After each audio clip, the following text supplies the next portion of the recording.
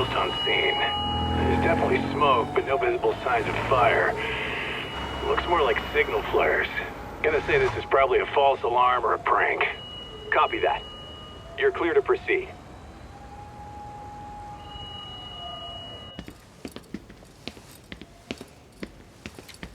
I told you this was a prank. I don't see any fire. Who in their right mind finds this kind of thing funny? People who enjoy causing a commotion. Huh. Hey, check it out.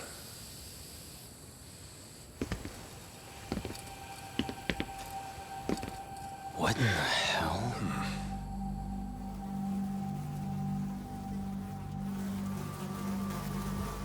Oh, shit. Ugh. Can't we just report this one in and go? Come on, man. You know we can't just leave this be.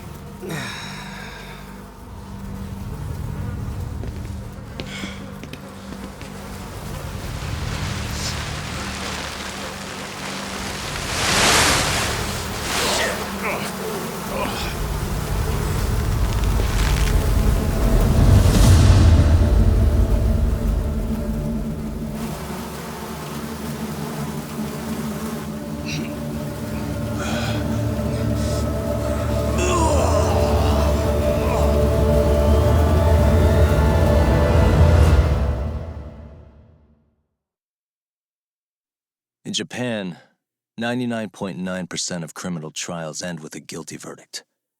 That makes the odds for a defense lawyer to get an acquittal about 10,000 to 1. But I beat those odds on a murder case. It's a hell of an achievement. Unfortunately, it came with a price. The death of an innocent woman. The shadows of truth escape the courtroom, and when they do, someone has to drag them back into the light. The reality is, the law is neither as perfect or as fair as it's supposed to be. So I've made it my job to give those without a voice a chance to be heard.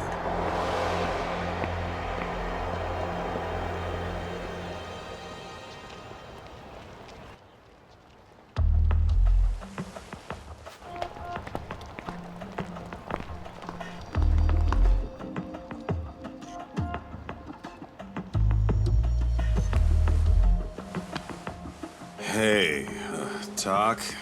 What? Man, I'm bored. Sucks. How about you hit me with some trivia then? That would pass the time. Oh, I mean, come on, man. You never know how long a stakeout's gonna last. Even Keiko-chan's losing her mind. I'm sure she is. Give me a sec to come up with a zinger, okay?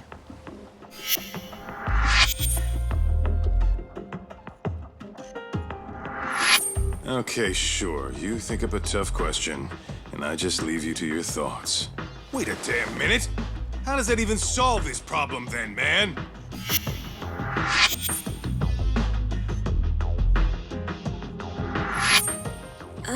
Kaito-san?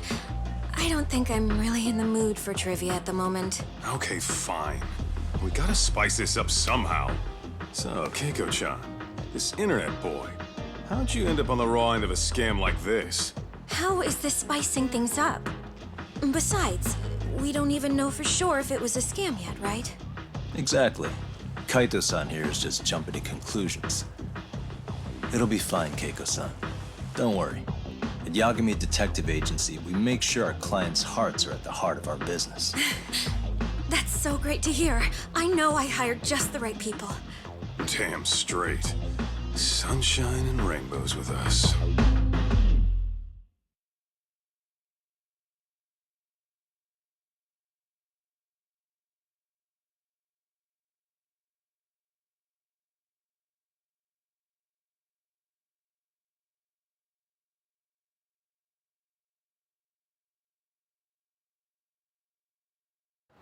Kosuke-kun did say he always eats fast food for lunch.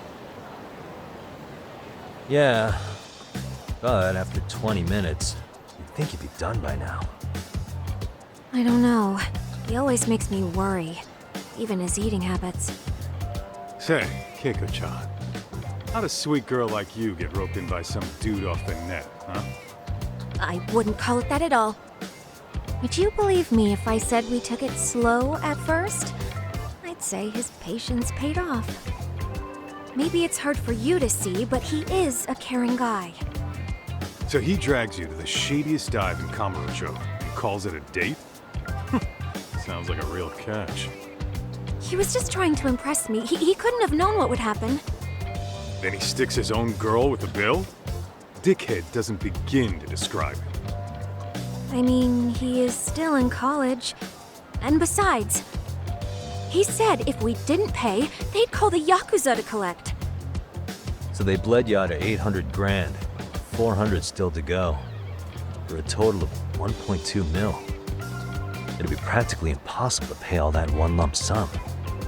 Exactly. That's where Kosuke-kun's idea came in. He said I could make some easy money working one of those clubs. Yeah, I'll bet he did. Did he say anything about working with those Yakuza from the start? Guy meets girl, they go out, he racks up a tab. Next thing you know, she's on the market to pay it off. Same shit, different day in this town. Now you're just jumping to conclusions. Besides, a business taking advantage of people like that would have gotten shut down in no time, right? Afraid not. Some lines the law just can't cross until it's too late. But I do owe you some credit for turning to a man like Genda-sensei. He's been defending this city a long time now, and his team's rock solid. Yeah, and when things get too dirty for them, Genda calls in guys like us to clean it up. Good for you, I guess. Listen, Keiko-chan. I hate to be so blunt, but Kosuke's totally been gaming you from the get-go. Until you see that for yourself, there's not much we can do for you. Ain't that right, Tak? Let's not jump the gun, Kaito-san. We don't have proof of anything yet. Speaking of which, there's our man of the hour. Kosuke-kun. I'm gonna need to follow him. You two stay here. Hopefully we'll get this all cleared up. About time we saw some action. Careful out there, Tak.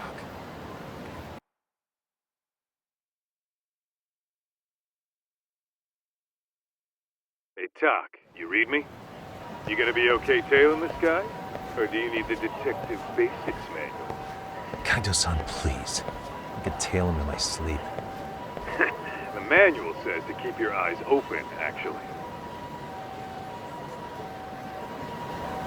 All right, let's go.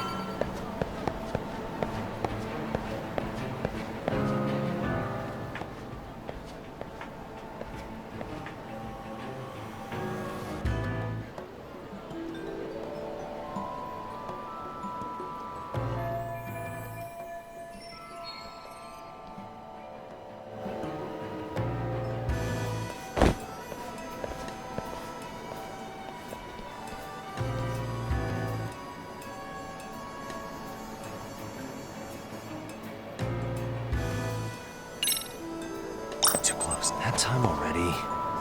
Guess it's okay.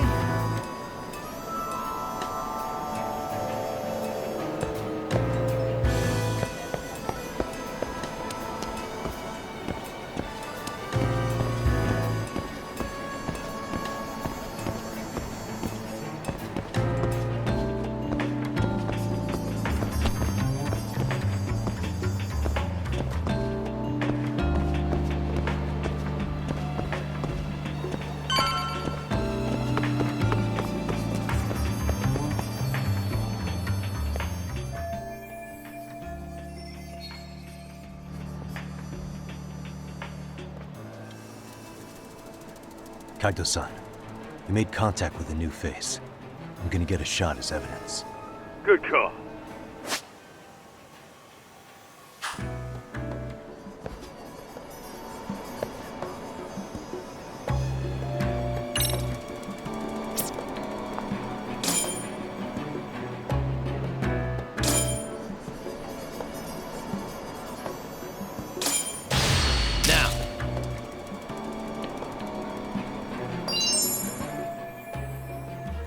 Kaito-san, just sent that photo to your phone. Any sage advice? Yeah, I see it. It's a perfect shot, buddy. So, who's Kosuke's new friend? Any ideas? That's what I'm gonna try and find out. Man, I haven't seen you in forever, Sakura-chan. It's because you barely show up to the club events, Kosuke-senpai. I probably wouldn't have seen you today either if I hadn't mistaken someone else for you. Sorry, I've just been so busy. I know, I gotta make time for the club. I know you've got a busy schedule, but it's not the same without you, senpai. A lot of girls quit because you stopped showing up, you know? Oh, damn, that sucks. Guess I better make some effort, huh? Yeah, that'd be great. But senpai, while we're on the subject, Yeah? I hope you won't do anything that'll get those girls' hopes up either. I don't know if you know this, but the girls had a few big fights actually. All that anger could boil over in your direction at any time is all I'm saying. Yeah? Wouldn't want that. I'll be careful. Well, I've gotta get going to my next thing. Okay, make sure you stop by the club, huh?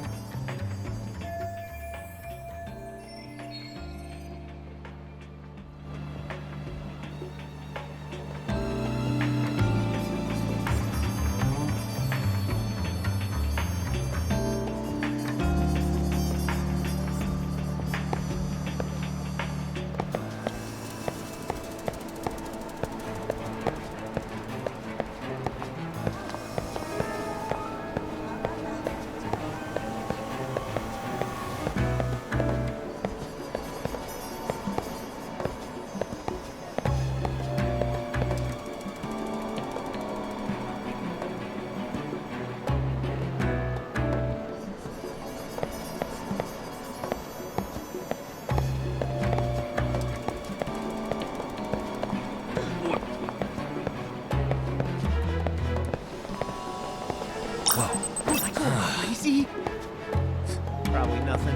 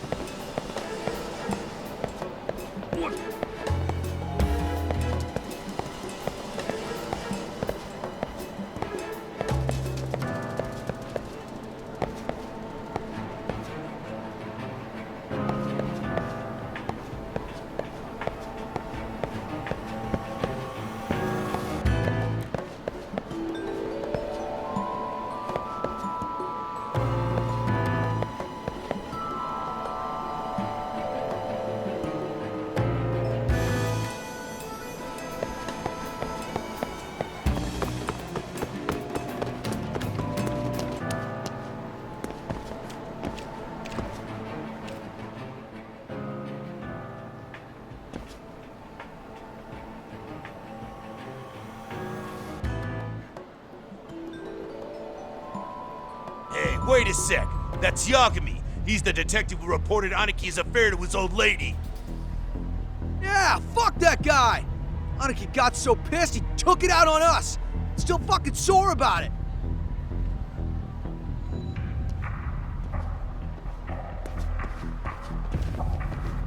Yo, Yagami!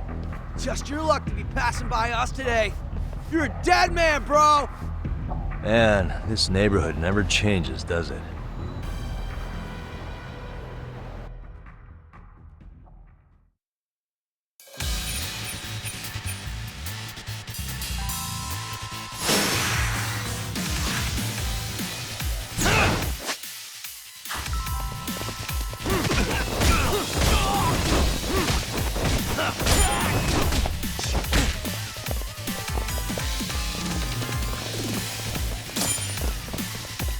Yeah!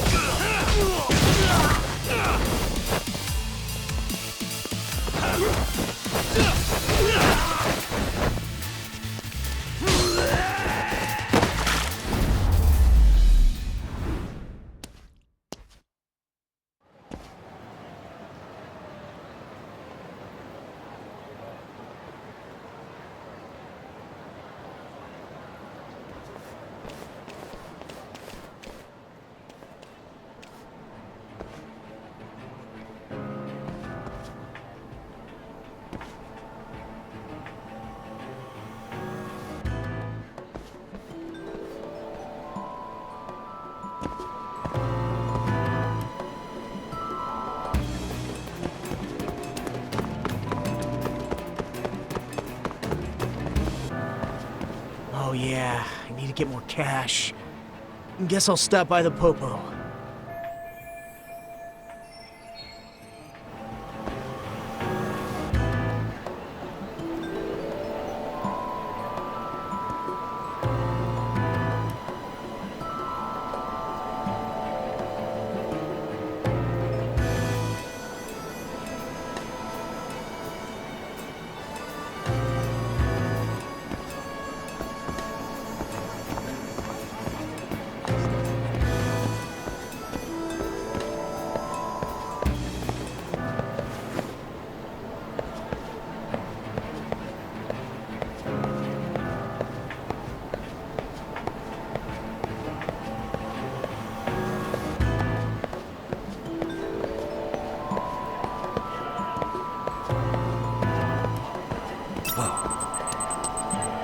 Mind?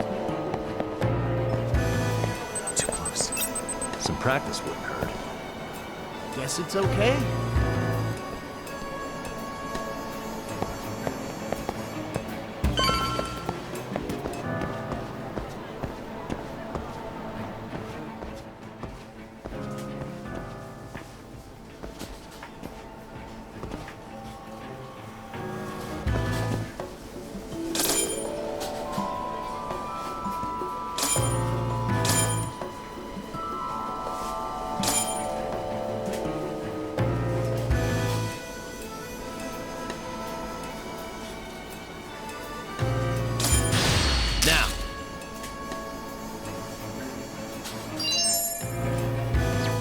Kaito-san, I just sent you a new shot.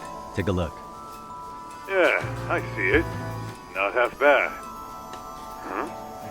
What the? Yo, Doc, be real with me. Kosuke's guilty as all hell, right? That's way too much money to just cruise around with. A withdrawal for any amount wouldn't prove anything. Gotta be fair here.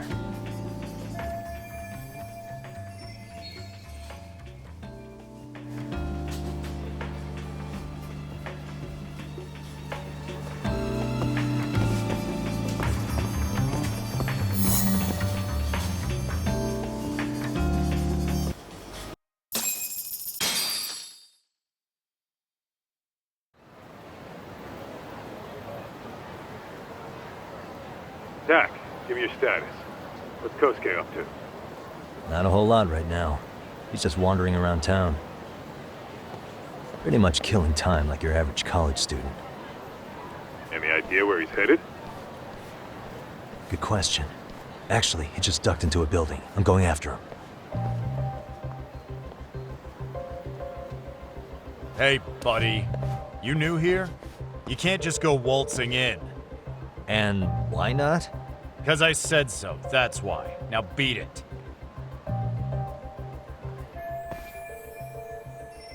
Hey, didn't I tell you to leave? Don't make me call the cops on your ass. Isn't that a little excessive? All I wanted was to look around. Well, there's nothing to see here, so go look somewhere else.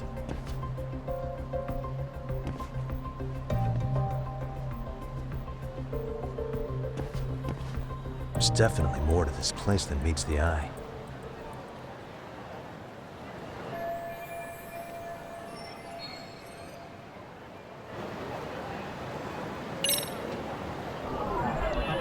Suspicious.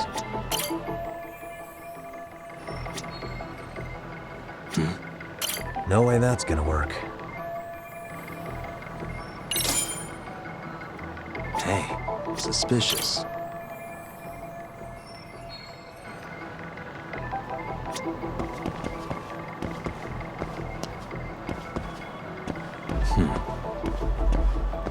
What the?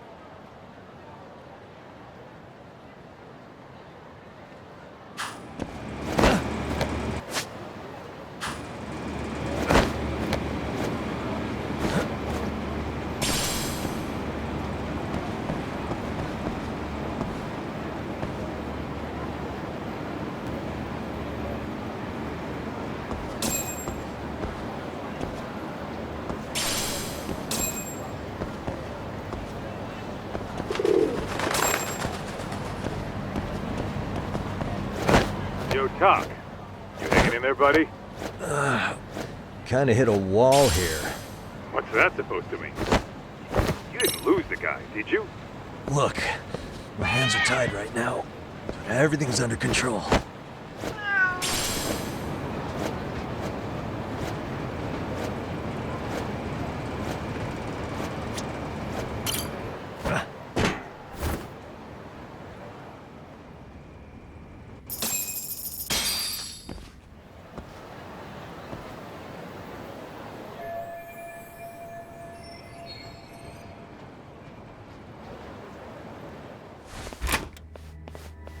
Oh, hey guys. Didn't mean to interrupt. Hey, who's this clown? First time I've ever seen him. Oh, you see, I'm, Kosuke's guest. Guess I took a wrong turn somewhere. Who the hell's Kosuke? Ah, that's the kid who keeps hanging around. You'd think he'd have wised up by now. Wait, then he'd be on the 5th floor. So what are you doing down here? Seriously, it's like you got me lost on purpose. You mind, pointing me in the right direction? Take the stairs to the 5th floor, then head all the way back. Your friend will be in the tatami room. The tatami room? Oh, of course. Should have known this wasn't it. Before you go, I'm gonna need to verify your membership. Kosuke give you a card? He should have? Shoot, I can't seem to find it. That's so. Well, now we got a problem. Sorry. I'll be more careful next time, promise. There won't be a next time, dumbass! We don't carry cards here! Now who the hell are you, and how'd you get in? Better start talking! Here we go. Tell me, what's Kosuke doing in the tatami room? We're not telling you shit!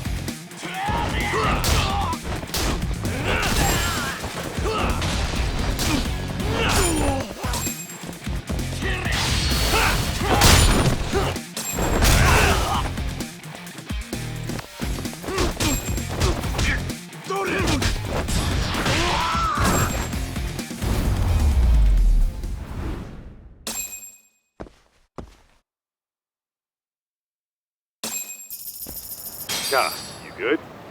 What's going on? I'm still in that building with Kosuke-kun. Had a little run-in with some watchdogs. And apparently, Kosuke's no stranger. Right now, he's in their tatami room. Oh, he is, huh? What do you think he's up to? Well, a betting man would say he's gambling. If it's a members-only building with goons posted on every corner, I'm telling you now, the tatami room ain't no tea shop. Huh. Not a bad theory at all. It's like you're speaking from experience, Kaito-san. You've got questions? I've got answers. I said we have an intruder. I don't know how he got in. Say what? What happened? You there? Tell me something, Talk. Why is a college kid hanging out with a bunch of gambling lowlifes? We're seeing this kid's true colors now, if you ask me. Yeah, it's hard to argue with that.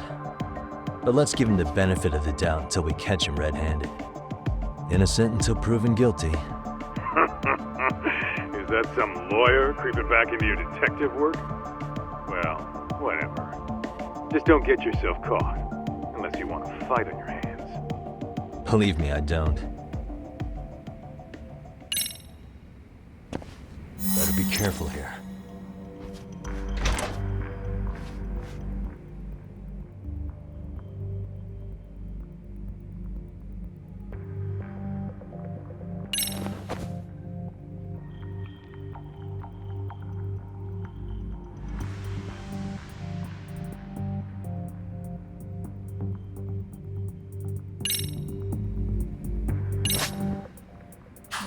Yo, you got a minute? I heard we got an intruder in here. Let the others know for me. Yeah, okay.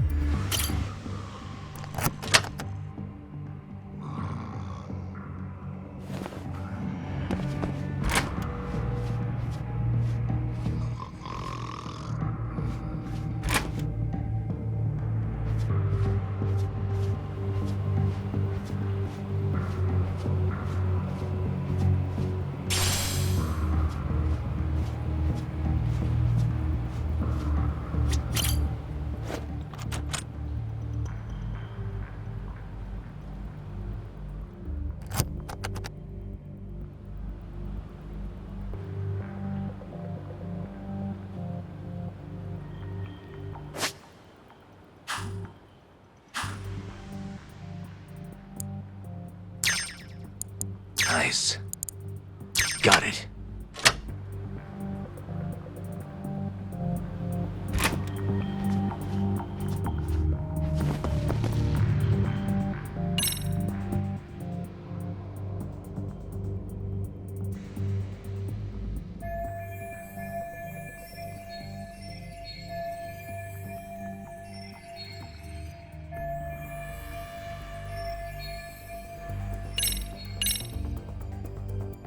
I see now.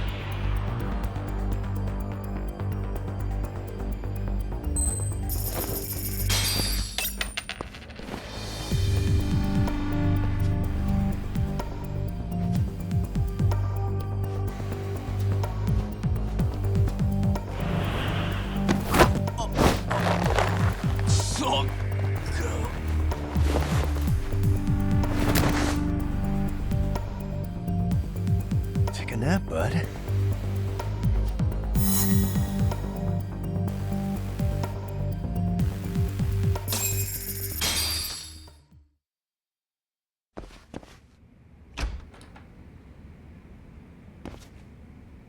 Hey! Don't just stand there. Shut the door already.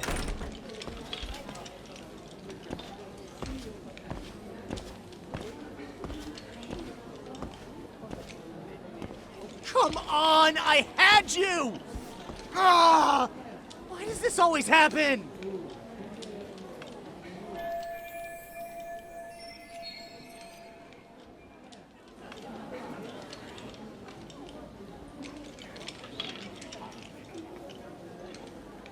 Come on, folks. Who wants another round? Everyone place their bets? Now or never. You know you're on a losing streak, Kosuke. Why not be a good little boy and go home? Are you kidding? I was just getting warmed up. Huh? Didn't know you were such a high roller. Where are you, getting all that cash from, anyway? Can't say too much about it, but I got me a pretty good hustle. Another girl with stars in her eyes, huh? Jeez, go ahead and tell the whole room. Hey, keeping it a secret's on you.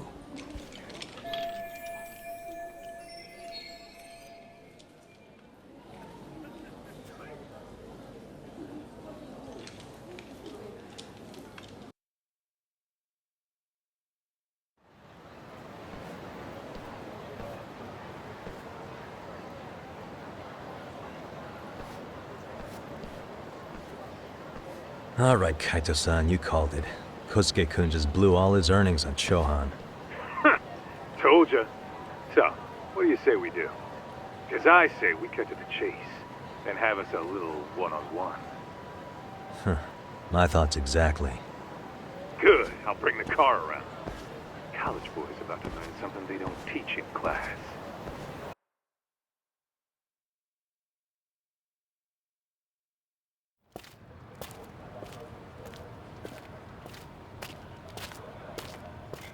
Hey man, hold up a sec.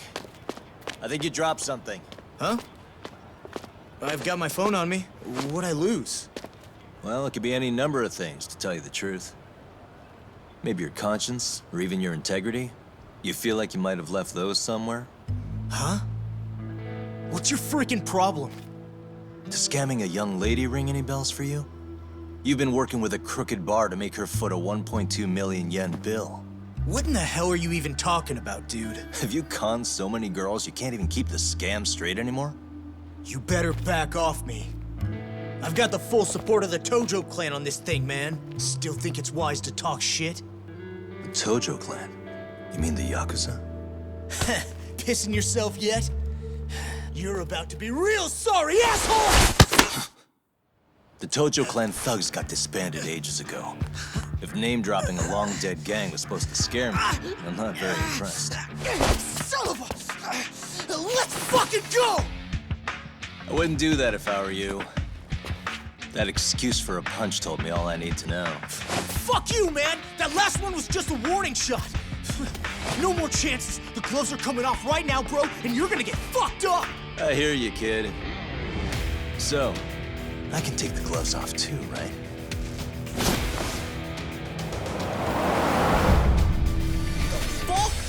For real right now? Well, I pump iron at the gym once a week, my man. You're going down.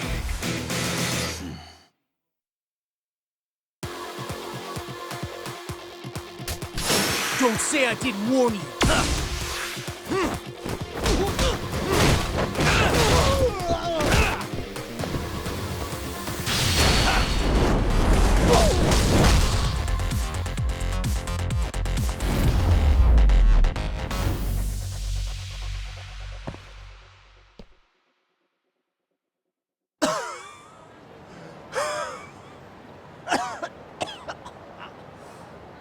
Hey, Yoshiro-san!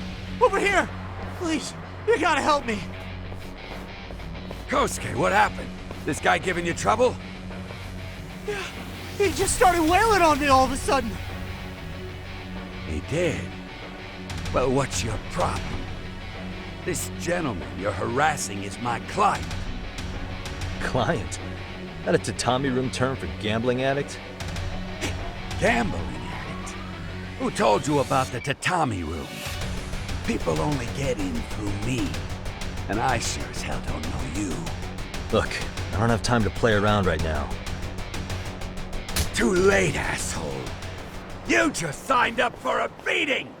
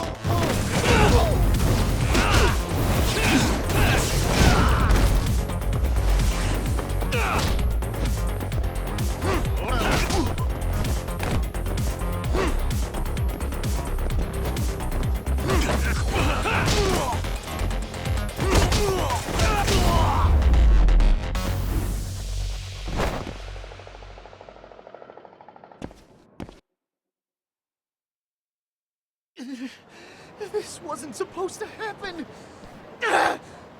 Now you're really asking for it. Leave me alone! You won't get away.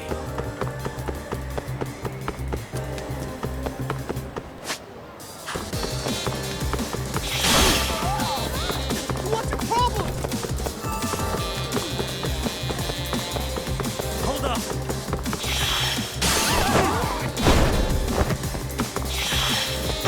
Get away from me!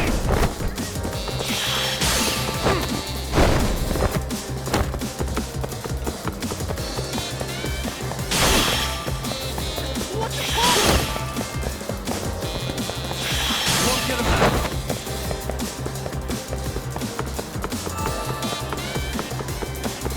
Leave me alone!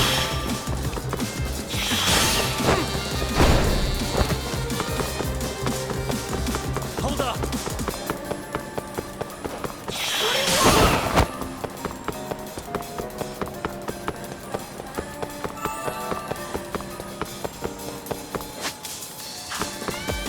It's ready to go.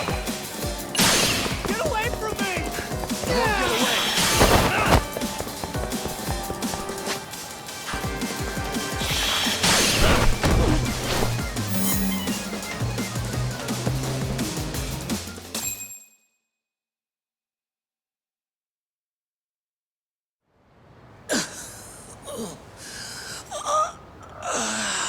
Come on, Kosuke-kun. Are you done? You can't help yourself, can you, Tak? For being a lawyer, you sure like to settle things with your fists. A lawyer? How the fuck are you a lawyer?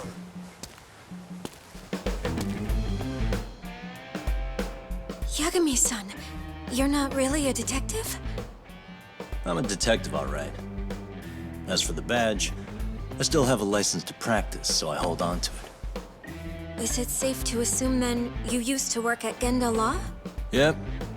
Hit the nail on the head, actually. These days, he hands off to gigs that are better suited for detectives, like him. Now it's making a little more sense. Did you catch all that, Kosuke-kun? Huh? Well, if you want a closer look, I'll be more than happy to accommodate you. What? Yeah, care to go for a ride? We're gonna be buds, Kosuke.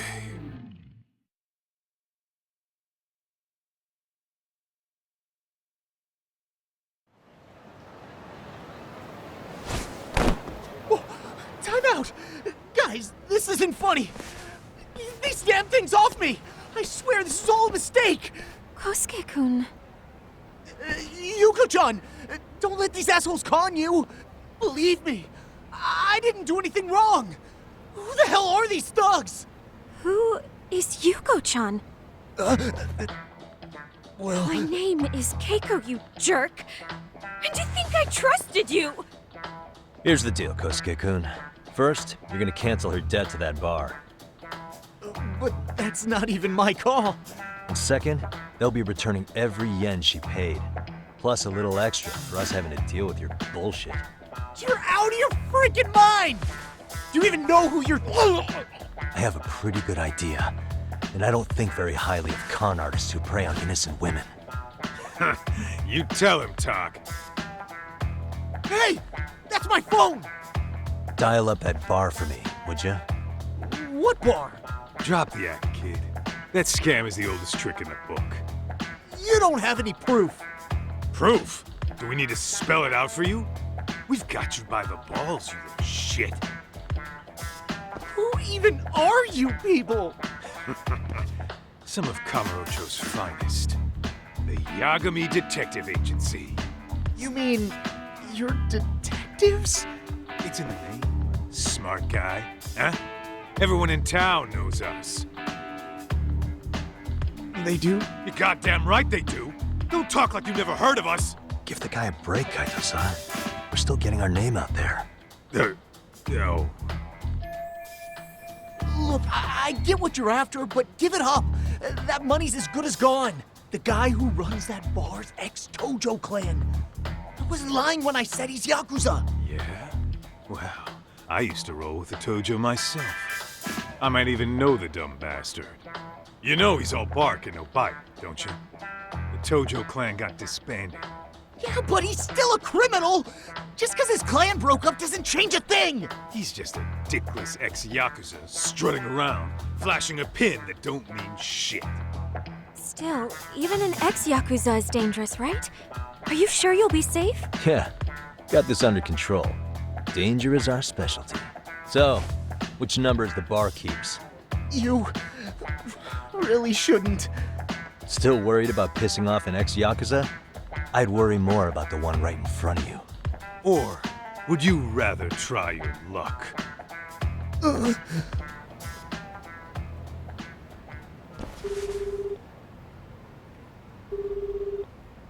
Yo, sup, Kosuke? Hey, Chief. You wouldn't happen to be back at the shop, would you? Yeah, I am. Why, you, find yourself a new chick, huh? Oh, you just keep reeling them in, don't you? Not exactly. No? Well, hey, at least you still got Keiko on lock. Yeah, these broads will do anything if you know how to squeeze them right. You could make a fortune milking her. Bastard. Wait a minute, though. What happens when Keiko brings you the money? Oh, that's simple. First, we take the cash off her hand. Then we slap on a last-minute late fee and send her sobbing all the way to the soapland. Right. Sounds like you got it all figured out. Wait. Why'd your voice change all of a sudden? Took you long enough. Wait up. Who the hell is this? I suggest you remember this voice. Because I'm about to come knocking, and this time, you'll be the one paying the price. Holy shit. You're kind of insane, man. Sorry to break this to you, Keiko-san, but Kosuke-kun had you fooled. No matter what lengths you went to for him, all he ever thought of was using you. You were just an easy mark the whole time. Don't get me wrong, Keiko-san. This did start out as business, but now I've seen, the light. Oh! That's enough out of you.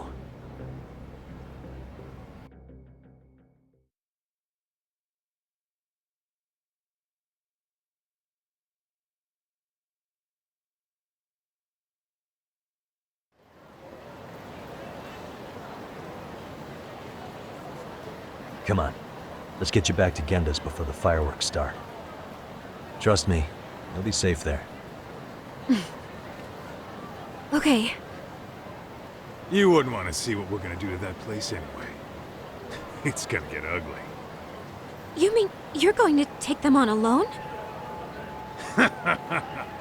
That's always how it goes down around here for some reason. Let's go, Keiko-san. Genda-sensei's office is just up ahead.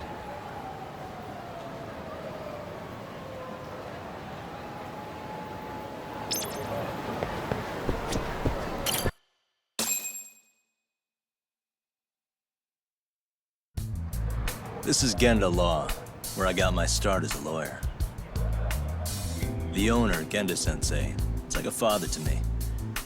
He's been a well-respected figure in Kamurocho for years.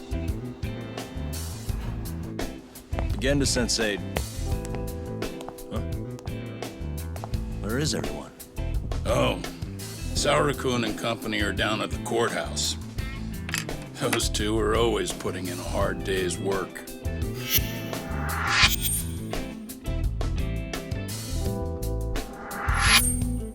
It's good to see you. I believe we met the other day. It was that con artist case. How'd it go? Did Yagami get that solved for you? He goes all in on his cases, but that's about his only redeeming quality. Yeah, he's really gone above and beyond.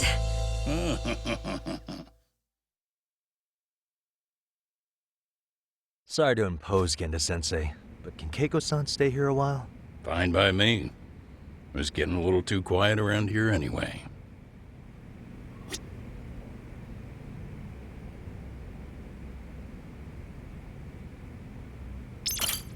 Speaking of which, it's rare to see the office this empty. You guys working a big case? Yeah. Big enough to keep Saori-kun and Hoshino-kun out of trouble, I suppose. It's not a murder case, is it? No. It's an anti-nuisance ordinance violation. Huh? Oh, you mean... It's a groping case? She's a smart one. This happened 2 months back.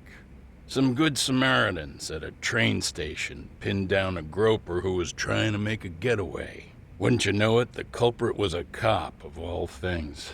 Makes you wonder what this world's coming to. Naturally, the press had a field day with it. It was all you saw on the news for a while.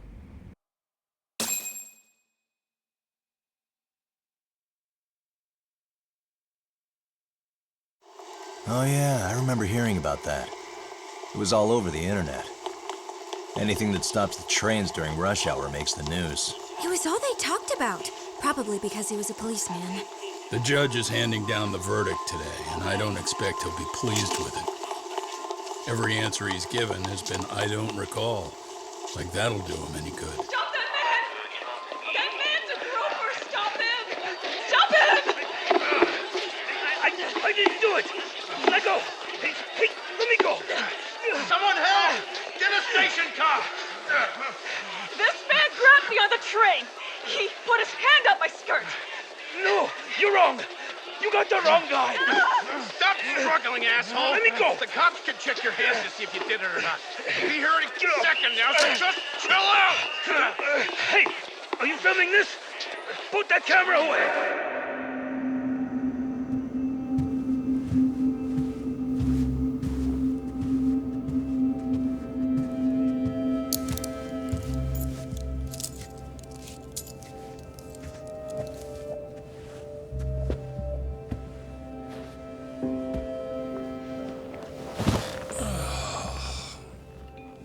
Ehara-san, do you mind sitting up straight in court, please?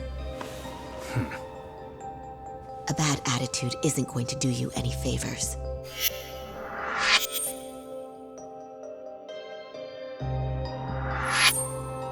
Does it even matter?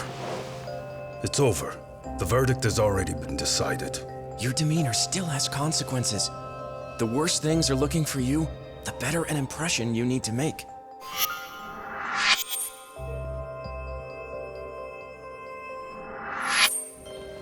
Leave an impression. Huh. Well, if I were the judge, I'd be happy about having an easy day on the job for once. This is no time to be cynical either. Besides, the judge hasn't... It's decided. Guilty is charged. This also means it's almost time for the curtain to fall until the grand finale. What? And so, let's get this show on the road. All rise.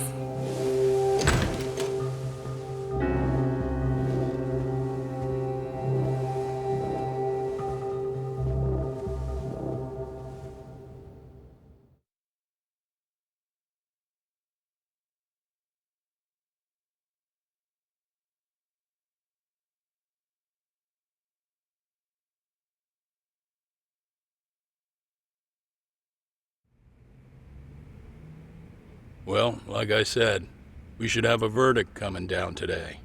We only really needed Saori-kun at the bench, but Hoshino-kun insisted on joining her. Truth be told, I still can't tell when he's trying to help or when he's trying to impress her. Then he'll need to pull out all the stops. Saori-kun's no slouch. Plus, she's got ice in her veins. Speaking of, how'd you end up on the hook for defending an active duty officer? Well, another firm had it on their plate first, actually. Kamuro PD, they have their go-to guys. The plan was to get a confession, earning the defendant a nice retirement package and a simple case dismissed. You mean he'd be found innocent? Bottom line, yeah. On the condition he left the force anyway. Correct. But the plan fell apart when the cop kept insisting he didn't do it, in spite of the evidence stacked against him. So, once Kamuro PD's lawyers decided to throw in the towel, the case went straight to Saori-kun, who just happened to take the call. Huh. Makes sense. I'm sure they'll be back soon if you wanted to stick around. I would, but I gotta tie up a few loose ends. But let us know if any new requests come in. Restless as always. You ever heard of a vacation, Yagami? That's exactly why I turned my hobby into a job. Besides, I like staying busy. Fine. You never did listen to your elders. Anyway, I shouldn't keep Kaito-san waiting. Thanks again for looking after Keiko-san.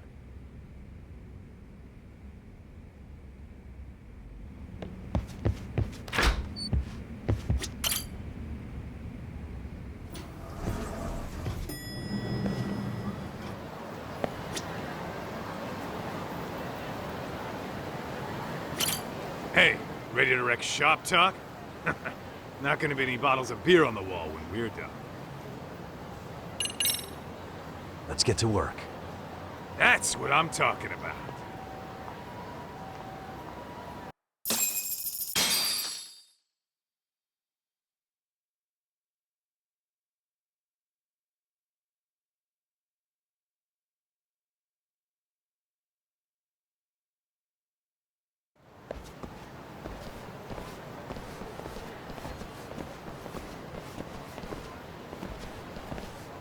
Well, this the dump you brought Keiko-chan to? It is! So could you please just let me go? Not a chance. You get a front row seat for when your boss shows up. What are you, crazy? He'd murder me on the spot! Then he'd murder you two for dessert! Huh. He's that scary, huh? Yes, actually. Not to mention all his boys. All the more reason to put him in his place. Pricks like that need to learn how to treat a lady. Agreed. Oh, hold on. Sugiura. Really? Oh, could he choose a worse fucking time? Talk about a buzzkill. Hey there. You miss me? Jeez, it's been what, half a year? Everything good over there? Good as it gets. Well, got some good news of my own I wanted to give you, man. Tsukumo-kun and I have our very own detective agency. Wait, are you saying you started a detective agency? Meaning, now you're a detective? Yep, got our own office and everything. It's in Yokohama. Didn't want to muscle in on your turf. Man, I don't know what to say. Oh, and by Tsukumo, you mean... The one and only. At least, the only one I know. Thought his hacking might give us an edge. Never figured he and I were on the same wavelength about stuff. You wanna wrap this up, Doc? Anyway, we got a pretty big case. And to be honest, we're in a little over our heads. So that got me thinking, why don't we call up the pros? So they can show us how it's done. Do you need an answer right away? We're in the middle of the usual. Oh yeah? More sneaky shit? Yep, I'll tell you all about it later. Oh, come on. Give me just a hint. Sorry, buddy. You all set? Then let's roll.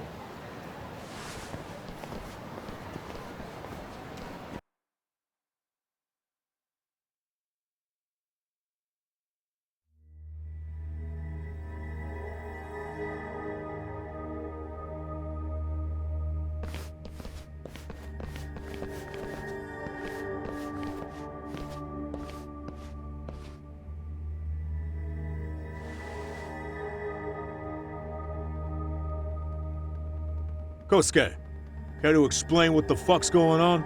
It's not what you think. We're here on account of a woman named Keiko Hamada. She says she's been threatened by an illegitimate business. Oh, I see. You're the guy who had this dipshit's phone. Yagami Detective Agency, at your service. Yagami Detective? Yo, wait a sec. You the kid Matsugane-san took in? There, you see? I told you people have heard of us. Huh. As for me, the name's Kaito. Used to wear the Matsugane myself. Oh, I've heard plenty about you. You're a real celebrity, buddy. A man's gotta have a reputation, right? Masaharu Kaito. Ugly as an ape and just as dumb. Lets an amateur thief get the drop on him, then forks over the family safe? Yeah, you're a real legend. Don't talk like you were there, jackass. You want an ape? I'm about to go ape shit here! Come on, man. Don't give him what he wants. Fuckhead. Now that we're past introductions, we're here to get Keiko-san's money. And we'll be tacking on our fee on top of that. Just business. I'm sure you understand. Hear that, boys? The detectives come to collect. You know the best part of breaking ranks with the Tojo clan? The freedom. No more paying cuts to guys upstairs. Makes us even tougher. And guess what I spent the cash on? The walls. Now this is damn good soundproofing. Meaning whatever goes on inside, stays inside. You'll find out just how convenient that is. You hear that, Kaito-san? He says we're free to cut loose. Oh yeah. Best news I've heard all day. I'm gonna open up a can of... Hey, hold that thought a minute. Greetings, Yagami-shi. Did Sugiura-shi call you a second ago? He did, but look, Tsukumo, now's really not a good time. Oh, so you really are just busy? He said you hung up on him, so I wanted to make sure. He didn't offend you, did he? I'd hate to think he upset you, you know? But if so, we didn't mean it. On behalf of both of us, I offer my profuse apologies. Yep, no offense taken, man. But you see my point, right? Sugiura-shi and I are a team. Our actions reflect on each other. Any responsible member of a company, I mean, any responsible member of society, it's a matter of respect. Okay, I get the picture. We'll continue this later. Okay, but when is later? Should I call you back? If you have an estimate, I can set a timer. That way I'll know when it's convenient. Right, where do we leave off? You gotta be shitting me! Yeah, pretty lame talk. That's it. You jokers are dead meat!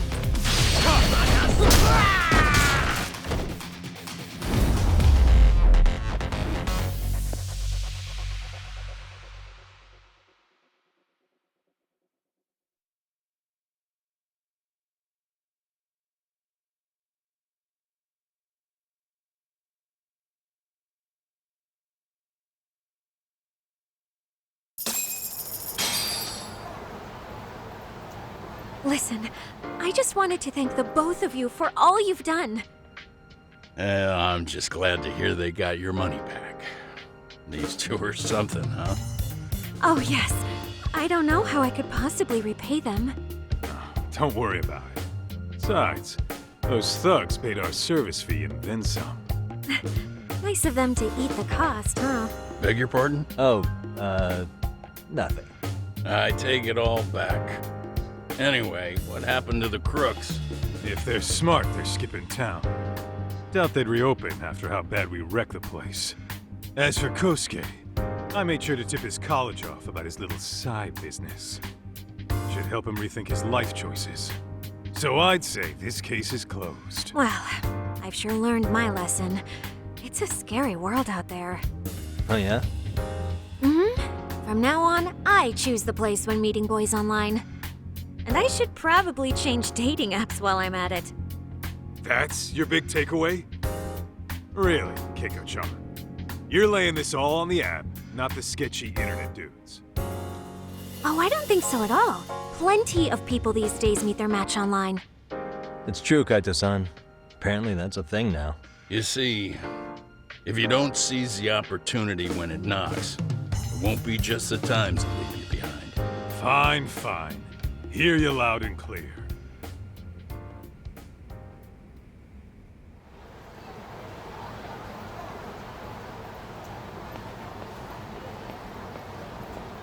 Saori-san and Hoshino-kun sure are taking their sweet time. Now that you mention it, they should have left the courtroom a while ago. Maybe they stopped for a quickie somewhere. There's nothing between those two. Nothing real, anyway. These old eyes can tell that much. Wisdom comes with age, huh? Damn right it does. And I've got more than you kids on both counts. You talking about Matsugane-san? Yep. The lawyer and the Yakuza. Best of both worlds. Though we came from different backgrounds, we were brothers in arms. Both trying to make it in Kamurocho. You two ought to visit his grave every now and again. We will. That goes without saying. Well, I guess we should get going. I guess so. Thanks for having us on such short notice. Oh, and give the two lovebirds our regards.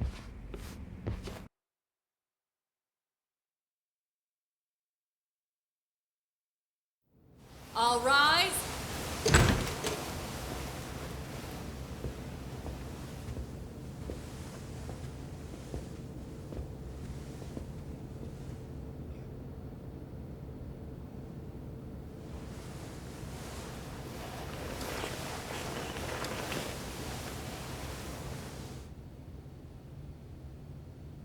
The court is prepared to issue its verdict.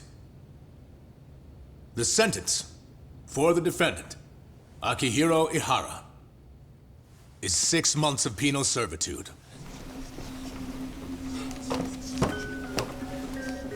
He's getting prison time for his first offense? Isn't it usually just probation in cases like this? Yes. I'm sure his attitude didn't help the situation. From the start, the evidence was stacked against him, and all he did was deny it. If that will be all, we can proceed with the court's rationale. The defendant may be seated.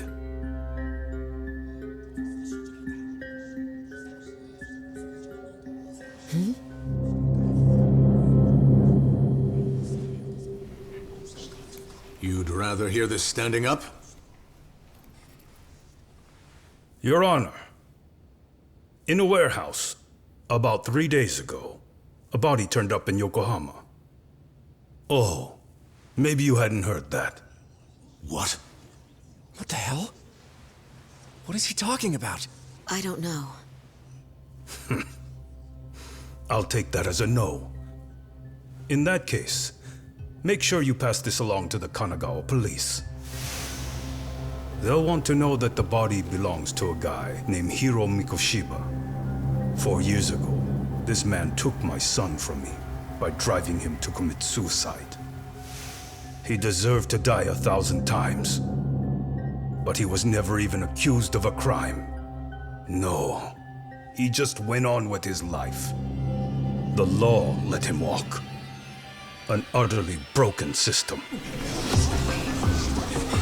Order in the court. The defendant shall refrain from making such outbursts. Defense, do you have an explanation for the meaning of this? Your Honor, well...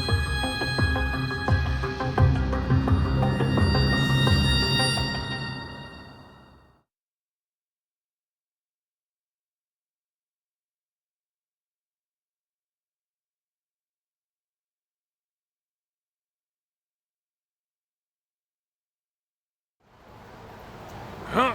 How's that for an honest day's work?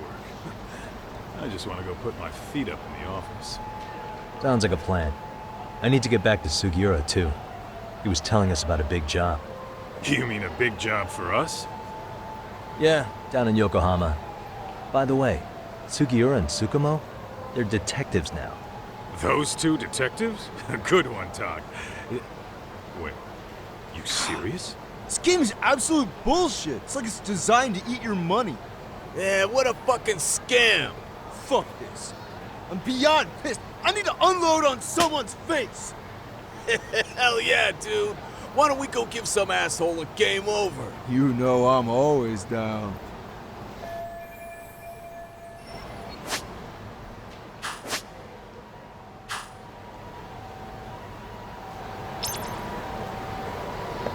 Let's hit it.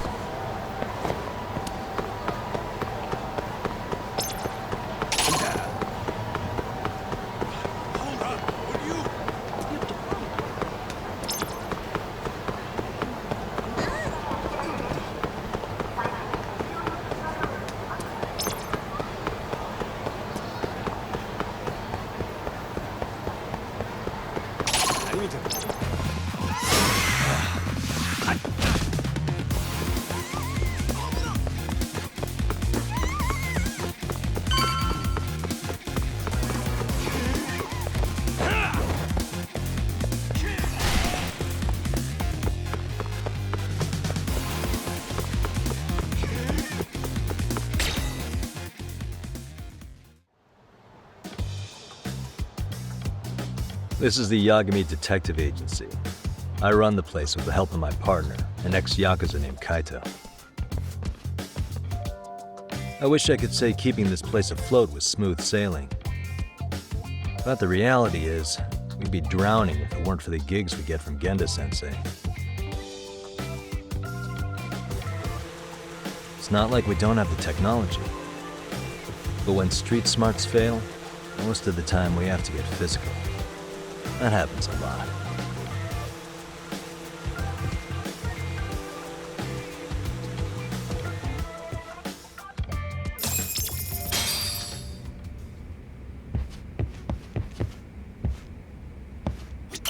Guess we can finally take a breather. Weren't you supposed to call Sugiura?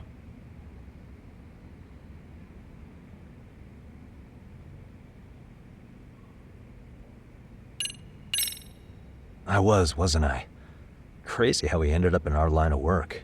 After seeing us in action, who could blame him?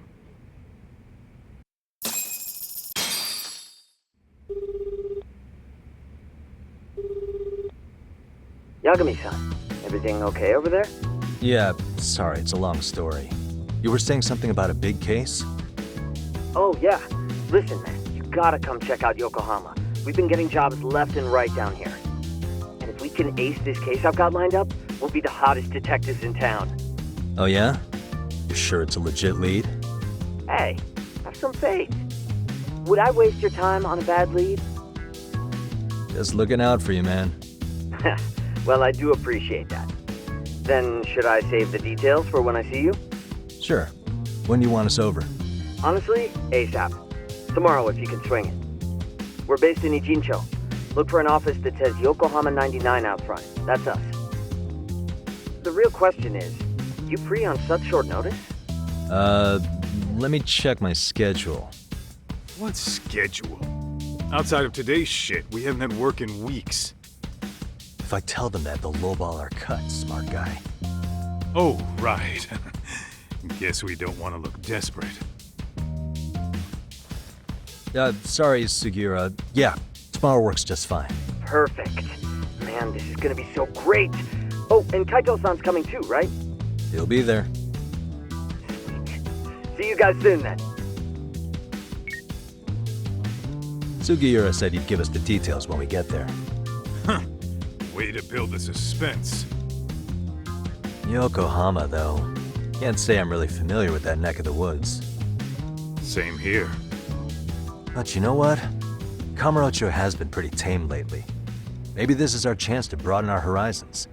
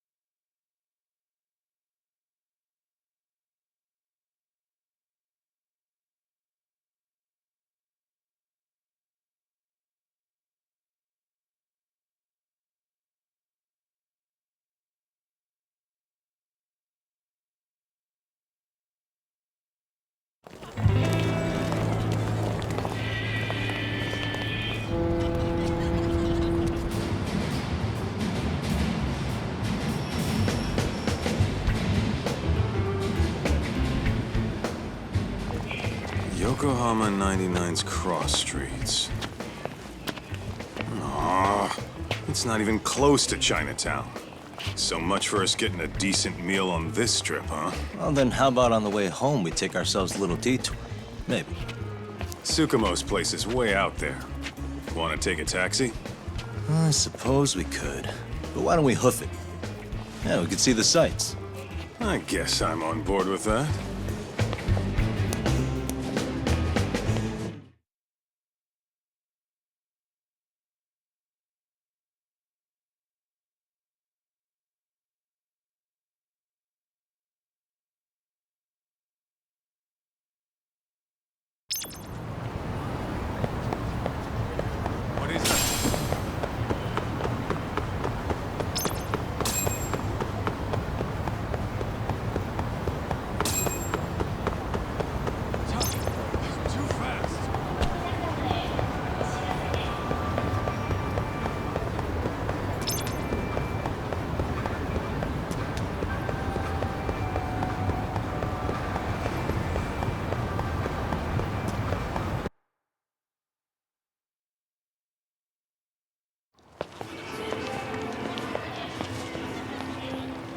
Yo, hold up a sec, Doc.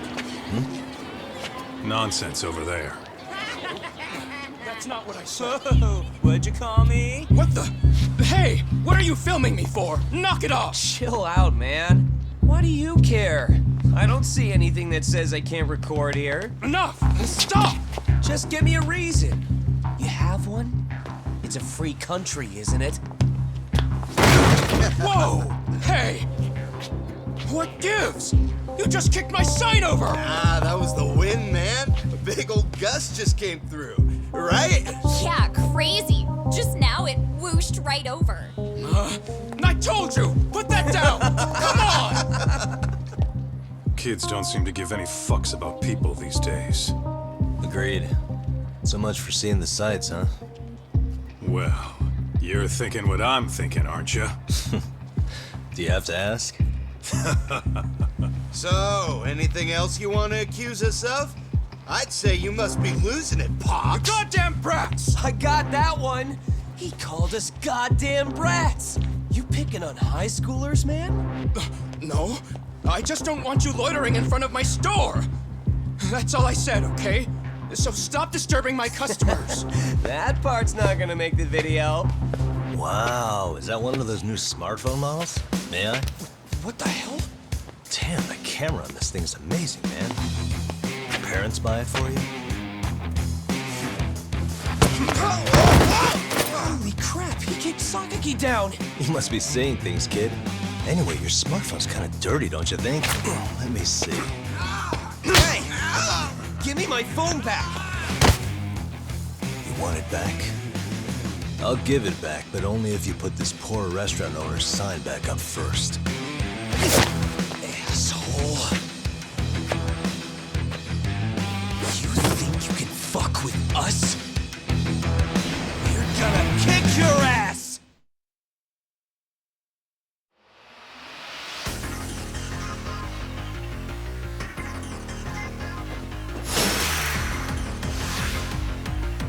Let's go!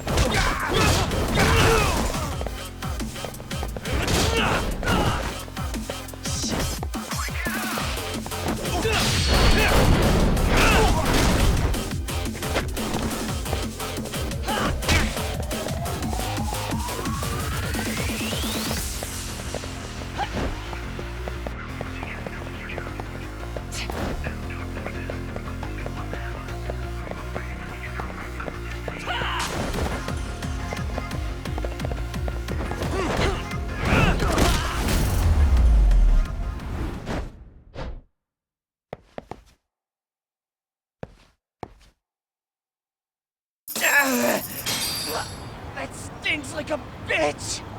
For fuck's sake, these guys are monsters!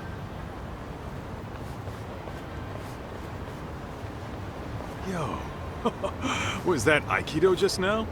Oh, don't tell me you've been training at a secret dojo or something. Just more of my own thing, really.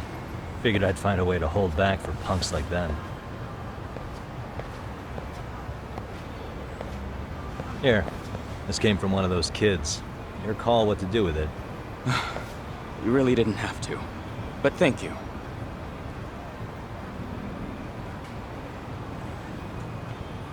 Those were students from Serio High. You'd think private school kids would be better behaved, but they're just as immature. They look like a bunch of entitled brats. They'd learned some manners the hard way in Kamurocho. Well, we've got our fair share of unsavory types. The Yakuza, not to mention those Yokohama Liomon gangsters. Those kids wouldn't dare to mess with them. So they're selective about their targets. Yes, they'll only harass you if they think they'll get away with it. Think they'll be back for more? I certainly hope not. Anyway, I sure am glad you stopped by. Come to think of it, you're the only ones who've ever intervened. I take it you're not from around here? Yeah, but we might end up staying.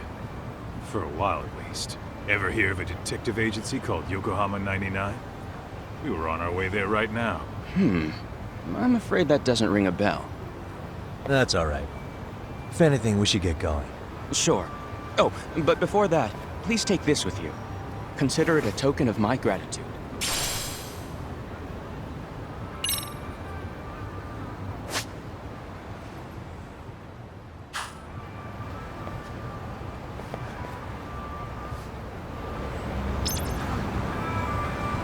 What is it?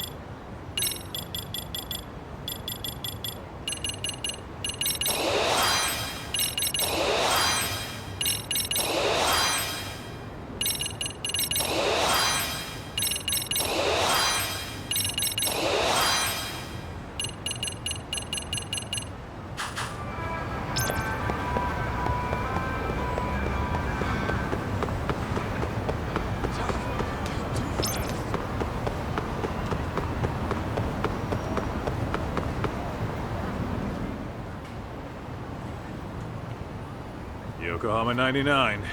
Yeah, that's the place. Whoa, not too shabby, guys.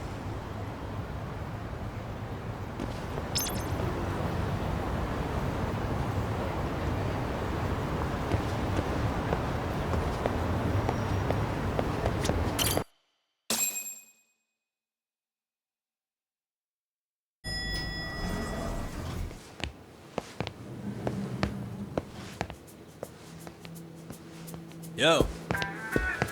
Ah, if it isn't the man of the hour, Yagami-shi.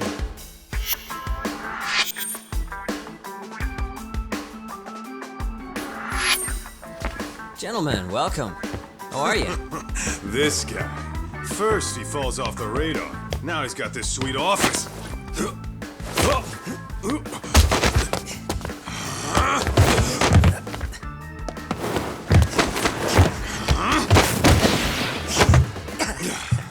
Little shit.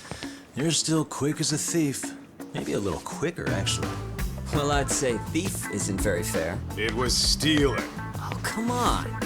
You know I wasn't doing it to line my own pockets, right? We took from the powerful and gave to the powerless. It was altruism. And it's all in the past now, so let's just leave it at that.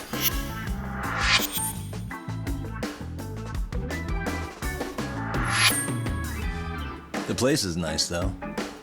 It's kind of familiar, even. It should be. You're our inspiration, Yagami Detective Agency. You guys are the goal. For sure.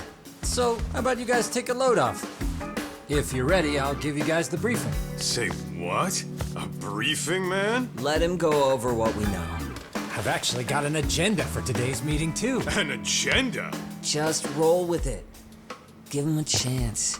All the detective talk has made him go a little overboard. I'm sure it'll work itself out. It's all good. Imitation really is the sincerest form of flattery.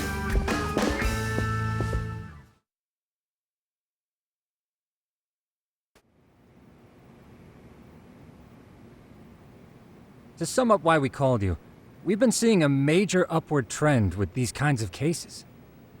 What do you think? Care to take a wild guess? I'll give you a hint. It's not a problem you'd find in Kamurocho. So, it's specific to Yokohama? I know. It's gang warfare. The outfits running Chinatown are at each other's throats, and you guys sort out the aftermath. Well, we did just hear about the Yokohama Liumang. They're a gang, right? Yeah, the Yokohama Liu, whatever. Bet they're stirring up shit as we speak. Actually, we haven't run into any gang-related activity at all. No, what we're dealing with isn't so conspicuous. I'll just tell you, it's bullying. Bullying? Sometimes parents ask us for evidence to prove their child was bullied. Fairly often, they want these bullies taken to court immediately. They'll also want to hold the schools accountable, but none of that happens without solid proof. How old are these kids? Most of them are in middle school. Research shows that boys at that age experience a sudden spike in testosterone. This leads to outbursts to assert dominance, compounded by the irrationality of an immature brain. Scientifically, this potent mix of impulses often manifests as bullying. Yeah, I call that puberty. But that would apply specifically to boys, right? You're getting cases with girls involved too, aren't you? Ah, with girls, it's more likely rooted in oxytocin, a brain hormone that also has links to bullying. See, oxytocin fosters feelings of attachment, regardless of your gender. For instance, scientists have observed that a mother's oxytocin levels surge when looking at her child. Then it's not always a bad thing, is what you're saying. Indeed. Did you know it was oxytocin that enabled cooperation among our primitive ancestors? Ancient matriarchs were particularly vulnerable during childbirth, thus requiring communal support. So you could kinda say the survival and reproduction of our species was largely oxytocin at work. After all, raising a child in the wilderness would have been impossible alone. However, this intense social need bore a dark side. Individuals who failed to contribute were shunned and eventually condemned. Let's say there was a villager who never put in his fair share. All he did was eat the crops. If that became the norm, nobody would work until the village was on the brink of starvation. And by then it'd be too late. Precisely. That's why these offenders were punished. Primitive as it was, punishment equated to justice, a necessary measure for society's greater good. And societies with a stricter sense of justice were the ones who endured in the long run. To put this into focus, these people are our direct ancestors. So from a science perspective, modern-day bullying is just primitive? More like it's hardwired into our nature. Hormones are fucked up, huh? I wouldn't chalk it up to just that. However, we humans do tend to reject what's foreign to us. Whether we're socially awkward or simply misunderstood, those who don't conform are ostracized. That's how it's been since time immemorial. The misfits of civilization are deserving of punishment. All over the world, no matter where or when.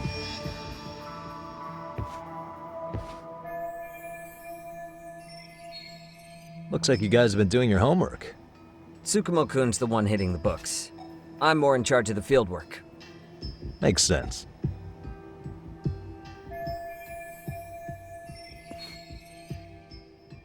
Here's another fun fact while we're at it. An act of betrayal also increases the human urge to punish the offender. In those cases, the act of punishment floods the brain with dopamine, triggering an instant rush of pleasure. In other words, serving justice can feel just as good as eating or having sex. Sure, but that's where we have to draw the line. Justice can't be twisted into joy, or it stops serving its purpose. Very perceptive, Yagami-shi. So, back to reality. What's this big case that needs all the manpower? Ah, yes. Our client is the chairman of a private school. He wants us to scour the campus for any and all instances of bullying, leaving no stone unturned. That said, He also requires us to be discreet. How big is this school? Let's see, there are 6 classes per grade, making 18 in total. So approximately 600 students. Given that, Sugiurashi and I couldn't possibly vet them alone. We'll be meeting the chairman at a restaurant tonight to lay out the specifics. How about the two of you come join us? We could use the help. Man, for a couple of rookies, you sure have it together. You guys are free until dinner. Oh, we already made the reservations in Chinatown, by the way. Think of it as a little welcoming party. The restaurant's name is Kyoinro. If you could meet us there, that'd be great. Sure. You didn't have to do that.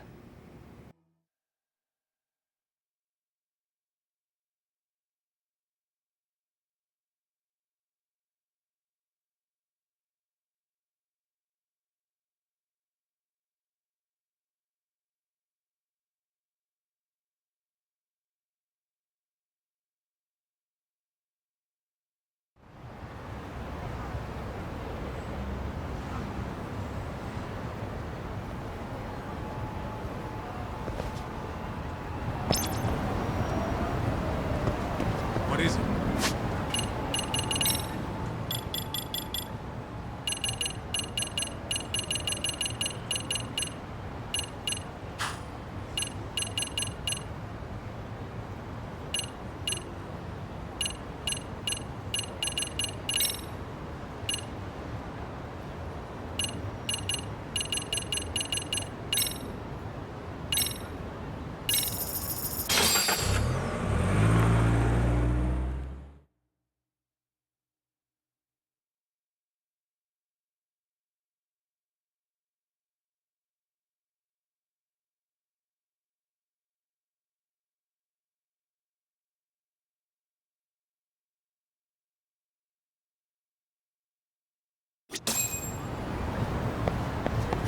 Let's hit it.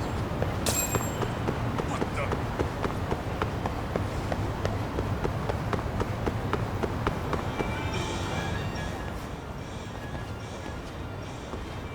Kyoinro. Looks like this is it. Are you almost here, Yagami-shi? We went ahead and sat down. Actually, we're right out front. Excellent. Just give the host my name. Will do. Was this the same guy living in a net cafe not too long ago? He sure has come a long way. Yeah, at this rate, he'll leave us in the dust.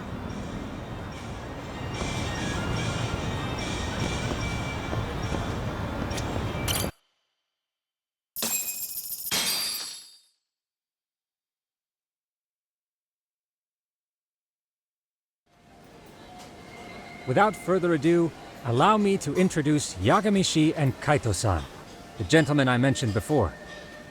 They are, without a doubt, the finest private eyes in Kamurocho. Ah, yes. Tsukumo-san here has certainly been singing your praises. My name is Okuda. I'm the chairman of a private high school, Seirio, if you've heard of it.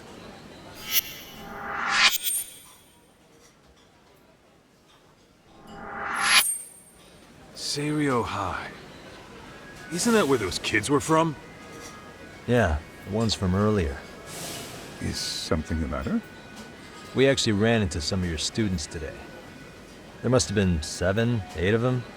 They were harassing a restaurant worker and recording it on their phone. Oh boy. And I'm guessing you didn't just stand and watch? You bet your ass we didn't. Had to knock a little sense into those brats. You mean there was an altercation? Perhaps I should pretend not to have heard that.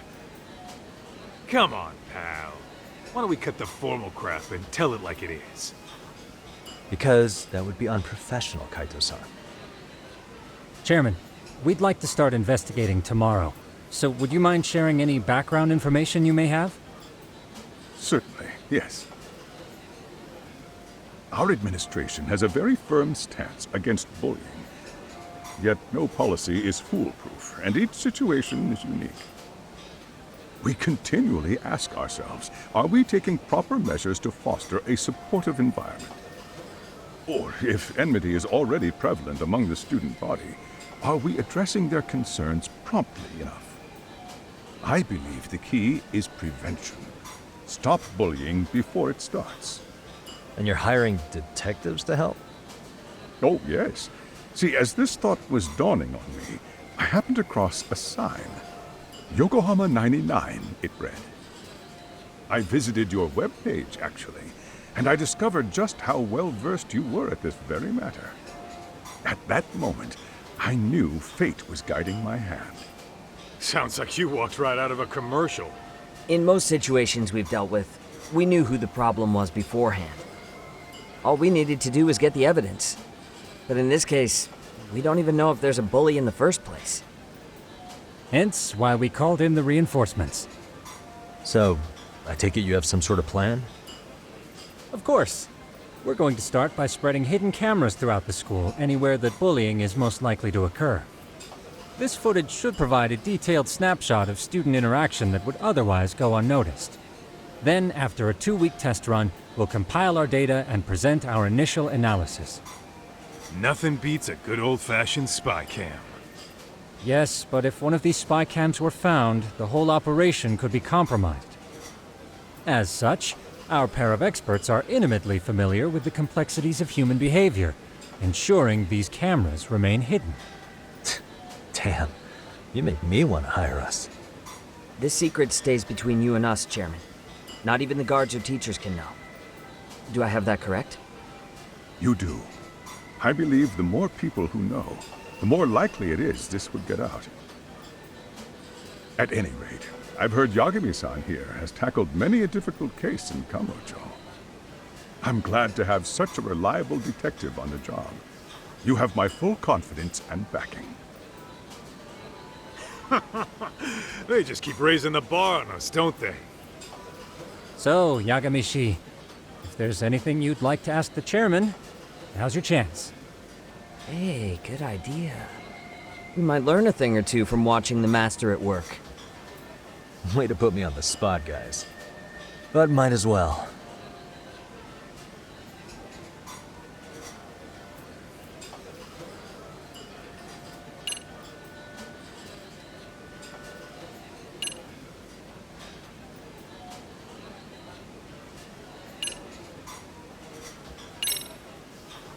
In the event we do uncover bullying, what action would you take?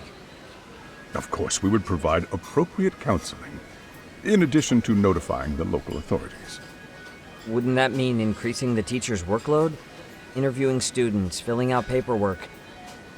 That could lead to making people not want to bother reporting it. Sad to say, I can't rule out that possibility. The teachers have so much on their plate as it is. I doubt they'd volunteer to look for any extra trouble. That is why we must strike at the root of it.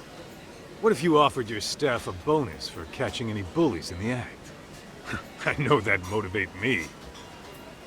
You don't think that'd backfire? Actually, it might be worth considering. But the fact of the matter remains, bullying has no perfect solution.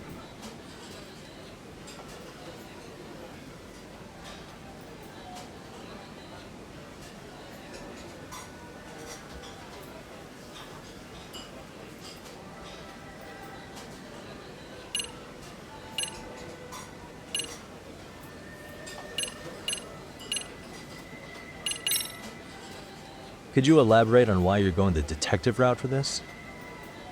Like I said, my goal is to nip any bullying in the bud before it can grow any worse. And it's not enough for the teachers to be on full alert?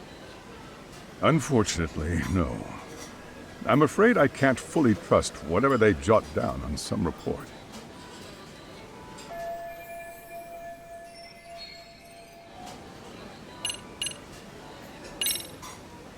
Okuda-san, you mentioned you couldn't trust your teacher's reports. Why is that? Human error, I suppose. Behavior can be ambiguous, and it is difficult to notice every little detail. Your first response seemed to hint at something else. Yes. Yes, I suppose it did. Can you tell me what's going on? Where should I begin?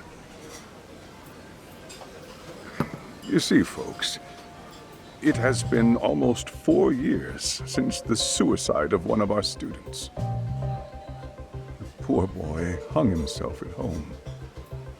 You mean because he was being bullied? Not on paper, at least. We established a committee to investigate, but they never turned up anything. Neither did the court. Wait, you were taken to court? Yes. One of the students' parents filed a lawsuit. Now, there were online postings that may or may not have hinted at bullying. But the prosecution never found substantial evidence, and the court ruled we were in the clear. If I can ask your honest opinion, was there really no bullying, Chairman? I would like to believe there wasn't. But I may have been too far removed from the classroom to say that in good faith. Every day I watch our students come to school, and what I see are young, happy kids. They're all so full of life, with bright futures ahead of them. However, around 2 months ago, we lost contact with one of our student teachers. Everyone assumes it's a mental health issue. The hell? Don't tell me he got picked on too. That could have been the case, but I didn't get enough details to say for sure. From what I'd observed, he appeared to be getting along quite well with the students.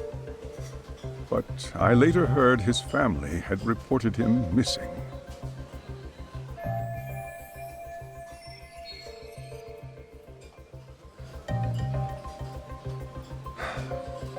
At the end of the day, I'm asking you to shed light on the darkness that's plagued my school. That is why I went the detective route.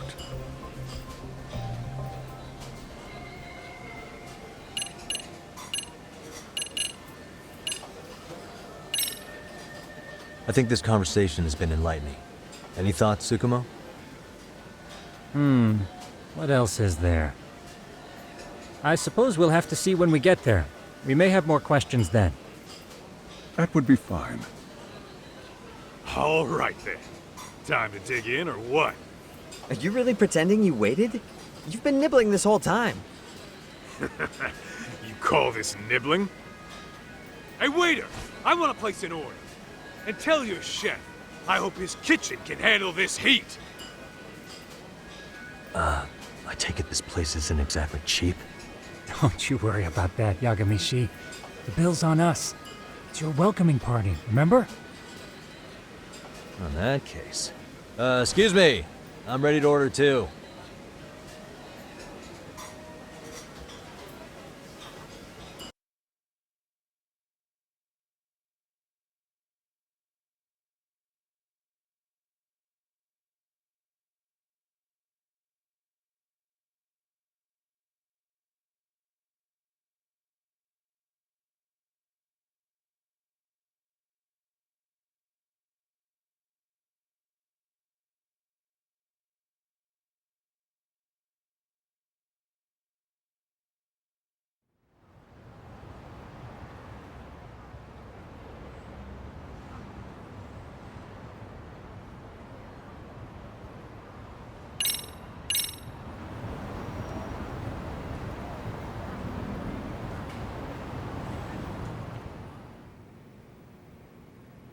So, how was that for your first day's work?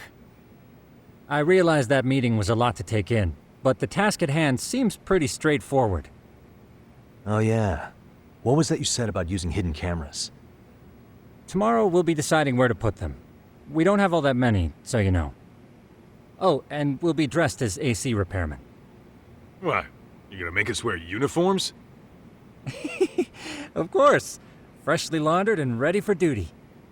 As you may recall, only the chairman is aware of our investigation.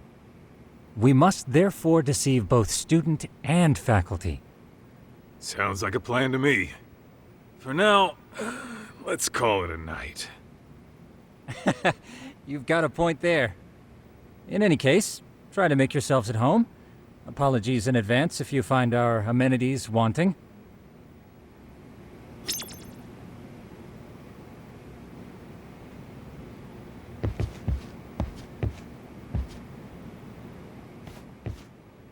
Hmm? Huh?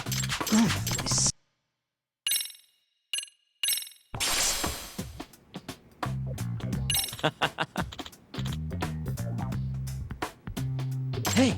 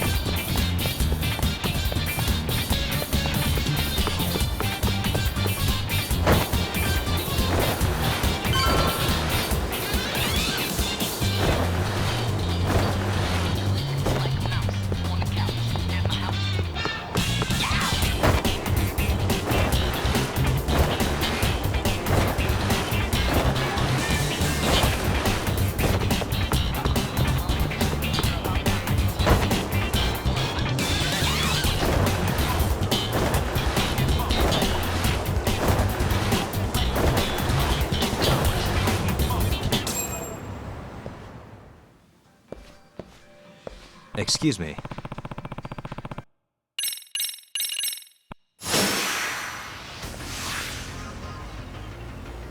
Let's go!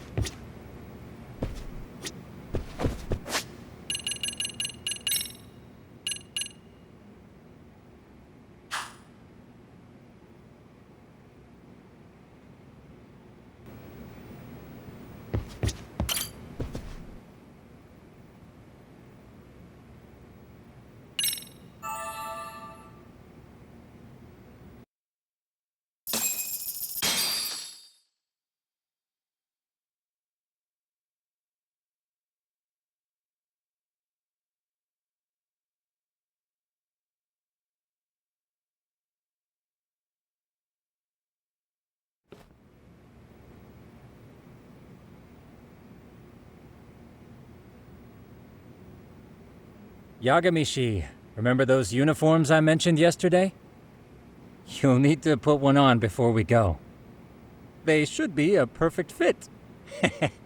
After all, there's no information I can't find, body measurements included.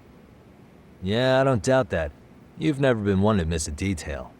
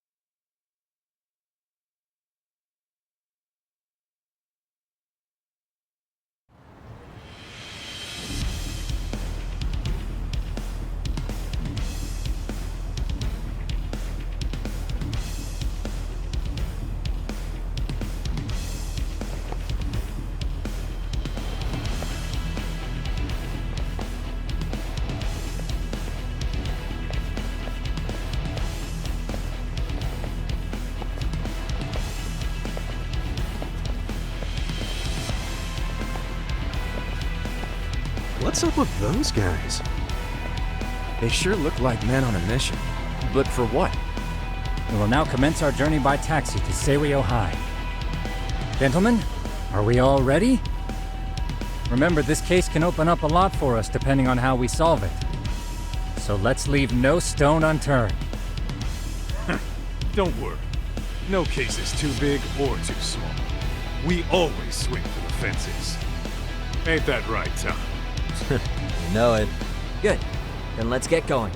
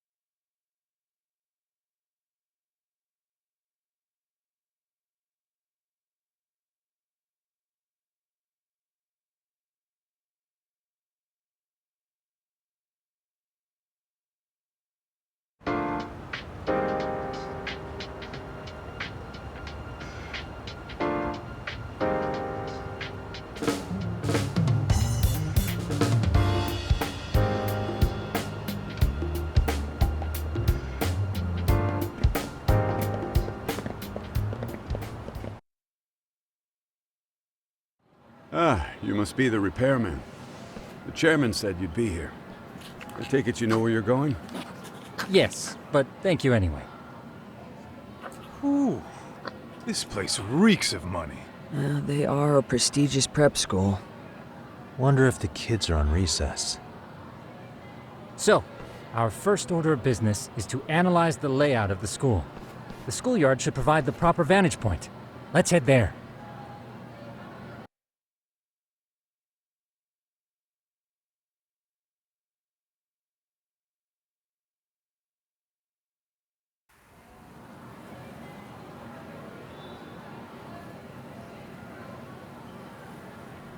It seems this school's design is fairly conventional. See, there's the classroom building, and that must be the gym. By the way, how many spy cams do we have? 20 in total, all of which feed directly to my computer. Think we ought to split them up between us? We could, but that might draw extra attention. We stick out enough as is, so people will wonder what we're doing alone. But if we moved in pairs, they'd write us off a lot easier. Clever as always, Yagami-shi. That reminds me of something. When a con man pretends to be a cop, they'll usually bring along a partner. It seems the added person adds legitimacy, unless you're a natural skeptic. All that is to say, Yagami-shi knows his material. Hear that, Tom? You should have been a con man. Very funny. So, how about Kaito-san and I take half the cameras and you guys take the rest? Where are they, anyway? Right here. Now, these cameras don't see very far, but they do see wide. 150 degrees, to be precise. So let's try to set them up where we think a bully would be most likely to strike. So, we just gotta find the teacher's blind spots, eh? You're looking at a natural, buddy. You would brag about something like that, Kaito-san. Better stop before I blush. All right, guys, I think it's time for action. Okay, Tak and I'll start here. And you guys can work your way around opposite us. Affirmative.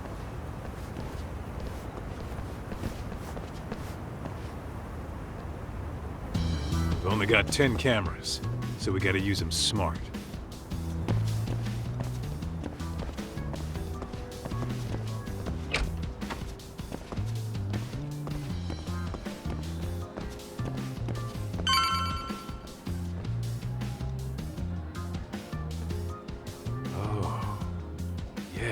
course.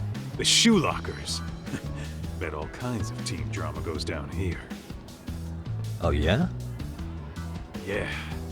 That's where you drop love letters to your crush. Or challenge your rivals to duels.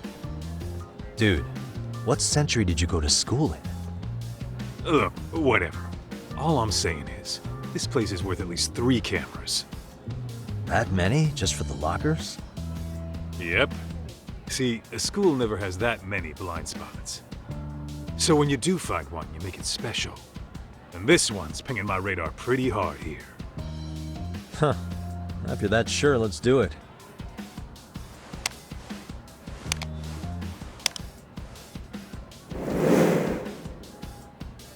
Tsukumo reporting in. I see you've set up a few cameras already.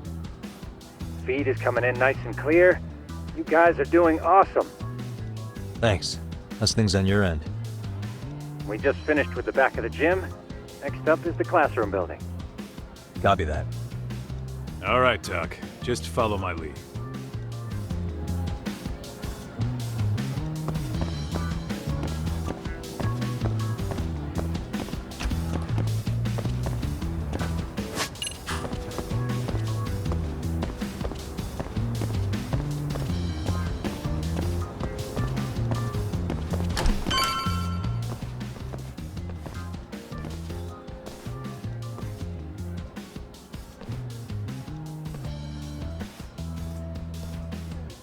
The boys will handle this floor. So let's go up one more. Gotcha. Every bully loves a good pair of stairs. Pushing someone down them ruins their day pretty quick. You think it's really that often? Still, it is a blind spot. Yep. Close corners make for poor visibility. Making this a #1 choice among assholes. You don't say. All right. Then let's get a camera here.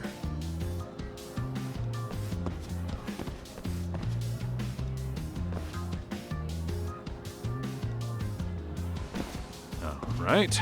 Let's move up to the next floor.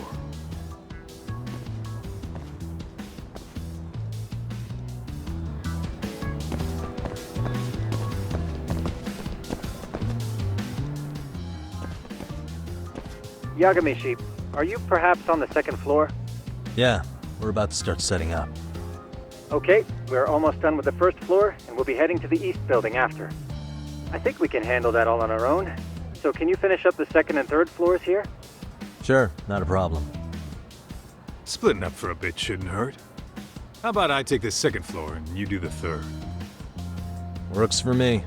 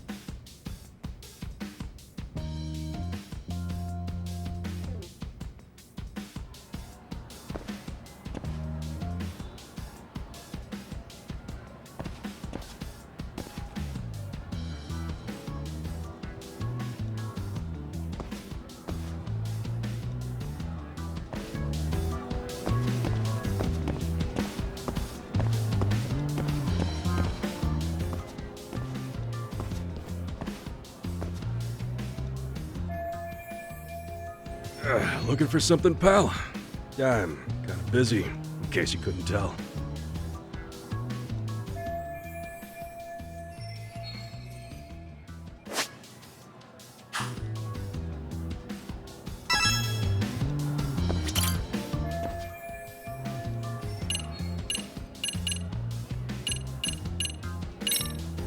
Sounds to me like you want to get reported.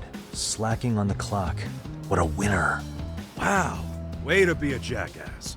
And who says I'm slacking off? We're allowed to take breaks anytime. Not that it's any of your business.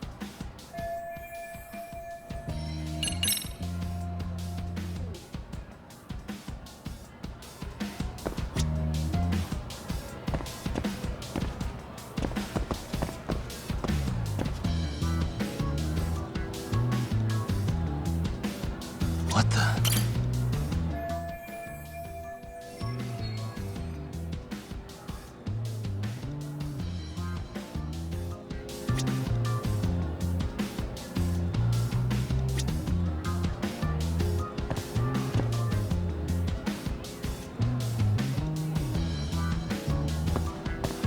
Hey.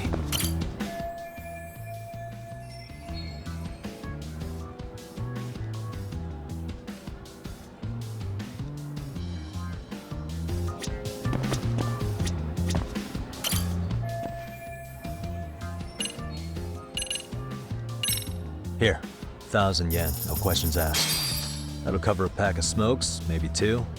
You're saying I should take this? Well, yeah. Kinda sucks asking you to move on your break. You know, you're not such a bad guy. In all honesty, the budget's been tight this month.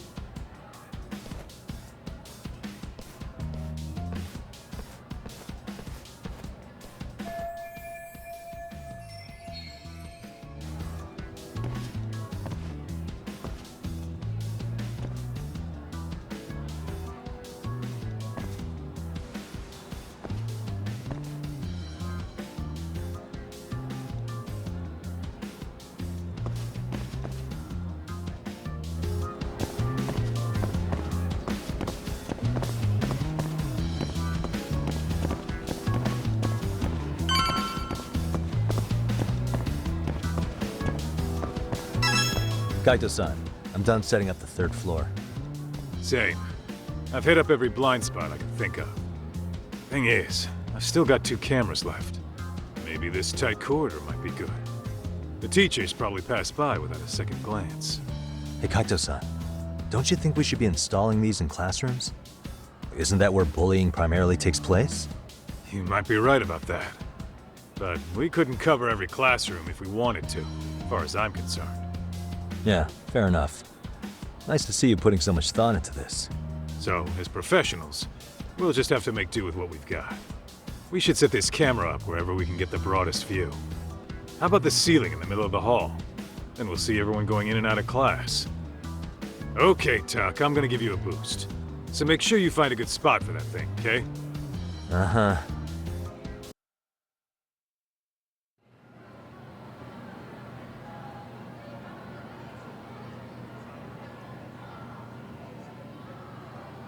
You know, we totally could have done this during recess. Everyone's just staring at us. Too late to whine now. Just do what you gotta do and be done with it.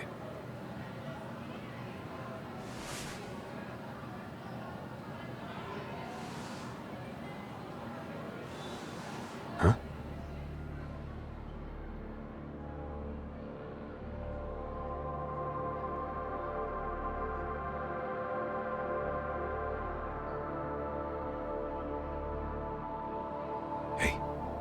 You saw them, right?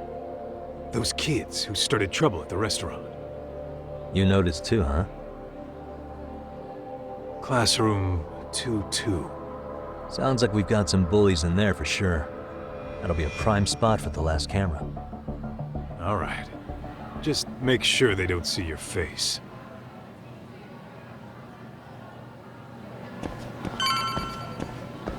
Let's roll, Tom.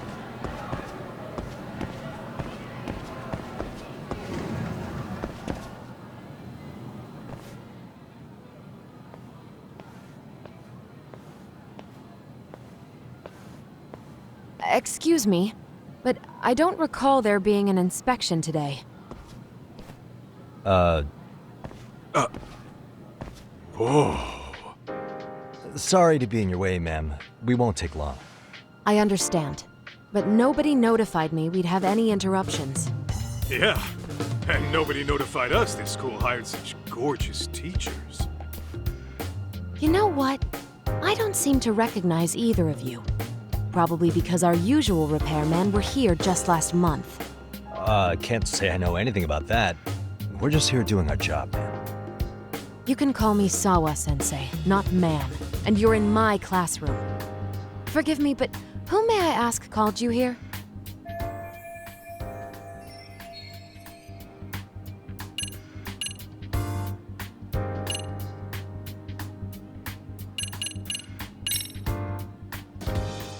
So, this is how it's gonna be, huh? Is this how you treat people who work for you? I beg your pardon? You call us here, put us to work. Then you give us the third degree? Not our fault you weren't notified by your own school. Isn't it the teacher's responsibility to keep track of scheduled maintenance? But hey, what do I know? We'll just pack up and go. Now, just a minute. I've been in this business a long time, and not once have I been insulted like this. We could have been in and out of here in under a minute, but whatever. Your problem now. And you better believe we'll be reporting this little exchange to your boss. Really, there's no need to go that far. You'll be done in under a minute? 40 seconds if you like. Well, if it really is that quick, fine. Then let's just take care of it. That's 40 seconds for the youngin' here, but I can get it done in 35. Right, of course. Please continue as you were. And I apologize for grilling you like that. Consider it water under the bridge. Why ruin our budding relationship over a little misunderstanding? I suppose. Come on, Teach. No need to be so down. You know what they say. Nothing ruins a pretty face faster than a frown. What? Ignore him, please. Like I said, we'll get this done quick and be out of your hair.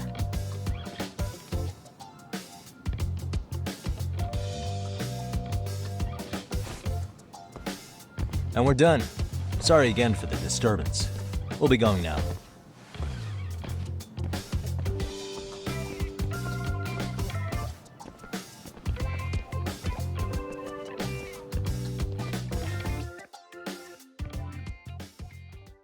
The hell was that, Kaito-san? You forget we're working here? Yeah, but man, that chick's the spitting image of a teacher I had a crush on. One of my few good school memories. What, so that makes me the bad guy? All right. Back to work. I get it. This is Tsukumo reporting in. Yagami-shi, please respond. Hey man, we just finished setting up the cameras. Good, so did we. Could you and Kaito-san meet us at the gymnasium then? It's empty at the moment. I thought we might as well check the camera feed and discuss what to do moving forward. Got it. Then we'll see you at the gym.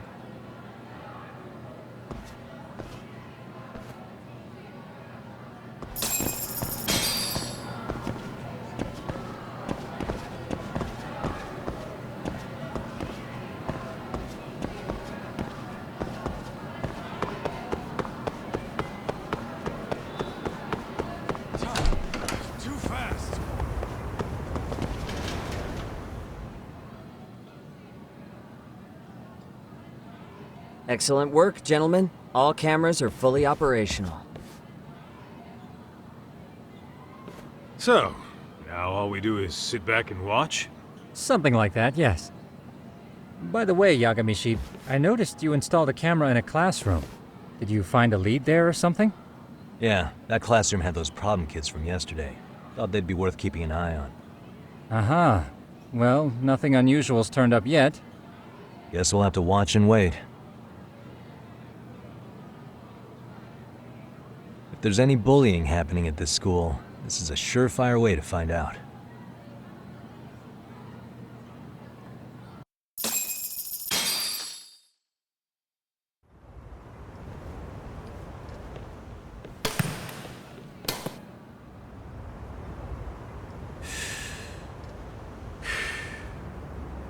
Wrong as it is, there's something about smoking in school that makes it feel twice as good. You're awfully nostalgic today, Kaito-san. Yeah, well, my school wasn't as fancy as this one. Plus, I Dropped out after a year. Uh-oh. Guys, check this out. I think we may have found something. What is it? This is the classroom where Yagami set up the camera. Class 2-2. Them again. Now they're picking on a girl.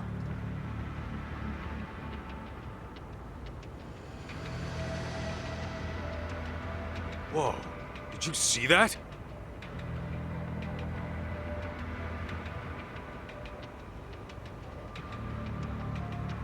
No, they're writing something on her? With a permanent marker? Yo, Tak, let's go kick the shit out of those punks. No way I'm letting that slide. Yeah, this is a problem. Hold on, Yagami-san. What now? Looks like they got what they came for. They're already leaving the classroom. Man, why's nobody helping her? It's like they don't even want to see it. Kids think this doesn't involve you? Let's go, Kaito-san. I want to see what happened with my own 2 eyes. Yeah. I suppose we should report this to our client. I didn't expect to find anything this quickly, though. But now, we have irrefutable evidence that bullying is real here at Seiryo. We'll have to take this up with the chairman and see how we should proceed.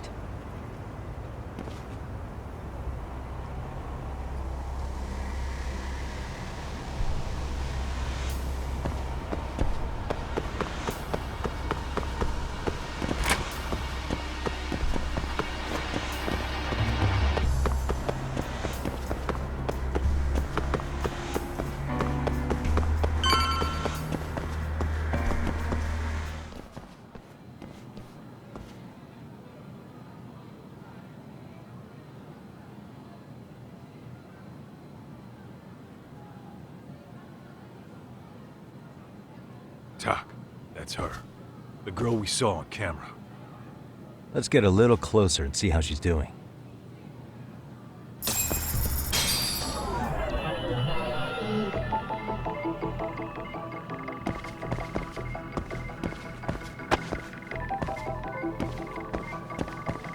What the?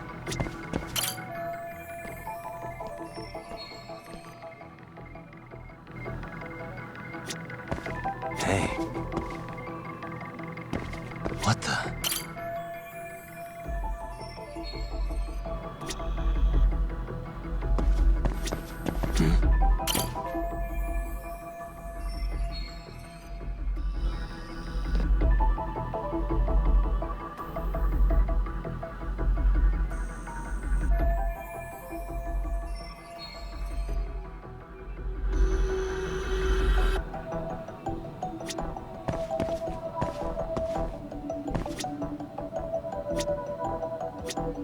Suspicious.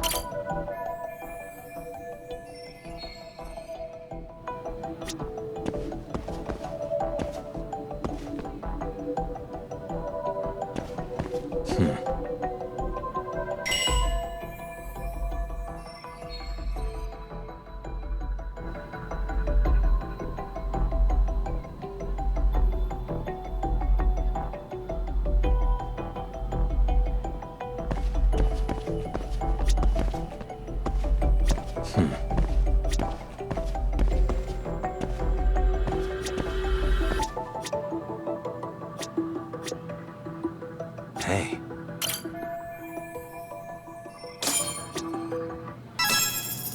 This is Tsukumo, paging Yagami-shi. Yeah, what's up? I've just reported our findings to the chairman. Could you meet us here? His office is on the 3rd floor of the East Building. On our way.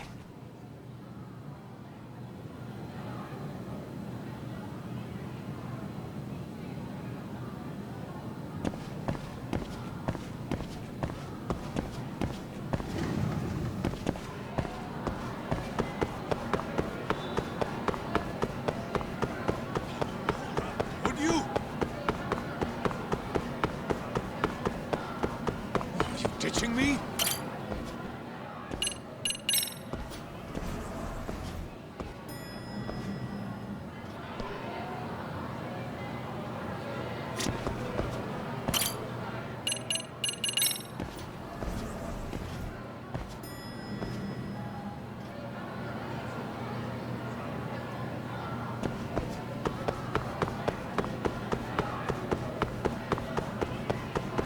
Tak!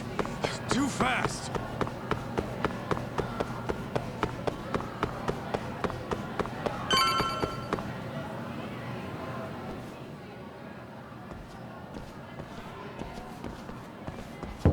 Please come in.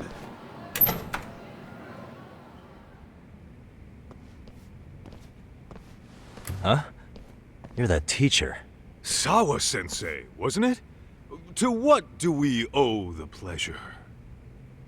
All of these men are detectives? Yes, and I'd like you to keep their identities a secret. These gentlemen here are Yagami-san and Kaito-san. I see. Very well then.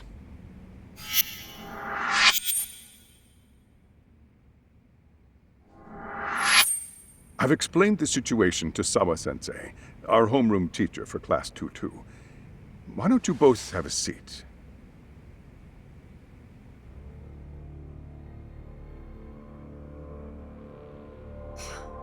I knew something was wrong, but I could never put my finger on what. The girl being bullied. Her name's Mami Koda. Do I have that right? Yes, she's in the basketball club. And so are all those kids surrounding her. Wonder if that's where the bullying started. Sawa-sensei, you mentioned noticing something was wrong? Well, only that Koda-san hasn't been herself lately. Suspend him. Expel him. Kick those bullies the hell out of here. The video we took has all you need. Let's not get ahead of ourselves. For one thing, it would be quite problematic to use this video as evidence. True. The school can't just come out and say, we've been recording your kids without consent. Yes, and let us bear in mind, they still have their whole lives ahead of them. We cannot treat this lightly. You're not saying we should look the other way, are you? Hey, last night you said the total opposite, man. If you intend to cover this up, let me just begin by saying... No one is suggesting we cover it up. Then we need to act now. We have no idea how close to the edge Koda-san could be. What if there's a chance? What if she does something drastic before tomorrow?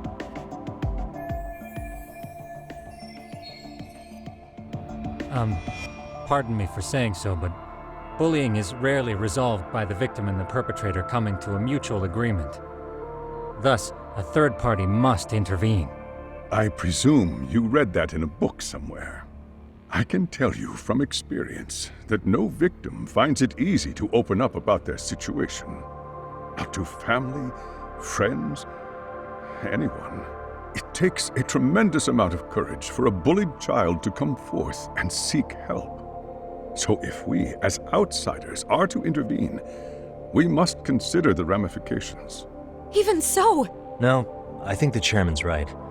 Making a big scene might only make things worse for Koda-san. Come on, Tak. That's not like you. Someone's drowning right in front of your eyes, and you're just gonna watch him sink? What I'm saying is, we have to put a stop to the bullying without getting the whole school involved. What started in that classroom will end in that classroom. Uh-huh. I'm sorry, but did you say you were a detective? The name's Yagami. And you want to put a stop to the bullying, like it's that easy. Tell me, where does all this confidence come from?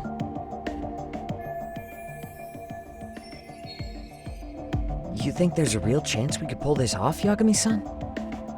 I do. Can you bring up that video again? Sure. One moment.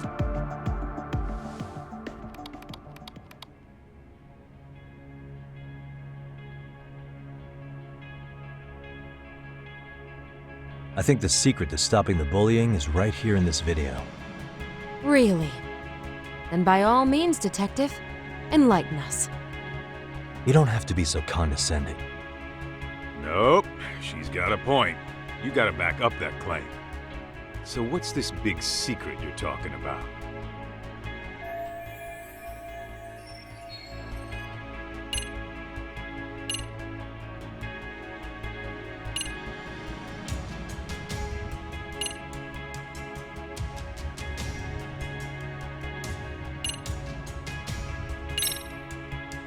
It's those students sitting idly by. They're aware of the problem, but aren't doing anything to help. Well, yeah, there's a whole flock of bullies. Get in their way, you're their next target. Adults do the same thing, honestly. Guess we're not so different from high schoolers. Then we should hold some sort of trial and get the class involved? Is that what you're trying to suggest? Again, something like that would only spread the issue. And that would only bring more pain to Kodo-san. Tell me, what is your suggestion, Yagami-san? What I'm getting at is that it's the silence of all her classmates that's empowering these bullies. On the surface, we only see students turning their eyes as one of their own gets tormented. They feign disinterest, or pretend not to notice, because remember, that's the safest thing to do. But deep down, kills them to see it. Yeah, no shit. So if the class could just express that, the pressure would then shift to the bullies. We have to tip the social balance in that classroom, become the voices of justice, of social law. Then, it's the bullies who become the outcasts. Would they keep running the risk of bullying if it meant social exile? I can see how you arrived there. All right, so where do we come in? We come in by giving the bystanders a voice. We're gonna be the spark that lights a fire. After all, the first voice matters the most. Okay, so what's the plan here? Tsukumo, how fast can you get your hands on a couple of mini speakers? I want to put them in the classroom where they can't be seen. I can have them here momentarily, but I admit I don't really grasp the plan here. I don't blame you. I honestly can't say it'll work, but I think it's worth a shot. I see. In that case, I'll be back before school's out. Chairman, I don't know what these detectives are planning, but I'll tell you this right now. I refuse to stand idly by while a student gets pushed to the breaking point.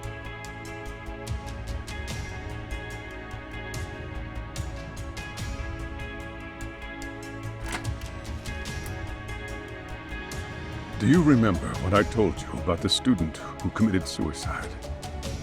That affected Sawa-sensei profoundly. Perhaps she blames herself for being unable to prevent it, whatever the cause may have been. I can see that. As the chairman of this school, I don't want to let her down. So please, help her, Yagami-san. Help us all.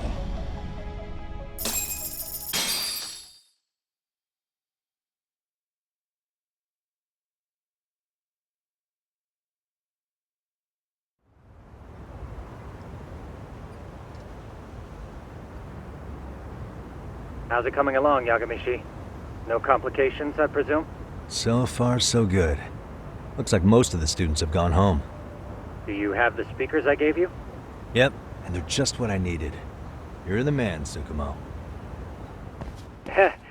How about we save the praise for after our plan works out? Anybody in the classroom right now? In class 2-2? Let me check. Now that's odd. What's wrong?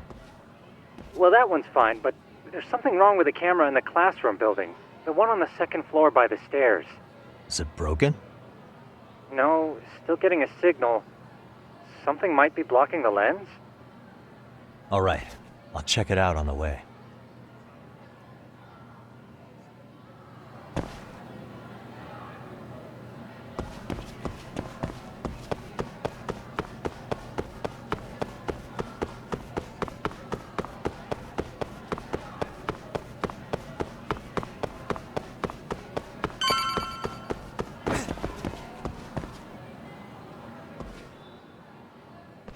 How does it look, Yagami-shi?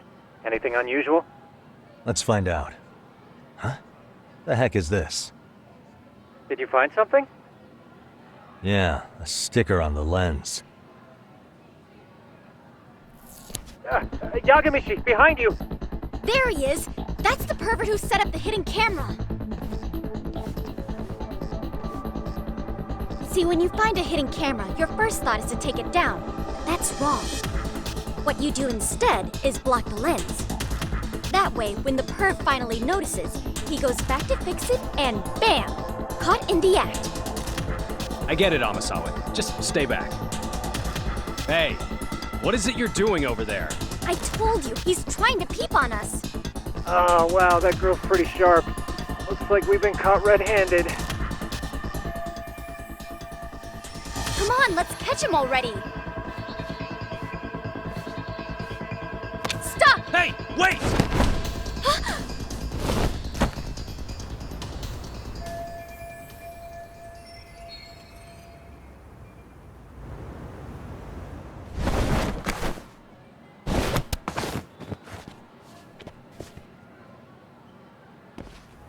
Are you safe, Yagami-shi? Seems like you're in a bit of a pinch. Yeah, you think?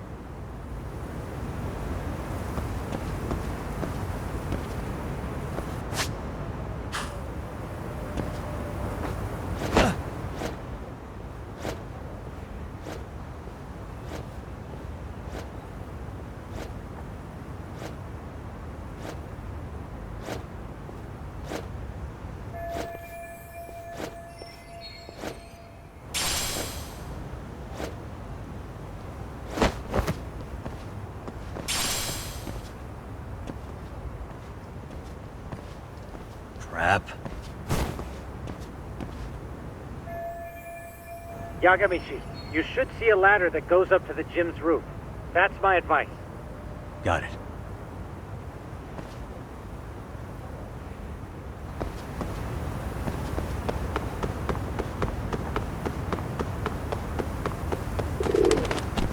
Don't panic, but the school just contacted security. Several guards are en route to your location. Great. Just what I needed.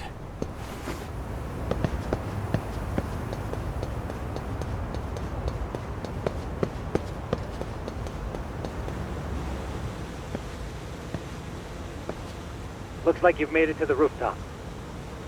Where have you been watching from this whole time? From the drone, Yagami-shi. I found a spot that's pretty inconspicuous.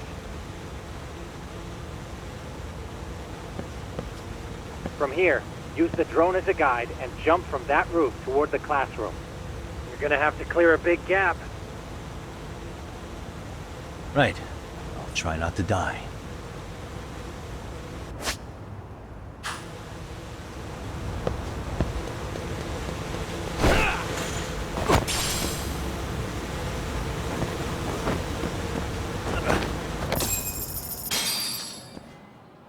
Yagami-shi, it looks like some of the guards have arrived. You think you can make it out of there? I'll have to, somehow. But before that, I'm gonna need to set up these speakers. What? Even after all that? Yeah, I should be able to make a clean getaway, as long as I'm done before security gets too tight. Are you serious? It'll be fine. All I have to do is not get caught, right? Besides, I have the world's greatest hacker on my side. You know very well I'm weak to flattery. But for the glory of Yokohama 99, I will not let you down, Yagami-shi. Let's get this mission started.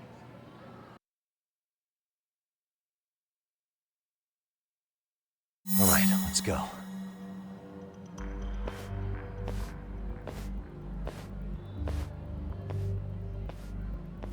Like I said, I should be able to help you get to your destination without incident. Make sure you don't lose that earpiece, okay? Got it. Counting on you, Tsukumo.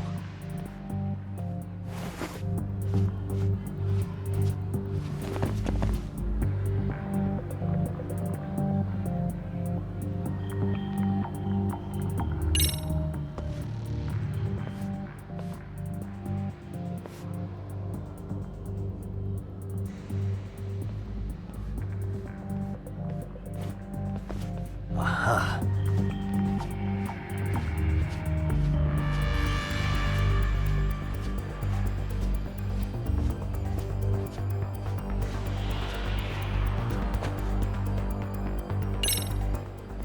Damn. Not happening. And this was the shortest route to Class 2, too. Nothing we can do but find another route. Give me a moment. Yagami-shi, it seems the rooftop might be a more viable option. Let's abandon this route and try it, shall we? Yeah. No sense waiting for the guards to just give up their posts. Let's check out the rooftop. Okay, that makes sense.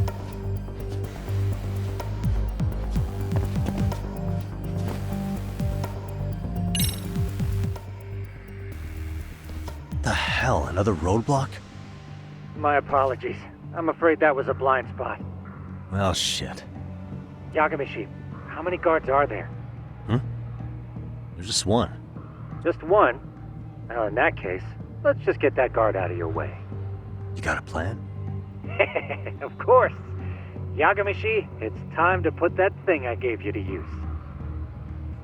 You mean this ball or whatever? What does it even do? It's kind of like one of those anti-theft balls, actually. You fill that ball with powder or liquid and throw it at your target to blind them. Right. So what's inside this thing? Oh, just some peppers. Peppers? Is this really gonna work? Now, don't doubt the magician. Just take my word for it and let it fly. I see now.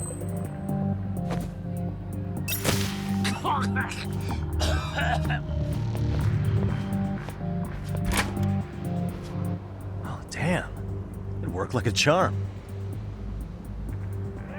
What did I tell you? But, Yagami-shi, that only works once. You'll have to procure a refill on your own. Yeah, I got it.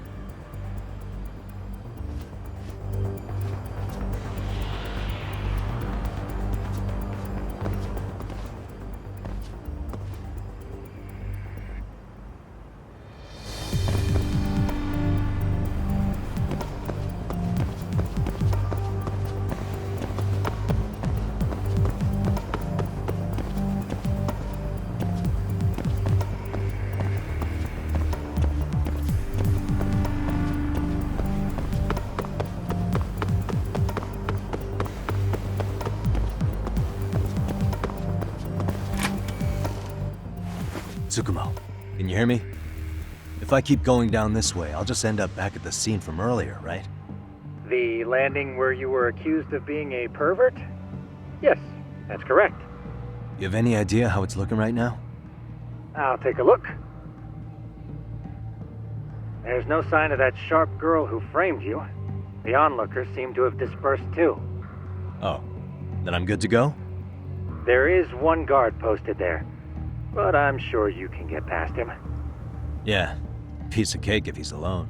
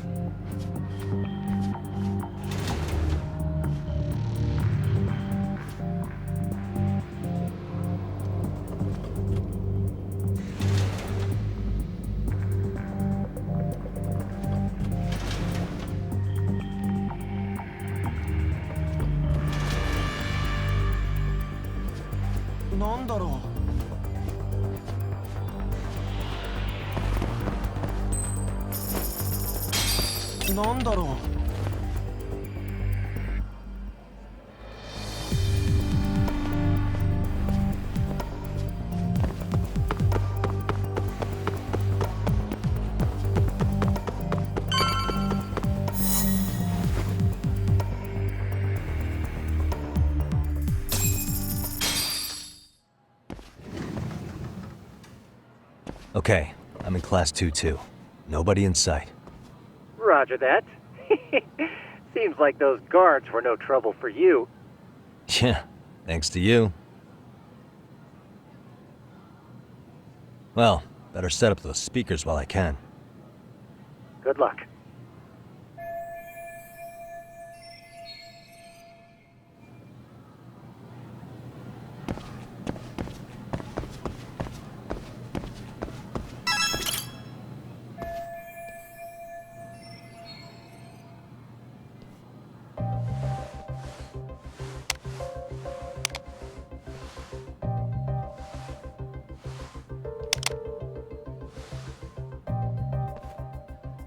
Tsukumo, could you say something through the speakers? Oh, testing. Testing.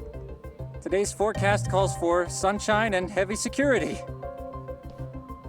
Perfect. Your speakers are awesome, Tsukumo. Almost like you're in the room. Does this mean your setup is complete?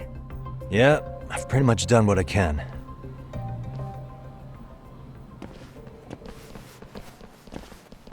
Huh? Oh, no you don't. You stay your ass right there. Go get Yakun and the boys. I see you got security all riled up. They've been looking all over for you. Didn't think you'd be dumb enough to stay. Could have sworn I saw you earlier on lunch. Now where have I seen that face? Oh, you're the guy from yesterday. The guy who stole my fucking phone. I'd say it's time for some payback. Don't lose heart, Yagamishi. Already come this far. Right. I can get through this.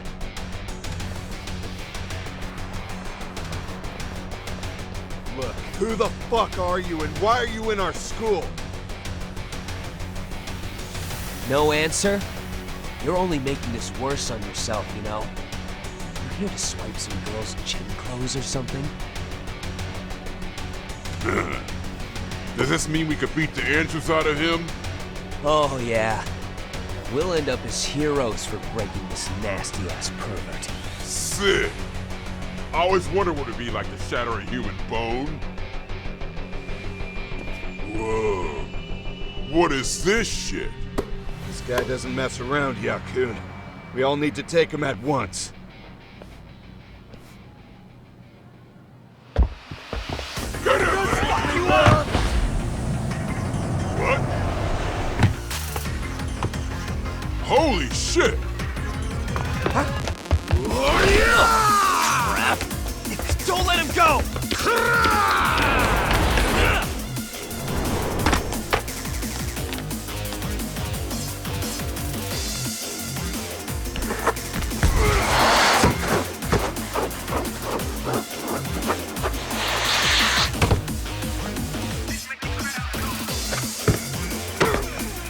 Damn!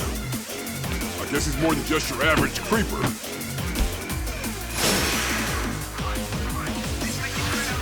Yagamishi, you can't get caught now. They'll label you as a sex offender. You don't want that on the news, do you? No, can't have that. Only one way out then.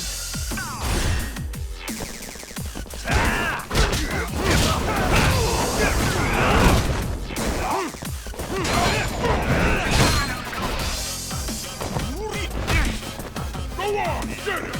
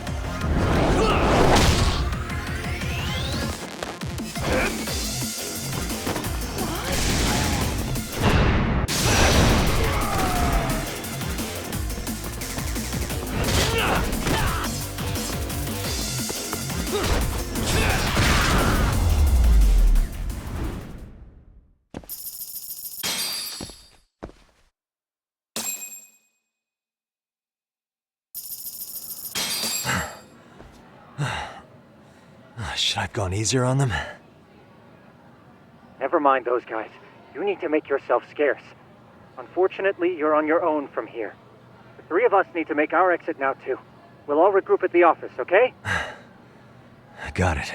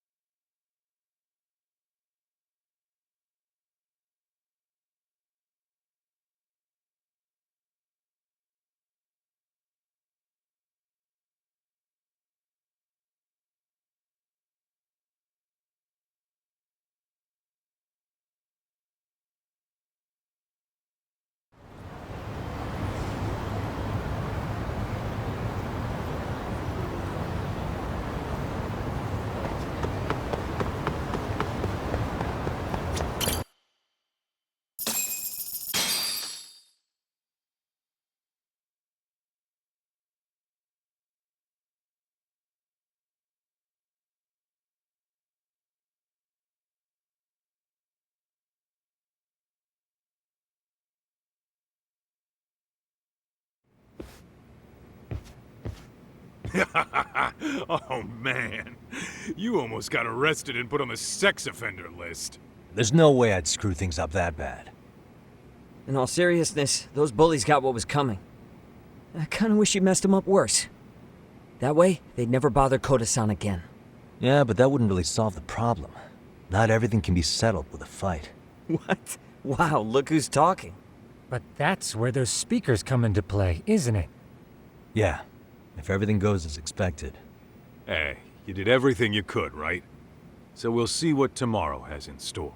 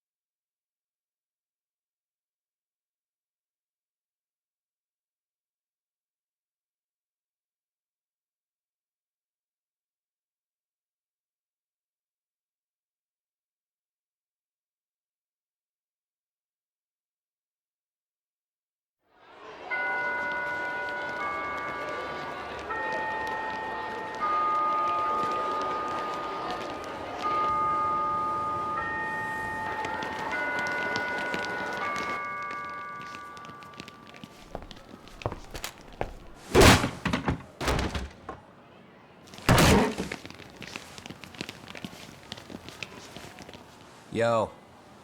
So, are you gonna come out to lunch with us or what? Huh? Don't you have anything more to say than that, Koda? Get your ass up. Come on. Matsune's really not in the mood to deal with your shit today. I'll just eat lunch here, okay? Huh? You're giving us lip now? I guess you won't be needing this stuff then. We told you to get your ass up, you little slut. Oh, maybe you've started fucking guys on your lunch break now? You're out here living the dream, aren't you? Enough! Get your ass up! What's the fucking holdup, Koda? You should be thanking us for even inviting you to come. So slow. I can't fucking stand you. Well, damn. So much for my appetite. You guys are making me sick. Hey, who the fuck said that? We're making you sick, huh? You guys talking about us? You see anyone else being assholes? Of course he's talking about you. Yeah, I've about had it with you punks. This shit's getting old. The fuck? Ganging up on the same girl day after day make you feel real big? Unfucking believable that it takes 3 of them to do the job. Seriously, you guys? You're taking Koda's side here? You know she's just a whore, right? You okay, Koda-san? Just ignore these losers. How low can you go? Calling someone a whore isn't gonna win you any points. Right? Let's hear it for the picture of purity over here. What the hell? Hey! She can dish it, but she can't take it. Hope the boys are watching. What? What the fuck, man? If you want to talk shit, say it to my face. What part of this don't you understand? Yeah. You know what, guys? It's true. You guys just need to leave her alone. He's right. He's totally right. What's your problem with her anyway? Yeah, Koda didn't do anything wrong, guys. Exactly. So back off Koda-san already. Stop acting like little punks. Get the hell out of here. When you guys going to lunch, go choke on a chopstick. Oh, how does it feel now? Just get going, would you? Yeah. Toss him out. What in the hell hell is going on here? Hey, Matsu. Fuck this. Yeah. Let's just go. Fuck it.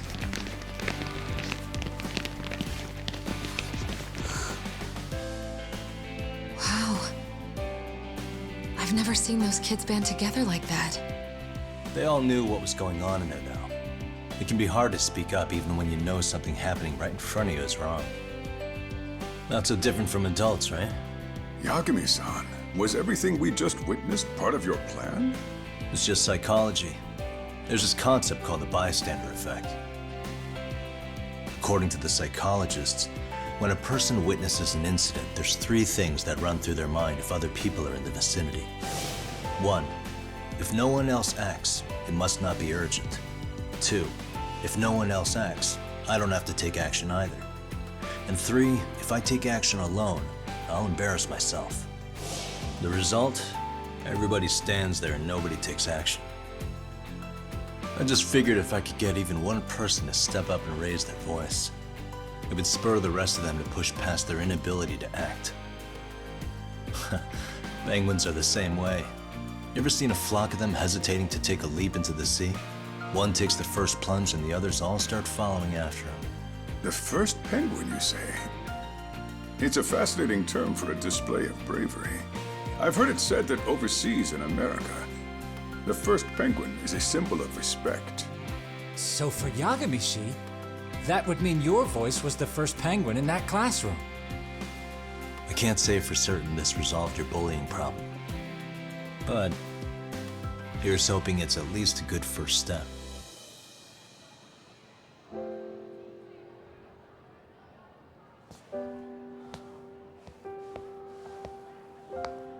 They're gone.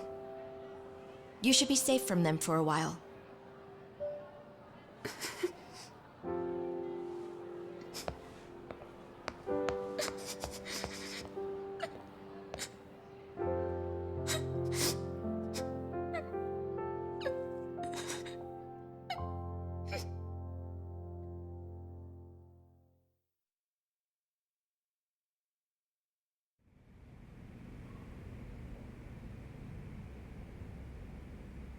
What do you say we monitor the situation for now? Might not be wise for adults to intervene just yet. I suppose your plan has worked out for the better. But it should be teachers and administrators handling these matters, not detectives. You know what? I couldn't agree more. Then if you'll excuse me.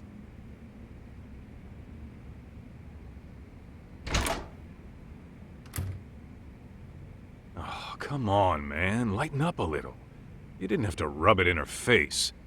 You know what she thinks? She thinks we're some bums off the street trying to meddle in academic affairs. Well then, I apologize on her behalf. But Yagami-san, that was some magic you worked there. Hard to admit this at my age, but I learned quite a bit from what you did. I wouldn't go that far. Good stuff, Yagami-san. Naturally. I knew you would deliver. Huh?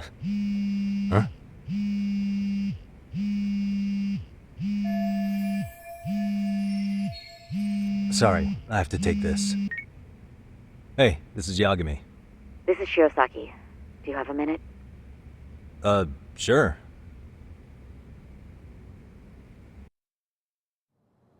I have a rather urgent request for you. It concerns a trial we've been involved with. Listen, Saori-san, I'm a little busy. I don't know if I can take a rush job at the moment. We aren't even in Kawachi right now. Actually, I'm in Yokohama. Really? That's interesting. I'm helping Sugiura out with a case for his new agency. We're on site right now. At Serio High School. Saori-san? You there? Serio High? Somewhere near Eugene-cho? Is that the school? Have you heard of it? A college-age student teacher from that school went missing about 2 months ago. It was all very sudden. Huh. I think I heard something about that, actually. He himself was a Serio High graduate. He'd returned to his alma mater to finish his teaching credential. Just a sec. How do you know so much about this? The teacher's name is Hiro Mikoshiba, and his body was discovered a few days ago. They found him in one of Ijincho's abandoned buildings. Huh? The body was badly decomposed, but Kanagawa police have just released his identity. Moments ago, in fact. Moments ago? This gonna end today? Thing is, someone else knew Mikoshiba was dead, before the police even confirmed it. A sex offender, Akihiro Ehara. I defended him in court. The day Mikoshiba disappeared, Ehara was arrested at the station for groping. He's also an active duty officer. So you're saying he committed the murder too? No. The victim was still alive while Ehara was at the station in Tokyo committing sexual battery. He was caught and arrested on the spot. And he's been in jail for the 2 months since. So if I have this right, he has an alibi for the murder? Right. But there's more to it. A few days ago, someone lit flares at the location of Mikoshiba's body. It obviously couldn't have been Ehara, so I suspect that's the real culprit. But whoever that is somehow connected to Ehara. Otherwise, there's no other way he could have known about the body. Exactly. There's clearly more to Ehara than an officer turned groper. More than likely, he's an accomplice to murder. Okay. So do we have a motive? 4 years ago, Ehara's only son hung himself in their home. He was a student at Seiryō High at the time. And the way Ehara sees it, his death was the result of bullying at the hands of his classmate, Mikoshiba. You mean it's revenge? In that case, could he possibly have hired someone else to kill the guy in his stead? It's highly likely.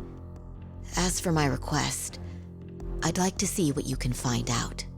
Mikoshiba's murder is too suspicious. Up until today, I wrote Ehara off as just another train groper. But he got arrested for that on the exact day that Mikoshiba was killed. It can't be a coincidence. I mean, you couldn't ask for a better alibi than being arrested for a different crime, right? Otherwise, the cops would have pinned him as suspect number 1. But groping as an alibi? Why go to all that trouble? There had to have been a better way than that. I'm worried. As his attorney, I have to admit there's a chance Ehara planned this, which means I've made a critical oversight. Even worse, I let a misguided court issue a verdict. I can't allow that to stand. I need to reconsider both the harassment and the murder. Because I think the truth is these cases are one and the same. All right. Well, what can I do for you? Can you see if anyone at Seiryō High will talk about Mikoshiba? Right now, we need more information. And the first thing we should focus on is how and why he disappeared. That could give us a lead. So, does this mean you're hiring me? It does. Consider it an official request, if you would.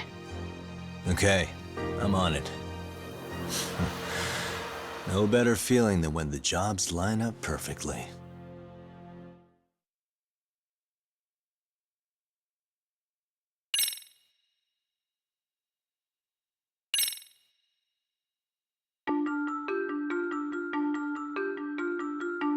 Ijincho, Yokohama. A harbor town where rotting secrets rarely stay uncovered. The deceased was a student teacher who had vanished from a high school Yagami was investigating. Yet the linchpin to this case, a police officer named Ehara, was arrested for a different crime, a train groping that shocked the nation. Upon hearing the verdict, Ehara gave the court an ominous revelation: that the son he had lost was avenged.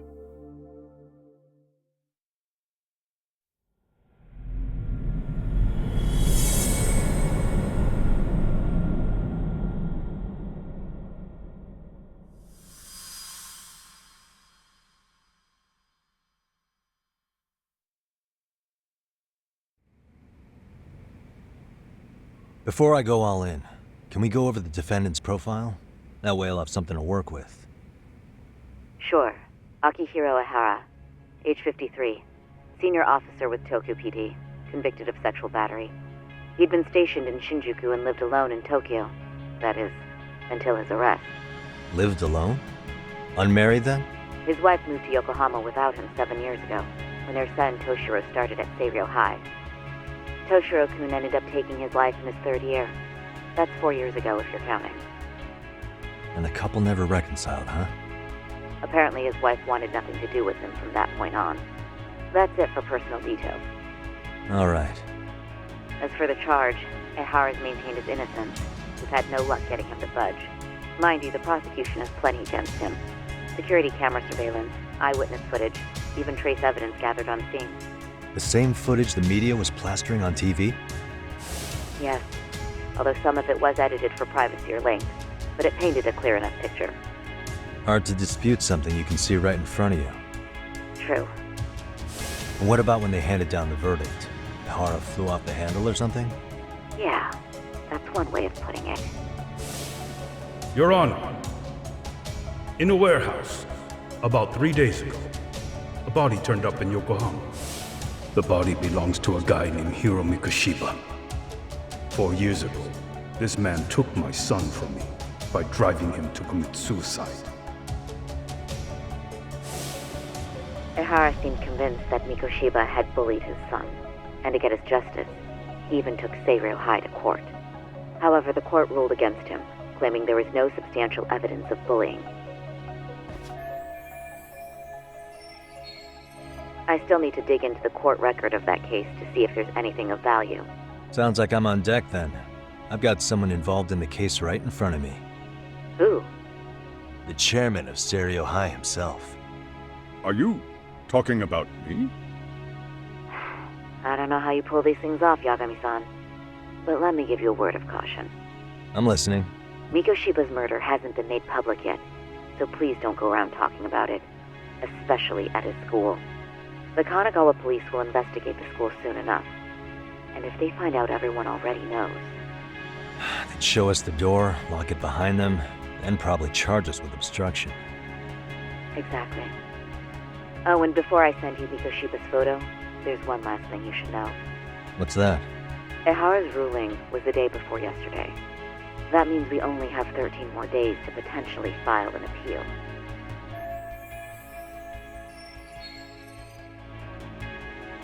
If we don't make our move, Ehara will walk out of court with a sex offense charge and a minor slap on the wrist. And once his case is closed, it would take a miracle to get it reopened, even if there had been a critical oversight. Right. I'm sorry to give you a time limit instead of a viable solution. Don't worry. I'll have to make do. For now, let's just keep in touch. Thanks, and good luck. Yo, what was that about? Sorry. Give me one more sec.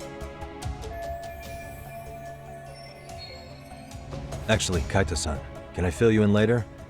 I need to get some answers from the chairman. Hmm?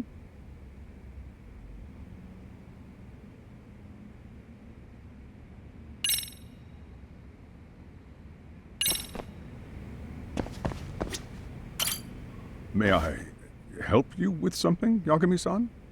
You sure can. Only thing is, where to start?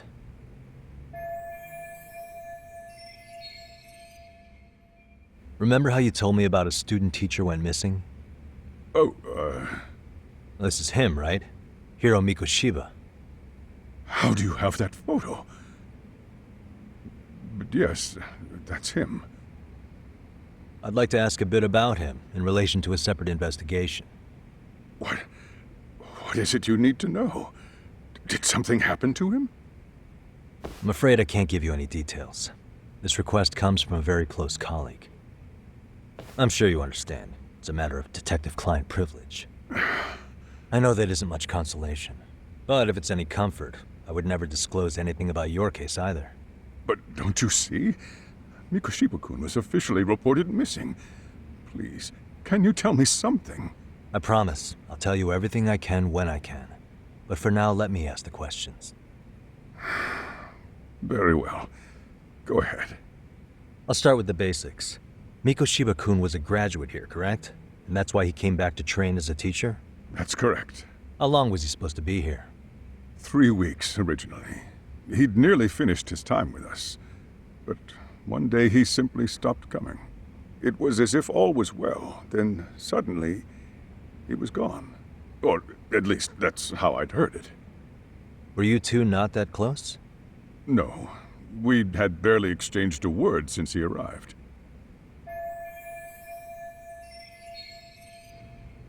Wasn't there a pretty dark rumor about Mikoshiba-kun 4 years back?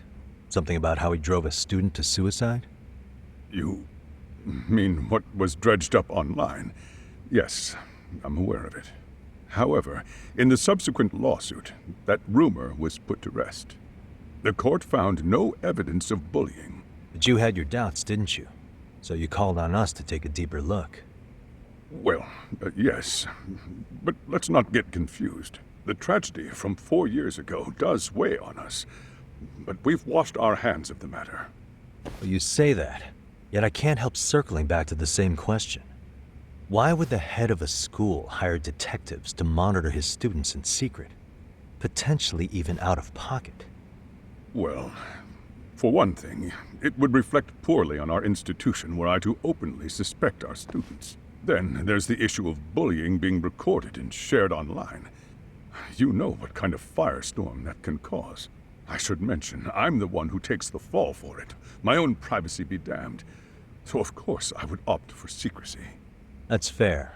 But what that still doesn't answer is why this is happening now.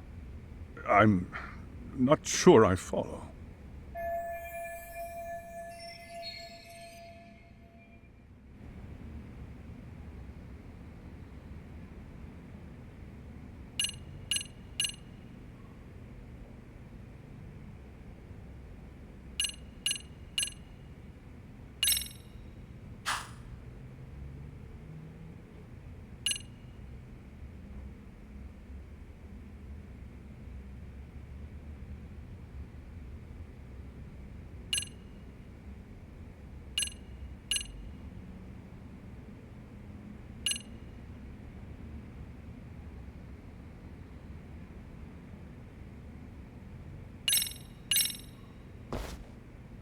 Could this be what riled you up? But this is... This is footage of Akihiro Ehara 2 months ago, captured up in Tokyo. The man was an active duty police officer, so of course it made the rounds in the media. But you already knew all that. After all, he's the one who sued your school on account of what his son endured here, bullying that led to suicide. Well, that's undeniable. And now that he's in the spotlight, any more problems at Serio would lead people to start connecting the dots. The police would dig up that suicide in no time, regardless of whatever the court had ruled. They might even reach the conclusion you had covered the whole thing up. I get the feeling that's why we're really here, to prevent another mess on your hands. Oh, I see now. Our job's to sniff out any bullying, then you sweep it under the rug. That's simply not true. At least, that wasn't my intention. You sure about that? The thought never even crossed your mind? Perhaps it did. The scenario you described was painfully accurate. Every time I saw Ehara-san on TV, I'd grow sick with worry that it could all boil over on us here at any moment. I can assure you, Chairman, I'm not here to cause any trouble. I only want to learn about Mikoshiba-kun. In that case, you should speak with Sawa-sensei. She was his teaching mentor. Her? Great. Just my luck. See? I told you we should have stayed on her good side. How was I supposed to know? So, would you like me to call her back here? No, thanks. I should go see her myself. Do a bit of smoothing over. In that case, you may want to go downstairs and see if she's in the faculty room. She should still be on lunch. Perfect. I've got another chance to shoot my shot. Sorry, Kaito-san, but I'm fielding this one alone. Tsukumo, you guys can clear out too. What? You're benching all of us? Just like that? I don't understand the meaning of this, Yagami-shi. If I had time to explain, I would. Just trust me on this for now.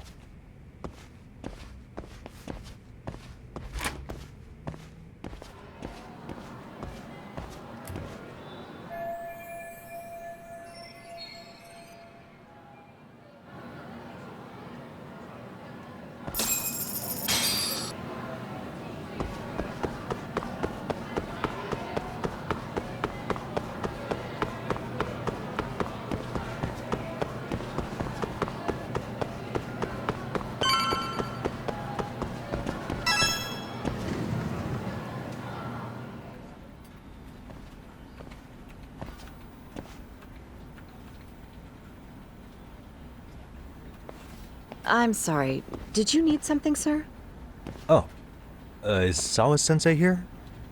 She should be back shortly. May I ask who's waiting for her? Well, no one's special, really. I just need to have a quick word with her is all. Maybe you could tell me where her desk is? It's right over there. The one with all the English books. Thank you.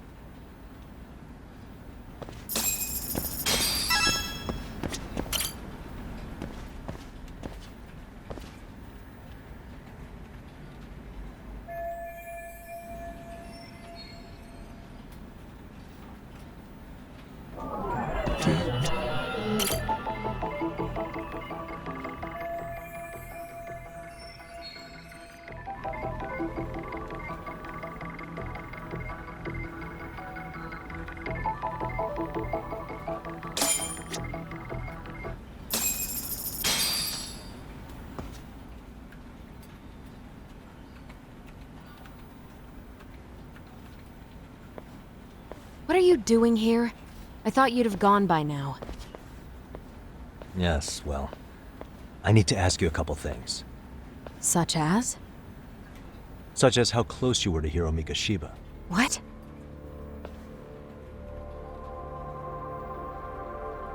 I heard from Chairman Okuda you were mentoring him as a teacher.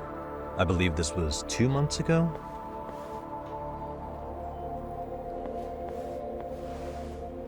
Why do you, of all people, want to know? Did you notice anything unusual before he disappeared? Any sign of trouble he might have had?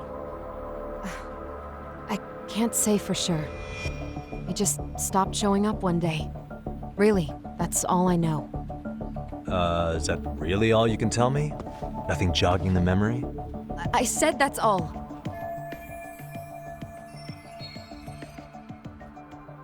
You know what, let's start over. Why don't we talk about him as a student? You were already a teacher here by then, weren't you? Mm-hmm. Back when a student here committed suicide, there were rumors online about how it could have been caused by bullying. And Mikoshiba-kun's name came up as one of the potential bullies. Yes, but those were just rumors. So he wasn't involved in any teasing? I teach English, and that's what I was focused on. So as far as I knew, Mikoshiba-kun was a good student with solid grades back then. And during his time in training, I was under the impression he got along with the students just fine. He's not the type to bully then? I would say no. Then why would those rumors exist in the first place? You're asking the wrong person.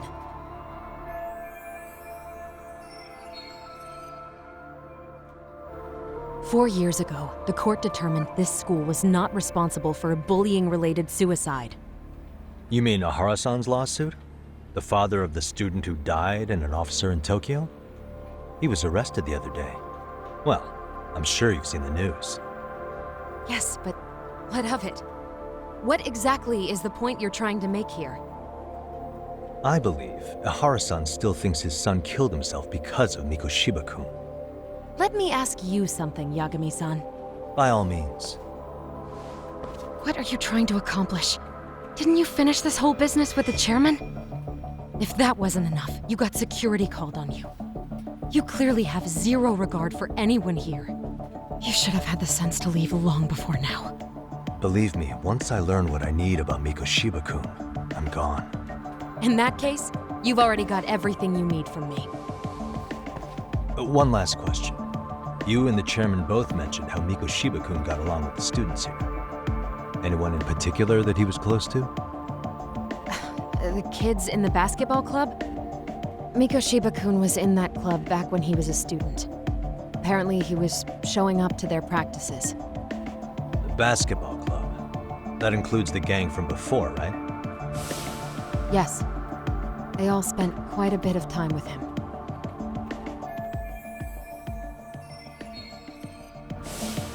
All right. With that, I'll get out of your hair. Appreciate your time, Matt. Sawa-sensei. Just a minute!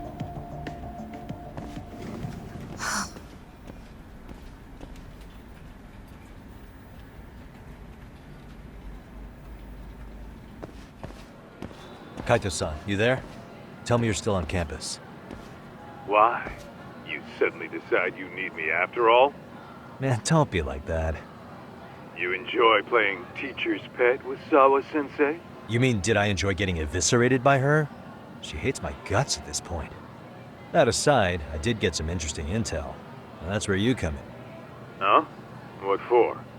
I want to find those bullies in the basketball club. Think you can fly the pigeon for me? So I do have a purpose. Ain't that something? All right then, it's drone time. Thanks. I'll start scoping out the gymnasium.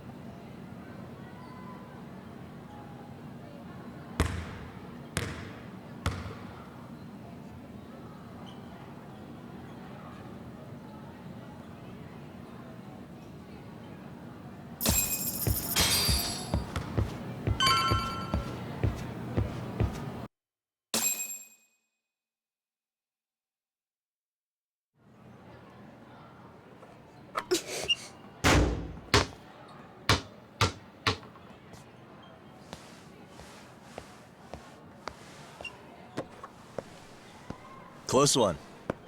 Almost got it. Huh? You're Koda-san from Class 2 too, right? Basketball too? Yeah? You have a second?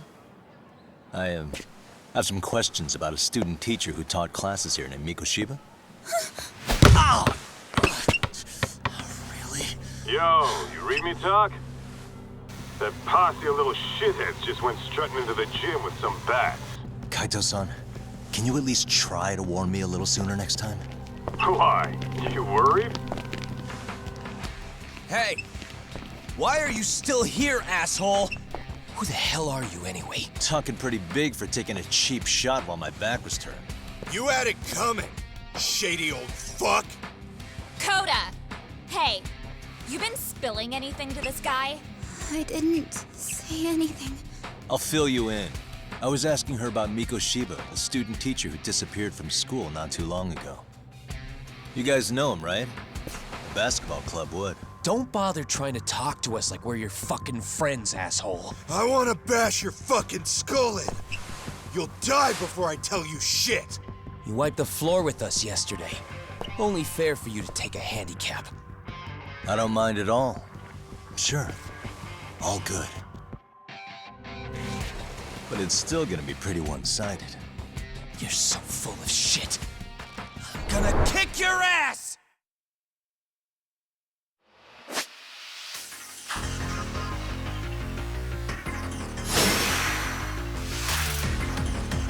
Let's go.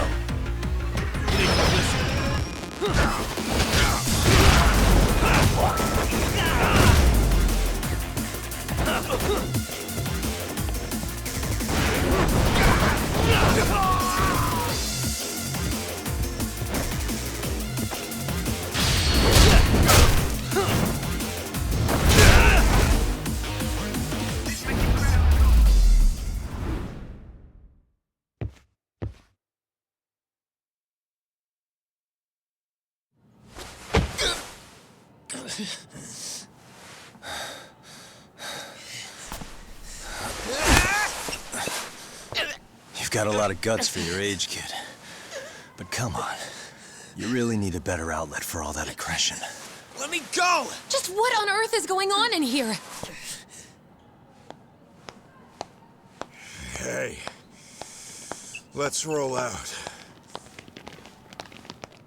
I'm gonna do you a favor here and leave out the part about the bats. Huh? Are you even listening? Yes, ma'am. We were just horsing around a bit. Right? Just horsing around is right.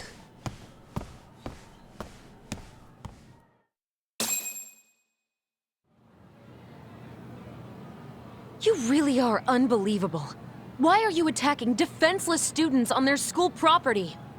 How many times must I tell you to leave our school alone? For what it's worth, the chairman asked me to be here. Oh, good. Let's drag him into this. How should our chairman explain you to the mob of irate parents that will be at his door any second now? Don't worry, there's a very good reason we hired these ragtag detectives to spy on and beat up your kids. Not the words I'd use. If I hear anything else about you, anything, I'm going straight to the press. I'm under no obligation to cover for anyone. Oh, and your attire is atrocious. When you show up at a school, at least try to look the part. Now go home.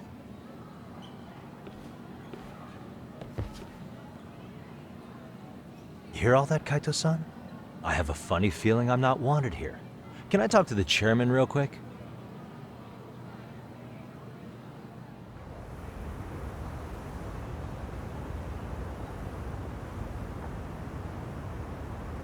I'm afraid Sawa-sensei's made her point clear. Perhaps it's best you take your leave. After all, you've satisfied the bulk of my request. Wait. Okay, how about this? You can hire me on as a teacher. That way, I can stay on campus no problem, right? But you can't teach without a license. You don't happen to have one, do you? No, but I do have a lawyer's badge. How's that for certification? You're a lawyer? Well, that certainly is a respectable position, but it's not exactly a license to educate. Can't we work something out? I'm afraid something isn't specific enough. Although, there is always the off chance that you can serve as an outside consultant. A guidance counselor, perhaps. Oh, yeah. Like a club advisor. Do you happen to have a kung fu club? I've got a few tricks I could show some kids. No, there's nothing of the sort. And on that note, I believe each club already has an advisor assigned. That's unfortunate. Me again. I say it's time we hightailed it out of here. No use sitting around on our asses, right? Why don't you meet us back here and we'll go? I can't. Not until I find something for Saori-san. Suit yourself. Don't work too hard now.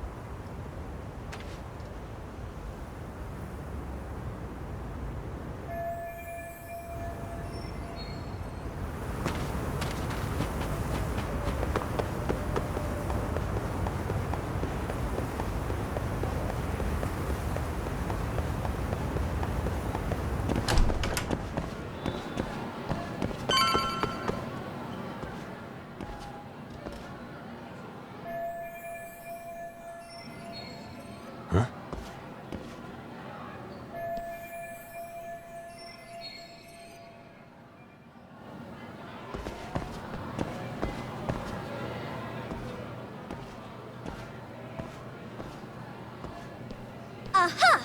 Stop right there! Huh? I knew it! Suspicion confirmed. Can I help you? Actually, you already have. I didn't think you'd be foolish enough to show your face around here again. I'm sorry, but do I... Oh.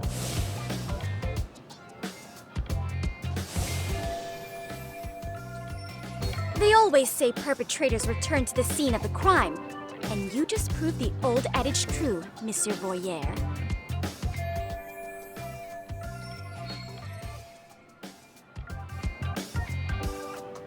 Monsieur Voyeur? What are you talking about? I'm talking about your pervy little upskirt scheme. Seriously, hiding a camera under the stairs? And at your age? Shame on you, sir! Yeah, you lost me. Now, if you don't mind, I'm kind of in the middle of something. Oh no, you don't! I have irrefutable proof of your crime. Why, the very shoes on your feet!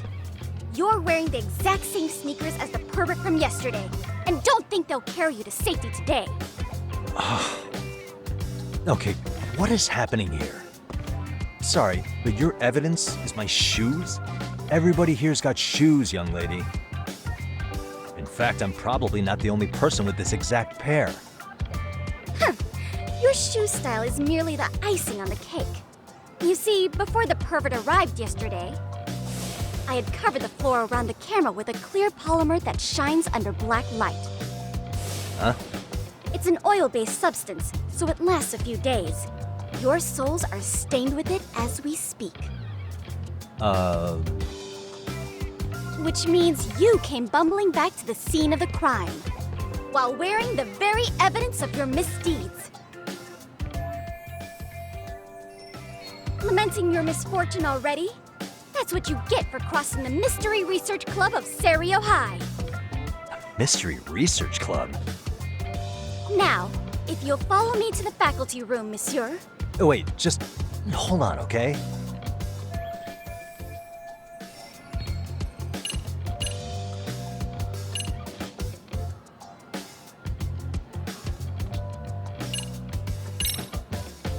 There's no way I'd have noticed an invisible substance on my shoes. I'll give you that much. But even if I did step in some mystery goop, does that really prove what you're saying? With so many people on campus, any number of them could have walked over that spot. No, only the perpetrator stepped in the coating. I know this because I was there watching your fiasco. And of course, I had the PE teacher who was with me agree to serve as witness. Why don't you just give it up already?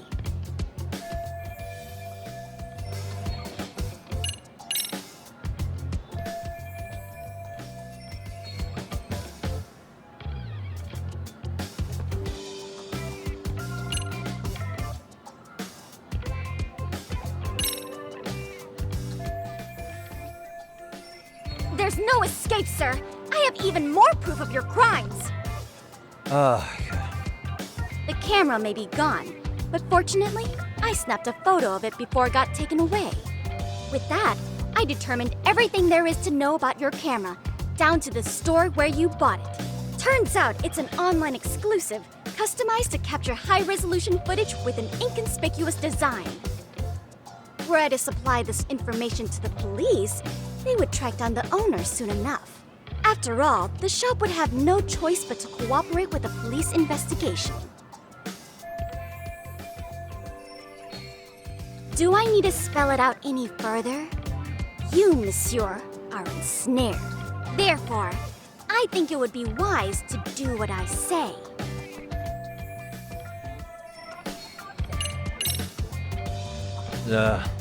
Let's say we have a chat. A chat? Yeah. Now, I can't give out any details, but having the cops on me would be extremely problematic. So, I'd like to resolve this as amicably as possible. Think we can come to terms here? I will agree to one thing only. Hearing the unadulterated truth. And make no mistake, I will not be misled by diversion, threats, bribes, sob stories. Nothing of the sort.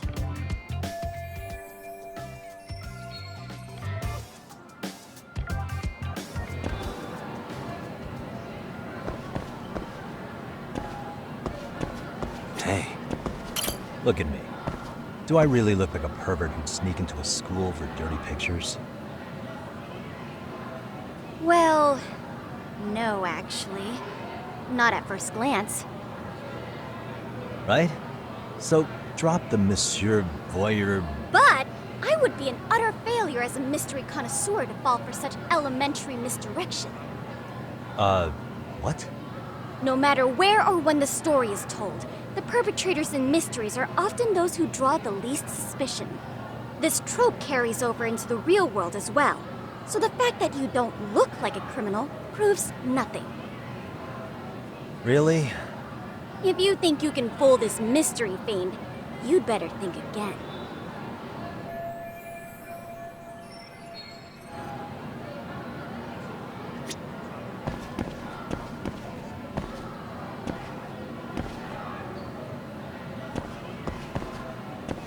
Suspicious.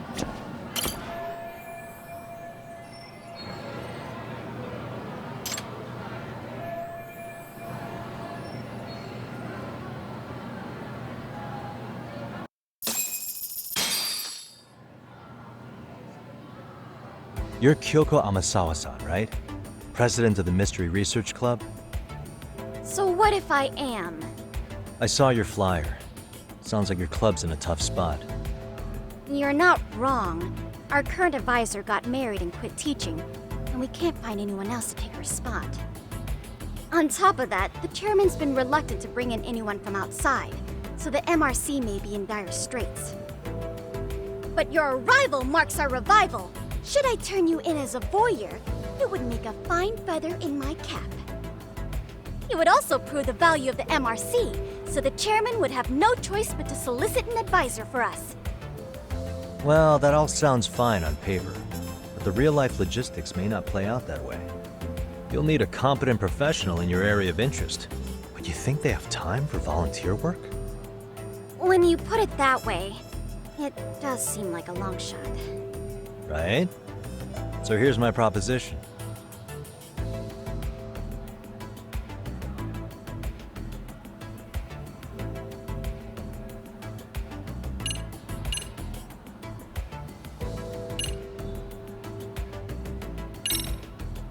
How about you make me your advisor?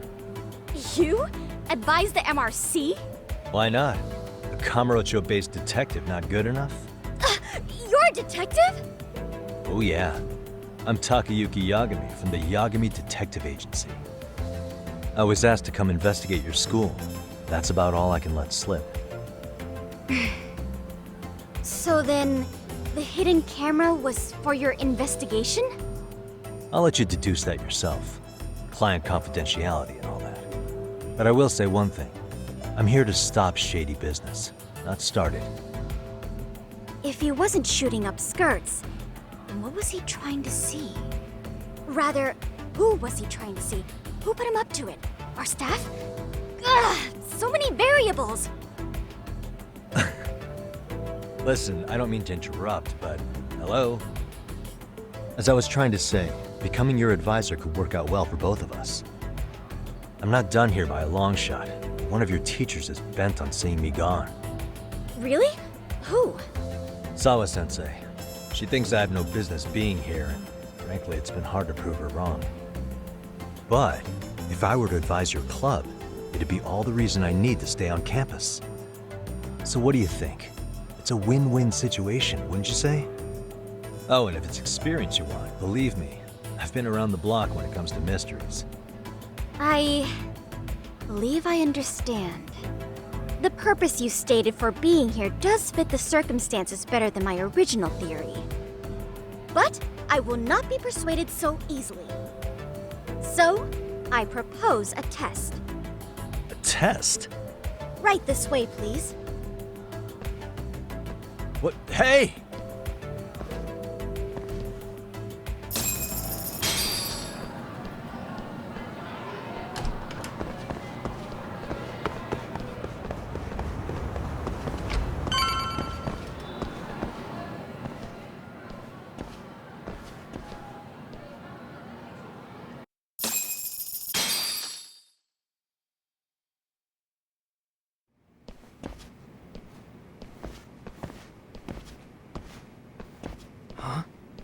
Who's this, sis? This is Yagami-san, our new advisor candidate.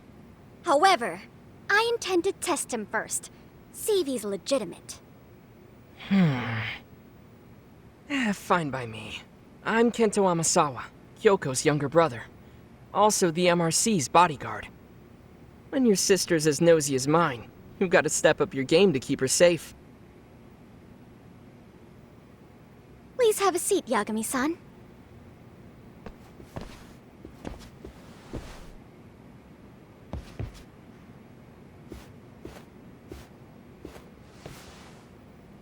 After you. Oh, how kind of you. So, Amasawa-san, back to the topic at hand here.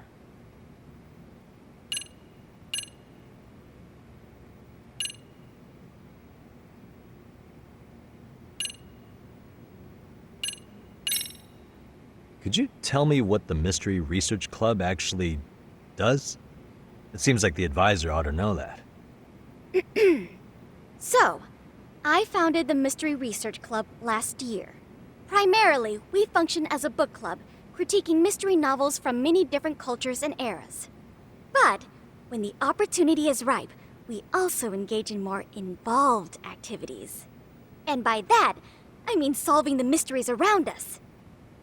Oh, you mean go sleuthing, like on a case. So that's what you were up to. I've got to say, as a potential advisor, I'm not exactly psyched to hear you go around looking for trouble. Oh, don't get me wrong. We don't do this for kicks, and I'm not a fan of danger. If we could all be armchair detectives, free to investigate from afar, surely that would be ideal. Yeah, don't I know it. Unfortunately, that is rarely, if ever, possible. Say our investigatory senses were to draw us toward a mystery that escapes even the school and the police. Why, letting such a case slip away would be anathema to our club's founding principles. While I do admire your passion, why put yourself at risk? You'd be safer handing it off to the authorities. Then shouldn't we hand you off to the authorities? Well, now, let's not be hasty. I take it you see my point then. Some cases aren't so cut and dry. You make some valid points.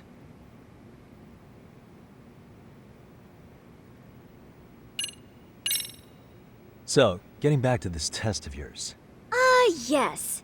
So, based on what you've told me, I'm inclined to drop your charges altogether. A detective setting up cameras is believable. That being said, I'd also be a fool to take you at your word. If this is a ruse, I'd be unleashing a pervert on the school. Well, the caution is admirable. Then you shouldn't mind if I test both your skills as a detective and your character as a person. And once that's over, the club will reach a decision. We'll either accept you as our mentor, or turn you in as a deviant. I get the picture. So what does this test entail? Actually, we've been dealing with a rather risky case as of late, so your job is to resolve it. How risky are we talking?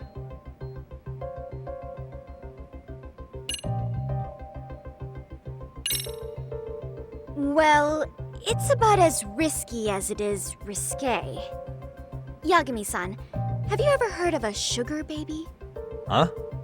You mean a younger girl getting paid to date an older guy? You know it.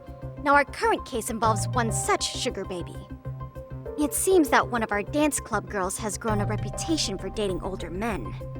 Unfortunately, I've yet to pin down exactly who this is. All you know is she's in dance club? Well, I understand why you'd want to know more, but what about this warrants investigation? She in danger? The issue at hand is that she may be doing more than dating, and it's putting her safety at risk. Well, we found this out online, so we're admittedly speculating a bit here. But apparently this girl's pretty infamous for what they call her vanishing act. Care to elaborate? She strings the mark along, going on a few dates for an agreed-upon sum, but then she goes in for the kill. She gets a large upfront payment for promising to seal the deal, and then, poof, gone with the wind. Okay, I can see how that might make her enemies, but that's on the guy, isn't it? I mean, he's paying to date an underage girl, and he thinks he has the right to complain? You're not wrong. Problem is, her latest mark, a violent, foul-mouthed thug, isn't so self-aware. I believe rape and murder were his choicest threats. So yeah, we can't just write this one off. Oh, yeah. That's a concern. Mm-hmm. And now he has his gang roaming the streets, searching high and low for the girl who conned him. I'd say that establishes the risk clearly enough. As soon as we found out, we've been trying to find the sugar baby and warn her ASAP. Yeah, I get it now. If we don't act, she could be in very real danger. I think we're finally seeing eye to eye, Yagami-san. After all, the truly artful detective can solve incidents before they even occur. That's not quite how it works, but sure.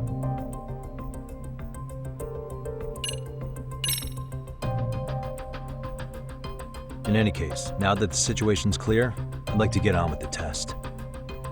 Just tell me where to start, and I'll be there. It is said that the great Sherlock Holmes was able to freely change his appearance into that of a total stranger. From helpless old woman to shifty-eyed vagrant, he deceived the masses and never lost a lead, all thanks to a good disguise. So, you want me to go undercover? Yep, any detective worth their salt should have no trouble with that. You're going to infiltrate the dance club as an advisor and return with a lead on the sugar baby. That is your test. Wait, you want me to teach a dance club? If it's required, then yes. I want you to win their hearts in ways I myself could not. Those girls are a close-knit group. They'd never trade gossip with someone like me.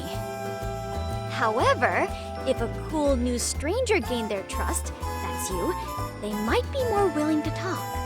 But how am I supposed to be a convincing advisor if I've never danced once in my life? That's okay. It's rare for their advisors to get up and do it themselves. They generally teach from a book. Oh, great. If it's any consolation, their current advisor never even shows up, so you'll already have an in. Just give them a few pointers, act authoritative, and soon enough, you'll be their closest confidant. Easy peasy. Easy peasy? To teach something I know nothing about? I'm sure you can figure that out. That is, if you really are a detective and not some snaky imposter. You're really putting me through the ringer, you know that? I guess I'll have to prevail with the power of vague advice. Good, then let's move. The dance club will be starting their practice any minute. They're in the gym basement, in case you didn't know. I know her test might be tough, Yagami-san. I think you'd make a pretty rad advisor. So good luck. Huh? Oh.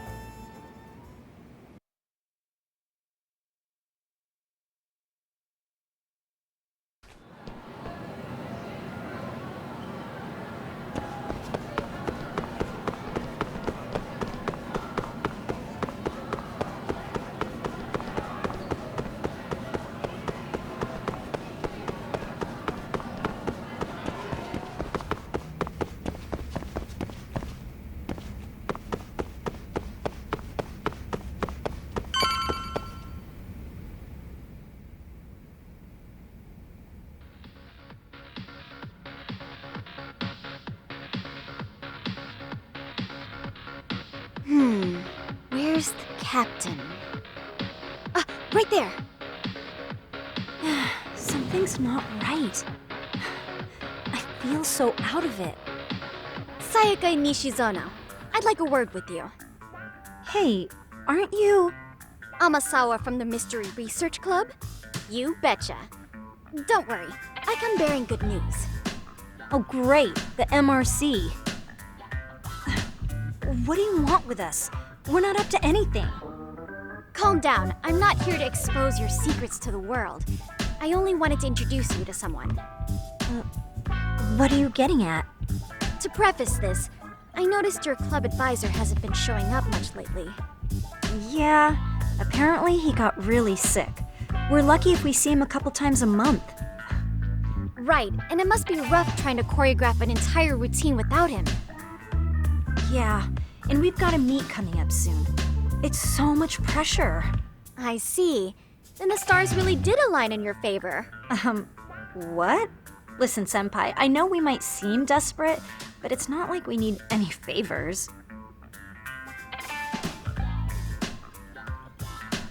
Don't worry, you don't owe me for this. I'm offering you a potential advisor as a token of goodwill.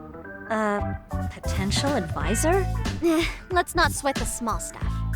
The important thing is, Yagami-san here said he'd agreed to help you with your routine as a stand-in advisor. Help with their routine? When did I ever say that? Oh my gosh, really? This is just what we needed. You know, I could tell you had a certain something about you. So how long have you been a pro dancer? I'm not.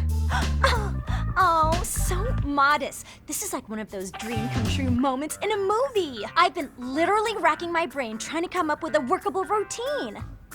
Oh, I'm so glad that's on you now. Whoa, time out. I'm missing some important qualifications here. Yagami-san, This is your Reichenbach Falls moment. You need to dive headfirst into the challenge. Don't you get it? No? Do you think we can get started? We've been practicing and practicing, but something about our choreography feels off. We all know our moves and everybody's got rhythm, so all that should be left is bringing our A game. But it feels like we're still missing something, you know? That wow factor. It's really kind of down to the wire to be figuring this stuff out, but I know we'll push through if we try. Uh-huh. So can I ask for your first impression? Does our routine need more going on, or...? You know, it's hard to say what's going on at this point. I shouldn't have to say this, but keen observation is elementary for a detective. And? And you need to tell them what you observed. You did have your eyes open, didn't you?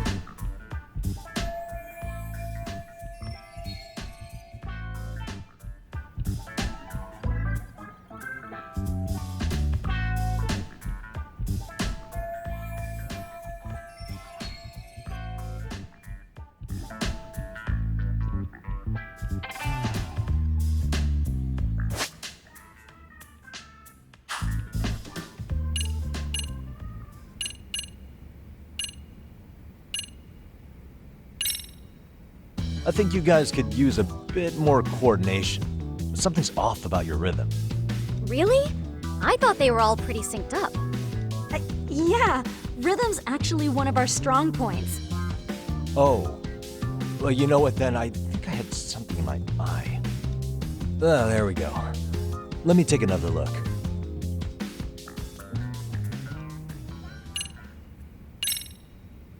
Isn't your routine a little tame?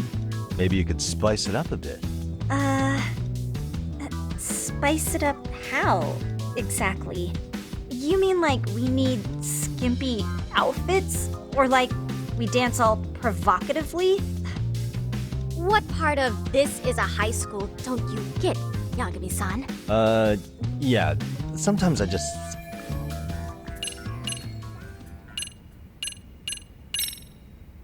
I think your performance could use a little more flair. Flair? How so?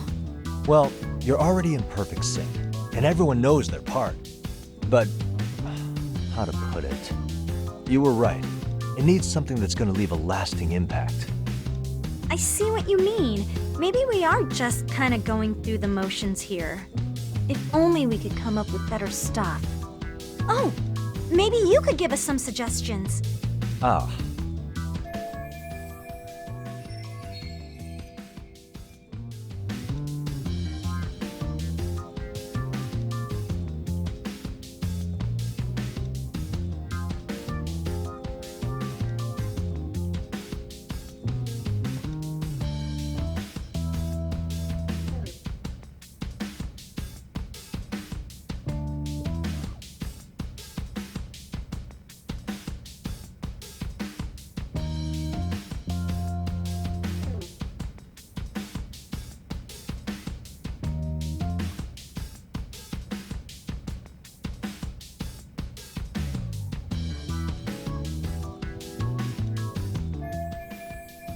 Let's take apart what could give you the edge you need.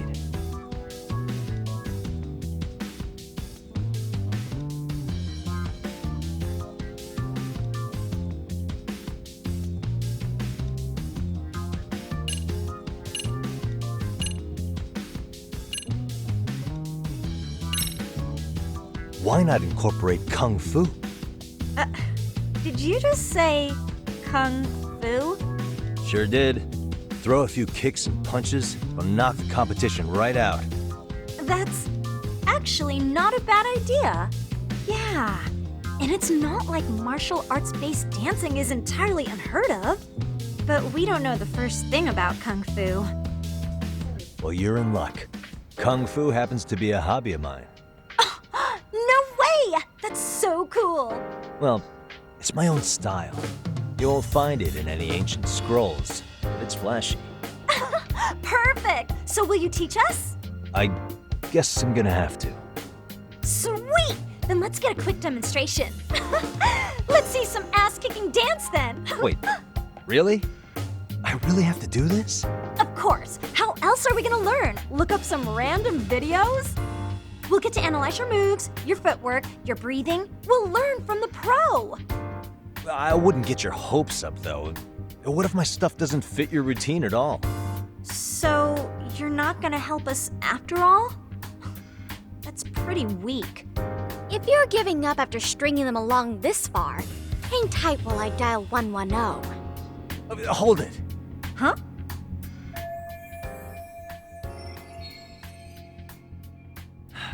You know what? I think I can wing it well enough.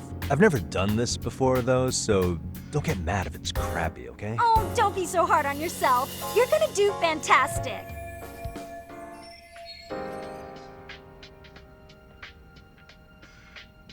Okay, what we'll do first is show you the opening 30 seconds of our routine until the chorus hits. While you're watching, keep an eye out for the parts that could use some kung fu moves. Sure. Good plan. Okay, so here's how we start.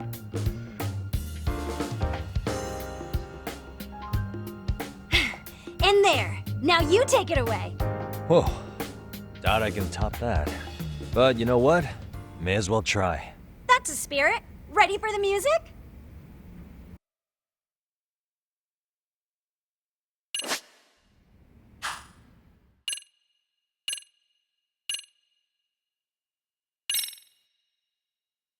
Okay, let's go.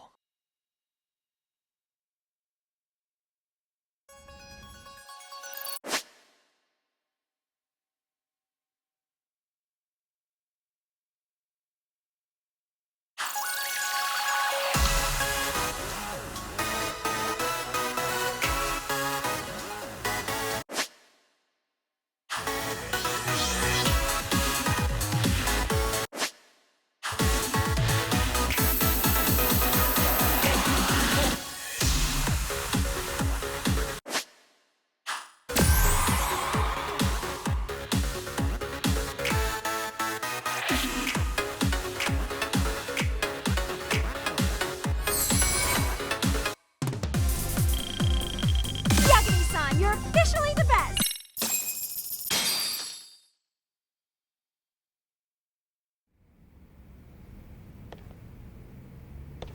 Incredible.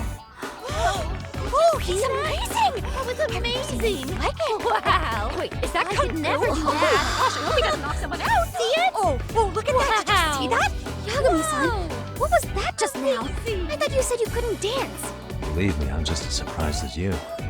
Winning is part skill and part pulling it out of your ass. I don't think a seasoned athlete could pull that off. Yagami-san, that was incredible! You're not just a pro, you're a master! Wow, you're giving an amateur way too much credit here. No way an amateur moves like that. You're something else. Maybe you don't realize it, but you have a gift for this. You're totally a born dancer. I don't know about all that. What you call a gift, I call muscle memory.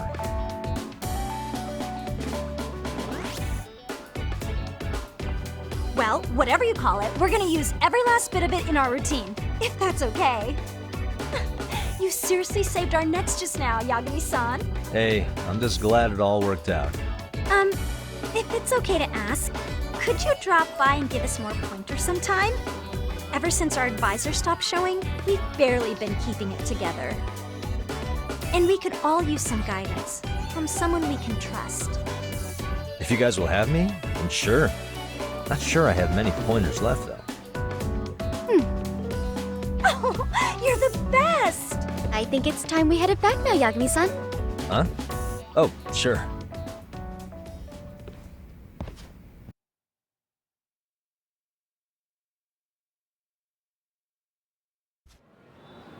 So, did I pass?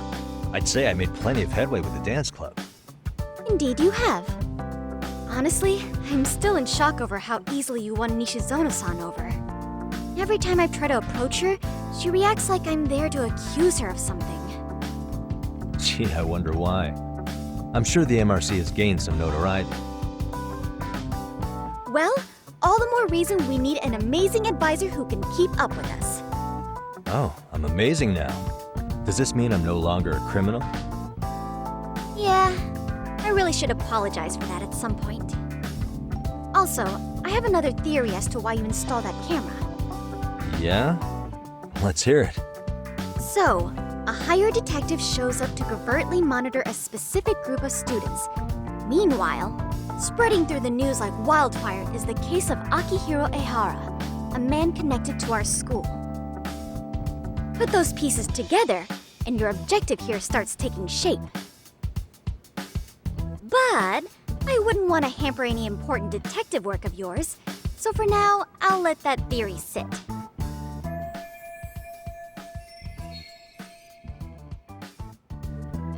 At any rate, Yagami-san, I'll go ahead and let the chairman know of our arrangement.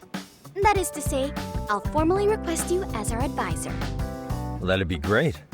But do you really think you'll hire me just like that? Sure, so long as you're officially considered an outside guidance counselor, I don't see why not. Also, we do need another faculty member as a supervisor, but that's more of a formality than anything. Their only responsibility is signing the paperwork. You'll still be the one running the club. Our school makes you jump through a lot of hoops just to be welcomed as a guest, huh? Yeah, sounds like they won't let in just anybody. Anyway, is there a teacher you had in mind? Yep, no worries there. The chairman actually promised to sign off on whoever we chose. Well, I made him promise might be a bit more accurate. What? Really? Man, I wish he'd told me. He told me the club's already had advisors and left it at that. Typical. I doubt he wants to actually keep his word. After all, if we get into trouble, he'll be directly responsible.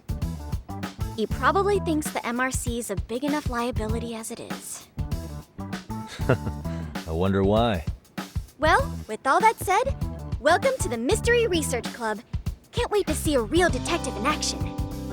Hey, you'll get your chance, and it's a pleasure to be on board. Oh, when you have a spare moment, could you join us in the club room for a talk? I'd like your advice on another case we're monitoring. What, you've got something besides the sugar baby? Yes, and this one may actually be even nastier. In fact, the sugar baby may be but a single thread amidst a larger, more sinister web of conspiracies. But that's a lot to digest, I know. I'll get you up to speed when you're free. Okay.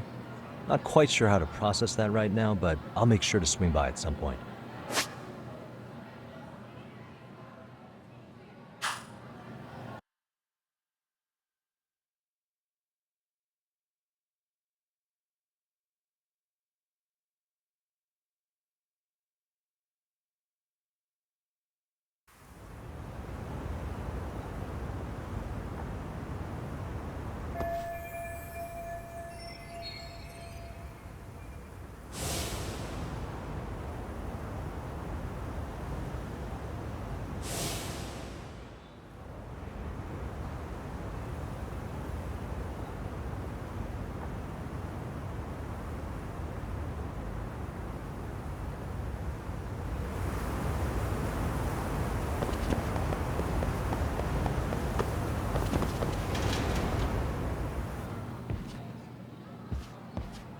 Hey guys, how we all doing? Sweating it out on some layups? Who are you? My name's Yagami. I've been the MRC's advisor for all of a couple minutes, and I need to ask the basketball club a few questions. Okay. There was a student teacher who used to hang around here as recent as, what, October? Mikoshiba's the name. Oh yeah, Mikoshiba-san. Anyway, he stopped showing up out of nowhere. Any of you have any theories? Okay, scratch that. Then, what kind of teacher was he? Is he nice? Is he a jerk? I wouldn't say jerk, but he was enthusiastic. Yeah, I mean, he did show up almost daily. The club was really good back in his day. That's probably why he had us hustling even harder than the coach. So, would you say he was on good terms with you all? I guess. Wait, where's Koda and them? Oh, from class 2 too? I don't know. I haven't seen Matsu, Nakane, anyone.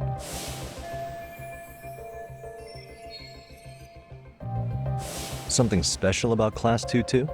Well, yeah. Koda's in 2-2, and she was Mikoshiba-sensei's star pupil. Star pupil? I do know who you're talking about, by the way. Are you saying she was favored over the others? In a way, Mikoshiba-sensei worked her harder because she hadn't played basketball till high school. See, most of us already had tons of experience by the time we joined. So, anyone starting as late as now has to be really athletic to keep up with the team.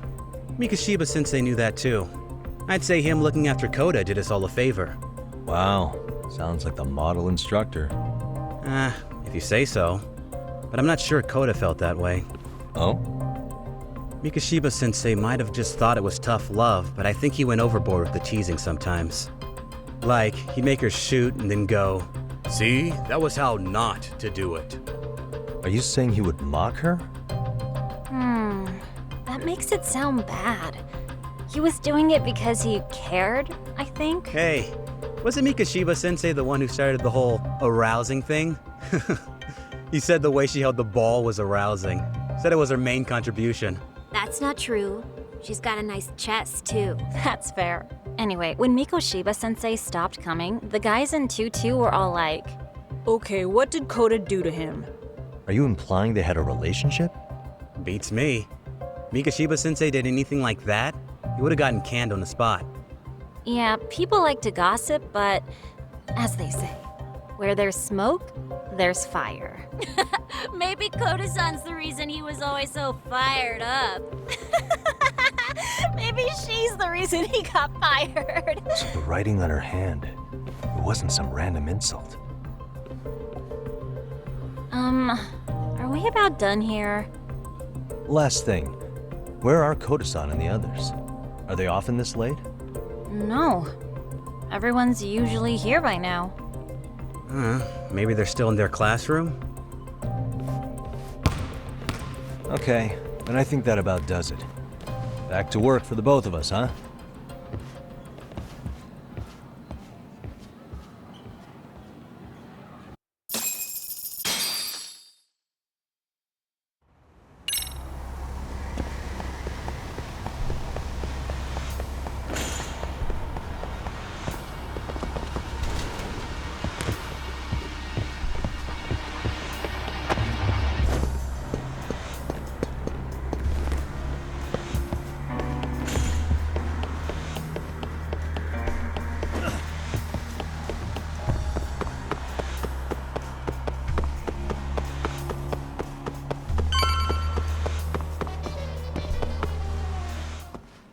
You spacing out on me?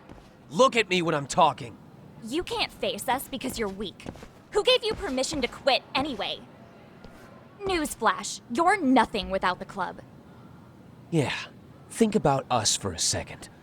Who has to pick up all the grunt work when you're gone? Maybe she feels special after what happened at lunch. Like people suddenly give a shit about her. Doesn't give you the right to ditch practice. Talk about selfish, am I right? Stop it. Stop it! Stop it! Stop it! Is that all you know how to say? You think we're letting a stuck-up bitch like you give the orders? You guys still haven't learned to play fair?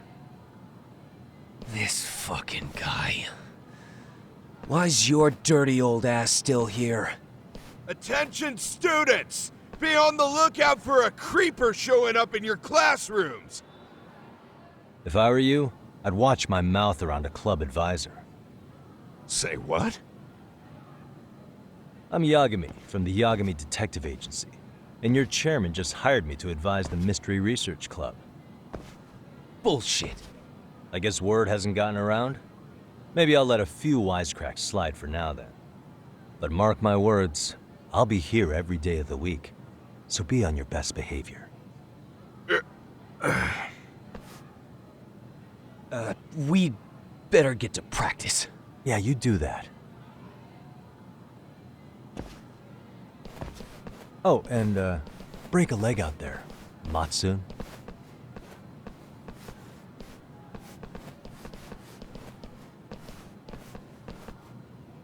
Not very nice, are they? Are you all right? I'm fine. Koda-san, I'm sorry to spring this on you, but as I said, I'm a detective, and I need to talk about Hiro Mikoshiba. He started training as a teacher here pretty recently, right? And one day he just stopped showing up? At the time, did you notice anything strange about him? Maybe he seemed troubled, or you saw him hanging around strangers? Why are you asking me? The basketball club members think you and Mikoshiba might have been close, at least at practice. They said that?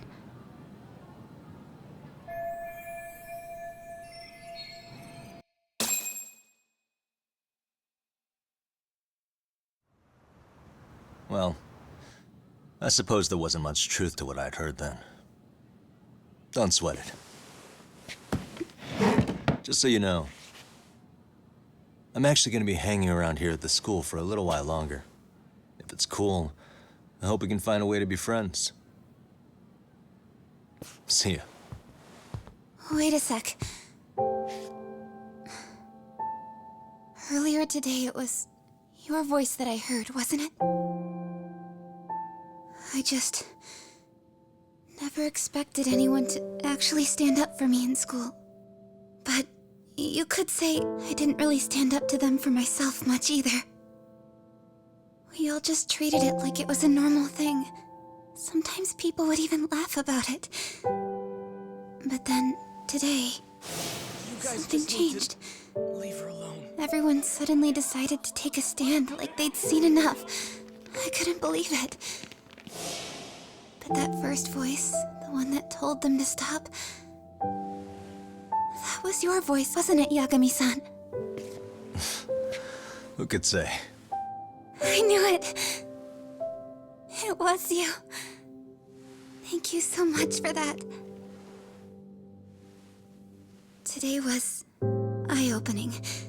I never thought about how horribly I was being treated until everyone stood up for me. What's more, it made me see that I was strong. In fact, I finally stood up to the basketball kids. So you did. Is that what made you decide to quit the club? Ever since I was a kid, I wanted to play basketball in a real team. I used to read this manga that made it look so cool. In a comic, even if you're a terrible player, the team always tries to lift you up. I tried. I wanted it to work, even if all they did was tear me down. But today, I just up and quit. That's not cool at all, is it? You did nothing wrong, Koto-san. Truth is, there's a lot of injustice in the world that goes unseen. And some people decide it's easier to be part of the problem than be part of the solution. The kind of people who only feel joy when they see others in pain. You can only do so much to make people see the light. At some point, you've just got to let them go. You know what I mean? Then there's no shame in quitting. But Yagami-san, I think you can only say that because you're such a strong person. Okay. In that case, we won't call it quitting. Huh? You can play. Doesn't have to be with the basketball club. If you practice, you wouldn't even need a school basketball club to get to where you want to be. If this sport is what you want to do with your life, I guarantee you there's going to be a path for you to take. And all you have to do is find that path. I mean, it's got to be out there. And then you don't have to call it quitting. I don't know about that. Are you sure? I mean, wouldn't that be cheating? Come on, try to work with me here. So, the MRC, you're the advisor? Yagami-san? Yeah. If you need anything, you just let us know. Anything at all. For example, if you hit any more trouble with those basketball club kids, you find me. Sure. You've got this.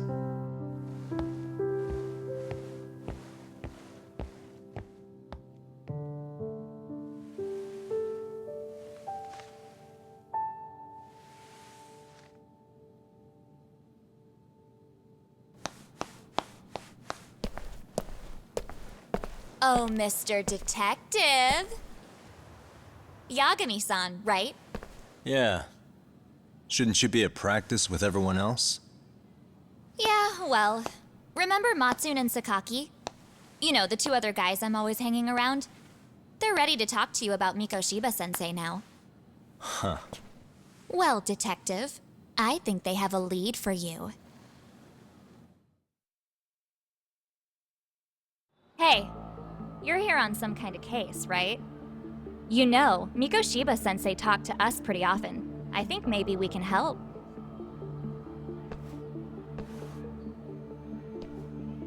That is, if you wouldn't mind starting fresh with all of us. Oh, turning over a new leaf, are we? We kinda have to. How else are we gonna get good college recommendations? It would really bite us in the ass if you went and narked on us, so... Will you at least hear us out? Matsune and the rest are just upstairs. Please, be a nice guy, we're really sorry. Okay, I see where this is going. How many guys are up there waiting to jump me? The next floor up is for third years, right? You rope some of your senpais into this too? Wow, you don't even know us and you're throwing out accusations like that? How are we supposed to become upstanding citizens with teachers like this? It's just not fair. Fine, I'll hear you out. Tell your friends I'm on my way. Really? Awesome!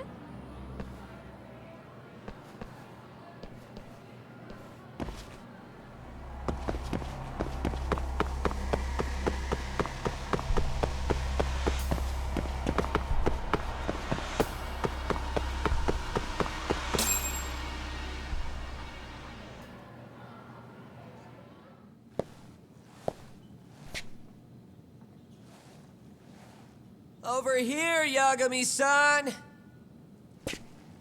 Sorry to drag you all the way up here for this. You wanted to talk to me? About Mikoshiba-sensei? What? I can't hear a word you're saying, man. Why don't you come closer so we don't have to shout? Yeah, let's get this over with.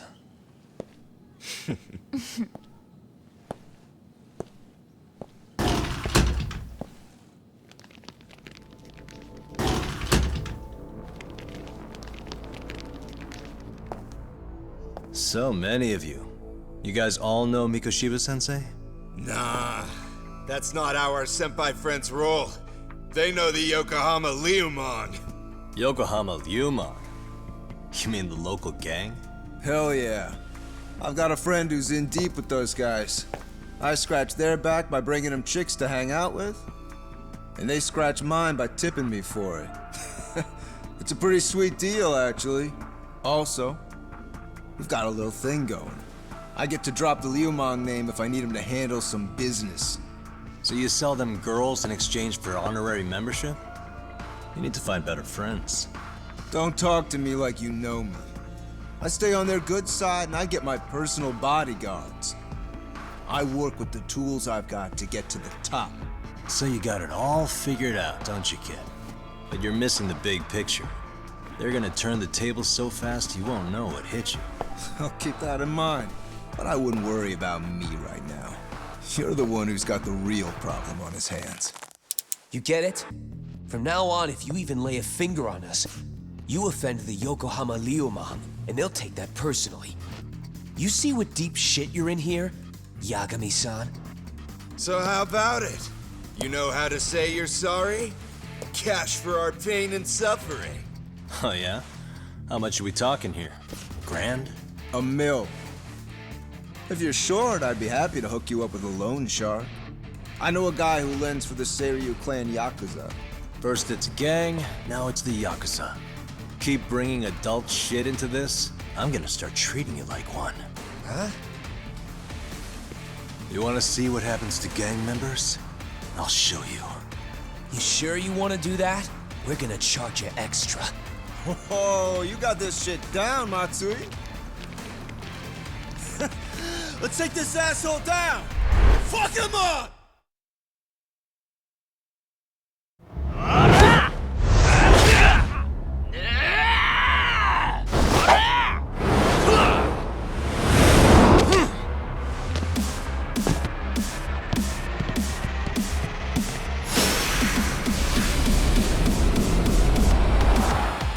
Let's go!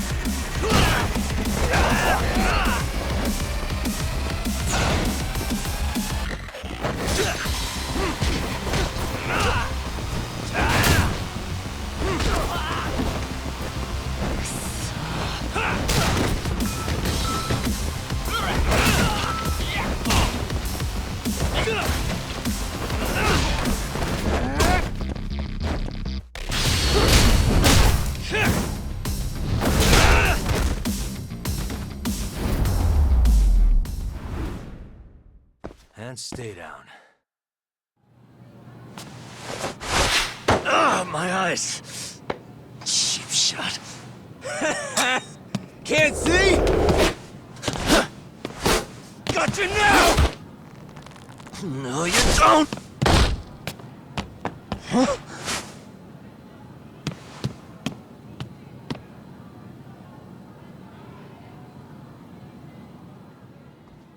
What?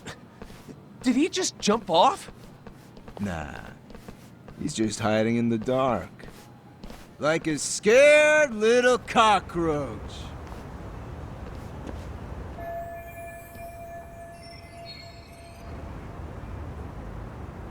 You guys go look for him and tell me when you find him. I'm going for a smoke. Okay, sounds good. You got this in the bag. Senpai, what do we do? You guys follow me. We'll all smoke together till we get an update. Sure, I'll come with. Senpai's the toughest around, and the coolest. Ah, well. All for my adorable little underlings.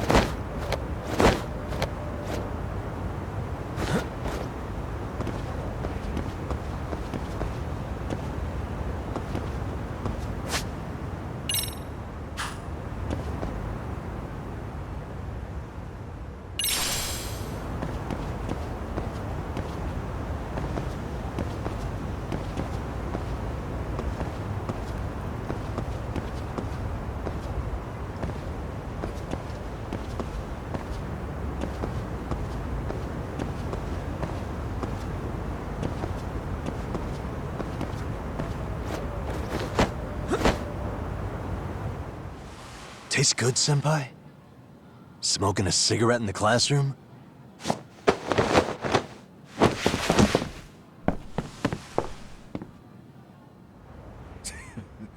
So you came all this way just to get your ass kicked? Hey, Akane! Go get the other senpais! Okay, I'm on it. You guys better watch out. If your teacher busts you smoking, won't you get in big trouble? On the other hand, you guys could use a lesson in manners, and I'd be happy to teach you. Huh? What the hell? Bastard! So this is where you were hiding. Now what? That mouth of yours won't get you out of this. I'm taking you down!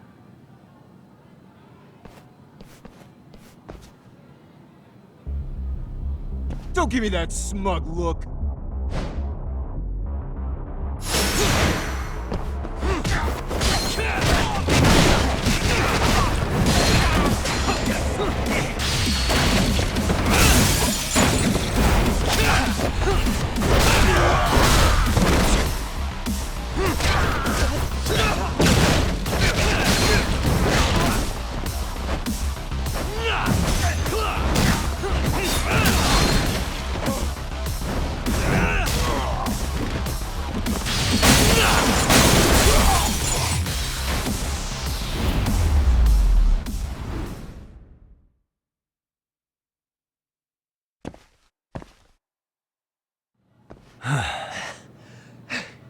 Jeez. This guy's a maniac. He's too good at this, man.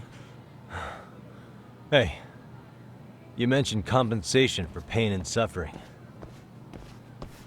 That still sound like a good idea? No, we were just being stupid. Could you maybe forget all that? Then from here on out, we're buds, right? Ow! Ah, my shoulder! Holy shit, that hurts, Yagami-san! Tell me everything you know about Mikoshiba. After all, you guys were pretty close, right?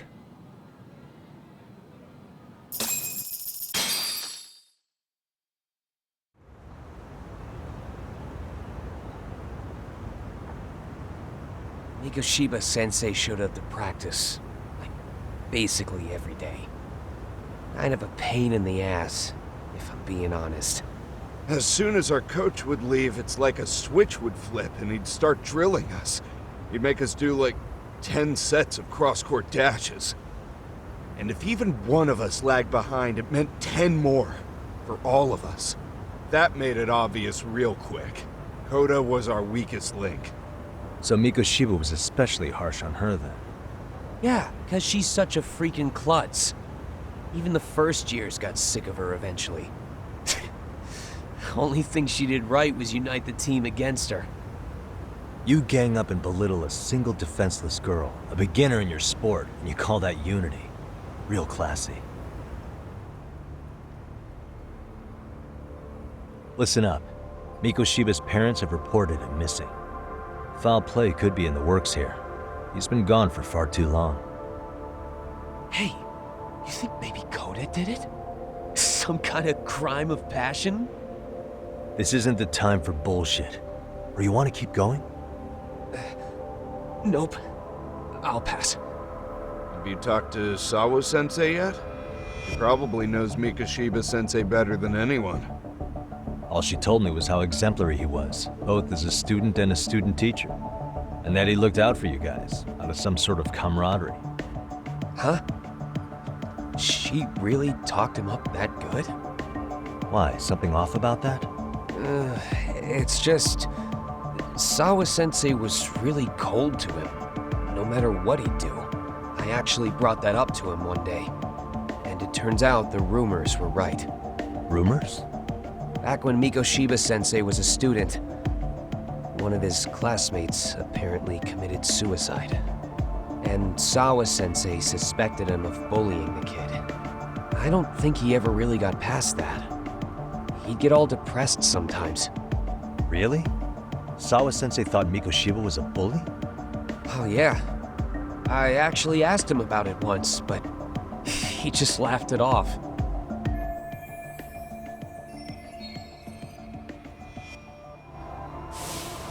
I teach English, and that's what I was focused on. So as far as I knew, Mikoshiba-kun was a good student with solid grades back then. And during his time in training, I was under the impression he got along with the students just fine. What did she really think about Mikoshiba? I'll have to press her on it.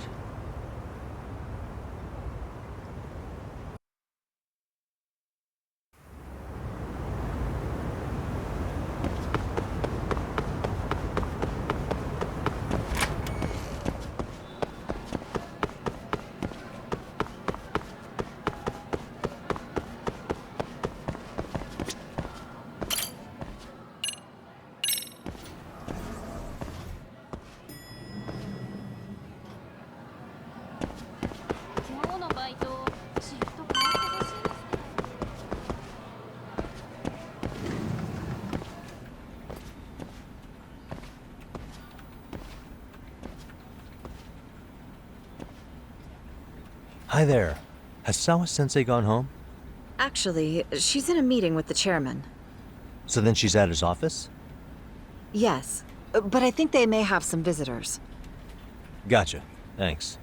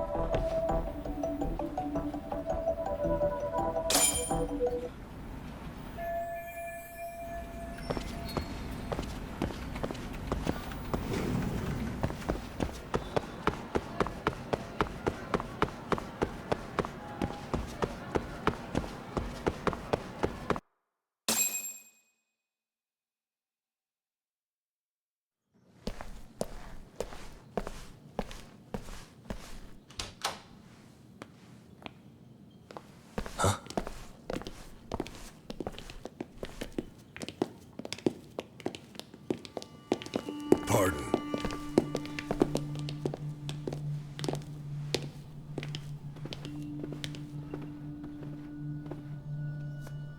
Yagami-san. Those men are with the Kanagawa police. They said they're here to make inquiries about Mikoshiba-kun's disappearance. And they asked to see Sawa-sensei too? Yes. But I have to ask, can you tell me what's really going on? You were asking questions about Mikoshiba-kun as well.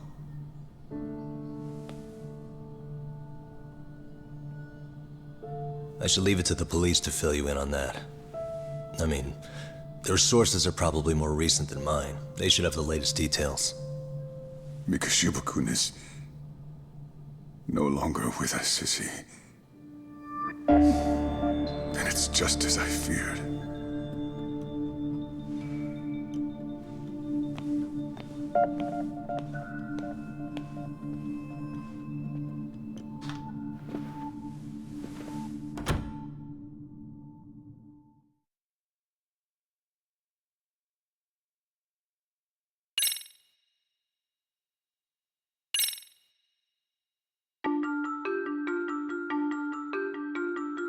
Two months ago, a young man named Hiro Mikoshiba went missing during his stint as a student teacher. Mikoshiba quickly becomes the center of attention when his rotting corpse is discovered. And Yagami scours the school for any clues left behind. Rumor has it, Mikoshiba drove a classmate to suicide in his student days. A rumor that the school faculty is seemingly unable to deny.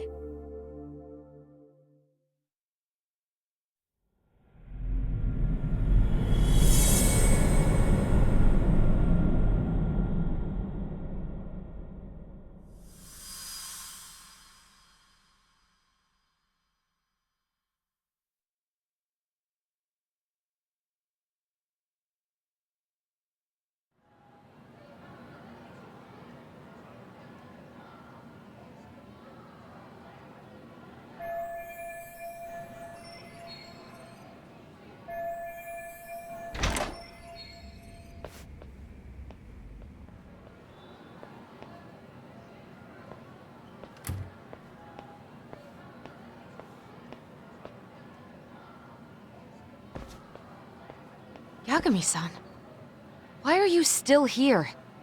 Because I care. Now, if you're open to the idea, you think we could walk and talk? Why? So you can grill me with more questions? You realize the police just finished doing that, yes? I figured they'd come knocking sooner or later.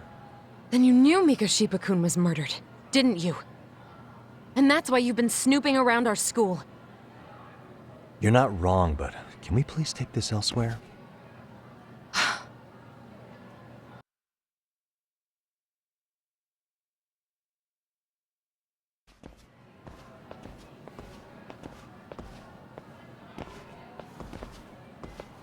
If you knew Mikoshiba was murdered, why didn't you tell me up front? Because that information's not public. Didn't the police ask you to keep quiet about it? Well, yes, but even so... What sort of questions were they asking you anyway? I thought I was supposed to keep quiet. Cute. Now I'm going to ask you one last time. Please, stay off our campus. You don't belong here. I mean, what if you end up injuring a student? It would be a nightmare for all of us. Nobody's getting injured. All that's water under the bridge now. Is that so? Yeah, and I should probably mention, I'm the new advisor of the Mystery Research Club. I have the chairman's approval and everything. So it looks like I have a place here after all. What? Since when? I think we're getting sidetracked here. Did the police ever mention a suspect? No. All they told me was what happened to Mikoshiba-kun. That he's no longer a missing person. That he's dead. And was dumped in a derelict building. My condolences. That was all we found out. The police were the ones asking the questions, not us. They hardly gave us room to breathe. Yeah, sounds like an interrogation, all right.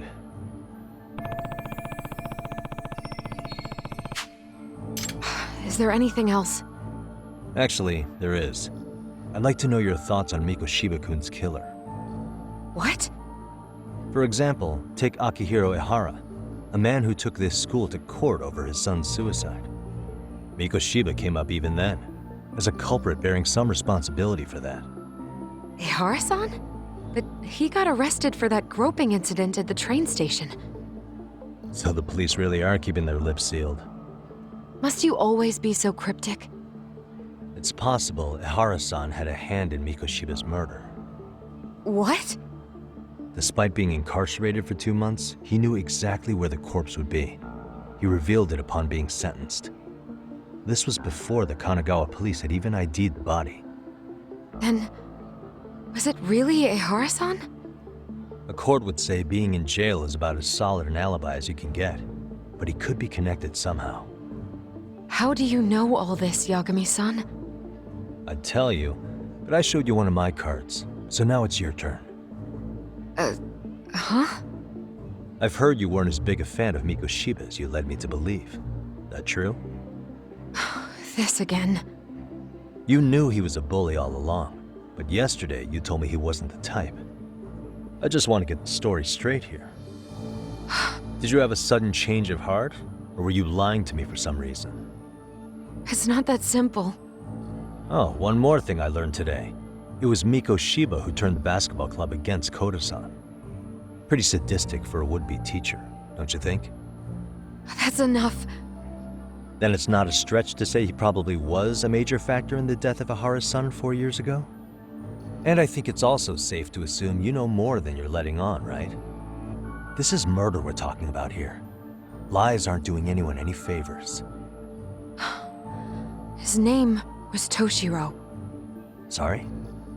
Everyone keeps saying Ehara's son, like he's just another statistic.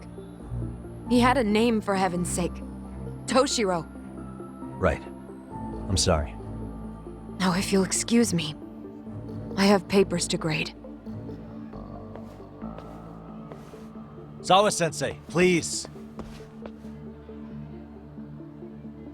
9 o'clock tonight. I'll be at Plage on Izazaki Road. We'll finally have a real talk?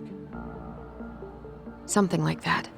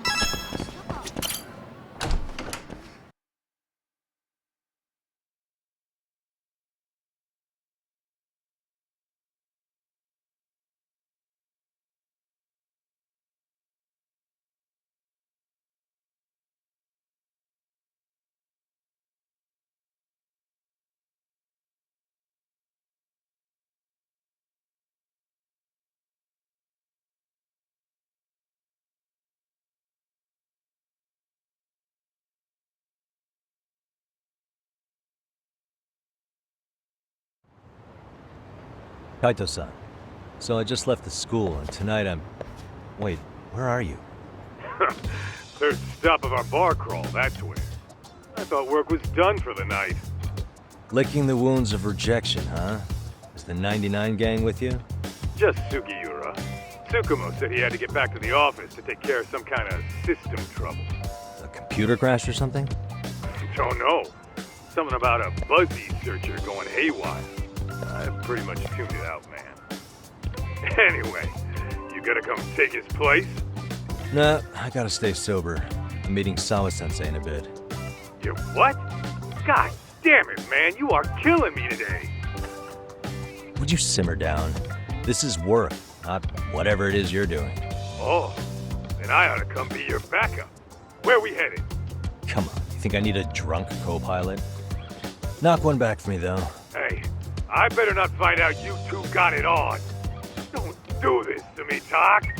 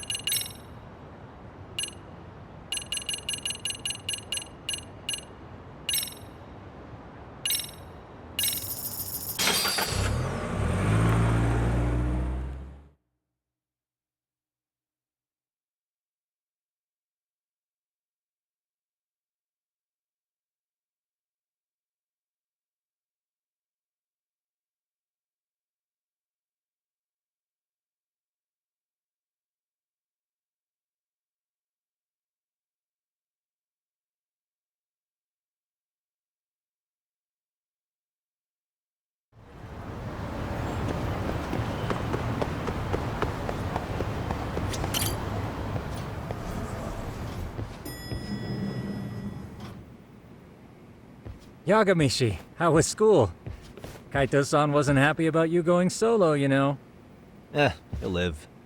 He can cry about it to Sugiura. So he does. Anyway, I couldn't help but notice Skenda Law bending your ear earlier. Anything important? Right.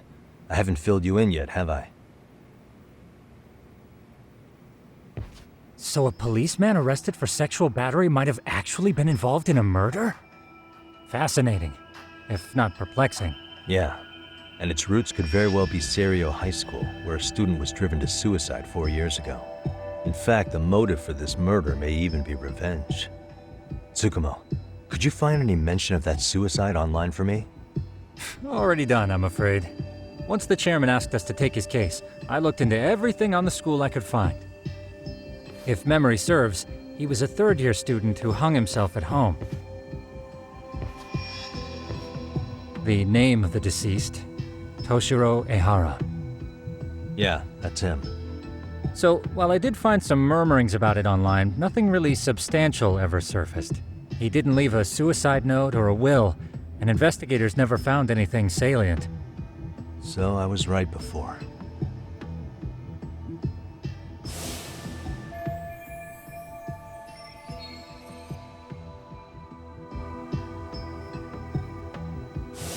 His father, however, suspected there may have been a bully and promptly took Serio to court. But without enough evidence to back it up, the system more or less spit him out. Even so, the lawsuit dragged on until this year. But that level of news hardly makes a ripple online. Yeah, I doubt it would. And that's all the intel I've dug up regarding the case. Huh? What's that sound? I'm testing a system I've been tinkering with. Thought I'd fixed this bug already. A system for what? Well, it predicts the occurrence of crimes. It predicts crime? No way. Perhaps that was a bit of hyperbole, but it does come pretty close. Essentially, this system is designed to monitor and detect danger zones within a specific area. The city itself, to be exact. That still sounds pretty amazing. If you say so. I basically cobbled it together out of pre-existing tech. Yagami-shi, do you remember when I used my chatter search program for you not too long ago? Oh yeah, that was a real trip. You pretty much hacked Chatter to see an entire social network at a glance. Yep, and this system I've developed is a souped-up version of that. Though there are substantial differences, the principle is still... how about you just try it out? We'll start with this little window. It displays all relevant chatter posts after filtering the fluff. And these posts are all pinpointed on this map of Ijincho? Right. It maps out where in Ijincho each specific post was made. So my AI constantly combs through Chatter's database as it updates in real time. Then it extracts only the trouble-related chatter for display on the map. So it actively seeks out trouble? It's wild that you can program around such a vague concept. Well, in its current iteration, the AI isn't exactly genius material yet, so it still pings some false positives. There's something else, Tsukumo. What are you going to use it for? I'd like to use it for promotional purposes. Like advertising? Yeah, since we're still relatively new in town, we don't have the kind of rep that brings in regular business. Oh, okay. And that is where my buzz researcher comes into play. Buzz researcher? Consider the glut of trends and terms strewn across social media. These buzzwords are sometimes clues to trouble beneath the surface. So, when the system picks up one of these words and we rush over to save the day, the hope is our reputation will flourish as a result. Damn, that's some pretty intense marketing you've got going. Well, we probably won't be paid for impromptu cases, so this is sort of an upfront investment. But directly intervening before a situation gets out of hand will build us the brand we want. At least in theory. I'm not sure how it'll all pan out yet. Well, I think you've got something there, Tsukumo. Mind if I give it a shot? I thought you'd never ask. Though the system's got a long way to go by my standards. But with you as a tester, I know I'll get strong enough feedback to have this baby running in top form. So you wanted me as your guinea pig all along. You sure cracked that case quick. Anywho, let me get this app booted up on your phone. May I do the honors? Go right ahead. And that should do it. Here you are. Okay, let's see here. This is just a big mess. How am I supposed to know where to go? This is indeed too much noise. In fact, this is entropy in motion. This won't do it all. To solve this, we narrow down the keywords. In other words, simplify our search? Yeah, by manually filtering keywords, we can decrease false positives, thereby locating the right spot more accurately. How do we do that? Does the AI do it for us? No, not entirely. What the AI does is pick up on any keywords it deems important. Emphasis here on the word any. Meaning it'll turn out duds every now and again. Yeah, that's still pretty busy. And therein lies the predicament. To narrow these results down any further, we must depend on instincts, experience, and even inspiration. So you're saying human intuition? Precisely. Even in this day and age, human intuition will trump AI every time. That is, until we all become cyborgs. But that's getting ahead of myself. As it stands, Yagami-shi, you've got the best intuition out of all of us. Well, let's just start with a post that smells like trouble.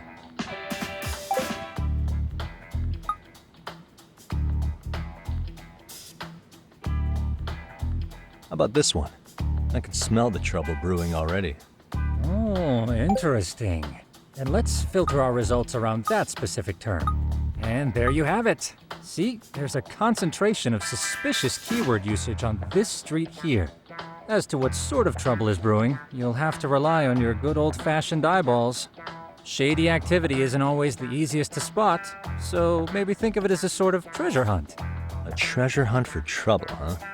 Does sound right up my alley. Doesn't it? I can already picture you out there, helping people in need until it all pays off. What could await you at the end of the trail? My heart rate is already spiking. I'm just glad to have a helpful app for once. You know what? That reminds me. I also have a gadget here you may find useful. Can't always be glued to your phone, right? What is this? It's a high-end sound collector. It boosts the volume of mid-distance sounds, making them easier to hear from farther away. A sound collector, huh? I could use this to pick up cries for help, or even eavesdrop all over town. That's the idea. With enhanced hearing and geolocation capabilities, you'll be a trouble terminator. Just like I've always wanted. Now, I do have some other gadgets in the works, but I'm still fine-tuning their UI. I'll show you soon enough. Looking forward to that.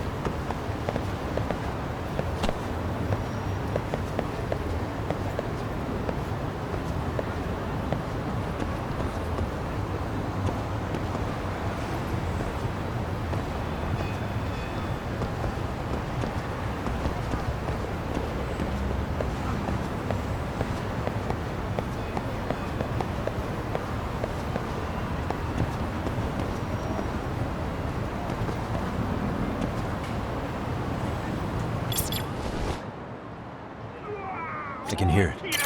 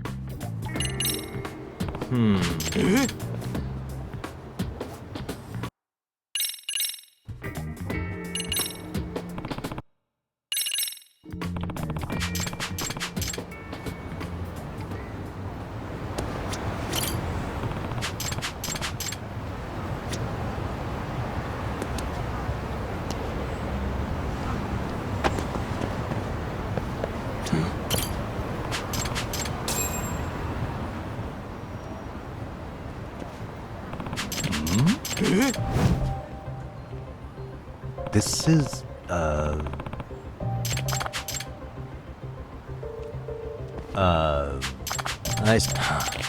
no way.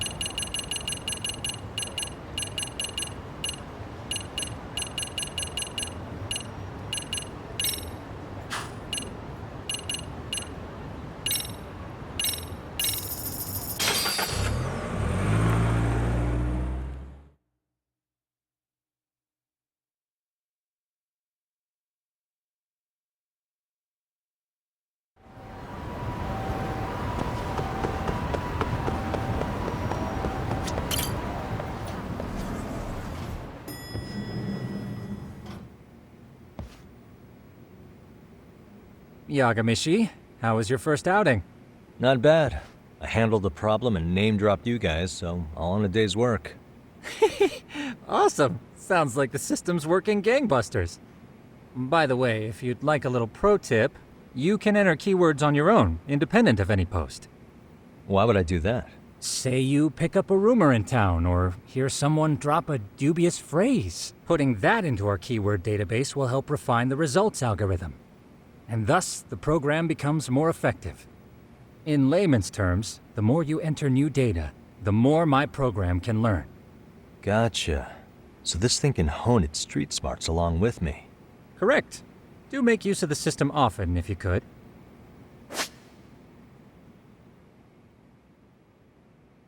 I know this is a lot, but one last thing. We've also got a bulletin board for case requests. A good number of them are somewhat beyond our current capacity.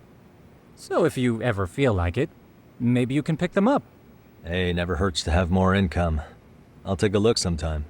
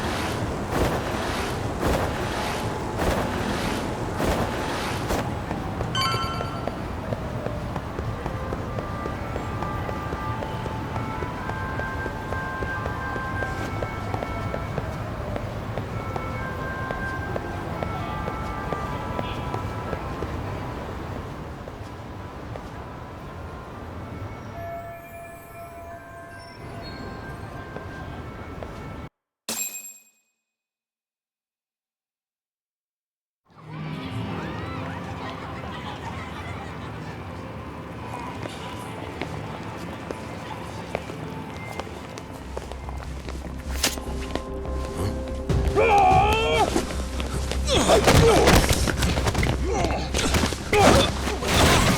get out of here! What's your problem?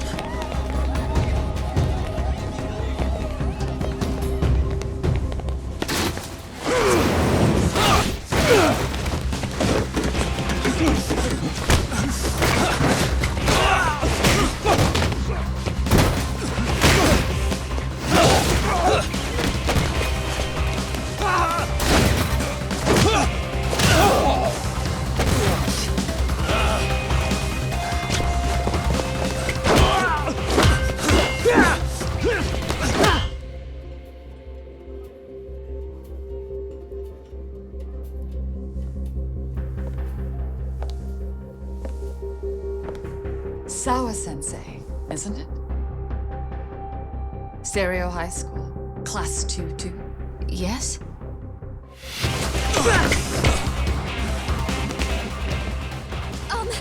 Sir? Take a break.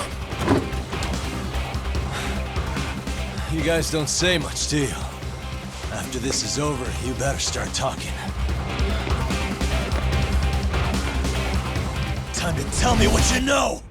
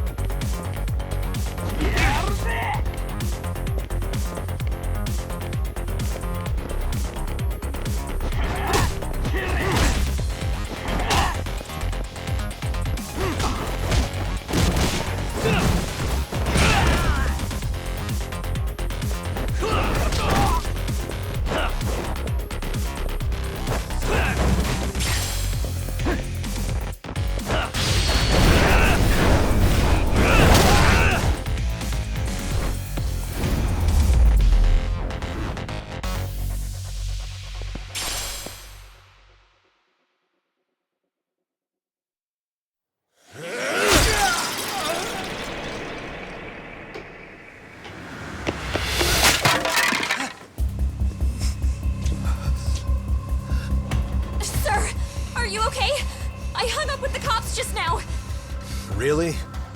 Just now? You want to keep going?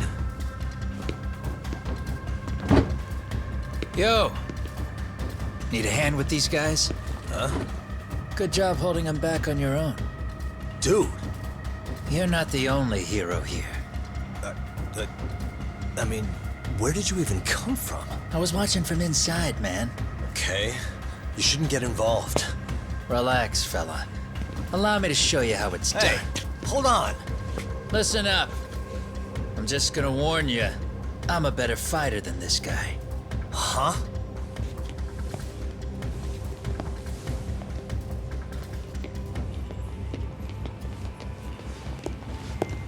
Fuck. Yeah, you're welcome. Right. Thanks for making them slink into the night before I could even ask who they were. Huh? Later.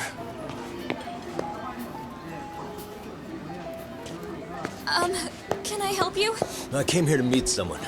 I'll just check upstairs real quick.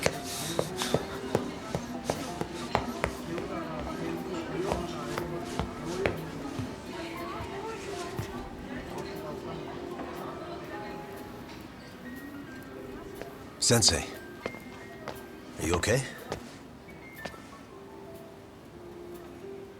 Did someone get here before me? I'm sorry. There's nothing I can say. I can't tell you anything you don't already know. What happened up here? Did someone come to intimidate you? Someone who might be involved? I couldn't make out who the woman was. She had sunglasses on. What did she say to you? That I need to stay away from this. The whole Mikoshiba-kun case. And then she said that you need to do the same. Me too? Yes. And what if I were to refuse? If you said no. Then she told me I should give you this picture. Huh? This is Mikoshiba. I'm so sorry, but I'm leaving. Wait! I get it. At least let me walk you home. Just stop! I don't want anything to do with this! If you come back to the school, I'd appreciate it if you would stop talking to me. There's nothing I can do to help you anymore.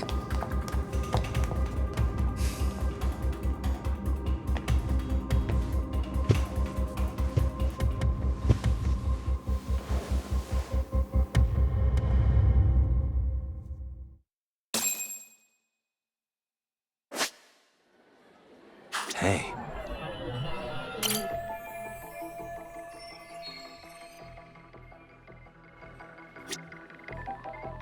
Suspicious.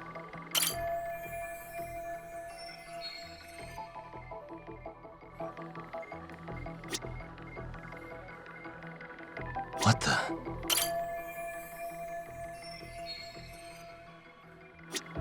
Hey.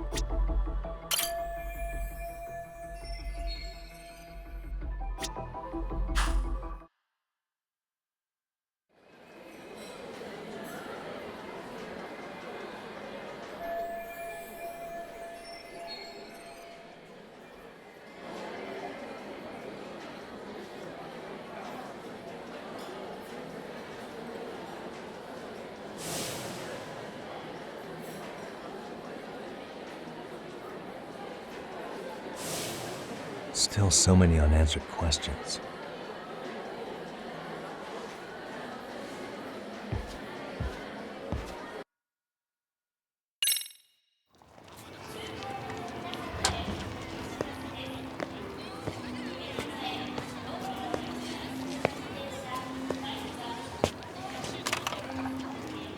That would be the white mask of the Yokohama Liumang. These guys would break your knees for the right price. So they're just a bunch of thugs for hire? Pretty much. Well, anything else I can do for you? I've earned something of a reputation here in this town. But you've got a face I haven't seen anywhere before. Why are these goons picking a fight with you? Got any ideas? I've got a hunch, but I'm gonna keep it to myself. A tightwad, huh? Didn't I just bail your ass out? A handyman? It's Kuwana. You got trouble here, I'm the one you call. I'm not afraid to get my hands dirty. I can handle shit the cops won't deal with either.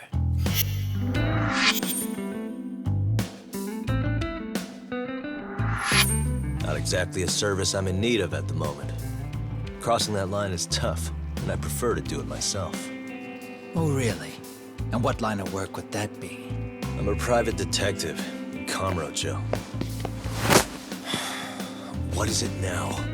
Some competition just showed up on my turf and made a scene, man. How would you feel if the situation was reversed? You wouldn't tolerate any disrespect, would you? So state your name, and then you say, sorry, Kuwana, I made a bit of a ruckus here. Exactly how high up the food chain is a handyman in this town? I'm just trying to teach you some manners.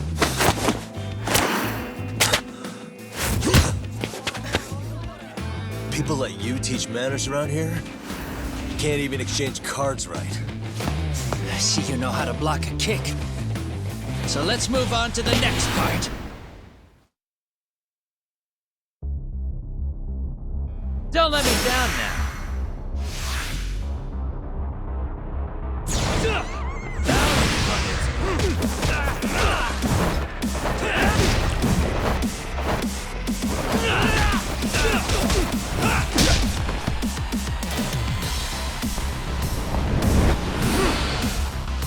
Now that's fancy.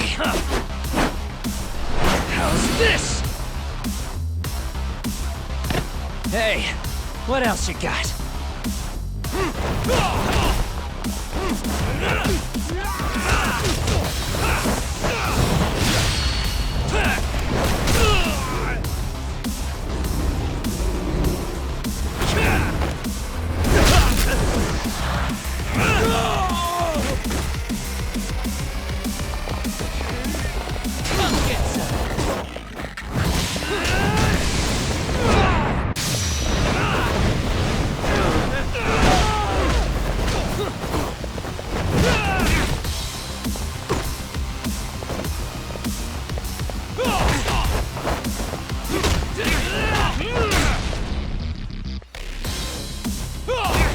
Bring it on!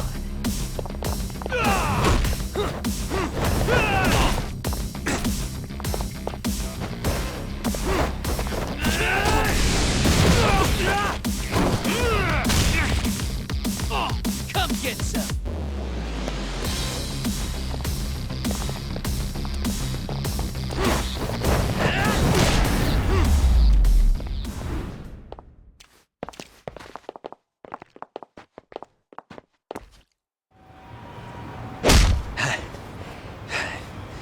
Better than I was expecting. Right back at you. Give yourself a pat on the back. Hey, you want to tone it down? Or you want another lesson? I'm listening. You don't know when to give up. Time's up, both of you. The cops are almost here. What the? Sugiura-kun?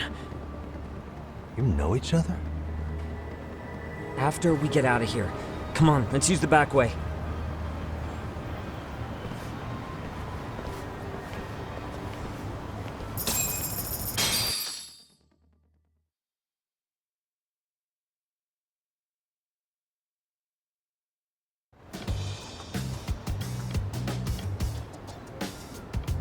Seriously? How do a couple of grown-ass men end up bickering like that? I was just finishing what he started. Yeah. And you can thank Sugiura-kun here that you're still standing. How do you even know this guy? Kawana-san's our senpai here in Ijincho. He's the local handyman. He's got tons of connections both above and below ground. So, definitely a higher tier of service than us. Have you been working together?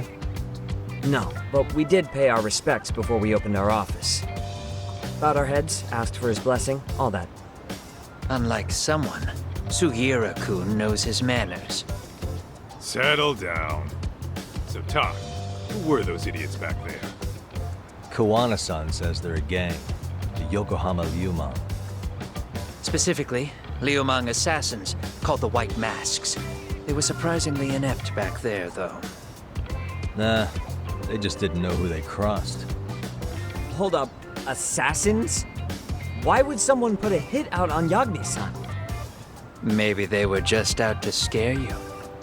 I mean, I doubt even the Ryumon would take someone out in public. They don't like crowds. Whatever the case, can you find out who hired them? I prefer to know who wants me dead. No can do. Even they don't know their clients. They get all their gigs piped in from the dark web. Good news is, you can hire them yourself, too. Want me to hit them up for you? No thanks. I'm good on the contract killing front. Man, oh man. What kind of shit did you step in? If you're gonna make a mess in this town, I want in. Some things are better left to the locals. Especially when it starts turning gray. Fine by me. What is? Having someone around who knows the ins and outs of Ijincho, man. Besides, don't you owe him for saving your ass from the White Masks? He didn't save my ass. Pull the stick out, buddy. I can tell he's cool. Yo, wanna grab a drink? On me. Now here's a kindred spirit. You're on, but I'm getting round two. See? I knew you weren't half bad. Wait, you don't mean now, do you? coming with, Tak? Nah, not tonight. I'm heading back to the agency. Got a few things to sort out.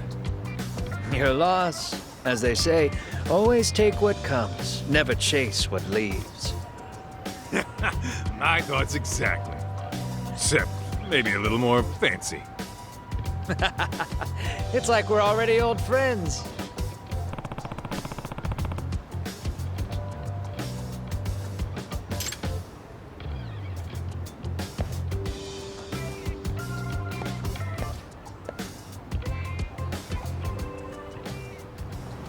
Huh?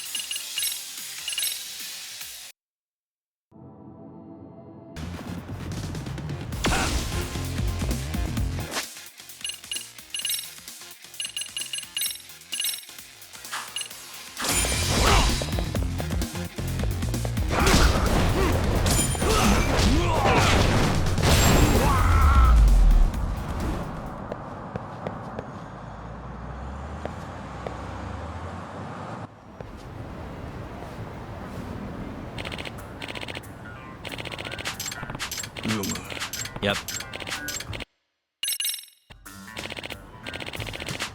Yep. Ha ha.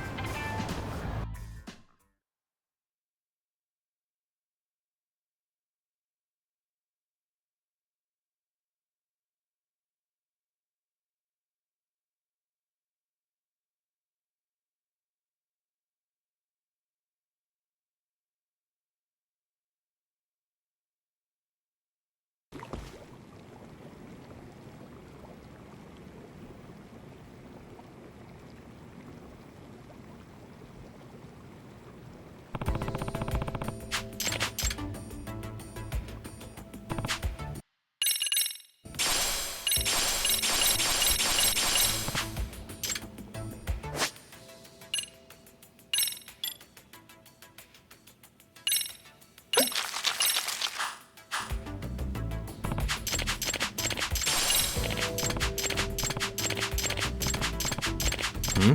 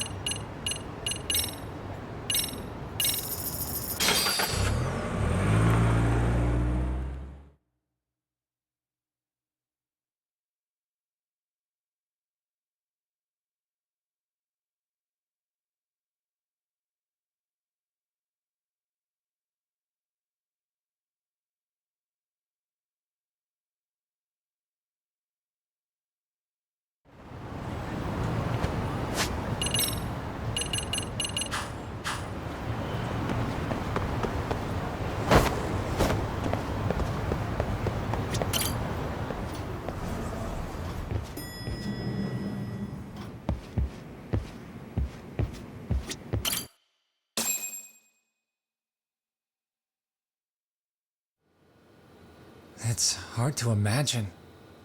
And you're saying Sawa-sensei was given this picture? Right. And it must have really shaken her up. She wouldn't even stick around to have a chat. Some mysterious woman handed her the photo. She's gotta be linked to Hiro Mikashiba's murder in one way or another. If I had to guess, she's working with or for Ehara. But I couldn't tell you how they're connected. It might even be that she's the one who hired the Yokohama Liumang to attack you at that restaurant. If they're telling you to drop the Mikashiba case, they're connected too. A threat like that might have worked on a run-of-the-mill detective in over his head. But how do you think you even got on their radar at all, Yagamishi? Mikoshiba's case is so big they needed hired muscle to stop you? If I'm that much of a thorn in their side, the police investigation is worse. Yeah, that's true. Even if they stop you in your tracks, Kanagawa police would just pick up the trail right where you left off. I have to figure, I'm not the one they were really there to threaten into staying silent. It was Sawa-sensei.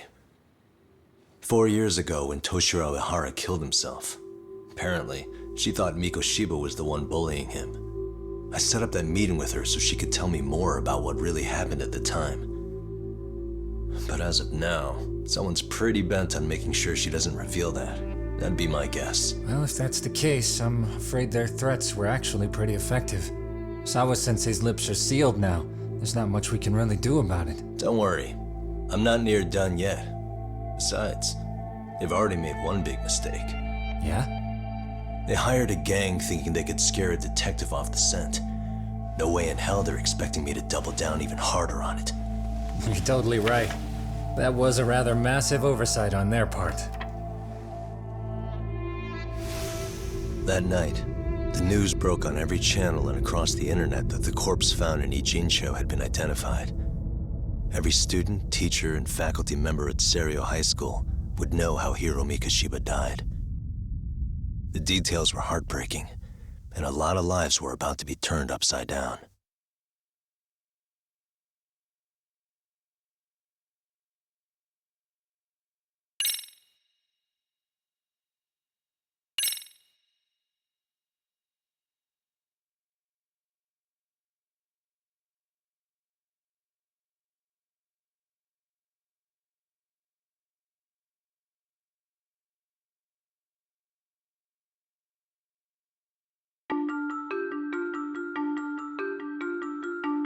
The alleged bully, Hiro Mikoshiba, turns up dead.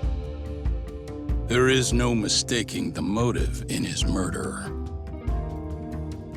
As Yagami looks into the heart of the matter, a suicide 4 years prior, he is met with brutal backlash from the underworld. Why does Yagami face resistance at every turn? As night falls over Ijincho, the answer slips further into darkness.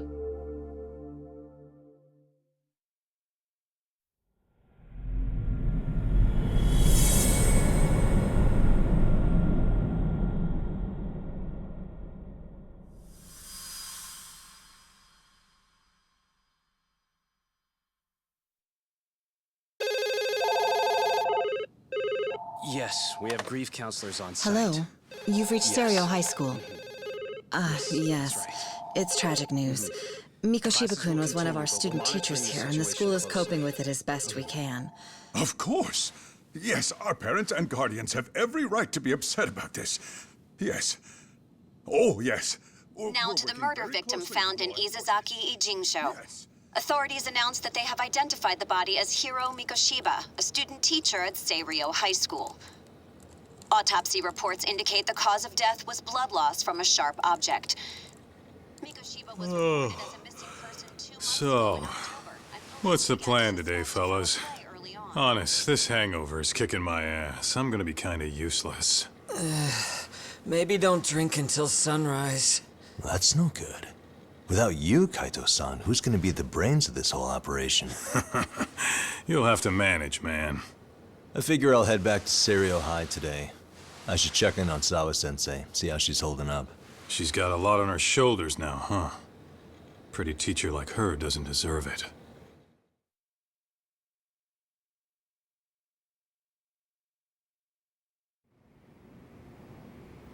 Right from the outset, Sawa-sensei flat out denied that Mikoshiba ever bullied Toshiro Ehara. But then we learned she confronted him about his actions 4 years ago. Which means she was starting to suspect he was the bully.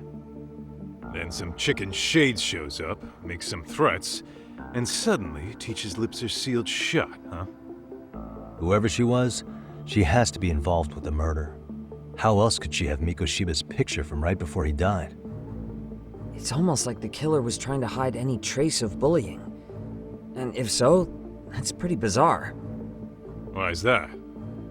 I mean, if Mikoshiba really was the bully, why bother covering that up? Wouldn't it work in their favor if word of that spread? That way the murder would be, I don't know, more justified? Yeah, I do see the logic there. Okay. But what gets me is, why would Sawa-sensei change her answer like that? Have you considered she may have been pressured to hide the truth? Perhaps by an overcautious superior? I wouldn't put it past Chairman Okuda to pull something like that. I doubt he has that kind of sway over her, though. Sawa-sensei doesn't exactly mince words with him. Guess we'll have to ask her directly if we really want to know. Yeah, but didn't she make it pretty clear you need to keep your distance? What kind of a detective would I be if I gave up because of that? Point taken. Well, is there anything I can do to help? Oh, sure is. Help me kick this damn hangover. Say what? Might as well hang back, Sugiura. Only I can get in and out of the school without raising a red flag right now.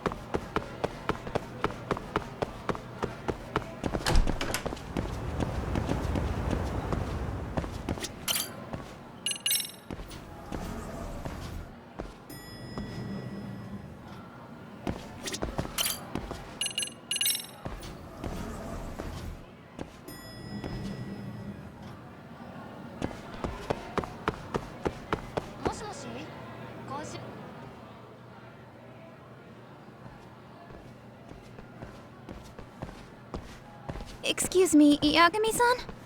Huh? Koda-san, what's up? Did a teacher call you over? Actually, I wanted to talk to you. Okay.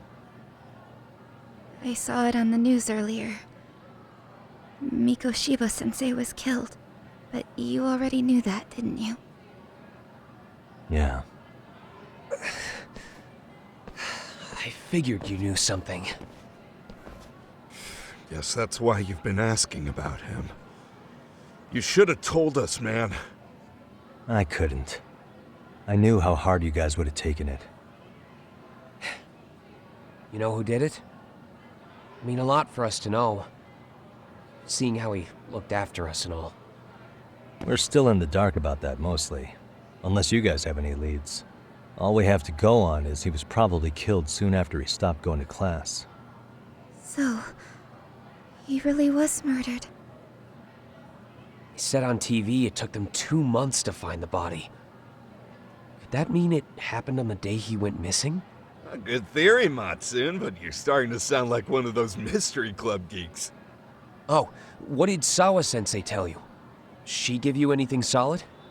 Nah, we didn't really get into it yesterday. Way too many, other things came up. Damn.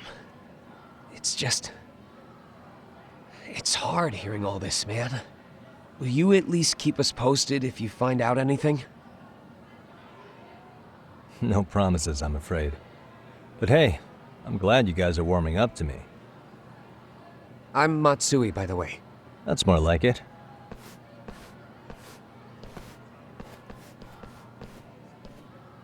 Could you keep me in the loop too? I didn't like Mikoshiba-sensei much, but I never imagined this. Now I'm kinda conflicted about the whole thing. I get that. Anyway, I should get going.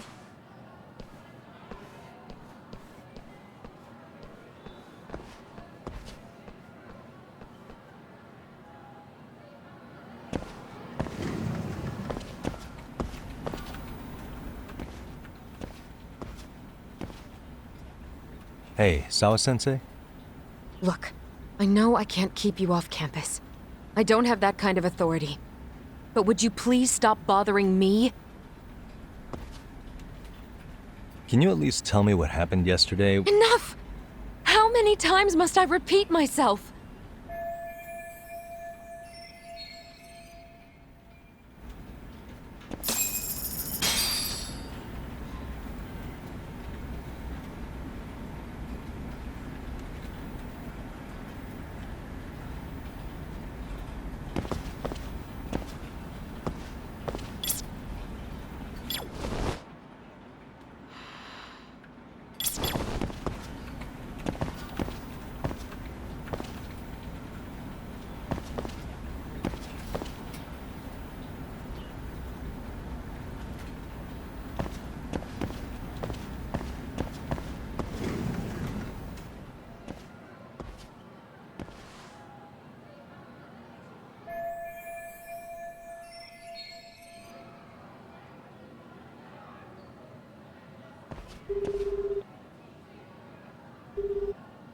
Hey, Tsukumo?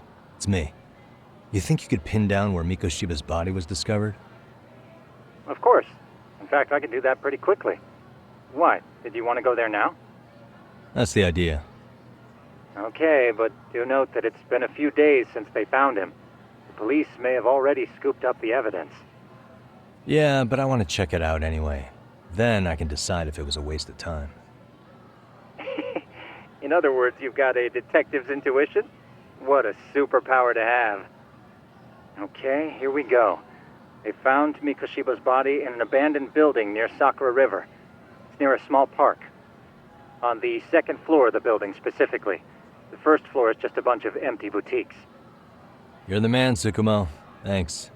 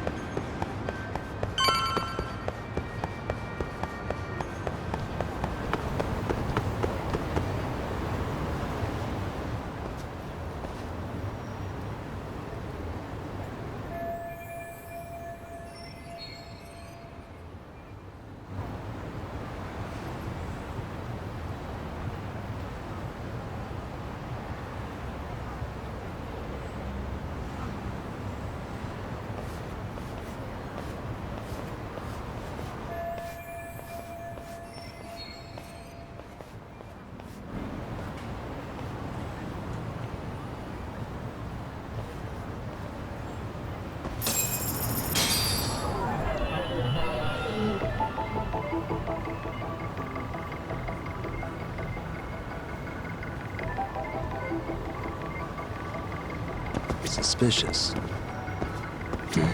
What the? Uh-huh.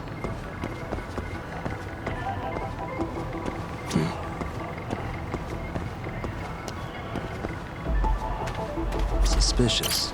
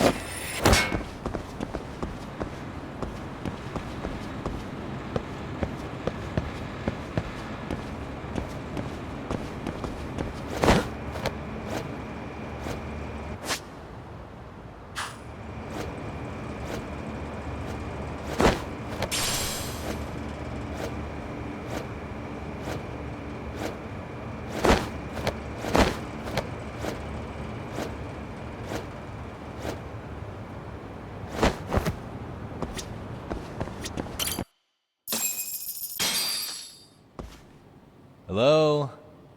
Anybody here? Coming through.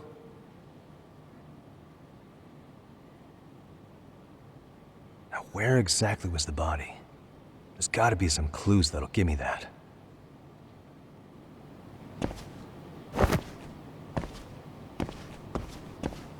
Huh?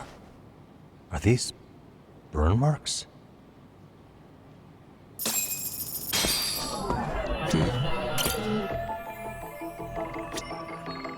Suspicious.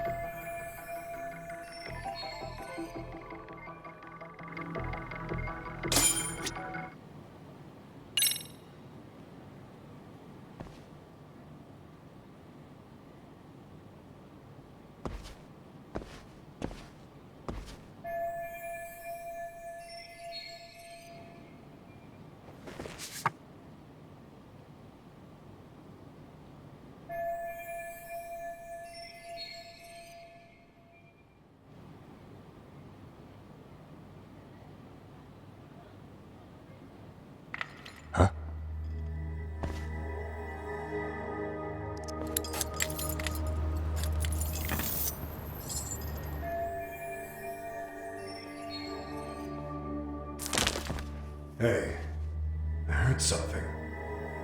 Who's there? State your name and purpose. Well... Get some backup over here. Hey, now, wait a second. Can we maybe talk this out? Put your hands up and turn around. Who are you and what were you up to?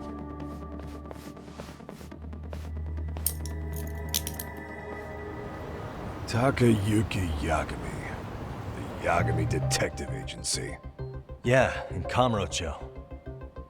Were you the guy at Seirio yesterday? I could have sworn I saw your face there. Huh? Maybe. The name's Watanabe. Kanagawa PD Division 1. Charmed, I'm sure.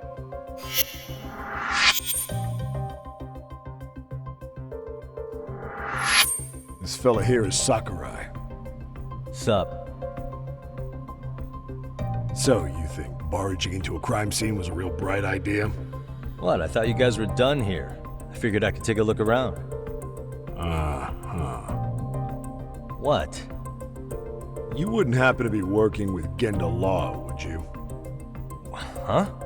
You hear on Shirosaki Sensei's business? Saori Shirosaki, right? The grouchy one. Okay, how'd you know? Well, it started when Mikoshiba's body turned up. Once our investigation kicked off, we found out about that pervert cop in Tokyo. Seems he knew where the body would be. But when we went to go see him, HQ pumped the brakes. They said no interviews on this one. Much to our amusement, we ended up being directed to Shirosaki, the perv's lawyer. So being that Genda Law office is in Kamurocho, and you're a Kamurocho detective working your case, that means either the two of you are connected, or I'm really losing my touch. Well, you've certainly got my number. Now that you know, how about taking these cuffs off? Smooth, but the jury's still out on you, pal. First, you got any thoughts on all that? On anything specific? The part about HQ locking us out of interviewing Ehara, smart guy. Here we are with a material witness who it turns out knew about a corpse rotting away for 2 months. And those Tokyo chuckleheads just shut us out. Balls even for those tight asses.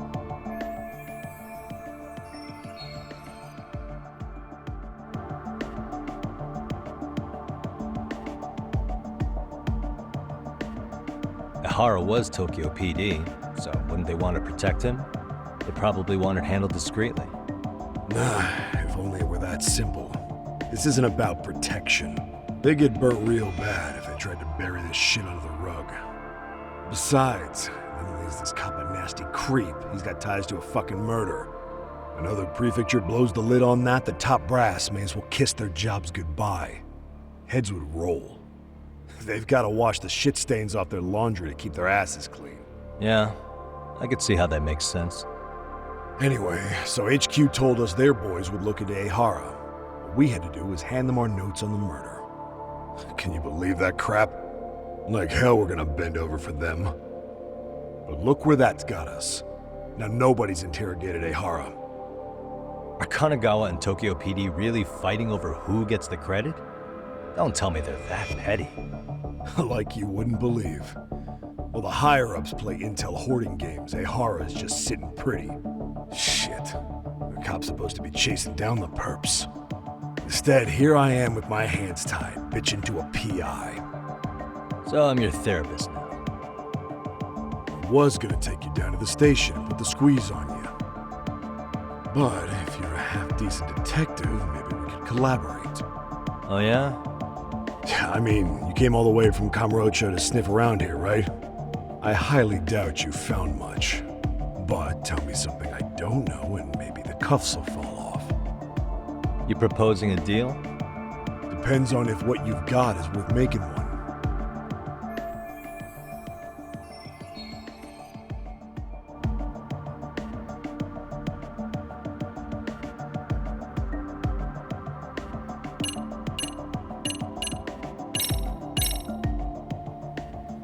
Okay. How about this? What the hell? Hiro Mikoshiba? Was this taken here? Right before he died? Where did you get this? What kind of shit you trying to pull? I could tell you better with the cuffs off. You're craftier than I thought. Fine, let him loose.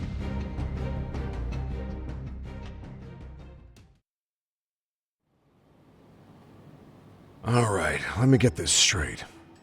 Right before you met up with this Seiryo High teacher, a strange woman showed up with this photo? Yeah. I couldn't get a good look at her. But it seems whatever threat she made worked. Sawa-sensei wouldn't say a thing after that. Saw was the one who supervised Mikoshiba for his student teaching program. I know that. So, this woman you're talking about must have had it in with the culprits. You know, they were working in a group. That's quite a revelation. What makes you so sure about that? Sakurai, show him the photo of the body. And spare me the protocol lecture. I'm sick of this going nowhere. If Hotshot here is gonna look into Ehara for us, we may as well take advantage of it. You're the boss, Nabe-san.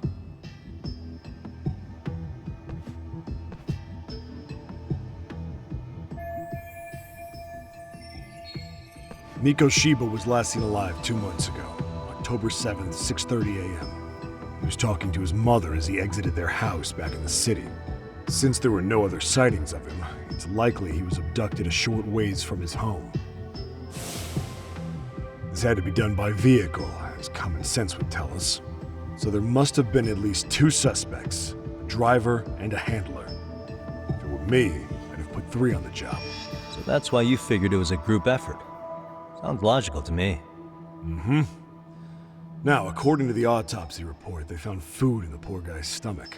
Based on how digested it was, we can assume he was killed at least an hour after breakfast, putting it around 7:30. And not long after, he was brought here. His throat was slit with a knife.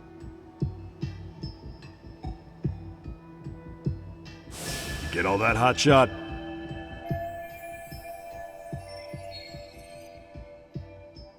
And what was our friend Ehara doing at that time? The old perv was walking through Ikebukuro's ticket gates around 7:43 a.m. This was stated in court and corroborated by multiple security tapes. But if that's true, he couldn't possibly have killed Mikoshiba.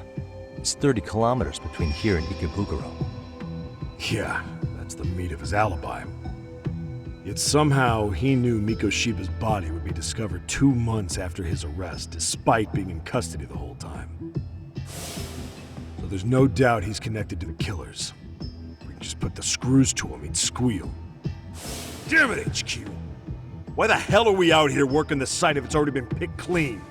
All right, Nabe-san. Deep breaths. Yeah. But do you see why we've got to get someone in to talk to Ehara? Hell, beg Shirosaki-sensei for a visit if you have to. HQ can't say squat about his attorney visiting.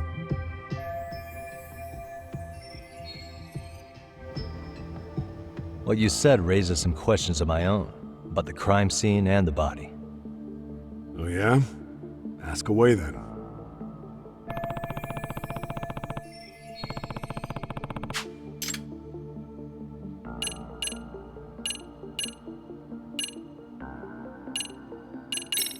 What shape was the body in when it was found? Full of maggots and decomposing bad. His hands were zip-tied behind the chair, securing him in place. The cause of death was the throat wound, but before that, they really worked him over. Rough way for the guy to go. Damn. They even broke all his fingers. On both hands. That sounds painful. Fucked up, right? I'm guessing a professional did this. Could be Yakuza, could be Mafia. Take your pick. We've got some guys checking that angle out too, just to make sure there's no stone left unturned.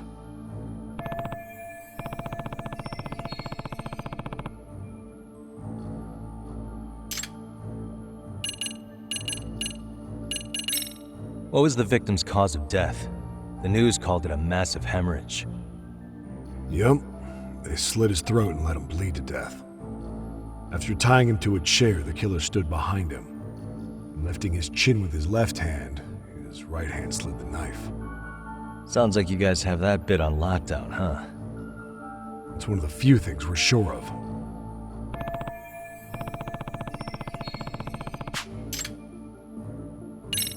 How narrow is the window for Mikoshiba's estimated time of death? Based on how digested his breakfast was, he was killed somewhere between 7:30 and noon on the morning of October 7th. Pretty impressed you can narrow it down like that with a 2-month-old corpse. Yeah, well, the window gets much bigger if we consider the possibility that the killers forced Mikoshiba to eat. At any point after the kidnapping, they could have made him eat a typical Mikoshiba family breakfast. It's possible.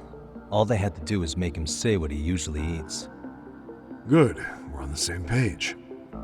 Now, if we take into account the decomposition of the body, Mikoshiba's estimated time of death actually ranges from 7:30 a.m. on October 7th all the way to the end of that month. So about 3 weeks. 3 weeks? That's a massive gap. Can't we narrow it down further? The body's just too decomposed to do that. But expand the time frame all you want. Ehara was in custody through the whole thing, so he couldn't have done the deed. Right. He spent 2 months behind bars.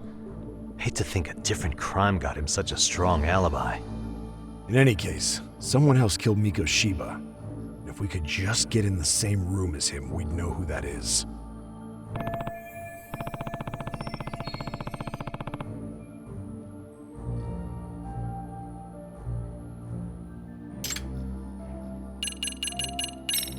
Has the murder weapon been found? No. There were no weapons at the scene. A real shame. That'd be some decisive evidence. So when you said it was a knife, was that a guess based on analyzing the wound? I wouldn't call it a guess. The coroner outright stated that the weapon was a sharp knife-like instrument.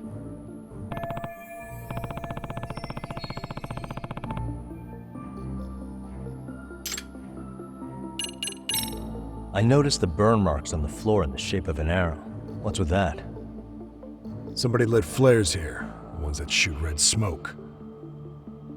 It was only a matter of time before the fire department got called, and they're the ones who stumbled on the body. Pretty obvious the culprit set up a smoke signal to make sure the body got found. They probably had the timing all worked out with Ehara so he could predict the body's discovery from maximum impact. And that's exactly what he did, just as the judge handed down the sentence. What would be the point of that, though? For all I know, he just wanted to blow everyone's minds.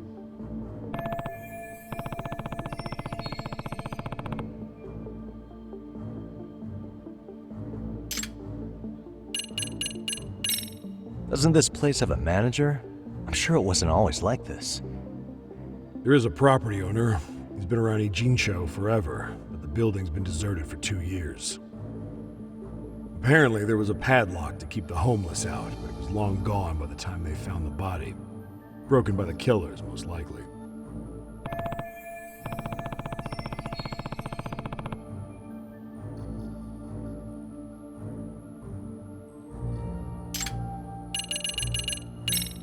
I think I'm starting to get the picture here.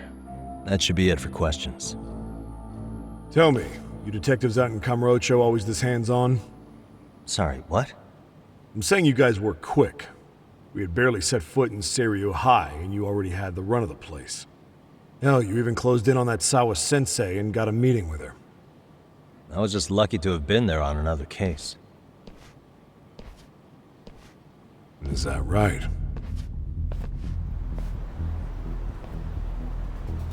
What? What's wrong? Somebody's spying on us with binoculars. No shit? 3 men, 30s probably. The one with binoculars is wearing a black jacket. My number's on my card! Yagami! Hey, wait up! Get away from me! Hold up!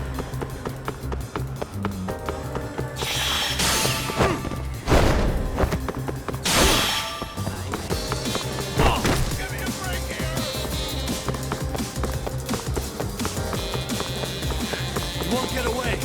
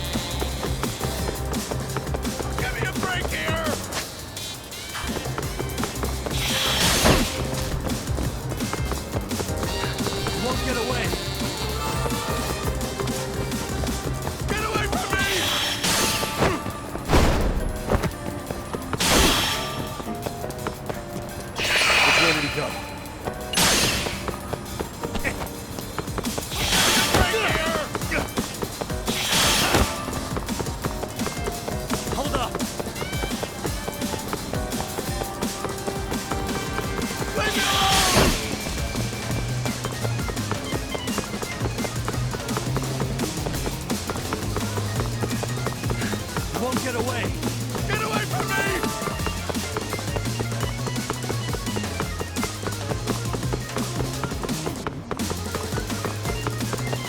Give me a break here!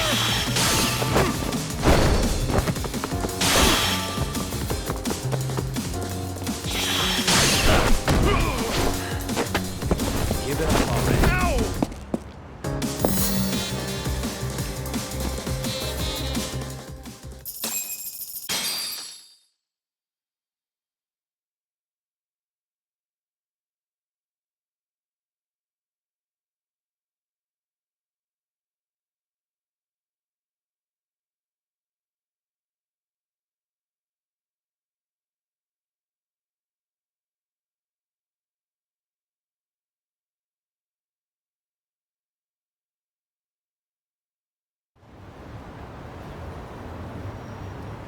Damn, hot shot. You're quick on your feet.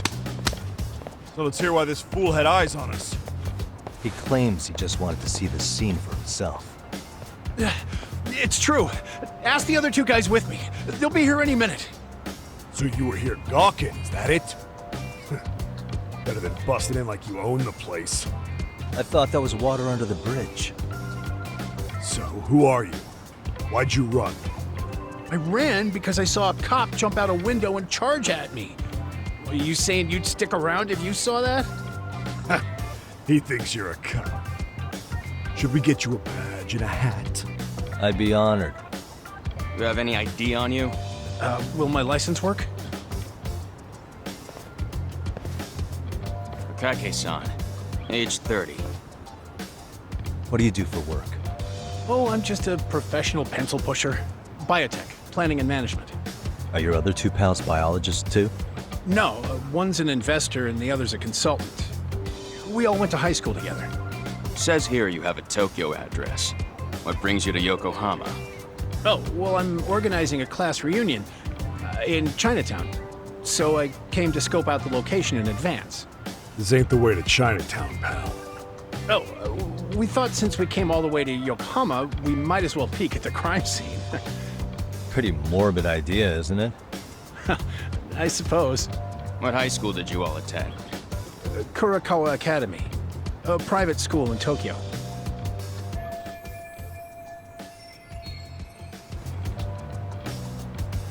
Hey! Over here! We'll need to verify your buddy's identification as well. I suggest you all cooperate.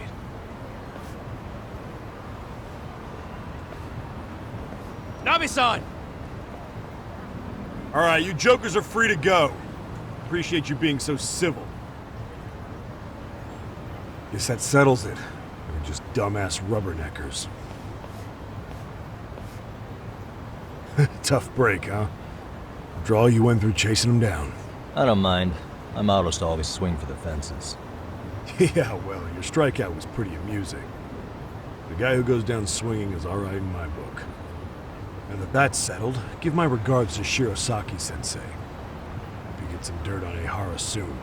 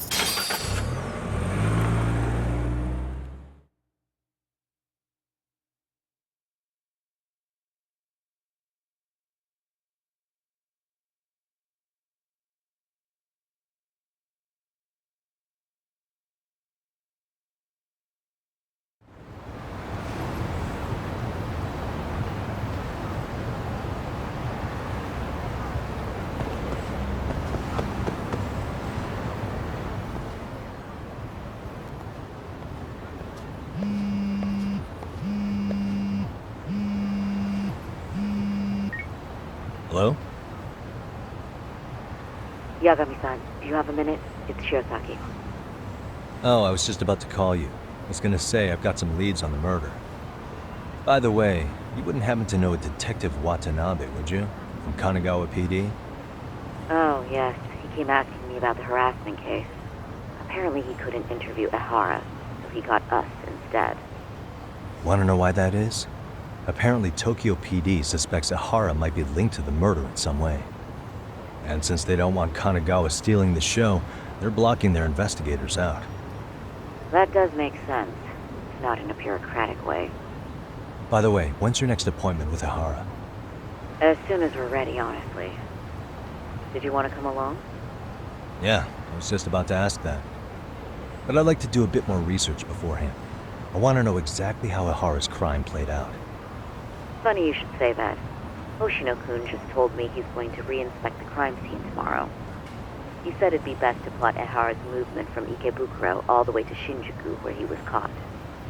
No kidding. Then I ought to go with. If that's the case, hold on one sec. Okay. Yagami-san? It's me, Hoshino. I'm stoked to hear you'll be helping me out tomorrow. I'm stoked to be there. Oh, and could you bring the statements from Ehara's arrest with you? It'd be a huge help if you could walk me through what happened on site. You got it. We'll be starting from Ikebukuro Station, so just meet me there tomorrow. Will do. See you then.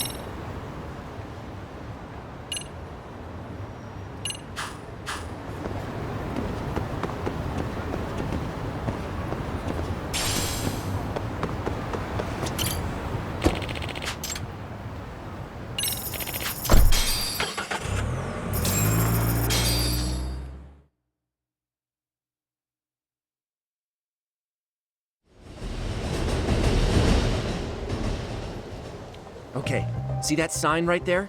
Ehara was leaning on that before the incident. Yep, just like that. He was standing around searching for a victim. Ehara's the man in the cap and sunglasses.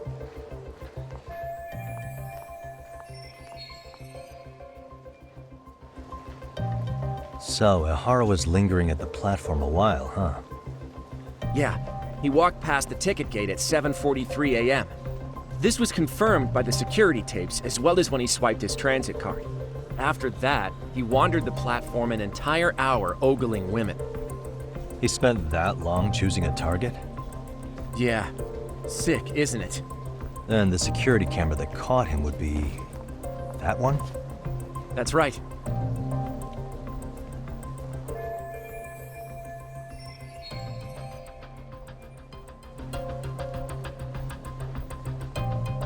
Anyhow, at 9:06 a.m., Ehara finally honed in on his would-be victim.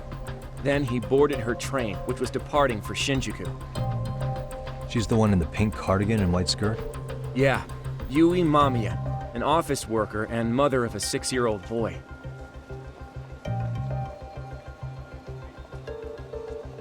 The two of them show up on the train's interior cam as well. According to the victim's statement, Ehara began by rubbing her posterior with the back of his hand. But it didn't stop there. After that, he put his hand up her skirt. Pretty sickening. I'm assuming he targeted someone shy, thinking she wouldn't resist. Makes me angry just thinking about it.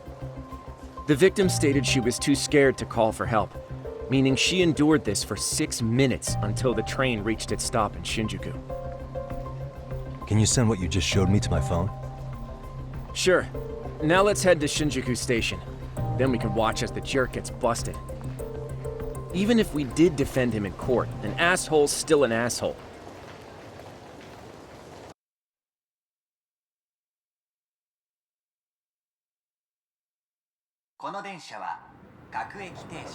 Looks like we're getting close to Shinjuku. The train's pretty light right now, but it was packed during the crime, right? Oh yeah, the car occupancy at that time of day can easily reach 180%. And Ehara should have been standing roughly where I am.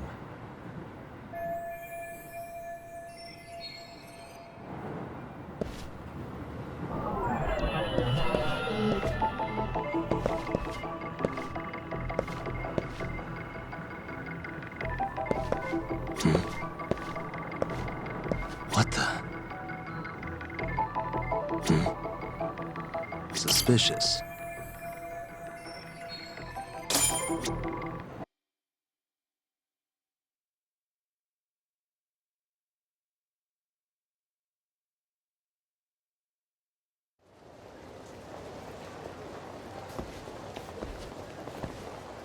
Ehara and Mamiya-san both exited the train and got onto the platform here. But right before that, Mamiya-san suddenly grabbed Ehara's wrist and yanked his hand out from under her skirt. That's when she got a good look at her assailant. So without a doubt, she saw it was him. Yes, and there were also traces of her garments on his hand during evidence analysis. Anyway, after being grabbed, Ehara wrenched himself free and took off at a sprint. See, here he gets off the train and bolts across the platform. And Mamiya-san chases after him, asking people around her for help. This is what they kept looping on TV. Yeah. And honestly, with all this evidentiary footage, defending him in court was a lost cause. Was there any security footage that wasn't aired on TV? Sure. Take a look around you. There's more than just one camera pointed at us. They're practically everywhere. Oh, yeah. As for what I was saying earlier, Ehara was finally tackled right in front of those stairs. Oh, right. I have a diagram of the platform to show you. So Ehara gets off the train here, and then gets apprehended here. How far apart is that? Roughly 100 meters. Both he and the victim were weaving their way through the crowd. The whole scene was very chaotic.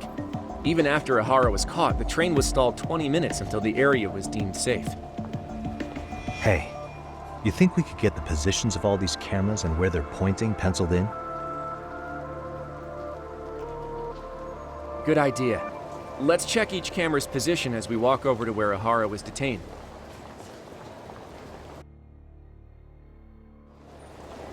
That's where he got tackled, so if you could let me know whenever you see a camera. I can mock it up on our diagram here. Hey.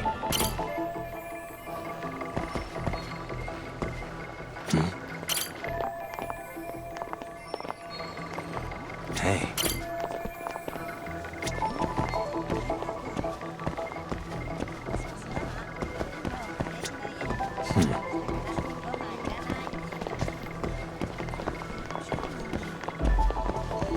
Suspicious.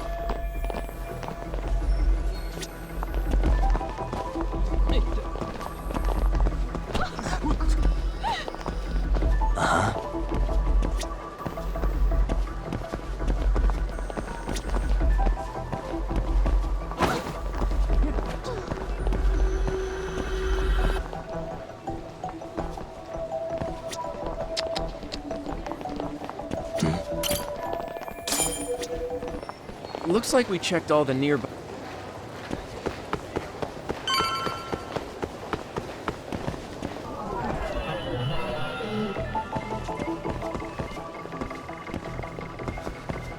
What the? Suspicious.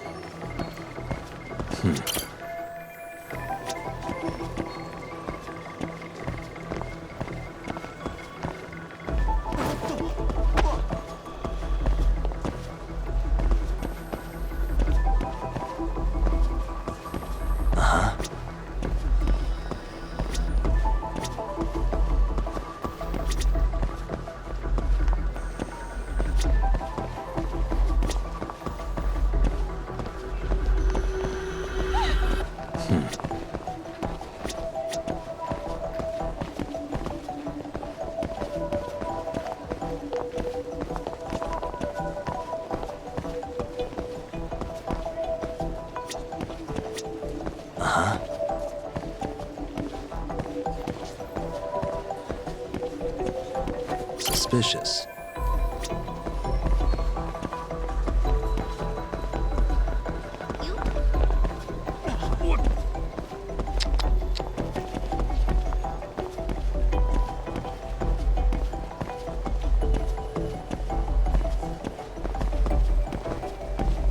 What the? Looks like we checked all the nearby cameras. Let's move on.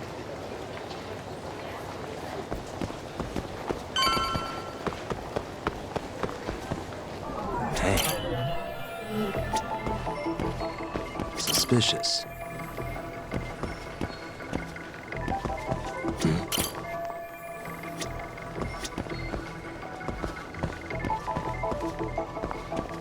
What the?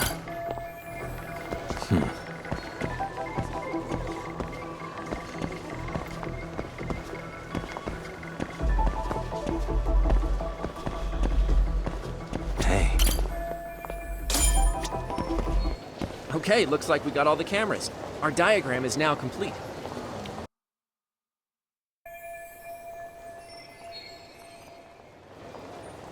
Now we'll pencil in the camera locations and what directions they're pointing.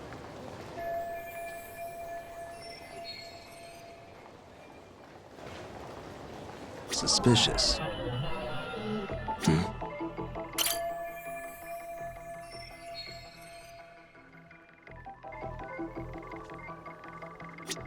Suspicious.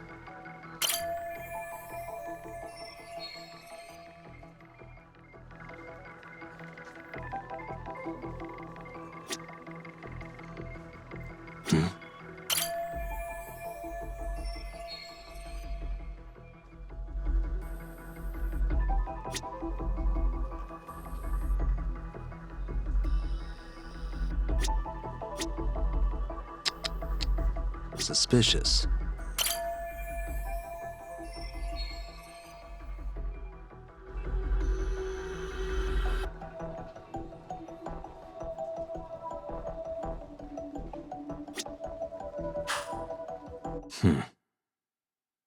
So this was the general situation when Ehara committed his crime.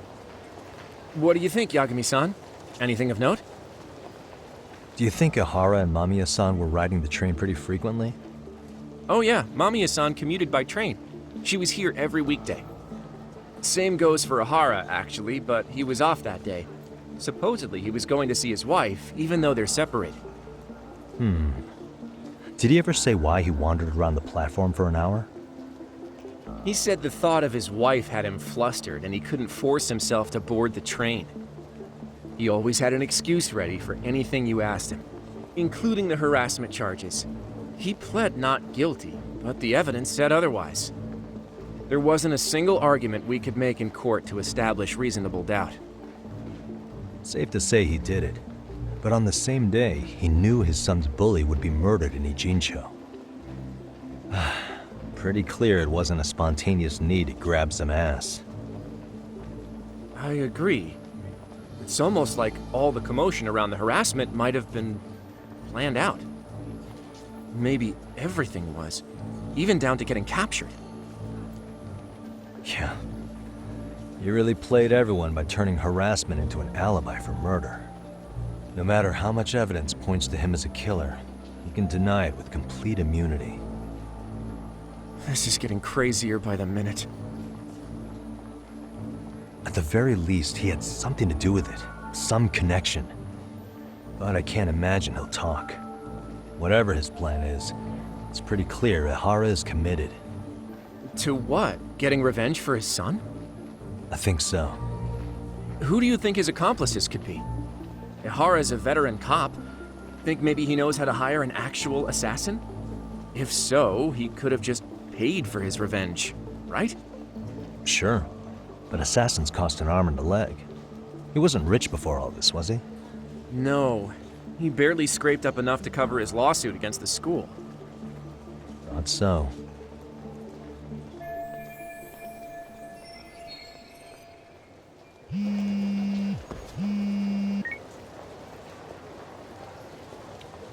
Hey, it's Shirosaki. What's up, Saori-san? I'm scheduling an interview with Ehara tomorrow at the Tokyo Detention Center. We'll take a taxi from Genda's if that all works for you. Sounds good, but I need to head back to Ijincho for now. Something you forgot to do? Yeah, it involves Ehara's motive, which would be without a doubt his son's suicide. So I want to confirm if Mikoshiba really bullied the kid, and the best person to ask happens to be down in Ijincho. All right, then I'll let you get to it. Cool, then I'll see you tomorrow.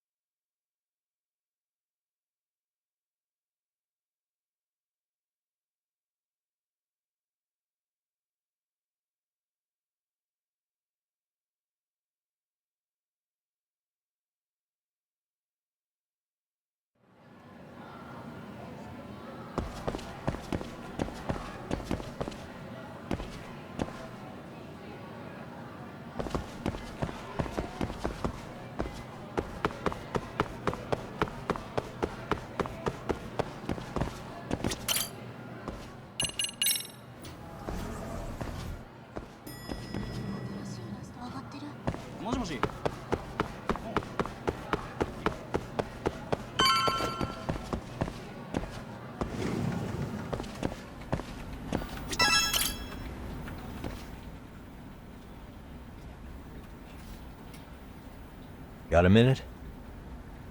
No, not for you. I really have nothing more to say. What if I told you it's looking more and more likely Ehara-san had a hand in Mikoshiba's death? Well, it doesn't concern me. Ehara-san believes Mikoshiba tormented Toshiro-kun so badly that he took his own life. But neither the third-party investigation nor the courts were on his side. So what's the truth here? You know, don't you? What really happened between Mikoshiba and Toshiro-kun? Why won't you tell me the truth? Why do you keep asking? I said I don't know! I'm going to the detention center tomorrow to get some answers out of Ehara-san. What? I saw where Mikoshiba was murdered. He endured no shortage of cruelty before he died. They tortured him, you know. They broke all his fingers before they slit his throat. No.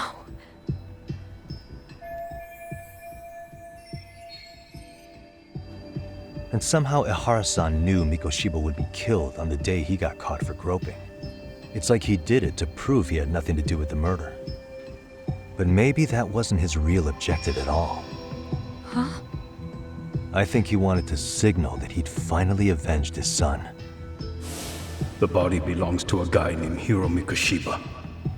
4 years ago, this man took my son from me by driving him to commit suicide. If I'm gonna face him tomorrow, I can't go in without some ammunition. So, 4 years ago, did Mikoshiba bully Toshiro-kun or not? That's all I want to know. My answer won't change. There's no evidence Mikoshiba-kun did anything wrong. Are you sure about that? Take a look at this. That's...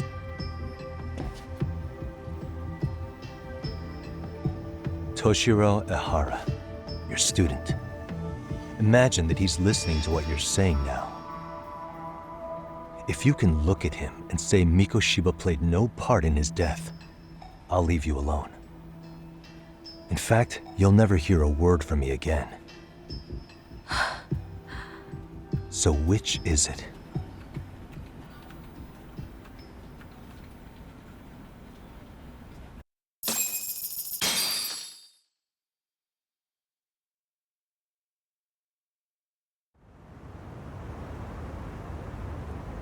"4 years ago, not long after I'd transferred here to teach English. That's when it started. I was trying my best to get acclimated, and I was finally on a first-name basis with everyone. One day, after school, I was out on the roof taking a break, when Toshiro-kun suddenly ran by. I called out to him to ask what was wrong, but he shushed me and kept running. I saw he had a bloody nose. Moments later, Mikoshiba-kun showed up. He was looking for him. I told him I hadn't seen him. Toshiro-kun's face told me everything I needed to know. So Mikoshiba was bullying him after all. Yes. Toshiro-kun told me this later on. Whenever he'd leave school with Mikoshiba-kun and his friends, they'd force him to hand over money. At first, they'd try to pass it off as a joke. They said since he lowered the class average on tests, he ought to buy them all drinks as an apology. And Mikoshiba-kun, he was having too much fun with it to stop. He started offering tutoring sessions to Toshiro-kun, only so he and his crew could extract their tuition from him. They'd even break into his house while his mother was at work and take the money she left him for dinner. And if he couldn't pay, they'd beat him up at school or make him grovel in the bathroom. Didn't anybody see what was really happening? The teachers either saw nothing or turned a blind eye. Few students knew about it, though. Anyway, I ended up relaying everything Toshiro-kun had told me to those boys' homeroom teacher. Mind you, this teacher had tenure, title and years of experience under his belt. Do you know what he told me? He said not to cause a commotion because those boys were about to graduate. Why does that not surprise me? To be honest, it was hard to paint such an outwardly model student in a negative light. There was also no hard evidence to support Toshiro-kun's story. But someone still should have stepped in to help. If only I'd understood that at the time. You tried. The only thing I tried was to keep an eye out for him, making sure he wasn't alone, things like that. But unfortunately, that wasn't good enough. On the first morning of the 3rd trimester, Toshiro-kun tied a towel to his doorknob and hung himself in his room. And that's when you confronted Mikoshiba, right? You asked him point blank if he'd bullied him. I did.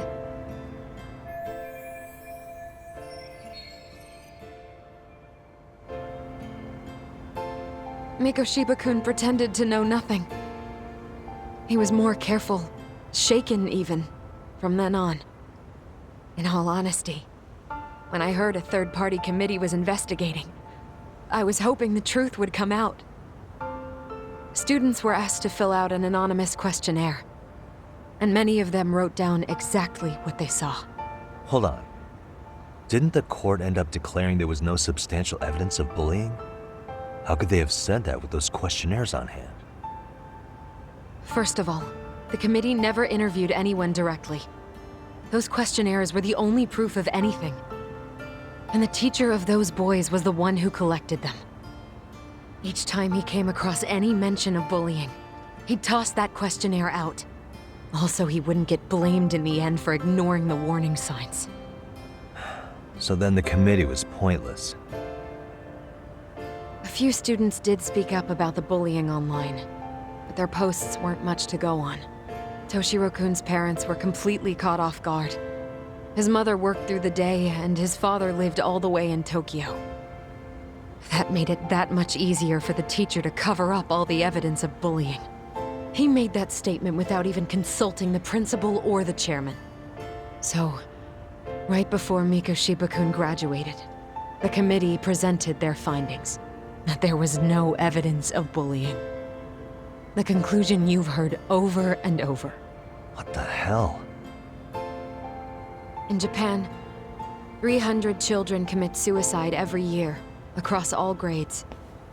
Less than 3% are proven to be linked to bullying. Toshiro-kun's case ended up like that too. But Ehara-san wasn't satisfied with those findings, so he sued Seiryo High, demanding compensation for Toshiro-kun's death. As the trial dragged on, I was eventually called to the witness stand. Of course, my intention was to let everything I knew out into the open. But before that could happen, that damn teacher came with the school's attorney to see how I would testify. They didn't want you making them look bad, huh?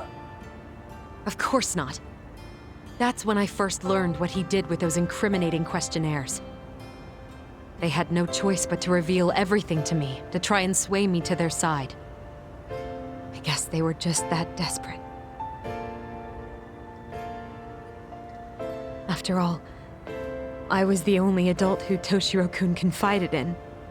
I don't think he'd spoken to his parents about it once.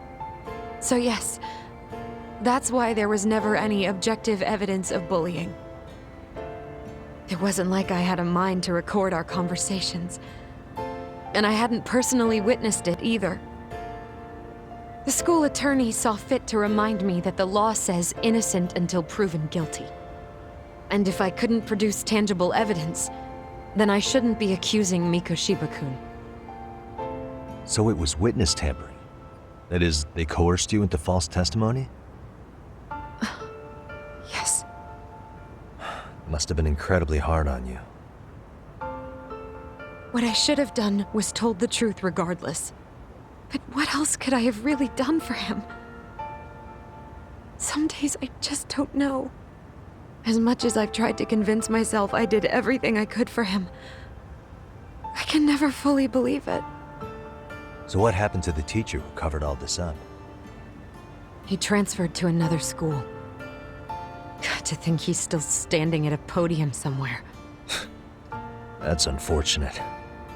Even so, I don't have the right to place the blame solely on him.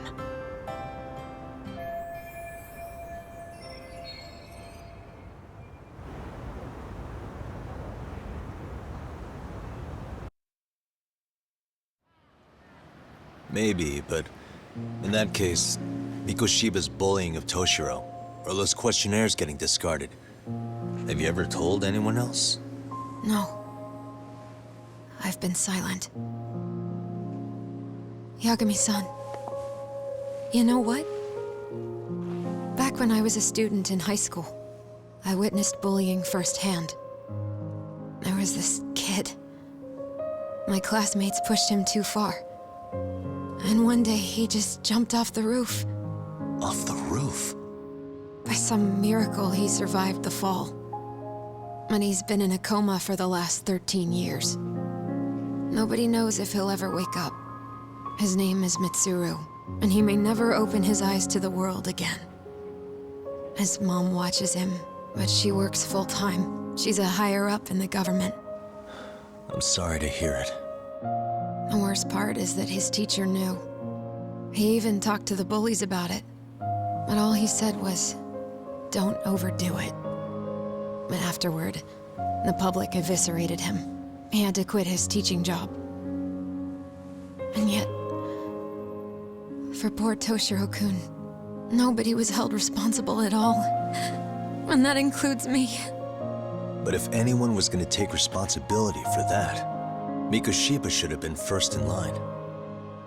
I'm sure Ehara-san must have thought the same thing. You know what I wanted to be as a kid? I was so innocent, I wanted to be a teacher. And after Mitsuru-kun's tragedy, I felt practically obligated.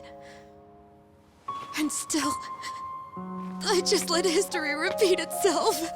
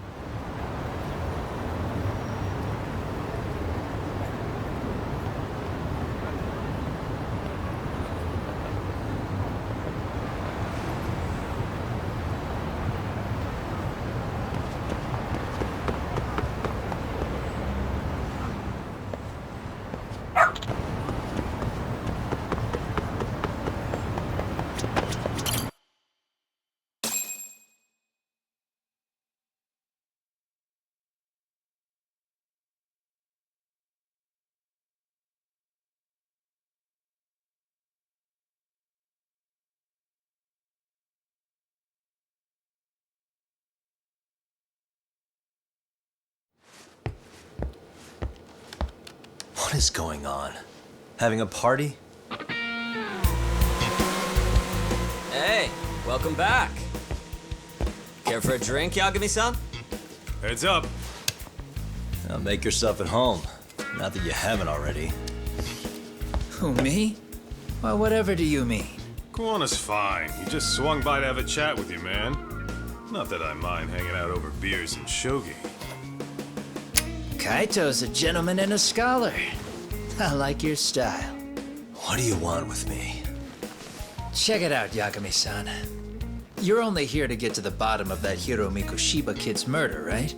That's gotta be the reason the Yokohama Liumang attacked you, isn't it? All I'm saying is that you've gotta cut me in, man. Thanks, but I've got enough help. So some hotshot detective strolls into town and tries to leave the local guy out in the cold? No offense, but that's not gonna fly. You gonna play your turn? Just finish your game and go home already. When you benefit from someone who knows the scene? You know, I can get you anywhere in a Jincho above or below ground. Aren't you expensive? I'll give you a first-time customer price. I'm not about to sit here and let some outsider swoop in and take all the credit alone. And that means I guess I'm gonna chill here until you give me the nod. It's Tsukumo and Sugiura's place as far as I'm concerned. Not even my call to make. I welcome having more company. The more the merrier. That'll be the agency motto. I don't really care. Such a nice office. I'm gonna love it here.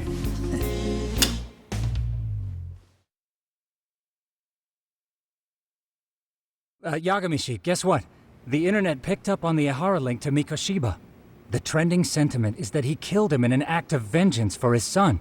They've already figured that part out? See for yourself. Here, check it out.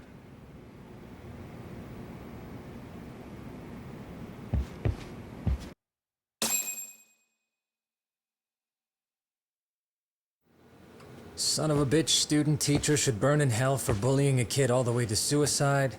Mikoshiba was a damn psychopath. Ehara is the vigilante groper. And that's not even the trolls. So the news is blowing up on the net, huh? In internet terms, this is only the first spark that could ignite into a fire. Not even what I'd call viral. Then who's lighting the spark? The people responsible for Mikoshiba's murder? I'll have to go down a few more rabbit holes before I can make that call, I'm afraid. Gotcha. That said, some posts are kinda suspicious. This one here, for instance. Ehara totally called the location of the body at his trial. The fact that he did that never really even went public, as far as I can tell. It was kept off the record? When Ehara got arrested, the cop-turned-groper story and his sexual battery charges were huge news. It was all the media could talk about. But by the time his trial rolled around, the news had already moved on. His guilty verdict barely made a blip. Fellas, I told you I wanted to be kept in the loop on this stuff. You saying Mikoshiba had more than one killer? And where are they now? You think these lunatics are still hanging around Ijincho? It's been over 2 months already, man. If they were here, they're probably long gone by now. Another peaceful day in Ijincho, right?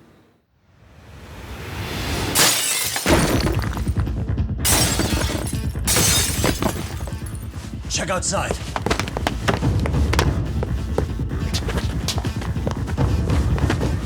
It's the Liumang. The White Mask again. Let's go, Cock! I'll catch you later. Not bad. You're not getting away this time!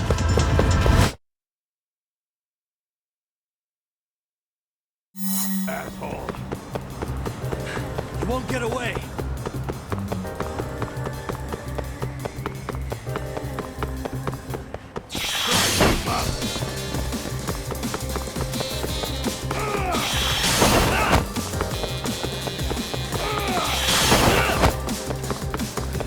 Too slow!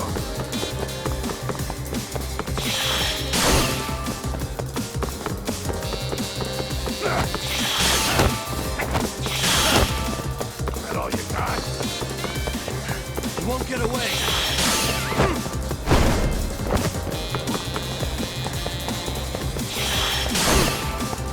So close.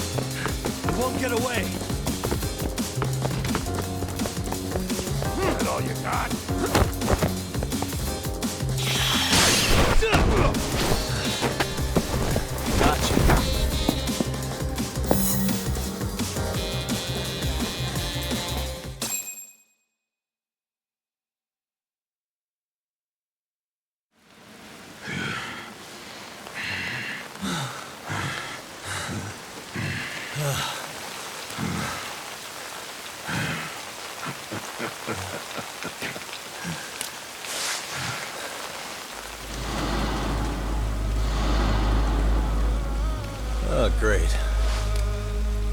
Where am I?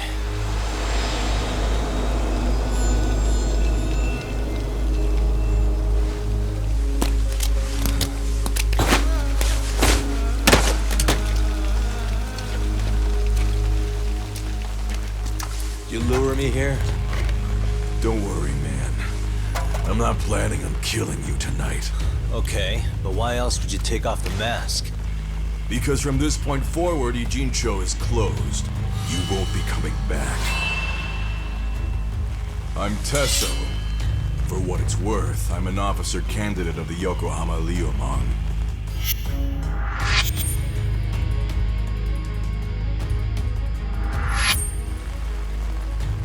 I hear you took out some of my masked boys the other day. Oh, you mean those guys who thought they could sneak up on me in the afternoon? Maybe if you hadn't resisted at the time, you'd be in a lot less pain than you're about to be in the near future. Who's paying you to try to take me down? This is a job that came down from the top of the org. I don't know who hired us, and to be honest, I don't give a shit either. But ripping up a kick-ass detective like you sure sounds like a good time. None of you guys make a move! I want to see if the rumors are true, so I get first taste.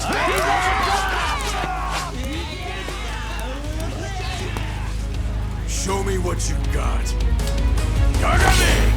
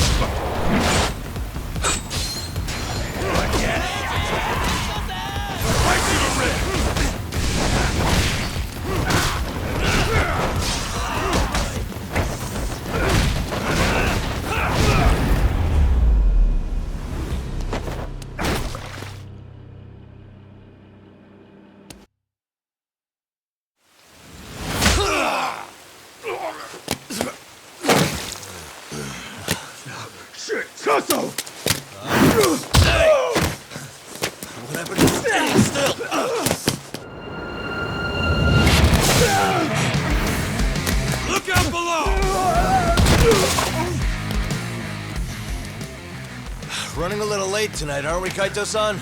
Yeah, my bad.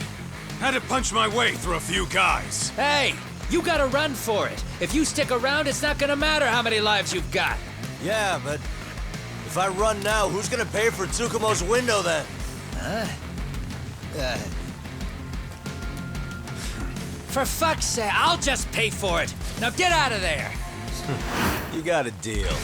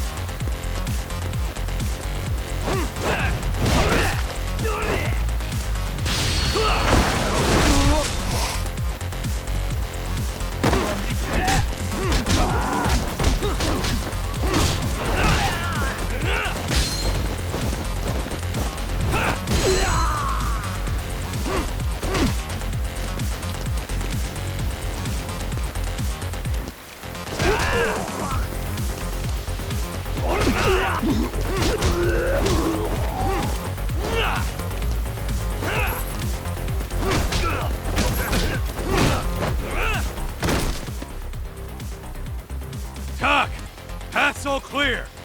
I'm on my way!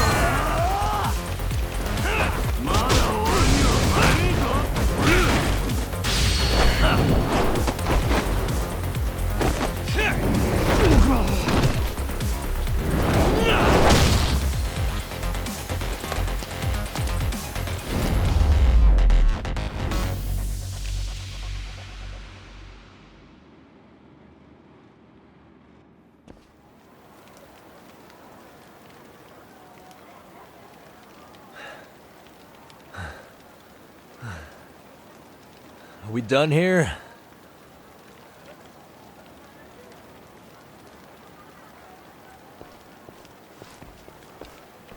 Yagami!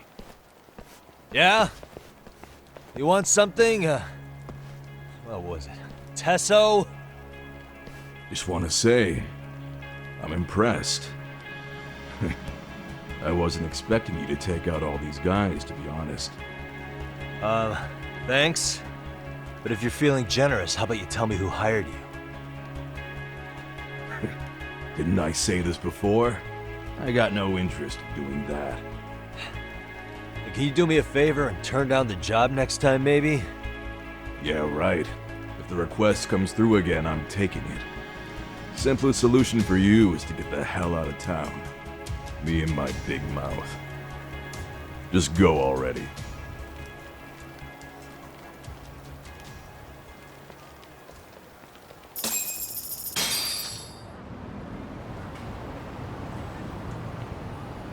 Hey, not bad, man. A lot of young folks look up to Tesso, so gaining his respect is gonna have some perks. All I want to know is if the Liumang are no longer a threat. Wouldn't go that far. Tesso's not the only young hothead among them. But hey, at least they probably won't blindside you anymore, and that's a victory in itself. Guess that is a step forward. A baby one. Anyway, we should go check up on 99.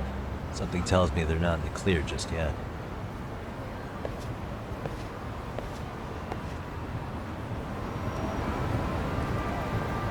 Let's hit it. We're leaving?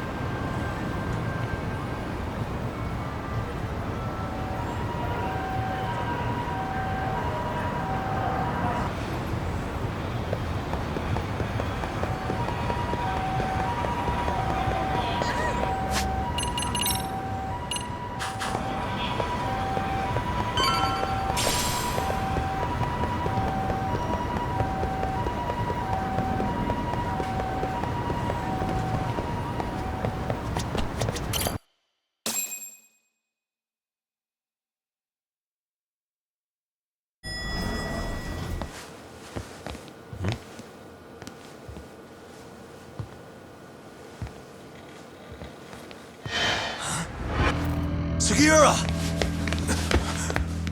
Yagamishi! Oh, thank God you're back. Tsukumo, what happened? He's knocked out cold. Damn it. Masked men attacked us. I couldn't fight them. Masked men, you say? Were they any different from what the Liumang wear? I couldn't get a good look. Sugiura, they stuck up on him with a bat and came after me next. They got me. My pinky. They broke it? Hey, are you okay? I'll call an ambulance.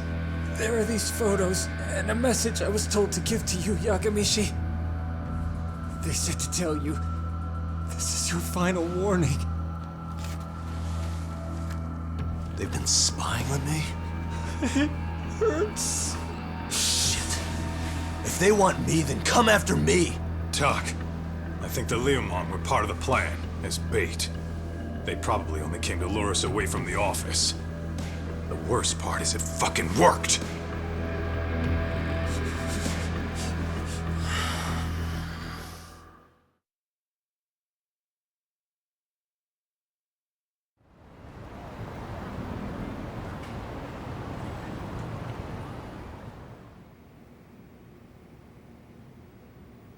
This camera ought to show everyone coming in and out of the building. Look, there's me and Kaito chasing down the Liumang.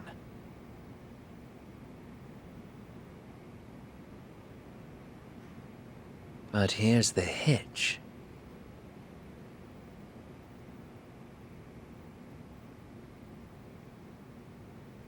There were 7 of them, and they didn't have those trademark white masks. So clearly, they're not Liumang.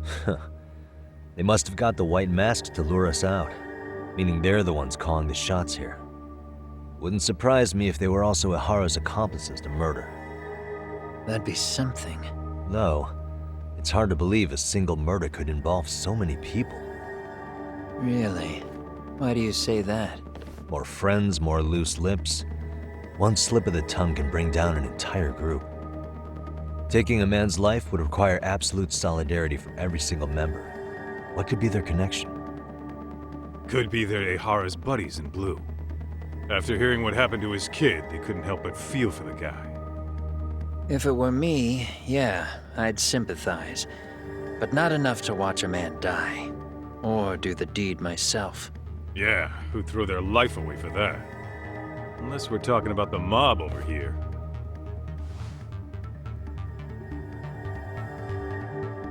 That e-cig's that good, huh? Considering the area's volatility, the Liumang are the best bet in the house. But if it's not them... Well, there is the Seiryu clan, but they have some decorum compared to these guys. And then the Komijul, the Koreans, they would never get caught on camera. They're shy like that. Go figure. Impressive list you've got up there, Mr. Handyman. Too bad they're all dead ends. Hey, if there's a crime in Kamurocho, would you know who did it off the top of your head? No.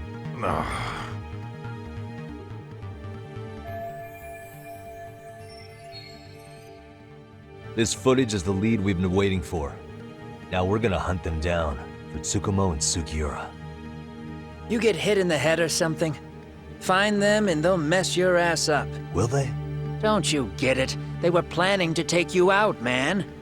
The Liumang letting you off is nothing short of a miracle. Or would you rather risk your neck over nothing? Where we come from, risking our necks the bare minimum. You Ijincho guys must not see much action. Yeah, well, in Ijincho, a handyman's wages don't cover life and limb. I don't recall ever hiring you. Yeah, and if you asked me now, I'd say hell no.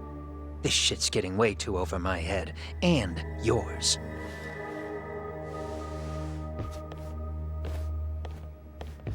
Sorry, Kaito-san, but I'm gonna have to pass on drinks for a while. Send my regards to the lads. Well, hey, never chase what leaves.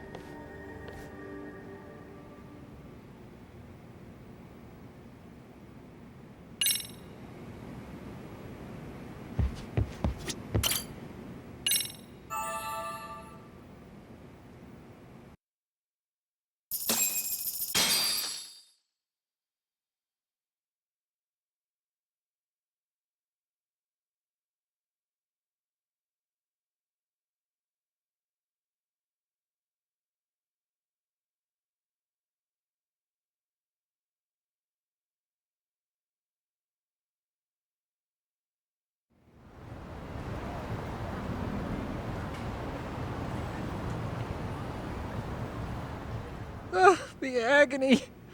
I was in a cold sweat all of yesterday. At this rate, I'll be forced to type one-handed. If you do the math, my pinky is worth more than an average person's whole hand. We're talking about at least a 30% drop in efficiency. It's been a while since I got it this bad. I might even throw up. So, leaving Kamurocho made you rusty, huh? Really, with that? If I could wish the pain away, I would, man. Hey, if you've got the energy to complain, you'll be just fine. I'm gonna make this up to you guys. I promise. Well, if you want to do that, we'll need to figure out who and where they are. There's a high possibility this group is directly behind Mikoshiba's murder. And of course, that would mean they know Ehara as well. How about swapping more info with the Kanagawa police? Let's save that for when we really need it. We're not the authorities here, so we need to play our cards close to our chest. I think that's a wise decision. Saori-san's on top of getting things set up with Ehara, right? In that case, I'll head back to Kamurocho. Take your time prepping. We can always regroup up there.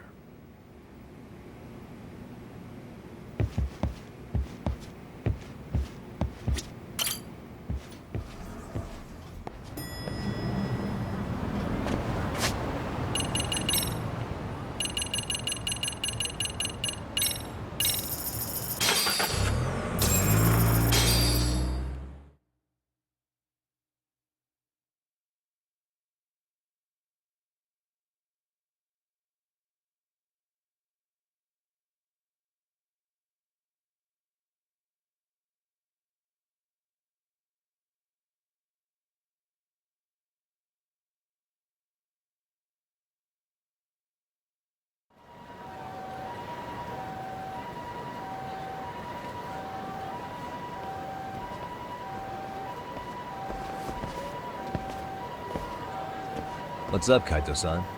Something wrong? Call me crazy, but doesn't the city seem noisier to you? What the hell? Are Kaito's senses tingling or something? Maybe they are. Well, no point trying to explain shit that doesn't make sense. Anyway, I need to go talk to Saori-san before the interview.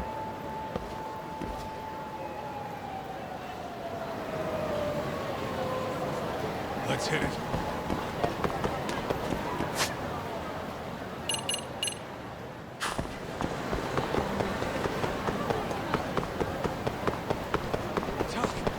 Too fast.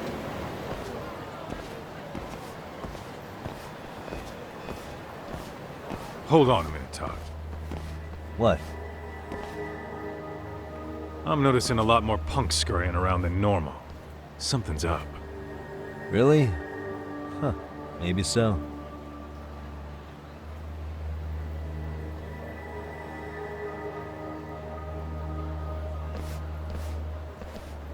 Hey, don't I know you two? You're detectives around here, ain't you? Yeah, so what? You ever seen this guy before? A few years ago, he was the manager at some girls' bar nearby.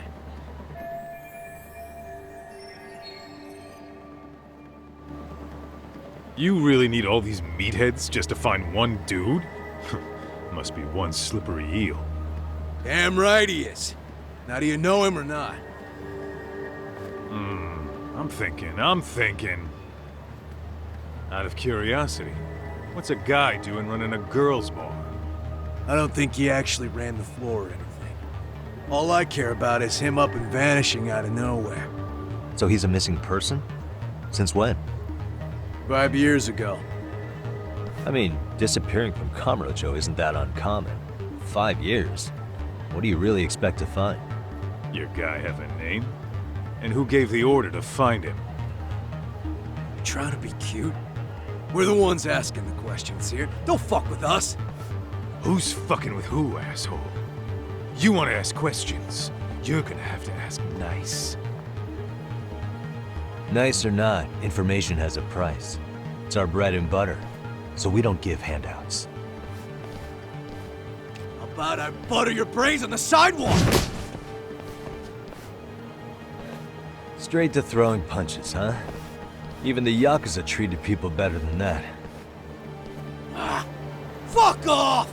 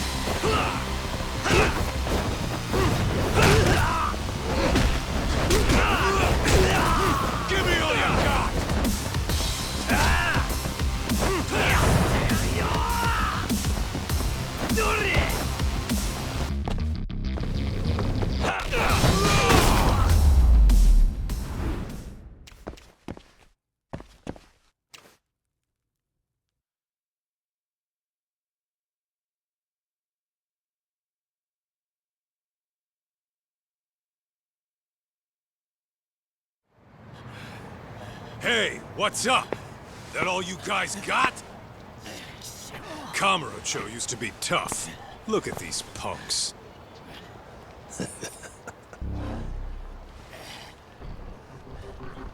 Kaito-san.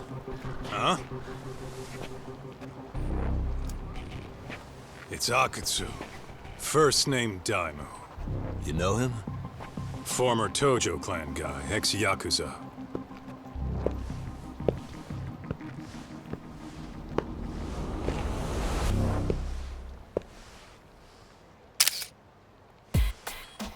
Ex-Yakuza? Well, if you say so. Yagami Detective Agency. Maybe I ought to just hire you guys for this. We're looking for a guy. You heard, didn't you?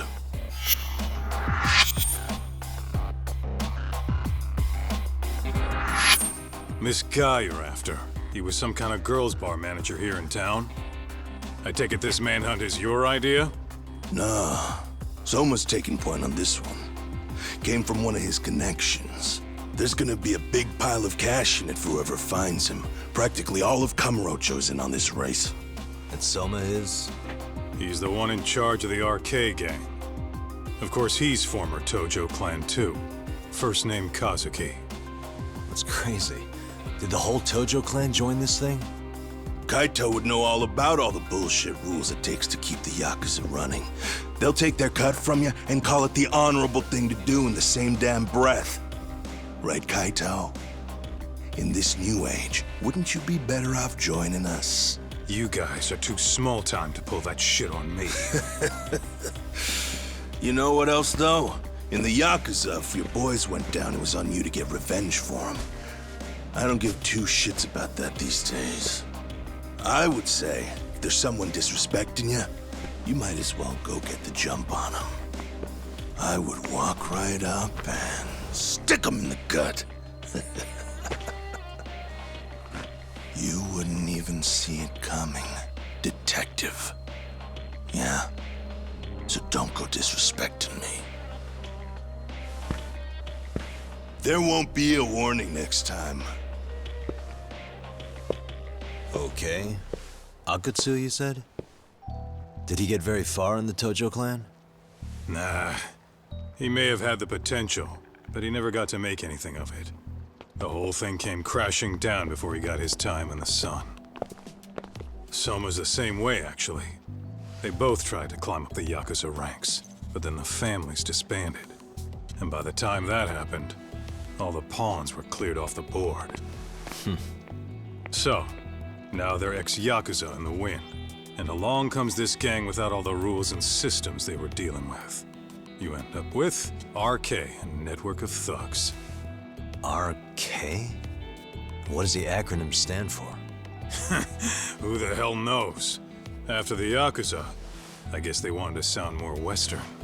If they think they can replace the Tojo clan, those are pretty big shoes to fill. Yeah, but I wouldn't say they've been discriminating. Civilian punks who want quick cash are easy recruits. RK's happy to scoop them up. Next thing you know, you've got an asshole army. That's unfortunate, but speaking of the Tojo clan, have you talked to Higashi lately? Yeah. As far as ex-Tojo clan guys go, he's one of the good ones. The family left him in charge of that arcade, and now that they're gone, he's basically the owner. I heard he even gave some of the younger family guys jobs. If you get a chance, you ought to show up there every once in a while. Nah, Higashi. I am the last person in the world that guy wants to see.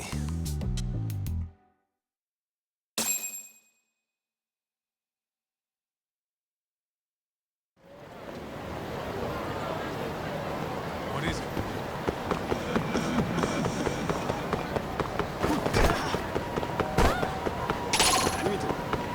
Hold up, would you?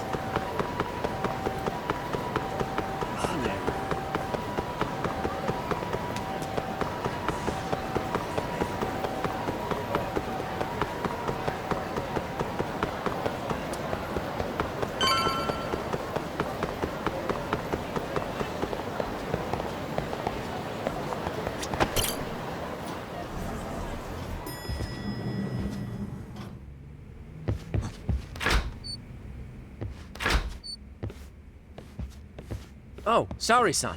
Yagami-san made it. Sorry for the wait. I ran into some typical nonsense. We good to go? I've been good to go for a while. Ehara's waiting, and so are the answers. First thing we'll want to try to get is how involved he was in Mikoshiba's murder. From the way it's been so far, I doubt he'll be eager to tell you. If he won't open up, we'll have to play the trump card. Yagami-san. Ehara won't know what hit him. I don't mind being the ace in the hole. Are you and your ego ready then, Yagami-san? Well, this ain't my department. Fill me in back at the office, okay? I might even tidy the place up a bit if you're lucky. Lots of open bottles to polish off. Oh, we're going?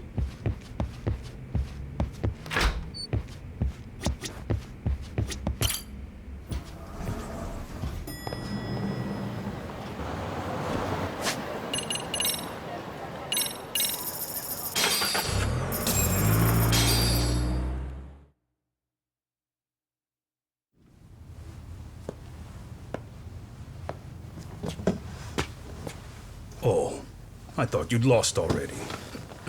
So, what more could my lawyers want from me here? Well, normally I would say the same.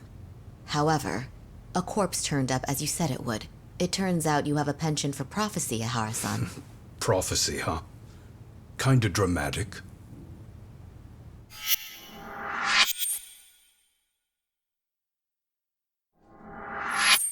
No Hoshino today? Did you fire the poor guy? Yagami's my name, sir.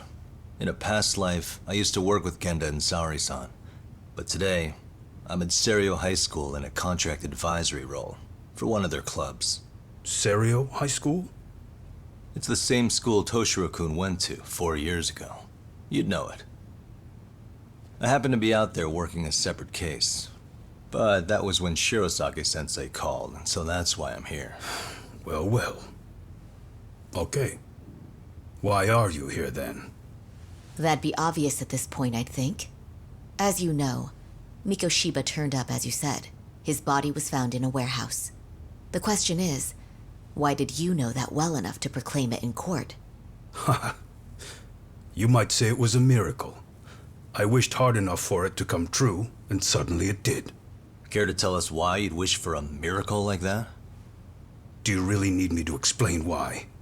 Mikoshiba. You blame him for Toshiro-kun's death, don't you? I do. Even though when you took the school to court, no evidence turned up. A third-party investigation found no bullying occurred, didn't it? At school, Mikoshiba tortured my son. He would beat him up, and then he'd demand all his money. That damn kid was a star student with high grades. My son's own class wouldn't stand up to him. To avoid being beaten, Toshiro used to.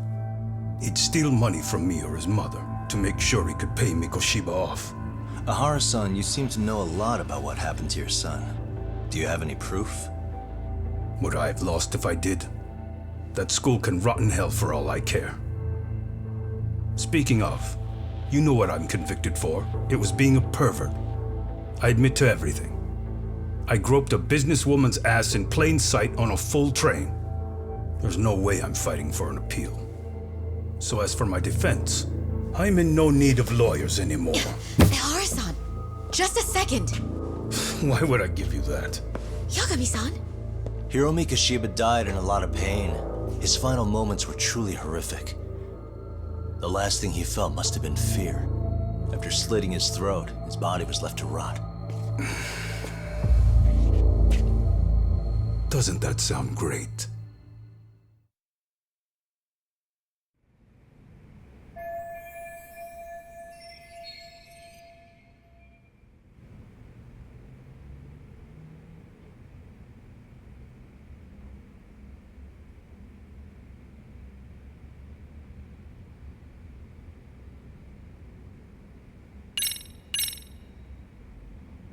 Take a look at this. Oh, Mikoshiba. Looks like he's seen better days. Where'd you get the photo? From a teacher at Serio High. But where she got it is the interesting part.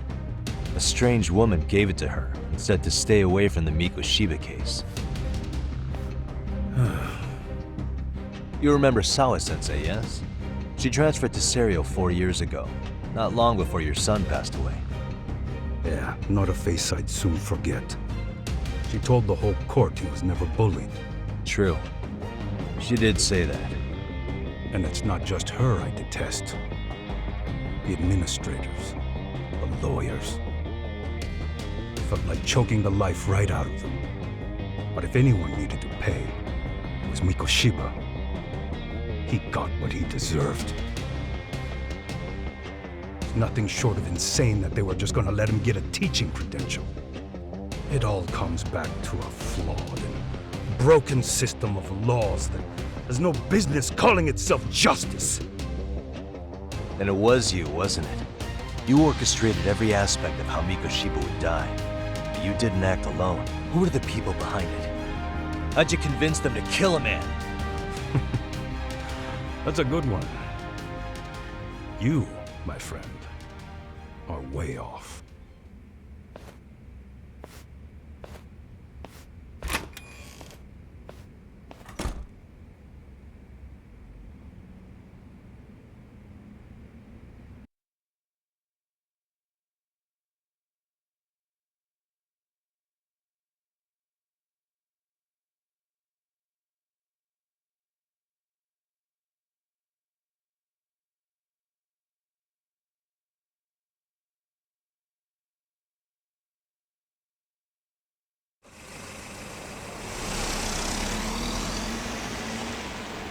The way that interview went, Ehara's definitely guilty. But if we can't connect him to the murders, we're left with no leads to follow. Yeah. Kept that secret on lockdown, no matter what I asked. What could possibly link Ehara to those men? Damn it. And I was so close, too. To think they're still somewhere in Ijincho. I need to find them before the trail goes cold. So you're heading back to Yokohama? Not tonight. Kaito's waiting for me in the office. I'll be in town for now. Okay. If anything changes, I'll contact one of you.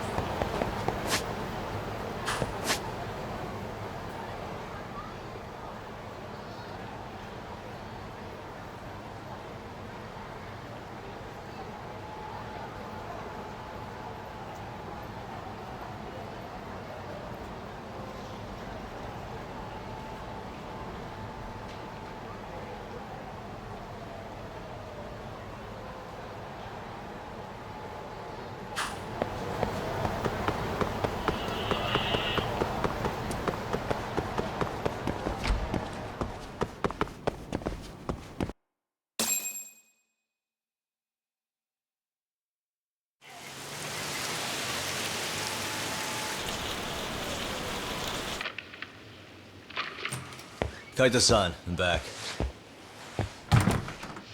Kaito-san? Hey, did you see that email from Tsukumo? Huh? It wasn't that long ago. It's something you gotta see, though. What is it? Something happened? It's the murder footage. Mikoshiba's murder ended up on the internet. It's going viral on all the social media sites. You gotta forgive me. I'll do anything you want. I didn't know he'd do it. I swear. Toshiro-kun was okay. I didn't know he'd kill himself. I really didn't know. I swear I'll try to make it up to him somehow. I'll spend the rest of my life making up for it.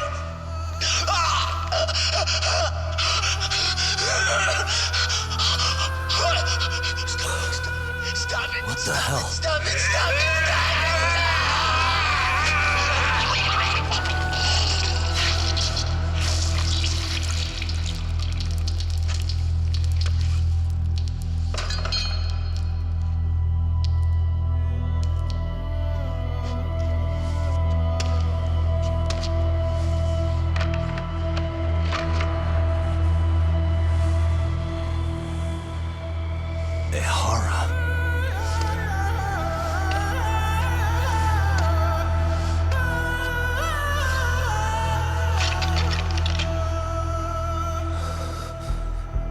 Ehara has an alibi for this, doesn't he? They already found him guilty, and that's the whole reason he couldn't have killed Mikoshiba, right? But if that's the case, what the hell is this? One way or another, either this thing is staged, or his entire alibi was a massive cover-up. They can't both be true. But there's something I just can't shake. If you want my opinion on it, this looks real. I need to have another chat with Ehara. Damn it. I'm not gonna let him get away with this.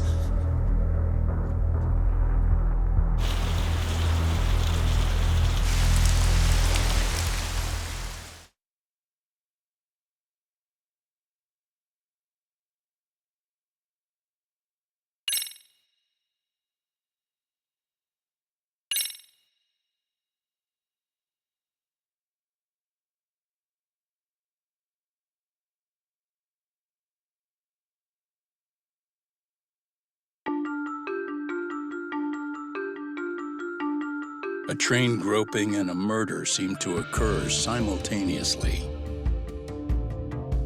Yagami relentlessly pursues these cases, attempting to poke holes in each. After confronting Akihiro Ehara, the key figure in both crimes, He witnesses a harrowing video that provides more questions than answers.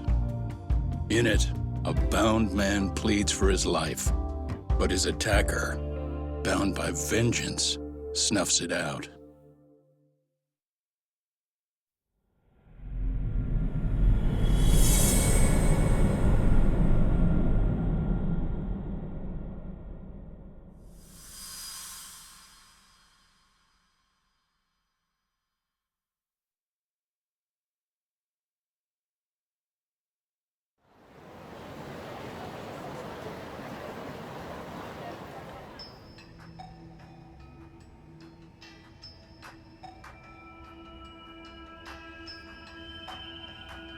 So the murder footage is already making the rounds online.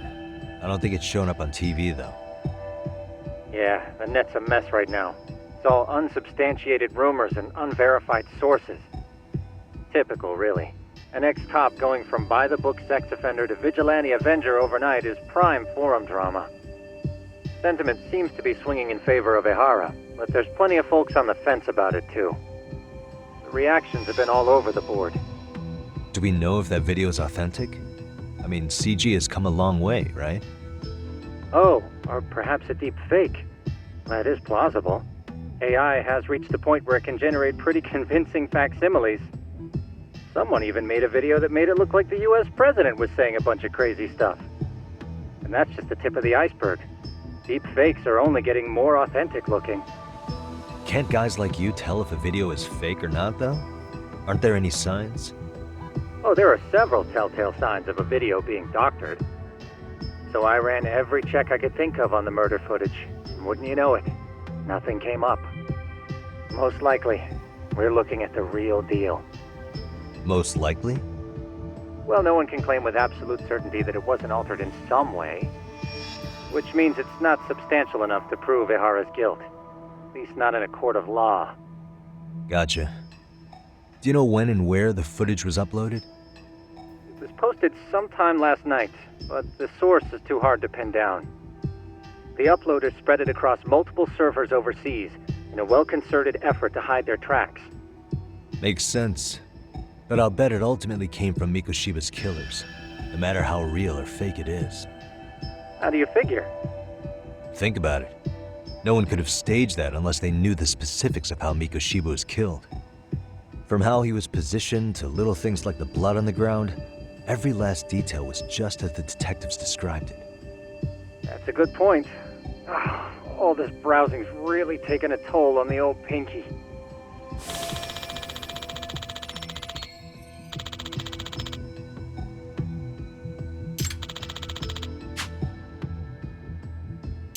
Looks like another visit to Ehara might clear things up. You should ask Shirosaki-sensei about it. Yeah, that was my thought too.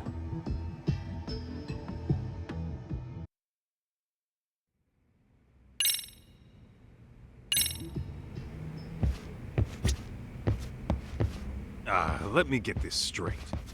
Ehara went and felt a lady up on the day Mikoshiba got killed on purpose? If that's the case, why the hell would he upload a murder confession after the fact? Is he trying to get caught? Only Ehara could answer that one for you. I want to ask him that question myself. So, we're off to see Saori-san then? What is it?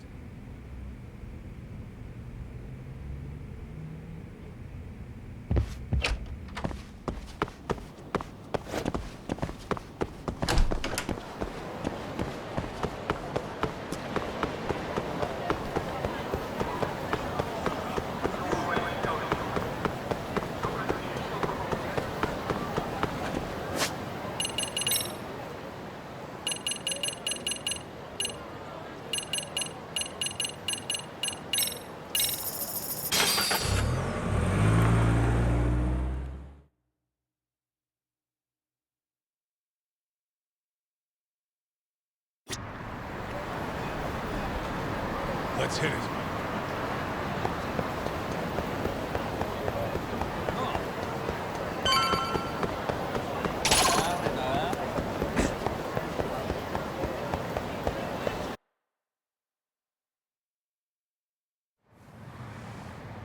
Oh, please? Huh? Mafia, you're here? It's been too damn long, Mafia-chan. Yeah. By any chance, Yagami-kun, are you working on a case for Saori? A video got leaked. It depicted a man committing a murder.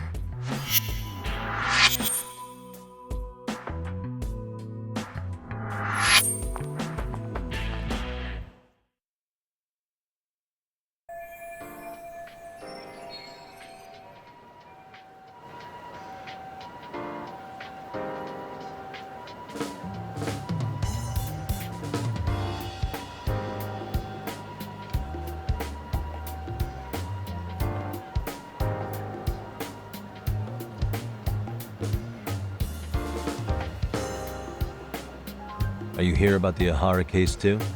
Of course. The prosecutor's office is in total chaos right now, especially the higher-ups. I'll bet. After all, they're the ones who pushed for Ehara's battery conviction. If that video's real, that would mean Ehara got them to hand him a slap on the wrist instead of a murder conviction. Yes. And it's not like the prosecution can say, "Sorry, Your Honor, we'd like a do-over," after the fact. To make matters worse, everything leading up to the trial was broadcast all over the news. Changing our tune now would undermine public trust. That's for sure. So, for the time being, our department is trying to predict how the defense will approach the situation. Hence why they sent me here to check in on my good friend Saori. Totally no strings attached. Well, that clears up a lot.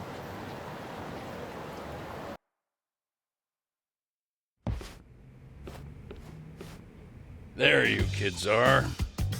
Figured you had to show up sometime. Mafia? You're caught up in this too? Yeah, she ran into us downstairs. I'm sure you can work out that I'm here to spy on you. But wouldn't you like to know what we're up to as well? Are you sure that's your only motive coming here? Sorry? Something like a professional excuse to see Yagami-san? In your dreams? I had no idea Yagami-kun was involved until just now. All right. I'll accept that. For now. Gotta say, I miss this little banter.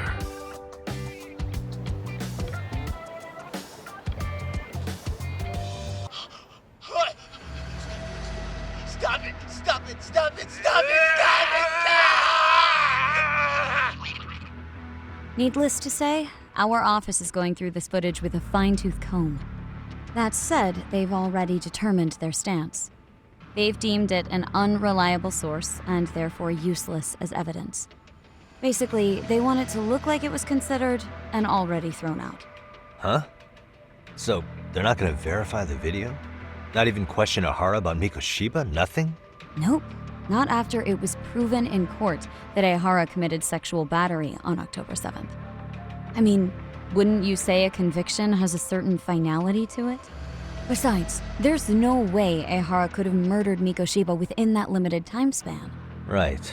Which means the murder video doesn't really add up, does it? What are you getting at? I'm saying the prosecution believes the video has been falsified. Special effects, CGI, whatever it is, we're not buying it. Huh. Furthermore, the prosecutor pushing that stance was the one who handled Ehara's trial. And that is? His name is Sadao Takano. He was the one gunning the hardest for Ehara the first time around, especially considering his officer status. He kept insisting justice be served, which got the public behind him rather quickly. He certainly looked the part of the people's prosecutor, grilling Ehara in court. So what you're saying is, Takano could never accept anything but Ehara's original sentence. Since this footage of the murder contradicts that finding, he just thinks it's a sham. Yes, and he'd add that a fair trial's result can't be challenged by some video on the internet. Well, who could honestly trust a system that changes its mind so easily? Both the prosecutor's office and the court are beholden to the case as Takano-kun presented it. But that's just sweeping the issue under the rug. It has a domino effect, too. The police are beholden to the verdict we got, so their hands are tied. This applies to both Tokyo and Kanagawa. Really? Why's that? Supposedly, they don't want to get involved with Ehara until they're sure the video is real. If they come in with a list of questions about the murder, it'll show that doubt's being cast on the original ruling. Yeah, but no one can prove that the video's real. Right. There's no way to verify the legitimacy of an untraceable video. But if the police aren't allowed to see Ehara, he'll never even become a suspect in the murder. That means he's untouchable. Exactly. None of the detectives are happy about that. Especially down in Kanagawa. Their job is to bring in a suspect, but their leads are all ending up at the same dead end. Until recently, people were lining up to bring Ehara to justice. Yet somehow his involvement in a murder totally derailed that. Don't be so surprised. No cop would ever want to undermine a ruling based on their own findings. Anyone who wants to go against the grain's gonna need hard evidence on their side. So the case goes cold, all to save face for the court and the prosecution. If Ehara really did commit murder, it'll have been the perfect crime. This debacle only serves as proof. True. It would turn the trial into a farce. There's no way we're letting this go. But wouldn't challenging this mean going up against the entire system? Yeah. That scare ya? Not at all. In fact, I was just thinking, we're the only ones who could take a case like this. Ha! That's the good shit, kid. This whole time, we've been writing off Ehara as a convicted sexual predator. But it's looking more and more likely the court played right into his hand. As for me, I'm done being played for a fool. Then you've heard what I came to say. And with that, I will be on my way. But if you need help, just ask. I think we're good for now, but thanks. That did clear up a lot. No problem. See ya.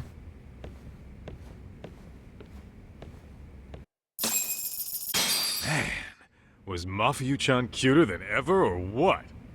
Think maybe it's time to light that flame again, huh? How many times do I have to tell you, it's not like that?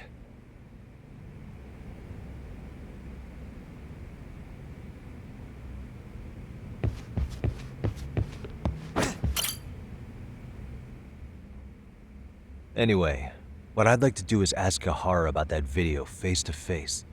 Any chance we could see him again? I was actually about to suggest that. One moment. It's from Ehara's prison. What?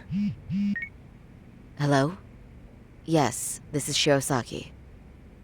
Yes, I can talk. His prison? Why would they call us directly? Guess we'll find out. Understood. I appreciate the candor. That was one of the prison wardens. He was asked to convey a message from Ehara. About what? In short, he won't be speaking with his representation any further. You're joking. To be more specific, he said he's not taking any more questions. It seems he fully grasps the situation, even in custody. How is that even possible? I'm guessing the murder footage that was uploaded yesterday was also planned out in advance. That or Ehara's conspirators have to be filling him in. How else could he predict we'd try to see him again so soon? I can see either of those scenarios making sense. But only someone on the force could be leaking insider information to him like that. Damn. This shit's turning into a full-blown conspiracy, eh, Doc? Whatever it is, it's screwing up our plans. Yeah, the timing couldn't have been worse. Now what are we supposed to do? Come on. There are plenty of leads that don't involve grilling the culprit. Yeah? I'd like to hear them. Well, if it were me, I'd start with Saori-kun. Okay. The first thing I want to learn is whether Ehara is really the murderer in this footage. Given the entire sexual battery incident as an alibi, there is no way he could have murdered Mikoshiba. However, this new footage knocks the bottom out of that premise. Right. Either his alibi or the murder footage. One of the two's been fabricated.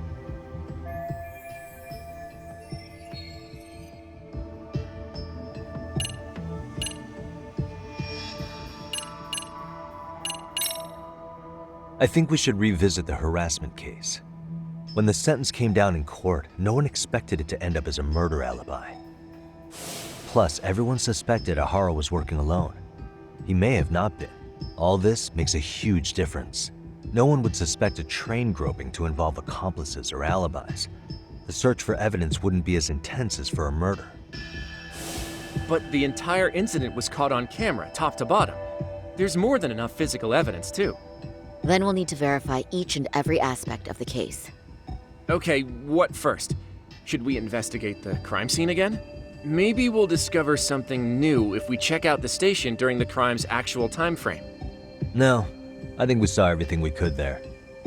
Actually, if we're reviewing evidence, we could do that from right here, couldn't we? What catches your eye specifically? I ask because fabricated evidence would likely show signs of tampering. This would prove Ehara's alibi doesn't hold up.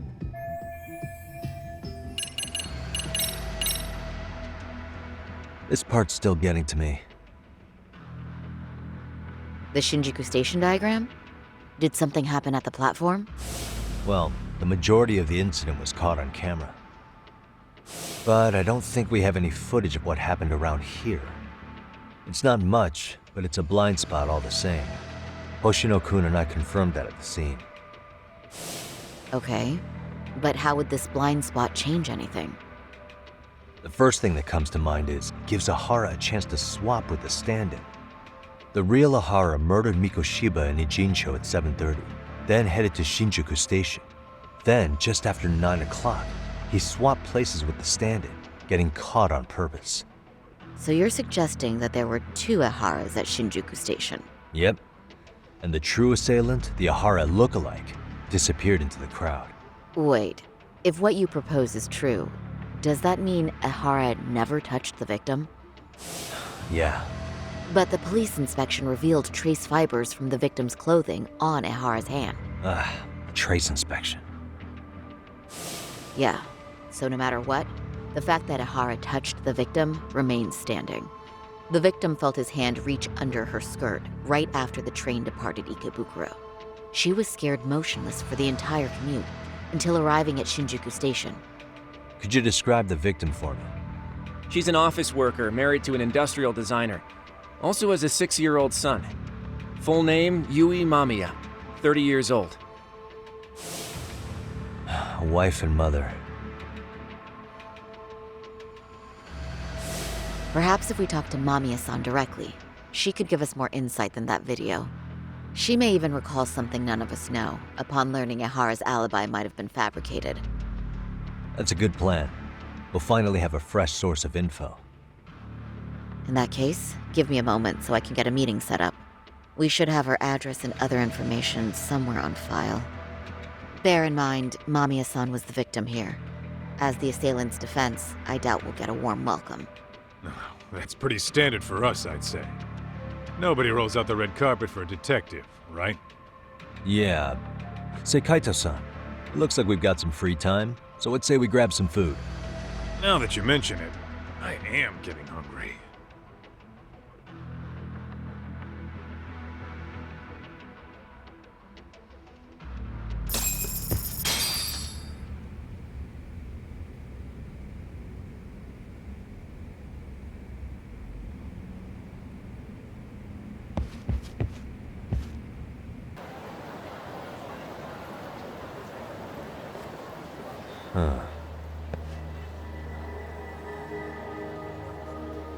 You think they want something? Bet it's not a friendly hello. They do look like they mean business. This Arcade's idea of an ambush? How basic. Kaito-san, there's more. Over there, too. Same losers from yesterday. Guess they want to settle the score. Looks like they rounded up some buddies and waited for us to show. Well, whatever the hell they want, let's not get Genda-sensei and them involved. Follow me. Okay.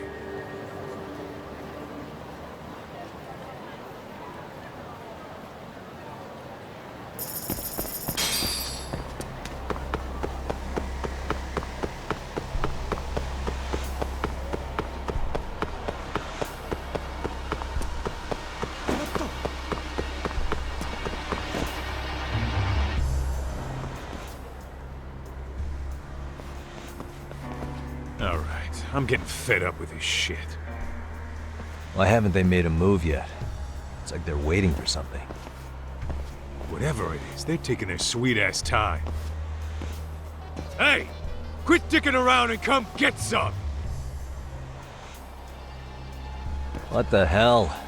They're just gonna keep stalking us? Nope, thanks for waiting, assholes! Shit! Let me guess. You're RK too? Bastard went straight for our heads. Are you nuts, guy? Shut your mouth! Let's go!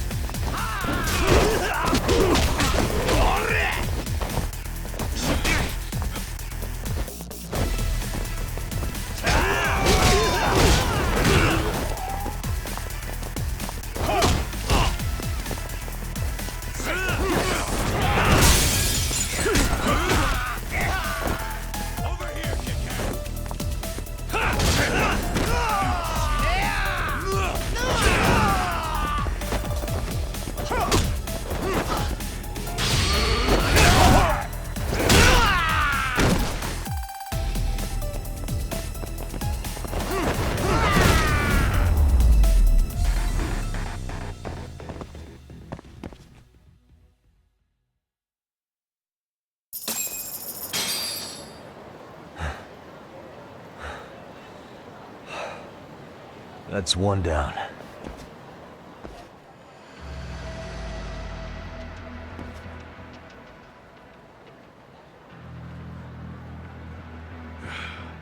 We're not out of the woods just yet.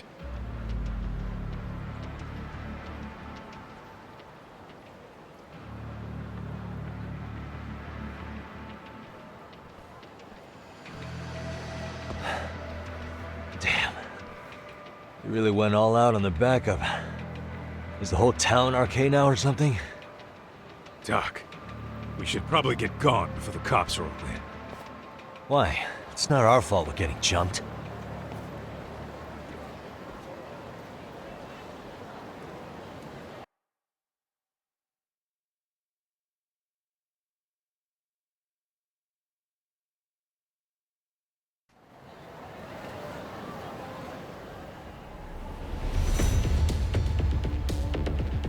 Their plan was to come at us in waves. I've about had it with this crap. Yeah.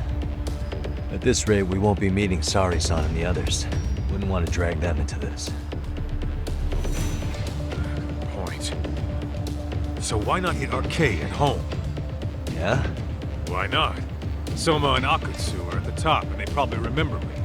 I'll just ask them real nice to keep their goons off our back. Unless you want to keep dealing with these fucking scrubs. I'm fine with making a house call. Any idea where it is? Yeah, a club in the back of Theater Square. Used to be RK exclusive. Nowadays, I hear they let in thugs from all over. I admit, I'm kinda curious.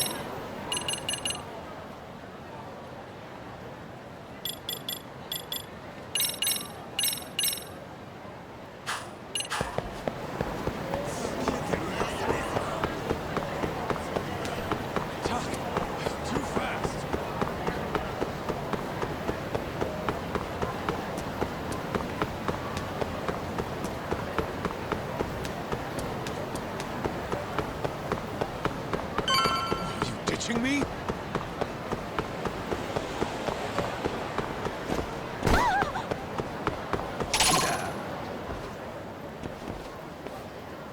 is it, Tak. Get ready to meet some shady people. Yeah, shady is definitely the operative word here. Can't imagine this place gets a lot of foot traffic. Who knew an entrance to the underground was right here in broad daylight? Alright, let's get in there and be done with this.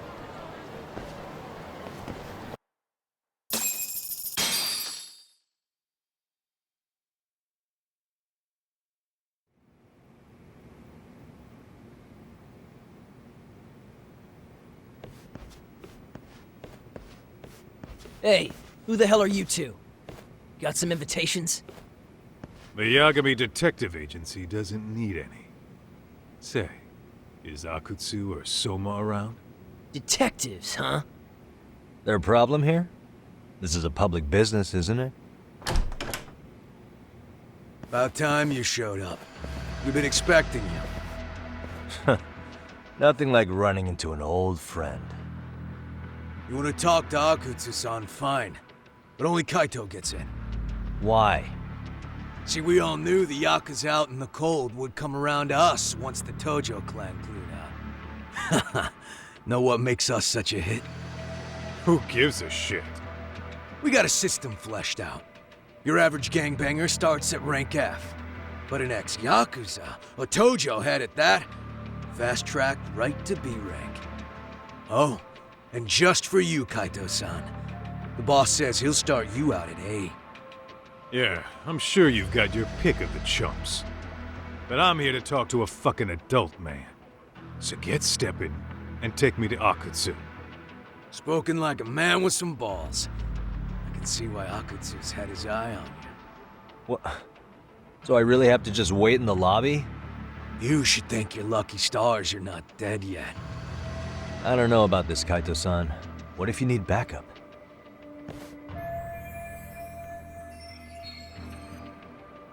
Relax, Tak. All I gotta do is talk man-to-man with Akutsu real quick, and we'll be out of here. You heard the man. Now come on. Well, if it's gonna be that quick, I'll just wait right here. Do whatever you want.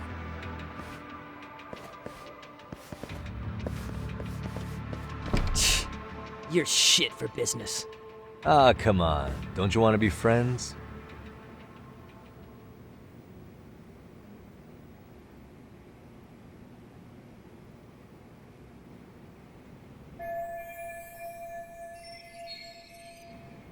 Hey, think I could use your restroom? There's one inside, right? Go shit on the cement for all I care. Restrooms are for guests only. So, you in Arcade too? I take it business is good lately. Oh, hell yeah. Recruits are swarming in by the dozen. If you're looking for quick cash in Kamurocho, Arcade's where it's at. Plenty of hotties, too. Wow. And all you do is fool around on your phone. Talk about living on Easy Street. Screw you. Hey, not my fault they don't loop you into the good jobs. Bet those only go to the A-rank guys. You must be, what, F?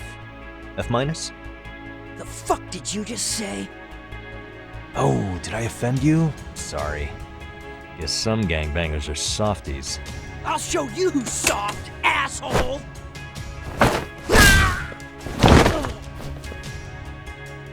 Sorry. Getting split up from my buddy does make me kind of an asshole.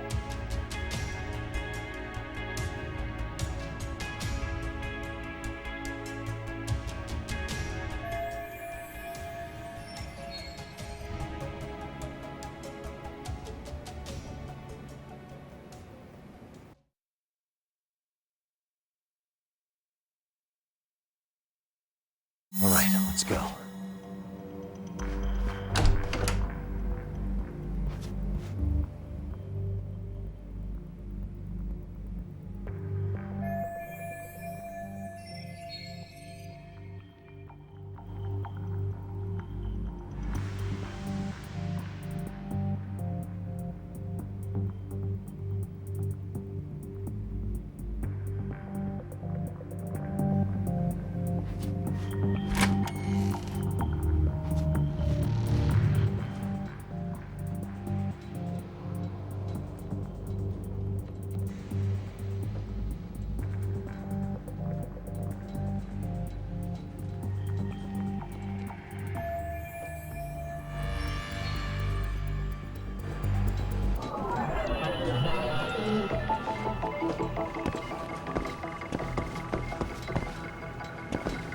Hey.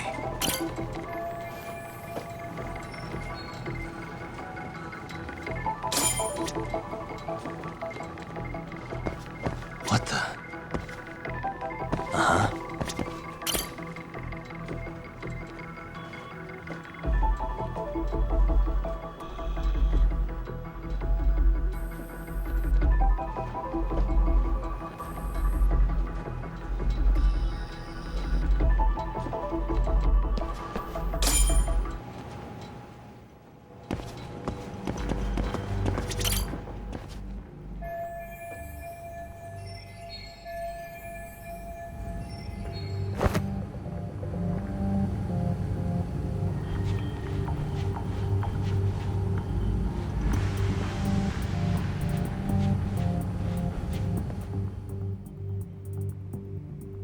Hey, where'd that new guy get taken to?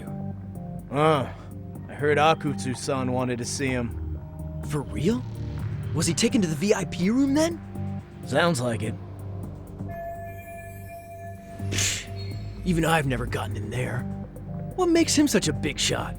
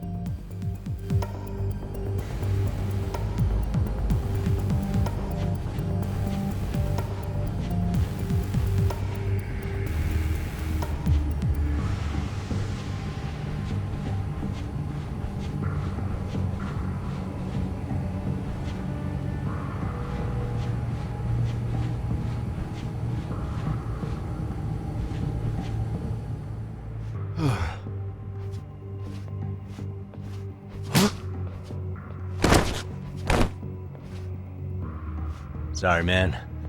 Take a quick breather.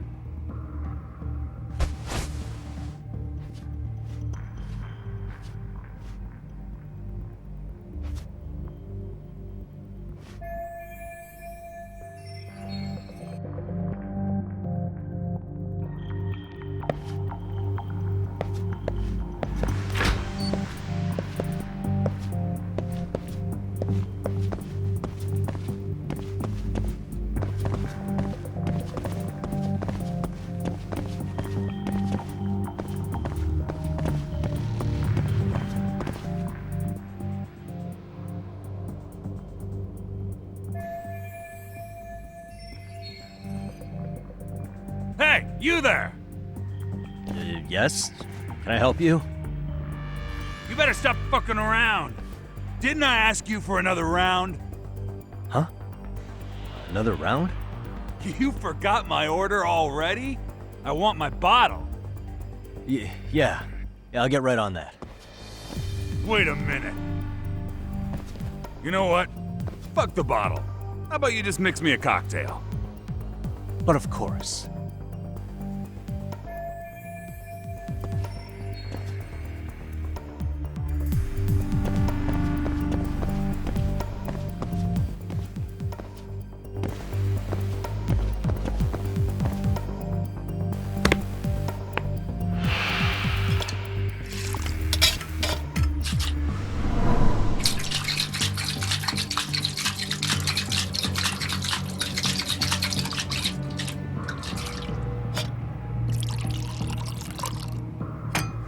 Here, sir.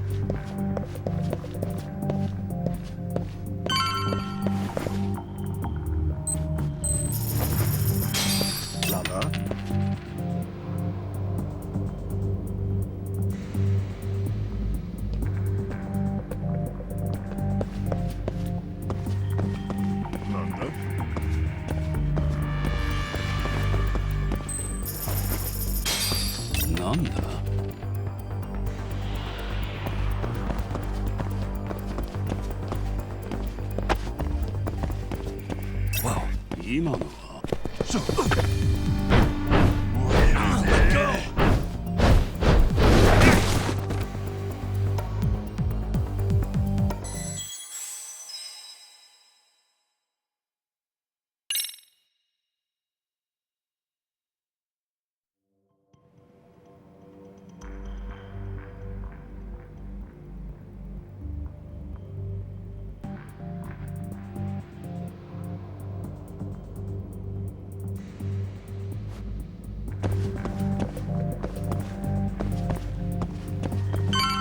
なんだ？なんだ？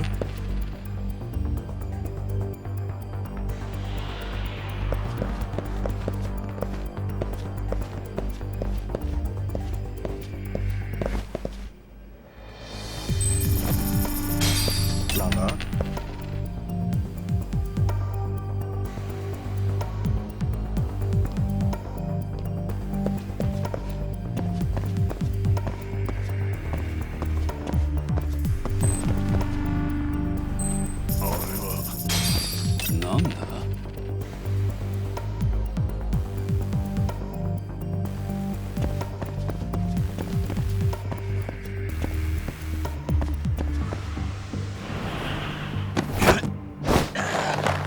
まだやれ。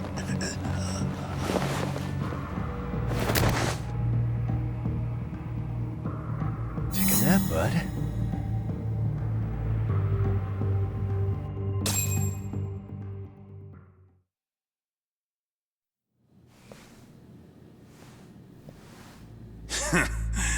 I hate to say it, Akutsu. I'm in a price bracket you couldn't afford if you wanted to.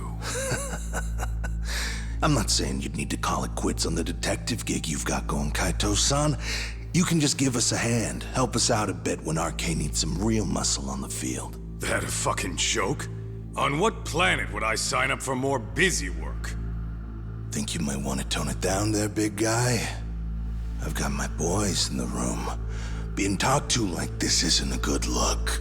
Why would you care how you look? You're a bunch of damn Yakuza. You and Soma are picking up the Tojo clan scraps, yeah? Or do you have a real plan? We'd have the manpower if we wanted to. With all your washed-up Yakuza and punk-ass kids? I don't see it happening, man. What are you fucking thinking? Exactly why we need more guys like you. Help me show this crew how the big boys roll. I need some authority on this to get it built the right way. So you want me on as a drill sergeant for scumbags? Count me out. Kamurocho's underground river of cash is still flowing, but there's no more Tojo clan upstream to collect it all. There's no more rules. We can run this town however the fuck we want. And once we've got ours, we can slip back into civilian lives to live it up clean as a whistle. You want to be a civilian again? You're kidding. Oh yeah. Want to have the cash to buy your favorite store, pop out a couple of kids and settle down with a family? Never would have been possible in the Yakuza life. Well, why the fuck would you need me to do that? After you step into the shadow of the underworld, you never really escape from those chains. Don't sell me your bullshit like I'm one of your fucking brats. Huh. Sounds to me like your whole damn pitch just ran out of gas. Go out there and build your dream gang if you want. I don't give a shit. That said, if you keep bugging me about this shit, I'm gonna make sure you regret it. Keep your fucking distance from us. Did you say us?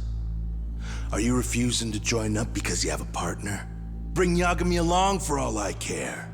Did you hear a word of what I just said? I'd reconsider that stance if I were you. If you aren't coming along as a friend, then you're my enemy. I don't take work from assholes. Have it your way, then. Hey, round up the boys. Sir. Hey! Get off your asses! Too late for that. I knew exactly how this little chat was gonna go down. Son of a... Yeah, well, I knew exactly where you'd be for a chat you weren't invited to. Well, if you're done over there, shall we get back down to business? You're not walking out of here. If you don't know how to use that thing, you're gonna cut yourself, man. You sure? You fuckers are the ones who don't know shit. This whole damn town belongs to the arcade now, you know. Now the whole town belongs to you, huh? You fucking morons. You're gonna have to pry this town out of my hands!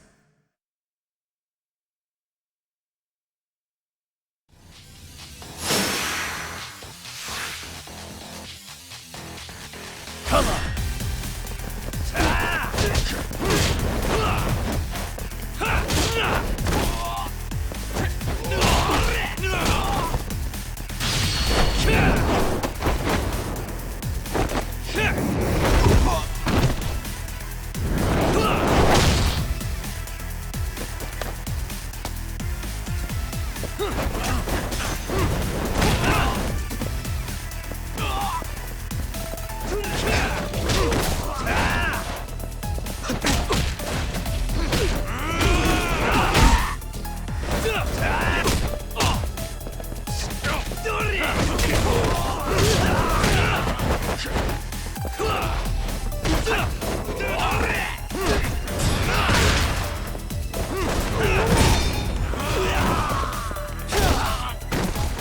Hey!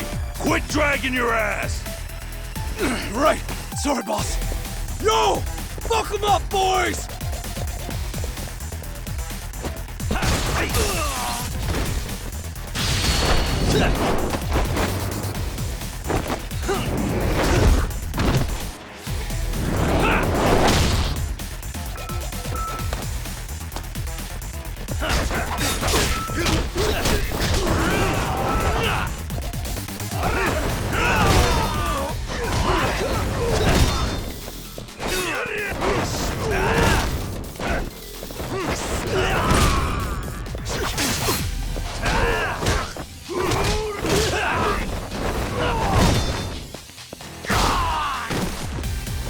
Dumbass, you down already?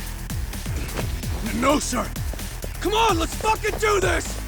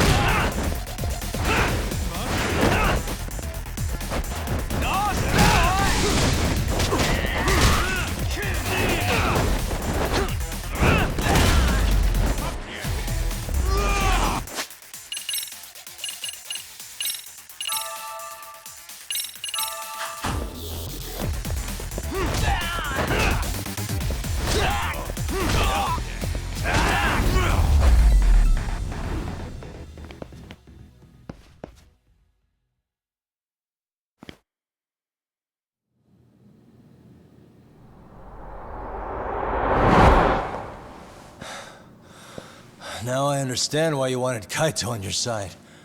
Still got anything you want to say, Akutsu? I can appreciate your perspective on this, Kaito. In that case, you better leave us the hell alone. Yeah, we can do that. We get it. It's fine. Right, Akutsu? Why are you here? Aren't you busy? Just checking in. You made quite a mess here.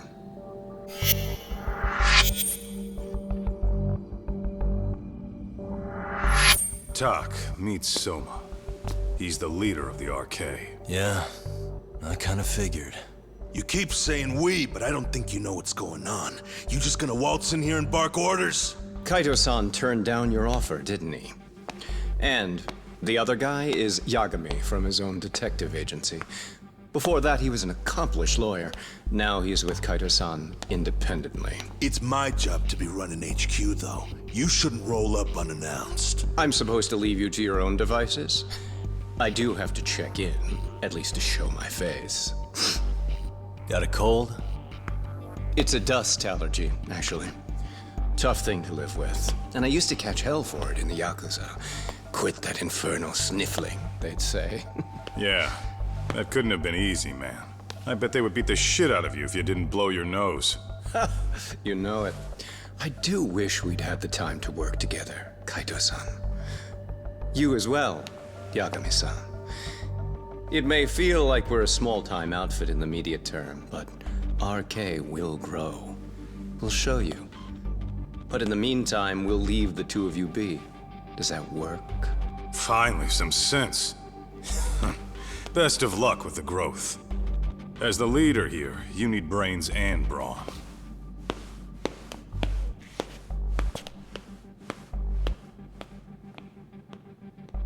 Something else? Your gang was out there searching for some guy in a picture.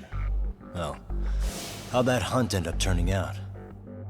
He was some kind of girls' bar manager, wasn't he? It sounded like he'd disappeared from Kamurocho more than a few years back. You have any luck tracking him down? Ah, we actually found that he's unfortunately dead. Likely murdered. Considering Kamurocho's reputation and the nature of his profession, I can't say I'm all that surprised. Got it. I guess I was just kind of curious. Always happy to oblige a detective.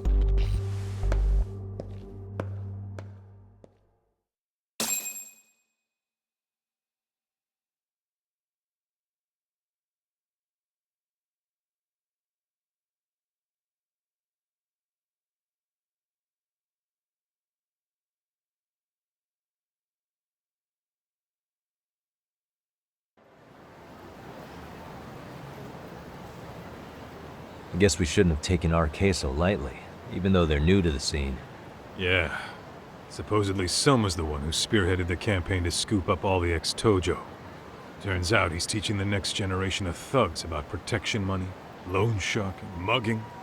He's like an unemployment agency for shitheads. They've got 50 full-time bodies so far, but if you include part-timers and other associates, they may be well over 2,000 strong. That's a lot. Even half that's a lot. The Yakuza left behind a gaping power vacuum in this town. Even if it wasn't RK, someone else would have swooped in. So much for peace and quiet in Kamurocho, huh? Saori-san's calling. Hello? It's Shirosaki. Sorry for the wait. I found our file on Ehara's victim. Ah, Mamiya-san, right? Yui Mamiya?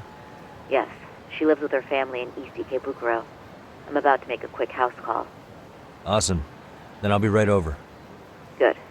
See you sooner than later, I hope. I caught all that. You go on ahead, Doc. This one's outside my area of expertise. Okay.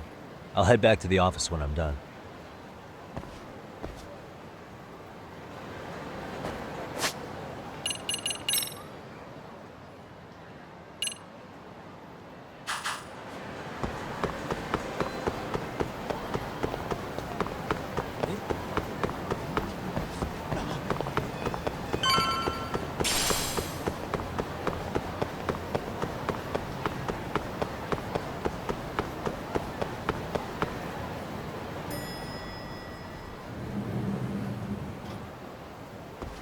Oh, perfect timing, Yagami-san.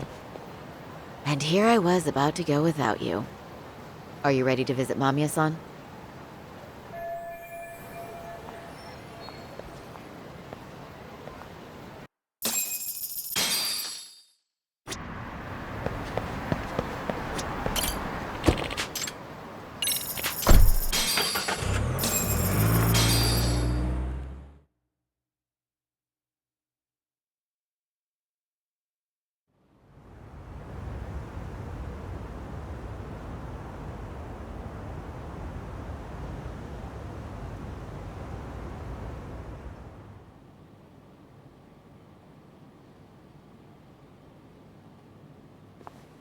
Remember, we're speaking to a victim here, Yagami-san. One whose assailant we defended in court. If we had tried to make an appointment, she probably would have declined outright. Not sure showing up unannounced is much better, so let's just hope she's willing to talk. Yes, there's no way around it. It's a risk we had to take. Well, here goes nothing. Yes? I'm Shirosaki from the Genda Law Office, the attorney for Mr. Akihiro Ehara. You may remember me from the hearings. Why are you here? Don't you know it's rude to show up at someone's door uninvited? I understand, but we have a pressing matter that directly concerns you. If we could do this another way, we would. I apologize for any inconvenience. I'm sorry, but the trial's over and done with. You know I can legally turn you away. You're right, but I'm only asking a moment of your time. Please, would you mind?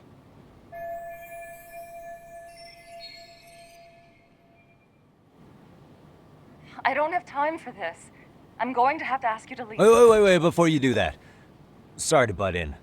I'm Yagami, a detective helping Saori here out. And?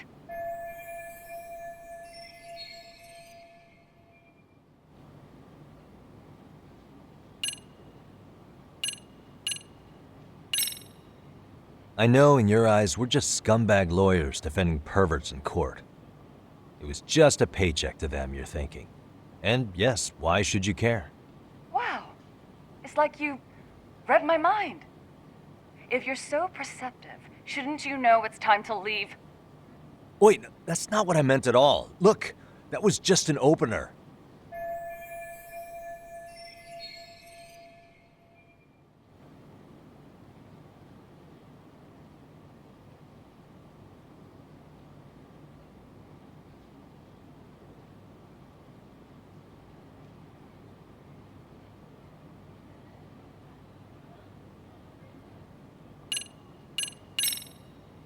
Are you aware of the trending video that's leading people to believe Ehara committed murder? Thing is, the victim was confirmed to be alive in Yokohama until the morning of your own incident. And since Ehara was on the train with you, they're ruling him out as a murder suspect. So, what is it you're getting at?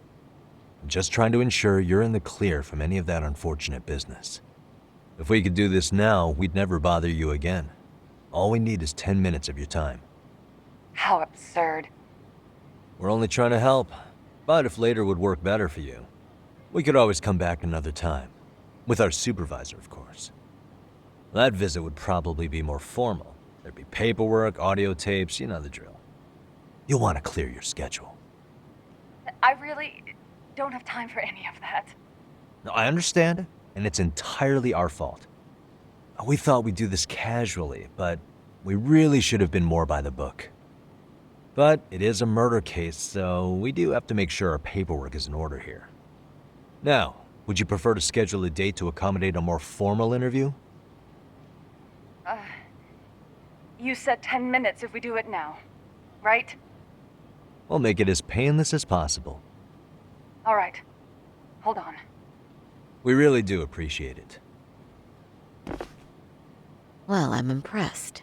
I'm also not sure I should trust a word you say ever again. Really? I did get us in the door, didn't I? I'm joking. I do appreciate the help. Now let's not screw this up. This is likely the only conversation we'll have with Mamiya-san.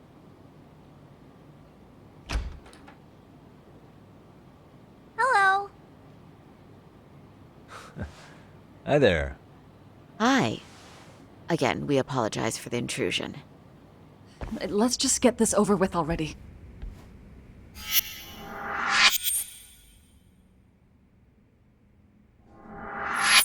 Okay, bye-bye. We'll make this quick.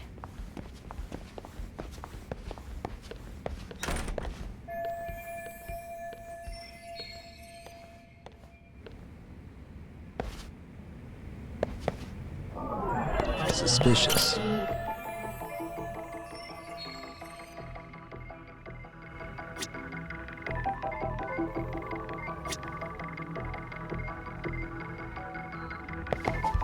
Hey.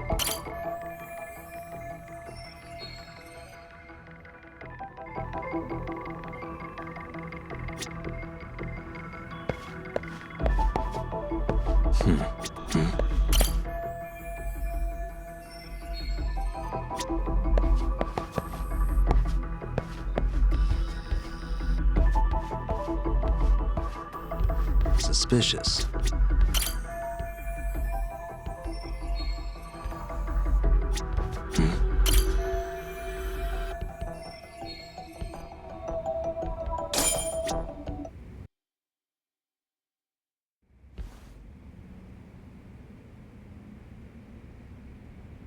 So, Doc, I've already told the police and the court everything they could want to know about that morning. I'm sorry to put you through this again, but would you mind going over those details with us? What else is left to discuss? I understand how pressured you might feel. I've gone over this so many times. I wonder if pressing charges was even worth it. No, what you did was both brave and inspirational. Many victims are afraid to come forward for any number of reasons. Your voice might give them courage to find their own. Ironic, hearing this from that predator's defense team. Well, perhaps. Would you mind walking us through that day from the beginning? It's nothing so mysterious. I was just on my way to work when some man grabbed my butt. That's all it was. Nothing else was out of the ordinary that day? Correct. Not to pry, but where is your husband today? Still at work? He usually doesn't get home until later. On that note, I have to feed my son, so let's get this wrapped up soon. We'll try our best to. Moving along. On that day, you and Ehara-san boarded the train bound for Ikebukuro, correct? Had you ever seen the man before then?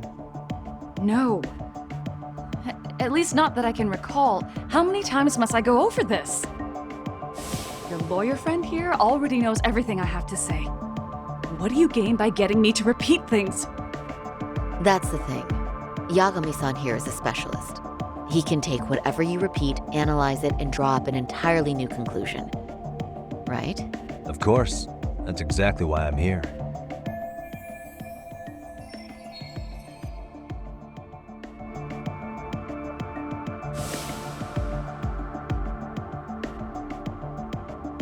In the security footage as you stepped onto the train, it looks like Ehara-san stepped right behind you.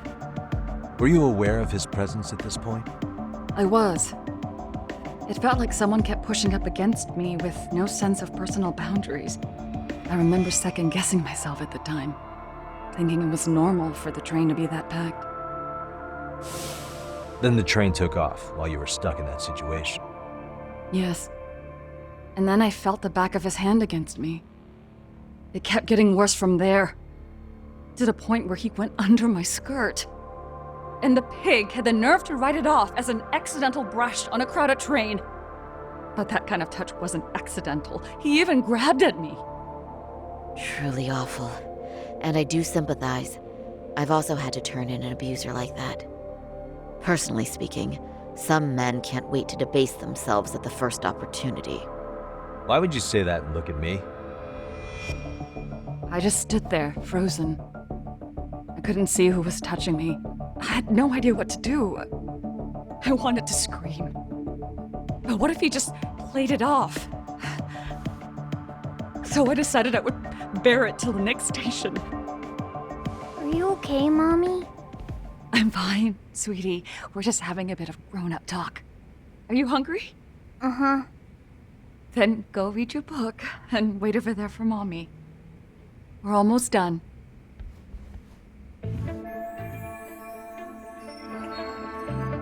You said the abuse lasted the entire 6 minutes between Ikebukuro and Shinjuku Station. Did you see the groper's face at any time during that span? No. I was too terrified to look. And I thought, even if I did, he'd just pull away and escape. But just as the train was pulling into Shinjuku, I reached back and grabbed the hand on me. That's when I saw his face. Of course, he shook me off as the doors opened, but I'd already gotten a clear look at him. He must have known I could turn him in at that point. So he ran, and I chased after. Right. That was captured by the station's security cameras. Great job tailing him in such a crowded space. On that note, did you ever happen to lose sight of Ehara-san while running? His cat was pretty easy to spot, and no one else was bolting off the platform like that, so I never lost sight of him. At that point, I could feel my voice returning, so I just screamed. That man grabbed me! I'm glad there were good Samaritans nearby. For sure. And there were a lot of smartphones out, so I figured there was no way for him to get away with it. I was so relieved. I see. I think I've got the gist of it. But now we've got a piece of evidence that contradicts what you've told us. What do you mean?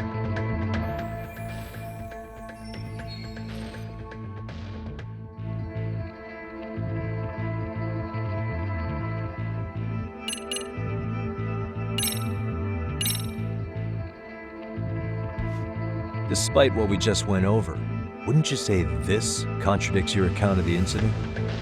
I'm not sure what you mean. Did I say something odd? No, Yagami-san is currently the odd one here. Oh, if you'll allow me to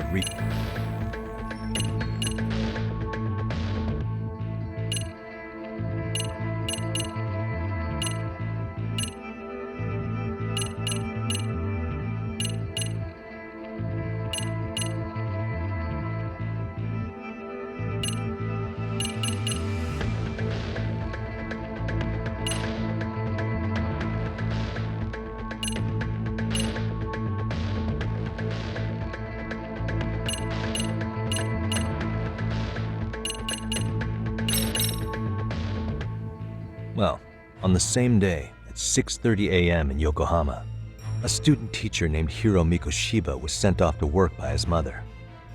But he was soon abducted near his home, only to be found dead much later in Ijincho. Is that... According to the video, Ehara-san here is the murderer. What? He killed Mikoshiba in cold blood to get vengeance for his bullied son. His kid was about to graduate high school, but instead, he took his own life. So Ehara took it upon himself to punish his son's tormentor. That's awful. But now we come back to the issue here. If this footage is authentic, then Ehara-san couldn't have been your assailant. The victim's estimated time of death and Ehara-san's time of arrival in Tokyo simply don't allow for it. It's just not possible for someone to make that commute. But there's the flip side. If Ehara-san was in fact your assailant, it would mean this murder footage is a fabrication. I don't know what you expect me to say after all this. Right? Now you know how we're feeling. That's why we came to see if you had any leads for us. So that's what this is about. After hearing your story, I have no doubt you endured a lot that day. Which would obviously mean that murder video was faked. Then, who shared that video? And why? Wish I knew. Based on the quality, something this convincing would need quite a budget. Whether it's CG on top of real murder footage, or just a rock-solid AI creation, no way it was cheap. So why go through all this effort to fake a murder? Who would benefit from it? But I have to say, I feel much closer to piecing this puzzle together with your help today. Thank you very much for your time. Yes, and rest assured, this will be the last time you see us. Our apologies for the unexpected visit, and for dredging up unpleasant memories. It's fine.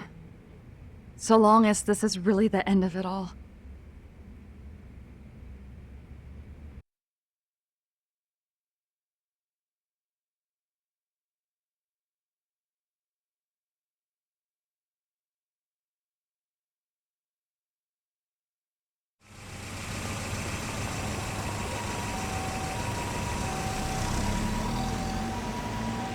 I'd like to report Mamiya-san's account to the rest of the team. Can I count on you to be there? Sure. Let me give Kaito-san a heads up. All right, then I'll see you there.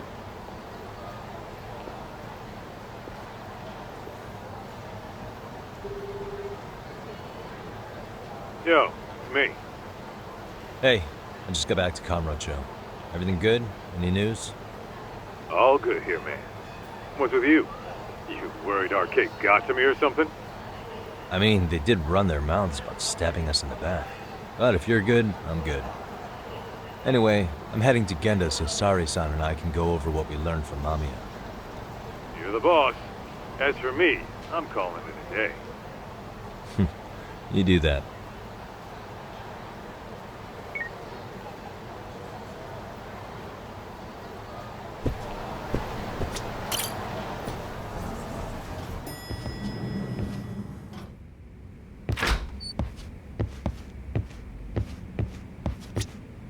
Are we ready, Yagami-san? Let's start with our visit to Mamiya-san, if that sounds reasonable to you. Yeah, let's start there. So, the victim's story is completely in line with her court testimony, huh? That's correct. There wasn't anything new to pick up. Unfortunately.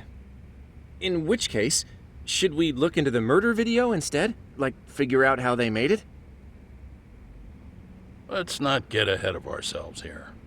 Whether that tape's fake or real, someone had to put it online, right? Do we have any theories on who that might be? Well, the footage showed enough of the surroundings to make the crime scene clear. As somebody who's been there, I can confirm that the blood splotches match what you see in the footage. Which means...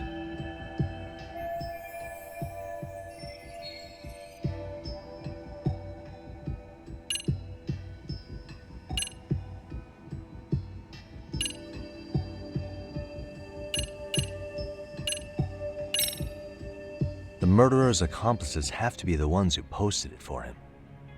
Yeah, I can't see it any other way. I also agree with Yagami-san. But in that case, what would their motive be? Maybe they wanted to make a mockery of the police, or even the whole system. Huh? We know Ehara got himself convicted for groping, so he'd have an alibi for Mikoshiba's killing. But then, his conspirators turned it around by uploading the murder video online. Almost as if to say, look how he got away with it. I see. Yeah, that does make it sound like he's taunting them. That's well and good, but I'd like to shift gears. Let's talk about the actual fabrication of the video. How does one go about that? Well, for example, the true culprit would be taped murdering Mikoshiba. Then Ehara's face would be copied and blended onto the killers. That's how they'd approach it in a Hollywood movie. But then, wouldn't you be able to see traces of it being faked? Tsukumo-san reported that he's found nothing of the sort in his analysis. We've been down this road before. If we take the stance that the footage is fabricated, we have absolutely nothing to work with. Then let's tackle this from the stance that the video's actually real. If that's the case, there has to be a flaw in the groping issue. I think we've collected enough evidence to find it too. Before meeting with Yui Mamiya, didn't you mention the possibility of Ehara using a stand-in? Perhaps the real Ehara murdered Mikoshiba in Ijincho, then swapped places with the imposter so he could be detained. But we couldn't find an opportunity for the swap to happen, remember? From the moment he set foot on the Ikebukuro platform, Ehara was constantly on camera. But wait, that's not entirely accurate, is it? Huh?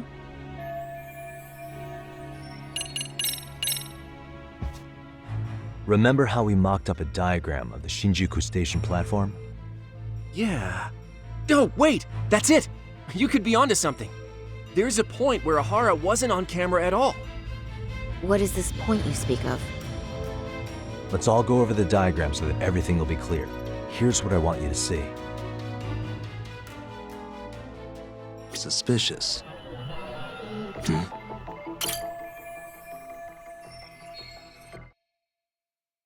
It's very brief, but there's a moment where Ehara and Mamiya-san can't be seen by the security cameras.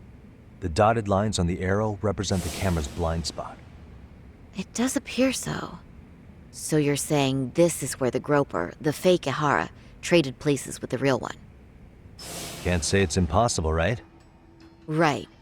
Except if that actually happened, Mamiya-san would have been right behind them at the time. Could the two really swap places without her noticing? In a crowd like that, I think it's feasible. If that really was Ehara's plan, then I'd say he was being careless. Careless? How? Well, on the day of the incident, the station was packed for morning rush hour. That means there was no solid guarantee the assailant could make the switch. He could have been nailed by any random passerby before reaching the blind spot. Good point. Not only that, if Mamiya-san had called for help while the train was still moving, then the first Ehara would have been caught before even reaching the platform. Oh, I mean, yeah! Called it. Think about it, Yagami-san. Why would Ehara's accomplices meticulously plan out every last detail of this alibi, only to leave such a crucial component to chance, as Hoshino-kun pointed out? Oh, just doing my job. True. Good work, Hoshino-kun. In fact, I think that may back up my own take on it. Yeah? What if everything, including the appearance of leaving the plan to chance, was part of the plan? Can you expound on that? I'm saying I agree that such an airtight alibi wouldn't have allowed for contingencies. And that takes the question to another level. Just how far did they line up the pieces in advance to make the swap work? Are you saying there's more to it than we discussed? What did we miss?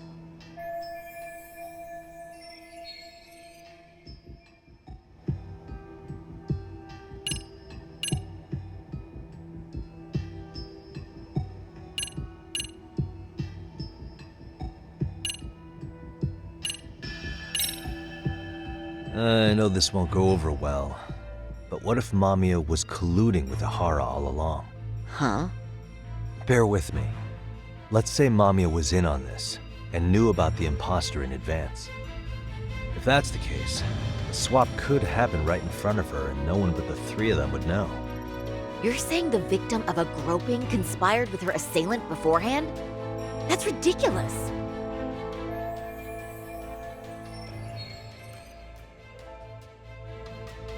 Let me just say, I'm only trying to work out how a swap like that would be guaranteed to work. Now, if Ehara and his stand-in both know that Mamiya will pretend not to have seen them, they can trade places in the blind spot with impunity. Conversely, if Mamiya wasn't in on the plan, the idea of a swap would never work. We can say with certainty that she would have seen the swap, so... She could have even called attention to the real Ehara the moment he stepped in. That way, the people around her would be focused on chasing the correct assailant. The rest is as we know it. They caught Ehara and detained him until the police showed up. Hold that thought. If your theory is accurate, what about Ehara's trace evidence? Remember that fibers of the victim's underwear were detected on his hand. Well, that can also be explained by Mamiya being in on the plan. For example, while the stand-in was showing himself at the security cameras, Mamiya could have easily provided Ehara access to a pair of underwear at the same time. Maybe the stand-in loitered around for so long because he was letting everyone else get themselves in place. It's not impossible. We can work out the other details later. But the point is, Ehara's murder alibi is shot if Mamiya was involved. In summary, it's possible Ehara disgraced himself to secure an unshakable alibi for Mikushiba's murder. I'll concede that it's an avenue worth pursuing. And when it comes to the prosecution, they can't just admit they got the first case so wrong. Plus, they can't question Ehara about Mikushiba's murder. In fact, their only option is to claim the tape was faked. So he managed to make a farce out of the system after all. Well, his court case for his son's bullying did get more or less thrown out, didn't it? The school, the investigative committee, and the court all agreed there wasn't enough evidence to convict anyone. No surprise for me that the guy held a grudge against the system for so long. Hold on. Before we all decide on this. What's up? The obvious question to me is why would Mamiya be party to such a crime? She appears more than financially stable, and she's even raising a child. So why would she do something so enormously risky as helping establish a murder alibi? Yeah, I haven't gotten that far yet. But maybe she was promised something that far exceeds the risk. Or maybe Ehara has some kind of dirt on her even? Enough to make her help with a murder? What sort of secret would be big enough to force someone into that corner?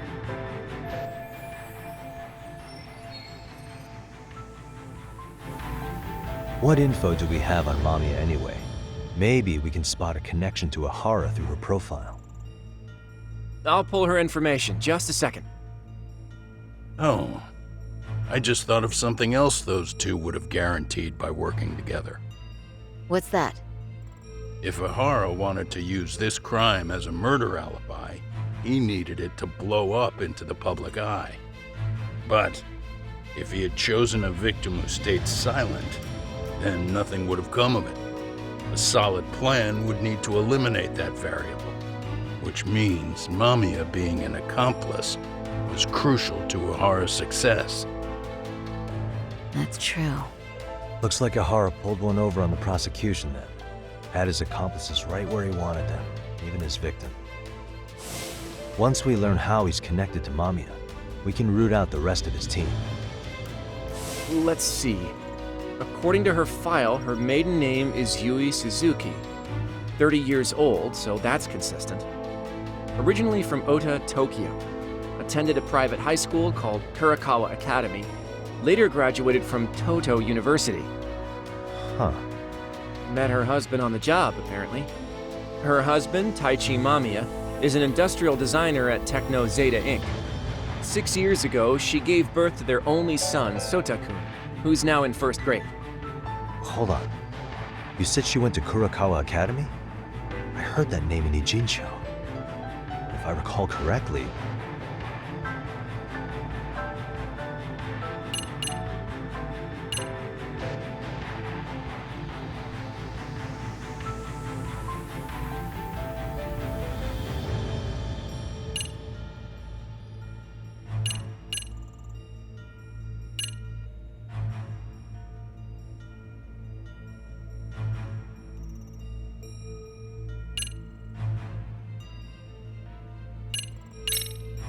didn't I just go there to investigate a bullying?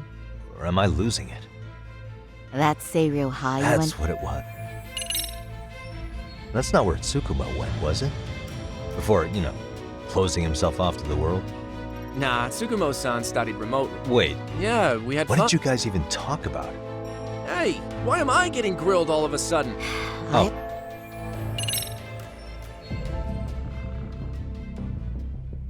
When I went to scope out the murder scene, there were these 3 guys watching the detectives and me.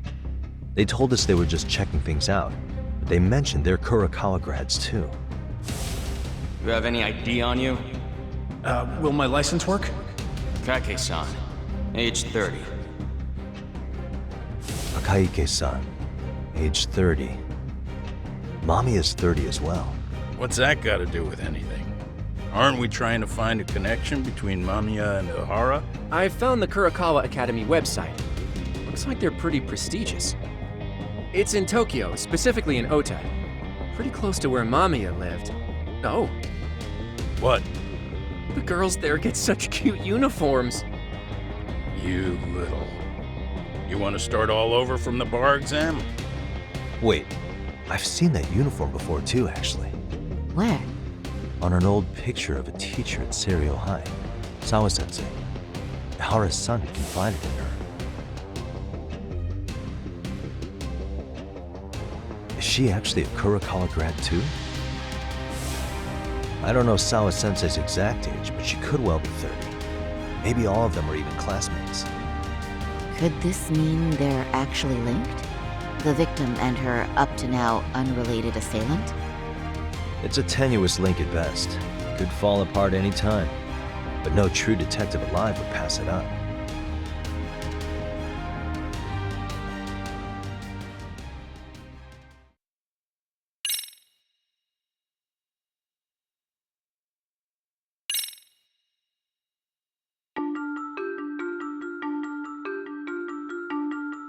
A previously unseen link is established between the groper and the victim. Charting out their relationship is akin to tracing a spider's web. But with each false thread ruled out, only the improbable truth remains. Ehara orchestrated the groping as a diversion. And by tarnishing his name, he secures both an alibi and his ultimate revenge.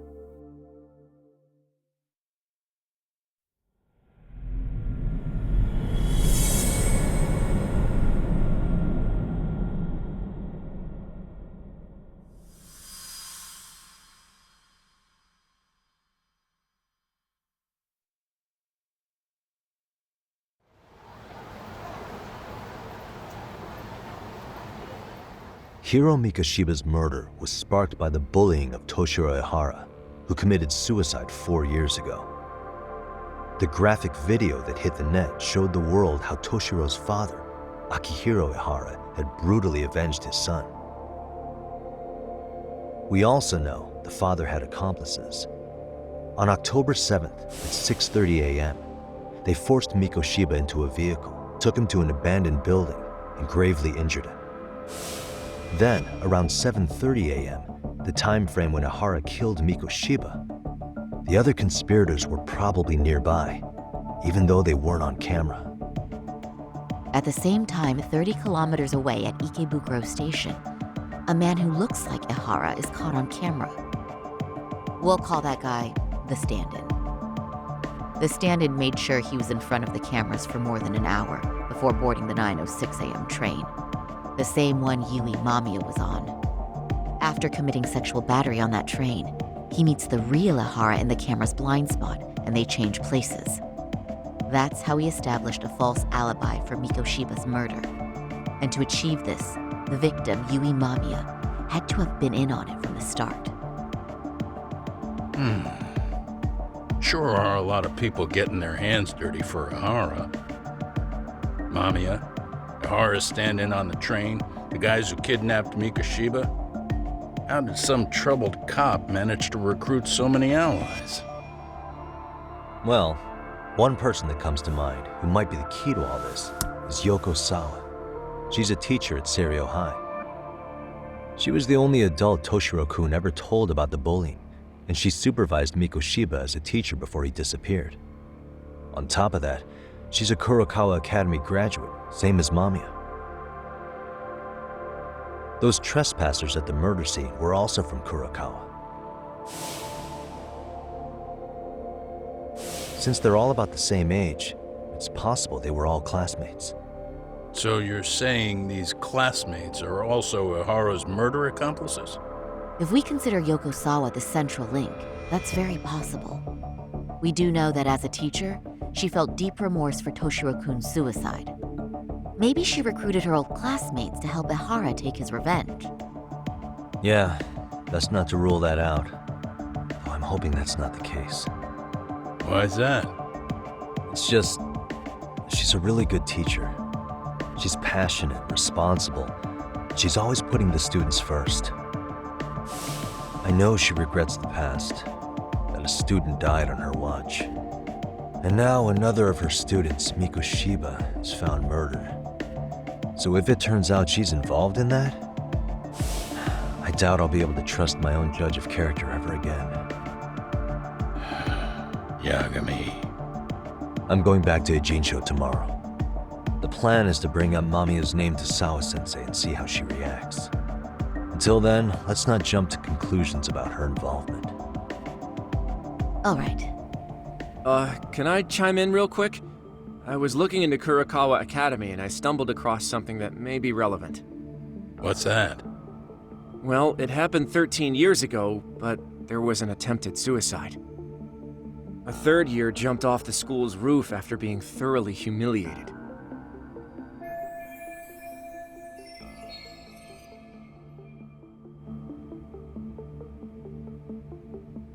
Actually, Sawa-sensei mentioned that. She said it was a boy in her class. Right, that's gotta be the same case then. The student's name was Mitsuru Kusamoto. He's 30 now, but still in a coma. Huh, and all that info's on the net? It wouldn't be normally, but his mother happens to be Vice Minister of the Ministry of Health. Ever heard the name Reiko Kusamoto? Not once. I have. It was on the news. They were talking about her and her son.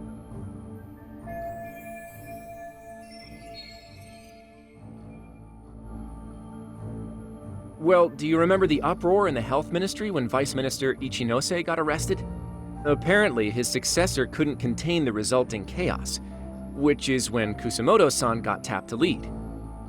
They couldn't afford another criminal scandal, so her promotion was out of the blue. She was a safe choice, a veteran with tenure and experience. Not to mention, her son's tragedy made people see her as a more sympathetic figure. Very popular. She's kind of a new generation heroine, so to speak. Huh. Is any of that relevant to the case at hand, though? Who knows? But Reiko Kusumoto and Ehara both have children who were bullying victims. I don't think that's a connection we can afford to overlook, if you ask me. Okay, so Kusumoto's son. What exactly happened to him? Let's see. He was bullied by a fellow third year at his school, Shinya Kawai. The records say he harassed Mitsuru-kun every day, in and out of school. Well, one time he even stuffed dirty rags in his mouth. That's so cruel. Yeah, and the teacher was a real piece of work. Apparently he knew, but he just smirked and said, "Don't overdo it." Oh, I remember now. The media pounced on that one hard. If they were classmates, then both Sawa-sensei and Mamiya would know about this. And maybe because they couldn't save Mitsuru-kun, their guilt left them open to Ehara's persuasion. But to prove that, we'll have to hear from them directly. I'll talk to Sawa-sensei first thing tomorrow. That'd be helpful. In the meantime, I'll be working on Ehara's appeal. It's clear they missed something important in the trial, since Ehara is apparently innocent of sexual battery. Being that he was out committing murder at the time. What started as a simple harassment case sure has blown up big.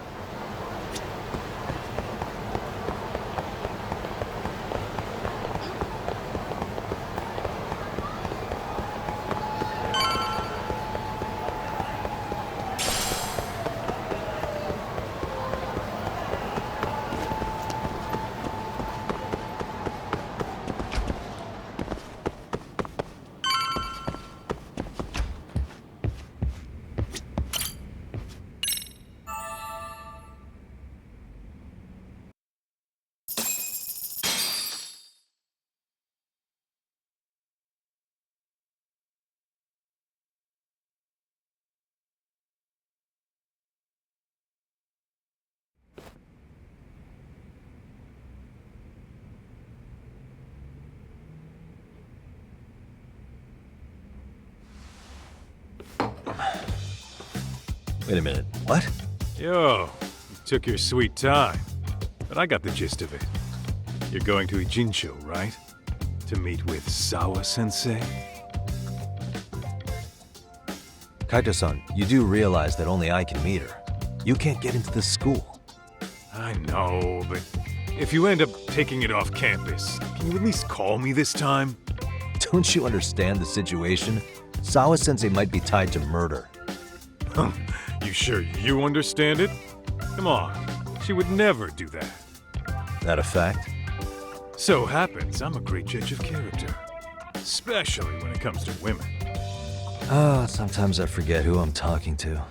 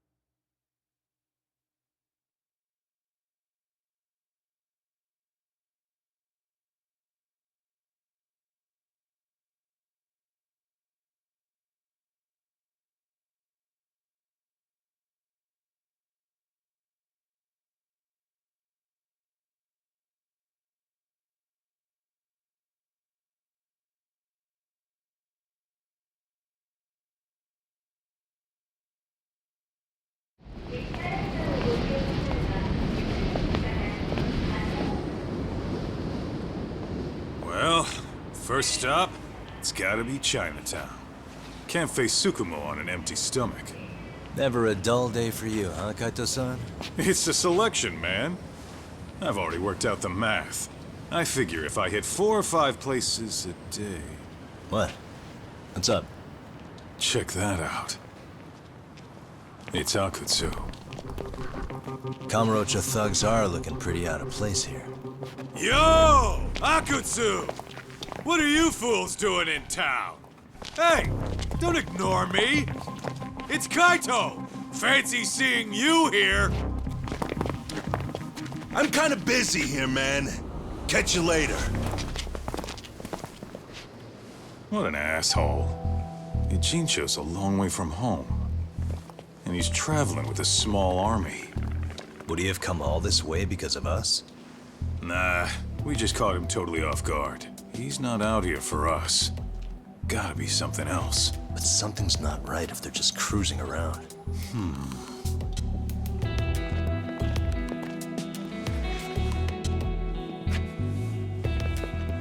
It's gotta be an RK operation.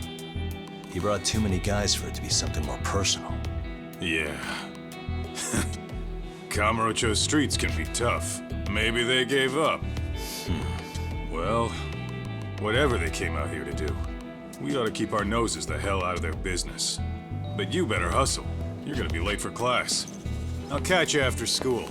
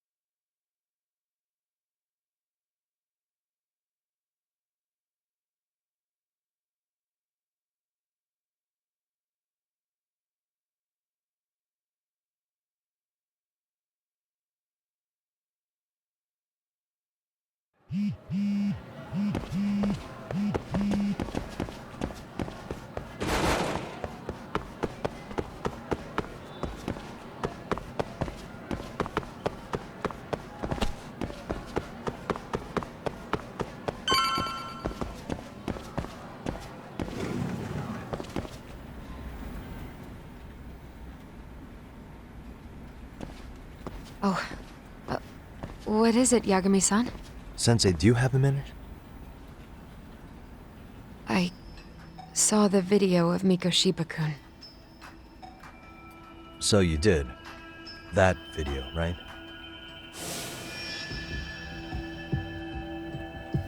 I thought Ehara-san was convicted for a sex offense. How could he be in that video killing Mikoshiba-kun? But then that video looked so real. Most likely it is. As you unfortunately had to witness, Ehara-san committed murder with his own 2 hands. Which means as far as the groping that day goes, there's some deception at work. Deception?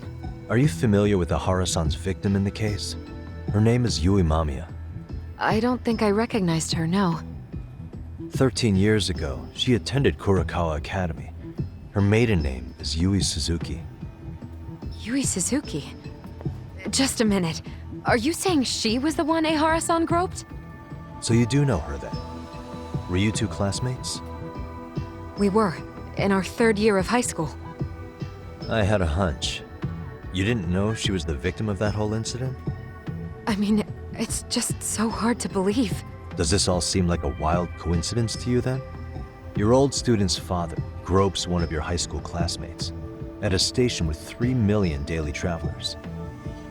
What are you implying? I'm saying your old friend Yui might be cooperating with Ehara-san, as in she only played the part of a victim. She might have even known it was all to hide a murder. What? But why? Why would she do that for him?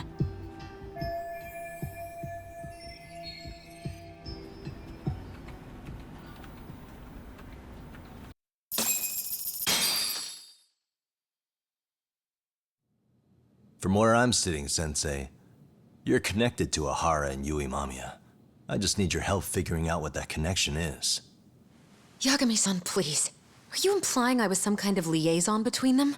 Well, Sensei, what was your relationship with Yui Mamiya? Were you close? Or would you say classmates covers it? The two of us were never really that close. To be honest, I didn't really like the group of kids she hung out with. I guess you could say we didn't have the same interests. When was the last time you saw her? Did you have a high school reunion by any chance? They held a reunion around the time I graduated from college, but I didn't feel like going. That same class bullied a kid into jumping off the roof. So if that's the case, you haven't seen any of your classmates since you all graduated from Kurokawa? That's right. Okay then.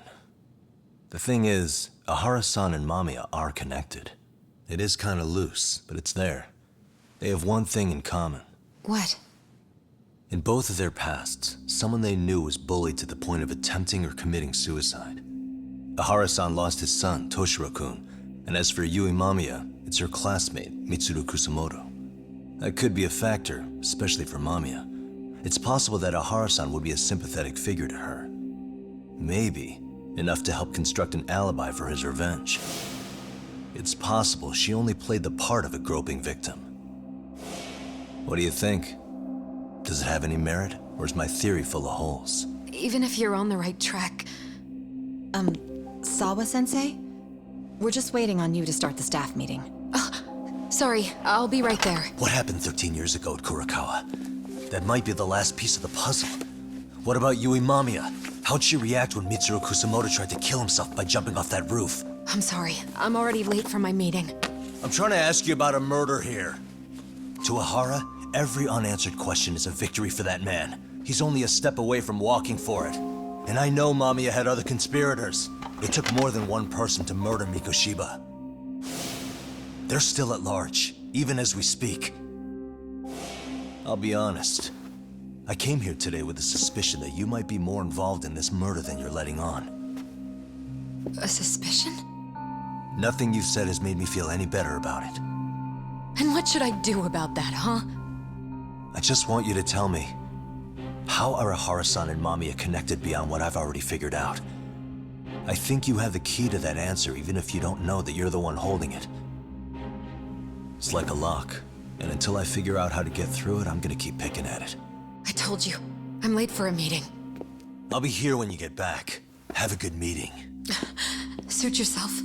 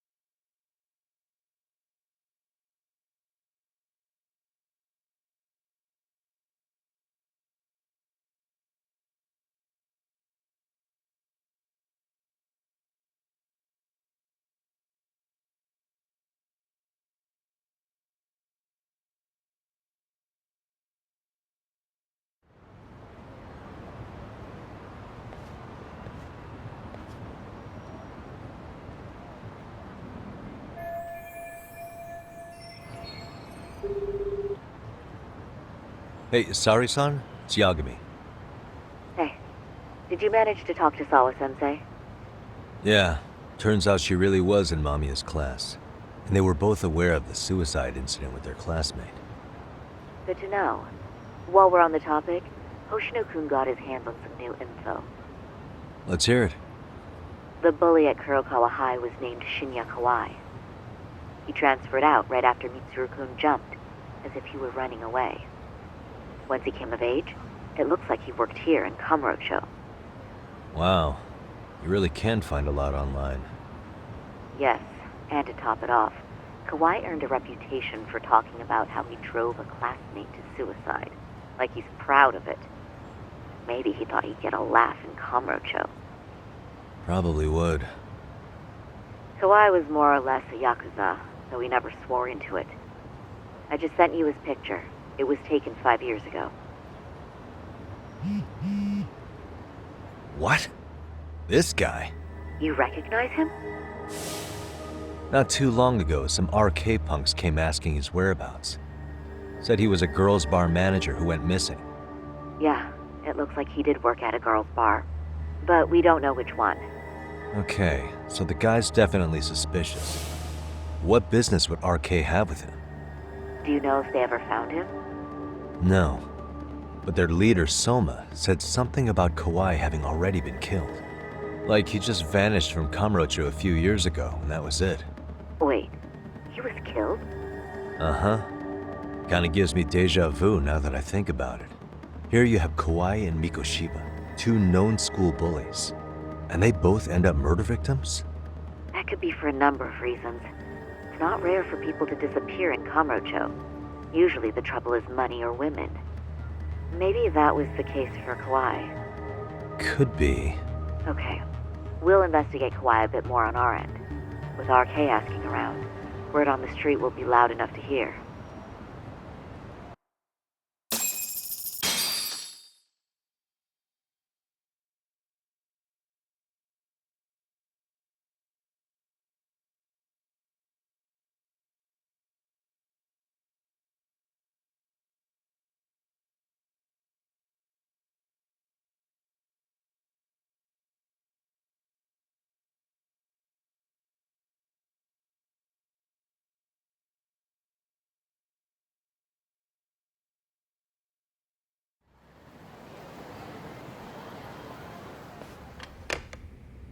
How was it, Saori-san?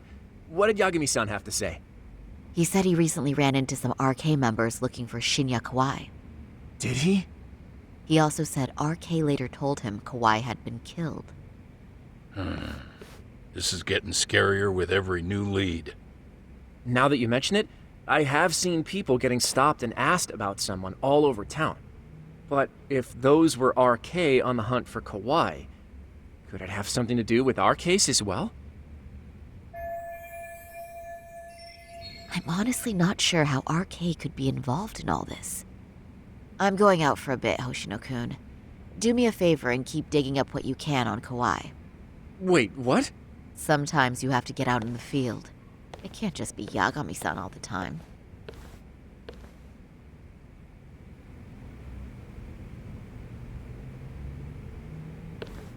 You don't mean you're going straight to RK for some answers? What else would I be doing? I need to know why they were looking for Kawai. Then I'm coming with. I can't just let you do that alone. Don't worry. It's still light out, and I plan on staying in the open. Besides, if I'm alone, they'll be more eager to talk. That may be, but still, I'll just call you about every 10 minutes then. For your safety. I find that rather unnecessary. You sure?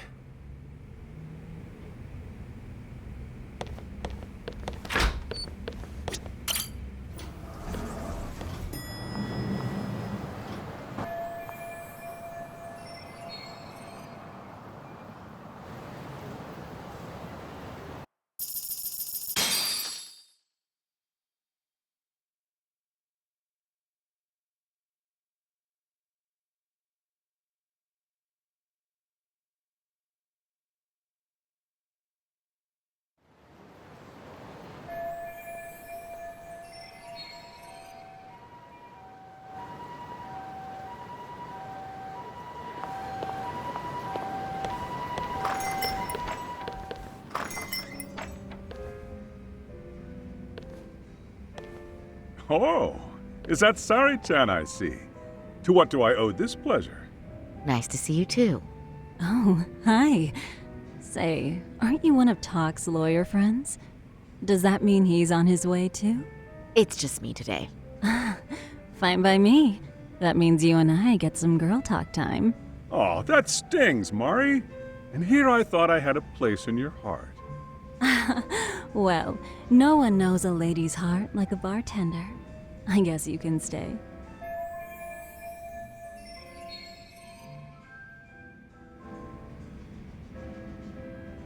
Let's see. All these bottles got you feeling lost? Care for a few pours from Tox? It'll be our secret. Besides, a man with his tab can't complain. You're too kind.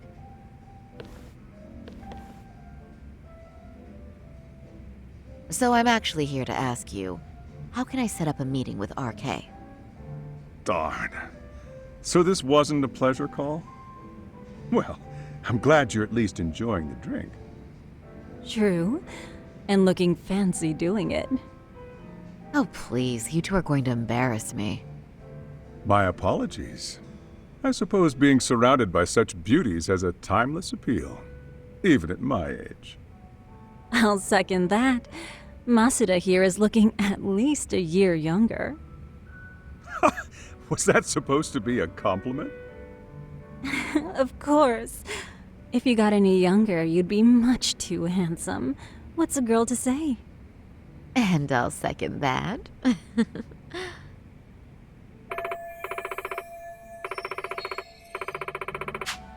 Anyhow, if you're after an RK rendezvous, the good news is those guys are everywhere. But it's not like a civilian can just stroll up and ask, "Hey, are you RK?" and expect to get an answer. You got that right. And Saori-chan needs to ask them something that's kind of sensitive. Oh, that's certainly going to make things challenging. Just a bit, yeah. So I say, why not let the boys do the chasing? Wouldn't be hard for an enchantress like you. But honey, we need to do something about your look. Some nice clothes and a little makeup, and you'd be unstoppable. Finally, my turn to second something. I suppose I would need to look approachable. Tak told me once that if you ever felt like it, Saori-chan, you could put every hostess in Kamurocho to shame. I've gotta admit, I'm curious. Well, a good hawk hides her talons. You're saying I should dress like a hostess for this? Well, I'm sure there are other ways. But if you want a foolproof plan to snag an RK, you've got one. Oh, if you want, I can get you some looks. And you can choose what you like. I get the message. And I suppose I'll take you up on that. Okay, then leave the rest to me.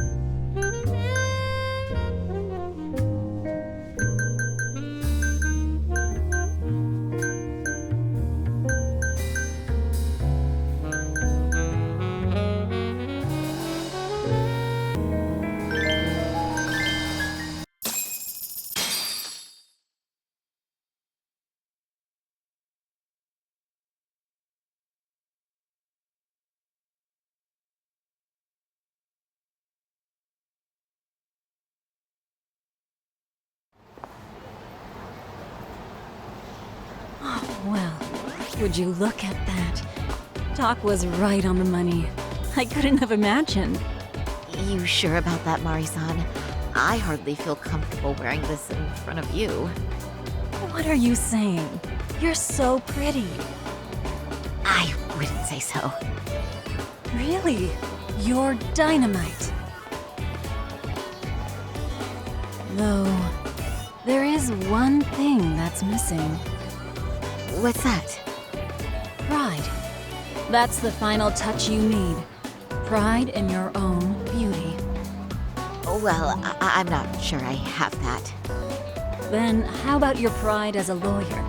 You have that, don't you? As a lawyer?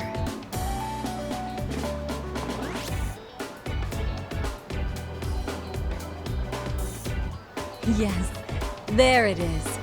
Go ahead and take a look.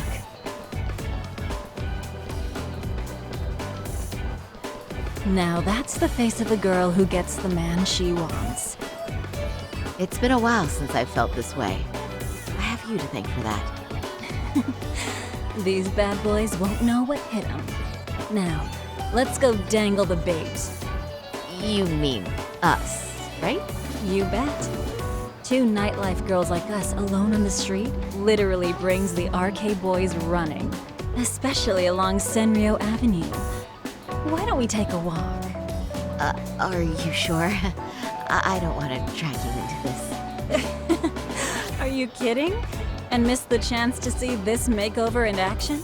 But really, I want you to succeed. I promise I won't be a bother.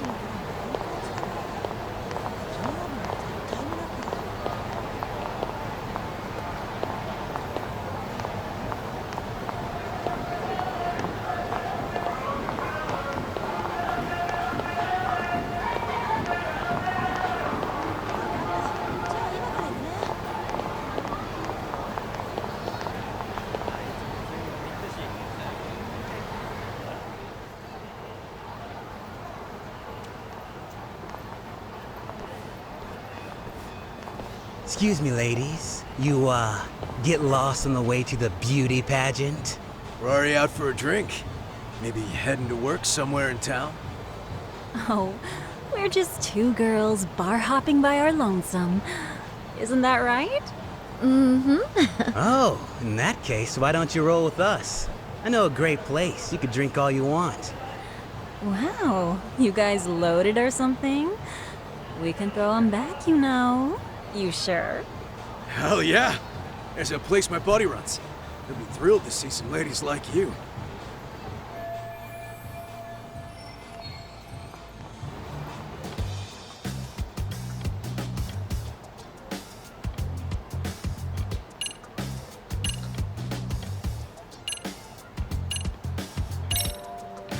You know, I think you guys may have caught me at the perfect time. What I'm saying is, tonight, I want to take a trip on the wild side. Oh, yeah? Talk to me, baby. There's this guy in my life, a real choir boy. And being with him's got me feeling so repressed. Now I know I should behave like a good girl. But I figure I owe it to myself to cut loose every now and again. Oh, you never told me that, Saori-chan. Damn, girl! I'll get loose with you! Yeah! Let's get drunk and dirty! Thing is, we all know the biggest party people in town are RK. I heard they can really spice things up, you know? But Saori-chan, why limit yourself to RK? I think these boys are plenty attractive.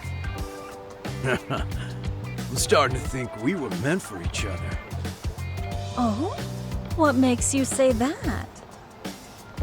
Wait, don't tell me you're... Not supposed to be blurting it out, but yeah, we're RK. And pretty high up, too. Shoot. RK wouldn't be what it is now without us. Never thought it'd get this big either.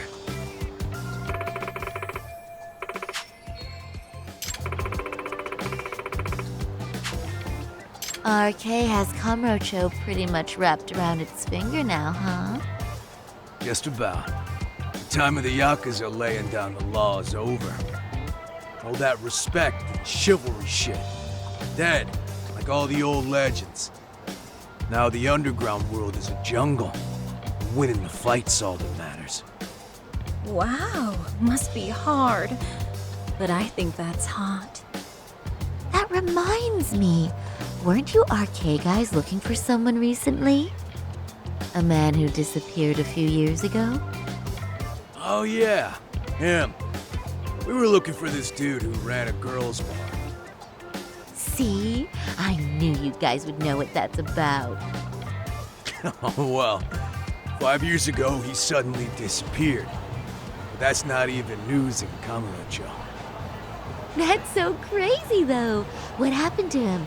You ever end up finding the guy? Nah, didn't work out. No surprise, he was just a punk anyway.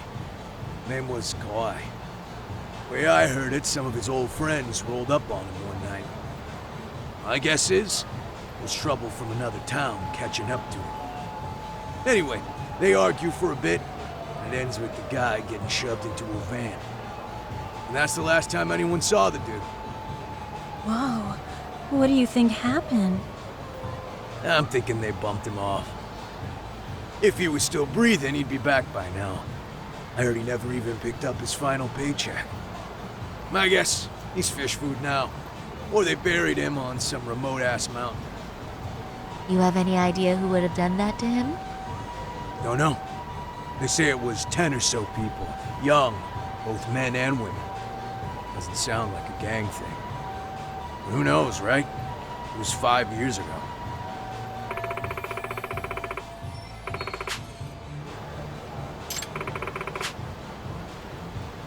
But if you heard all that, there must have been witnesses, right? So you're saying someone actually saw him get shoved in a van? Yep. Some chick working at his bar saw it all go down. At least that's what we heard from a guy who heard it from that chick. Where is this bar anyway? You mean some random dive bar half a decade ago? Who the hell knows? 100 places have sprung up and gone under since. But then, why would anyone be looking for Shinya Kawai now? Did someone ask RK to find him? Think that's right? Hell if I know. It's a question for the top of the food chain. But hold on a sec. Can I ask you something? Huh? Just a minute ago, you mentioned a Shinya Kawai. How'd you know his full name when we never told you? Oh, shit! You're only talking to us because you wanted dirt on Kawai. So who the hell are you? What do you think you're doing? Let go of her! Who sent you?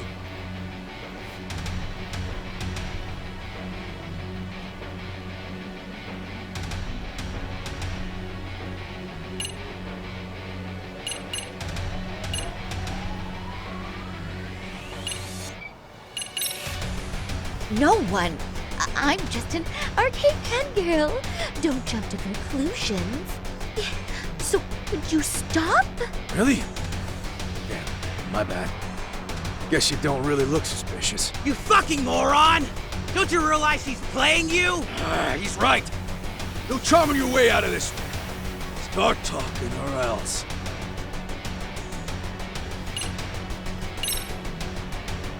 I'm Saori Shirosaki, attorney at law. Unhand me this instant.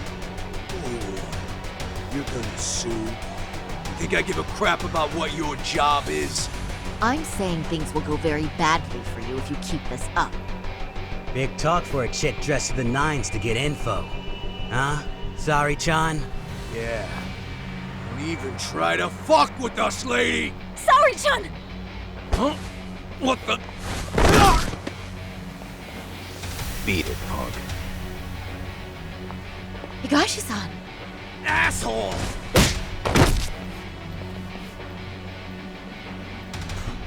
I swear, these jerks are popping up like roaches. No thanks needed. Just be careful on your own, especially when you're beautiful. Thank you so much, Higashi-san. I just said you don't... Wait, how'd you know my name? It's me, Shirosaki, from Genda Law Office. It's been a while. Holy shit! No way! Man, I didn't realize.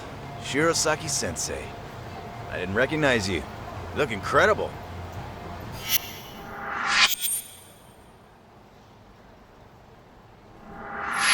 You're the one who is incredible. This is all my fault. I was the one who put Mari-san in danger. You really saved us. Young, strong, handsome. That's 3 out of 3 for me. Those guys were RK. Town's practically overrun with them these days.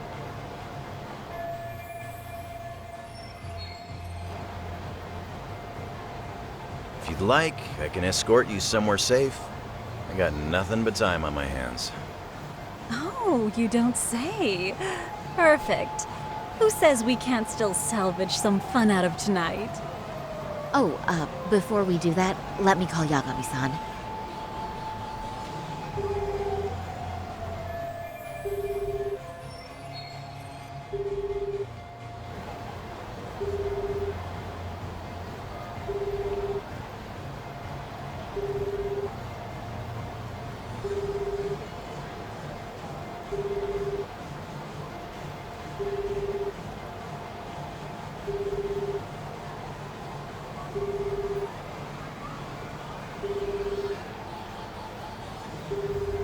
Yagami's still a jackass, I see. When Shirosaki-sensei calls, you pick up in 2 rings.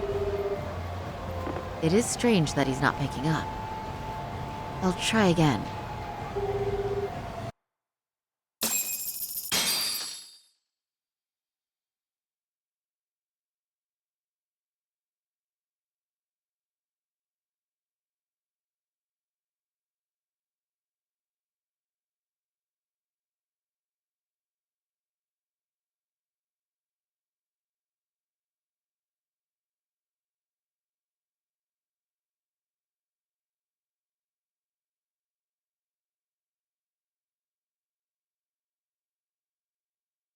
Wait, he was killed? Uh-huh. Kinda gives me deja vu now that I think about it. Here you have Kawai and Mikoshiba, 2 known school bullies, and they both end up murder victims? That could be for a number of reasons. It's not rare for people to disappear in Kamurocho. Usually the trouble is money or women. Maybe that was the case for Kawai. Could be. Okay, we'll investigate Kawai a bit more on our end. With RK asking around, word on the street will be loud enough to hear. Alright, thanks.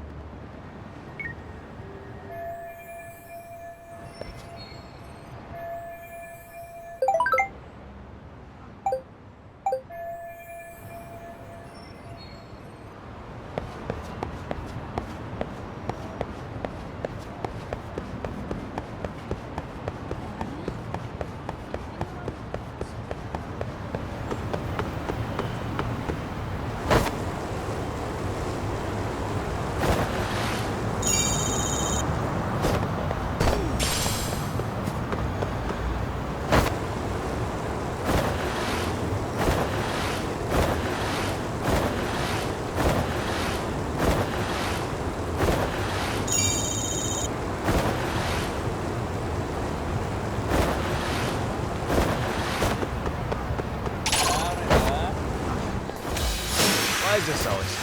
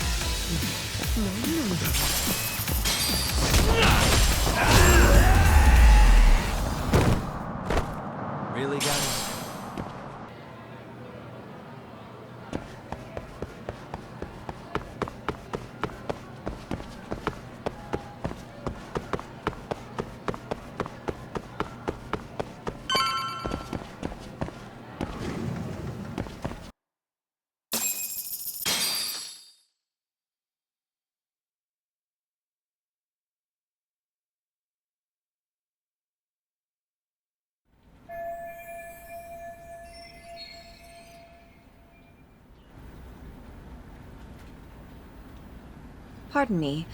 Did you have business with Sawa-sensei? Yeah, the faculty meeting's over, right? It just wrapped up. But Sawa-sensei went home in the middle of it, about an hour ago. What? Apparently she got a call from her apartment manager, saying her place was broken into. Broken into? She told me to tell you that if you came around. Okay, then. Do you think you could give me her contact info or something? No, I don't think I can. Oh, I'll just give her a quick call. One moment.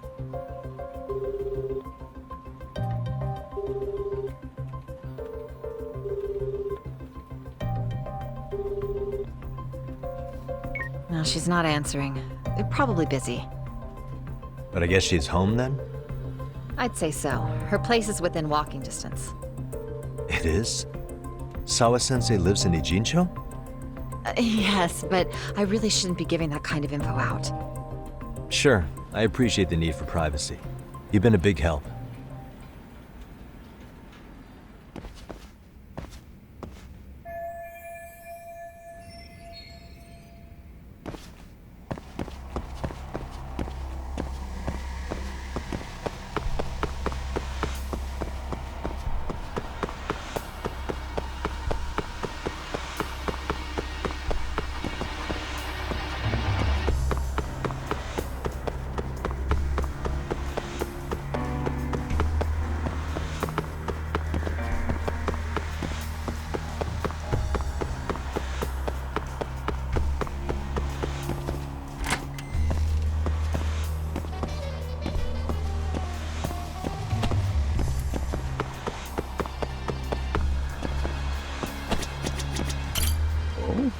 What's the matter, Yagami-san?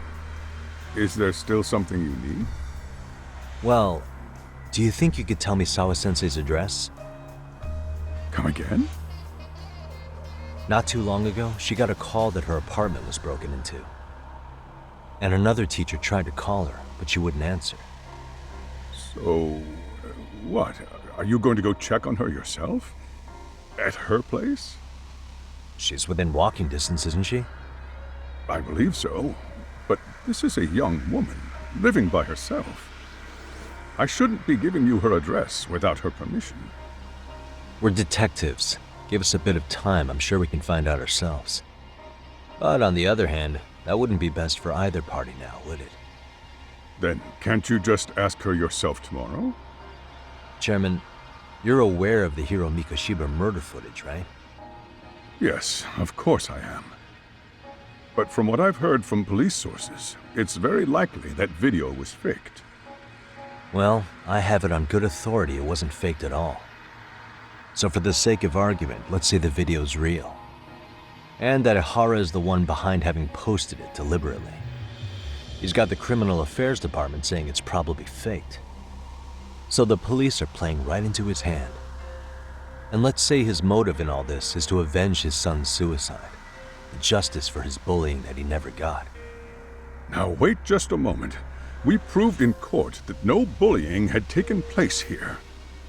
Sad as it was, the trial concluded that bullying wasn't what drove poor Ehara-kun to suicide. Actually, before Toshiro-kun killed himself, Sawa-sensei reported a bullying incident to his homeroom teacher. What?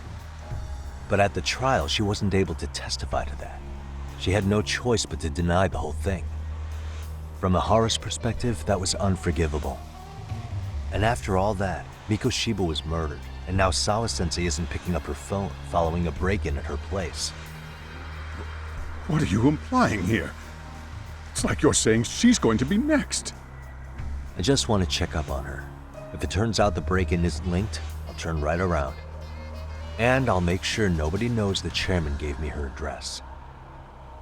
Well, fine. I understand.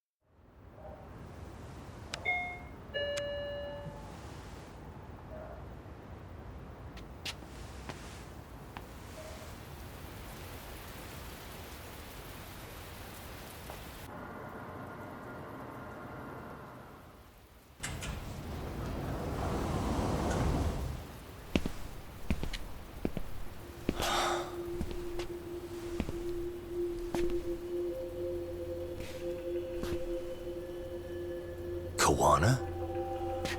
What the hell are you doing here?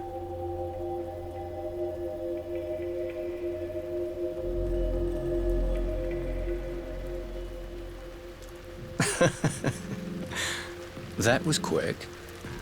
I guess we couldn't ask for a better piece of bait. Kick us off, Akutsu.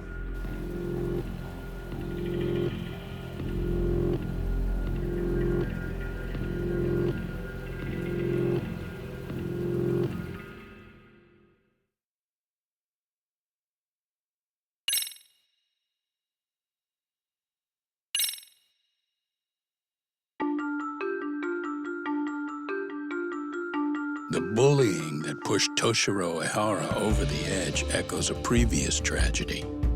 Years before, another boy attempted suicide and remains comatose. Yagami makes his way to Sawa-sensei's apartment, hoping to get some answers that will shed some light on the incident. But, as if by coincidence, he encounters Kawana instead. What ties could an earnest schoolteacher and an underground handyman share?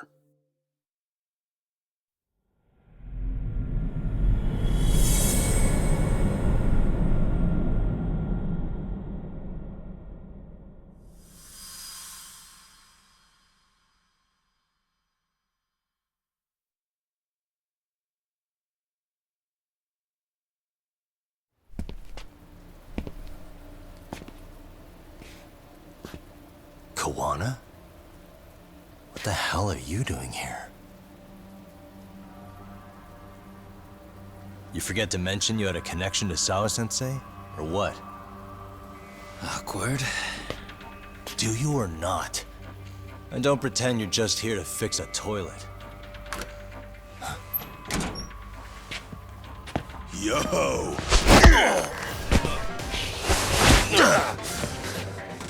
Now it's RK on top of you? Yagami, we've got more incoming.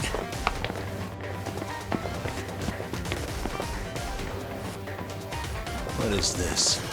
These idiots aren't after you. It's me they really want. And I just walked into their trap. What could they possibly want with you?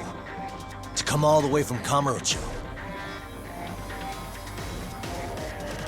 Akutsu, what is this about? Why do you want her? Looks like they don't feel like talking about it. Get these two fuckers first. But try to leave them breathing if you can.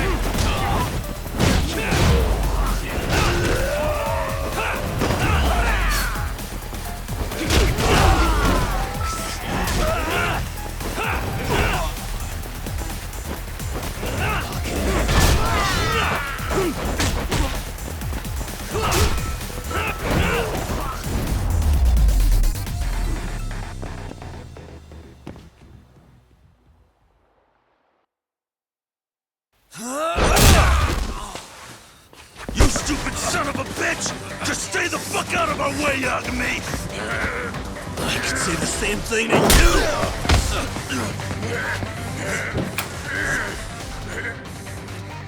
Sawa-sensei, you okay? Yes, I'll call the police. That would help.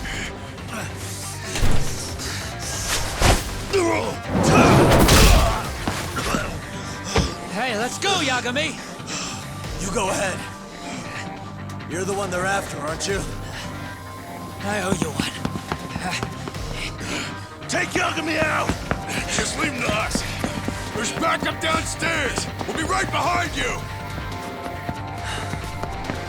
There he goes. Now that it's just us, shall we start from the top? Coming here was the last mistake you'll ever make, you fuck. You're fucking dead, asshole!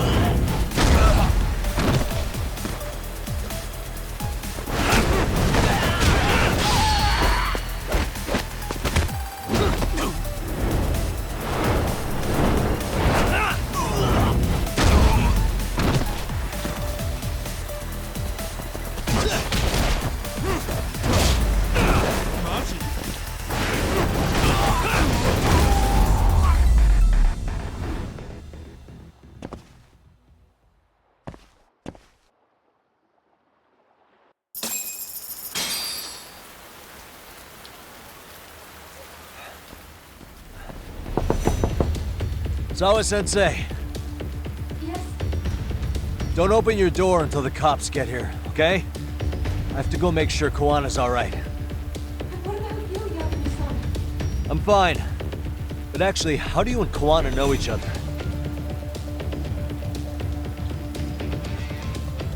Sawa-sensei? Fine. Just please stay in your room, okay?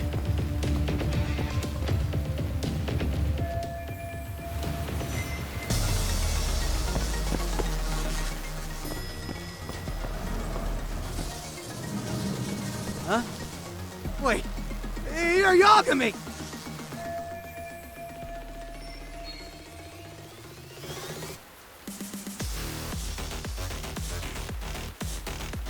Hey! The hell you looking at?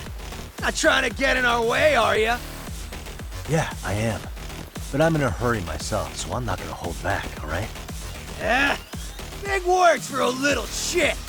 You're nothing without your friend Kaito! Come on.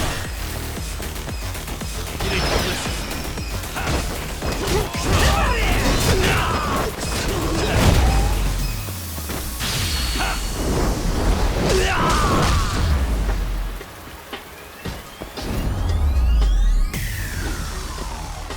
Let's stay down.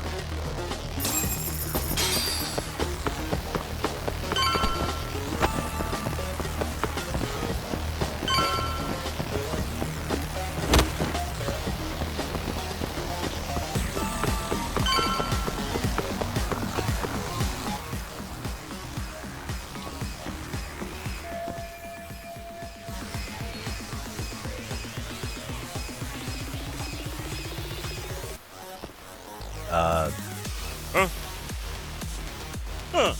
This motherfucker. Hey, check it out. It's Yagami.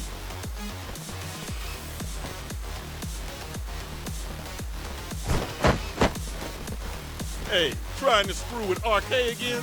Then you better be ready to get your ass beat. Aren't you the one screwing with me? Besides, I'm not behind any of this. All right, enough of your bullshit. You better say a quick prayer, asshole. Let's go!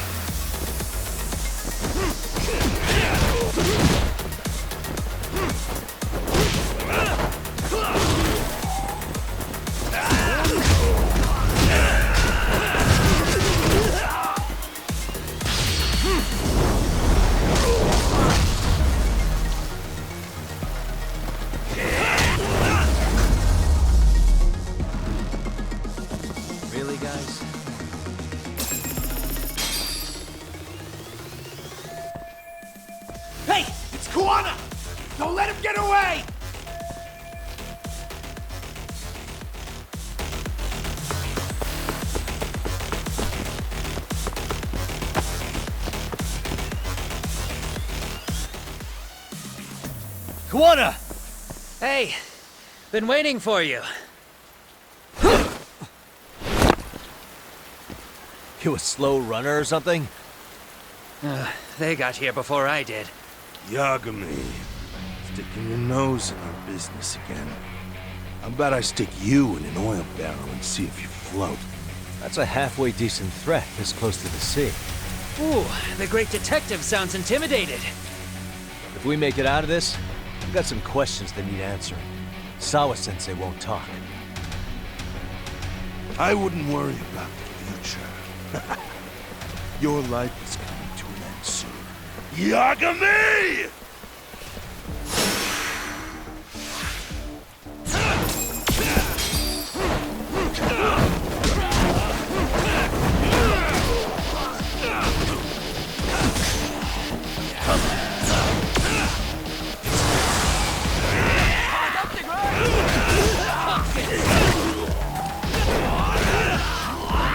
Let go!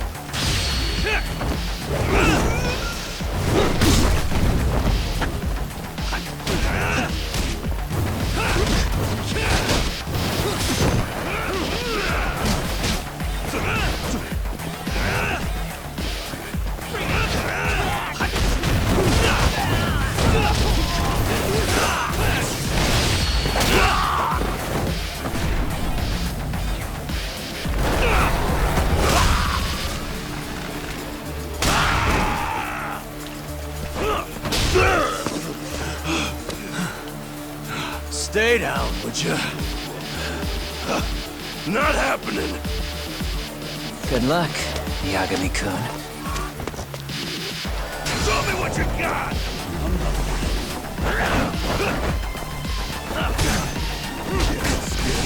Finish this!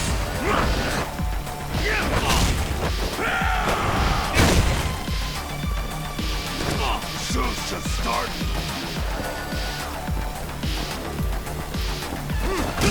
Let go!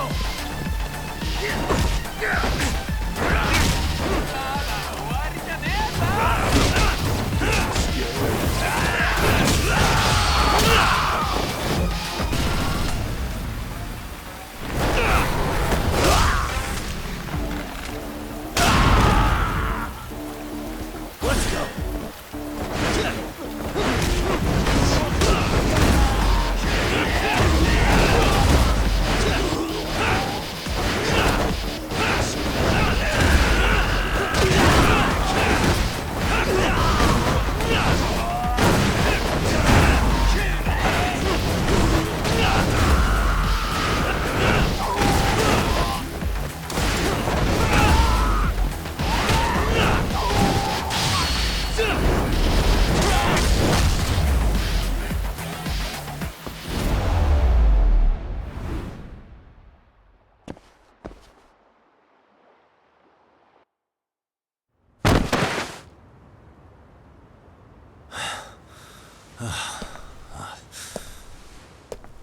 Kawana?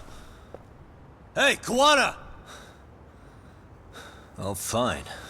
Least you could have done to say thank you. We ain't done, Yagami! I get you want to play tough, but do you ever quit? It's not over till it's over, you little shit. The hell's that? Sawa-sensei! Stop it! Someone's here too? I wouldn't have expected you and this bitch to be connected. What the hell do you think you're doing? This has nothing to do with her. You're the detective, aren't you? You figure it out. Time's up.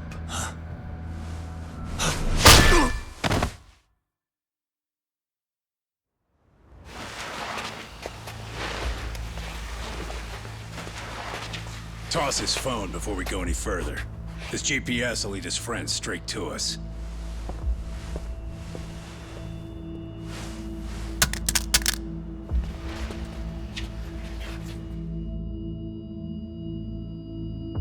Hey, Yagami. Rise and shine.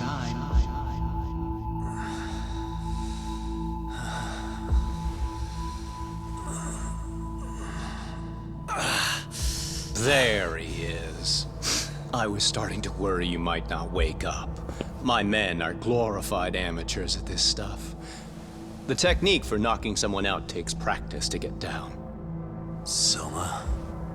Oh good, no brain damage. Man, I'm glad you're tough as nails. Now we can get to the fun part, huh? Yagami-san here just saved your asses. You wouldn't be standing if he didn't come around. There's no way we could have known this asshole would show up. Not my fault everything went to shit. This was your operation anyway. Fine, it's okay. But you need to make sure you keep your boys in check from here on. Huh?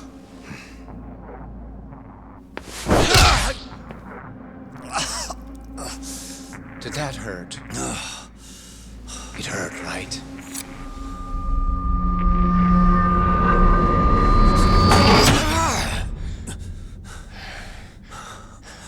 See? You all see? First comes pain, and then the fear. You have to start with pain. Fear won't work if you haven't given them a reason. Slap them around, but you do need to keep them conscious. Enough to keep the fear alive. That's how you get what you want to hear. Am I right? I can tell when someone's lying.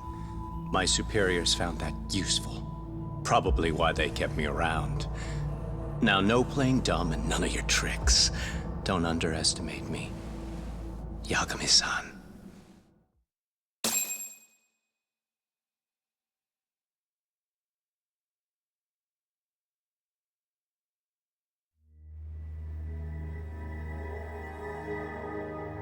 So, what's the deal between you and that lady teacher?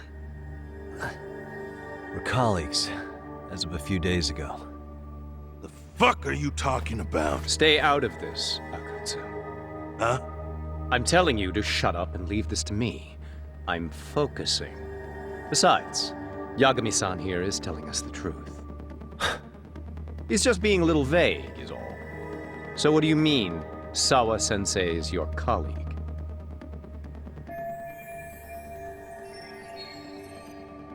I was asked to look into a bullying case at Serio High. That's all I meant by it. How about that? What'd you do to her? Oh, she's sound asleep now, I'm sure. Our business isn't with her, anyway. You want Kuwana? Right. About that. You keep calling him Kuwana. That's not who we know him as. Huh? Kuwana is his alias. A fake name? That's right. So tell me, what is he? What do you know him for?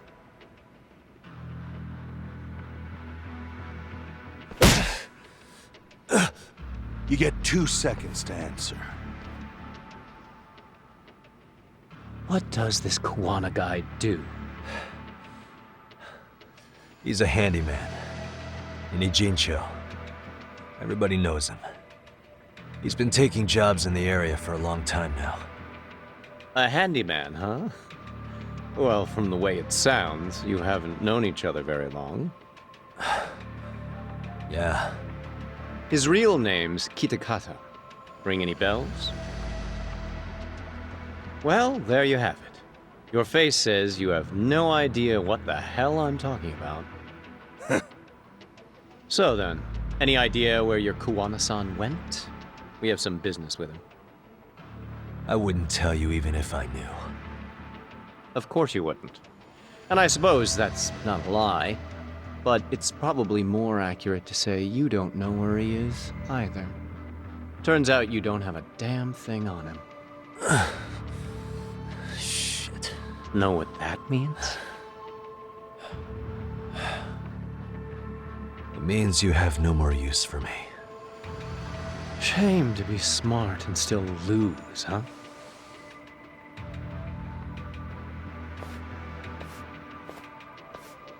Now I got a question for you. Did you really think you'd walk out of here alive? Or is it gonna be in a body bag?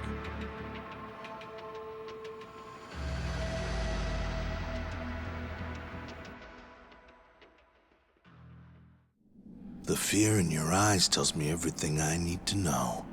And you're probably right. You aren't gonna enjoy what little time you have left. It's gonna be painful as hell. Because I'll be the one enjoying it. What brings you to a Jin show and after a teacher? And why Koana, too? How do you even know him? I could tell you as a little parting gift, couldn't I? Except I ain't feeling so generous.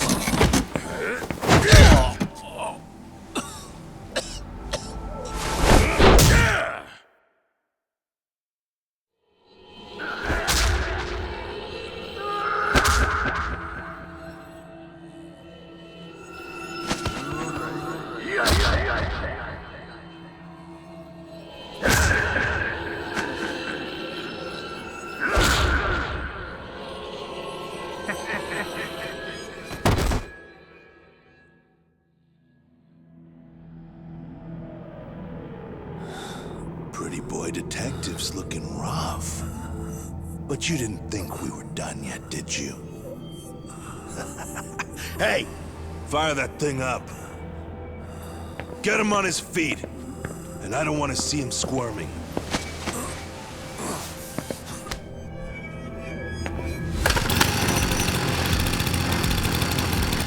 Not every day you get a chance like this. Record this shit. Yo. How quickly can a chainsaw kill a guy should be the video title when we upload it. This kind of shit gets so many views. Am I right, Yagami? We'll go in slow and get your fingers all cut to shreds. We'll take that up to the right wrist, then we'll switch over to the left side. Right forearm, left forearm. Why don't we make this formal? Take first dibs. You show us how it's done. You want me to do it? Time to man up. We gotta show the world what happens when you fuck with RK. Killing shits like him is what puts hair on your chest, guys. Just try not to kill him until everyone gets a turn. Get to work! But sir... Figure it out. Akutsu. He won't do it himself, you know. Huh? Recording it puts the evidence of a murder out there on video. And he won't be on it. But you guys will be. Who do you think they'll come for, moron? You still talking? Spill your intestines on the fucking floor!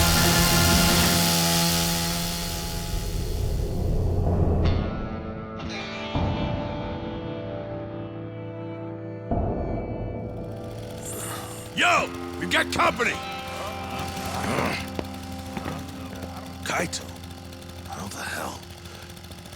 How'd you fucking find us here? Kaito-san. Sekiro? Suppose I ought to thank you boys for keeping talk nice and comfortable, Akutsu. Yeah, but we were just getting to the grand finale. You two can have front row seats. I'll pass. This show kinda sucks. Block all the doors! These three are fucking dead. You hear me, boys? I don't want anyone leaving the building! Good call. I don't want anyone leaving either. Until I'm done with you.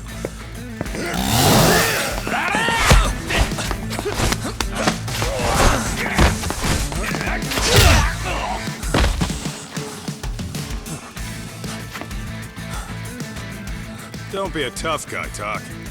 Feel free to take a breather if you need to. I don't know about that, Kaito-san. He's got that look. That's the face he makes when he's got a score to settle and some ass to kick. You still haven't gotten your fill of this, Yagami? I'll admit, this is kind of fun, man. Maybe killing you would be a mistake. I've got an even better idea. I'll tie you up and keep you as a pet. You know what? I think I could punch you as many times as I want right now. And in circumstances such as they are, no one could even blame me. Huh? I'm saying I've earned a little payback, Akutsu. Let's go!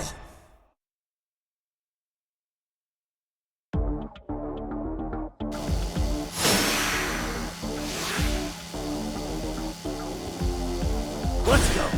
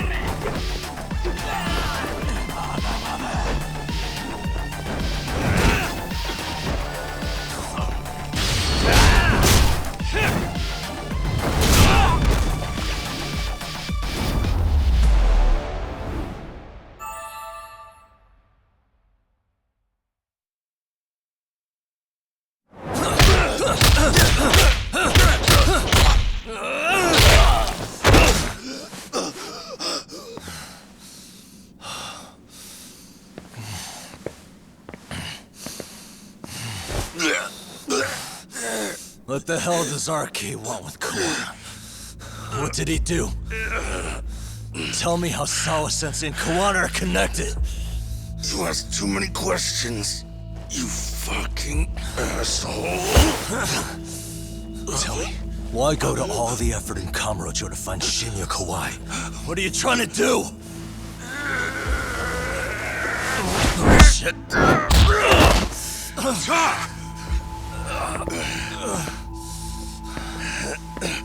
Akatsu!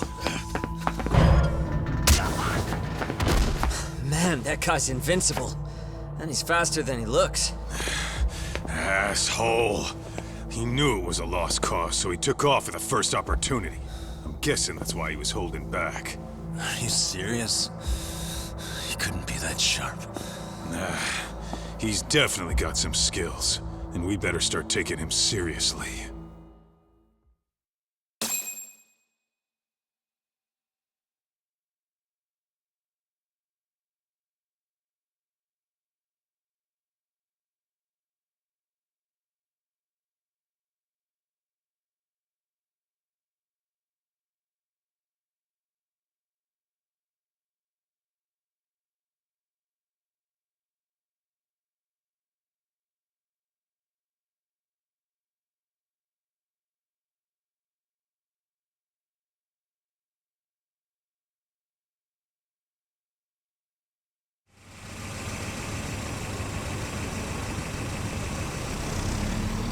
I had no idea you went through so much.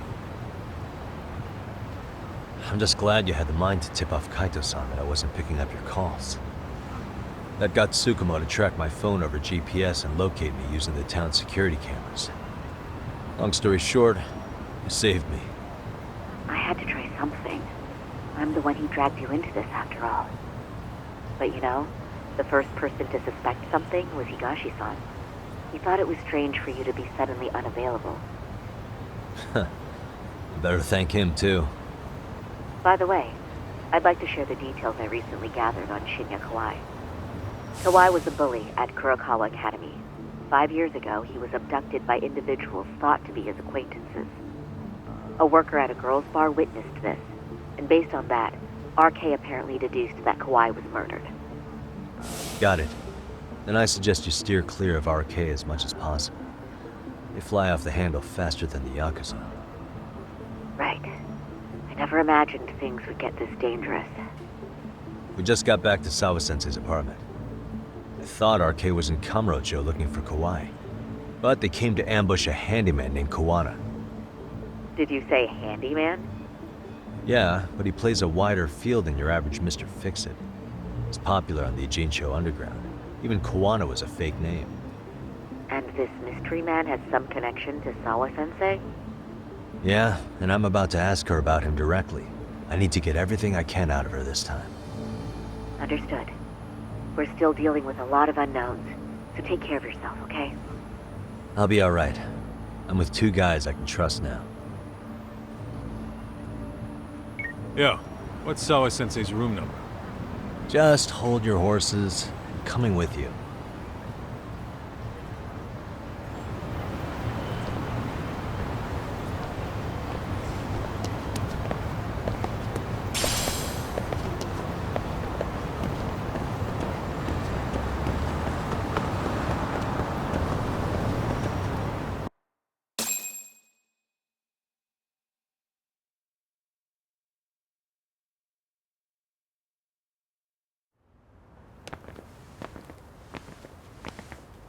Sure is quiet. This is where the fight went down? Yeah. But to look at it, you wouldn't think anything had happened here.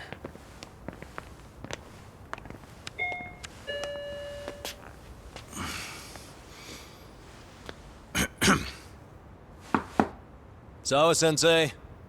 You there? It's Yagami. What's up? The door. It's unlocked. Huh? Sawa-sensei? No! Wait, talk!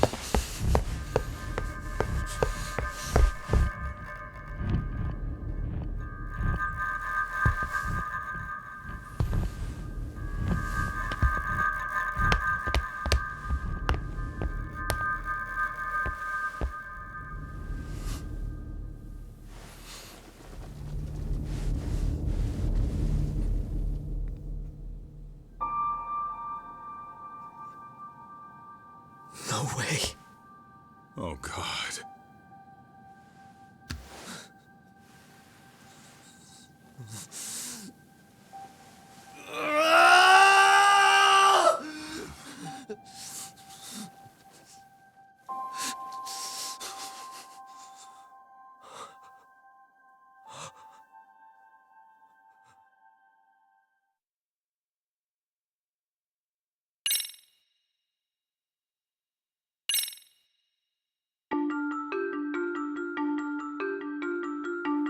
The schoolteacher, Yokosawa, is murdered in cold blood, and Yagami is torn with grief.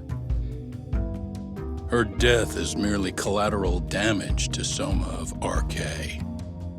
Soma's real prey is Kawana, who narrowly escapes his trap. It seems Kawana had buried his true identity among a host of other secrets, and to unearth them, Yagami crawls deeper down the rabbit hole.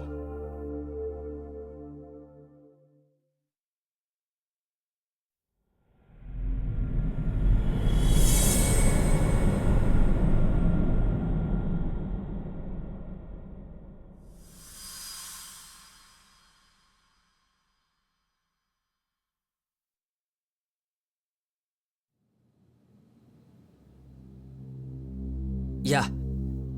That's fine. I get it. You don't want us touching anything inside the room. Is it okay to wait for you inside then? Some private investigators from Kamurocho. Yagami-san and Kaito-san. Yeah, I asked them to help us out with a case we were on a couple days ago. Yes, see you soon. They're coming. The cops are on their way. All right. She was murdered at the hands of Soma. Bastard. He lied when he said they had no business with her. Why did it have to be her? How did she get pulled into all this? If it's answers you want, you gotta be a detective, Talk. We can see the kind of shit that normal people miss. We'll notice what they can't. For now, can you put aside the pain and do the work you need to do? I think he's right. First, let's narrow our focus. It's not about who or how she was murdered. What's more important here is to figure out the answer to the why. Let's consider her connections. We know one of them was to Kawana the handyman. Where that leads is that Soma's gang was after Kawana, and that's why they broke in. In that case, the clues that we're after here are her personal relationships. There's our lead. Something that shows how a teacher could be connected to a guy like Kawana. Yeah. Except Kawana's a fake name, just his alias. His real name was Kitakata. Soma gave us that.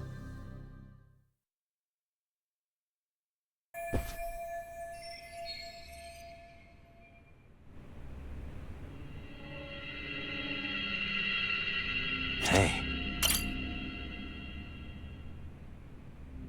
There's one visible wound here. What do you think, Kaito-san? Sure is tiny. Think she was stabbed with some kind of long needle? An ice pick, most likely. Soma was holding one up to her.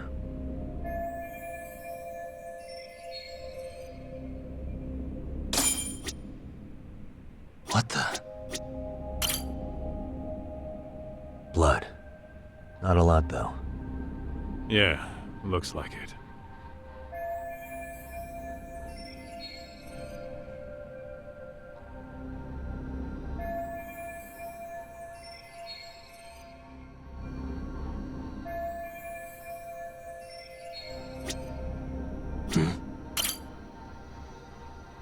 Yagami-san, isn't that your book from when Sawa-sensei went to Kurokawa Academy? Wouldn't there be photos of people like Yui Mamiya and that bully Kawaii in there? Oh. Yeah, you're probably right. Weird that there's so much blood around it. Maybe she was trying to leave us a clue. What do you want to do? Take a peek inside? Kind of frowned on to mess with a murder scene, yeah? If you're gonna look, make it quick. The cops will be here any minute. There's not enough time to check the whole thing.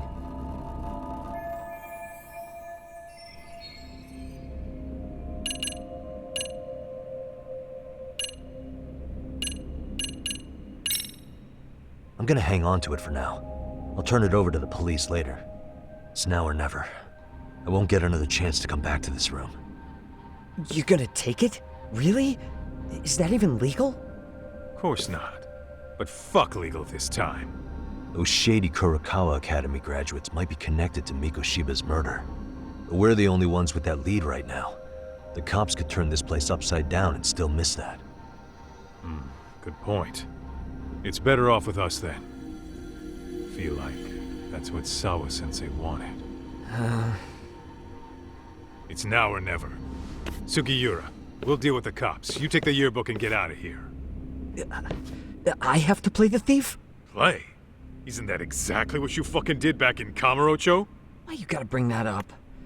Fine, I'll do it.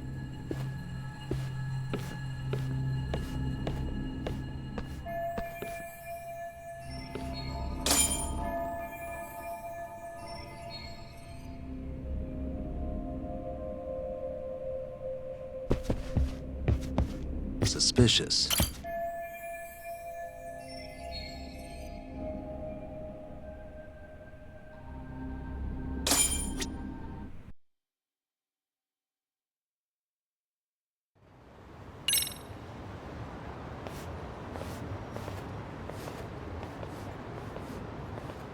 I see. So, Hotshot, according to you, the guy who killed Sawa-sensei was... Kazuki Soma. He's the leader of a bunch of thugs in Kamurocho known as RK. Yeah? Well, great. Case closed. Then what's your take on the murder scene, Nabe-san?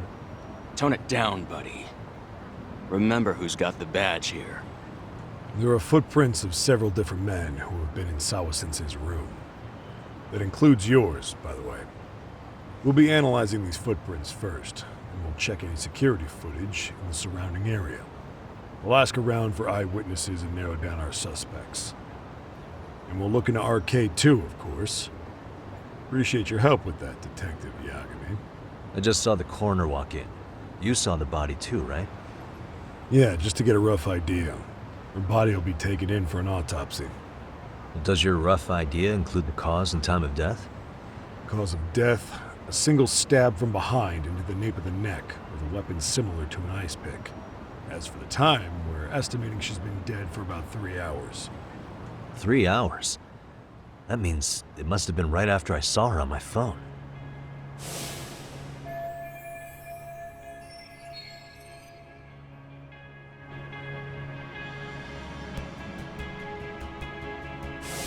Nabe-san, the police need to get a warrant for Soma. We're asking HQ about him as we speak. We need at least a damn mugshot for a warrant. Then isn't it time to hit the street, get in some thug faces? Assume any face you don't recognize is from RK.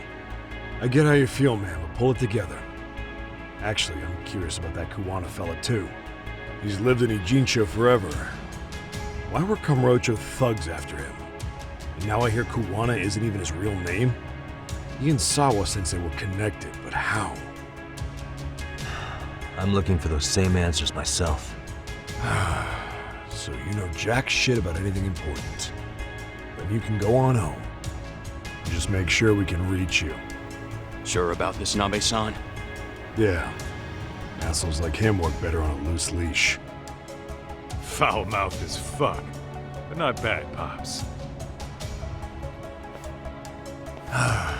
What now? Nabe-san, aren't you gonna ask me about Ehara? You know I went to see him in prison. Oh, that. You saw the video of Ehara killing Miko Shiba, didn't you? I was coming to talk to Sawa-sensei about it. Your point? I think there may have been a link between what happened to Sawa-sensei and Miko Shiba's murder. In which case, wouldn't you want to pump Ehara for information? Why aren't you jumping on that? We got orders from the top that Ehara's off limits. Forever. They said if we want to try to peg him as Miko Shiba's killer, we'd have to completely flip the guilty verdict on his harassment case. Not exactly the kind of shit a beat cop can pull off. Besides, nobody seems to want to investigate the Miko Shiba murder. Not us, not HQ, not even the prosecution. So cops get to just quit working an investigation because they don't feel like it? If there was even a hope we could close it, every cop here would be all over it. Everyone knows Ehara stinks to high hell, and they still won't let us touch the goddamn thing. It's above our pay grade. Bury the case so deep it never sees the light of day. Yeah, feels like Sawa-sensei's case is about to get the same treatment. Hey, I told you to watch it, buddy. Save the dirty looks for your superiors. They're the bastards so desperate to sweep this under the rug. Hell do you? Cool it, Sakurai.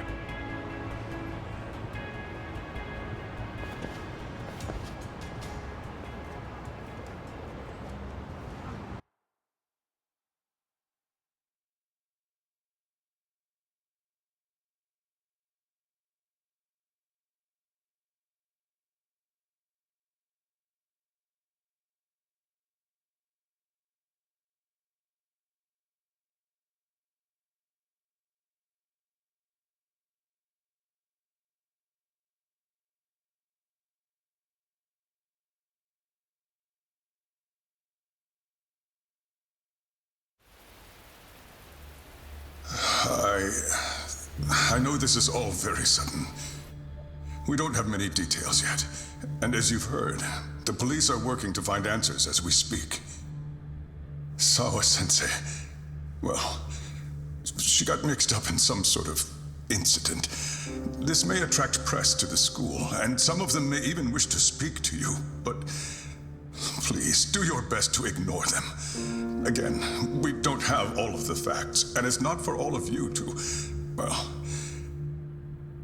none of you are under any obligation to speak to them, so please don't. All that I can ask, for now, spare a prayer for Sawa-sensei, please, if you can. Please. Please. Okay. We better get everyone back to class. Starting with the third years.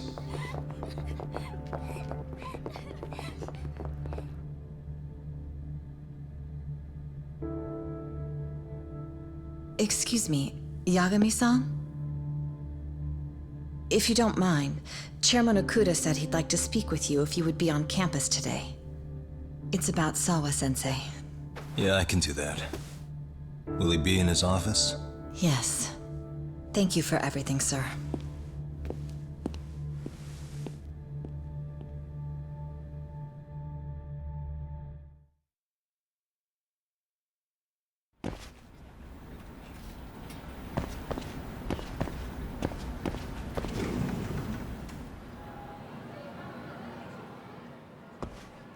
Yagami-san. Oh. Hey. I still can't believe what happened to Sawa-sensei. Yeah. I know. Do you know anything about it? I saw the scene of the crime. I was the first one to find her. What? The killer's still on the loose. But I know who it is. Is there any way I can help? Maybe you could share some details about the case. No. Not this time. This one's too dangerous. I'm not gonna get you involved. But... Just leave Sawa-sensei's case to me. Don't you have your own cases to solve? Yagami-san... Okay. Listen. You're a brilliant kid. You can't afford to let this throw you off your game, right? Yes, you're absolutely right. If I let that happen, it'll damage the MRC's credibility. Exactly. So here's what I'm thinking, Amasawa. Let's just carry on like normal. And please spread the word to the rest of the MRC. That'd help me out a bunch. Yes, I can do that.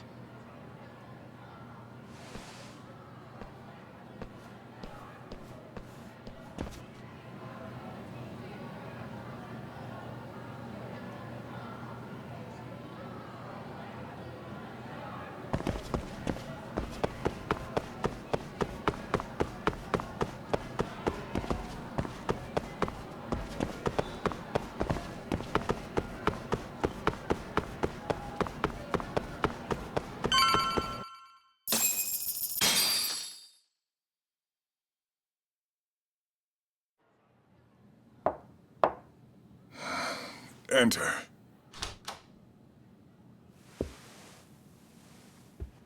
Thank you for coming. Sure.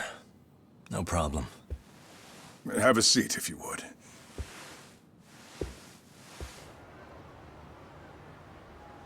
In that detective's report, Sawa-sensei was... Well, it said you were the one who found her body. That's right. You had been concerned for Sawa-sensei's safety before the incident.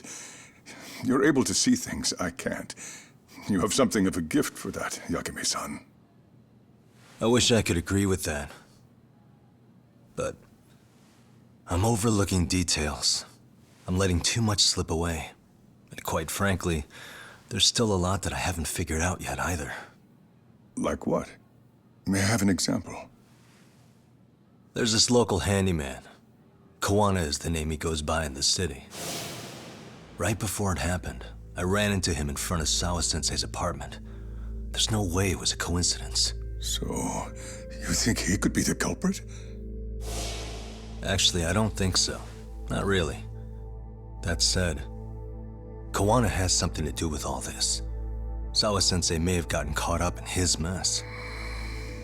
In fact, Kawana is just an alias he uses, and he's being hunted by these thugs from Kamurocho. They're a gang called RK, And it's weird, but they've been looking for this punk named Kawai. And Kawai's connected to it too. Sawa-sensei went to the same school as him 13 years ago. Wow, these details are flying so far over my head. Your investigation has gone well beyond what I can comprehend, and it's left me in the dust. But I just can't do this anymore. Between my own faculty and the press, I'm being bombarded. I'm afraid it's just too much for me to bear. I'm sorry to hear that. But you know what? What's been the hardest part? Is feeling so powerless as all these young people have their lives cut short. Mikoshiba-kun being discovered dead, Ehara-san committing murder on video, and now poor Sawa-sensei's tragedy too. I can't help but feel in my heart that these incidents are related. That somewhere below the surface, all these misfortunes are connected to the same root. I would have to agree. Then I suppose it's only a matter of digging down deep enough, though I couldn't begin to imagine how much soil would have to be turned to uproot it. But one thing, Yagami-san, if you would, could I ask that you continue to keep digging until you get to the bottom? Can you? Sawa-sensei deserves to have her chance at justice. A wonderful teacher like her. Why? She had her whole future to look forward to, the poor woman. And now this happens. It's just not right. As it stands, I still need to collect more evidence. So you know, I can't make any promises just yet. I could hit a dead end. But no matter what anyone does, no matter who tries to stop me, I'm gonna keep digging. You're a saint. These past few days have felt like a never-ending nightmare. What a breath of fresh air. And I appreciate the good news. Of course. I'm glad we could talk, Chairman. And now, Sawa-sensei's old class is going to be my next worry. I'm sure you're well aware that that class has some students with a penchant for causing trouble. I fear that with her gone, we may need to prevent a relapse for those bullies you stopped. Are you referring to Koda-san then? I understand. While I'm working on campus, I'll keep an eye on them.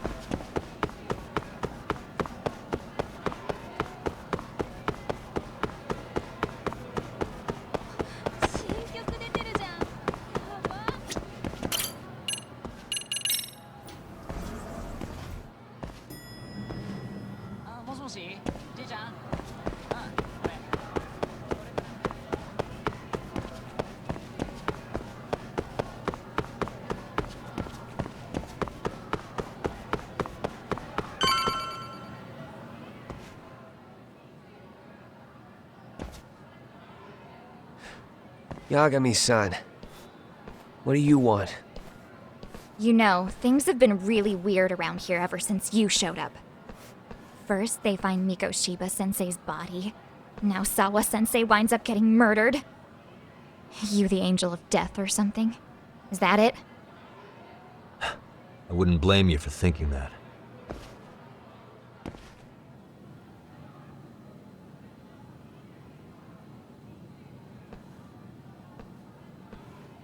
Everyone's so damn gloomy. It sucks. Sawa-sensei was popular with all the boys. But her classes were super easy, and honestly pretty boring. You won't catch me moping around crying about it like all these losers. Ha ha! Hypocrites. You assholes were practically celebrating what happened to Mikoshiba-sensei. Hey, we've heard enough out of you! Yeah? Fuck off, you little twerp!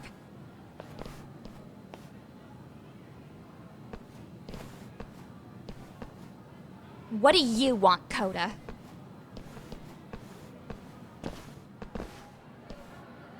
Yagami-san, we're fine. There's a lot we don't understand, so we just feel a bit vulnerable right now.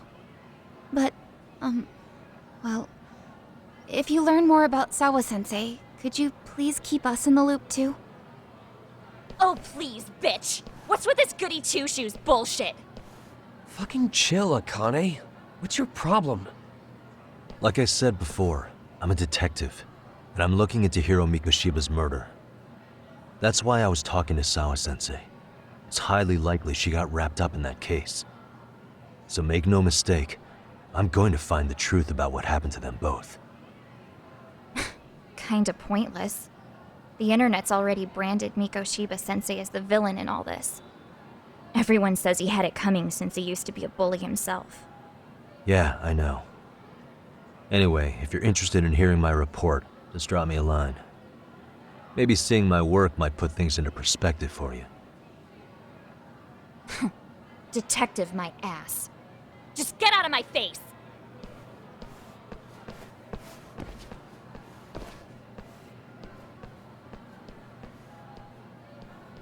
So, about Akane. She was really into Mikoshiba-sensei. They got along great, chatted all the time.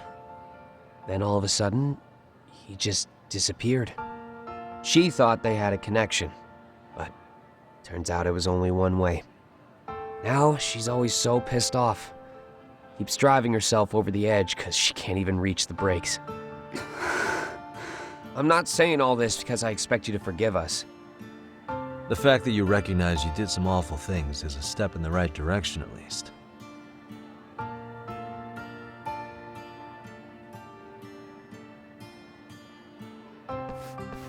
I'm sorry, Coda. For everything we did to you.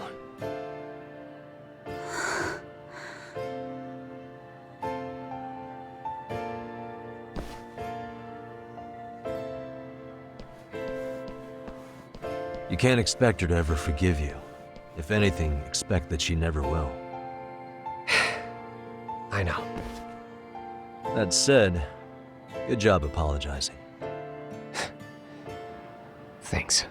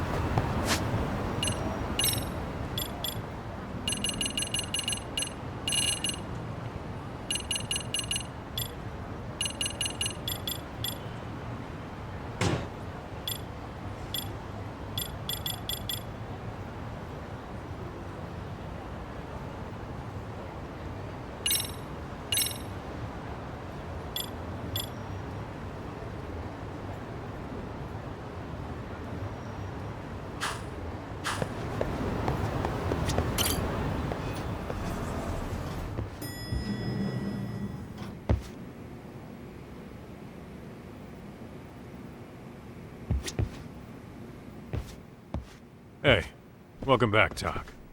Good to see you, Yagami-shi. How'd things go at school? The chairman told the entire student body about Sawa-sensei at an assembly. Everyone's pretty shaken up. Yeah. I can't even imagine.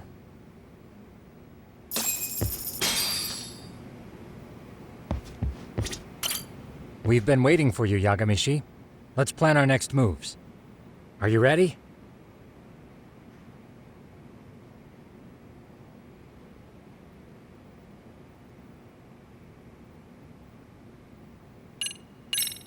Yeah, let's do it.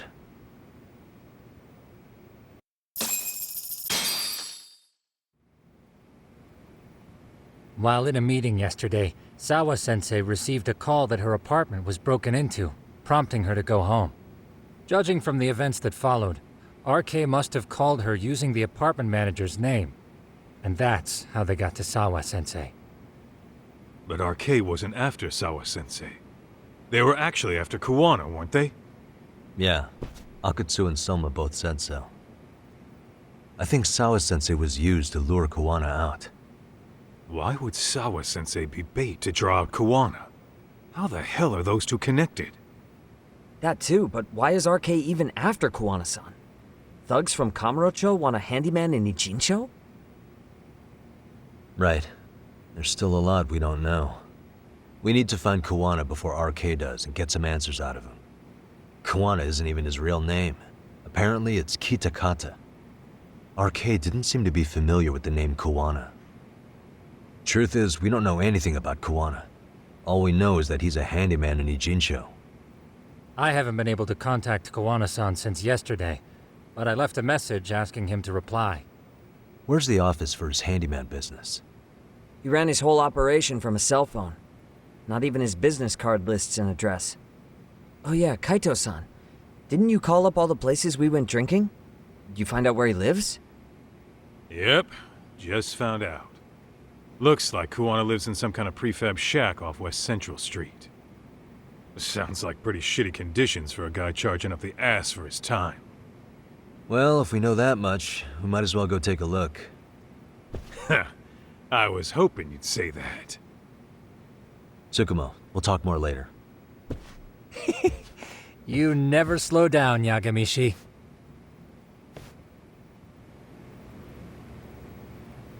Let's roll, Tak.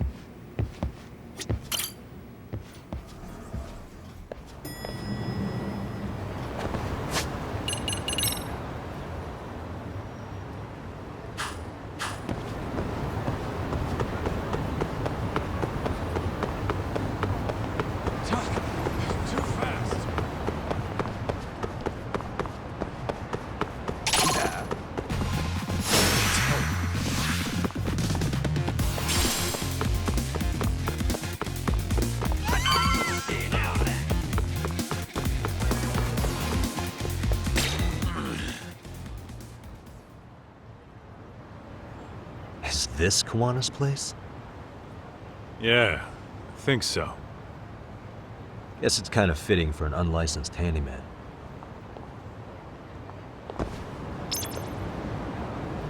Let's hit it.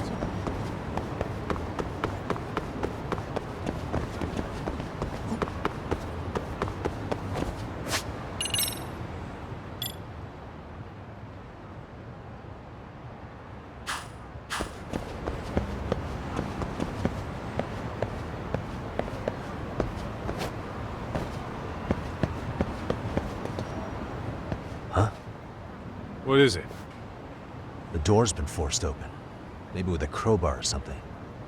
If anyone was in here before us, it had to have been RK. Aside from us, they're the only ones after him.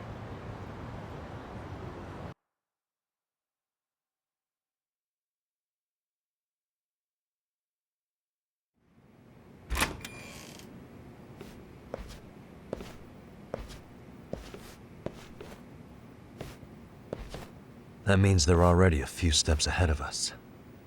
RK's got the numbers behind him. We can't beat him to the punch every time. I don't think Kuwana's been back since last night. He probably caught on that he's a wanted man.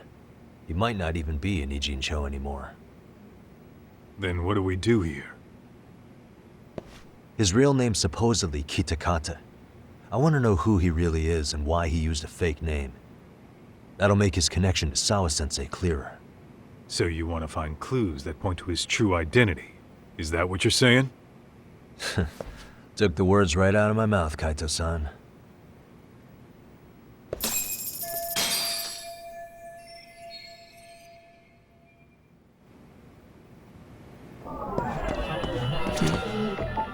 Cigarettes. Are these Kawanas? I don't think so. Pretty sure he's been vaping. But maybe he craved the real deal every now and then. Yeah, people do smoke both, depending on the situation.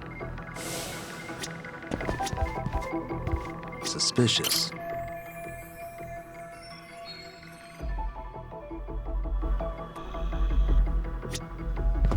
What the?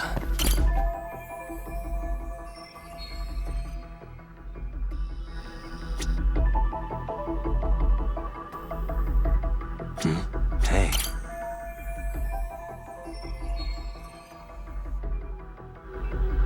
They made one hell of a mess in here. Looks like they just wanted to trash the place. Yep, pretty much screams RK. Nothing more than a bunch of punks. Hey. An ashtray. Huh. That's weird. What? With all the gross garbage in here, this ashtray is oddly empty. Think so? What the? I mean, yeah, it's clean and all, but so what? Could just be freshly emptied. Except it hasn't been washed, or even used in a while. See the layer of dust on it? Okay, and? You think a dusty ashtray is gonna get us Kuwana's identity? Maybe. Or maybe it's nothing.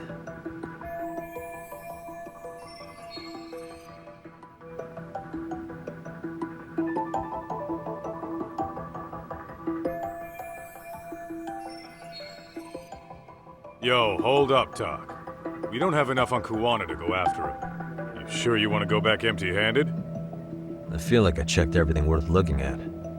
Well, maybe there's more to something you looked at already. Besides, where else are we gonna find dirt on Kuwana if we leave? Suspicious. These cigarettes. There's something about them. Kuwana usually smokes e-cigarettes. The ashtray looks virtually unused. What are you getting at? I don't think Kawana's smoking these cigarettes. Then why keep what you don't smoke? See? We gotta be more thorough.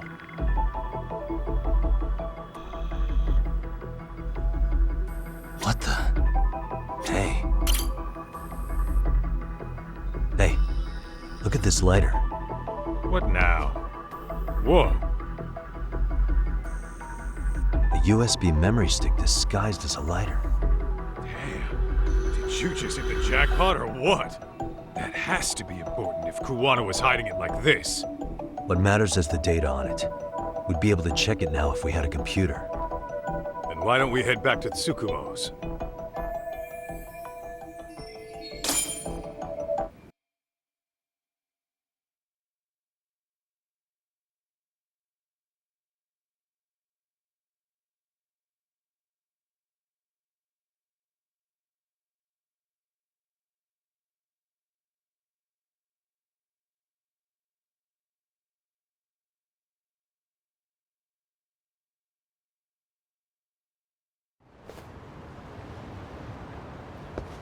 Oh, it got dark. Huh? What's the matter, Talk? Looks like a meet and greet. Oh, yeah? Think they're RK? Well, they're the only ones looking for Kuwana other than us, right? Don't see Soma or Akutsu, though. They sent the fucking B team. Probably for the best. If Soma was here, I don't think I could stay cool.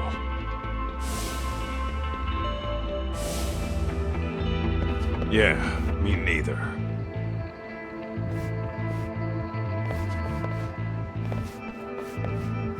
Which one of you is gonna talk? Where are Soma and Akutsu?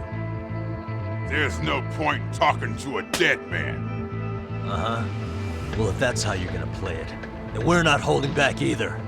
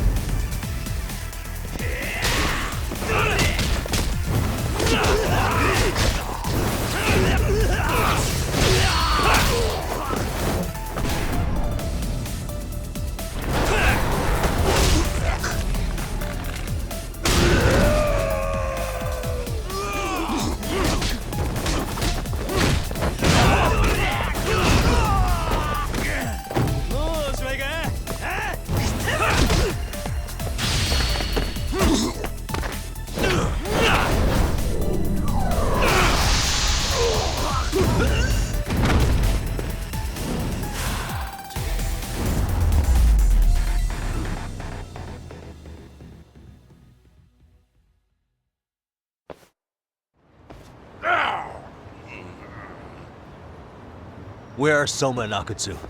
I want to talk to them. We can't contact them. I swear. They're the ones who contact us. It's always been like that. Figured as much. Most of the arcade crew are just chumps. Yeah. I bet even Soma is just another piece on the board, taking orders from the real mastermind. Thugs don't work gigs that don't pay. Yet they came to Ijincho, outside their turf, to commit murder. That's true. Sounds like someone's funding them. Must be some generous perks. Definitely. Otherwise, Soma and the others wouldn't be causing so much chaos over here. Then, who's the one pulling RK's strings? I don't know who it is, but I know what he's trying to do. Which is? Catch Kuwana. RK's just following orders. Sawa-sensei was probably collateral damage. Yeah, that makes sense. Shit. I swear I'm gonna drag this bastard out on his ass. If we keep looking for Kuwana, we'll run into the one behind this all eventually. And this could be our first clue. Then we'd better get back to Tsukumo's.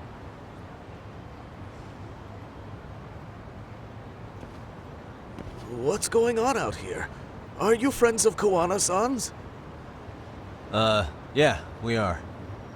And those gentlemen on the ground? Those guys? Oh, yeah, they're just wasted. Little nap and they'll head right on home. Ah, I see. Well, that's just fine. Excuse me, but you know Kuwana, don't you? Sure. I mean, he's lived next door for the last 10 years. He's a handyman. Anytime we were short-handed, he'd come by and help us out. We'd pay him with our daily special. I haven't heard from Kuwana since last night. Do you happen to know any places he visits often? Let's see. He has an uncle that took him in when he first came to Yokohama. Called him a distant relative or something. He's an ex-Yakuza running a bar since he got out of the game. Apparently, this uncle is how he started getting gigs around town. What did Kuwana do before he became a handyman? Beats me. Maybe some kind of corporate job? I don't think I've ever asked. Where can we find Kuwana's uncle's bar? Oh, the bar's called Siren. It's over in Chinatown. I've been there 2 or 3 times myself. The owner's a real nice guy. Hard to tell he was ever a Yakuza. Then we better get over there too. Can't afford to fall behind RK again. Let's hurry. Thanks for everything. And sorry for bothering you. Oh, don't mention it.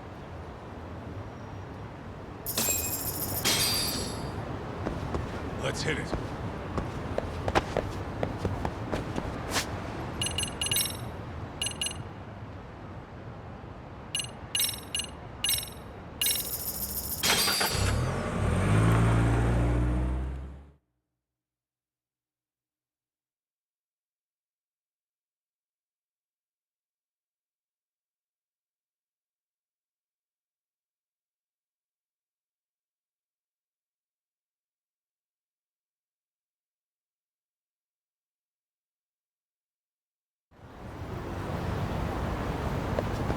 What is it?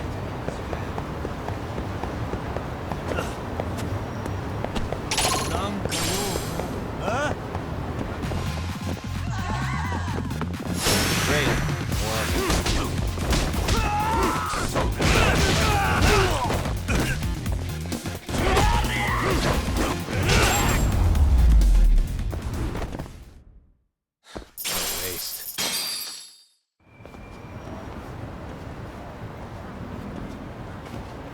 Siren.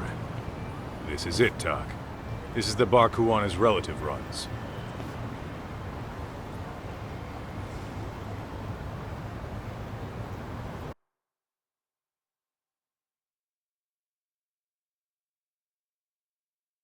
Hello? Anybody here? This place empty too? It's definitely messy in here, but it wasn't exactly ransacked. Yeah, more like someone had to skip town in a hurry. Did the owner already make a break for it then? Be smart if he did. What with Arke about to come hunt down Kuwana and all.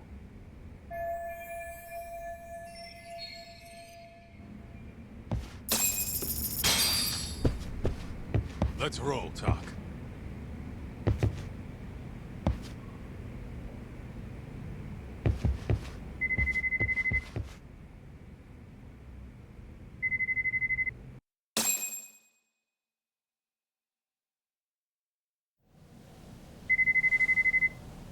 Hey, the name of this place was Siren, wasn't it?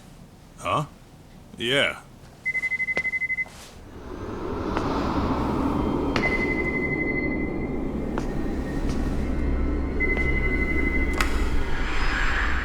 Hi, you've reached Siren?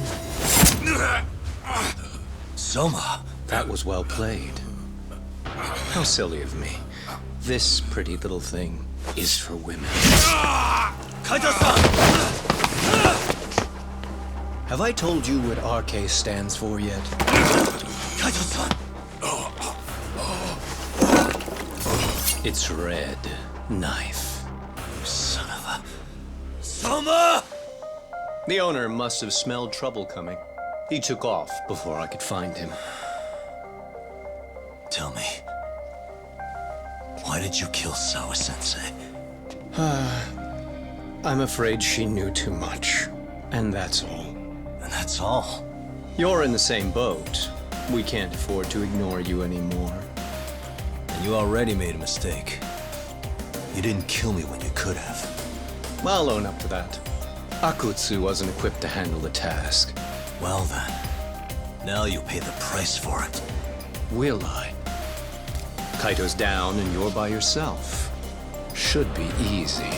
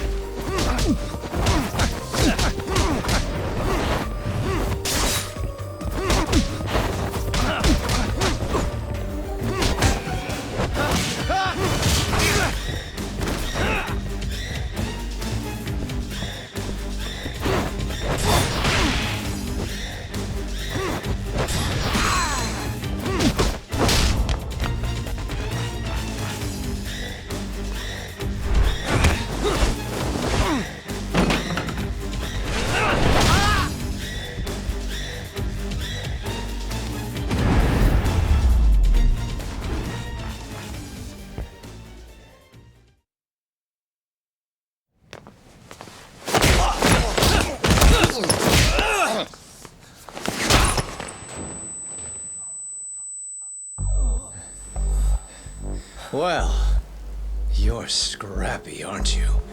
Impressive. Maybe I should have prioritized stabbing you over Kaito. Fuck. You're kind of struggling to stand, aren't you? Give it a second. That kick went to your temple. I'm sure your head is spinning. Trying to rush it will only make it worse. Incidentally, Sawa-sensei didn't suffer long like you will. What the hell?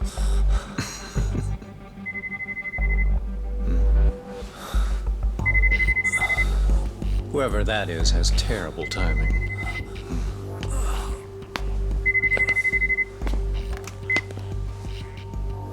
What the hell are you doing in my bar? Hello?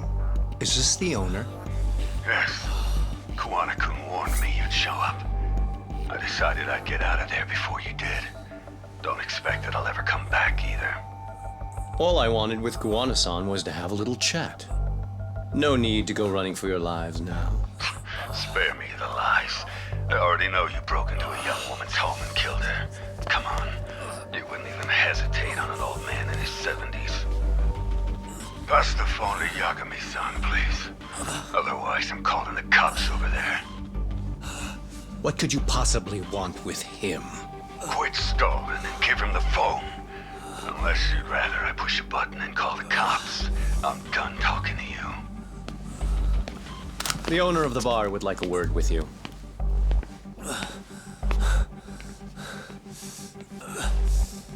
Sorry, but this'll have to wait. Can you get an ambulance over to your bar right away? My partner took a knife to his abdomen. What? Please, you have to hurry.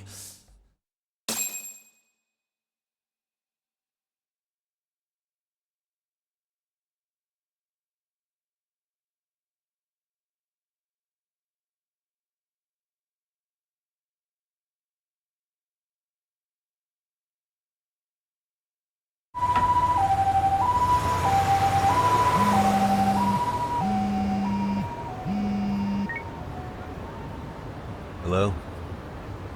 Your partner is in good hands now. Just as you asked. I'm watching you as we speak.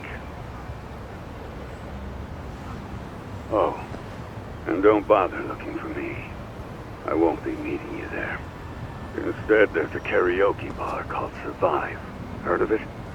You'll find it in the entertainment district along the river. Safest bar in town. I only showed up at your bar so I could ask you about Kuwana. Does this mean you want something in return? We'll get that sorted out. If you promise to meet me alone. No, I won't be at Survive for long. If you don't make it in 10 minutes, you'll never hear from me again. That's one way to motivate someone.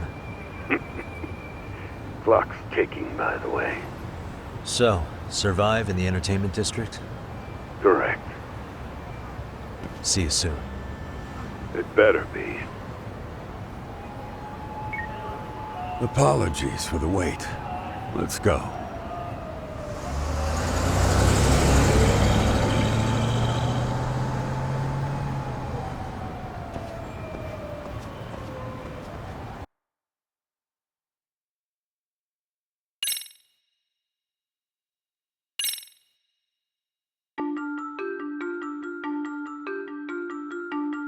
Kuwana is pursued by RK, the crime ring running Kamurocho.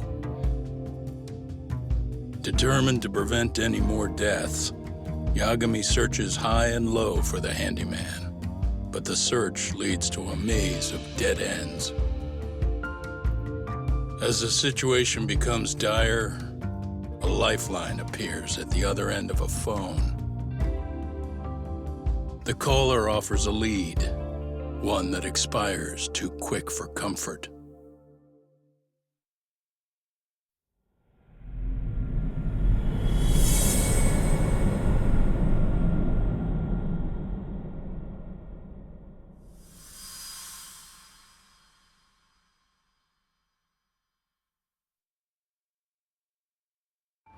I only showed up at your bar so I could ask you about Kuwana. Does this mean you want something in return? We'll get that sorted out. If you promise to meet me alone. No, I won't be at Survive for long. If you don't make it in 10 minutes, you'll never hear from me again.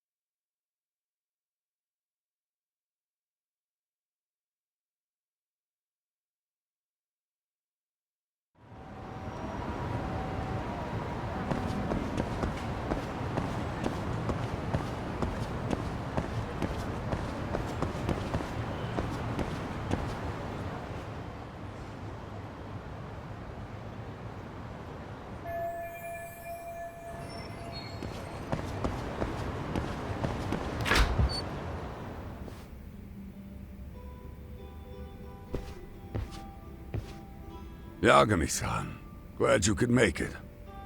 You the owner of Siren? Yeah. Let's take this to the bar. Follow me.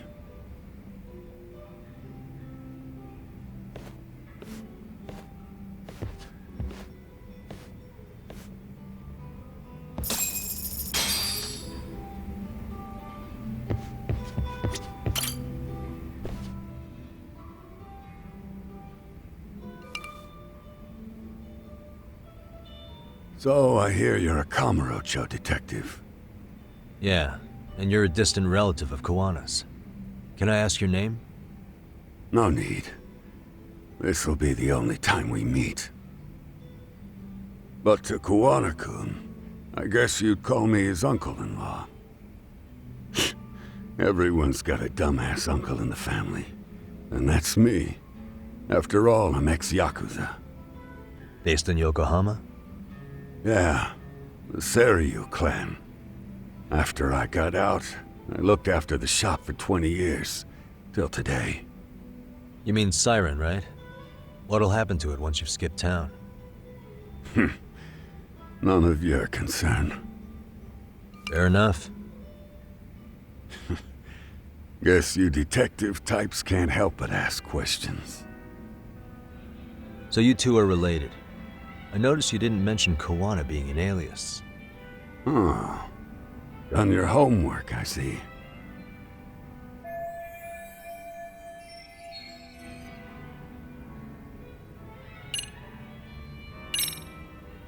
His real name's Kitakata.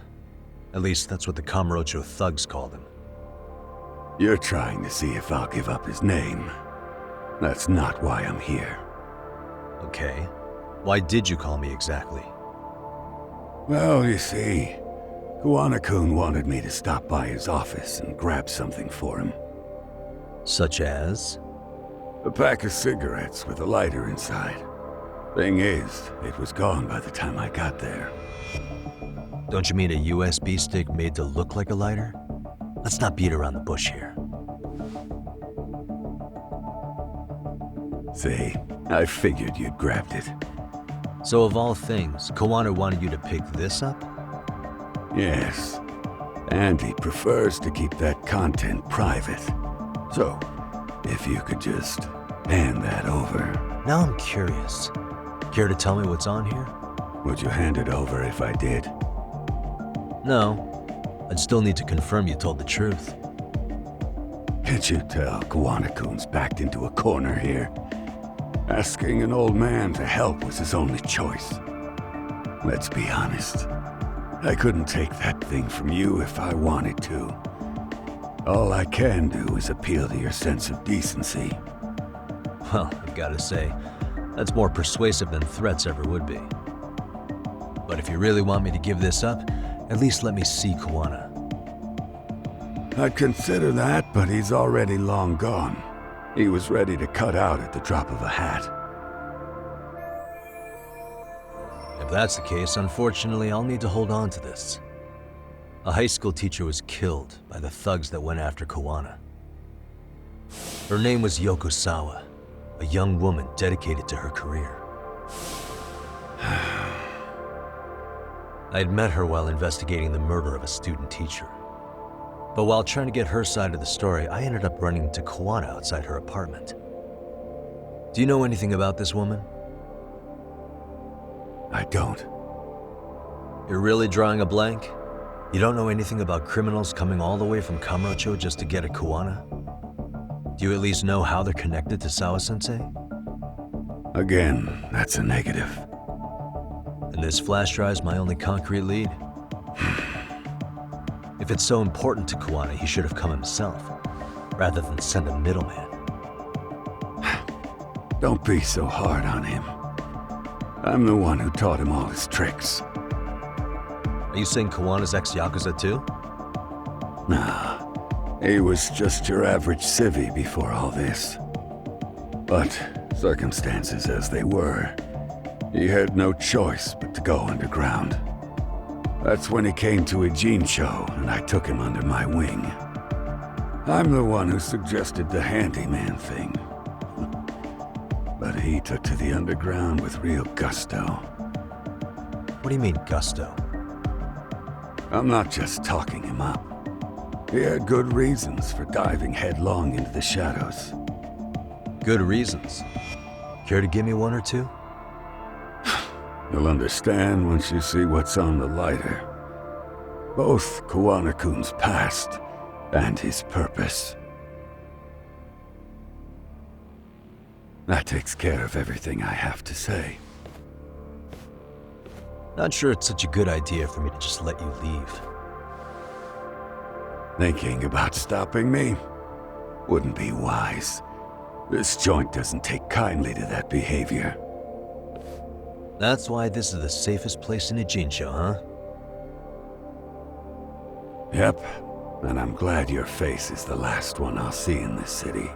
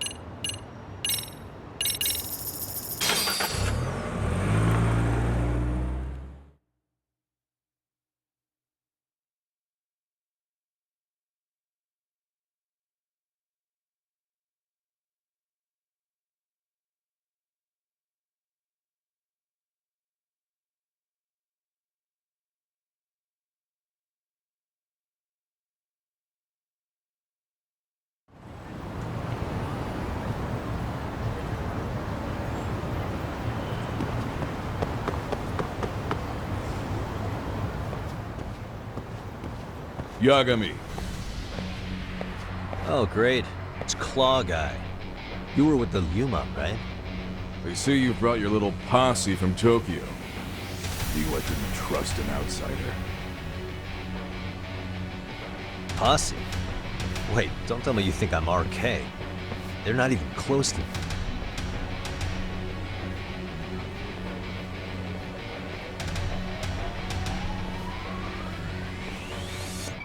Hey, Tesso, you got this all wrong.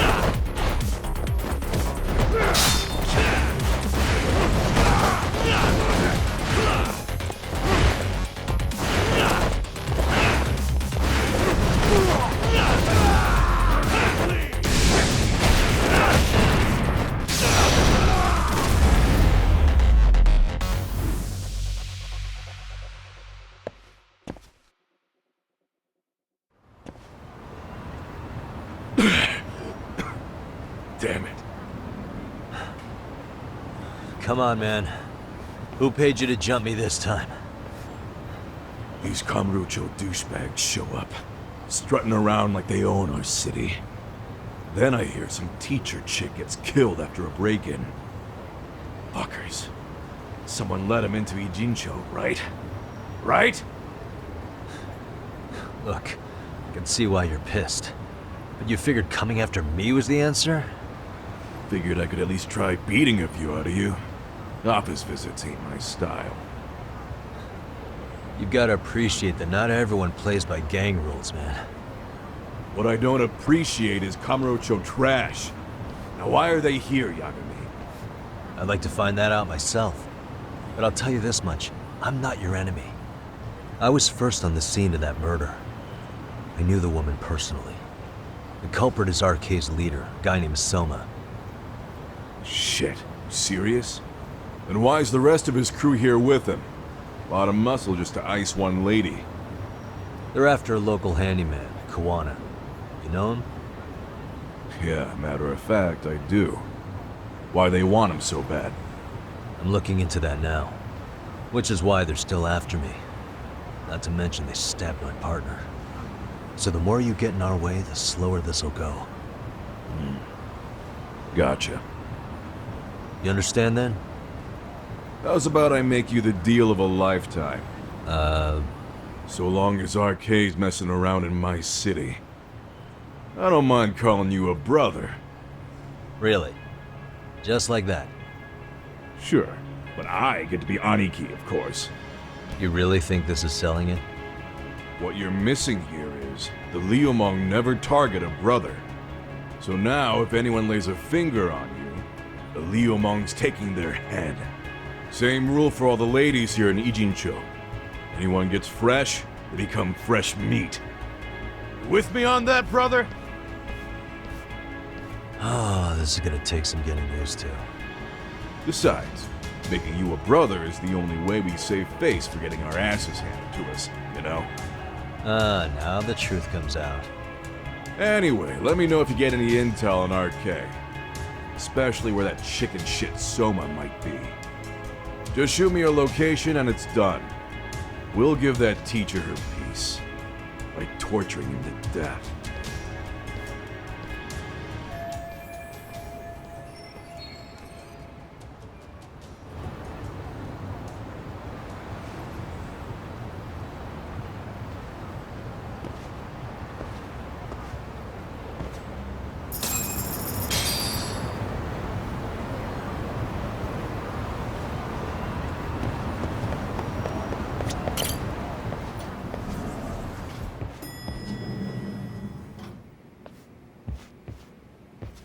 I was just thinking of calling you, Yagami-shi. I heard Kaito-san got stabbed at Siren. Is that true, Yagami-san? What the hell happened? Look, I promise I'll fill you in, but right now I really need Tsukumo's help. With what? I found a USB drive at Kawana's hideout. It was disguised to look like a lighter. We have to know what's on it.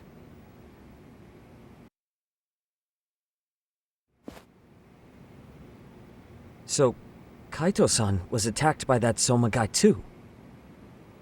Yeah, while we were chasing Kawana, Soma popped up and got him right in the gut. Almost got me too, to be honest. You're saying one guy almost single-handedly took down the Yagami Detective Agency? It's true. And right after, I got a call from Kawana's purported relative who wanted me to hand over the flash drive. Apparently, what's on it will tell us Kawana's true identity and goal. When I open it, all I see is one data file. Of what? It's a video. I'll hit play once you guys are all ready. You good? Damn, what's on there? I can't take the suspense.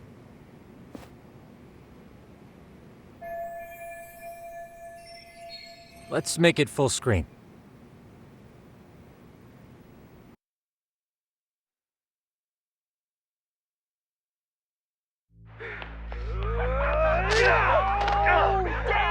Dude, totally ate shit! Dumbass, so did I.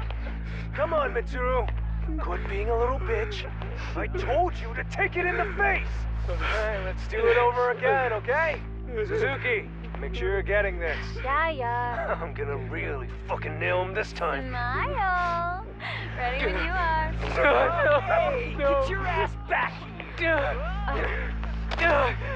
Mitsuru, what did I just say about being a bitch? You asked for it.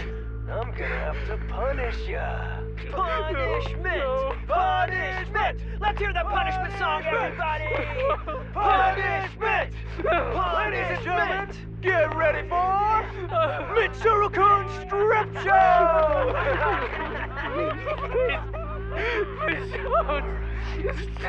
Stop! You little shit, did you just kick me? Huh? Too late to get tough now, Mitsuru. Come here.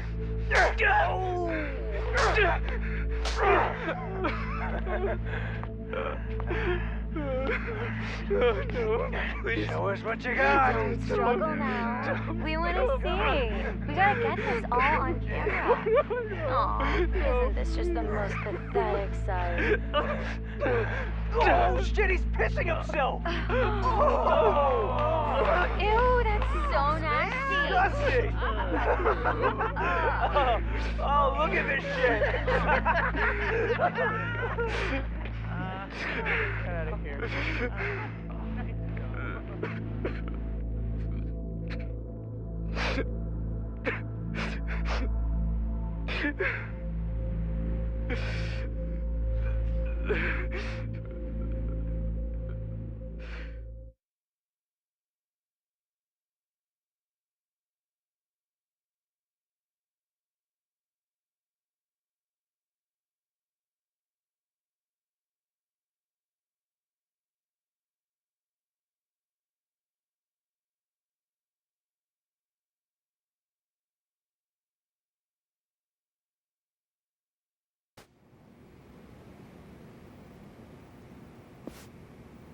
These little shits are the worst.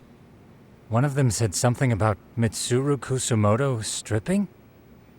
Yeah, he was Sawa-sensei's classmate. 13 years ago, he jumped off the roof of Kurokawa Academy. He's Reiko Kusumoto's son, right? Vice Minister of the Health Ministry? 30 years old and still in a coma. It seems we've stumbled on private video footage of Mitsuru Kusumoto being bullied. And it was on Kawana-san's secret flash drive? Why would he have this? I don't know. But his uncle said it's our lead to Kawana's real identity and motivation. Huh. Just a moment. This frame gives us a good look at the key players' faces. Why don't we try gleaning what we can from it? Sounds good. Let's dig in.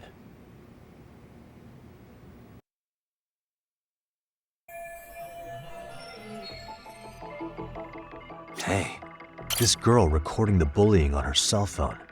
Someone said her name in the video. Suzuki. There's another familiar face.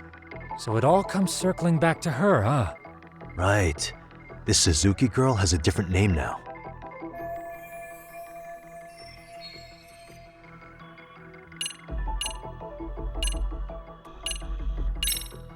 Yui Mamiya, the victim in the Ehara harassment case. Suzuki was her last name before getting married. Sawa-sensei also told me that Mitsuru Kusumoto and Mamiya were classmates 13 years ago. Yep. So we're looking at Yui Mamiya in high school. Mamiya-san, huh? What's she like underneath it all? Originally, word got around that Shinya Kawai was the one bullying Mitsuru Kusumoto. After watching this, though, the truth of the matter doesn't quite line up. There were really about 10 bullies involved at the time, and Yui Mamiya was one of them. Yeah. If this video got leaked, Mamiya and the other students in it would be in deep shit. They're living out their lives like nothing happened, despite being the ones who drove a kid into a coma. If word got out, they'd be crucified by the public. Their jobs, their families, their lives would all change for the worse. Uh-huh. Suspicious. I feel bad for Mitsuru-kun. No one helped him, even with everything he was going through. 13 years ago, his mother was still just some nobody working at the Ministry of Health. She seems to have split with her husband and looks after her son on her own now. I don't know all the details, though. Hey, crazy theory, but what if this husband she left was actually Kuwana-san? And maybe he recorded this to secretly check on his son? No, Kuwana doesn't look like he could have a 30-year-old kid. Let's look for other possibilities.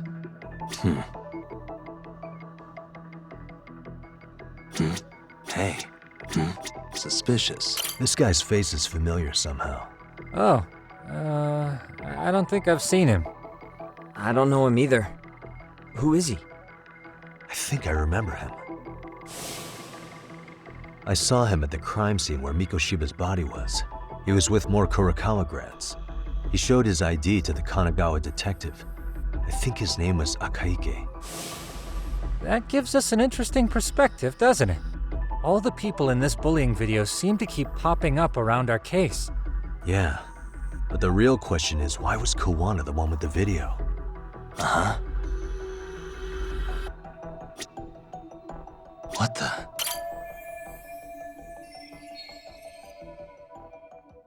If I'm not mistaken, Shinya Kawai was the bully whose name got out to the public. Yeah. RK was hunting for him in Kamurocho pretty recently, too. I have no doubt the guy in the picture they showed me is the same guy in this video. Once RK came to the conclusion Kawai had been murdered, they came here to Ijincho, hunting down Kuwana for whatever reason.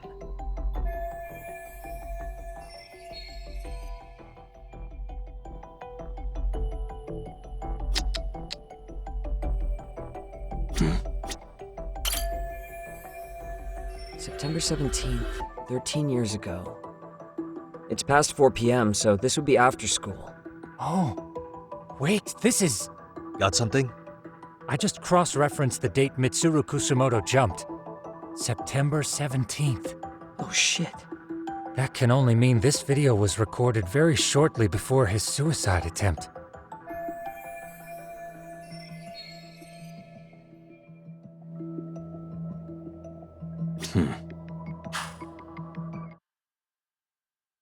The video may have provided some interesting connections, but we still don't have that crucial link. The link being the reason Kuwana-san came to possess this, of course. Right. Kawana's either the one who recorded it himself, or is at least a recipient of the video from the original witness. Kuwana-san and Sawa-sensei knew each other somehow, right? Well, then, maybe Sawa-sensei recorded it 13 years ago, and then had Kuwana-san look into it, as one of his handyman requests. It's possible, but it just feels off. Why's that?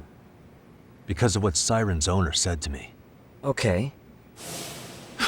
You'll understand once you see what's on the lighter.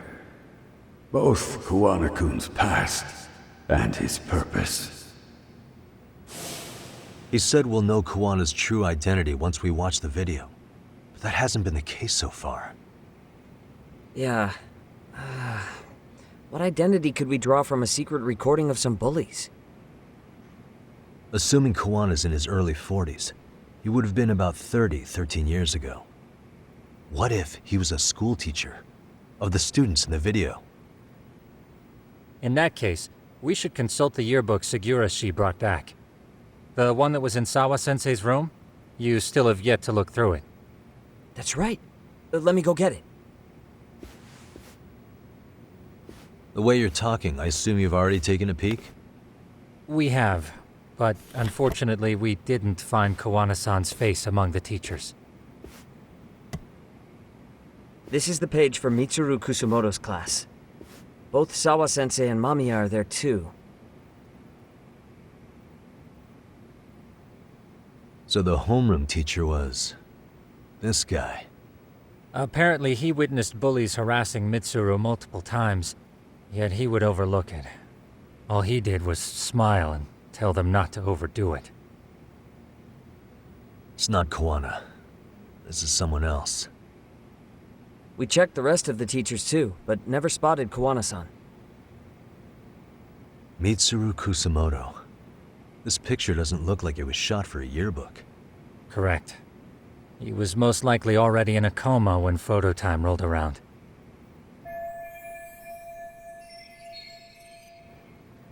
Sawa-sensei isn't smiling at all in this. Huh. She did mention she blew off her class reunion.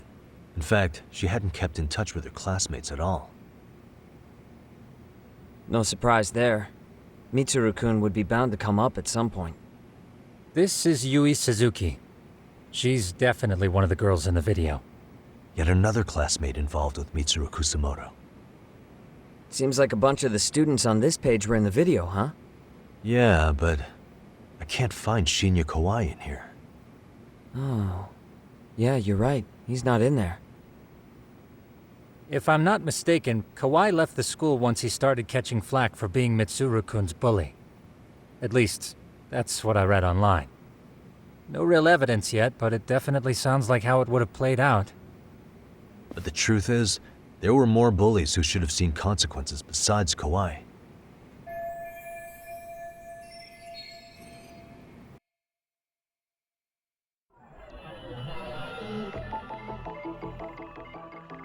Hey.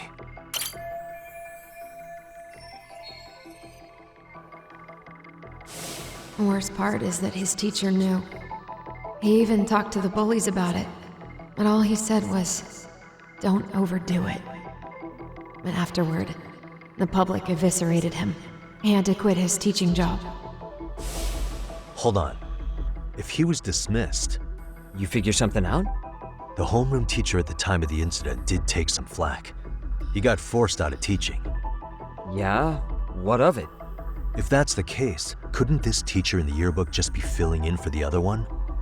I see. That definitely sounds likely. Let me search for the original teacher's name.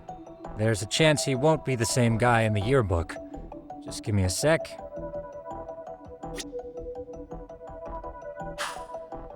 Uh-huh. Yagamishi, I found it.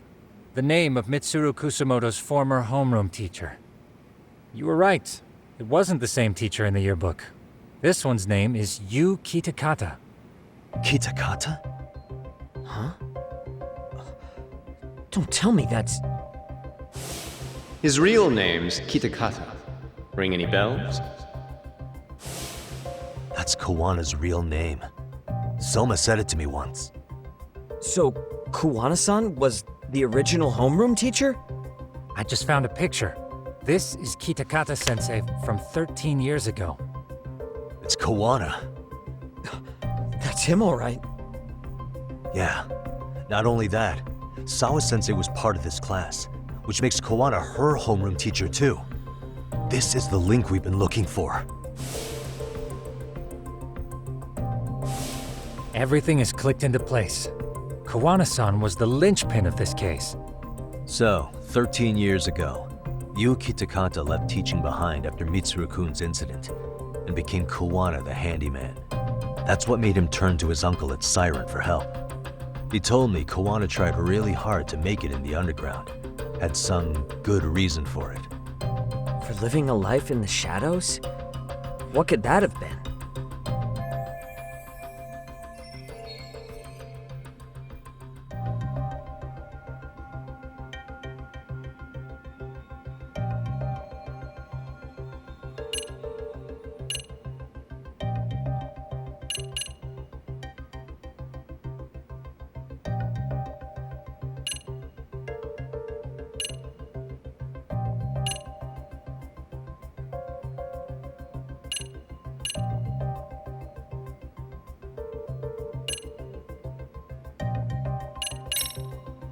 To get revenge on the bullies.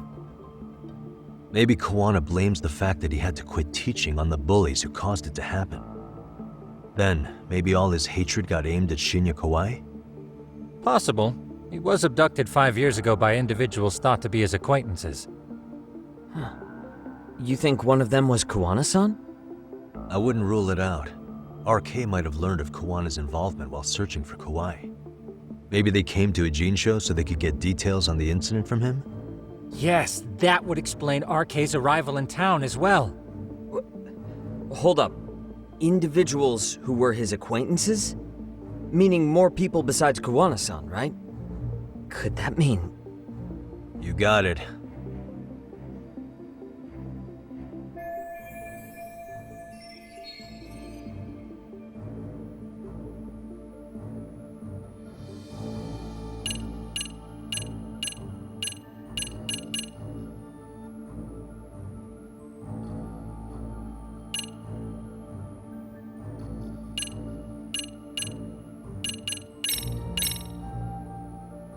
check this out. The people in this were Kawai's acquaintances, right? Or Kawana's former students, in other words. Everyone, though? A few too many, don't you think? You're probably...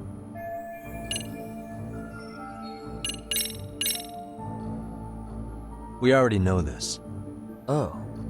The students in the video? Individuals acquainted with Kawai. They certainly fit the bill. But why would they wind up abducting him? Well, if it did, they'd be busted as bullies who drove a high school kid to suicide. Yep, it'd be a real disaster for them if that got out. They'd probably be done for in the public eye. Which means this video is Kawana's leverage. It's how he got them to go after Kawai. You think this is enough leverage to drive people to murder, though? Kawai was killed, right? RK is the only one saying Kawai was murdered. No body's been recovered yet either. Okay, hang on. I'm barely keeping up with this. Yeah, it's a bunch of what-ifs stacked on top of each other. But there is somebody who could potentially confirm this. Who'd that be? Someone in the video. Mamiya, for example. I've met with her at her home. If she was involved with Kawai's abduction, she could probably tell us what we want to know. I agree. Yagami-shi's provided a working theory that ties together the Kamurocho and Ijincho incidents. So if we can get Yui Mamiya to corroborate this, we should be able to extract even more information from her. Perhaps even including Kawana-san's whereabouts. Yeah.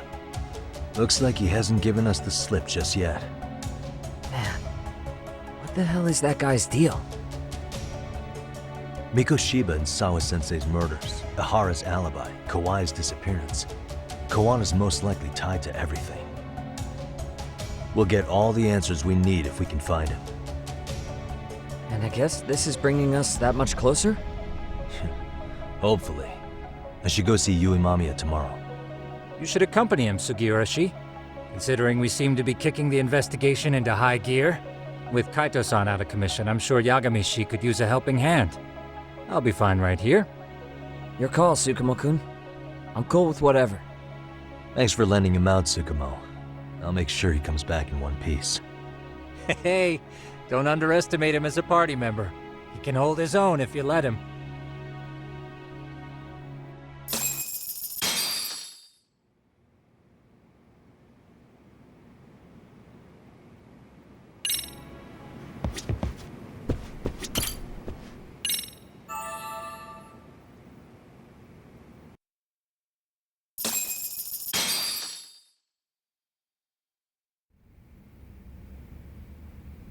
You know how they say your life flashes before your eyes when you're dying?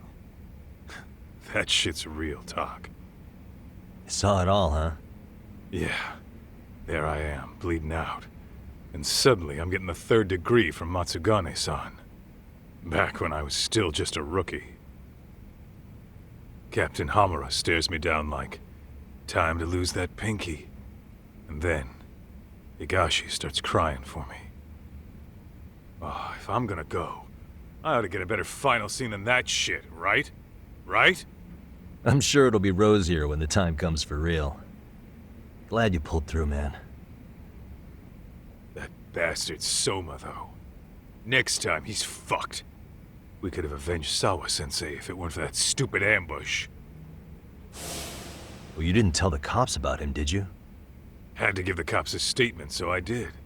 With a generous side of bullshit. That'll get you busted, you know. I'm joking. All I said was the truth. That I got knifed by the same twisted fuck who got Sawa-sensei. In that case, it's only a matter of time until Soma's arrested. So for now, we'll go after Kawana, the piece that ties it all together. We just have to find him before RK does. Kawana, huh? He's on my shit list too, just so you know. Huh? Kawana must have had some sort of agenda back when he first met us. In fact, it's probably because you were looking into Mikoshiba. He palled around with me all because of that. I'm just a sucker of the agency, huh? I wouldn't say that. Still. The moment an ass for me to kick turns up, this is the shape I'm in. Just focus on getting better. Tsukuma will stop by later, too. What? Sugiura gonna give me the cold shoulder? He and I are off to question Mamiya. He said he'd drive us from Ijincho and everything.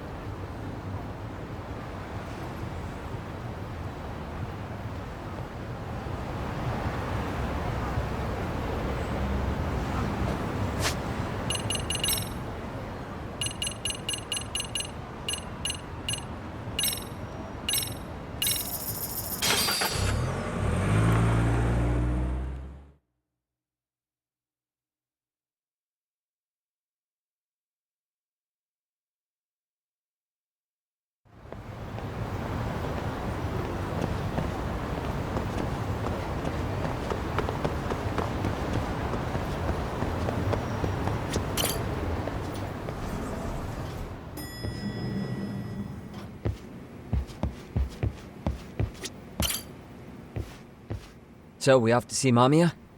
I'm ready whenever you are. Yep, let's go. Alright, let's do this. If your theory is accurate, then Mamiya was involved in both Kawai and Mikoshiba's murders. And even if that's off, we can at least learn more about Kawana-san as a teacher.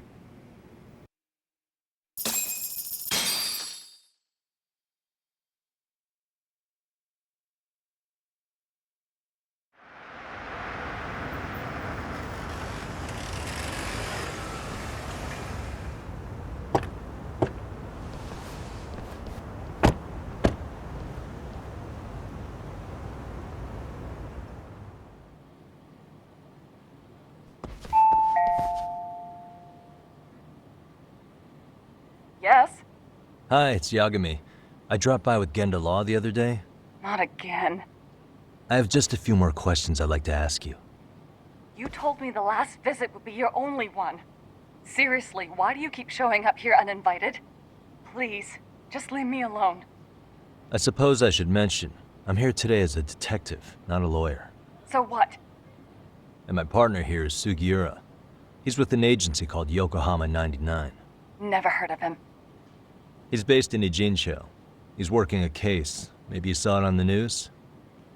The murder of Seiryo High teacher Yoko Sawa, killed in her own apartment. You and Sawa-san were classmates in high school, is that correct? After leaving Kurokawa 13 years ago, Sawa-san moved to Ijincho to teach. Are you still there? What is it you want? I haven't seen Yoko-chan since graduation. Now go. You're barking up the wrong tree. Maybe you'll remember Kitakata-sensei then. I ran into him at Sawa-sensei's home right before the murder. He was your homeroom teacher at Kurokawa, but resigned after the Mitsuru Kusamoto incident. Just like you, he appears to be connected to Sawa-san. So why am I being singled out? Can't you just ask someone else? Believe me, it's a long list. But right now, we're here to find out how Sawa-san got mixed up in all this. You two weren't necessarily on bad terms, were you? If I had to say, we weren't on the best terms either. Ah, how convenient. Because that's a perspective I'd like to hear more about as well. My husband will be home soon. Can you keep it quick? I'll give it my best shot. Exactly. Thanks for hearing us out. Hold on just a moment.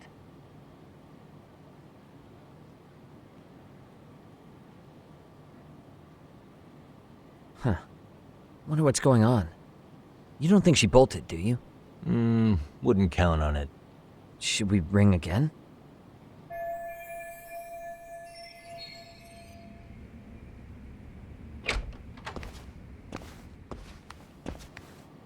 Sorry to keep you waiting. I just wanted to clean up a little.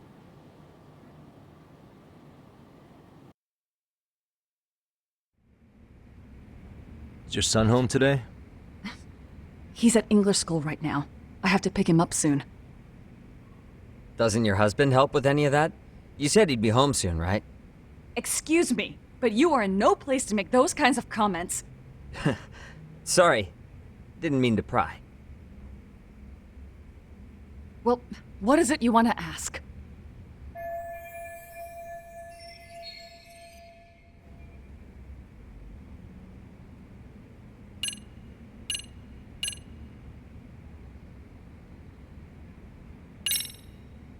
Do you remember Mitsuru Kusumoto?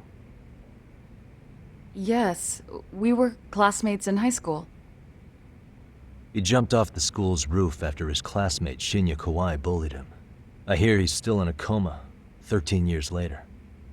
Weren't you going to ask me about Yoko-chan? I was, but there seemed to be an awful lot of Kurokawa graduates surrounding this case. And strangely enough, they were all in your class. Kitakata-sensei being the prime example, as well as a guy named Akaike-san. Remember him? Well, you're right. We were in the same class. And would you say you're all familiar with Mitsuru Kusumoto's situation? Yes, but that's not a warm memory for any of us. I understand. I'm sure it's not.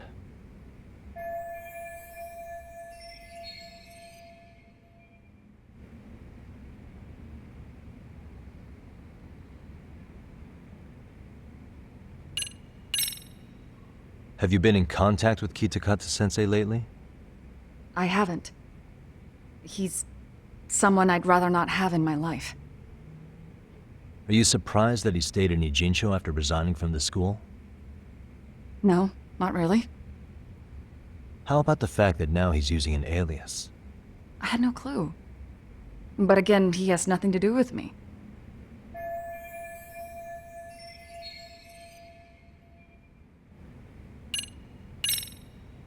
The groping was orchestrated, right? Excuse you? When Akihiro Ehara grabbed you on the train, you were in on that, weren't you? The whole thing was a conspiracy, staged to play out as it did. You need to leave. Right now! Dude, what gives?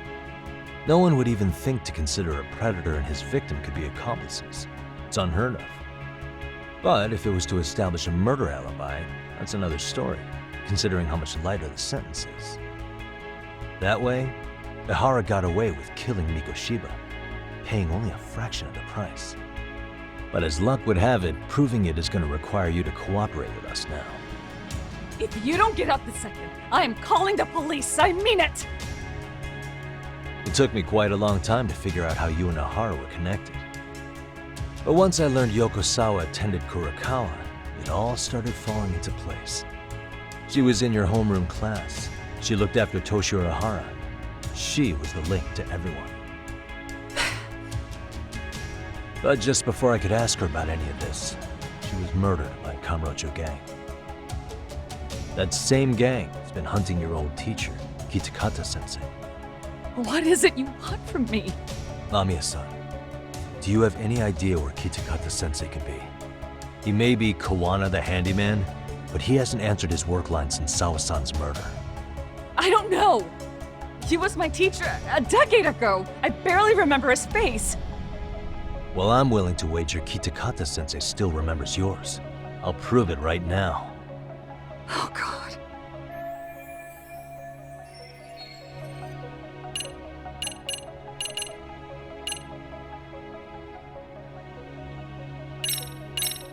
I'm sure you know what this is, Mamiya-san.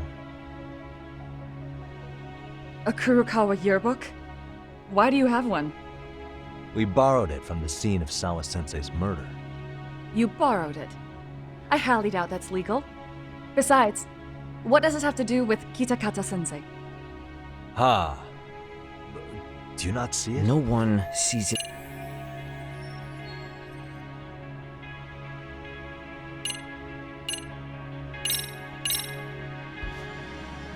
Here's your proof. What is this? Is this Yoko-chan's? Wait, Yagami-san. Don't you need to show Mamiya-san something that proves Kitakata-sensei hasn't— Huh?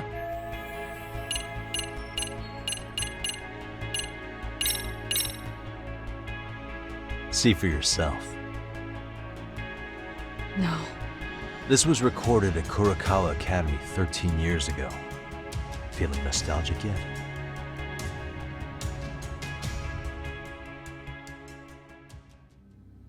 It was well hidden. Your Kitakata-sensei had it on a USB drive. He really didn't want this thing being seen. The most interesting part is the date. It's the very same day Mitsuru Kusumoto jumped off the school roof. And hanging out in the back, we see you, laughing and cheering right along with the other bullies. Guess it's safe to say it's a good thing your family wasn't home. Wouldn't exactly want them seeing this, would we? Has this video come up? Has Kitakata-sensei ever mentioned to you that he had it?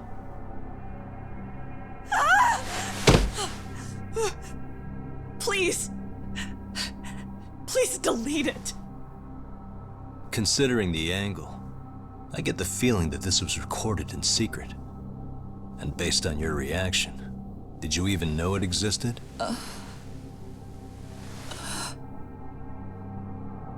You know what happened to Mitsuru-kun. He's been in a coma ever since what you did to him that day.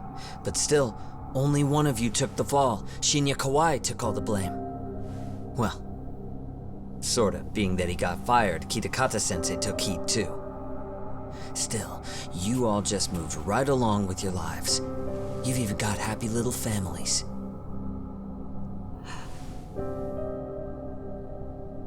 What? Are you expecting someone?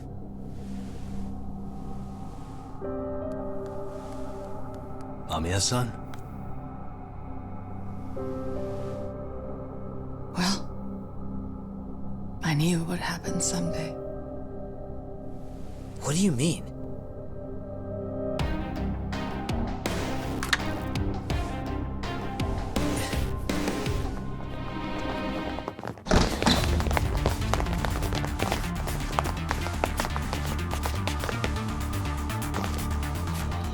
Looks like she wanted some company over.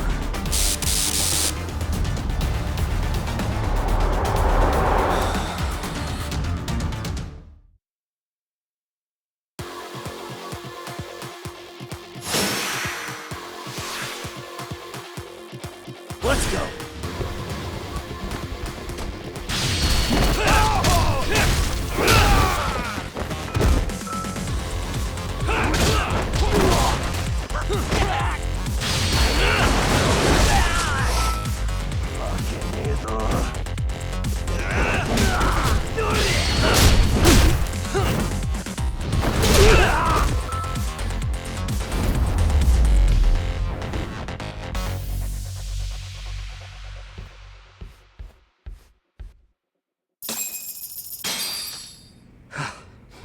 Well, this turned into a shit show.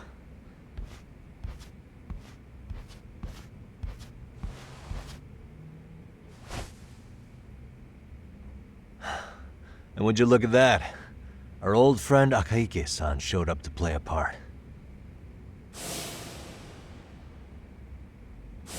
So you are all working together. What should we do with them? They're the jerks who hurt Tsukumo-kun, right? Break every finger on their hand, it still won't make you even. Come on, they may have more on the way. I have an old haunt in mind we move this to, and Mamiya-san's coming with. Huh? Let's not cause a scene, okay? I'd hate for a finger to slip and post this video.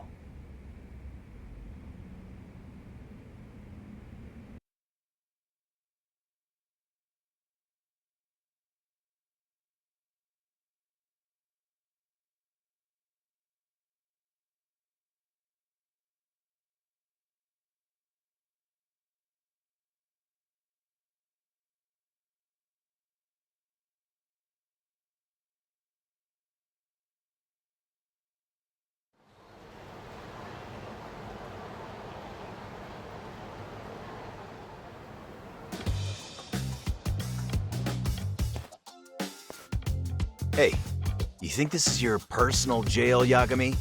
What makes you think you can keep bringing captives here? Well, it's the safest spot we know. Doesn't it feel good to be such a reliable friend? Yeah, Higashi, be cool. We won't be around long. Be cool? You think time's the issue? This is about respect, man. What's your call? We kicking him out? Oh, quick bit of news, Higashi-san. Kaito-san got shanked in Yokohama. What? What the fuck? Kaito Aniki? By who? You'll know once we're done explaining. Let me introduce you to Mamiya-san first. She called up her friends to come after us just a little bit ago. Yeah, and I'd do it again. I don't give a shit about that. What happened to Aniki? You better have paid him back already, Yagami.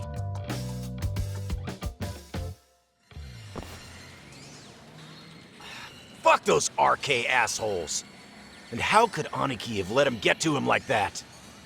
Now that Higashi-san's up to speed, should we get to it? I imagine Mamiya-san doesn't want to drag this out. What do you intend to do with me? First, you'll tell us everything you know. We'll decide how to deal with you afterward.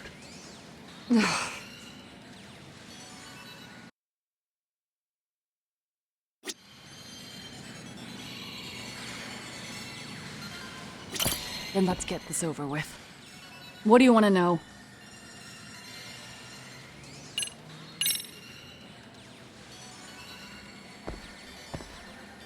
Let's start with the video. Any thoughts you'd care to share? I found it on a flash drive in Kitakata-sensei's room. Or should I say, Kawana's. I take it that means he's the one who recorded it. Yes. That means Kawana already knew back then the rest of you were bullies too? Yes.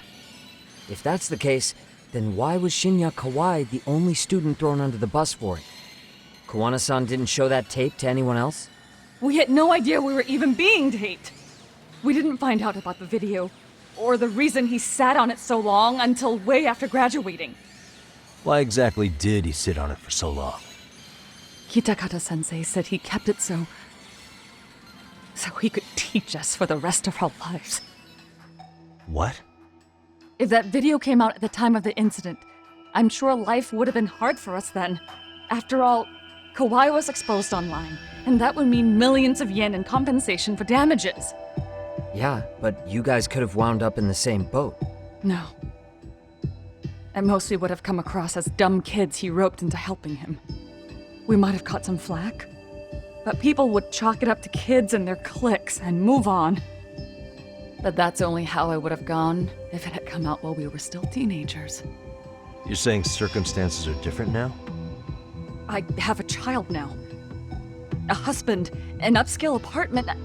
If the world sees that tape now, I'll lose it all. And what do you think would happen to my son? The son of a woman who drove a kid to attempt suicide? His life would be ruined. That recording is more than kids being cruel. Mitsuru jumped from the school roof that very night and is still in a coma today. I get it. You have that much more to lose now than when you were a kid. Same for all my classmates. Kurokawa Academy is a prestigious school, after all. Most graduates go off to great universities and land high-paying jobs. One started his own company. Others have families. And they're all in your position too, huh? If that video gets out, they lose everything. Exactly. Do you get it now? He waited for all of us to get what we wanted in life, just so he could threaten to take it all away. And when that time came, he started contacting us. Every student you see in that video. When was the first time Kawana approached you? 5 years ago. I was out on a walk with my son when he came strolling up out of the blue. At first, I barely recognized him. His eyes were so hollow. Then, without so much as a word, he took out his phone and played that video. He's a psychopath. Well, all you kids tormenting Mitsuru looked pretty psychopathic to me. Oh, and you're so perfect. An angel who never once acted out of line. Never lashed out at someone weaker than you, or sided with the group to shut someone out. Everyone does it. We were just lucky enough to have some creep tape us picking on some kid who couldn't take it. Why did this have to happen to me? I'd say it's because bad things happen to bad people. You'll sling your barbs from a safe distance, but once you're on the other side of it, you curl up and play victim. You said it was 5 years ago that Kuwana showed you the video? Reminds me of something Shirosaki-sensei was looking into. What? There was this guy. I think his name was Shinya Kawai. Something about him getting snatched off the streets about 5 years back.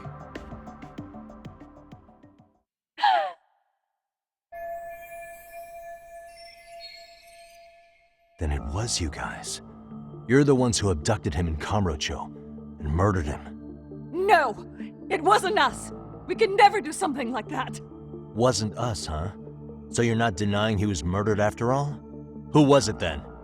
All Sensei told us was to find Kawai somewhere in Kamurocho, and bring him back with us, no matter what it took.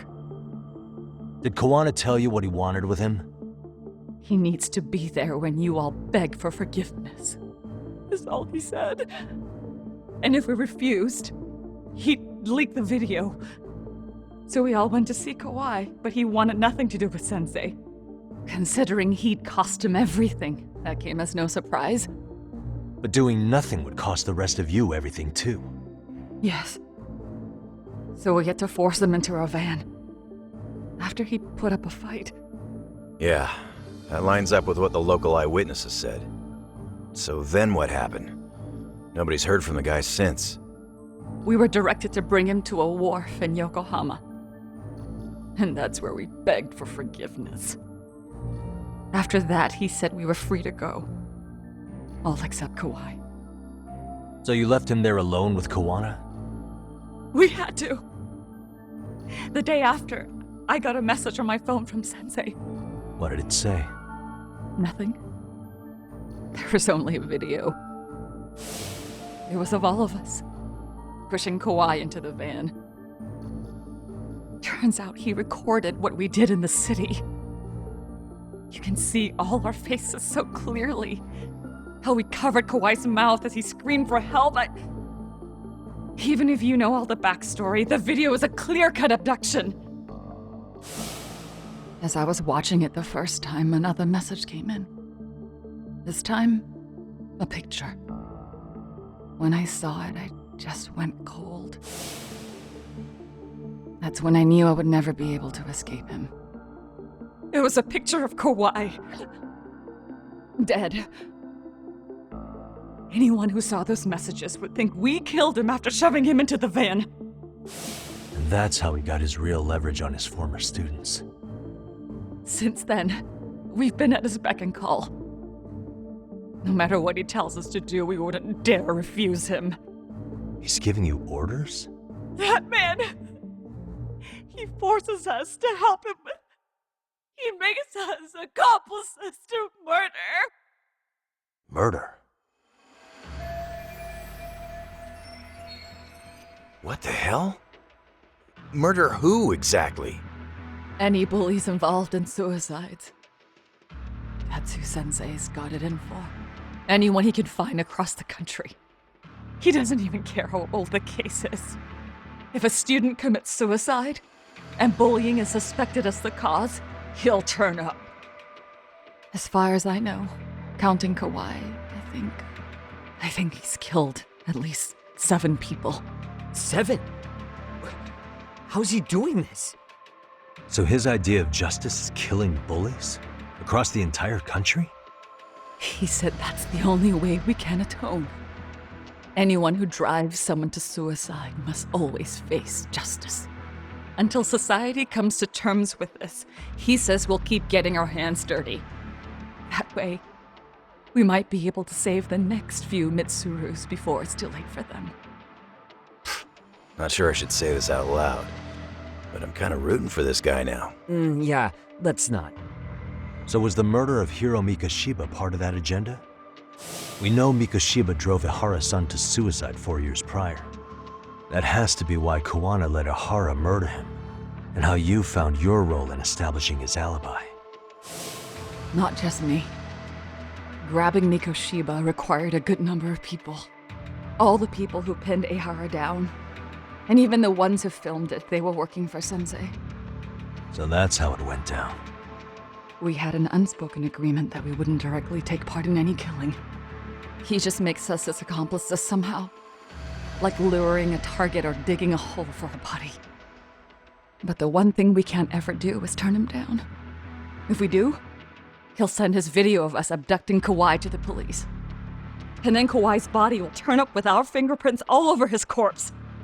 And we know that because he's hidden Kawai's corpse in a freezer somewhere. He's preserving one of his murder victims? So as long as he has that, you're wrapped around his finger.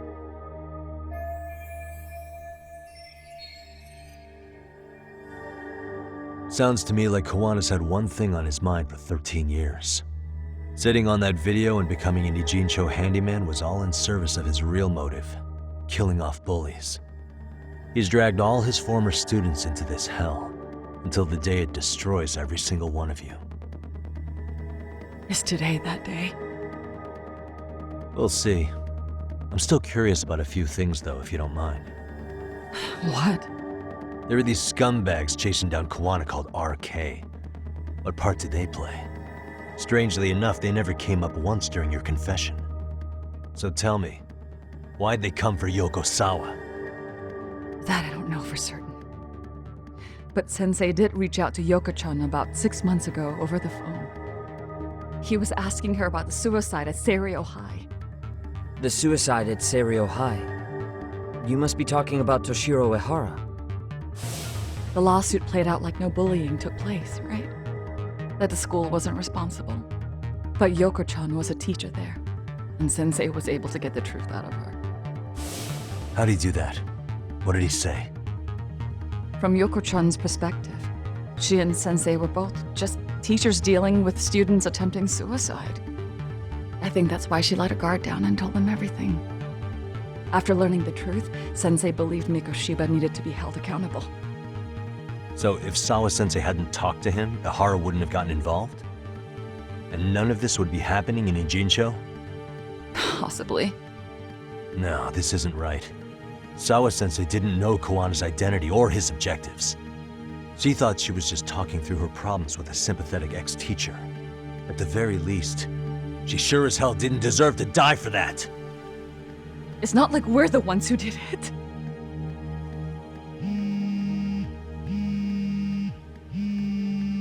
Who is it? Block number. Hello? Yo, know who this is, Yagami? Kawana? Yeah. I heard you're looking for me. Where are you? I'm willing to meet you now if you come alone. But you have to let Mamiya go in exchange. What? All right. She's free as soon as I see you. Works for me. Then come on down to your office. I thought I'd let myself in. What? Gotta say, this chair's pretty comfy. Pretty sure I locked up behind me when I left. Listen, I'll only meet you alone. No one else. And don't make me wait long, or I could change my mind. He told me to meet him alone. You can let Mamiya-san go once I confirm he's there. You gonna be alright by yourself? Well, he already knows Mamiya-san's with us.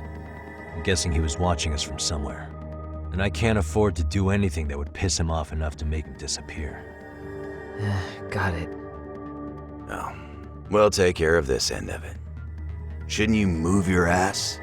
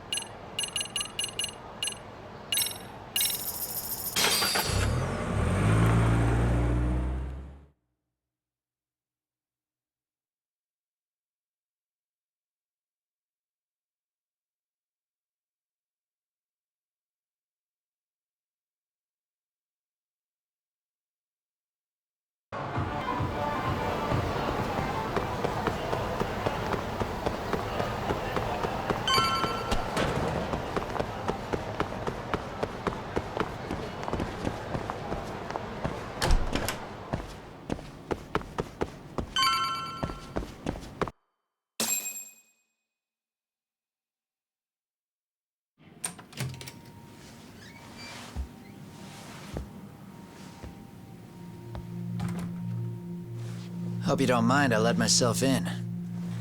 Now, are you gonna hold up your end and release Yui Mamiya? Come on. You and I can either try to make this work, or neither of us is gonna get what we want. So, you gonna make the call or what?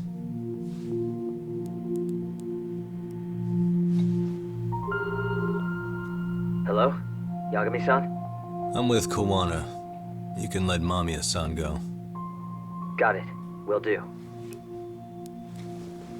Sorry about all this, Yagami.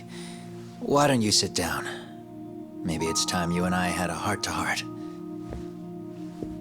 How's Kaito holding up? Kaito-san's recovering in the hospital. For now. Sawa-sensei is another story, though. I can hardly believe it. She was the last person I wanted to get mixed up in all this shit. If that's the case, why were you already waiting in her apartment? RK's top men were lying in wait over there to get their hands on you. So why was she the one lying on the ground? Answer me, Kawana. Was it because of you? Would you feel better if it was? How dare you? You're thinking that if you hadn't stuck your nose in her affairs, she might be at home grading her papers right now. You tell me, is that what's eating away at you right now? Because if it is, you're mistaken. That guilt is mine alone to bear. It's my burden to carry. When I saw on the news that she had been murdered in cold blood, it felt like the whole world had stopped spinning to me. I would take it all back right now if I could. But unfortunately, to fix this, I'd need to turn the clock back further than you'd think. You mean back to when you were a school teacher? Yeah, basically. Back to when I still had a little faith in humanity. Seeing someone's life get cut short, you never really bounce back from it, do you? But I don't have to tell you that. I did my homework on you, Yagami. It seems you were a fairly accomplished lawyer. You even scored a murder acquittal. But we both know how that ended. The death of an innocent young woman.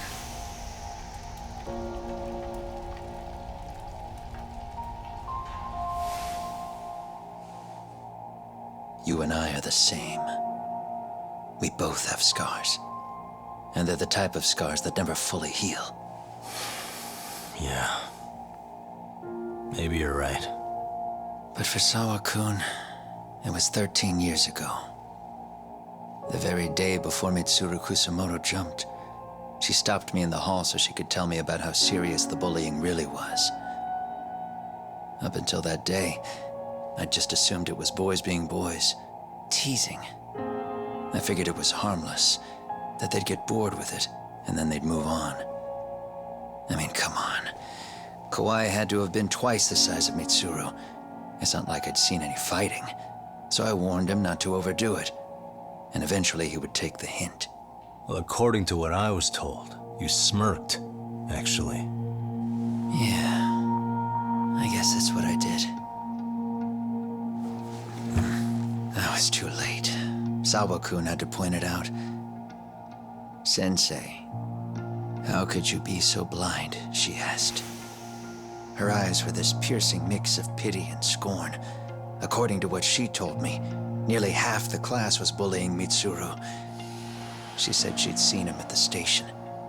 She made it sound like he had half a mind to jump onto the tracks right then and there.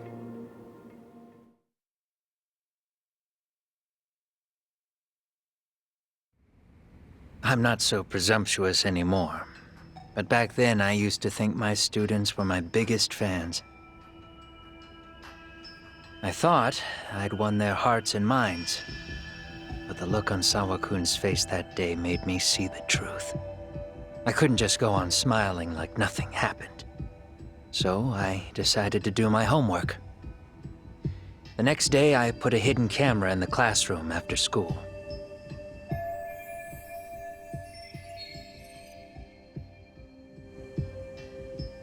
So you admit that you're the one who recorded that video? Yeah.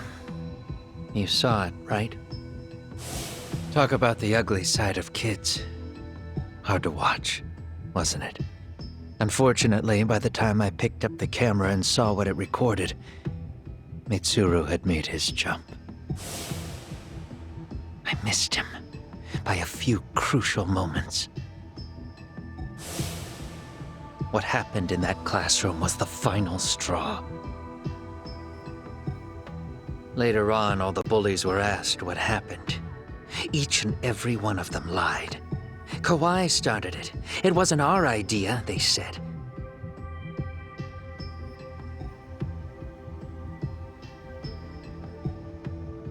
To anyone outside of it, all they'd seen was Kawai forcing Mitsuru to do his bidding, so the people held culpable were Kawai and myself. The callous homeroom teacher who deliberately turned a blind eye.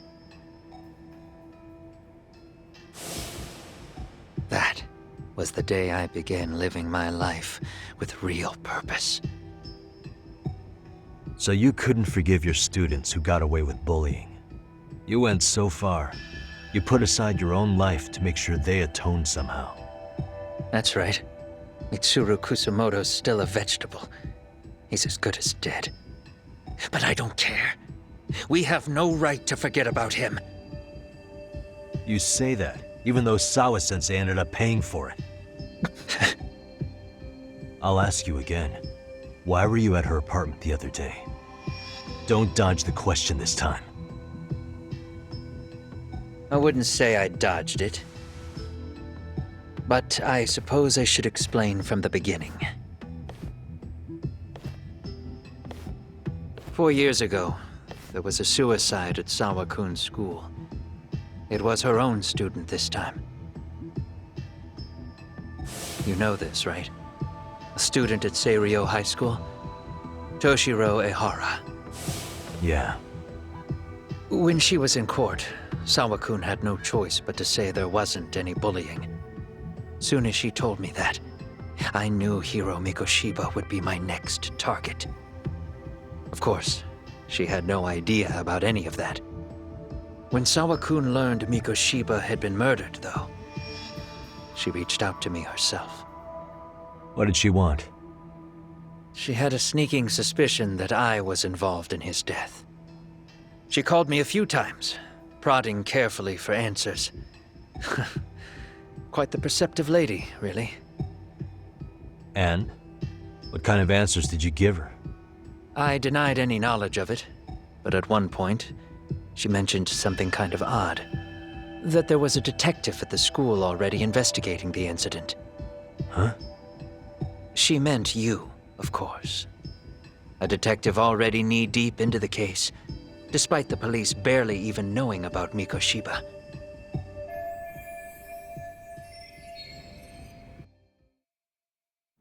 The police are a pain in the ass, but when an out-of-town detective comes sniffing around, that's bad. I knew I had to act fast to get you off the trail. Although, Sawa-kun was a problem too. I thought I'd kill two birds with one stone. And then what? First, I found out where the two of you would be meeting up, at that little cafe.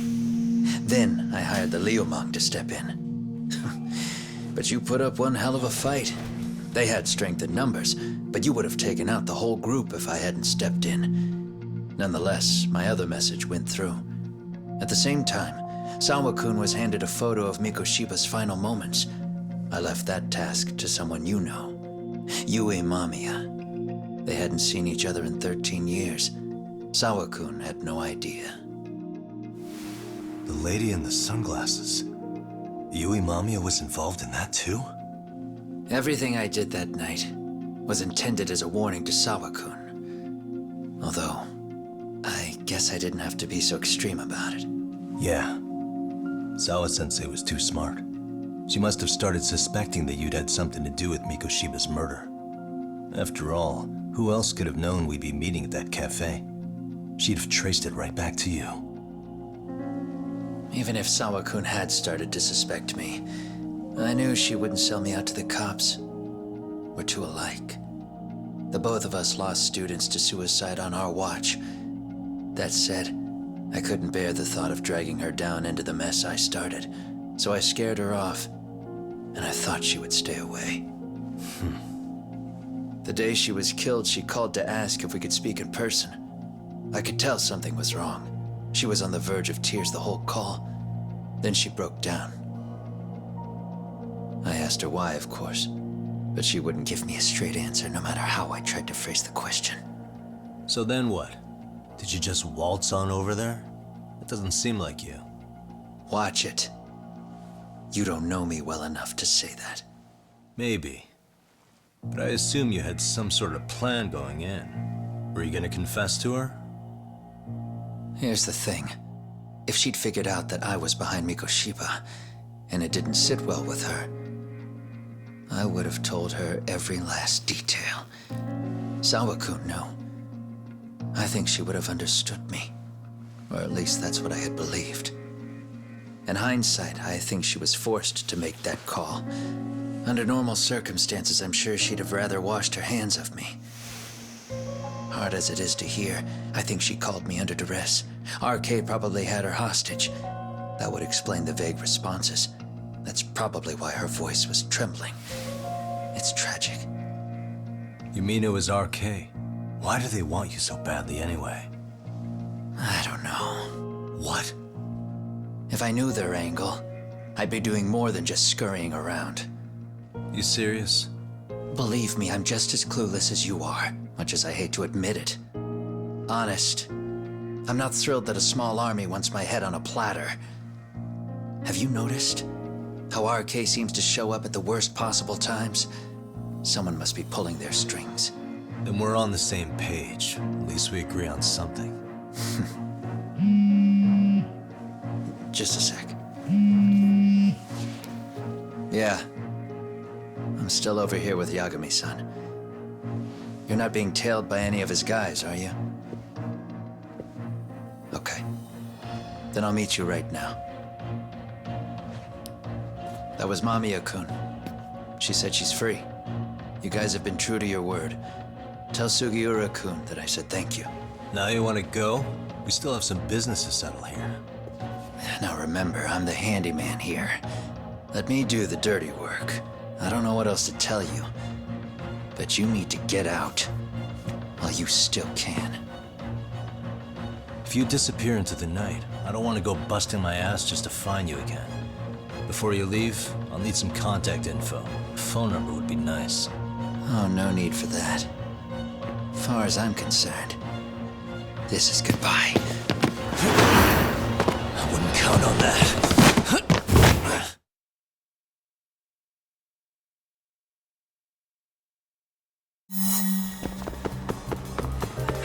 You won't get away.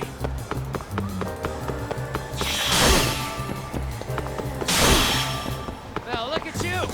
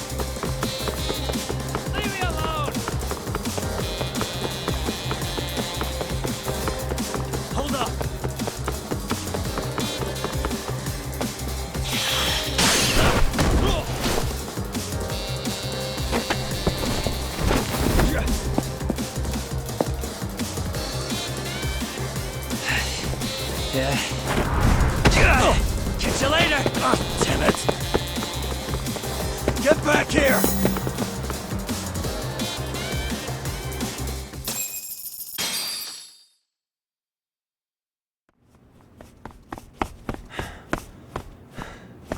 What the? Where'd he go?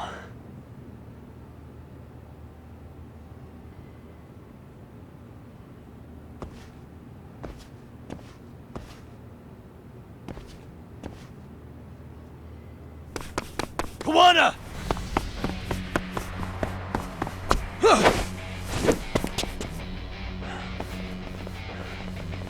You guys again. You really need the masks? Come on, Kurakawa kids.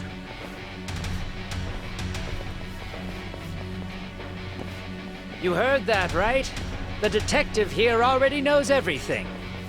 Kawana! What are you going to do now? What do you think happens when he spills everything? Sounds like your lives are over, unless you shut him up.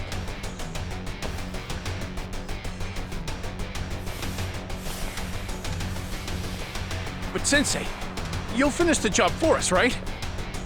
Huh? Is that you, Akihiro?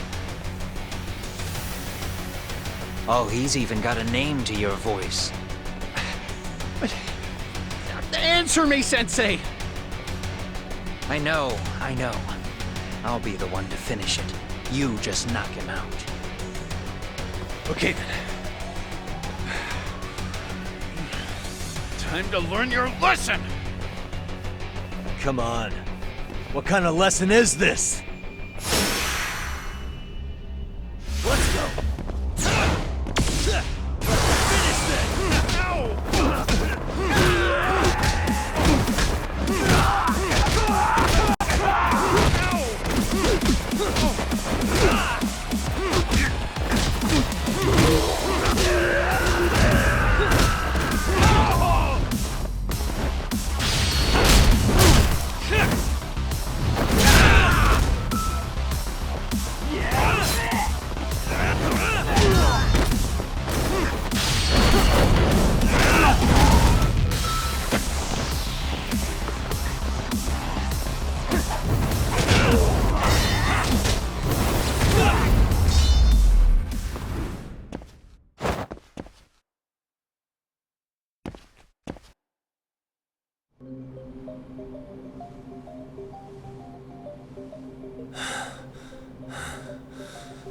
Kawana! Oh no, Kawana!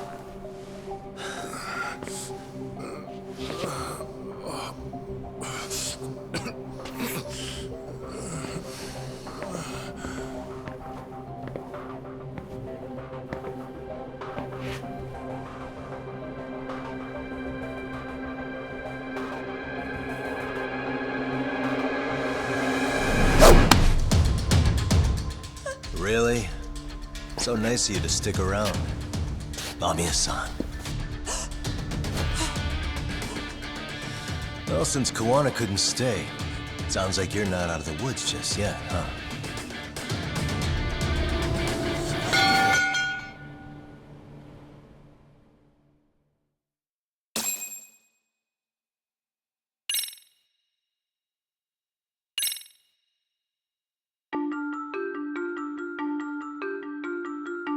"13 years in the past.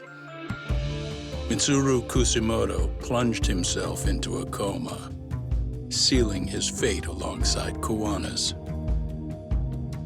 Ridden by guilt, Kawana sets off on a path of vengeance, and the bullies he drags with him are shackled to the shadows.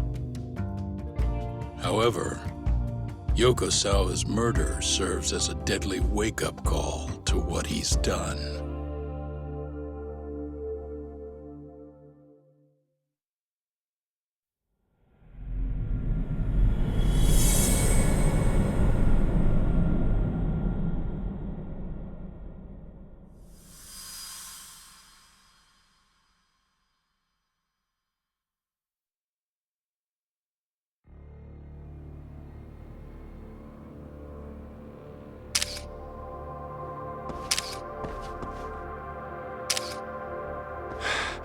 Hey. What are you doing? Getting your identification on record, so you won't be a threat to us anymore? What? And I think you owe us after everything you've done. Expect me to come collect one of these days.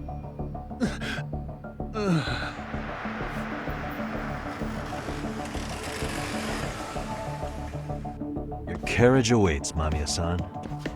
Don't tell me we're going back to that dingy arcade. We sure are. But try not to hold a grudge. It wasn't us who abandoned you.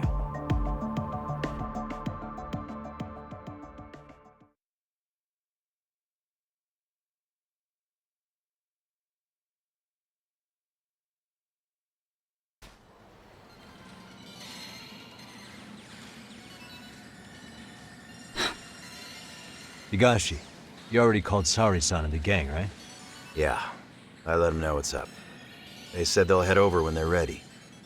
Did Shirosaki-sensei say anything? Well, she was pretty stunned when I told her who Kuwana really is and what he's up to. Sounding a little smug there, Higashi-san. Taking credit for the detective work you didn't even do?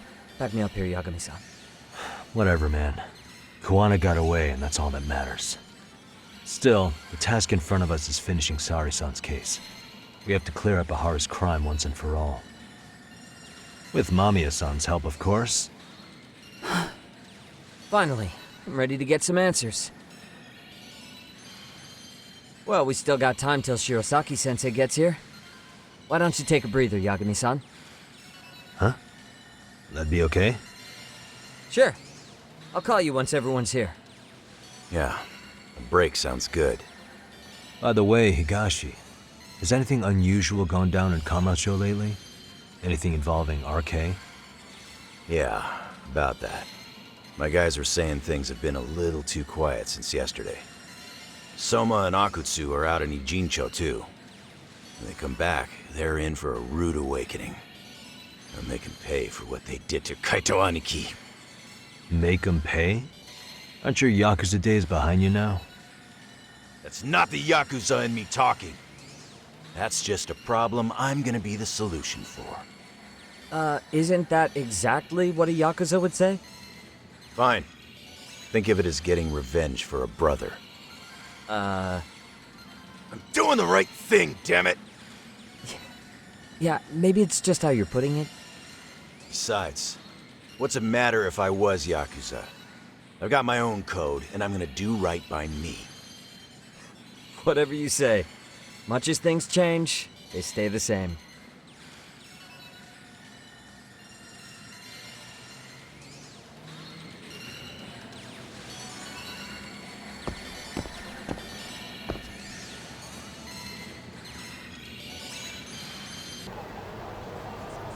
Hey, Yagami-san, it's Sugiura. Hey. Shirosaki-sensei and the others just got to Charles. They're getting ready to grill Mamiya-san. Got it. Then I'll head back soon. Thanks.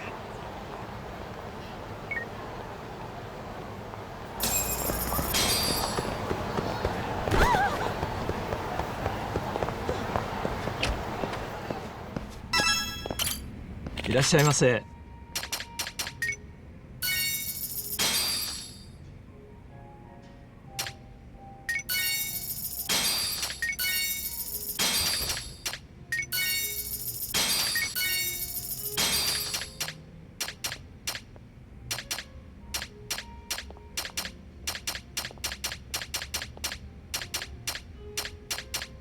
A りがとうございました。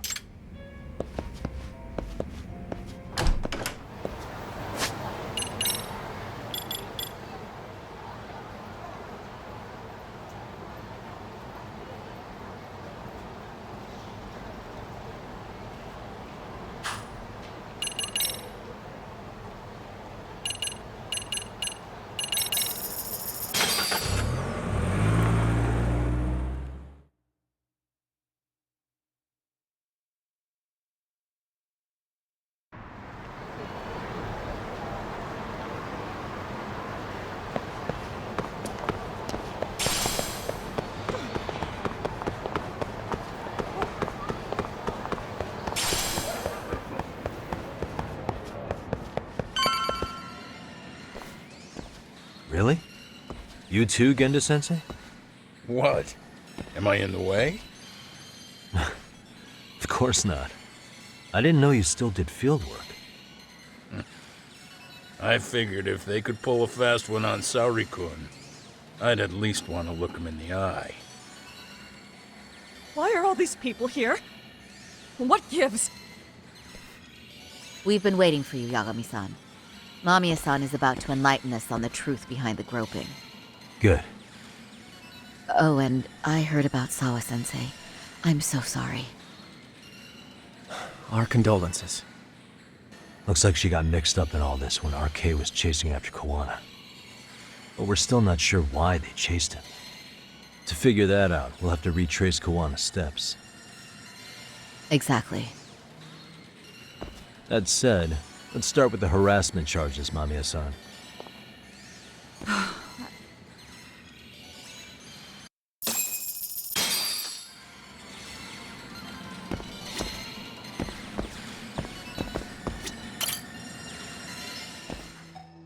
Fine. Let's get this over with.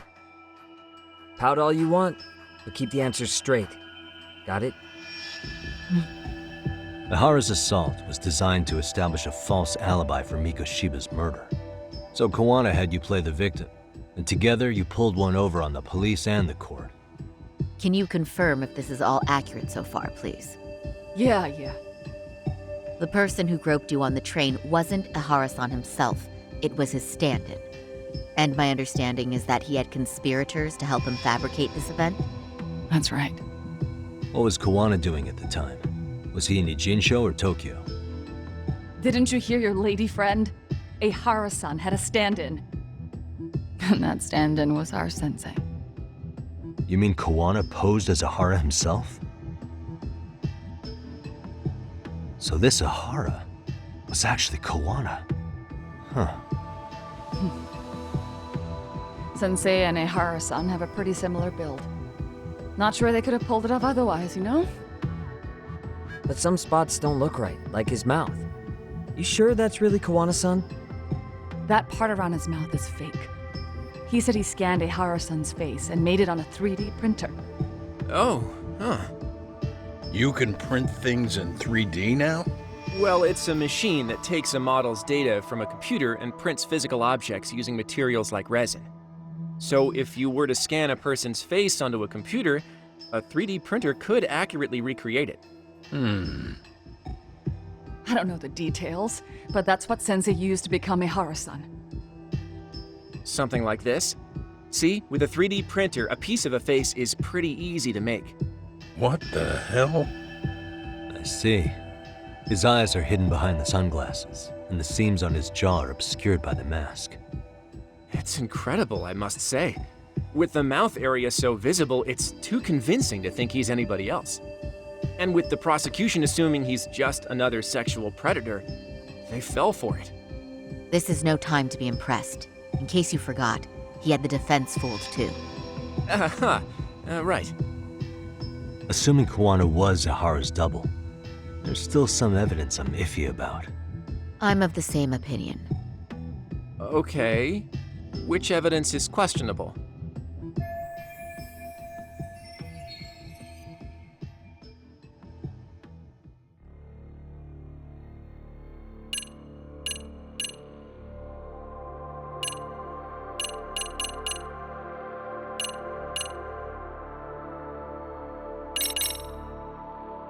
What do you make of this? I mean, what's there to doubt? You tell me. The stand-in. Yep.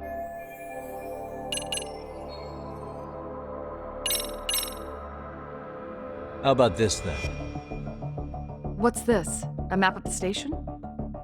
We made a diagram of Shinjuku Station. The platform's packed with cameras, but take a closer look and you'll notice a small blind spot. We've all been looking into it. So, let's say Ehara murdered Mikoshiba and faked his alibi at the station. If that was the case, then after Ehara had his stand-in do the deed, they would have swapped at this blind spot. Sound about right? Is I give up what you're looking for? You figured it out. You win. What more do you want?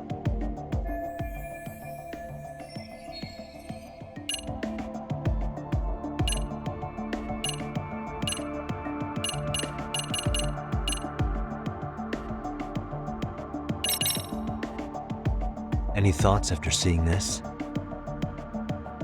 Stop it. You're gonna look away? You aided and abetted by playing the victim, didn't you?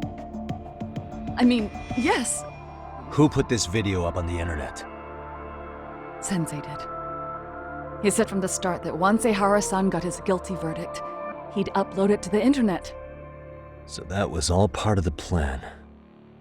Yeah. Sensei can't forgive the law for how easy it lets off bullies. Ehara-san's the same way. His son's death was brushed aside. The court blamed his suicide on unknown factors. And that's what led them to his whole plan. The real victim is some bully who never got what he deserved, and the killer gets off in court by being convicted of battery. How would the public respond after finding out they'd gamed the law like that?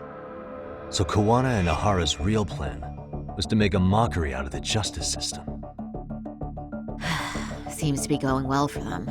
The courts are beside themselves for dragging the police into this. I guess Ehara really was desperate. He was never concerned about his own punishment. He tarnished his own name to humiliate the law.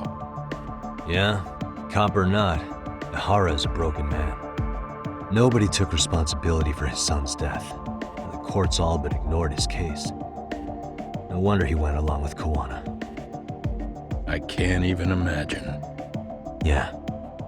Sensei and Ehara-san are the perfect pair with nothing to lose. The only ones who do are the ones forced to comply. Us. Speaking of which, are we done here yet?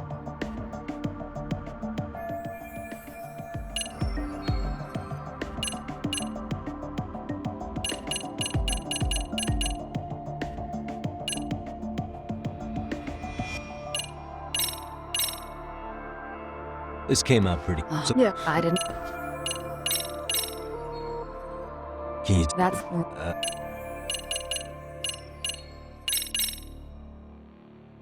How should we be looking at this? The guy getting taken down in the footage is the real Ehara-san. Sensei had already switched places with them before the scene happened. No one saw through his disguise. Makes sense. There'd be no way to swap places after getting caught like this. His sunglasses were removed too. Also, the person who tripped him was one of ours.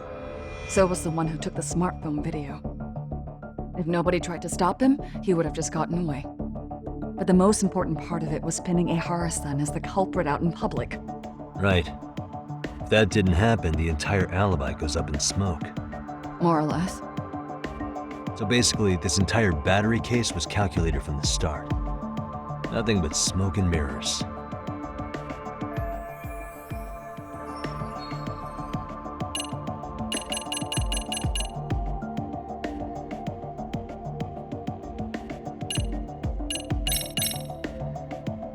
This piece of the puzzle still needs an explanation. Is that... The police examined the trace evidence on Ehara's hands after he was caught. And from the analysis, the same fibers from Mamiya-san's undergarments were found on Ehara's hands. That's right. If the stand-in was the groper, Ehara-san wouldn't have touched Mamiya-san at all. But the evidence on Ehara-san's hands suggests otherwise. Rather strange, isn't it? I take it there was a trick to this, too? That's simple. Before I got in the train, I met with the real Ehara-san at the underground platform. That's when I had him touch the undergarment. After that, all I had to do was go to the bathroom and put them on. That's where the fibers in the trace were from.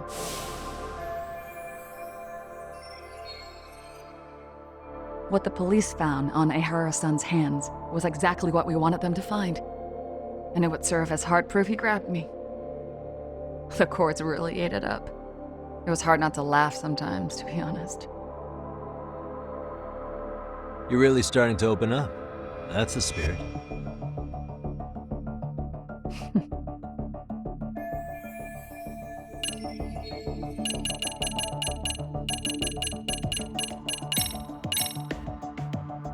How about this then? And this is? Before the incident, Ehara used this card to go through the ticket gate at Ikebukuro, the time of which was recorded. Right, and it was on October 7th at 7:43 a.m. Thanks, Hoshino-kun. Happy to help, Yagami-san. At the earliest, Mikoshiba's time of death would have been 7:30 a.m. If Ehara killed Mikoshiba in a Jinsho, he would have only had 13 minutes to get to Ikebukuro. And frankly, that's impossible. That's what's stumping you? Huh? Sensei borrowed the card from Ehara-san beforehand and passed her the gate. Afterward, he slipped it back to Ehara-san when they switched places. That way, Ehara-san ended up having the time-stamped card on him. Makes sense now. So even the entry time through the ticket gate was used as part of the alibi? It all seems so obvious now that I hear it. Nobody'd suspect that a groping was being used as an alibi for murder. Yeah. And on top of all that, no one knew Mikoshiba had been killed during the trial. They really pulled it off. Anything else? Yagami-san, you sure that's enough? Yeah, I think we've got plenty.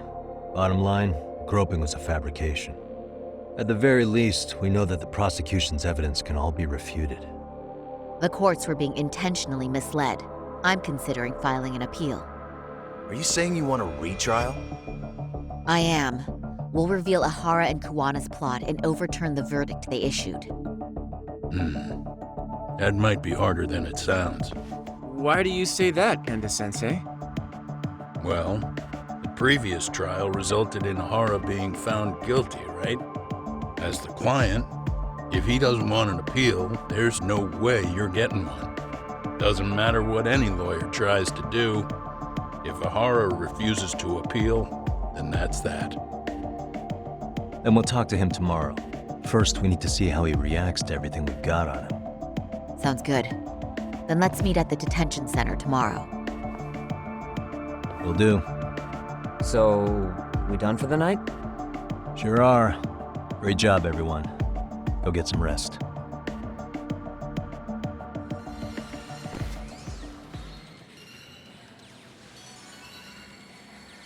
Yo, Yagami. You sure it was cool to let that Mamiya chick just go home? Yeah? Why? I mean, she helped Kuwana kill all those people. Aren't you gonna turn her in or something? I would. There's nothing we can do. Nothing we can do? Frankly, we don't have any proof of the murder she was talking about. What, so this is all for nothing? Nothing directly pointing to Mamiya anyway. Aside from Mikoshiba, no other bodies turned up. Which means all we can do is take her home, right? Sugiura is making sure she gets back safe. Fine, forget it. Why are you still here? Everyone else went home already.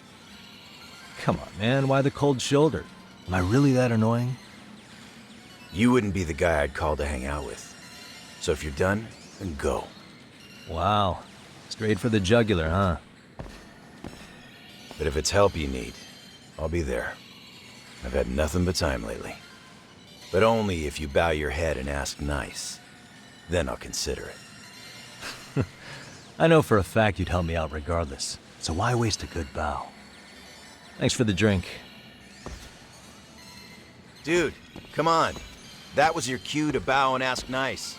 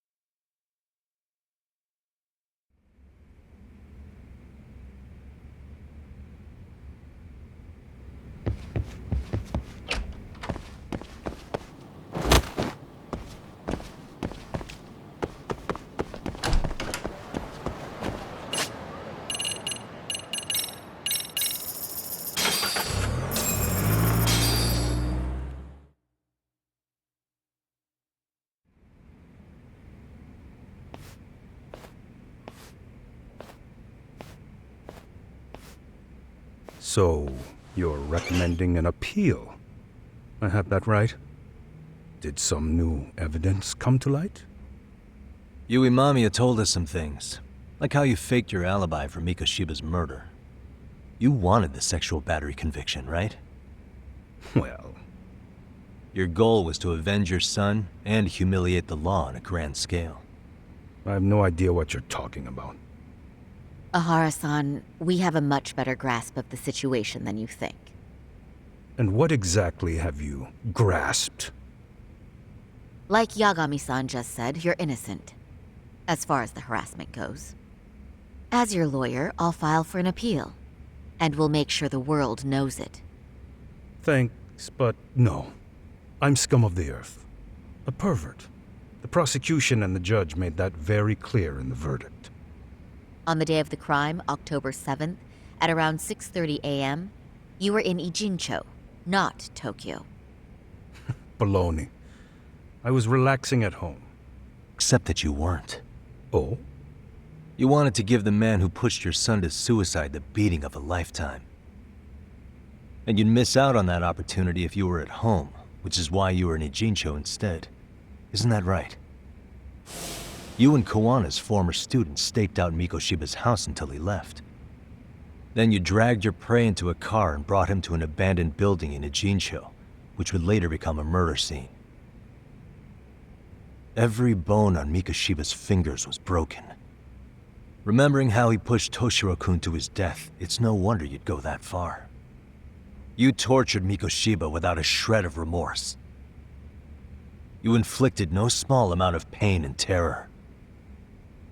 There's no way you weren't there, and I'd put my money on that. And then...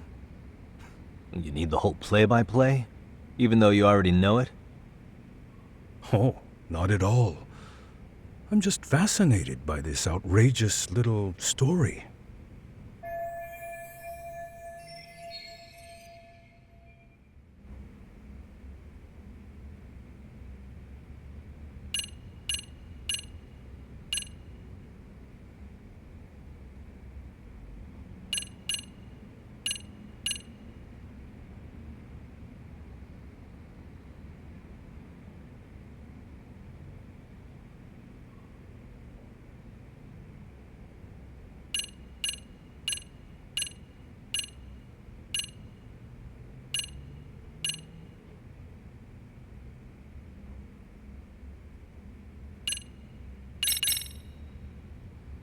As for what you did next after beating Mikoshiba... Okay, and what exactly is the point of showing this to me? Hang on.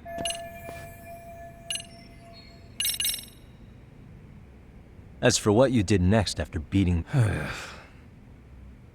Okay, and...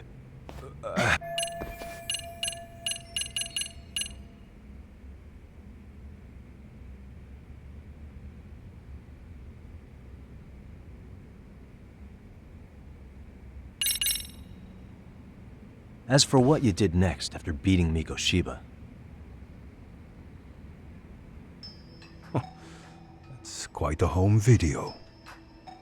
Without leaving anything on Mikoshiba's body that could be traced back to you, you slit his throat. Estimated time of death was around 7:30 a.m. on October 7th. You tossed the bloody coat and made your way to Ikebukuro Station, where Yui Mamiya was waiting. Are you sure? I was at Ikebukuro by 7:30 a.m. It would have been impossible for me to kill Mikoshiba in Ijincho. The person in the security camera footage in Ikebukuro was a double who imitated your likeness. The identity of whom belonged to Jin Kawana, the handyman in Ijincho. Or maybe you know him by a different name. Former high school teacher Yu Kitakata. So which name did he give you? I don't know who you're talking about. With Kawana in view of the security camera, you met up with Yui Mamiya at Ikebukuro first. That's where you touched the undergarments she had prepared. The police would later discover the trace evidence on your hands and pin the groping on you. Then you made your way to Shinjuku Station. After that, Mamiya and Kawana acted out the groping as they arrived at Shinjuku Station. Koana jumped out of the train and Mamiya chased after him. And then, in the smallest of blind spots in a station absolutely packed with cameras, you were waiting for Koana, who looked just like you. With the two of you matching, you were able to swap places in that huge crowd without anyone noticing. Koana handed you the transit card used to pass the ticket gate. Just one piece of hard evidence that places you in Ikebukuro at 7:43 a.m. And right after the swap, Mamiya started calling for help. After that, well, we've all seen how the news reported it. You were caught in a public place with plenty of witnesses. An active duty police officer arrested for sexual battery. The public outcry was very clear. As a result, despite it being your first offense, you were actually tried and convicted. The consensus is that it was a fitting punishment for someone so heinous. Even as your lawyer, I felt the same. Have some confidence in yourself, Shirosaki-sensei. The prosecution, the judge, and a lawyer like you all laid out the evidence in court and found me guilty.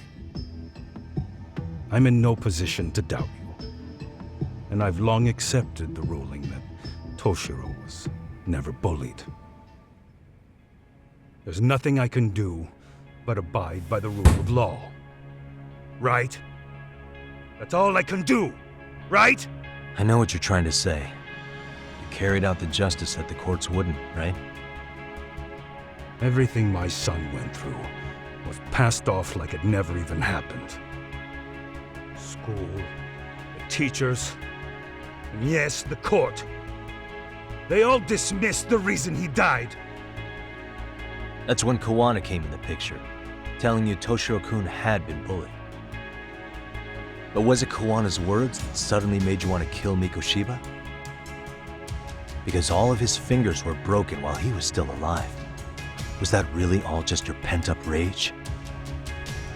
What do you have to say, Ehara-san?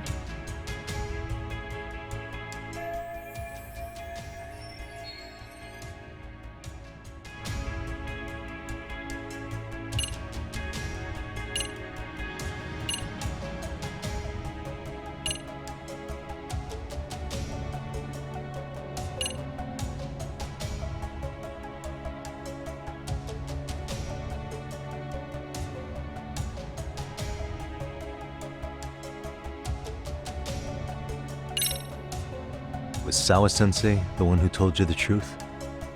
She was the only person Toshiro-kun confided in. You had to have heard it from her, right? Nearly hit the nail on the head, as they say. Nearly? After my trial, she confessed she knew about the bullying. But only to her old teacher over the phone. She had no idea she was being recorded. What? Koana-san let me listen to that recording where I learned Sawa-sensei had been muzzled by both the homeroom teacher and the lawyer. That was the proof of Toshiro's bullying I'd wanted all throughout the trial. After hearing Sawa-sensei's words, I finally understood. They pushed my boy over the edge. Was there no other evidence of the bullying? Like a diary of Toshiro-kun's or something of the sort? Nothing. Toshiro never talked to me or my wife about the bullying. And that was probably all my fault. He was bullied in middle school, too. Kids would throw his pencil case around or hide his books. When I heard about it, I chewed him out. They walk all over you because you're weak. Grow spine, I told him. I take it that was the wrong approach. Yeah. I can't imagine how much courage it took for him to come forward about his suffering. I'm sure he felt ashamed about it. And I should have listened when he pleaded for help. I should have told him I was proud of his bravery. But instead, I pushed him away. And in the end, Toshiro tried to make sure he never showed weakness to us again. no matter how much pain he was in. He went to a private school out in Yokohama because he hated living with me. But in the end, he still suffered. And that's why you didn't hesitate to unleash hell on Mikoshiba. If you say so.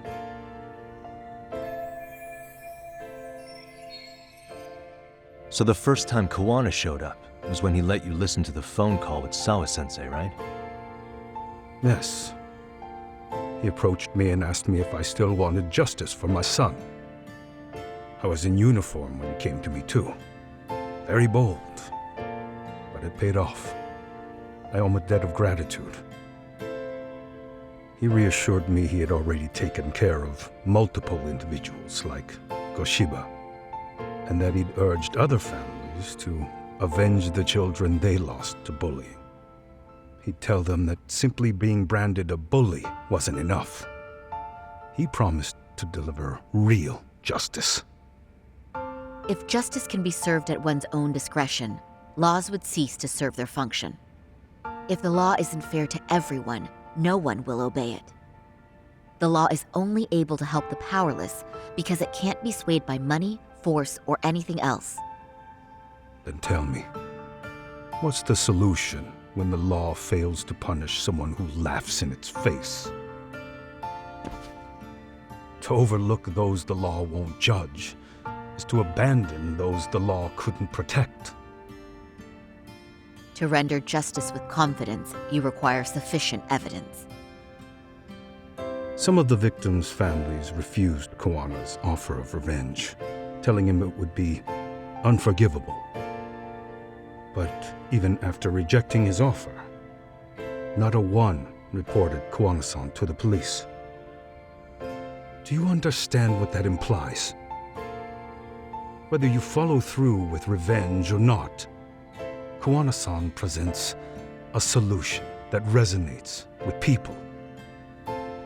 Being that the law is unfair and imperfect. Am I wrong about that? No, you're not. But we're fighting to make it as fair as we can. Laws have to change until they are perfect. They don't change fast enough. Toshiro's death was murder by another name. Yet Hiromi Kushiba walked free. He even got to enroll in a teaching program as a student teacher. Someone like him? It's insane! I'd die of old age before the law was ever written to be fair enough. For Toshiro's sake, I can't turn a blind eye to a world where the Mikoshibas can live without consequence. Tell me, what alternative was there to getting blood on my hands? I didn't have any other choice. Yagami-san, did he just... This is the first time you've admitted to killing Mikoshiba. You really did your research, unlike those useless cops.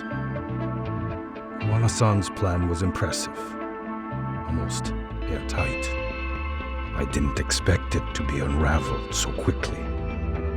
I just got lucky. There was some dirt on Yui Mamiya that Kawana could have used against her.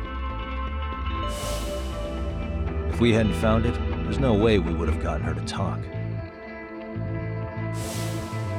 What are you talking about? Sorry, but I'm under no obligation to tell you. Ehara-san, you'll be sent to prison as a sex offender as it stands. Of course. Just as I planned. The charges will be confirmed, and I'll be convicted. As for the police and the prosecution, they wouldn't be able to admit they made a mistake. I could scream, "I killed Mikoshiba" at the top of my lungs. It wouldn't matter.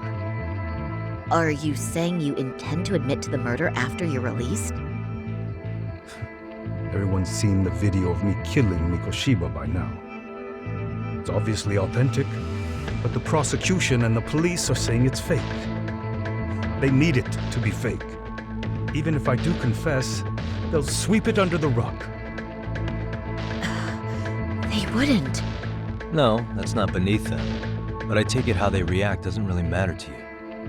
All you want is to humiliate the law, don't you? The same system that determined Toshiro-kun's incident didn't happen. It seems you're starting to understand, Yagami-san.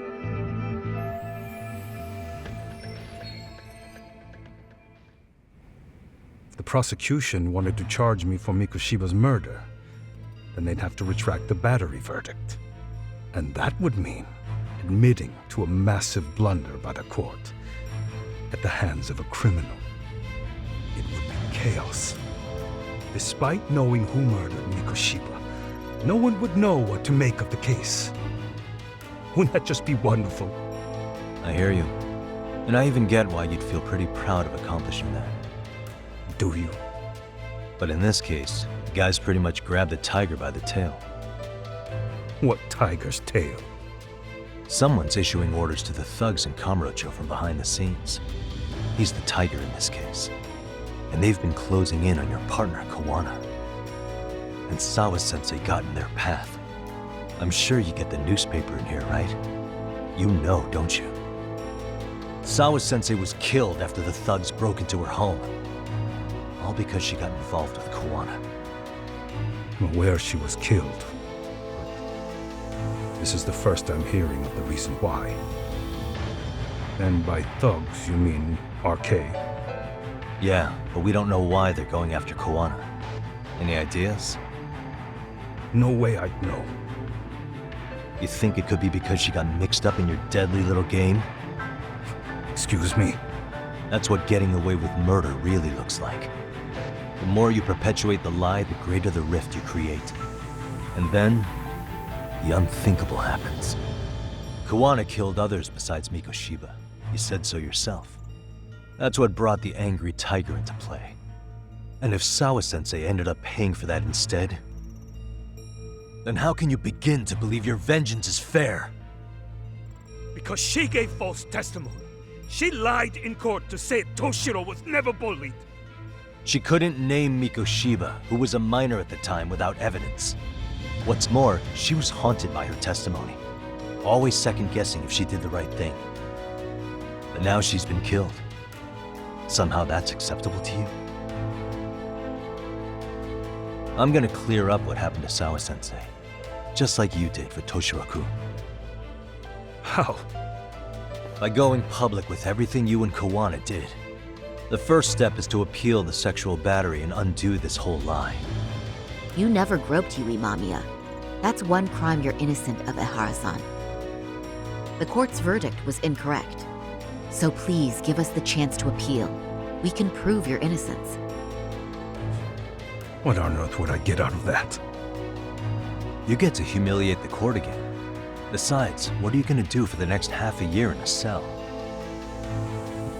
Fine. Do what you want. But just know this. Yes? I have no intention of admitting to killing Mikoshiba in court. Is your appeal still worth a damn? We won't know till we try. Let's go, Saori-san. We have client approval to proceed with the appeal. We better act fast. Yes, agreed. Yagami-san. Sawa-sensei's death isn't on me. Even if I have grabbed the tiger by the tail. That doesn't mean I killed her. By that logic, you may as well admit that Mikoshiba didn't kill Toshiro-kun. You can't have it both ways. Listen to me. Everything about you, about Kawana, about why Sawa-sensei had to die, we're gonna expose all of it. That's the only thing left we can do for her.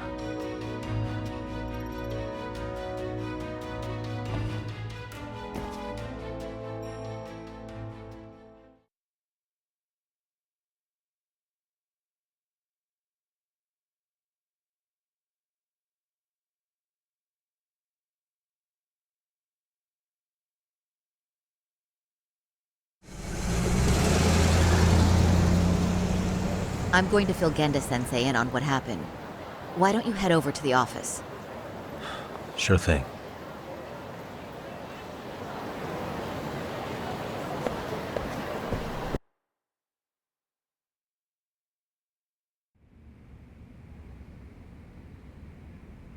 So then, Ehara admitted to killing Mikoshiba, did he? Off the record, yeah. He also admitted Kawana approached him to offer revenge. That sounds like you were productive. It's enough for us to move forward with the appeal, I'd say. How does that sound, Genda-sensei? Genda-sensei? The sexual battery and Mikoshiba's murder are the very same case.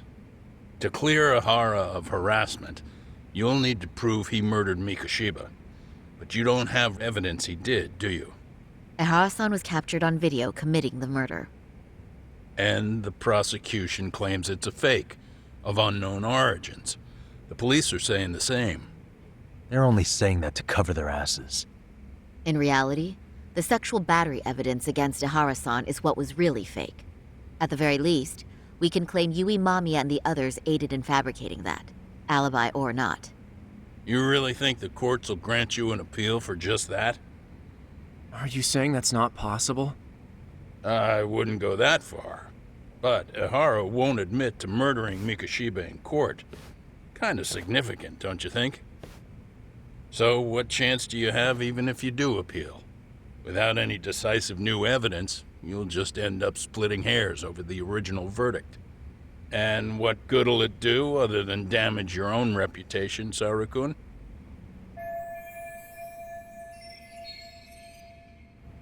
To be honest with you, I feel like I've been deeply underestimated. What? Saori-san, are you actually mad? Yes. As a matter of fact, I am. You have every right to be. Listen, Sensei. Ehara and Kawana devised this plan knowing full well they could manipulate the justice system. Have we not fallen right into their trap? If we take pity on the prosecution now, we play right into their hand. True. So how can we worry about reputation when our duty as lawyers is to face the law? I understand where you're coming from, and you're right to think it, but... And another thing. While acting as Ehara's defense in the first trial, I never truly believed the claim. I didn't trust the person I was defending, and I felt sick to my stomach even being in the courtroom. Saori-san. Ehara likely saw right through that. He probably took great delight in our myopic dedication to the law. And I won't stand for that. I'm gonna show him exactly what I can do. What about you, Yagami? I want to hear your thoughts.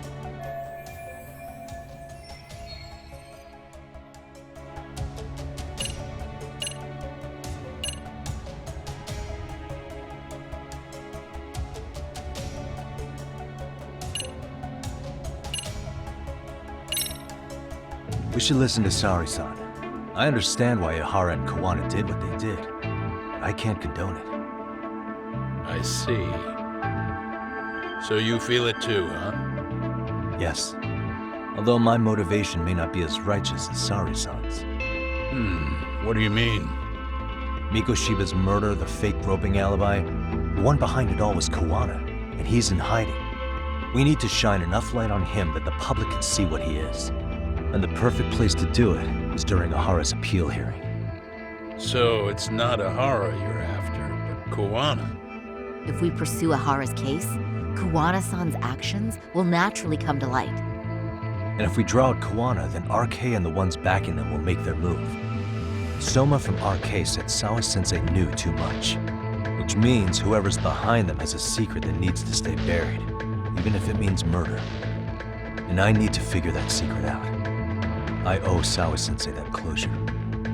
The only thing we can do for her now is make sure the ones pulling the strings pay for it. Well said. I guess going back wasn't ever really an option. Genda-sensei. Looks like I got complacent from all the peace and quiet. Leave it to me to underestimate the younger generation.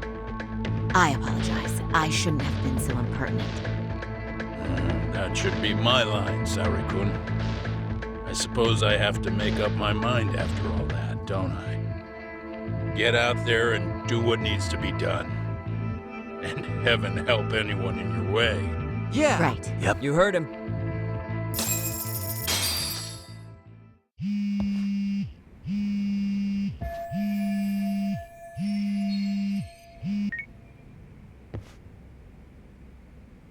Hello? Yagami-shi, are you still in Kamurocho? Yeah, why? What's up? I'm afraid RK seems to be amassing in Ijincho. It's very bizarre. Are they now? Yeah, I can't shake the feeling that the officers like Soma and Akutsu are still in town. You think so? If I was Soma, I'd have left Ijincho by now. He's a person of interest in Sawa-sensei's murder, too. I see. That does make sense. Things are settling into place here, though. I'm heading back to Ijincho with Sugiura. We got a lot to go over with you when I get back. Wonder what it could be. Okay, see you soon then.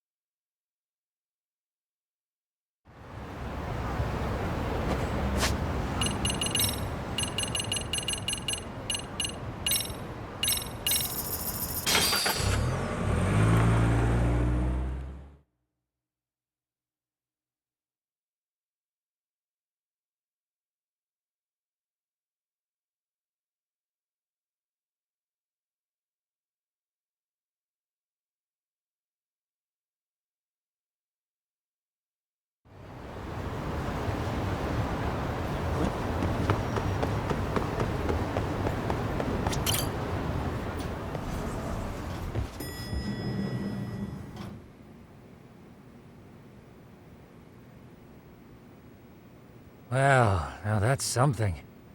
Looks like we're finally starting to see the whole picture. Kuwana-san, or rather Kitakata-sensei, huh? And his students helped Ehara murder Mikoshiba. But there's still some things that doesn't explain. Like what? Like, why does RK keep going after Kuwana-san? You think that's weird too, right, Yagami-san? Yeah. That's the piece of the puzzle that'll lead us to why Sawa-sensei got killed. Before they came to Ijincho, RK was originally looking for Shinya Kawai. But when they found out he might have been killed, they suddenly shifted gears to Kawana. So what are they trying to accomplish? We can guess all we want, but that's not gonna get us anywhere. Shouldn't we ask someone in RK directly? They're strengthening their numbers in Ijincho as we speak. The goons at the bottom rung aren't gonna be in the know on that, though. Though if Akutsu or Soma were around, then we might get somewhere. That's true. Sitting around here won't get us any further. I'm gonna head into the city for a bit. I'm quick on my feet. That's about all I have going for me right now. How modest of you. Yeah, don't say that, Yagami-shi. Otherwise, what ground do we have to stand on?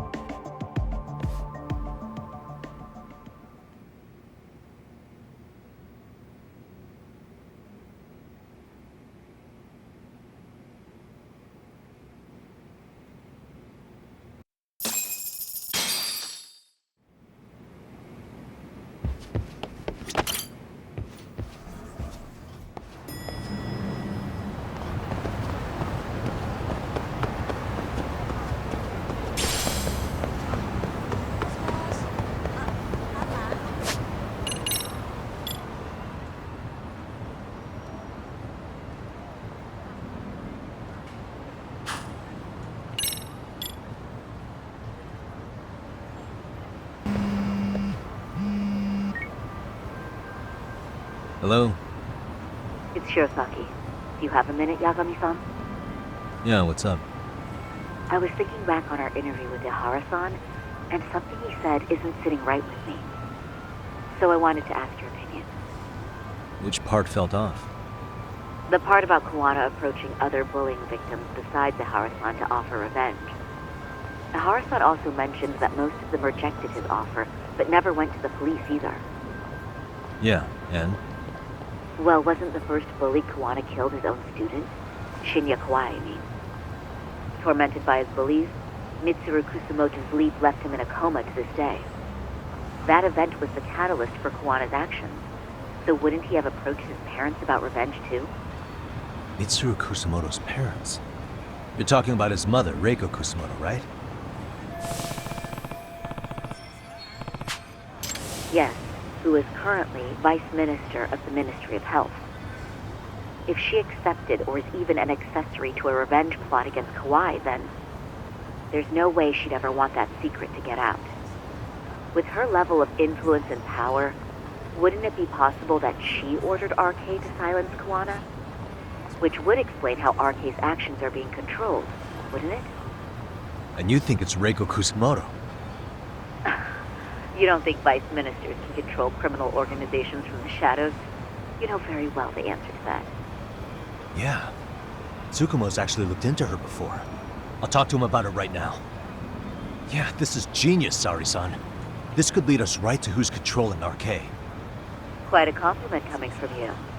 I feel better already. Don't sweat it. I'll call you if I find anything out.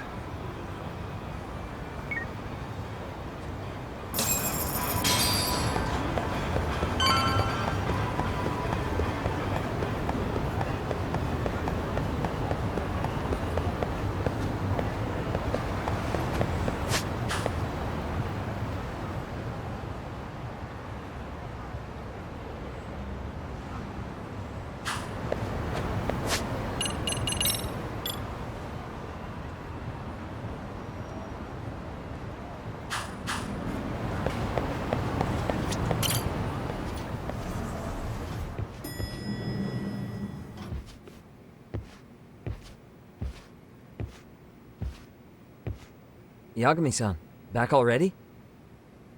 That was quick. I figured you'd be out in the town until evening.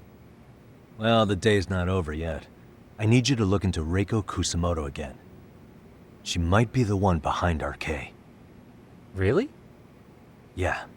Can you pull up the picture of her you showed me last time?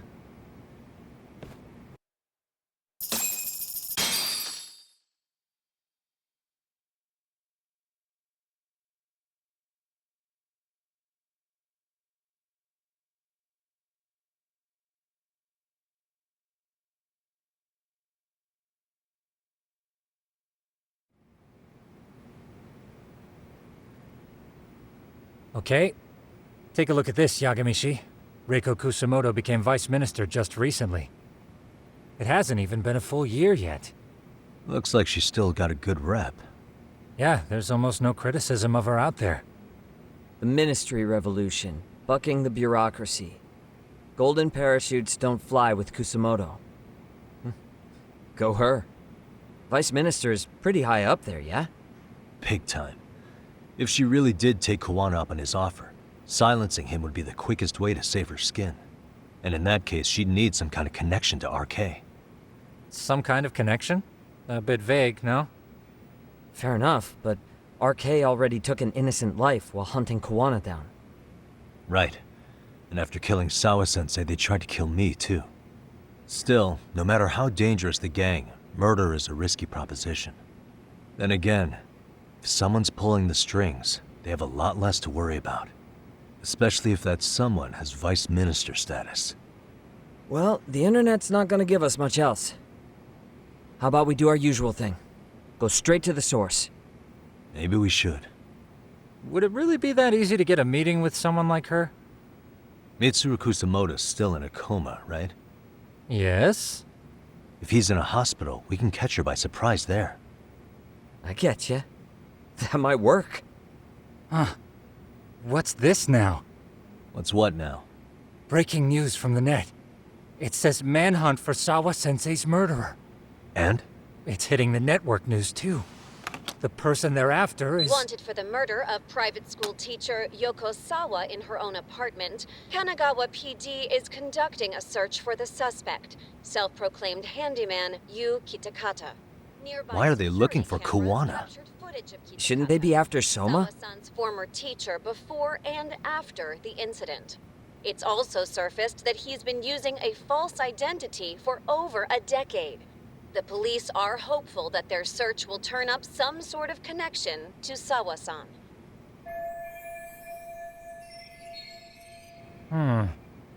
If Kawana-san was caught on camera, then surely some RK thugs were as well? Yeah, I think so. On that note, I should have been in the footage too. The police only seem to want Kawana, but why? Guess we'll have to ask them ourselves. Ask who? Detective Watanabe from Kanagawa PD. He was the guy in charge of Mikoshiba's murder. Been a while, hotshot. Yeah, I guess it has. Hey, I'm curious. Do you have any evidence that Kawana killed Sawa-sensei? I take it you saw the news. Kawana was caught on camera near the crime scene, plus he knew the victim. And if that's not enough, he was using a fake name. How's that for evidence? But I saw Soma holding an ice pick up to Sawa-sensei. Plus, there were RK footprints all over the scene. So why is Kawana the only suspect? Because the big boys with big balls at HQ said so. Barking at me won't get you anywhere. So this is all just pressure from upstairs? What is going on here? Why are you so bent out of shape? Kawana's a legitimate suspect, and all we're doing is following procedure. So stick your private investigator schnoz somewhere else. You know, you sound pretty bent out of shape yourself. Where are you right now? Uh-huh. I was thinking maybe we could meet up. How's a free pass to bitch about your work sound? Abe-san? On the phone, in person, there's nothing I can tell you. He hung up. Yagami-shi, I managed to focus in on the background noise from your phone call. Despite all the interference, I have a good idea of Nabe-san's location. What? Seriously? He's on the main drag in Chinatown. If you go now, I'm sure you'll find him. But is he even gonna listen to you? It won't matter if I miss him because we sat here wondering. Yagami Detective Agency, quick on its feet indeed. Can't compete with that.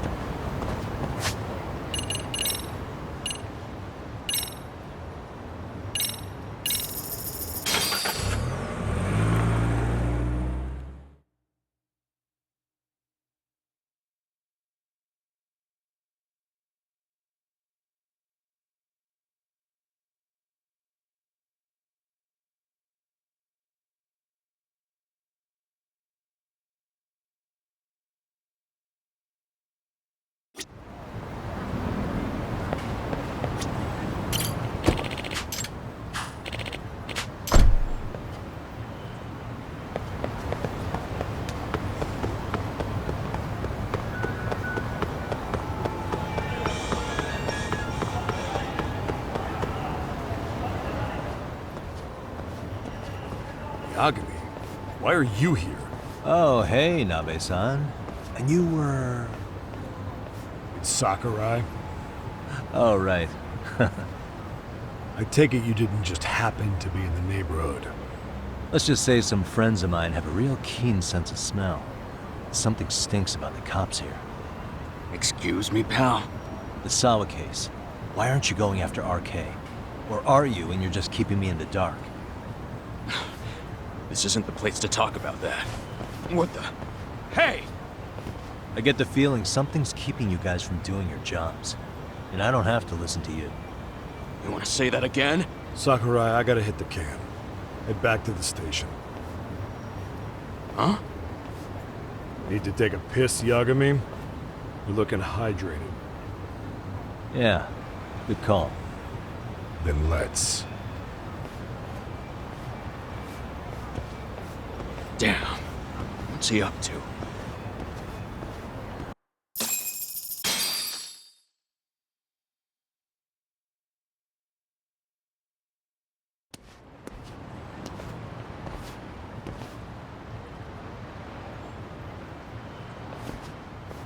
Nice spot you brought me to.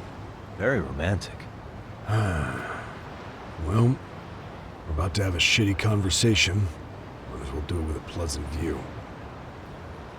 Do the cops really believe Kawana is responsible for Sawa-sensei's death? We wouldn't be looking for him if we weren't serious. We even have a warrant. To arrest Kawana? His real name's Yu Kitakata. He's been using a fake. And he surfaces right at the murder scene of his former student. In my eyes, he was suspicious enough. What about Soma from RK? He should have been spotted on the nearby cameras too, like when he entered her apartment. He wasn't. How is that possible? Let me rephrase. There's no footage that had RK anywhere near it. What's that supposed to mean? From the moment Mikoshiba's murder went down, the higher-ups have been busy playing politics. I had a handle on things when they were just competing with Tokyo PD over who got to grill Ehara. But after that murder footage came out, it really stirred shit up. Sawa-sensei's case has me scratching my head too. Someone at the top is trying to keep details under wraps. And they think it'll work even in this day and age. You're saying the whole force is in on a cover-up? It started with the footage surrounding Sawa's apartment. Someone on the inside erased it. Any footage that had the RK guys tagged in it is totally wiped.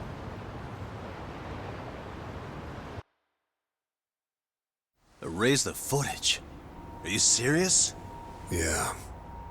You heard me. Kawana leaving her place is all that's left. Even the parts where you show up are long gone. Before and after, the only person that the cameras pin the crime on is Kawana himself. Who would go so far to erase the footage?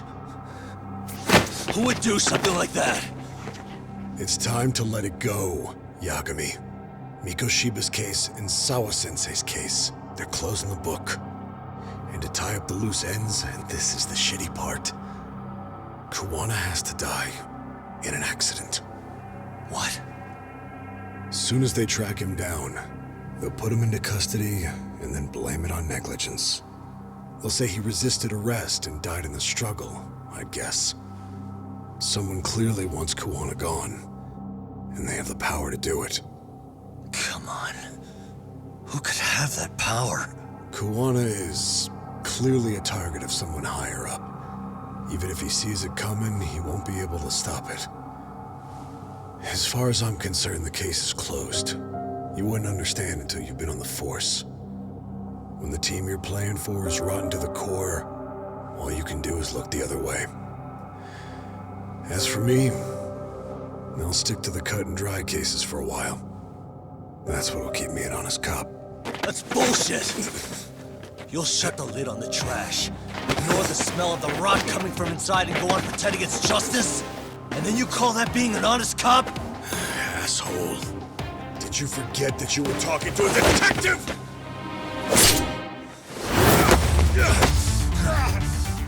You never did answer the question, Nami-san. Who had the authority to erase the security cameras? Who wants Kawana dead so bad that they do it inside? Even if I told you, what the fuck could you do about it, detective? Smartass! Leave it alone, Yagami. It's for your own good. Is that your call? Well, I think I'll be the judge of that. You little piece of shit! I've had enough!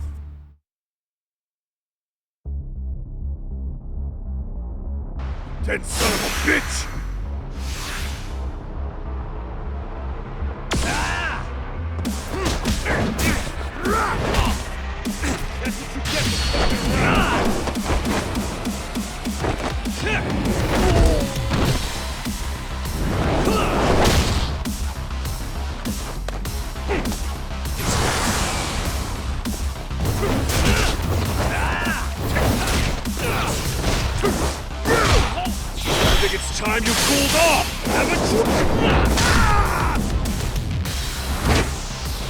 Oh god, no, no, no, no. Give up already!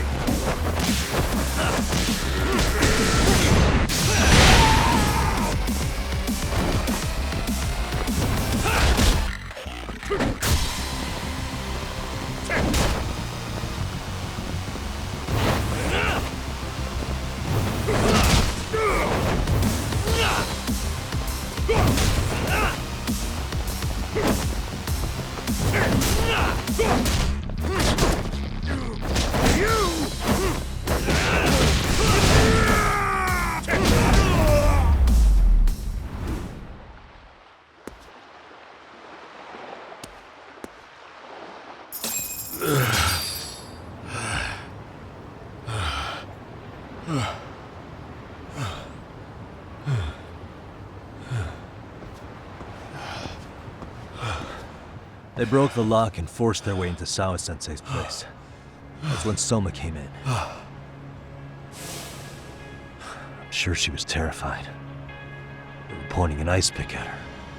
When I found her, her eyes were still open. I could see the tears. Yet the police are going after Kawana instead of Soma.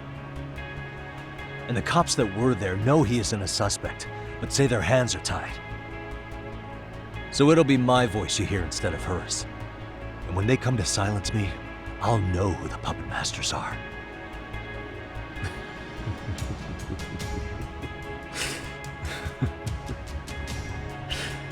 I hear you. And you're probably right. And if you have any idea who might be pulling the strings, I need you to tell me before it's too late. Is there anyone on the force who would want Kawana dead? The moment we opened Sawa-sensei's case, the Kanagawa brass had a suspect file ready to go. They didn't point to your guy Soma. They named you Kitakata, alias Kawana the handyman. Hilarious, isn't it? We were the first to the scene, which means the bigwigs pulled a suspect file before it even happened. Where'd the info about Kitakata come from? Not sure. But the National Police Agency said it came from public security. Public security?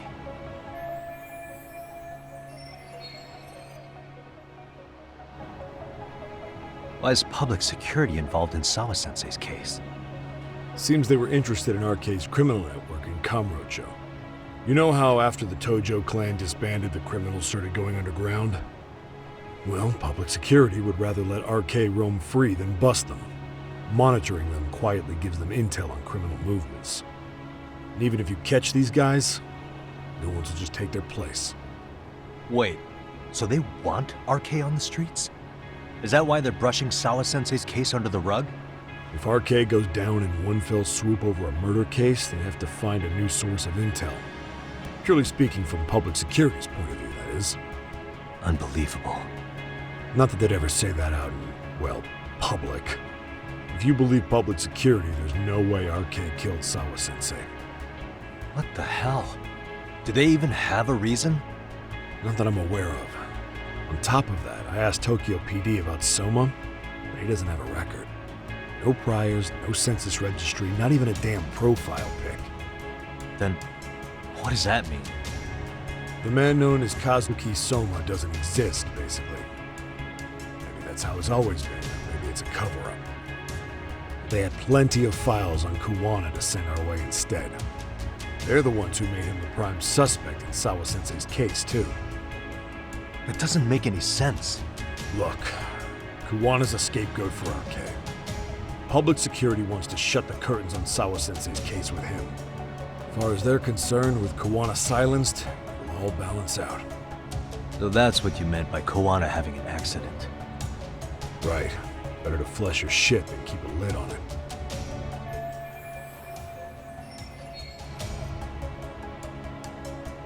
So who's running the show in public security? Do they have a name? I wasn't told, unfortunately. Afraid I'm further down the food chain than you thought.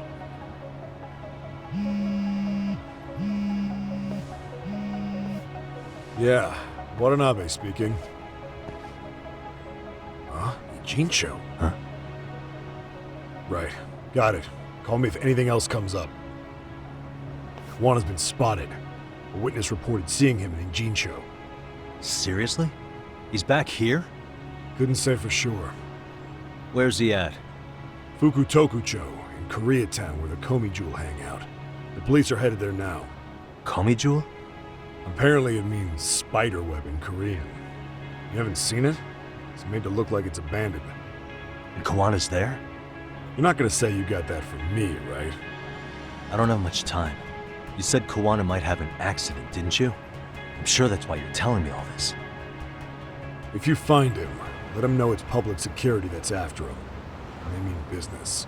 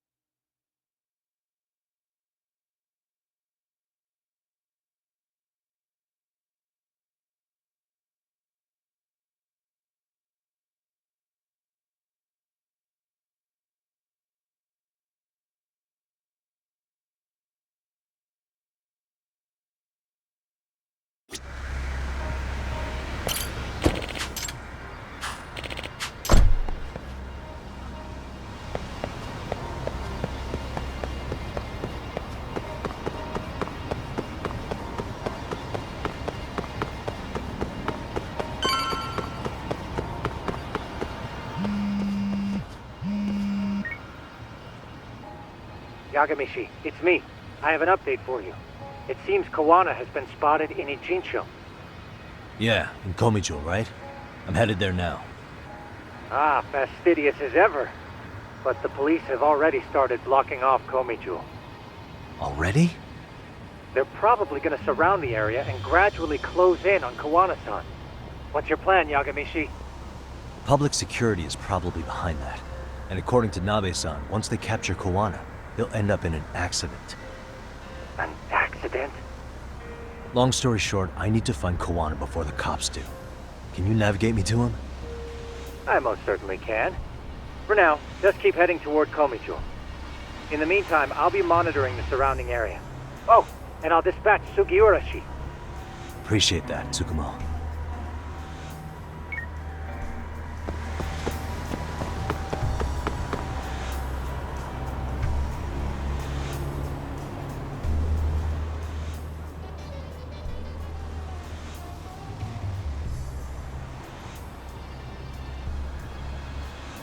This is Tsukumo.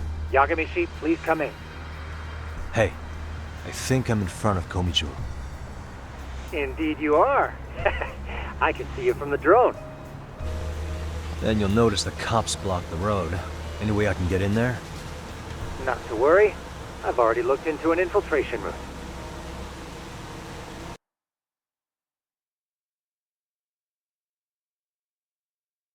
Better be careful. Way to go. So, what should I do? Can you see the white car that's parked in front of the barricade? Yeah, I can. There's a really small gap on the side of the car. You should be able to fit through it. It'll be a tight squeeze, I'm sure, but I have no doubt in your agility, Yagami-shi. Yeah, but what happens if I get spotted? You can leave that part to me. いたぞ! こっちだ!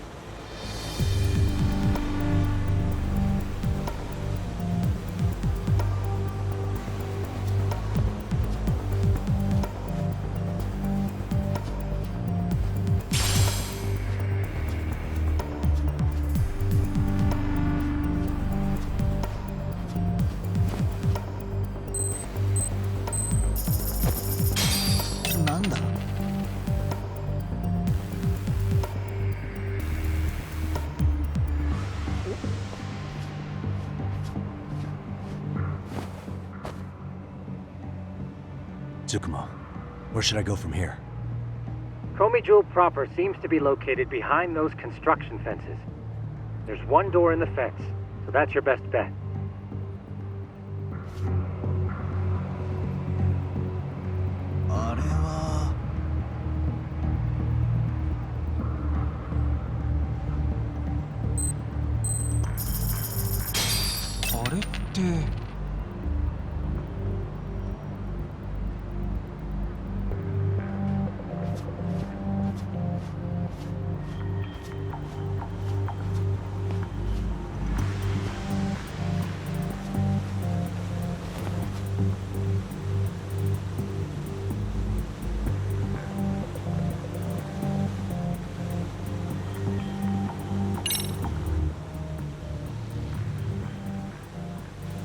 Tsukumo, can I get a hand? Just leave it to me. いたぞこっちだ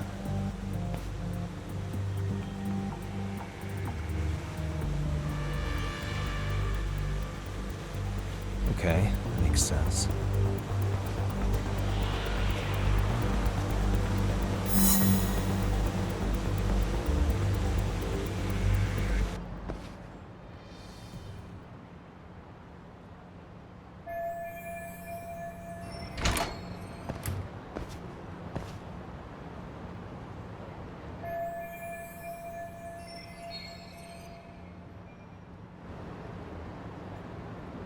Tsukumo, keep navigating for me, and let me know as soon as you find Kawana. Huh? It's weird. Hello?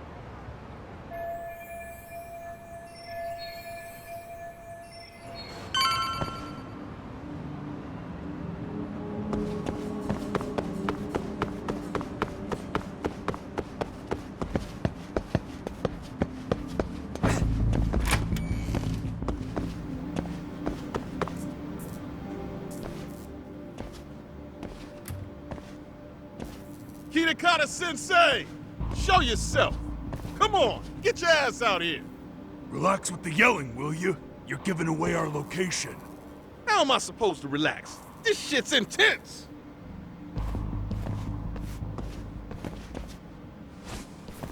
Shh, shh, shh. Sugiura? Didn't Tsukumo-kun tell you I was on my way? Yeah, suppose he did.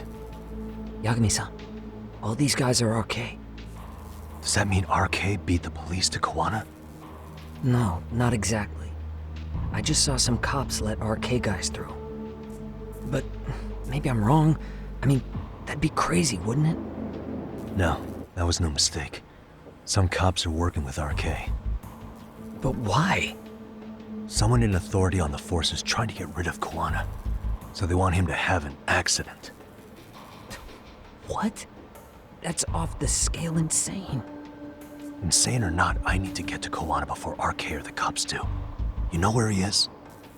I don't. Come to think of it, why would Kawana-san come to Komichou? Does he know someone here? Good question. Let's just focus on reaching the top of this place for now. Aren't there people from Komichou here? It can't be all RK. Maybe we can ask them where Kawana is. Worth a shot. As long as we don't give ourselves away.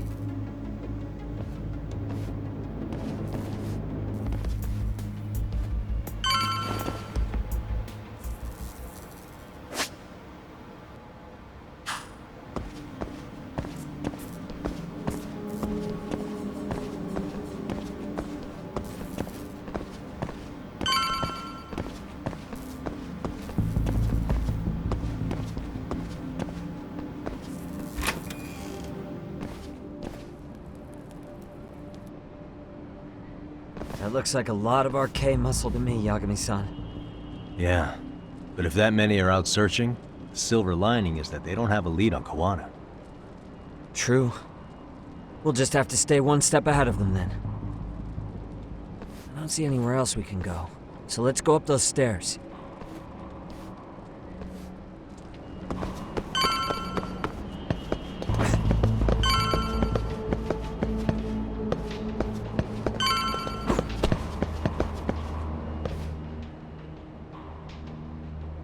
Looks like this is the highest we can go. Yagami-san, we've got RK coming in from below, too. Let's find another route on this floor.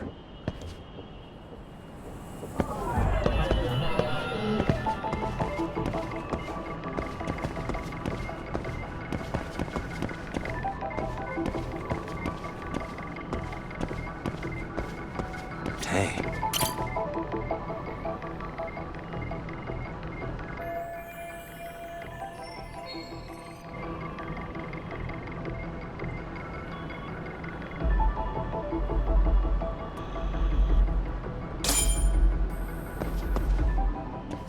Yeah, we should be able to get up from here. There we go.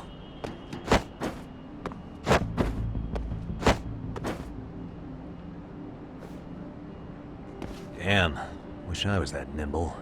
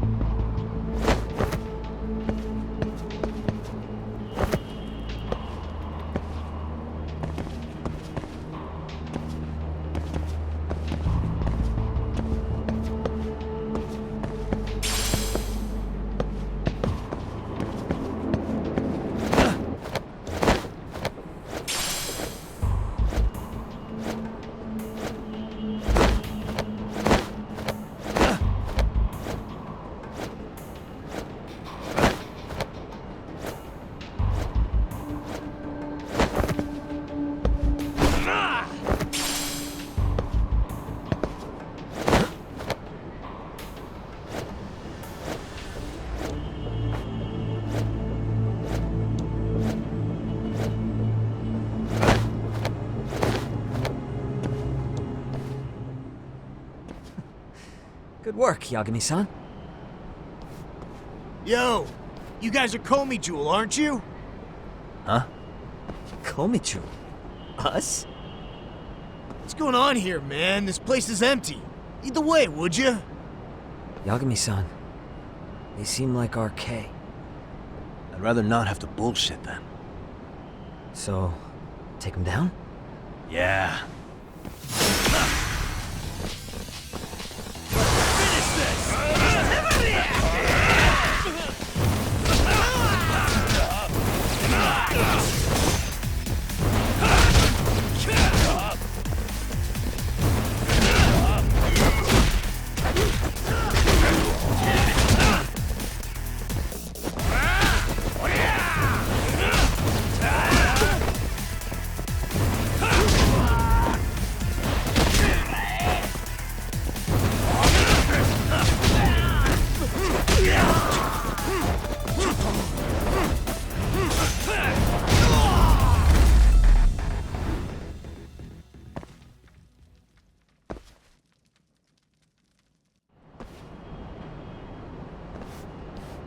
Yagami-san, looks like the top floor is up ahead.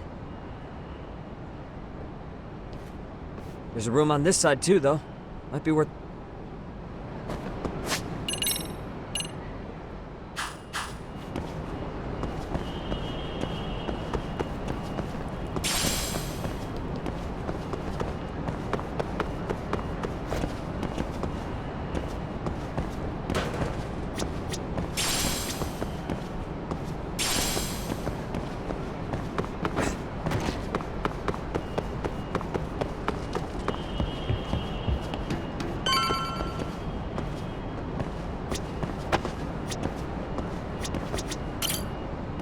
I wish we'd had some sign of Kawana-san, but maybe we'll still get lucky? Are you ready to go, Yagami-san? Yeah, let's go.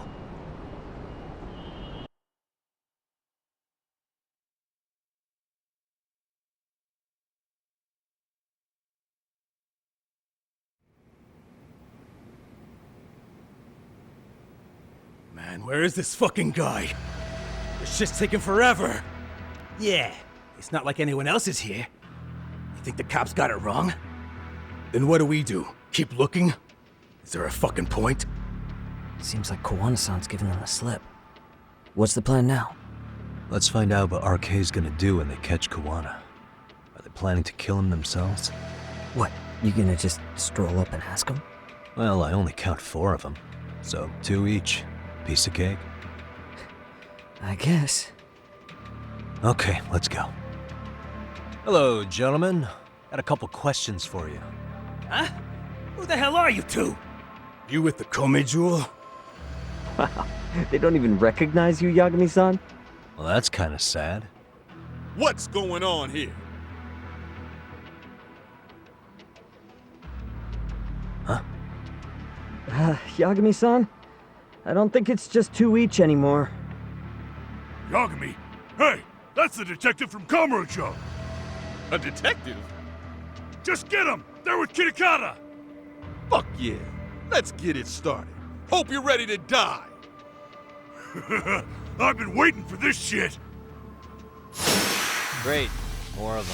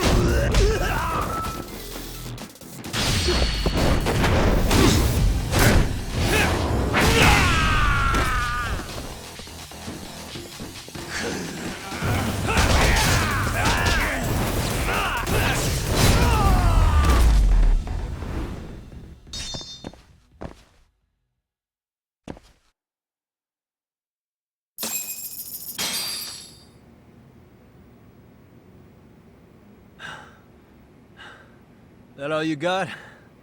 I thought there were more of you guys. Let's not jinx it, man. You guys came looking for Kawana, right?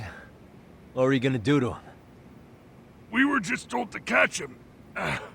Not sure what comes after that. You sure the plan wasn't to kill him? I said I don't know! Who gave the order here? Soma? It was Akusa-san. Probably on Soma-san's orders, though. Hey, Yagami-san?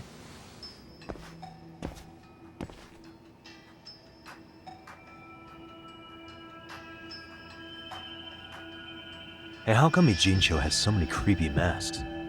I was just gonna ask you. Kuwana's not here. Huh? That intel was fake. We were the ones who put it out. You live here? Then you must be Komicho. Normally, it's us hiring the handyman. But this time, it was Kuwana asking the favor. Huh? To put out false information? Yes. He said he wanted to see what kind of enemy he was dealing with, and how they'd respond to an eyewitness report. Seeing as how easy police info made its way to these thugs, I'd say he was wise to use caution. Were he any closer, he would have been ensnared by now. So Kawana's nearby, watching everything unfold as we speak? He's really in a Jincho then? We'll have to clear the room to discuss that. Hey, why are you looking at me? Sorry. As you said, Kawana's returned to Ijincho. There are benefits to being here that only he can exploit. Where's he hiding out? Under the protection of Tesso from the Yokohama Ryomon. But you're cleared to see him. We already took care of that. Kawana actually said he'd meet us? Come on. There's a way through the cops don't know. You can get out to the city from there. That'd be helpful, thanks. Guess you're not so bad after all. Bear in mind, you may not leave alive if you come back. You were never welcome here. And never mind.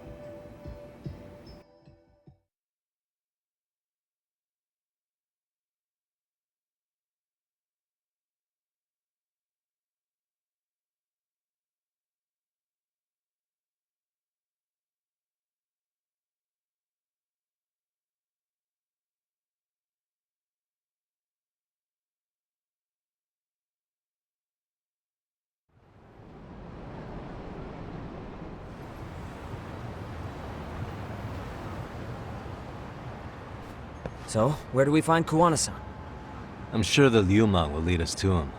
Just so happens I've got a brother there named Tesso. Oh, what? Now let's get there before Kawana changes his mind.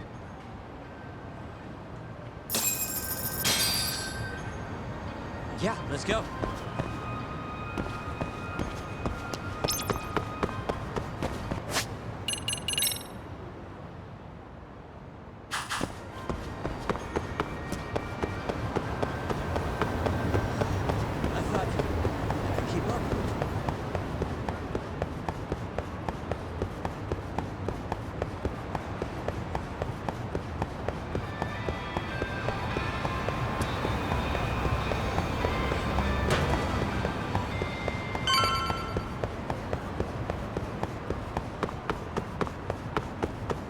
So, you're Yagami Aniki?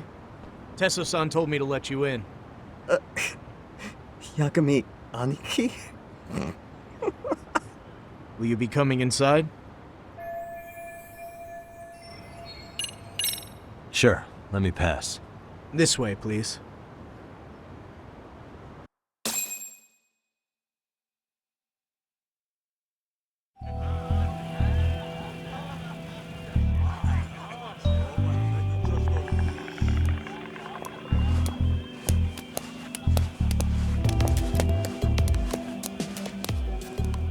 Bro, hey man. Welcome back, friends. Tesso Aniki? Do I have to call you that? Take a seat. And you too, buddy. This'll be fun.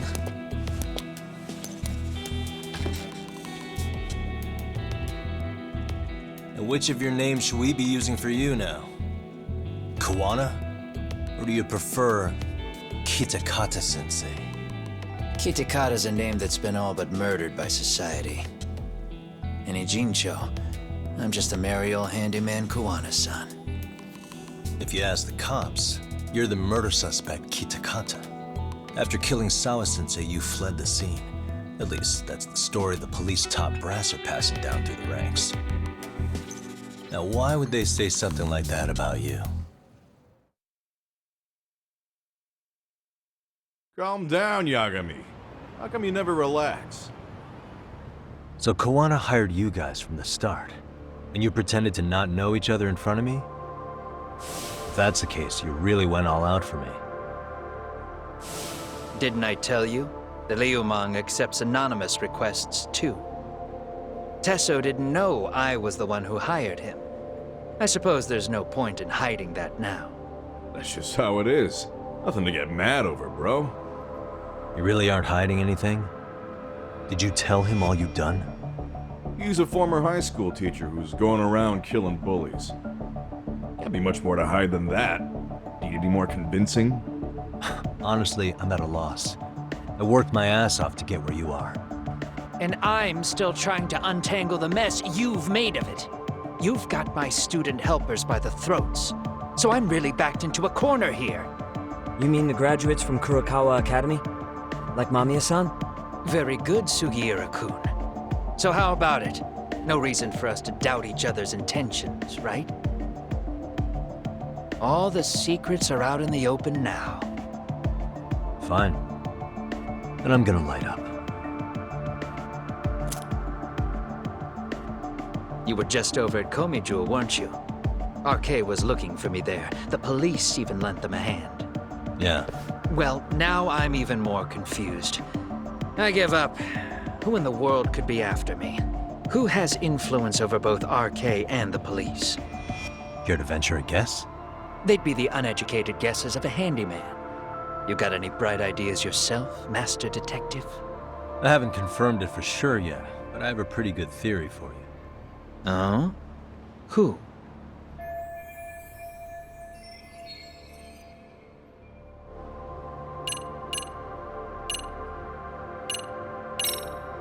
Reiko Kusamoto, Vice Minister of the Ministry of Health. She's Mitsuru Kusamoto's mother, your student from 13 years ago. Wait, what? There's a chance she's the one trying to silence you.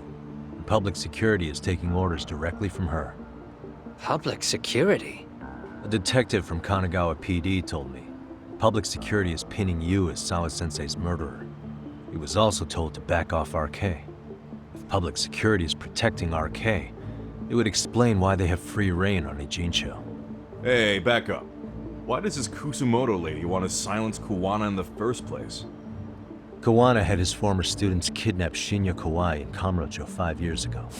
The same guy who pushed her son into jumping off a roof. Kawai was killed after that. Before you killed Kawai, you approached Reiko Kusamoto about the prospect of revenge, didn't you? Ehara told us that. Before taking revenge on a bully, you'd approach the family about it first. Did you make the same offer to Reiko Kusamoto? What if I did? She's the Vice Minister of the Ministry of Health. She's pretty popular. She's even cleaning up her predecessor's mess. If it were to surface that she agreed to a revenge killing, they'd have yet another massive scandal on their hands. And if you get to go down in cuffs instead of a body bag, that detail may just come out. Before that can happen, Reiko Kusamoto plans to have me silenced and use public security to do it. Exactly. Except public security can't just go after you, so they subcontracted RK to do the dirty work. That would explain why public security is trying to cover for RK. I see. Well, the logic starts off soundly enough. Something wrong with it? Unfortunately, yes. Something does stick out. And what's that? I did, in fact, approach Kusamoto-san 5 years ago about taking revenge on Shinya Kawai. And just as you said, I used Mamiya-kun and the others to kidnap Kawai. And? From that point on, Kusamoto-san knew I was directing Mamiya-kun and the others. She'd seen their faces, knew their identities, everything. So, if Kusamoto-san wanted to go after me, Mamiya-kun and the others would be first on the list. But the fact is, public security hasn't laid a finger on them, even now. Which means, Kusamoto-san isn't the one giving them orders.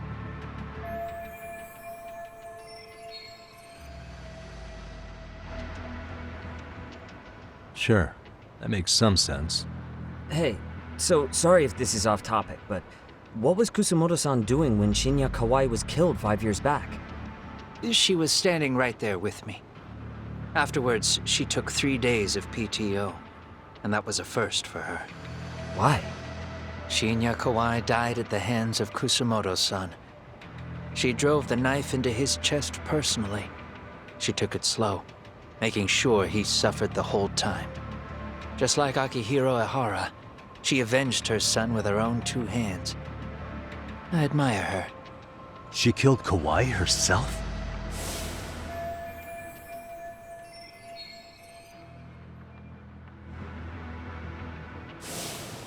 Afterward, she told me she'd never wash the smell of his blood off her hands. Damn, man. I was the only one who knew that, by the way. The others have no idea. On that day 5 years ago, I sent them straight home after they brought me Kawai. And I was the only one with Kusumoto-san when she killed him. This sounds way too crazy to be real. Even so, the fact is, Kusumoto-san hasn't betrayed me. Besides, I doubt the Vice Minister is powerful enough to order public security around. Then who is giving them their orders? Well, I'd say your theory's on the right track. I'm sure public security contracted RK. It lines up with what's happened so far. I imagine they're so persistent because they know I can be used against Kusumoto-san. Either way, whoever's pulling the strings is someone who'll benefit from your capture. So if it isn't Reiko Kusumoto, maybe it's one of her enemies?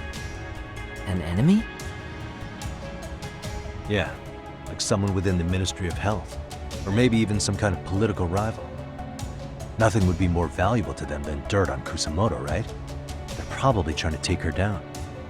Or they could threaten and manipulate her as they see fit. Is that why public security's been taking action? If they wanted to take her down, they could have had the police investigate her fair and square. Right. Kusumoto-san can walk away from the Ministry of Health anytime she wants. Plus, she has the public's support, especially with the younger crowds. All just more reasons for her to have enemies. I read some article about how even the Prime Minister has a hard time with her. Like, she'll get up in his face every time he signs an order. Dumbass loses so many arguments, he practically works for her now. So the Prime Minister is trying to find some dirt on Reiko Kusumoto? He's just an example. Weren't you listening when we said Kusumoto-san has lots of enemies in her position? Hey, don't be a dick. So whoever's behind this may have been looking for a weakness in Kusumoto-san for a while.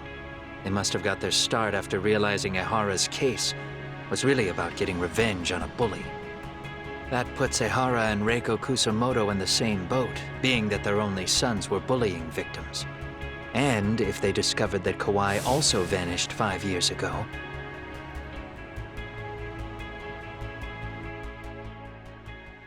Regardless, that wouldn't account for the rest of the incidents where a bully ended up dead. You'd know. You're the one going up and down the whole country killing them off, aren't you? Kawai makes number 7. 7? Damn, man. it wouldn't take much to connect the dots. It'd lead straight to her, Reiko Kusumoto. Then they'd know that she was among the victims who got her revenge. Yeah, and then, to Ehara's case. The link between him and Kusumoto is clear as day now if you know what you're looking for. That link is Sawa-sensei. It took me a while, but I connected the two cases together myself. It was RK. She never should have even been on their radar. In fact, they traced your name from her. Sawa-sensei knew. She suspected you were involved with the Mikoshiba murder in one way or another, right? You don't care. You see your killing spree on these former bullies like you're doing the country a service. In your eyes, this is vengeance. Actually, no. You'd call it justice, wouldn't you? Except, Sawa-sensei wouldn't have died if it was. That was never my intent. She shouldn't have died. No. You don't get to just brush her off like that. Like an afterthought. You had to have known you'd go down for this eventually. And you're fine if all your old students like Yui Mamiya go down with you. By then, why would you look back at your trail of blood? Why would you clean up all your carnage? It's not your problem, right? You move forward with one purpose. Send as many bullies to hell as you can. Beyond that, you don't give a shit what happens. Sawa-sensei died in tears. You didn't see what I saw. The fear she must have felt was still frozen on her face. You, Ehara, Reiko Kusumoto, you're all murderers. And so far, all of you have gotten away with it. So why did Yoko Sawa end up having to pay the price? Tell me, Will you even be able to look her in the eye when you die? I doubt it. That's gonna follow me well into the afterlife. So what now, then? March to the cops and turn myself in? You should. If you don't do exactly that, no one will know why she had to die, and that'll be the end of her story. Everyone will keep on dancing around her death, even though she was completely innocent. Just like the cops are doing. Afraid I can't do that. If I turn myself in now, there's only one thing that happens. Public security takes me out. And worse, Reiko Kusumoto would be compromised. And that, I will never allow to happen. Of all the people involved in this, she deserves to walk free. Her revenge was justified. You think so? All she did was scrape off the scum of the earth that pushed her only son into an attempted suicide. She didn't sit around crying about a legal miscarriage. She took justice into her own hands. No one has any right to indict her for that. So don't go there. Nobody lays a finger on her.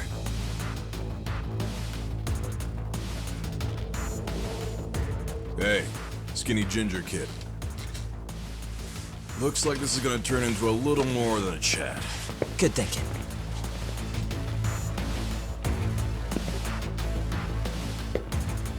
So is your plan to kill me too? Anyone who interferes with your justice?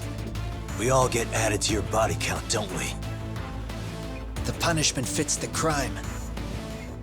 You're just blind. If you can't see that, then you can go to hell!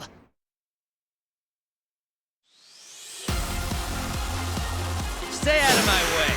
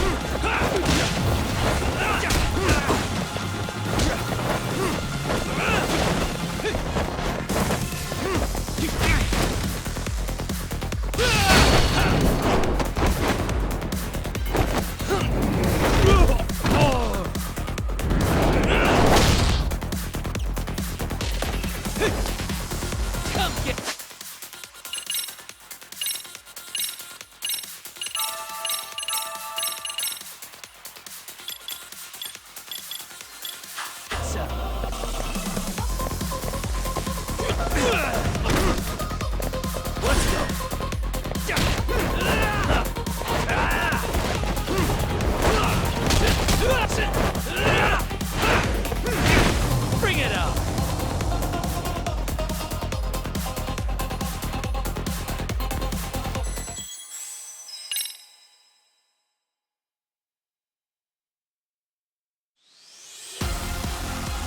Stay out of my way!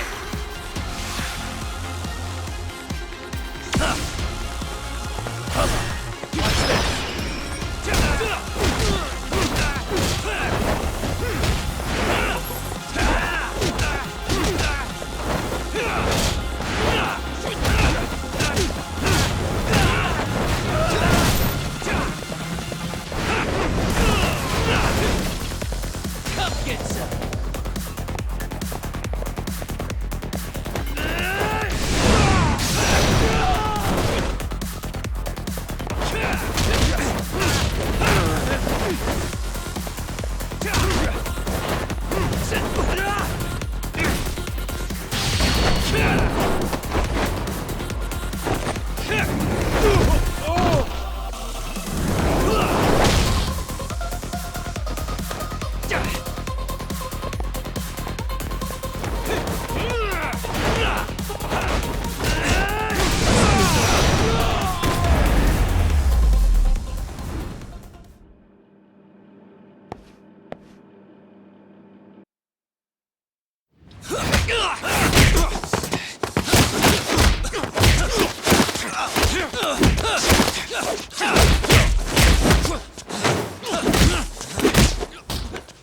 How long has this been going now? I lost track. Call it? Nah. They're gonna tire out eventually. Beating the shit out of each other is the way some people communicate. I can see that.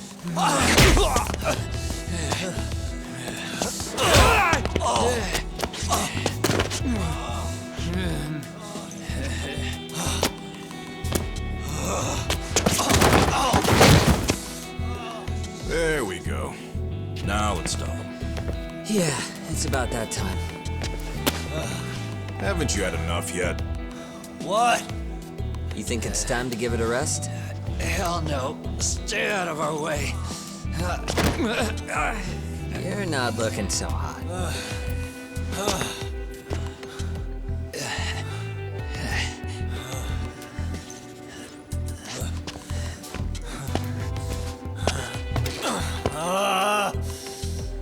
You got lucky I stopped when I did, you know. I had a move lined up with your name on it. You're the one who got lucky as far as I'm concerned. I was about to kick your ass. What a fucking mess, guys.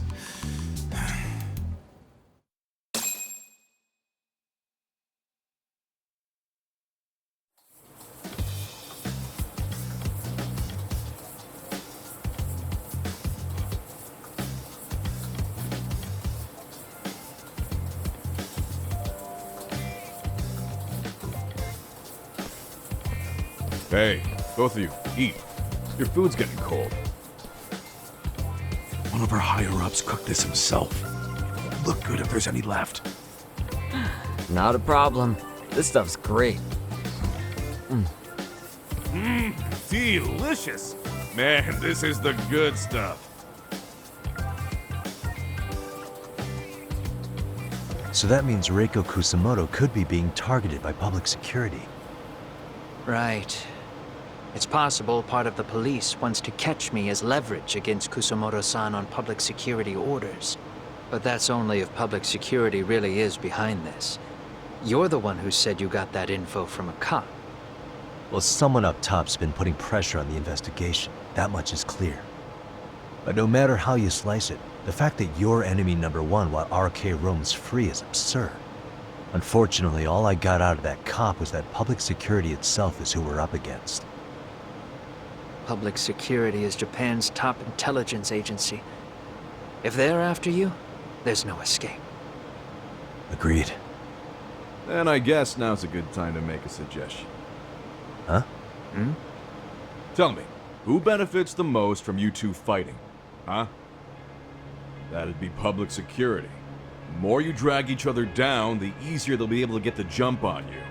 By the time you notice, it's too late. They've got you. And that's exactly what they'd want, right? But what if you two work together? You watch each other's backs and act before RK and public security do. You might even be able to find out who's pulling the strings. Huh. Yeah. For two enemies to join forces, there needs to be an even greater threat to fight. Sure. I'm on board with that. Fine, but this is only temporary. Once we finish with public security, I'm gonna make sure you answer for what you've done. Okay, then where do we start? Should we just storm public security at this point? No. First, we need to confirm public security is really the enemy we're after. Right. We'll make our move after that. We have the element of surprise. They have no idea we're working together. Then we'll use it to our advantage and outsmart them. Aw, look at the boys playing nice. If public security's trying to find some leverage against Kusamoto-san, they'll likely be listening in on her. They're the experts in wiretapping and espionage, after all. We just need a quick confirmation. How? We'll just give her a call. Right here? Yes. That way, her enemy will trace the call and pinpoint our location. And public security is the only one in Japan who can pull that off, so we'll know right away if it's them. Good thinking. Yeah. Wait, hold up! You saying if you call up Reiko Kusamoto, then the bad guys will start pouring in? Can we maybe not do that here? Actually, that might just work in our favor. Huh? Bro, why are you talking crazy? Yagami-san, you sure about getting on bro terms without Kaito-san? Wouldn't that bum him out? Whoa. This is amazing. What is this? Good shit, huh? You've got good taste, bro. I knew you of all people would notice the difference. Kuwana, when was the last time you spoke to Reiko Kusamoto? 5 years ago, on the night she killed Kawai. We arranged it, so we'd never contact each other after that. So you have her number then? If it hasn't changed. What is it then? I have an idea. What? We're gonna set a trap to find out if we really are up against public security. If they trace the call and they send people for us, then we know for sure it's them. That's why we're gonna call Reiko Kusamoto using a location that doesn't exist at all. How's that work? We'll use 2 phones that can't be traced back to us, and we'll relay your voice. Obviously you won't be wherever we do this from. Best to do this someplace with no one around. Once we see who they send in, mission accomplished. Wait, what's happening? Don't worry, I got it. You'll catch up, Sugiura-kun. First, we need to know our enemy. I'll have Tsukumo prep us some burner phones. Which means a truce for the time being? Only while you're here. Gotta keep things civil for my brother. Man, Zhao-san's cooking makes even the suckiest situations not suck. Cheers to that!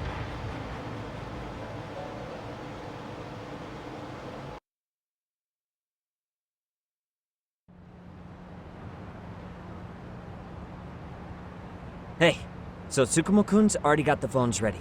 They're burners that can't be traced back to us. 2 of them, right? Just like you asked for. Nicely done, Yokohama 99. You'll work quick.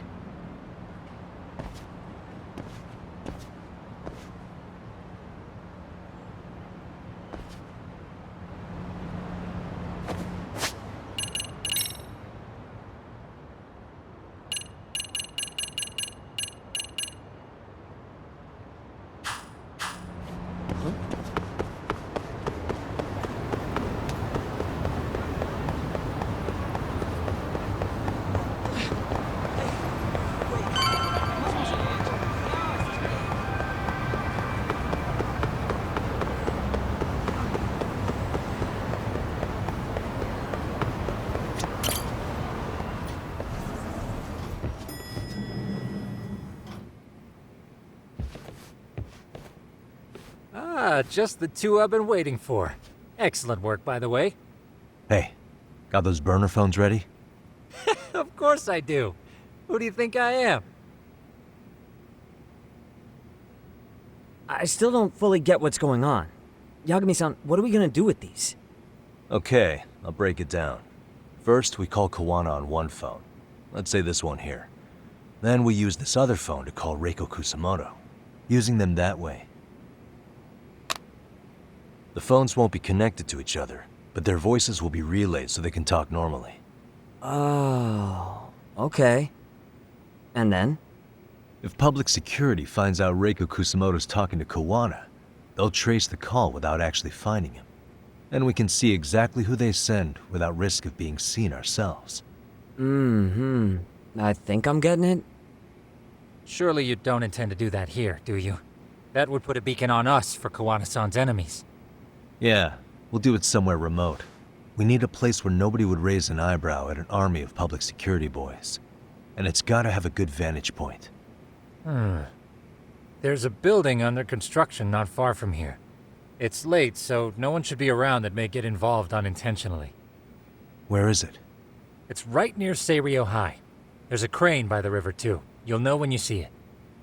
Okay, you 2 stay put. I should be able to handle this alone. You sure about that? Let me at least put out a drone, Yagami-shi, even if it isn't much. I'll use it to capture the faces of Kawana-san's pursuers. That'd be good.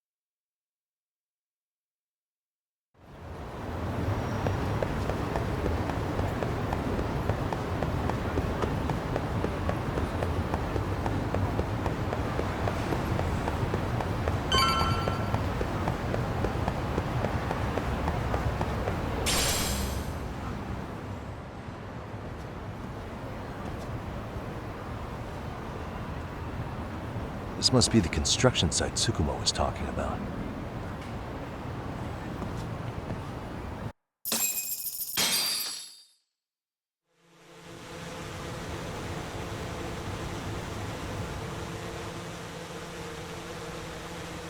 This is Tsukumo. Yagami-shi, I've confirmed your position.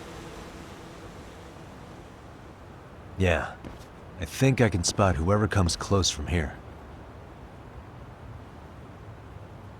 I'm gonna call Kawana on the burner now.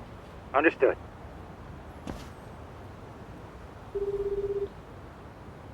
It's Kawana. You ready? I'm about to call Reiko Kusamoto. Once you're connected, you take it from there. It's been 5 years since I last spoke to her. Yeah. Can't imagine this won't be awkward. I know.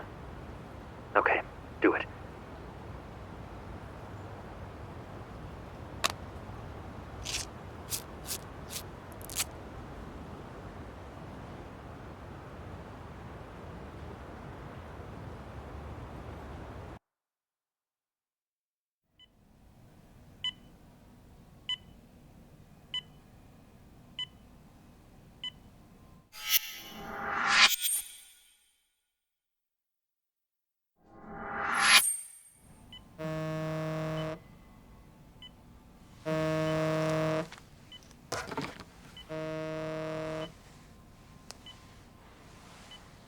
Yes, hello? This is Kitakata, from Kurakawa Academy. What? You'll have to forgive me for this, but the position I'm in required me to reach out to you. I would never have done this otherwise. I should also note, there's a high probability this phone call is being tapped. I see. Very well, then. It's been 13 years, Kusumoto-san. So it has. Kitakata-sensei. I've read about your accomplishments. To think you'd become a vice minister. You never really know how things are going to work out. But that's not true at all, Kusumoto-san. You were always destined to move up in the world. I've got to be honest with you. A woman as virtuous and as capable as you deserves the world and then some. But how is Mitsuru-kun? I'm afraid he's still asleep. Nothing's changed. I see. I wish I had the words. What is it you wanted?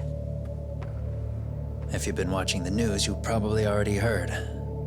I've become a prime suspect for a crime. They think I murdered Yokosawa in her apartment. I've heard. Obviously, it wasn't me who killed her, of course. Do you happen to remember Sawa-kun by any chance? The girl from your class. She was the only one of those students who ever came to visit Mitsuru. But even then, that's been at least 10 years now. I got a letter from her once. She wanted to tell me she'd become a teacher. But I never did reply. And that was the last I'd heard from her. I see. So back to my question. What do you want? I hope you weren't planning to ask me for a favor. I'm afraid the answer would be no. No, it's not that. It's just... I wanted to let you know that at some point, someone may come to you to ask a few questions about me. I thought I should give you a heads up. I'll make every effort to ensure they won't cause any trouble for you, Kusumoto-san. I'm sorry about this. I'll try to handle it from my side. So in your opinion, then, do you believe anything related to you could cause me any trouble? Don't worry. I'm sure you'll be just fine. We're almost to the signal. Kill the headlights. 2 cars inbound. Looks like we were right on the money. This proves Reiko Kusamoto's phone is compromised. And if there's one organization capable of tracing a call and moving on it, it's gotta be public security on the hunt for Kawana. Public security is really coming straight to you by car? No. There's no way they could mobilize their people that quickly. My guess, it's gotta be the prefectural police that they've got in their pocket. Or it's just RK. I will say it's been great to hear your voice again. But this should be the last time you ever hear from me. I'll try my best. I understand. Goodbye.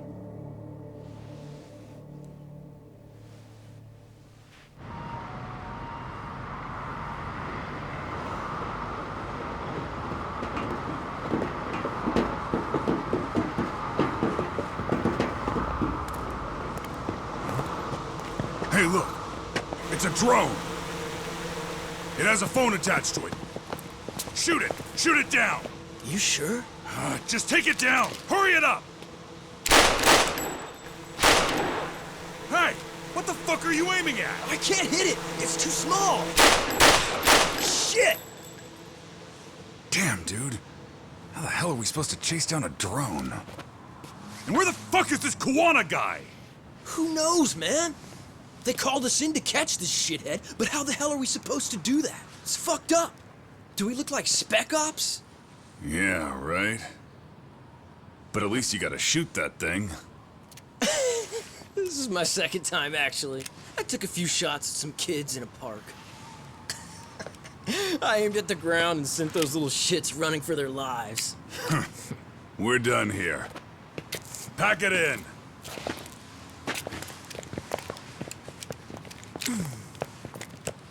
That's 6 punks and only 1 gun between you by my count. Who the fuck are you? It was you guys in charge. I'm sure Kuwana would have had this whole thing solved a long time ago. Well, then again, I suppose I do have to give you credit for how fast you made it here. That was my gun, asshole! Who's the one giving the orders? You may as well just level with me. You guys are RK's bottom rung, right? It sounds like you must know Kuwana. Well, I guess we're not gonna be leaving here empty-handed after all. Come on! We're taking this guy in, boys! Fuck him up!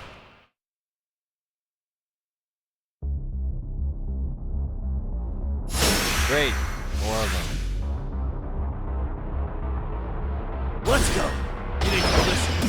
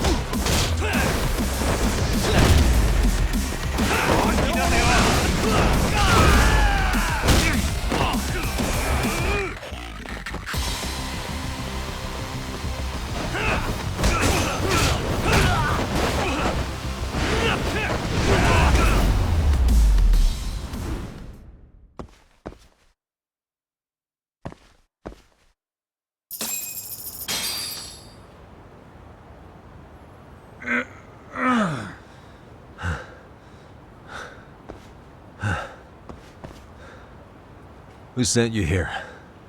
The order came from the head honchos in RK. You mean Soma?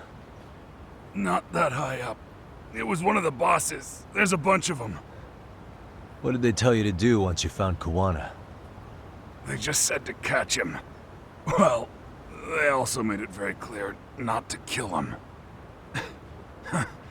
Like we'd pull the trigger. We never even heard what our cut was. Just another useless grunt. Tell me, gentlemen, how would you feel if you found out you were just pawns in public security's game? We're playing what game now? I suggest you quit RK while you can.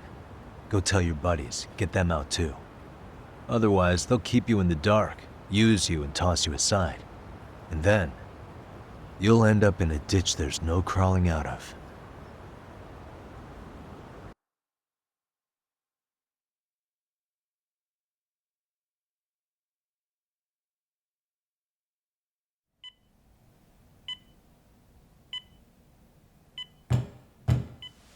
Yes?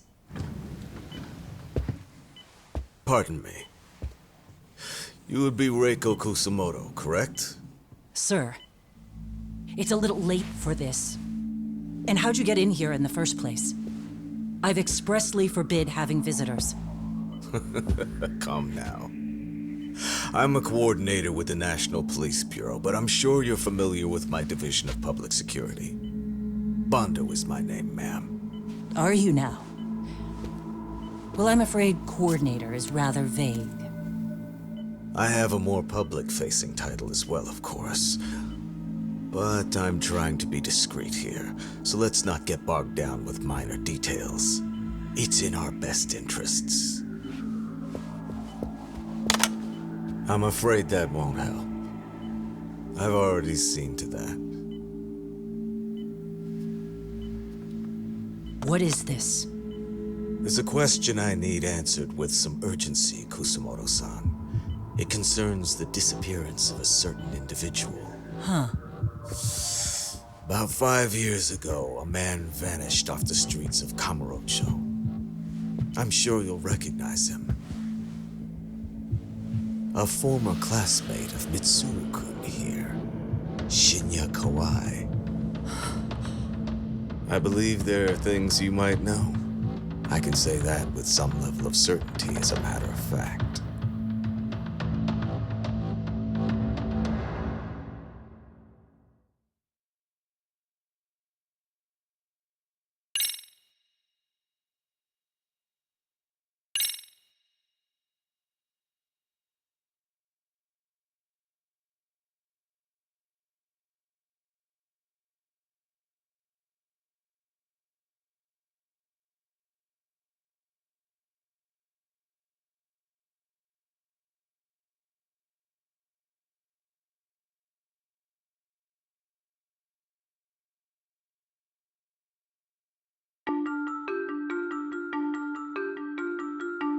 A shadow looms over Yagami and Kuwana. Japan's National Intelligence Agency, Public Security, fixes its gaze on Reiko Kusumoto of the Ministry of Health. 5 years ago, Kuwana prompted her to take revenge on Shinya Kawai for pushing her son to the brink.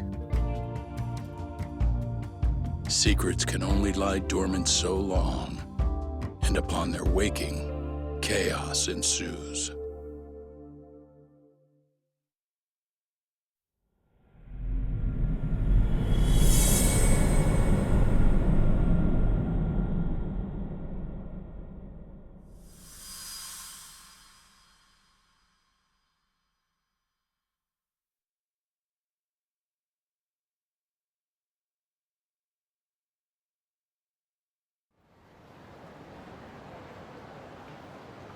You've done it again, Tsukumo.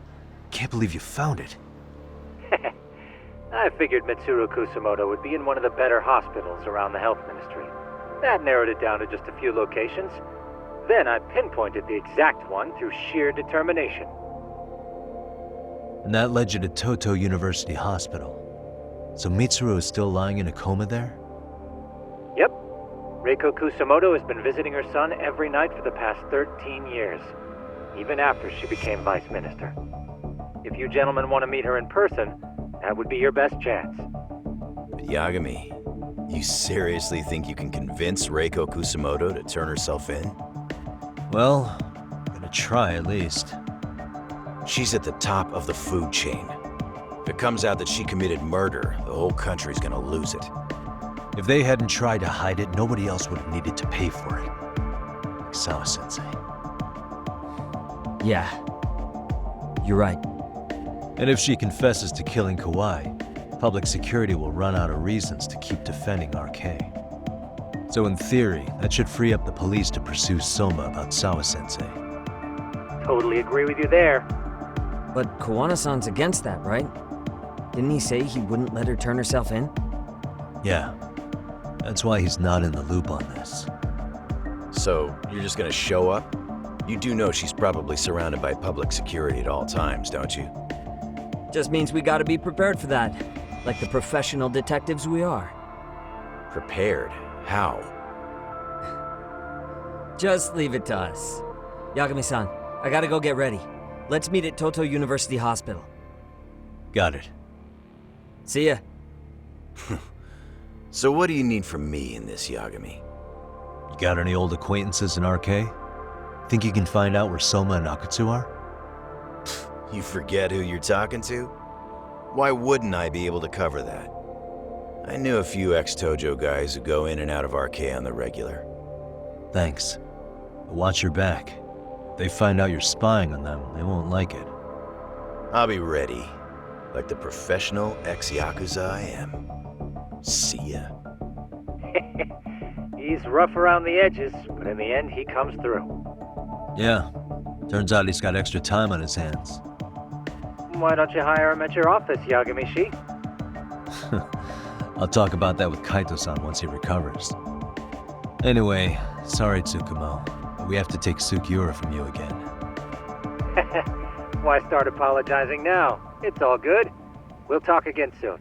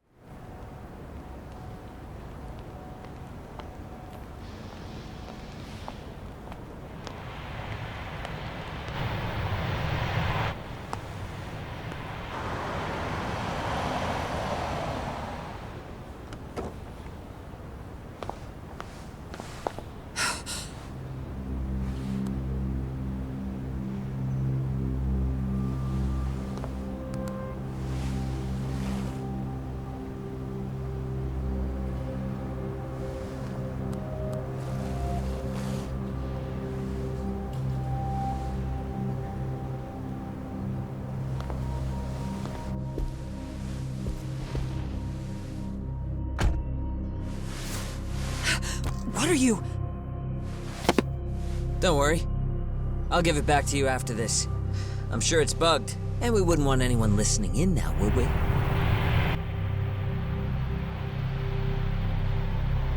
We'll take a few laps around the block and then drop you back off at the hospital. Sorry, but we just need a bit of your time. Very well. Who are you people? We're just local detectives, but Kitakata-sensei is an acquaintance of ours. We know about Mitsuru-kun, and we know that 5 years ago, a man named Shinya Kawai mysteriously disappeared and died. I have no idea what you're saying. But you do. I know how this must come across right now, so I assure you, we aren't the ones posing a threat. Fine. What is it you want, then? All I want is the truth. In your own words. About Shinya Kawai, and how you carried out his murder. You're mistaken. I didn't do it.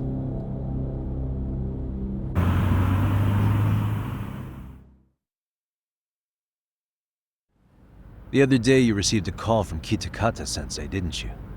He goes by the name Koano now, and works as a handyman in Ijincho. He made that call because we needed to confirm something. Confirm what? Whether or not you were being watched by public security. Public security, you say? As it turns out, you are. Your cell phone is bugged. It can even use GPS to trace who's on the other end of the line. That kind of trace is only possible with cooperation from the cellular providers. Unless you're public security, who could pull something like that off in secret. They want to hit you where you're vulnerable. And that's what you are now after Koano. Do you understand, Kusumoto-san? You must really be something special. You were never in this job for yourself. It fell into your lap as your predecessors fell like dominoes. That's why you don't owe anyone anything. You're free of constraints. And Mitsuru-kun's tragedy even gained you public sympathy on top of it. Combine all that with a capable bureaucrat like you, there's no telling what you could accomplish. You're cleaning up house, tackling the revolving door problems. Things you know are the right moves, but with no regard for the consequences. I understand even the cabinet gauges your opinion, since you have so much public support. But I think that's also made you some enemies. Most likely whoever's holding public security's leash. I have more than a few enemies. I'm well aware of that. And I have no doubt public security would comply with them. To be quite frank, public security only exists to maintain the status quo. The establishment is made up of various powers which control politics and finance.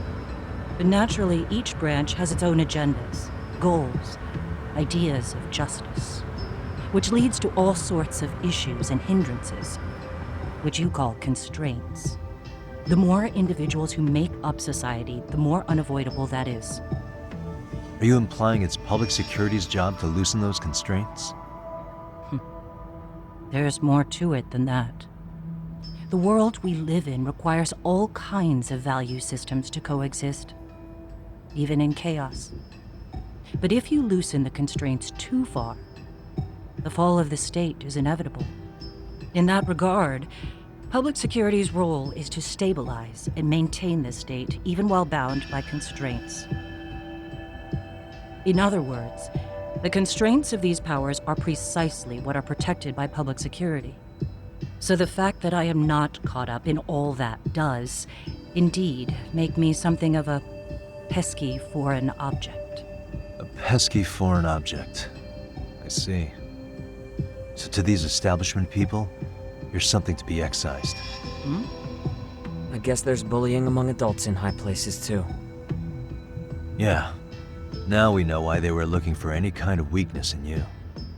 And that's when they turned the spotlight on Shinya Kawai's disappearance. An event that was triggered by Akihiro Ehara's case. You know the one, I presume. Yes. An active duty policeman exacted revenge on the bully who drove his son to suicide. Your enemies must have heard that and thought to themselves, what would Reiko Kusamoto have done to her son's bully? I'm guessing that's what prompted public security to make their move. As the details of Ehara's case came to light, a group of thugs calling themselves RK started looking for Shinya Kawai, all to find out that he was kidnapped 5 years ago, probably killed. I never did anything out of revenge. Even after finding out Kawai disappeared, public security still had to verify it. But if they found out you were involved, that'd be a win for them. They'd finally know Reiko Kusamoto's weakness. How long are you going to keep talking? As public security figured out, the bullying cases involving Toshiro Ehara and your son share a common link. That link being Sawa-sensei. She was Mitsuru-kun's classmate and Toshiro Ehara's teacher. Not only that, she was also linked to Ehara's murder victim, Mikoshiba. She was his master teacher. So, not long after the murder, RK came to Ijincho and broke into her home. That must have been when they got Kawana's name out of her. I think Sawa-sensei suspected that Kawana was involved in Mikoshiba's murder. Then Soma steps in, with his professional interrogation skills, to beat and scare her into spilling everything. Kusamoto-san, you knew she was killed, right? Kawana should have told you over the phone. Wait, are you not one of his colleagues? He said he wouldn't cause me any trouble, and that he would never call me again. Kawana and I are competitors on a temporary ceasefire. We're not colleagues.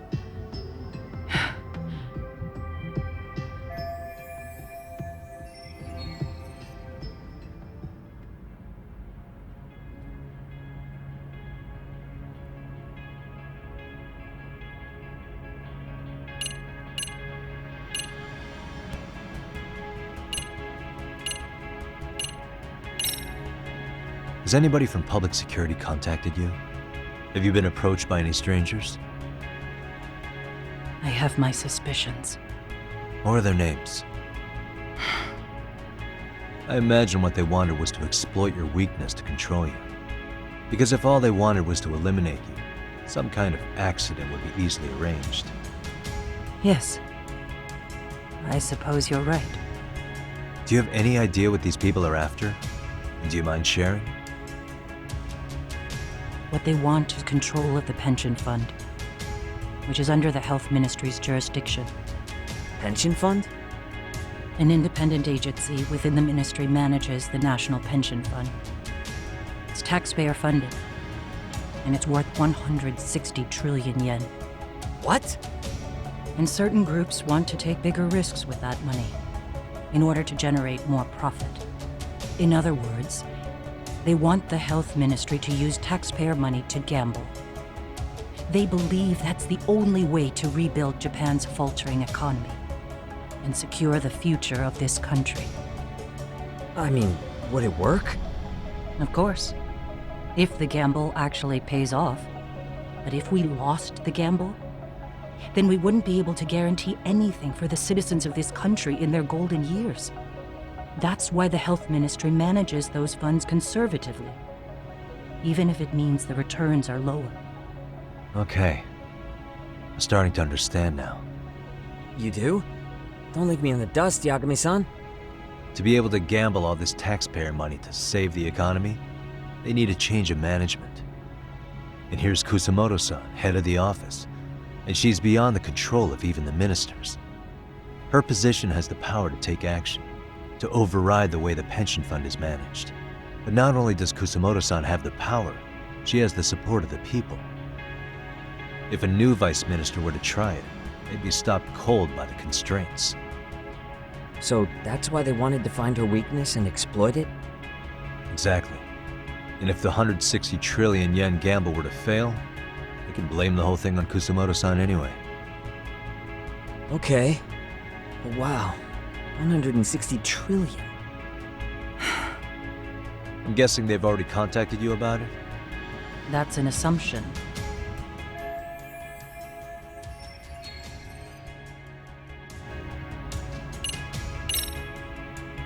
I have to ask you about Shinya Kawai. You killed him 5 years ago. With your own hands, didn't you? I understand what your feelings must be towards Kawai, but was that really the only answer? If you've spoken to Kitakata-sensei, then you must know about the video of how Mitsuru was treated. I do. Aside from Kawai, the other students pretended like nothing happened. They took no responsibility. They put on their sad faces, and they came to visit Mitsuru at the hospital. But looking back on it now, I don't think they really wanted Mitsuru to wake up. In fact, that's what they were checking on. And what did I do? I bowed my head and thanked them. It was only later that Kitakata-sensei showed me the video. That's when I knew that those kids going unpunished was wrong. And your solution was to pull them into the quagmire? Make them accomplices in murdering Kawai? If you already know so much, what more do you need to ask?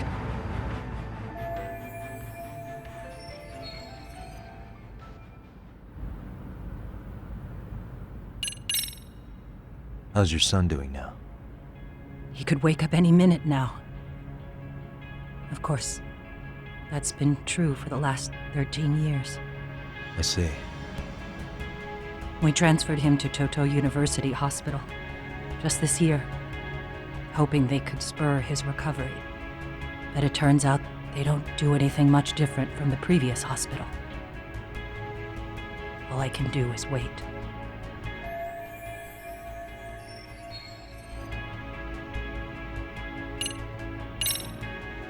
I get it now. Let me reiterate. We are not your enemy. Then please, let me go. Anything you want me to tell Kawana? I do. He needs to run. Far away. Public security has their sights on him. His capture is not a question of if, but when. He's in danger if he remains in the country. And once public security has him, they will extract everything he knows. You mean he'd be tortured? Yes. Somewhere well beyond the public eye. No one can withstand what they do. He'd tell them everything. And as for me, They would expose your vulnerability, making you their pawn. Most likely. They'd gamble away the taxpayers' money, and I'd never purge the corruption in the health ministry. I get that. What does it matter? What?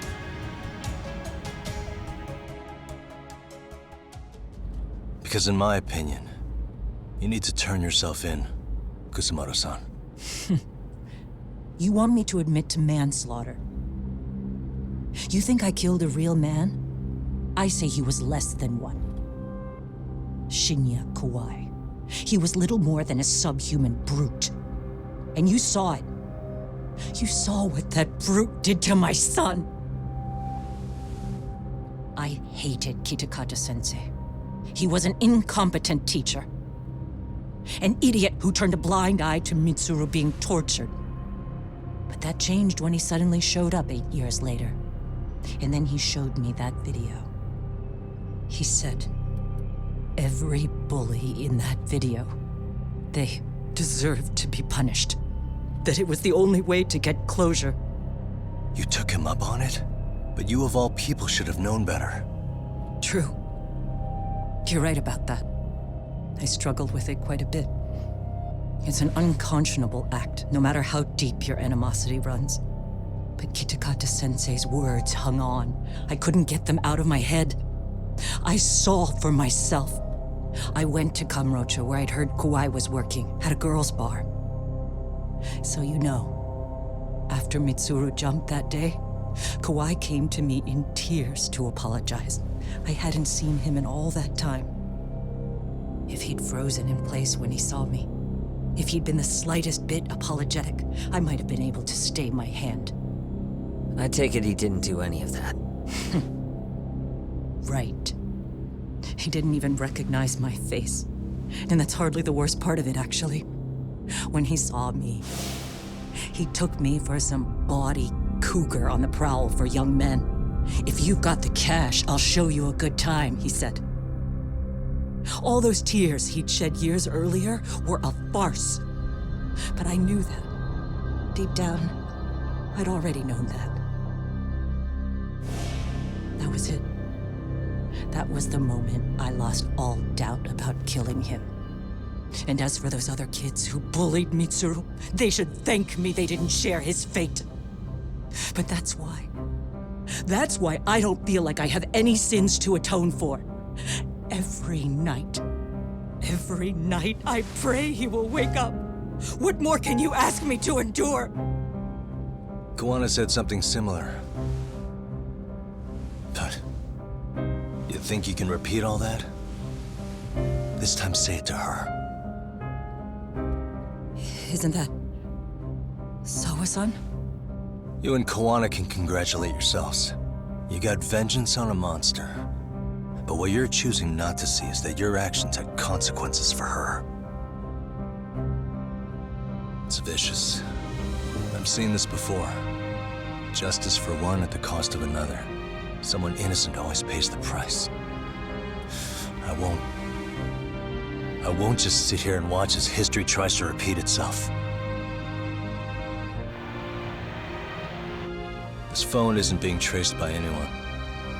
So, if you have a change of heart, just give me a call before you turn yourself in.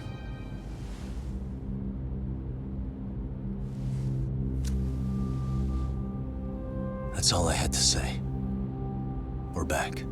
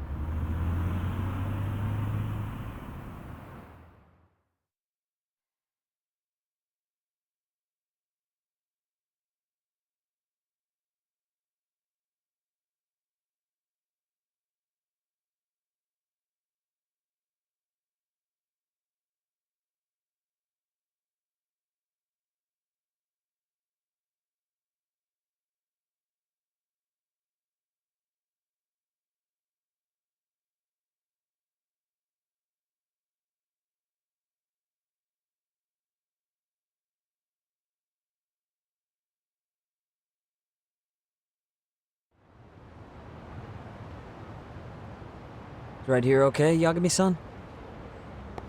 Yeah. I'm gonna go talk to Kawana. Need to tell him I met with Reiko Kusamoto. He's gonna be pissed, you know? He's gonna try to rip you a new one. That's true. So you might want to sit this one out. You sure? 'Cause I'll totally take you up on that.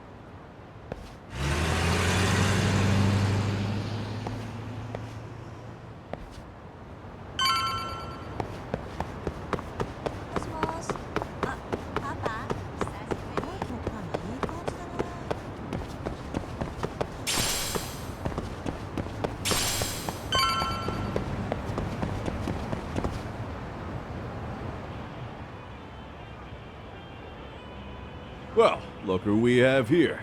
Haven't seen your mug in a while. It's only been 2 or 3 days. Where's Kawana? How should I put this? Would you freak out if he was right behind you? You know, this kind of shit is why you get on my nerves. Couldn't we have done this by phone? I just came from seeing Reiko Kusamoto. I told her to turn herself in for murdering Kawai 5 years ago. You what? What did she have to say about that? That she had no sins to atone for. Of course not. Look, what do you think you're doing? Her part in this is done. Don't drag her back into it. This isn't yours to finish. You would just let Sawa-sensei stay collateral damage. How do you think her folks feel? They probably think you killed their daughter. They don't know why, or if justice will be served. Do they have to suffer like that? All without even knowing the truth? Would Sawa-sensei want that? You talk about justice, but she keeps getting left out. You aren't even trying when it comes to her. Say whatever you want, but if you cause Kusamoto-san any more pain, I will never forgive you. That's exactly why I didn't tell you I was going to meet her. Listen, Yagami. She hides it well, but she's never gotten over the fact Mitsuru tried to jump to his death. And she's not sure how to feel about killing Kawai. Unlike me. If she was anything like you, I would have pushed her harder to confess. There's no evidence that she killed Kawai. He simply vanished from Kamurocho, and the police didn't even know about it. Besides, there's no case without a corpse. Point being, she'll never be charged. Even if she did turn herself in, the police wouldn't know what to do with her. Don't think for a second that you're getting a pass here. You've killed, what, 7 people now? Do you even hesitate anymore? You got proof? Running around making baseless accusations. You sure you were a real fucking lawyer? My colleagues in Kamurocho are getting ready to appeal Ehara's case.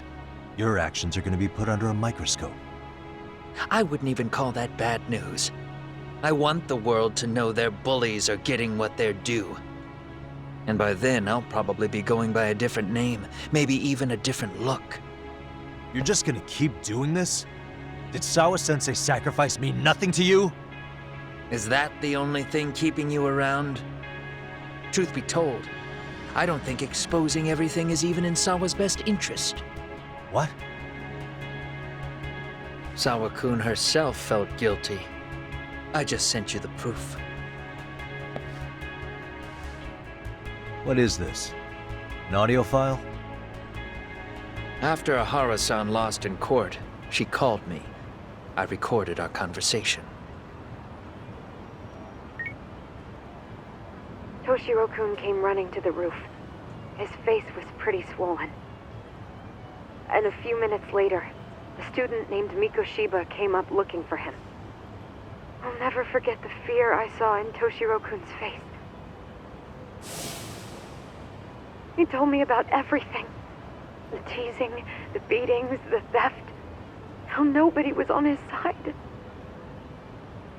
And yet, I had to deny all this in front of an entire courtroom. They said there was no hope, that I was the only witness with no proof whatsoever. Believe me, I never wanted to do that. Sawa-kun's testimony in court was false, and she was racked with guilt over it. And your first thought was to record it? When she was at her most vulnerable? Yes. And then I played it for Ehara-san. He had the right to know the real reason his son killed himself. All you did was light the fires of vengeance in Ehara's heart because you didn't want to be alone. You know, I've heard that bullying is almost instinctive. That's why people who do it never stop. I mean, think about it. Would you stop cleaning a toilet just because it'll get filthy again? Somebody's always got to get his hands dirty. And that somebody's gonna be you? If it means I can prevent another Mitsuru Kusamoto, yes, I will keep killing. These bastards who prey on the defenseless must be punished for all to see. I wish the law would do its job. Because deep down, I don't want to do any of this. I understand what you're saying, but you're taking it too far. Just stop, Koana. If you really want to stop me, you're gonna have to kill me. And call it justice. I thought you guys were gonna start another fight. It was a bitch cleaning up the mess last time. Next time I go up against him, it won't be just a few scratches. Well, when that time comes, take it anywhere but here.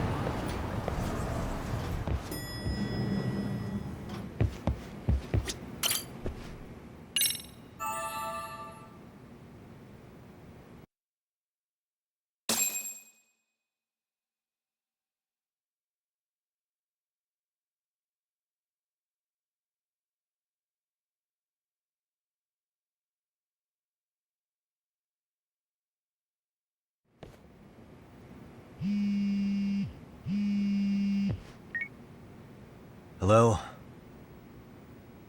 It's Shirosaki. Are you in Yokohama again, Yagami-san? Yeah. Is this about Ehara's trial? Yes. Regarding the appeal. The prosecution says they want to consult with us. Off the record. Off the record? What do you mean? They want to discuss with the judge beforehand whether or not Ehara's murder footage is admissible evidence. The video has gone viral, of course, and nobody's really sure how to handle it. Is the prosecution really gonna hold the line on it being a deepfake? That's quite possible. Which is why we're meeting today in the courthouse conference room. I'm sorry for the short notice, but could you join us? Of course. I'll be there. Thank you very much. No need to rush, there's still plenty of time. Just be sure you're there, please.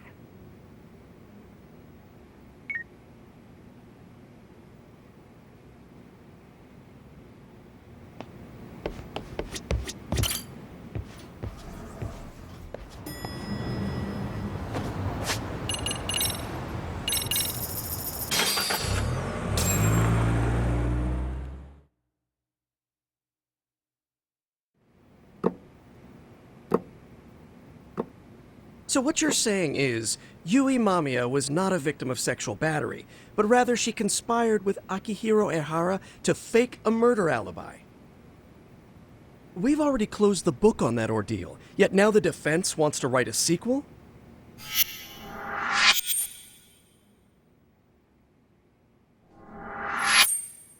To establish the defendant's motive in the harassment, we need to bring the Mikoshiba murder to light. The groping itself was staged. It was all part of their script, right down to the guilty verdict. It sounds like the defendant has some strong hostility for the court.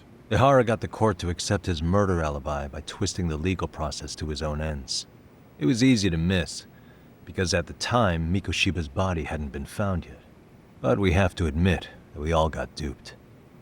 We? You're not even a lawyer. You're a detective. Yagami-sensei still has a license to practice. Forget what I said if it offended you, prosecutor. My superiors always told me that in his youth, your Genda-sensei was a difficult man. He'd insist his clients were innocent, persisting even in the face of conviction. He was hostile to the prosecution, and was known to fraternize with Kamurocho Yakuza. But it was his sheer disrespect that made my boss hate him. Damn. You sure know an awful lot about Genda-sensei. Because I honestly can't say I like him. He treated me like a child when I was starting out. I'll tell you this. There's no higher praise for the defense than being called difficult by the prosecution.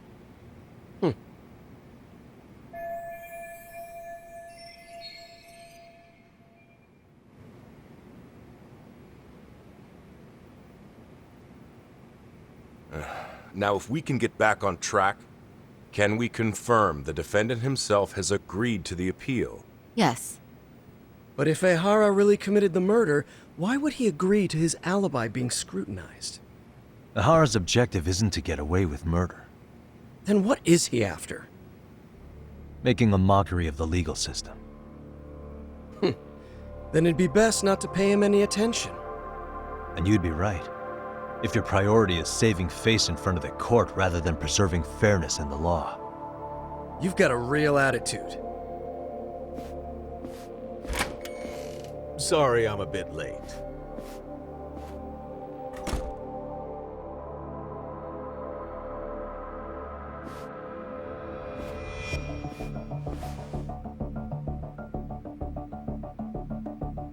So, with this appeal, the defense wants to assert the defendant's innocence by establishing his guilt in a murder.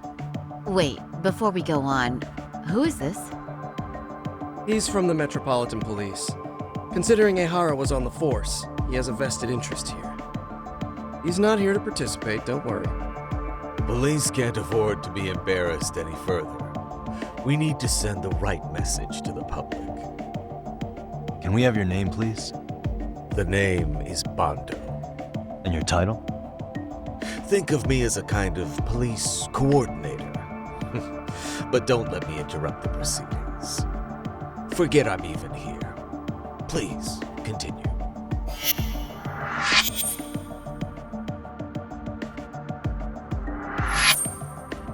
So much for this meeting being off the record. Allow me to restate the prosecution's opinion to the judge. We cannot allow the murder footage to be used as new evidence in Akihiro Ehara's appeal. It's nothing but an online hoax of unknown origin. We can't just casually introduce that into court. Indeed. Furthermore, if Ehara bears such hostility towards the court, the footage might end up being a trap. Trap? Yes. What if the next viral video proves the original footage was doctored? What if the proceedings have already begun by then? Do we drop the appeal and call it a day? We cannot allow a man like Ehara to swing the court around by its nose at his whims. With that in mind, I believe Ehara's conviction should be upheld and enforced. Would the defense care to comment? Did you think any of this through before filing this appeal? Yes. We aim to prove the defendant's innocence no matter what your objections may be. And what about you?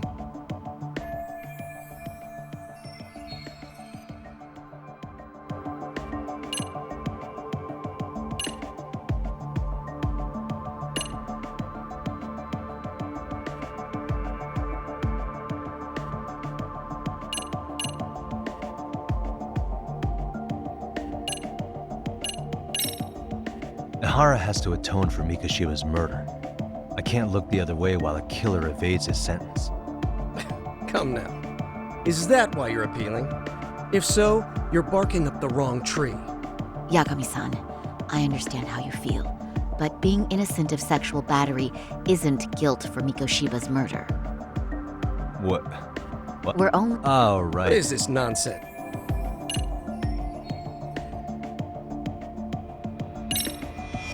Ehara's guilty verdict was wrong. We don't think there was enough evidence at the first trial to result in that verdict.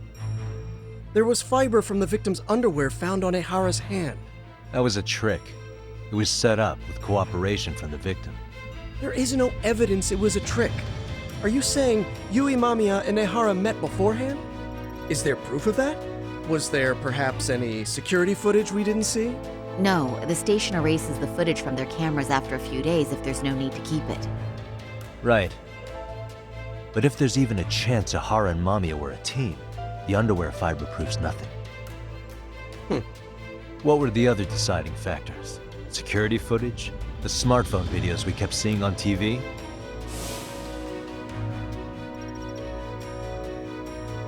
Those don't prove the crime either, because there was a huge time gap in them. What? We've done enough legwork to know.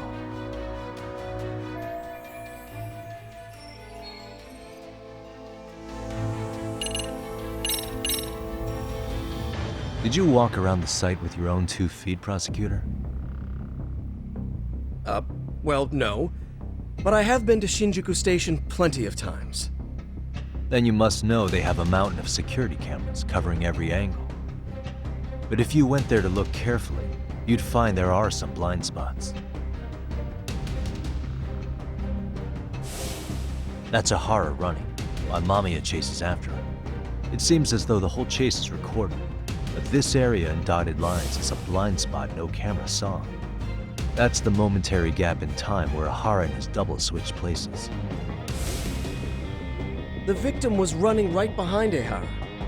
She would have noticed if they swapped places right in front of her eyes. Oh, but she knew about the swap all along. They were all in on it from the start. Can you prove that? We don't have to prove the defendant is innocent, Takano-san. What? All we have to prove is that the evidence provided by the prosecution at the trial was insufficient to determine guilt. Because that's the role of a defense counsel. Indeed it is. If the prosecution can't debunk any and all possibility that the train groping was a put-up job, then it's innocent until proven guilty. Then the defense should have brought it up the first time. Although I doubt Shirosaki-sensei actually believed in the defendant's innocence herself. The guilty verdict at the trial was orchestrated by the defendant. It was our error not to have seen it at the time, but it would be another not to correct ourselves now. Stop being so dramatic. He's just a subway perv. That is a statement I cannot abide. The law can't give the impression that a false charge is permissible, even for a subway perv. Right. I take that back. I misspoke.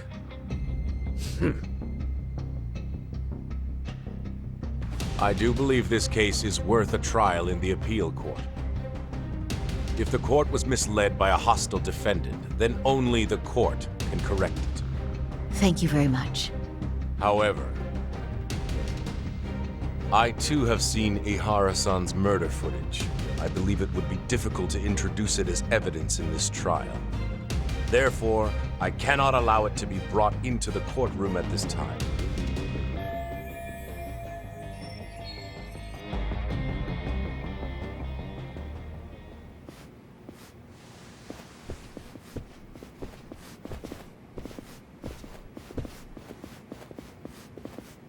Sorry, son. Think you got this covered? Huh? I'll poke my head in at the office later. Very well, we'll be expecting you.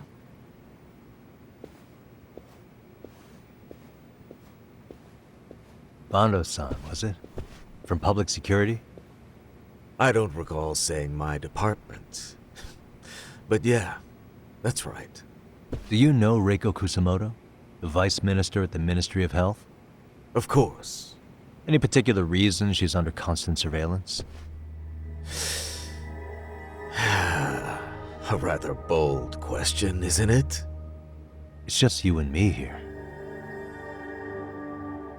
I see you know how to cut to the chase, Yagami-sensei.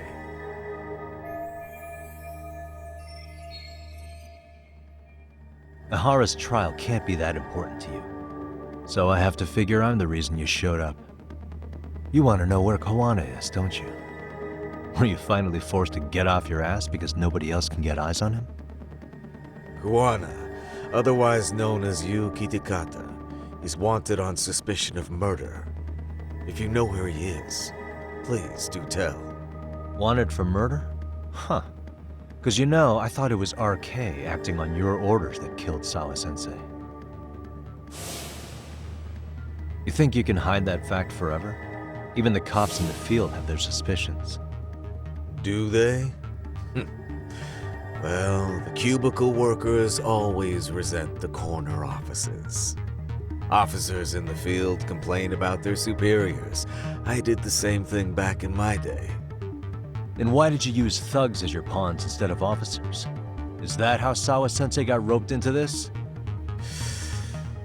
I'm afraid I'm not following.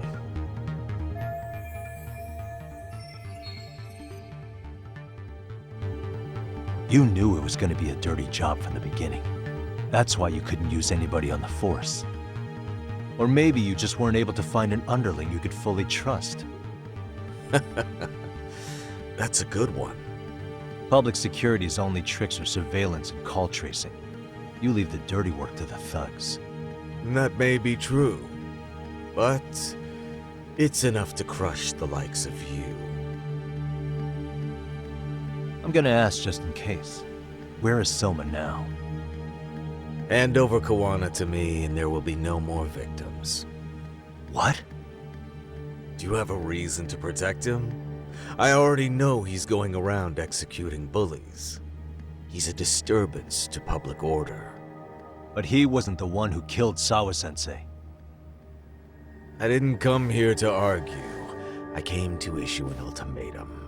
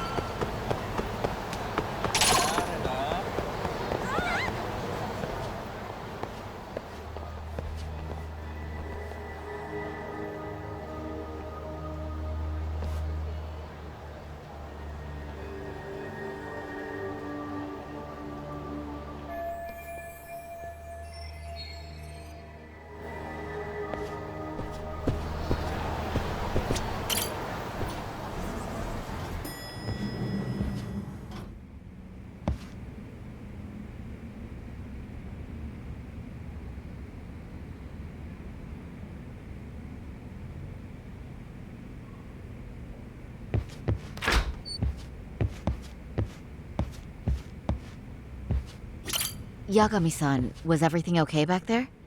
That man, Bondo, I knew something was off about him. Is he one of the men behind RK? Yeah, there's no doubt about it. He was trying to find out where Kawana was. I see.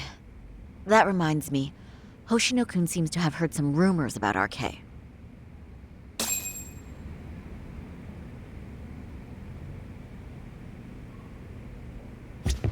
Hoshino-kun, did you pick up what the word is on RK? Yeah. One of the bosses, Akutsu, came back to Kamurocho yesterday. He's back? He's number 2 in the group, isn't he? Yeah, so he would probably know about Soma. Know where he is?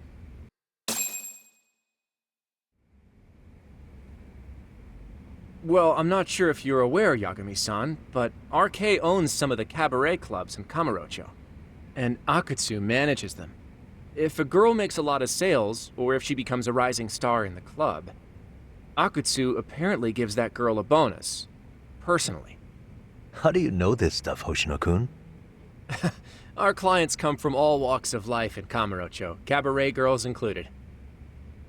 So to sum it all up, a popular girl has a chance to meet Akutsu? Yeah, but this week nobody was getting that chance. Until yesterday. Which is how I figured out Akutsu is back in Kamurocho. He must have been in Yokohama. Oh, well, that makes sense. But where exactly in Kamurocho is he? That's the part I don't know. RK bosses never sleep in the same place twice. Gotta keep the cops off their trail. But despite the risk, Akutsu still reaches out to popular girls. Hey, I'm not even mad. In fact, I'm up for the challenge. Awesome, Saori-san. If you can rock the cabaret gig again, you can hook Akutsu. It'd be an undercover mission to infiltrate RK. Super risky. But damn if I don't want to see Saori-san transform one more time! I can't help it! What the hell's gotten into you? Are there any bars we know for sure that RK owns? There is. You remember Queen Rouge, the place Saori-san snuck into a long time ago? RK recently took over the management there. Queen Rouge. What about the owner? Still the same guy? Yep, he's still there. One of the original employees. Only thing is, it used to be a classy spot, but they've cut a lot of corners. The vibe has probably changed a lot. Really? Well, maybe that means I can afford to go. Hey, totally! I want to go too! This is no time to be idiots. Okay, well, Saori-san, you'll need the whole makeover again. I can take point on that. No need, I'll be fine. Huh? Just the other day, Mari-san and I figured out what kind of makeup goes over well with RK. I'll just go with that. With Mari? Well, counterpoint, I think a man might know better what men like. With all due respect, don't judge what you haven't seen. Oh, really?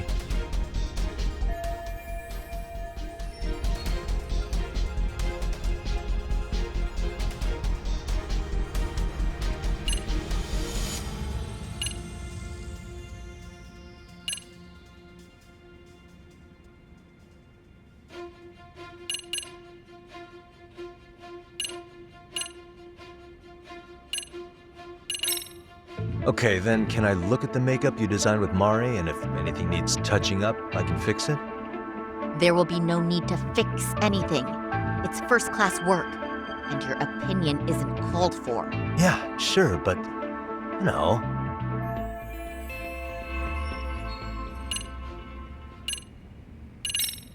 Okay, I'll leave it to you, Saori-san. Should've just kept my mouth shut.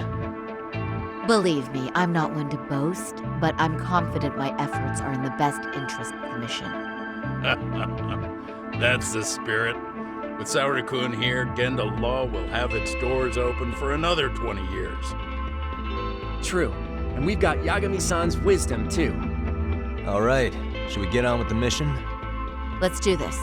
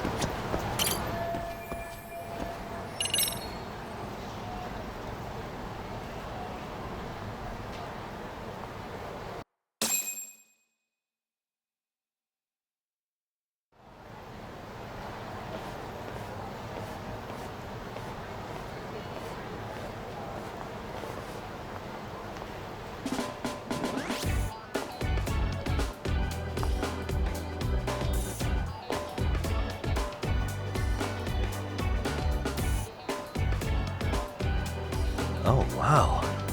That is nice. You can thank Mari-san. It's perfect. I'm really impressed. Fine. Well then, shall we head over to Queen Rouge? Oh, while you were doing your makeup, I talked to the owner about you coming in.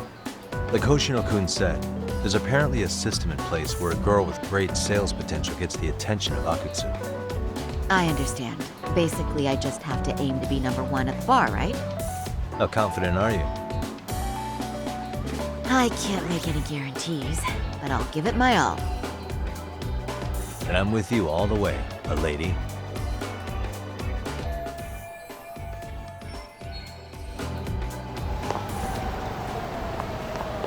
Something happened?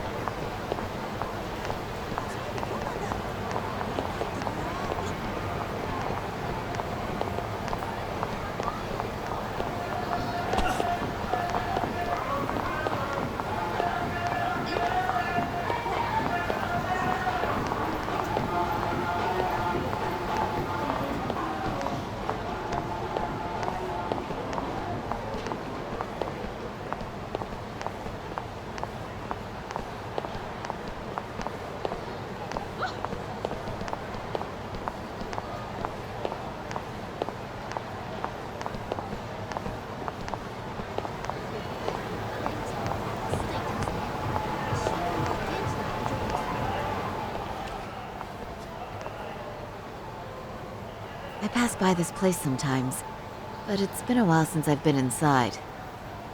The owner remembered you from last time. Said he wished you were there every night instead of just one. The undercover cabaret girl of his dreams returns. Oh, take this before you go. It's a wireless earpiece. If you end up going somewhere with Akutsu, we can use it to communicate. I'll be there in a flash if things go even remotely south. Got it. I know you have my back, Yagami-san. You bet. Good luck then.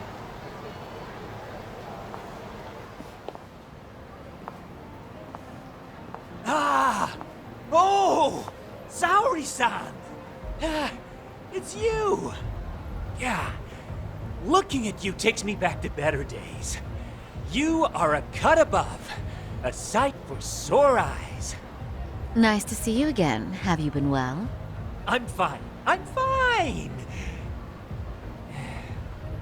Well, that's a lie.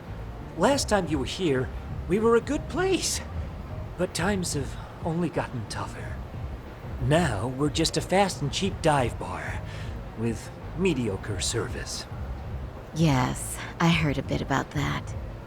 Keep this on the down low, but the former owner lost a bet in Mahjong.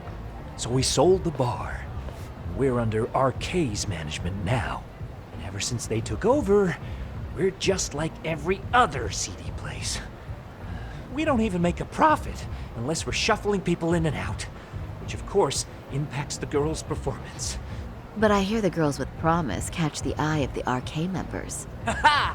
So you already know about that. Yes, RK treats people well who treat their bottom line well. If they notice a special girl, they'll give her a bonus to show their generosity. Or maybe Akutsu-san just wants to drink with cute girls.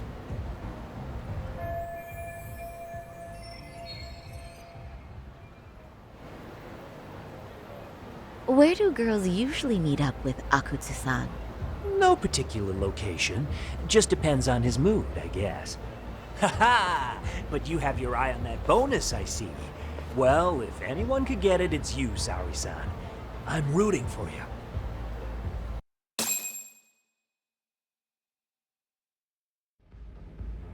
Can you hear me, Saori-san? Yes. So you got in okay. Just so you know, I think I'm gonna call for support. Support? Yeah, so in case you meet Akutsu, we'll be ready to pounce on him. But you'll be on your own until then.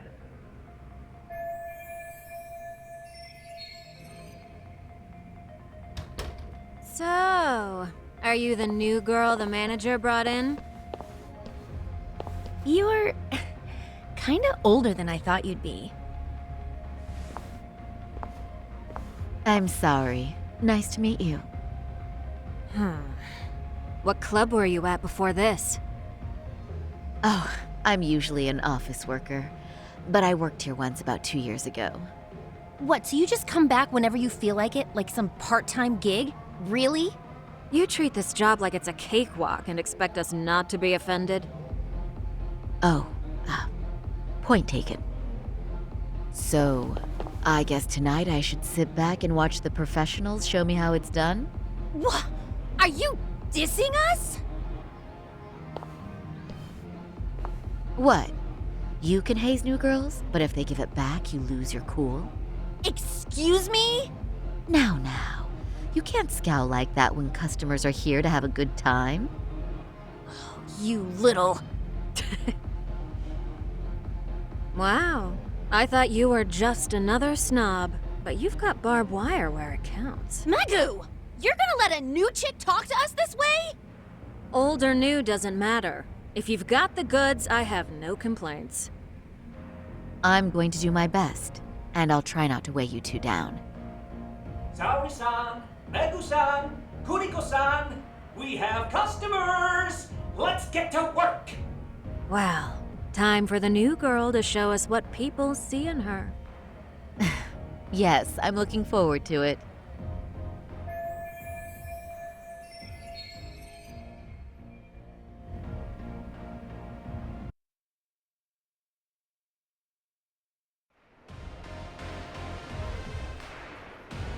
Hello! I'm Megu! Welcome! I'm Kuniko.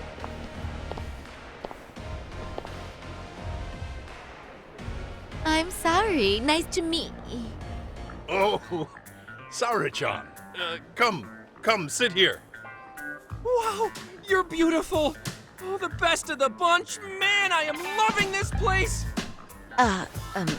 So, how are you?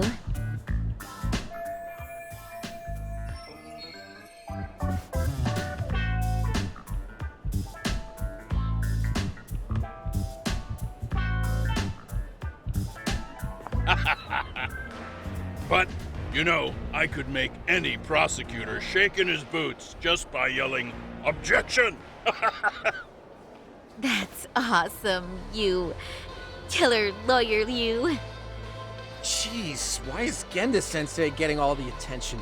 For your information, I passed the national bar exam with top marks. Uh-huh. Oh, what's a bar exam? Oh, you've got to be kidding. You ladies have really never heard of the bar exam? It's the toughest certification test in Japan. I've heard of it. Oh, so it's a certificate? Well, I passed kanji level 3 when I was in middle school. That's not even comparable. Kanji aptitude is a very fine certification. Huh? You passed your stupid bar exam how many years ago now? And you're still bragging about your scores? Seriously? What? Saori-chan, you can't talk that way to a customer. No, she's right. It's a dumb thing to brag about, isn't it? But the bar is really hard. Not everyone passes it. There's so much studying to do, day and night. Oh my god, he's crying.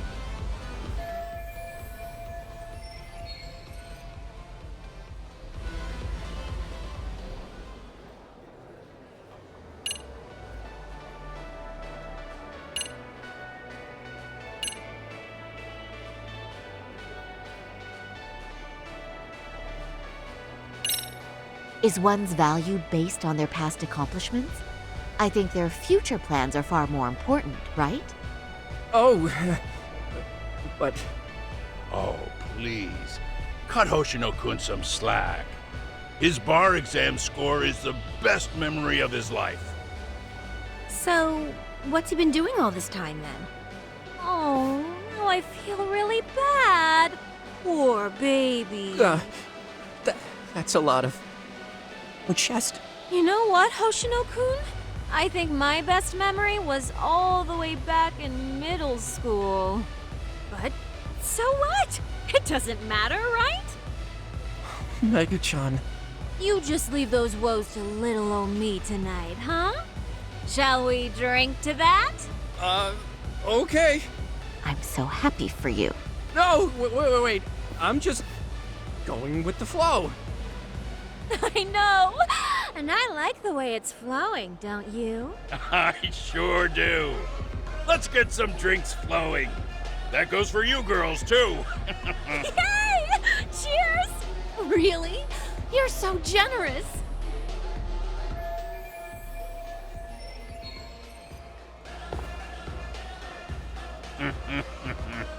Listen up, girls. This is a heck of a lot of fun. I'm having a great time. I tell you, I love cabaret clubs. So much. Me too, Genda-sensei. Especially this one. The customer service is on point. I wish I could come here every night and stay till morning. Oh, you two know just how to flatter us. So true. Hey, in case you come back, would you like to reserve a bottle in your name? You guys are lawyers, so I'm sure you can afford it. Well, we're not a big firm. But you know what? Let's do it! Nice one, boss! You're the best!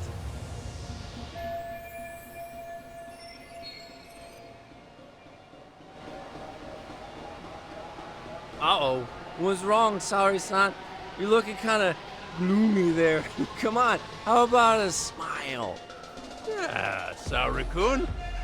I was thinking, if you could be just a bit friendlier, you'd be the belle of the ball. Do you guys already know Saori-san? You act like you're good friends. They do seem pretty close, right?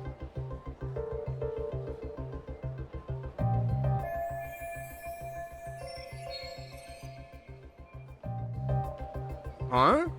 I don't know. But would it be so wrong if we did know each other? Of course not, but this does happen to be our first meeting. Silly sensei. The first time? Is it really, though?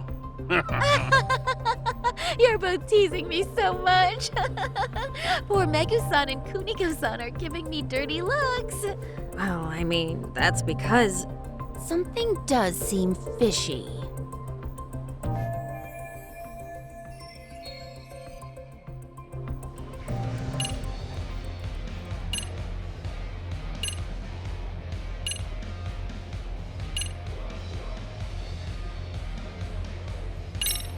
They're suspicious of us, Hoshino-sensei. What, Saori-san? But I just can't seem to control myself. Oh,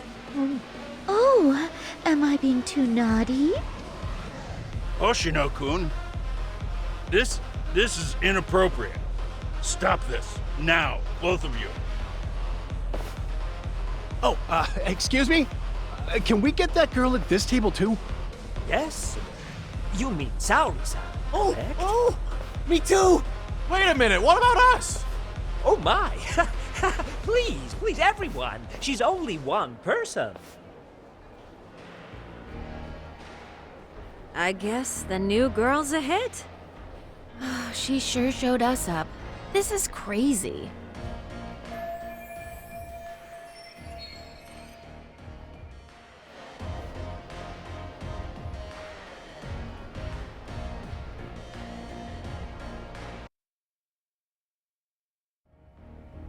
We concede defeat, Saori-san!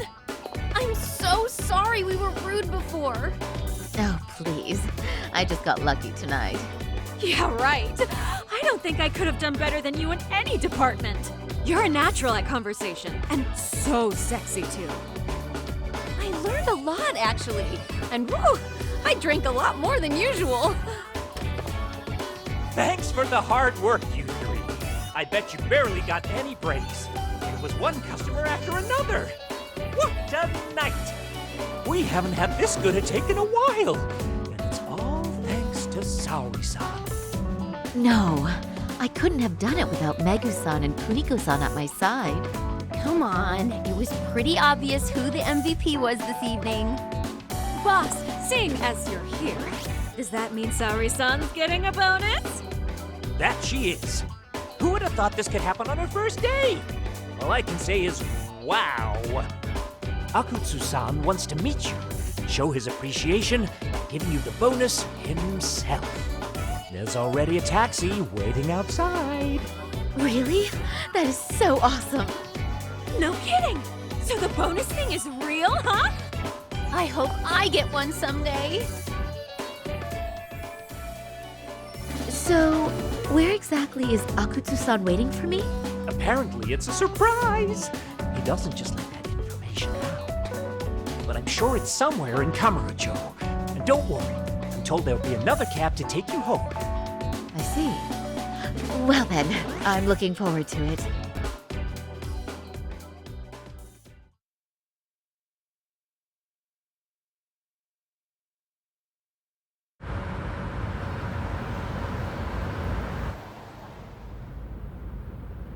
Don't worry, Saori-san. I'm standing by. If you need me, I'll be there in a flash. Driver, could you tell me where we're headed? Oh, we're almost there, miss. We're not leaving Kamurocho, are we? No. No need to worry. I think he's driving to the Thug Hangout, the underground club. That's where I met Soma for the first time. I thought it had been shut down, but maybe they opened it back up. We'll be arriving soon.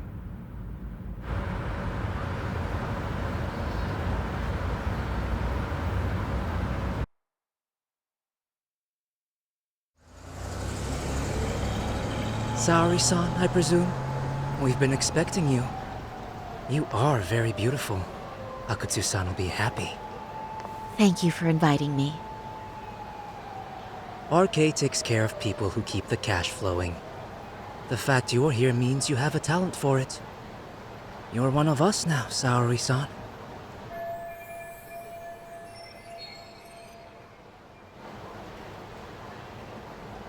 If you would follow me. Certainly.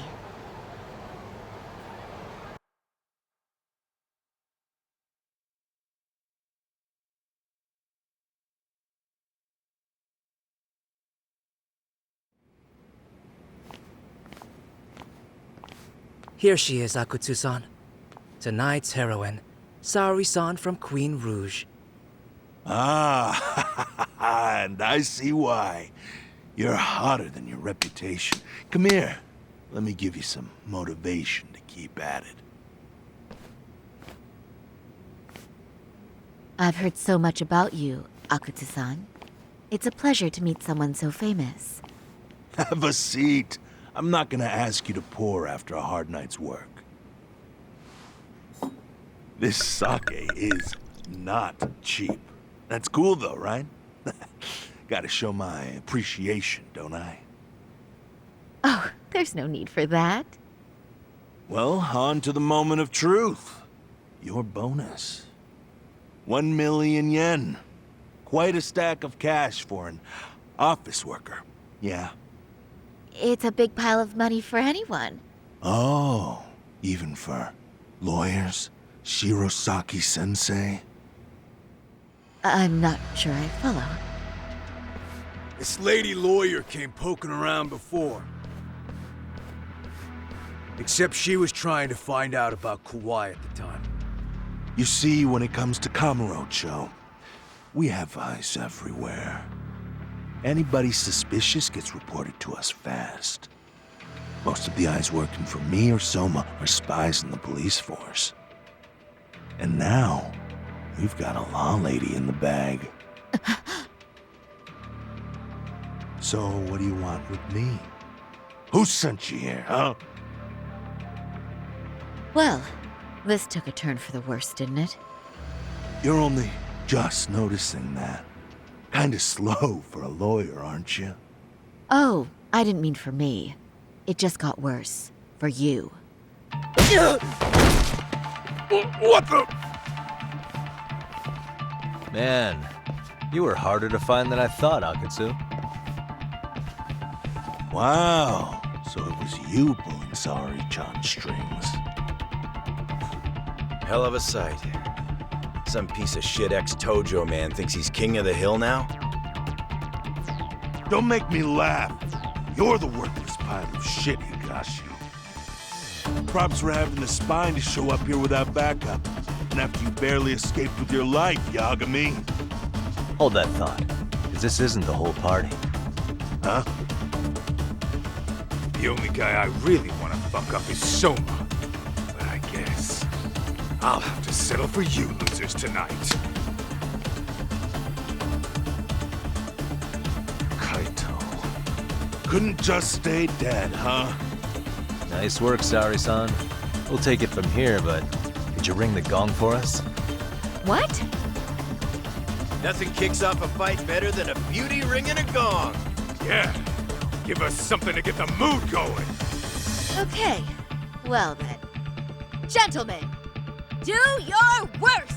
Get ready. Let's go! Hell yeah! Here we go!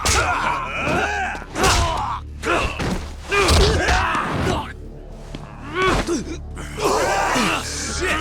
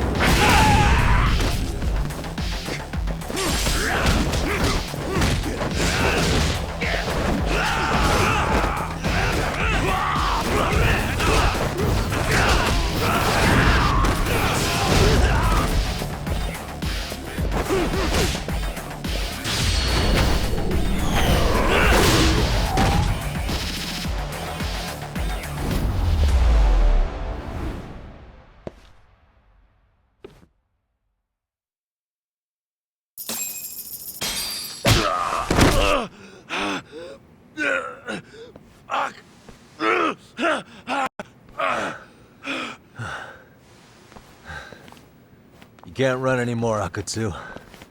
Can we talk now? Where's Soma? Where's he hiding? I don't know. He moves around more than I do. Really? Are you really just another one of his pawns? Just gonna cover for him and obey his every word? Soma can tell when someone's lying. He's always been able to. I won't be able to get away with bullshitting him. Friend or foe, if he finds a traitor, he stomps the rat dead. He can sniff out the faintest scent of betrayal. That's why I've always told him the truth. No point trying to BS him. In this business, nothing beats the ability to detect liars. You serious right now? You're buying into some bullshit rumors, dumbass. You just don't fucking get it, man. He can practically see the future. He was the first to bail from the Tojo clan. And usually, you need a shit ton of money to leave a clan if you don't want to be killed. That's what it's like to be a Yakuza. Huh. Remember who you're talking to, asshole. But Soma, he somehow knew there was no future for the Tojo, so he jumped ship. With no money and not even a word to the bosses, just up and left. There's no way he could get away with that. That's what I thought. I said the same thing to him when he was leaving. I warned him, they'll fucking erase you. The bastard just laughed. He said the clan was finished. No way could they kill him. Then he had the balls to give me advice. Said I should get out too and not worry about it. What did he mean by that? By that point, the Tojo clan didn't have the resources to properly deal with defectors. Soma understood that. Sure enough, he left without a word, and nobody ever tried to fuck with him. It's true. Soma was the first guy to slip out. No doubt the dude knew what was up. While the Tojo clan was limping to its grave, Soma went underground and built the arcade network all by himself.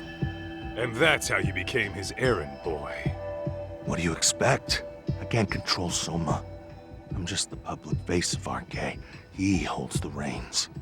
I've been cool with that ever since I joined. At least you're enough of a man to admit what you are. Akutsu, Soma's being used by public security. Did you know that? Public security? Why was Soma looking for Shinya Kawai in Kamurocho? I don't know. All I heard was somebody hired him to do that. Why is he after Kawana? How are Soma and public security linked? Give me something. Doesn't it at least ring a bell? I don't know, man. The fuck you mean ring a bell? I don't know shit. Wait. Nah. But maybe. What is it? Doc, is it possible that Soma himself is public security? Soma working in public security? What do you mean? Well, public security trains people to become spies, so they can infiltrate and collect intel. Right-wing, left-wing, anti-establishment citizens groups. You get the picture. They usually try to find a weak spot in the org. Someone they can turn to their side.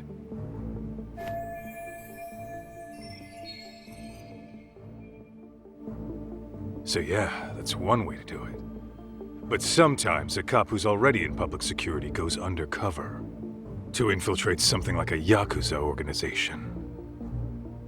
What you get is a Yakuza who knows everything about the police and would be super good at sniffing out liars. You're saying Soma is actually an undercover agent? You heard what this fool said. Soma figured out the Tojo clan didn't have a future, so he ditched them. You think some street punk's got that kind of foresight? He couldn't, unless he had intel from the law. That'd be a different beast. He'd have to know the Tojo clan and Kamurocho like the back of his hand. Including knowing that the Tojo clan would dissolve soon. Yep. And then after he gets out, what does he do next? He makes a place for all the Yakuza coming out of the Tojo clan to find each other, right? Where public security can easily monitor them. That's why RK is still coming to ex-Tojo clan Yakuza like me. In other words, RK was founded by public security to manage all the displaced Yakuza? Sure as hell sounds like their MO. No matter how many crime rings they bring down, another always pops up in its place. This way, public security doesn't have to start from scratch. They can just keep tabs on all the free agents. But it's mind-blowing that they'd install their own leader. Sure as hell sounds like collusion to me. Soma? An undercover public security agent? Shit. We gotta move! Cut the fucking chit-chat! Why? He's gonna be fucking listening in on us right now! If he's public security and heard all that... Get your shit together, Akatsu. What does it matter? Don't you get it? There's no way he'd want anyone else to fucking know!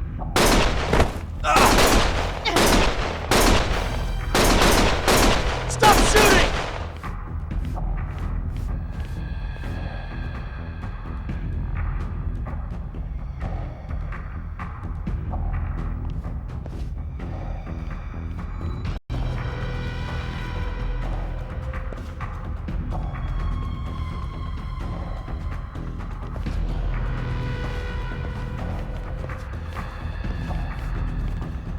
Damn it. They found us.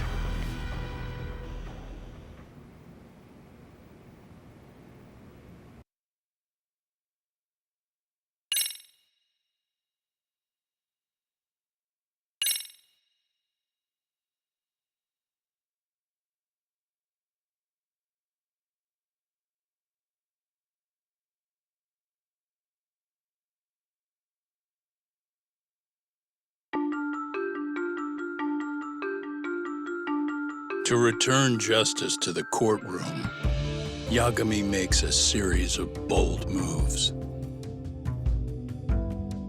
However, Bondo, the man behind public security, makes a power play of his own, and the murderous Soma is still at large. Soma is believed to be a plant from public security. But that knowledge comes at a fatal price.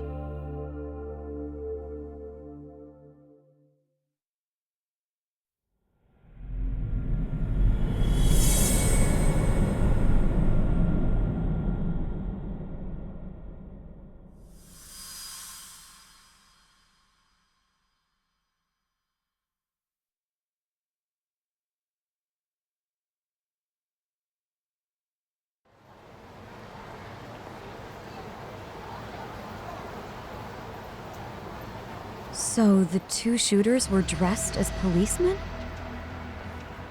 Yes, they're the ones who shot Akatsu. They couldn't have been real officers, though, right? Yeah. I'm guessing Soma gave uniforms to two of his own guys. Regardless of their affiliation, they were there on Soma's orders. Kaito-san's theory is that he's actually a public security agent. Get this, talk. In America, they call people who go undercover moles. Moles, huh? If this really was public security, I can't believe they'd go so far as murder. Oh, Soma probably thinks he's backed into a corner. Word got out he's been a plant since his Tojo days. Not even being the head honcho will save him. He'd be nothing but a rat. And RK's got plenty of ex-Tojo in it who'd want his head for that. I hadn't considered that. Those fake cops tried to take us out too. They'll silence anyone who gets in the way. Hey, you think your office could post some officers at Genda's? At least for tonight. Sure, I can get that arranged. Shouldn't you guys have protection too, though? I appreciate the concern. But Kaito-san and Higashi are ex-Yakuza. Not exactly a good mix, you know? Yeah. Not happening. You said it. Thanks, but no thanks. Soma's probably gonna head even deeper underground after all this. But if we can track him down, we'll get the dirt on public security we need. Then we can do right by Sawa-sensei, and even bring Kawana and Reiko Kusamoto to justice. Alright, we get it. Let's walk Saori-san back to her office first, though. We'll save the rest for tomorrow. Good idea. Don't worry, Saori-san. You should be safe from here on. Ah, what gives, Saori? You change up your look and the guys line up to protect you? Maybe you should put some effort into it once in a while yourself. Are you telling me this isn't effort?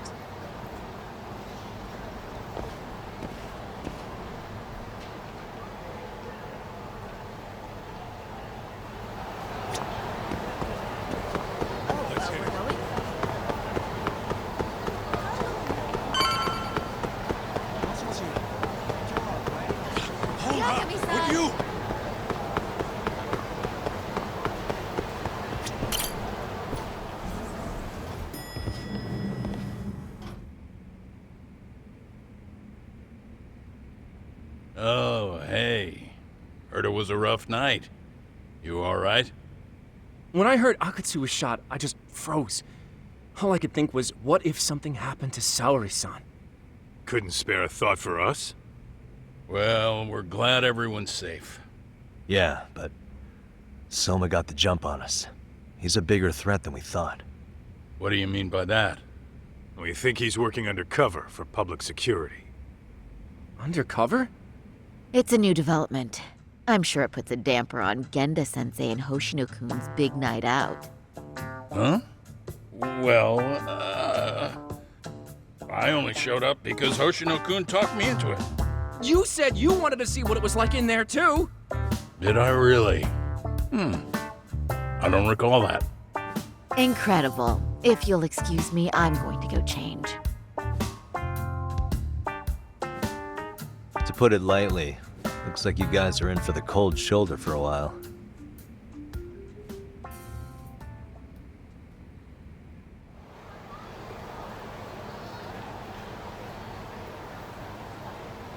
Interesting.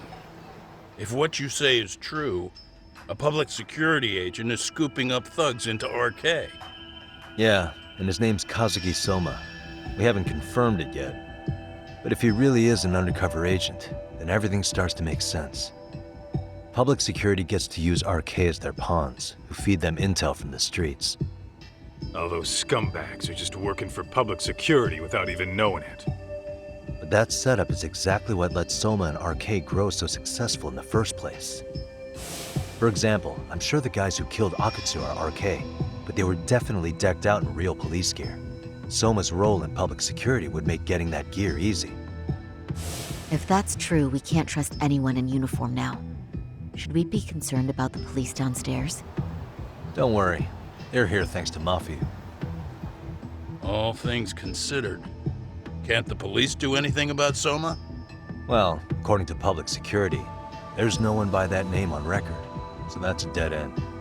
They must have wiped him from their files already. Soma had to have been in the Tojo clan for 10 years minimum. He and Akutsu were both in the Nikkyo Consortium. Higashi knows more about that stuff than me, though. Okay, we'll ask him about it tomorrow then. Sounds good.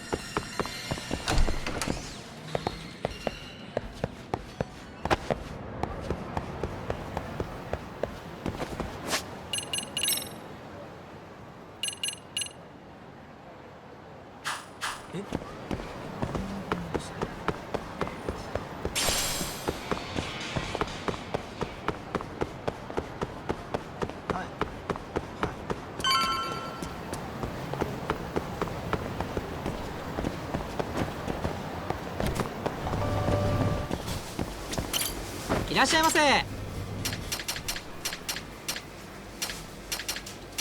ありがとうございました。いらっしゃいませ。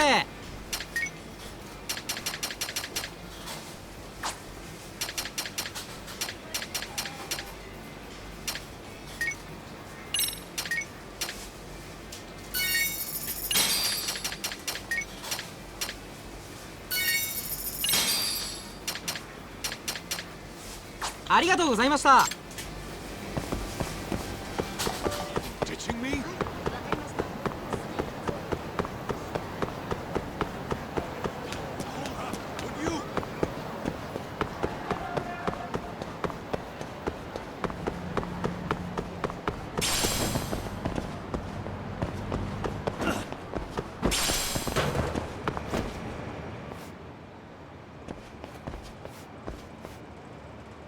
Here we are, the former head of the Nikkyo's local haunt. He just gets plastered here all day? Damn, the lucky son of a bitch.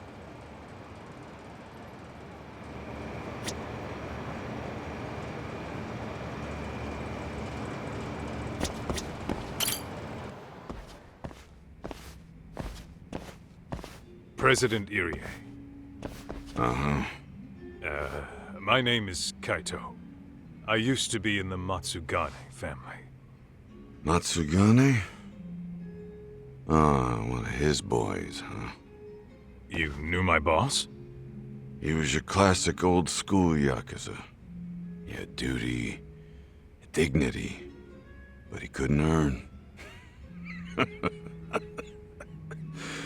Yeah, maybe he was the lucky one, dying before he became whatever I am now.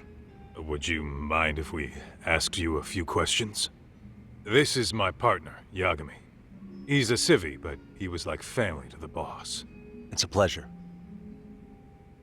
So, what do you want to ask? Could you tell us about Kazuki Soma? You might know him as head of RK now. Huh. Soma, huh? Joined the family when he was just a little sprat. I hear he's quite the big shot now.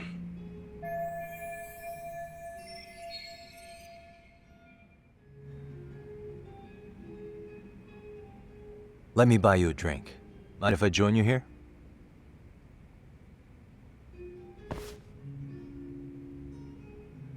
Our lieutenant scouted out Soma back in the day. He'd heard some kid was flushing his money away in one of our casinos. Turned out the kid was sweet-talking ladies into handing him their money. Yeah. Sounds like a model Yakuza candidate. You mean Kamurocho's old underground casino? Yeah, that was one of ours. Cops would keep shutting him down, and we'd keep building more. What made you ask Soma to join the family? Was he the one who initially approached you? I think so. He was pretty attached to that lieutenant I mentioned before. Soma had no problem following orders, but he had a natural authority to him, too. Makes for a damn good Yakuza. Of course, a violent streak is the other half of the equation. Say, before he joined up, how much digging did you really do on Soma? What's that supposed to mean? You checked his background and everything, right? Well, I'm sure we did our homework. It's not like that was my responsibility. Irie-san, there's a chance Soma was working for public security the whole time. What did you say? Considering he may have been undercover from the start, does anything strike you as strange now? Maybe some suspicious behavior or contacts with people you didn't know? No, I have no idea. Thought never even crossed my mind. He took some really risky gigs. You didn't hear this from me, but he even took at least one hit job. A hit job? Some time back. And there was this punk who ratted us out to the cops. And the higher-ups ordered Soma to kidnap the guy and bury him in the mountains. He handled it so well, people were kind of creeped out. Like, it wasn't his first time. At least, I remember Akutsu telling me that. I heard he got killed last night. Word travels fast. Who'd you hear it from? Oh, darkness runs deep in this city. Never assume you're the only ones in the know.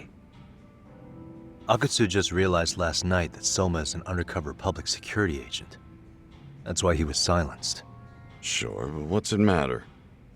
At this point, I don't give a shit if Soma's undercover. The family's dead and gone now. What happened to everyone else after you shut down the consortium? Half of them went legit. Some of them went and joined the 6th chairman for his new deal. I guess the rest crawled back underground. The Greener family boys all got invited to RK. So it's none of your concern that your former family is being manipulated by public security? Those guys don't even come to see me during bone season or New Year's. They're just spoiled brats now. An arrogant group of thugs. Family my ass.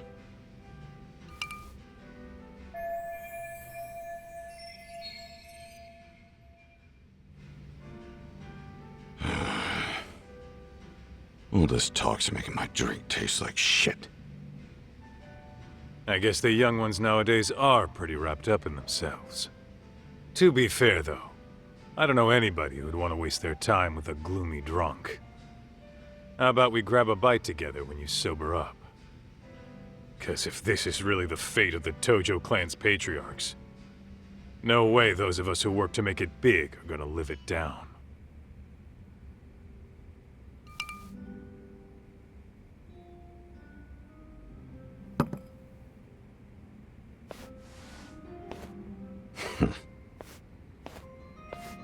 Sorry for that.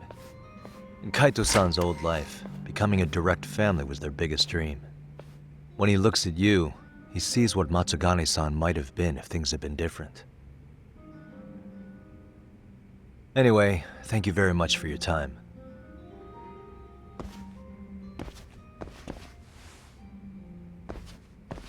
Hey, you know the Misawa building on North Senryo Avenue? It's got a gambling den with a decent Chohan setup.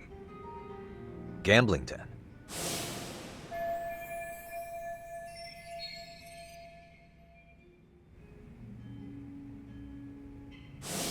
Yeah, I've actually been there before. What about it?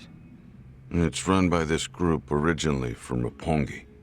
Now RK is saying they're owed a piece of the pie. RK really is putting the pressure on the Kamurocho Underground, huh? Yeah, but the Roppongi crew won't pay up. So I hear RK is gonna come down hard on their place tonight. They want to make an example out of them. Put some guys in the hospital. Maybe even the morgue.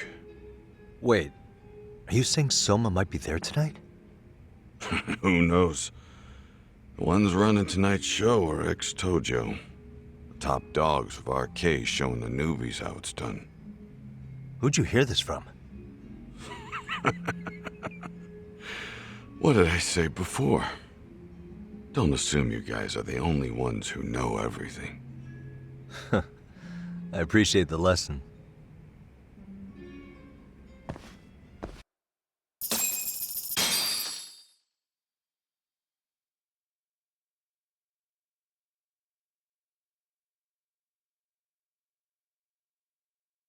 What else is there to say, Tak? RK is raiding a gambling den tonight. Remember that tatami room we got acquainted with? Apparently, the people running the room won't pay Soma's gang a cut. So someone there's gonna have some answers. Maybe even Soma himself. Yeah, I think it's worth checking out. Alright. Sounds like we should hit up Higashi, too.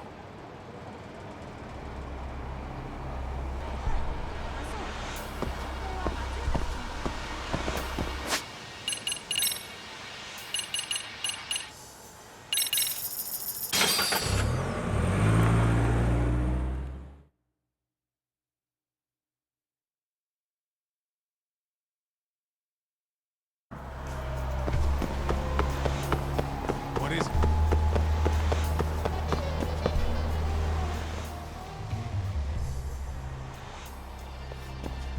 Tak, we might be right on time. Yeah.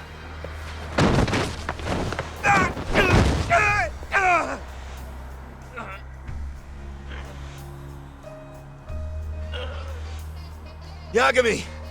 Aniki! What the hell's going on? It's RK. They've got ex-Tojo members running a raid here. Why? Supposedly, the out-of-towners running it won't pay RK off. And there's even a chance Soma's here. It's a surprising amount of context. Right. Now let's get in there.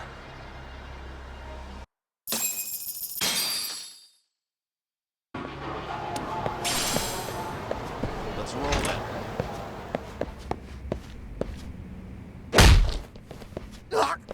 Stop! We're just customers! Shut the fuck up, you little shit! Hey, got a minute? There's still more of you? I know that face. Dude was famous in the Tojo clan for being a maniac. There's more like him in here too? Is Soma here with you? Tell me where he is. Enough with your mouth!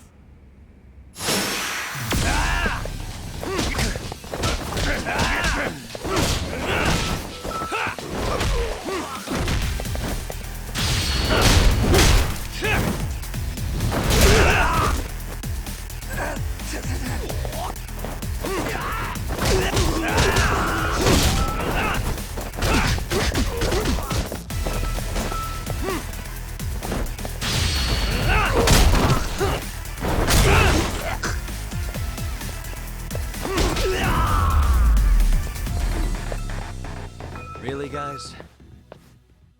No telling where Soma or his arcade goons are at. Let's roll and talk.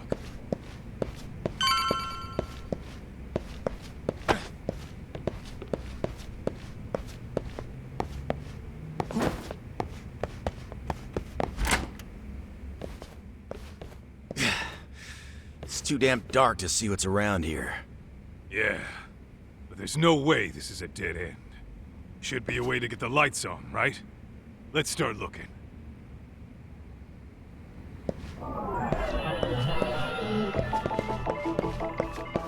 Hey. Oh, that's... Suspicious. Oh, what have we here? a door with a passcode. Interesting. Hope they don't think this sort of thing's enough to stop us, eh, Tak?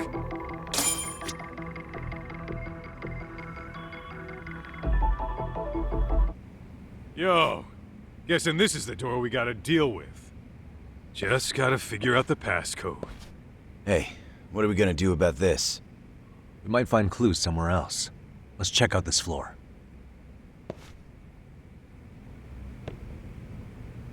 Let's roll then.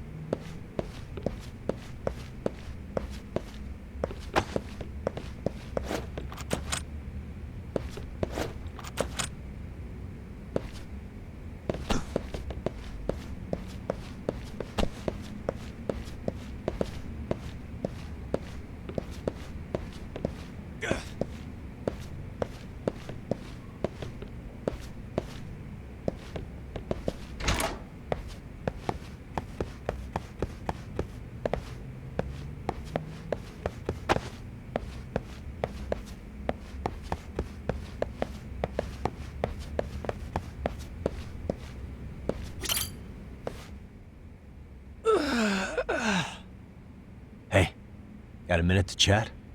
Please just leave me alone. Oh, I will, don't worry. All I need is the passcode for the door up ahead. 0508. Or wait, was it 8010? Come on, get a grip. Well, I guess I could try both. Either 0508 or 8010, huh? Better not forget.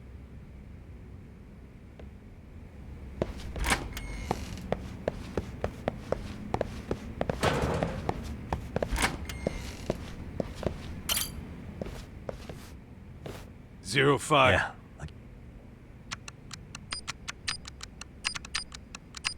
Nice.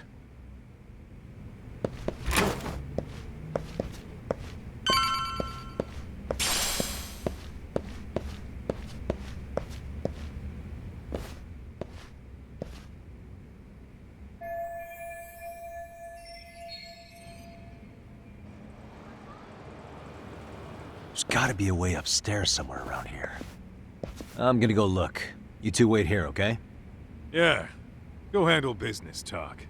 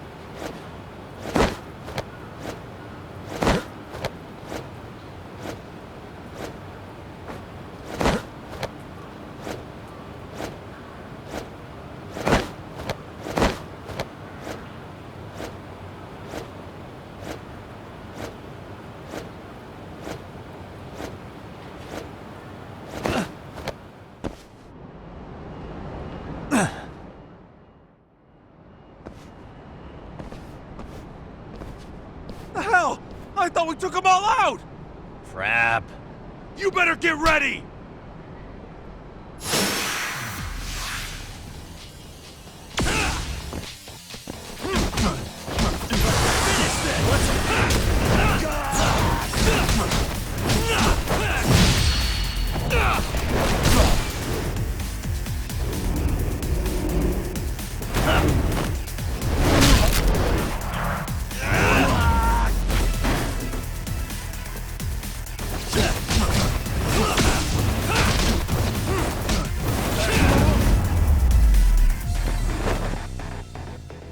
What a waste.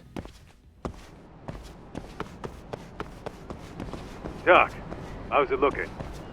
Hey, just made it to the rooftop and dealt with RK. But you guys are gonna have a hell of a time trying to climb up here. Let me look for another way. Cool.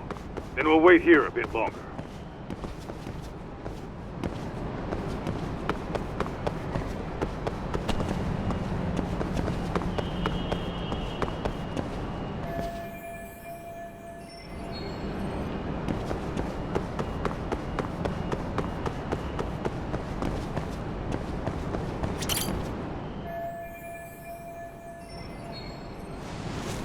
Okay.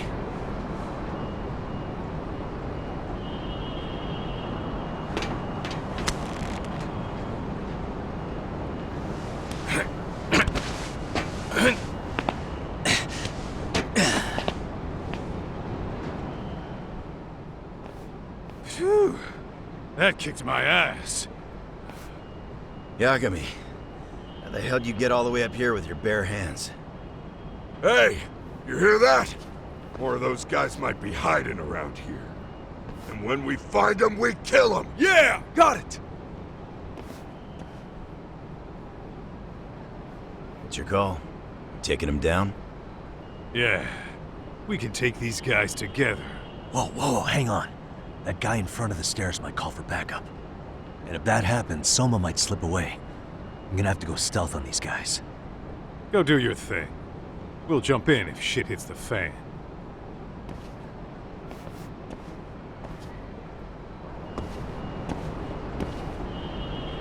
Better be careful here.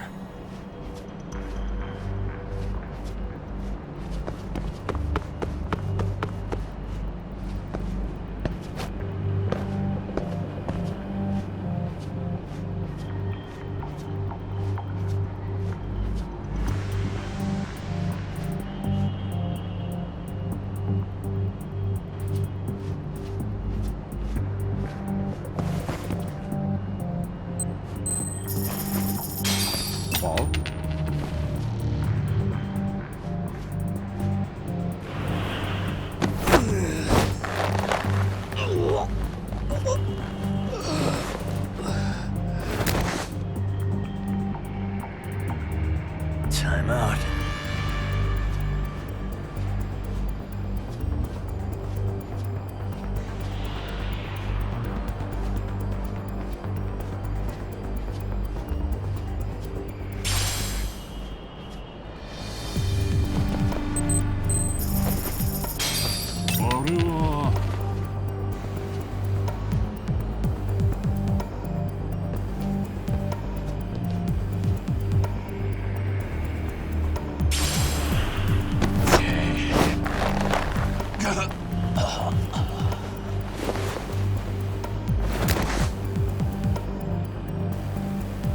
Take a nap, bud.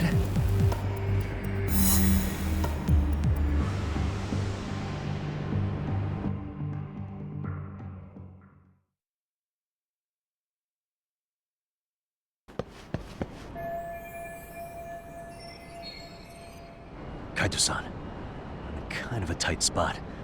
Mind giving me a hand? What you need, Doc? I'm almost there, but RK's got me kind of pinned down. Can you try to lure him away somehow? Leave it to me. I'll figure something out. Appreciate it.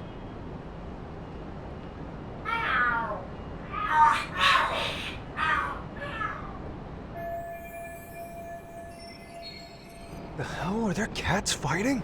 What are they screaming for? Well, Doc, worked like a charm, wouldn't you say? Yeah. That was impressive stuff, Kaito-san. Thanks for the assist.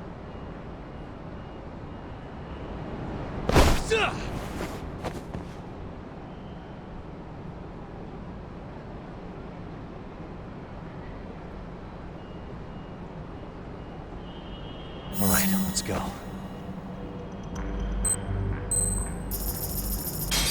Ball.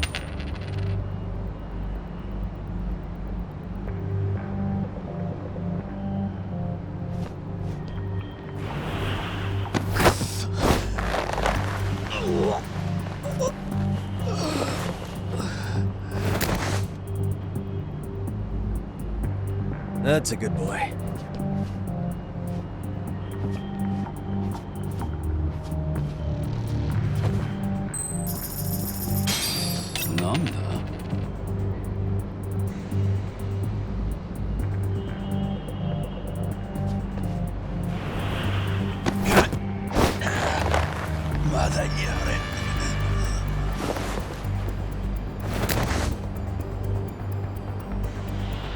Time out.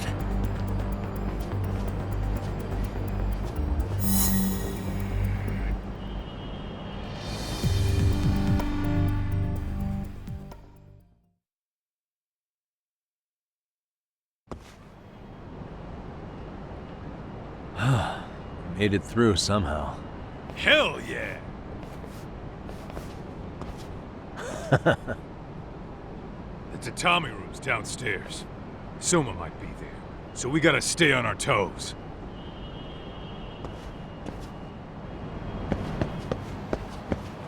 Let's hit it.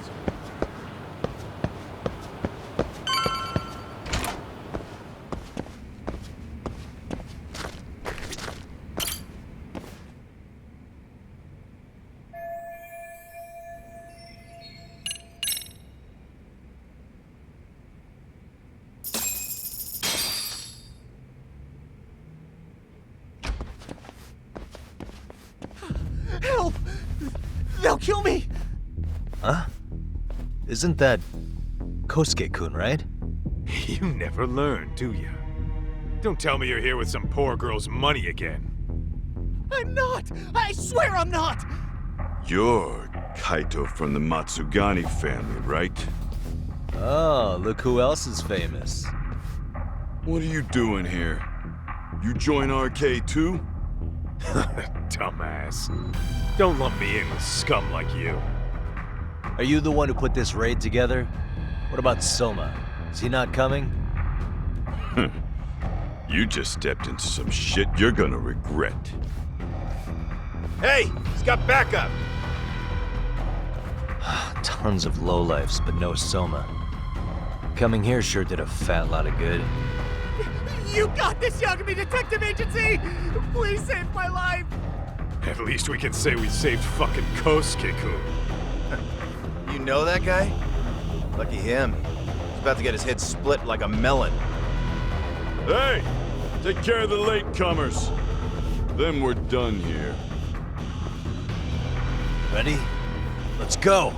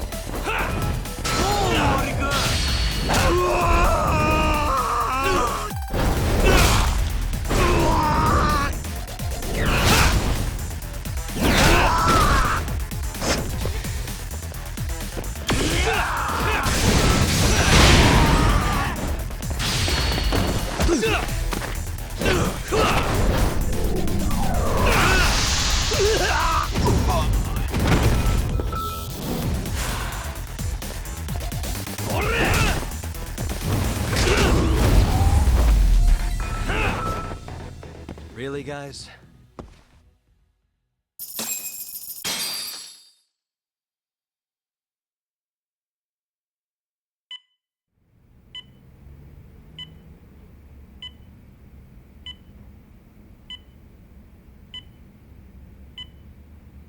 Usamoto-san, I must say I didn't expect you to invite me here directly. What led you to change your mind? I hope this means I can expect a favorable response. I'm thinking it's time to put an end to this. To what, pray tell?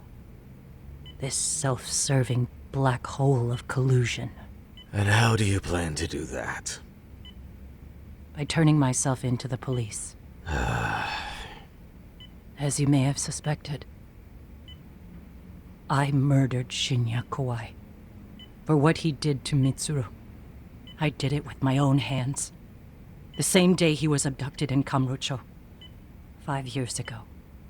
Kitakata-sensei was my accomplice. If you do that, you'll be branded just another killer. That would be quite a fall from grace, considering just how much you've turned the health ministry around. I'd suggest reconsidering that. We can protect your secret for you. And in exchange, I'll have to do as I'm instructed, correct? As with any organization, our government works within a set of constraints. Everyone has their own opinion of what they believe is best for this country. And only once common ground is established can progress truly be made. However, you've already forged quite a path of progress on your own. Reforming the health ministry, cracking down on embezzlement and dirty dealings. I promise you, both myself and many others respect such accomplishments. However, if Reiko Kusamoto were to go from vice minister to murderer, all those achievements would go up in smoke. In fact, the fallout could allow for even worse corruption to take root. As I'm sure you agree, to our country's detriment. Everyone who lives has their secrets. If you'd just let us take care of yours, you can have the peace of mind you deserve. They'll stay buried, deep in the dark. And therein lies the problem. Sawa-san was the only classmate who never stopped coming to see Mitsuru. I was the one who drove her away from my son. Even though she was the only person at that school who never gave up on him. I couldn't control my desire for revenge. A good woman lost her life because of that. And now everyone wants to pretend like she never even existed. No better than back then. Mitsuru's classmates pushed him over the edge and didn't look back.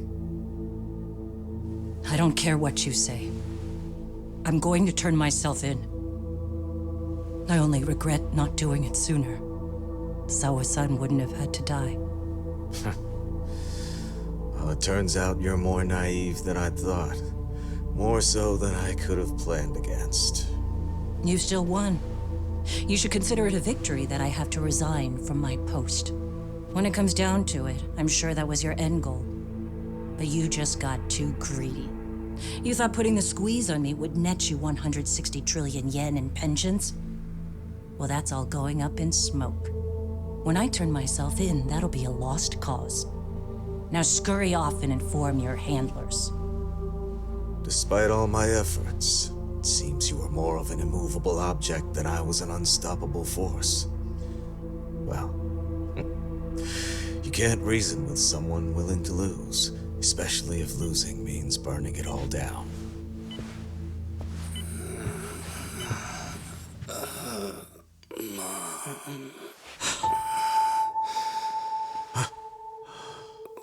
Where are we? Mitsuru. Hey, Mom. Mitsuru. Mitsuru.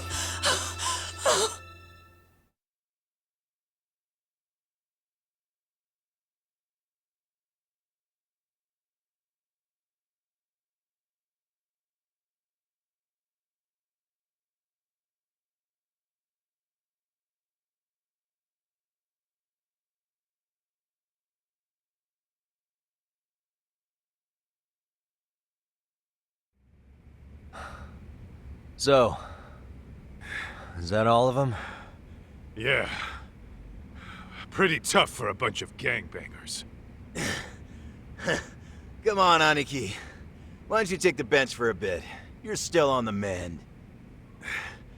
Shut the hell up. Whoa.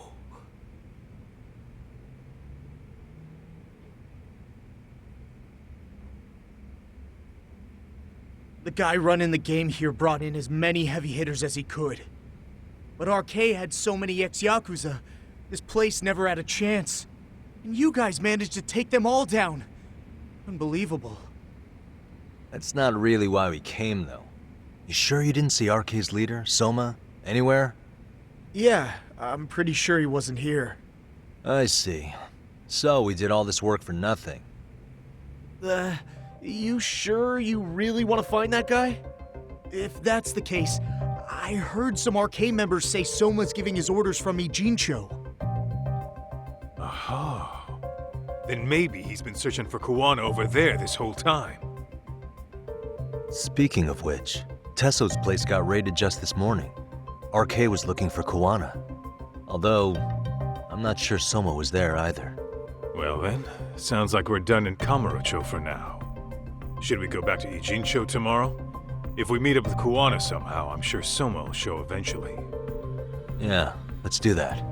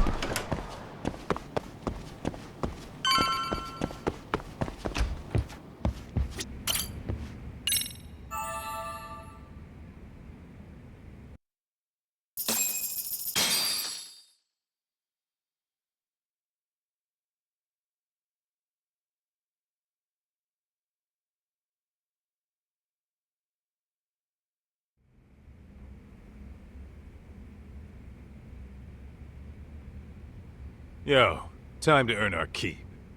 Let's roll talk.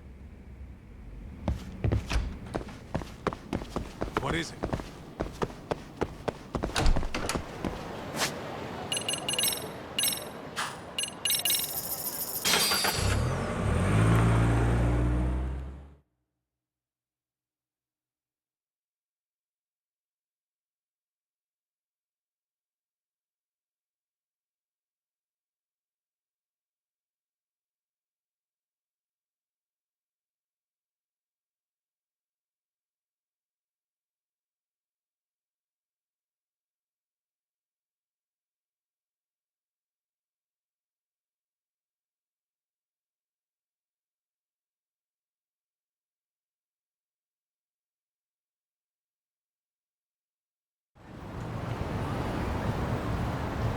What is it?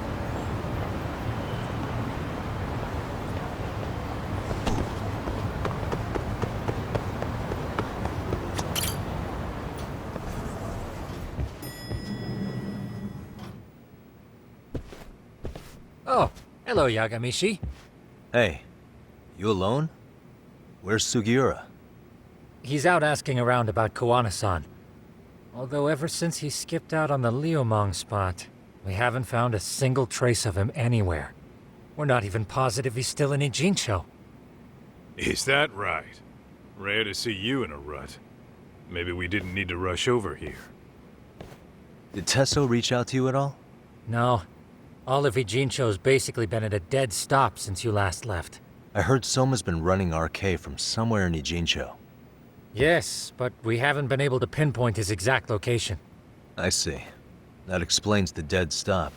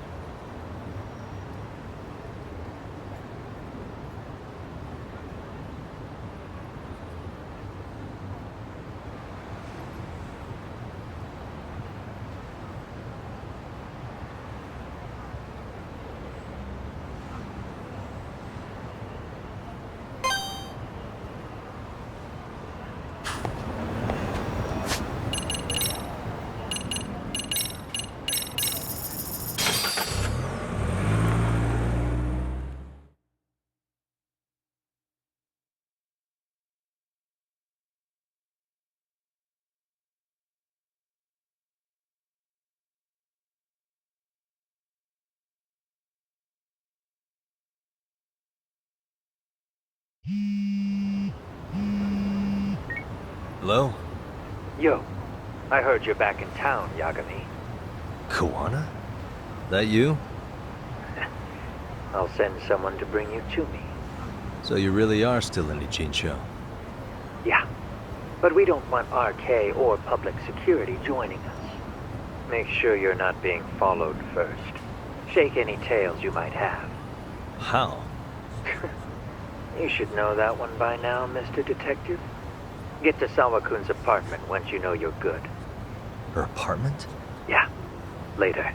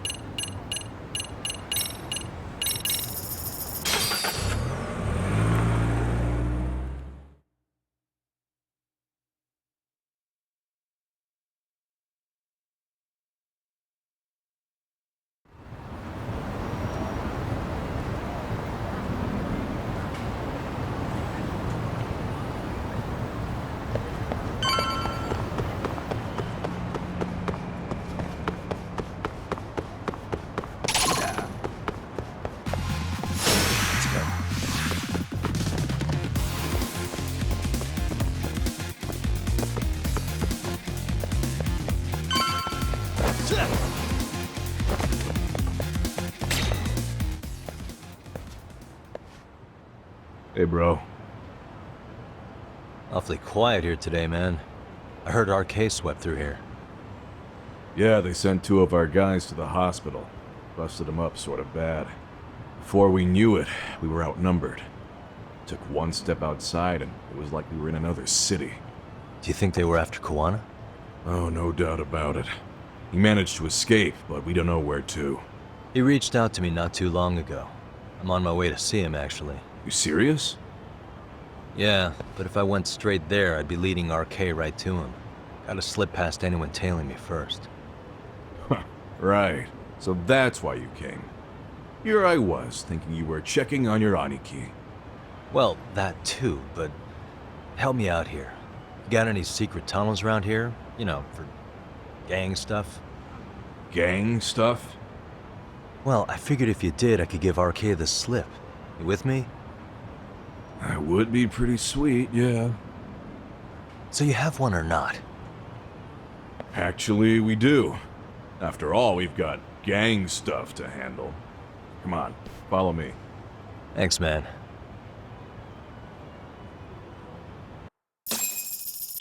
Here we are.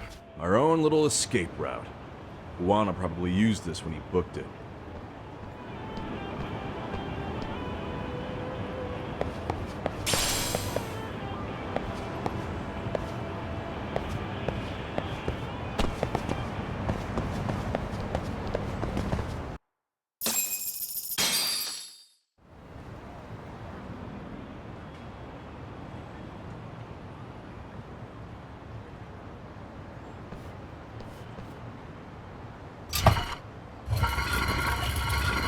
Dude, your escape route is a sewer?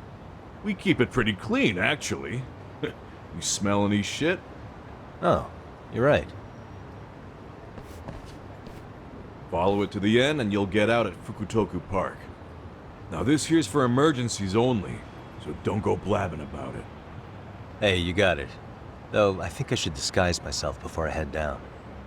There's no way RK could pick up my tail if I come out of here looking totally different. Good thinking. I like your style.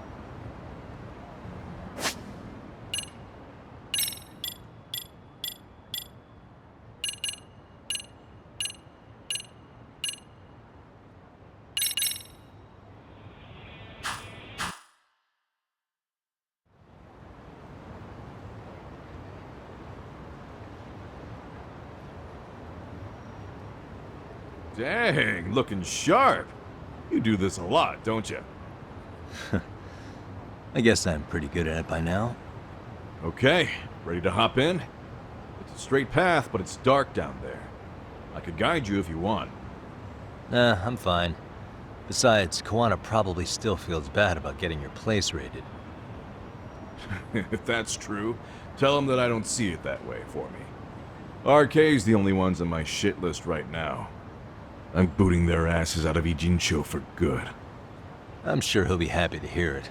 Thanks again.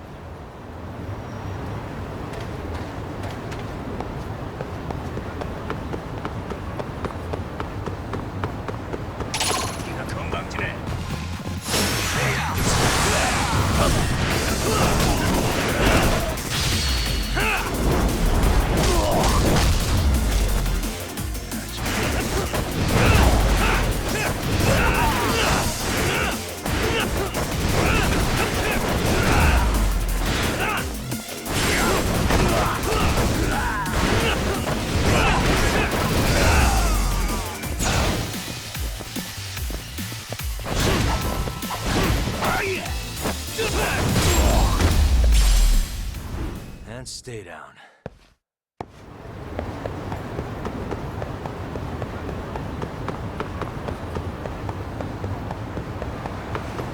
I need to... For real?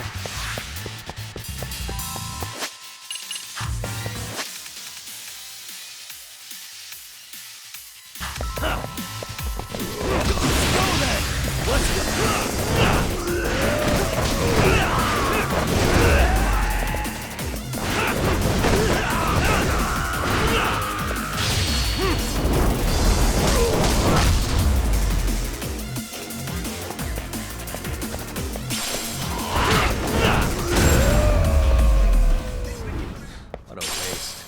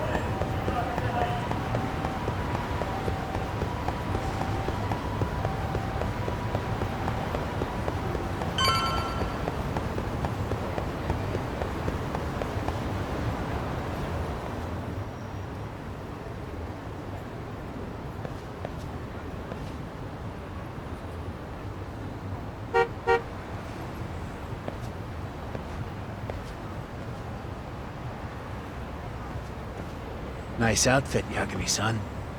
Akihiro-kun, you really are wrapped around Koana's finger, aren't you? Please, just get in. I'll take you to Sensei. Just you today? Where are your classmates?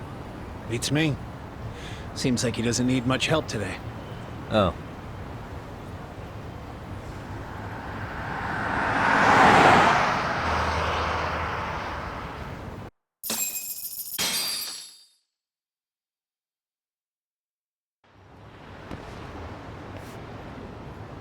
This is that boat they converted into a museum, right?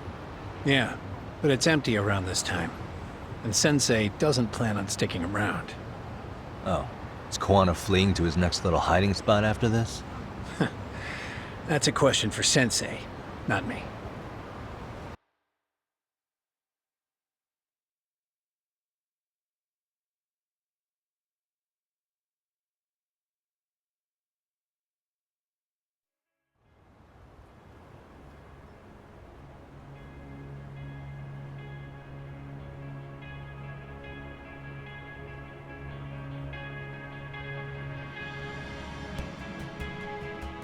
Yo! Sorry to make you come all the way out here. Being a wanted man sucks. Pretty sweet digs for a wanted man. Hey, this place has all the escape routes I could ever need. No one around to get caught in the crossfire either. Funny time to start caring about how your actions affect others. Akihiro, mind giving me and Yagami-san some space? Go ahead, Yagami-san.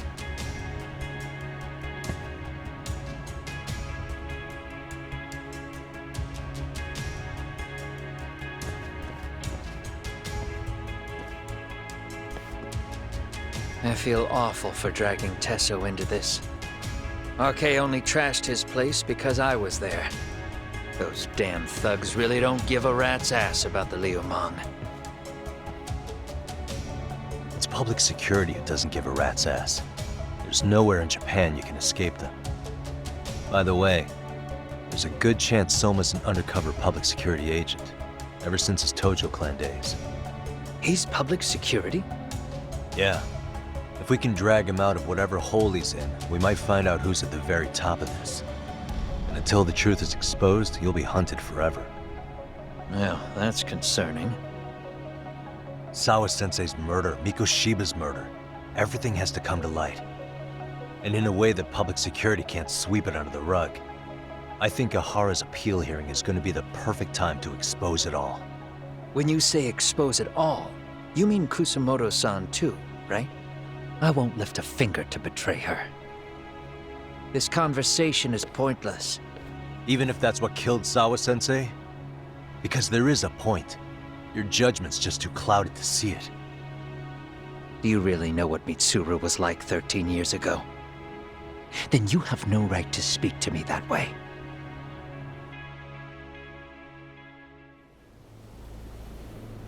I'm facing the reality of bullying head-on. The rest of the world is content to turn a blind eye to the problem. Our whole society.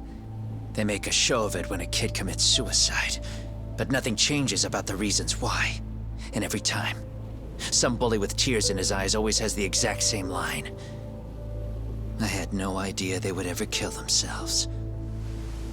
Yeah. They have no idea how their cruelty affects the person on the receiving end. You know why? Because they've never suffered. They don't know what it means to feel unsafe. I take care of that.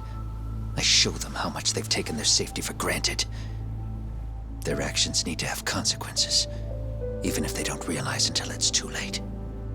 Koana. As we speak, there are kids out there fearing that they have to go to school tomorrow. Like Mitsuru. Every kid like him deserves justice. So I had to become what I am to see it done.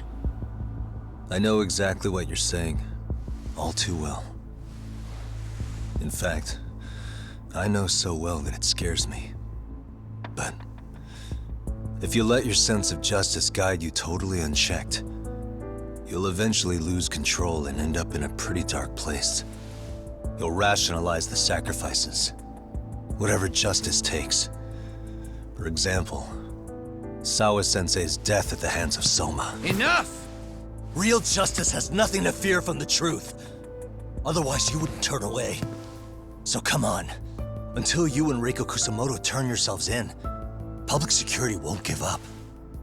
Don't you get it? If you end up caught by them now, you're gonna disappear for good. Yeah. It would be a good time to disappear. What? I'll do it on my own terms, though. Public security won't find me. I knew the day would come that I'd have to trigger my exit strategy. It pays to have underground connections. Oh, you think it would be that easy, do you? I'm sure you know. A serial killer can't hide. Right. Every person that I've murdered deserved what they had coming. I won't stop doing it.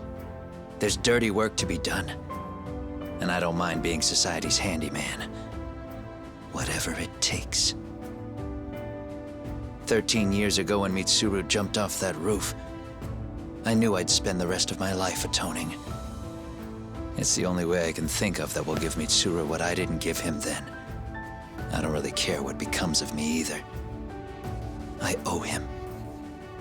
and I'm going to finish what I started. Okay. So why'd you bring me out here then? You seem pretty set. Were you hoping I was gonna pat you on the back for it? Hardly. I wouldn't expect a guy who drew his line in the sand to suddenly come around. But maybe that's exactly why I spilled my guts to you in the first place. What do you mean? Ehara-san should be the one carrying this thing. I hate to ask, but would you mind passing it along? You're the only one I can trust with it now. Isn't this... Toshiro? That locket has my final message to Ehara-san in it. I was supposed to help him get justice for his son, but I'm not going to be able to see it through. I guess the rest is up to him. As soon as I'm out of here, my face and my name are going to have to be changed. Were you thinking I was just gonna watch as you walked away? You really gonna make this a dramatic breakup? Stop it. I'm not gonna back down on this. Years ago, a girl died because I didn't chase the truth to the end. Her name was Emi Terasawa, and I'll never forget her. Murderers tend to follow a rule. They have no problem killing again to protect their secrets. That's you, Reiko Kusamoto. It's still gonna apply. Called it, I suppose. I half knew that you would pull this shit instead of saying goodbye. If you run, I won't chase you. There may be a trail of death in your wake, but in court, I'd have nothing that would stick. Even if I brought you down, the only thing that'd keep you from escaping are the bars of a jail cell. So what now, then? Until you finally realize that you need to turn yourself in, I'll need to be persuasive. For you, Reiko Kusamoto, I firmly believe that the two of you can still be saved. I swear.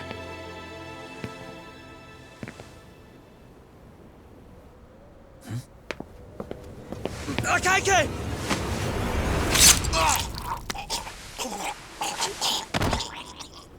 Soma. RK's here. How the hell could they have figured out where we'd be? Listen up! Kitakata-sensei stays alive.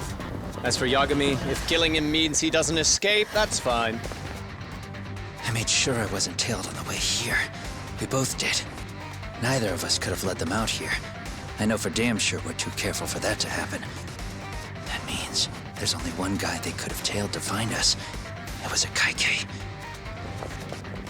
Public security figured out that there's a connection between me and him.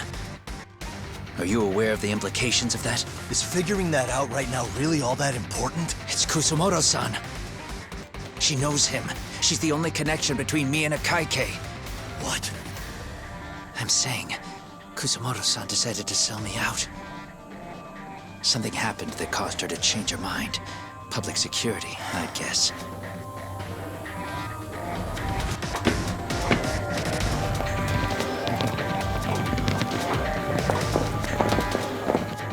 Remember earlier?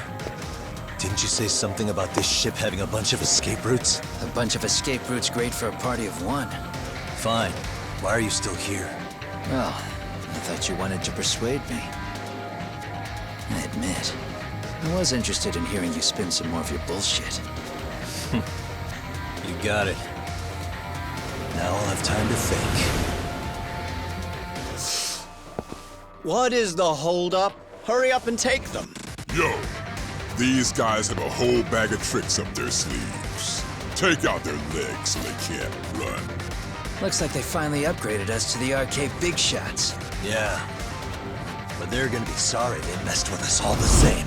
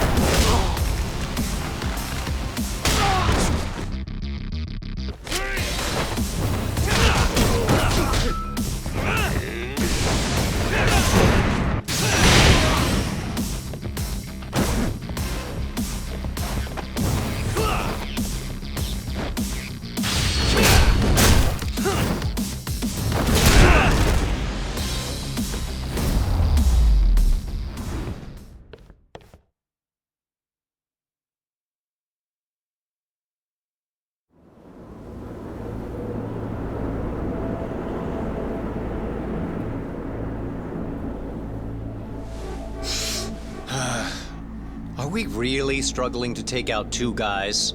RK's going to be a joke if this keeps up.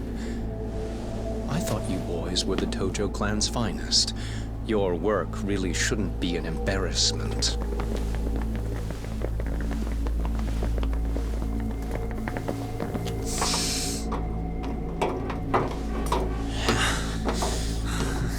It's about time for Plan B. Huh? You saying you've got another trick up your sleeve? Yeah, but it kinda sucks. So I wouldn't get your hopes up.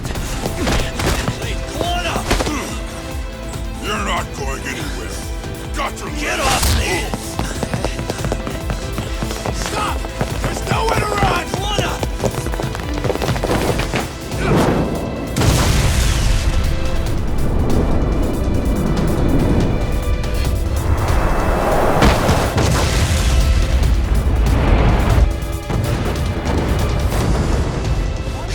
Oh shit, get your phone! Hurry! This ship just exploded! We gotta get this on video! Was it an explosion? It might have been fireworks.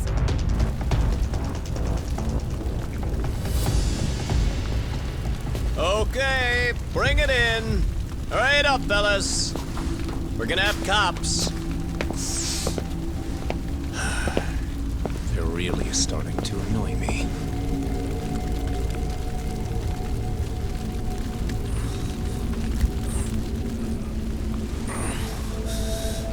His plan B was blowing up the ship? Heads up would have been nice.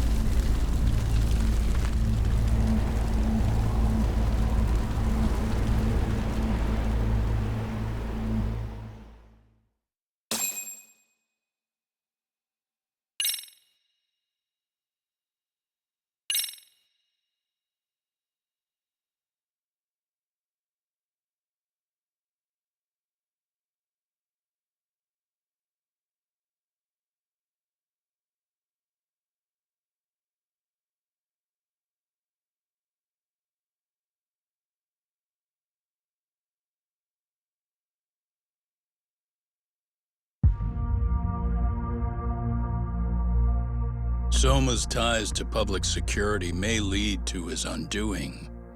By seizing the puppet himself, Yagami seeks to pull down the puppet master holding the strings.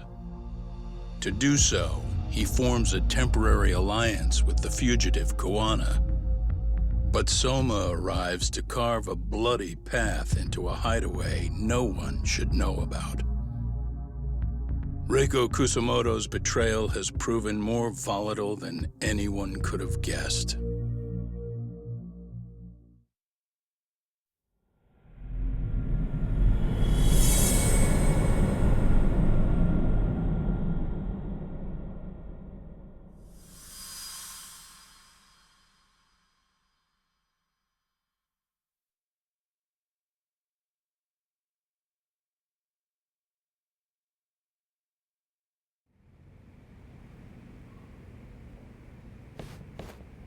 Genda-sensei, they're calling last night's bombing a terrorist attack. The body they recovered was burnt beyond recognition. That was Akaike-kun, right? The one Yagami mentioned? Yes, I believe so.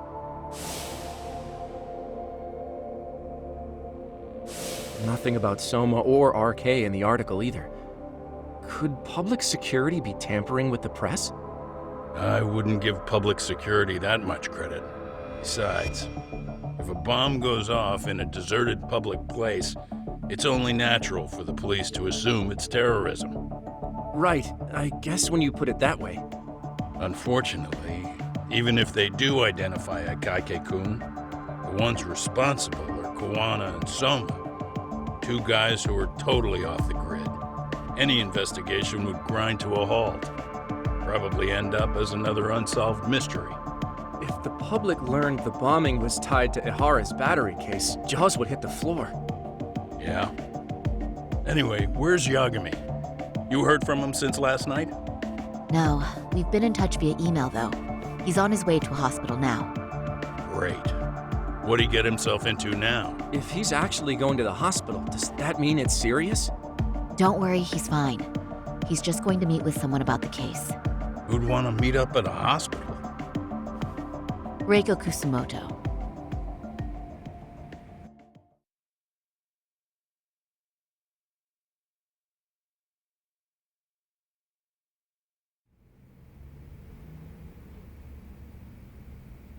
"13 years. I still can't believe it. Waking up and finding out you're suddenly 30. Take your time. You'll adjust eventually. Work again? I won't be long. I just need to take a quick meeting. Now put down that mirror already.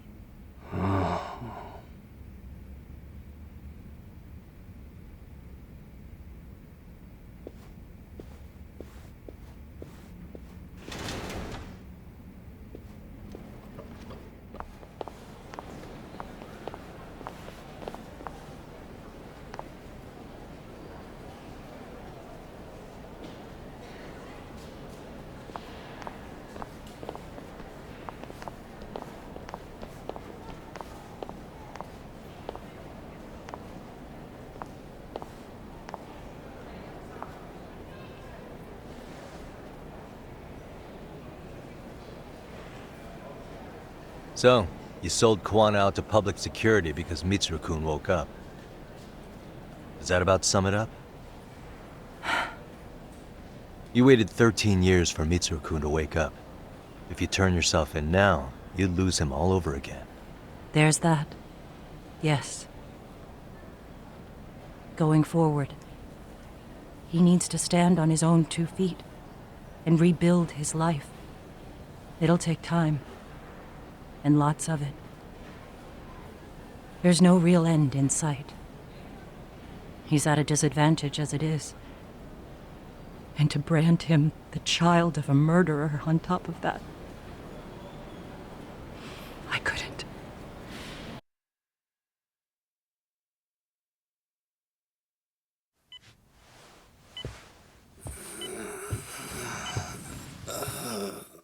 Mom.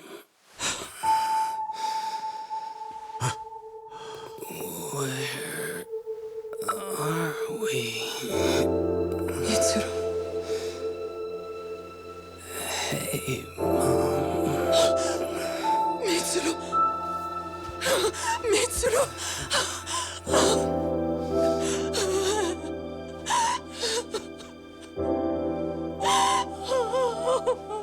It's incredible.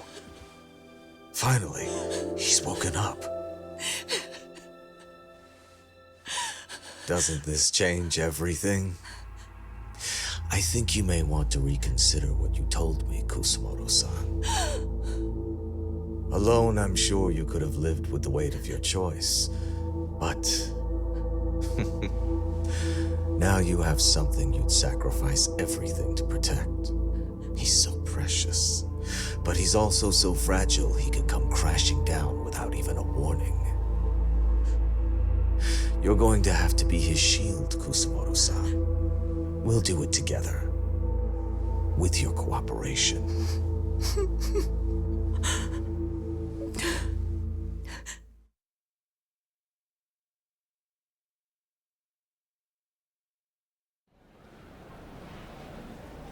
I have to do what I can to protect him. I suppose so, but... You covered up your crimes and it was Sawa-sensei who got caught in the crossfire. On top of that, Akihiro-kun's throat was slit last night. Now he's dead too. Kuwana will be another body for the pile soon. Hell, maybe I'm in trouble myself. How was he yesterday? Well, as soon as RK showed up for him, he knew you'd stabbed him in the back. I can't really say how that made him feel. Until now, he'd been adamant about ensuring you stayed out of this. He said no one could blame you for what you did to Shinya Kawai. Kawana put his life on the line for you. You failed to silence him, and you let him get away. That means whatever happens next, it's his move. And whatever he does to you, none of my business. As for me, I have no evidence on Kawai's murder, so you're off my list too. I only came here today because I wanted to know why you betrayed Kawana. That's all. I hope Mitsuru-kun has a speedy recovery.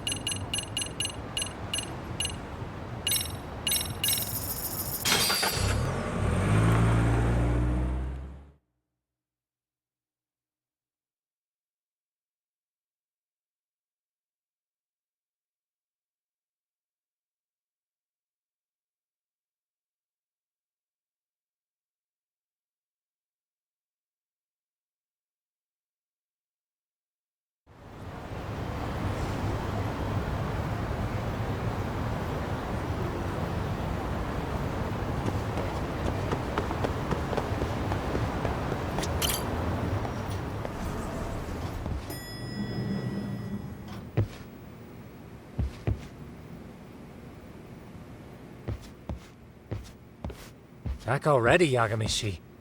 How are you feeling after last night? That shockwave from the blast took you down. Oh yeah, that was something else, I gotta say. I bet, tough guy. Kamurocho's finest detective never fails to impress. Doc, you made it. We've been asking around if anyone's seen Kawana. You don't want to know how that went. No leads, huh? Pretty much. Doesn't help that RK's crawling all over the place right now. Soon as they spot Kawana, they're gonna make their move.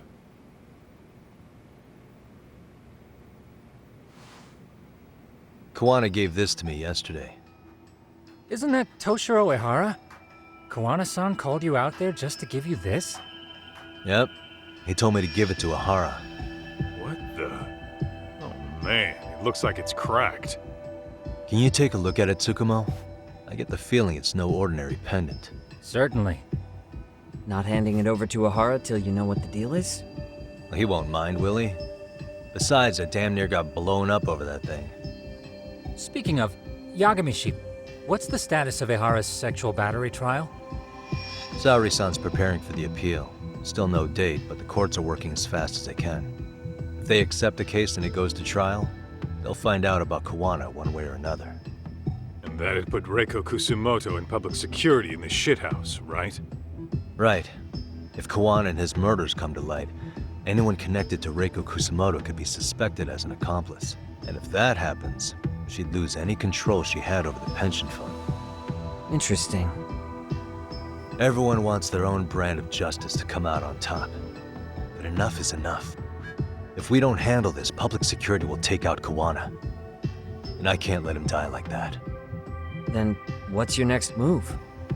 Gonna head to Ehara's trial and back up Saori-san. Feels like we've come full circle. I'd argue the opposite, Yagami-shi. The circumstances surrounding the trial are completely different this time around. I can't help but consider how grand a task simply seeking the truth could be. Seriously.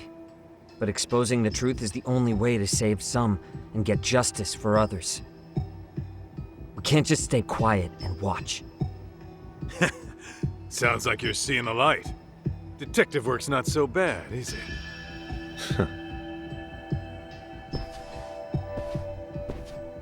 Can you guys keep an eye out for Kawana and Ijincho? I need to go over Ehara's case with Saori-san. 10-4. We'll amp up surveillance. We're going too, Sugiura. Time to get shit done. Right on.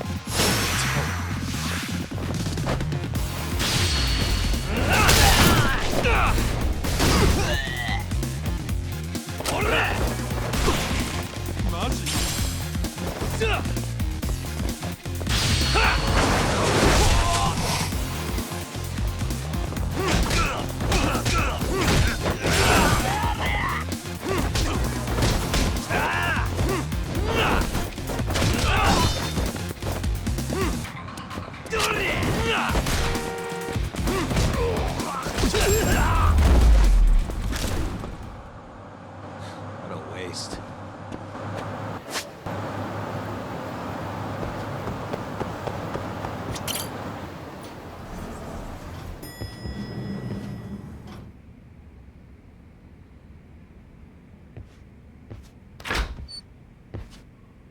Wow, looks like we've got a full house.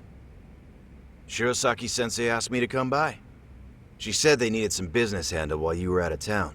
I find it hard to believe she'd put it that way. Maybe not. Either way, I don't mind helping. Yagami-san, you're just in time. I think we should conduct another interview with Ehara-san. Okay, but what will we talk about? If we want to claim he's innocent of battery, then we need to prove he's the one who murdered Mikoshiba at the same time. But since the murder footage isn't admissible in court, we need something more substantial.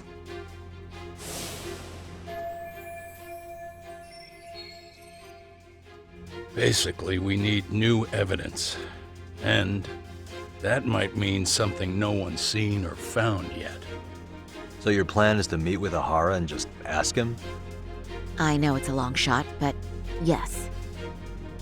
I'd like to come help, but someone has to check Higashi-san's work. Excuse me? If I have to be Hoshino-kun's lackey, I'm fucking out. I'd prefer if you addressed me as Hoshino-sensei. Mouth on this kid. Ehara only seems to open up to you, Yagami-kun. So, if you talk to him again, do you think we'll find out something new this time? I'll see what I can get out of him. Having another chat with him couldn't hurt. Sounds good. Oh, and look after Saori for me, would you? Sure, but Mafuyu, should you even be here? Won't the prosecution think you're double-crossing them? What do you mean? I am just here to get dirt on the defense. Expect Prosecutor Takano to hear all about it. Guess we better watch ourselves. I still have some preparations to make. Yagami-san, why don't you go kill some time? I'll call you as soon as I'm ready. It shouldn't take long. Sure thing. I'm going to try and get in touch with Ehara's wife. Even though they're separated, Ehara may have shared details about Mikoshiba's murder with her. Oh, and Higashi-san will be there to help.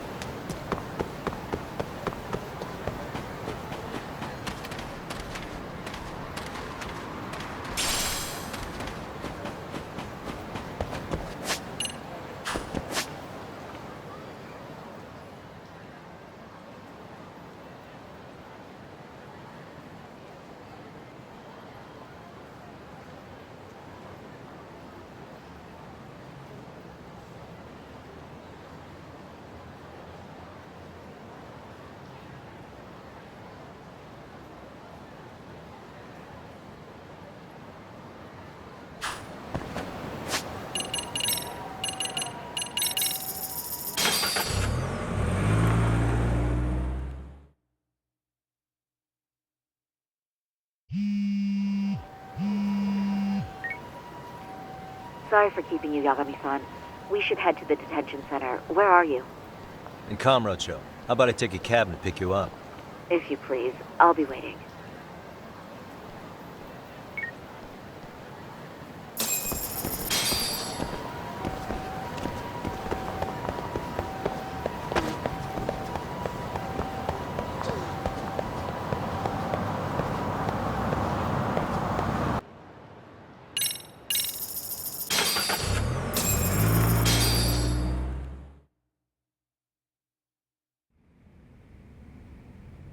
Isn't that just the worst? So the murder footage can't be used as evidence.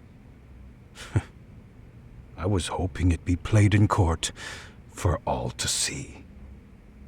Yeah, and if it was, it would prove your innocence and overturn your battery conviction, no problem. But the prosecution flat out refuses to accept you murdered Mikoshiba. There's no room for error. You could flat out confess and they would refuse to accept it. Excellent. In the end, they'll lock me up for battery, and I'll get away with murder. Yeah. We know all about what you and Kuwana planned. We just don't have the evidence to prove it. My condolences. Which reminds me, you said you'd confess to killing Mikoshiba after you got out of prison, right? Then, as icing on the cake, you'd admit the battery charge was false and humiliate the law for letting a murderer walk free. Exactly.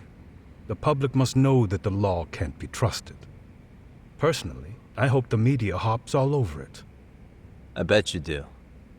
So when that time comes, you'll need some decisive evidence of the murder so your confession holds water. Maybe you've got something like that in your back pocket already?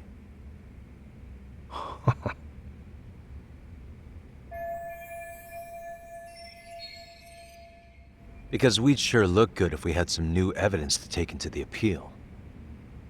That's why you geniuses came all the way out here. I told you I wouldn't admit to the murder in court. I have no intention of just handing it over. Handing it over? So you're saying there is still a piece of evidence we don't know about? What is it, Ehara-san? Even if there was, you'll never get your hands on it.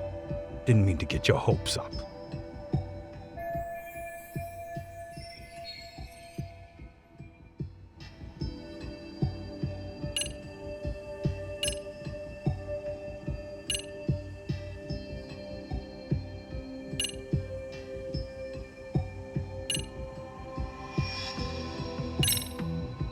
Maybe it's a piece of Mikoshiba's body.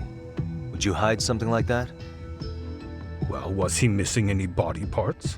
No. Maybe even if hair could have come from anywhere or anyone. That's the extent of what you could prove. I suppose that's true. The murder weapon. Kanagawa PD said the weapon used to kill Mikoshiba still hadn't been found. Yet it appears in the footage without a doubt as to what it is. A knife. If it wasn't found at the murder scene, it's highly likely the suspect or an accomplice took it with them. Any normal criminal would have just ditched it somewhere. Except you're anything but normal. You got revenge for your son, and you want to publicly humiliate the law for letting you pull it off. Your point? If you were cleared of the battery charges and confessed to Mikoshiba's murder without evidence, no one would buy it. You'd need something convincing. Busting out the weapon no one's found yet would do the trick. That one piece of evidence would flip the whole case on its head. Well, look at you go. Then tell me, where do you surmise I've hidden this weapon? Well, right after killing Mikoshiba and Ijincho, you would have had to book it to Ikebukuro Station. You had accomplices with you. And if that's the case, there would have been plenty of time to hide the weapon. Yeah, so that's about as far as I've thought this out. That's it? Then I'm done here. Kawana's vanished, Ehara-san. Public security found out about him. Public security? Kawana wanted me to tell you he won't make it to the end of your revenge plan. So, I'm the last man standing, am I? Well, he's already helped me plenty. I never expected to see him again anyway. At this point, he won't be able to outrun them. If public security catches him, he'll get much worse than an unfair trial. Burying him will be the least they do. What do you mean? What's going on?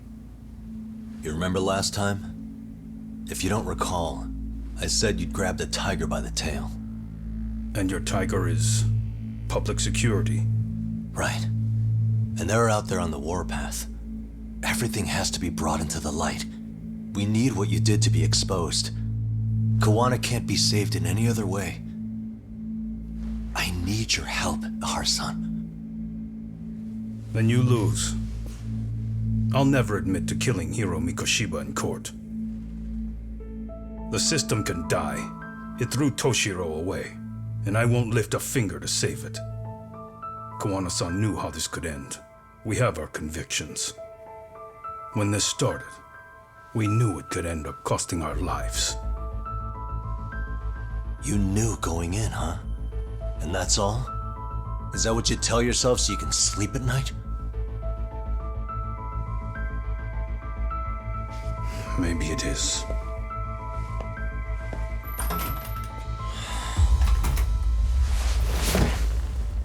Yagami-san. Do you remember my original request to look into both Ehara incidents? I asked you to look into the train event, and then I asked you to look into Hiro Mikoshiba's murder. And now, I'm afraid I have to make one more request of you. Do you still carry your defense attorney's lapel pin? Ehara-san's trial. I'd like you to take the floor with me to defend him. It's going to be eventful. I think we should go as a team. Sure about that? You know, my legal counsel isn't cheap. I'll let Genda-sensei know about the invoice. You got it. Count me in. You never know when something like this will happen. Check it out. I always have it on me. I know that. Huh? You do?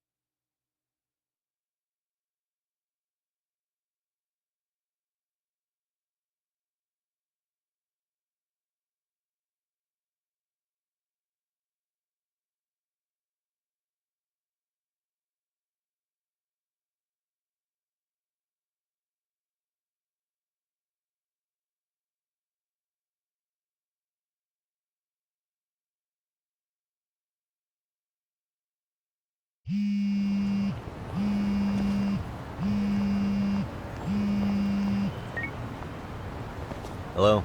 Doc, where you at right now? Just got back to Yokohama, actually. You weren't spying on me, were you? You just noticed? Everywhere you went, I know about it. And I mean everywhere. Where are you right now? Over at the Leomong's place. Hoshino-kun and Higashi are here too. Oh, right. They mentioned they were going to Yokohama to see Ehara's wife or something. Make your way over, will you? I need a full report, and I don't want to hear you were slacking. Well, look at you taking charge. Anything else, boss? Yeah, don't drag your feet along the way.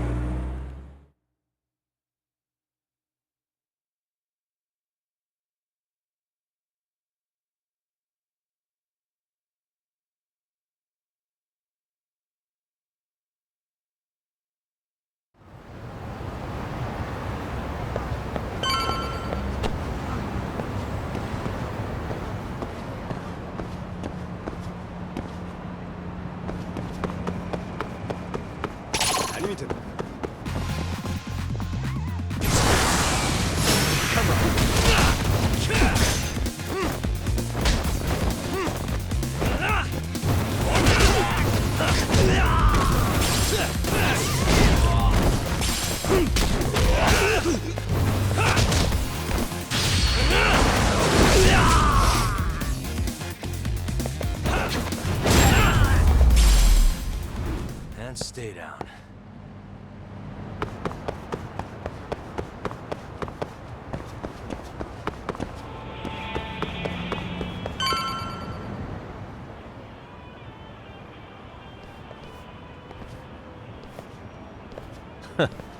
Looks like the gang's all here.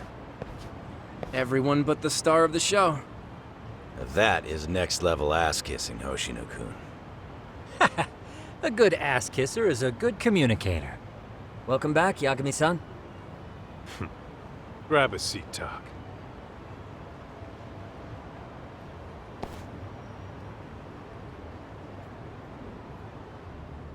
Nice. So you're really gonna stand in court again? Just to give Saori-san some support. Ah, I see. Does that mean I don't need to be present for Ehara-san's appeal? Huh? How would I know? Isn't that more of a Saori-san question? If Yagami's there, I don't see why you gotta be. You're on thin ice, Hoshino-kun. You still gonna have a job if you're redundant. I have been plenty useful. At least a little. Should a lawyer really have to say that? This guy is kind of a rookie, huh? Ha! Man, the gangster just put the lawyer on notice. Well, that's all I got. How about you guys?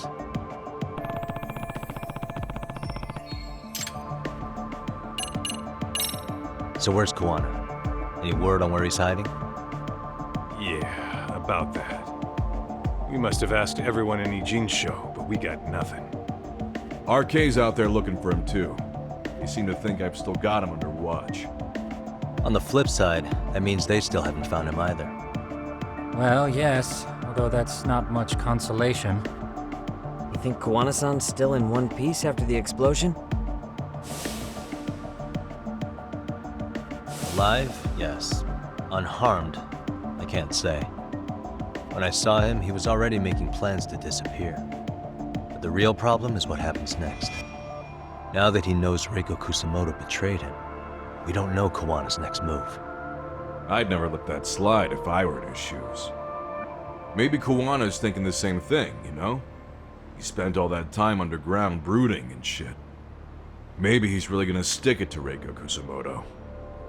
Yeah, I could definitely see that.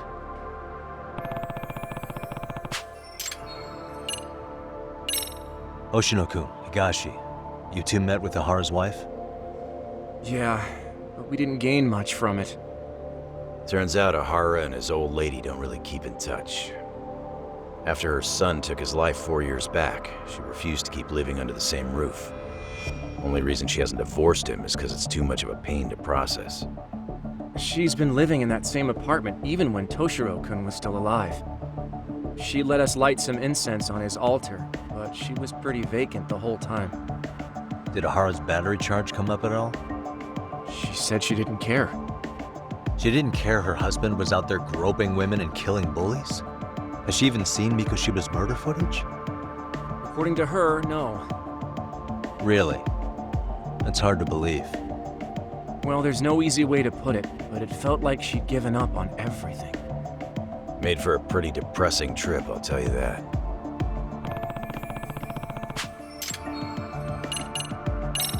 What's the word on RK coming down to Ijincho? Everywhere you look, they're strutting around like they own the place. And they know our faces, too. They stare us down, but never get too close. It's fucking annoying. Plus, they're acting like they're here to stay. They've been harassing the joints we have ties with. Harassing how? You know, shit like pretending to be normal customers, then dying dashing or complaining to mess with business. Then another guy will come in and be like, need protection? And suddenly they're charging a fee. That's some Yakuza shit right there. Old shit, too. A Yakuza who pulls out today is out in one shot under the anti-gang laws. And Soma? Is he still around town? Nah, there's nothing on him. Even if he is, he probably went underground by now. And Soma isn't exactly a social butterfly like Akutsu. Finding him's gonna be a pain in the ass.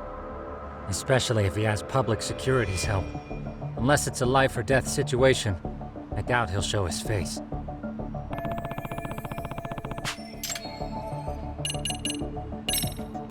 That about wrap it up? Seems so. As for me, I think I'll head out and see what I can find out about Kawana-san. Same. I just hope he's okay.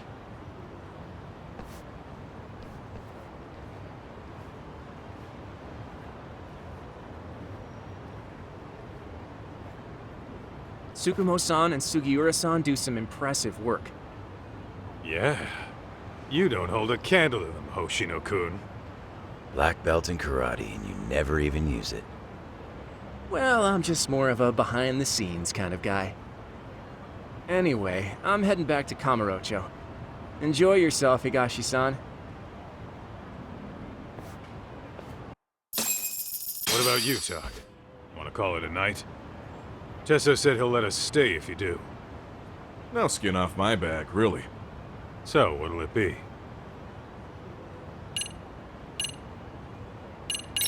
If I can really stay the night, I'll take him up on that.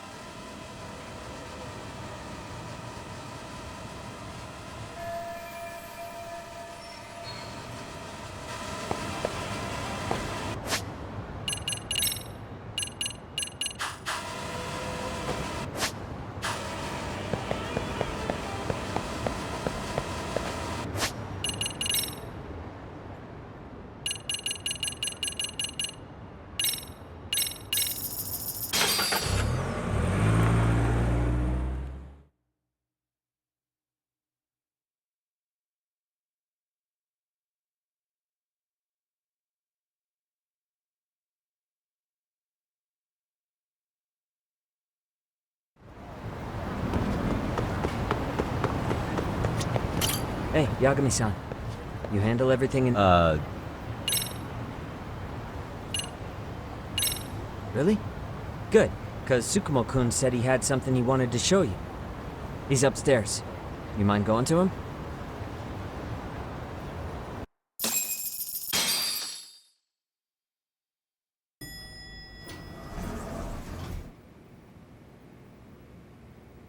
Tsukumo-kun, Yagami-san's here.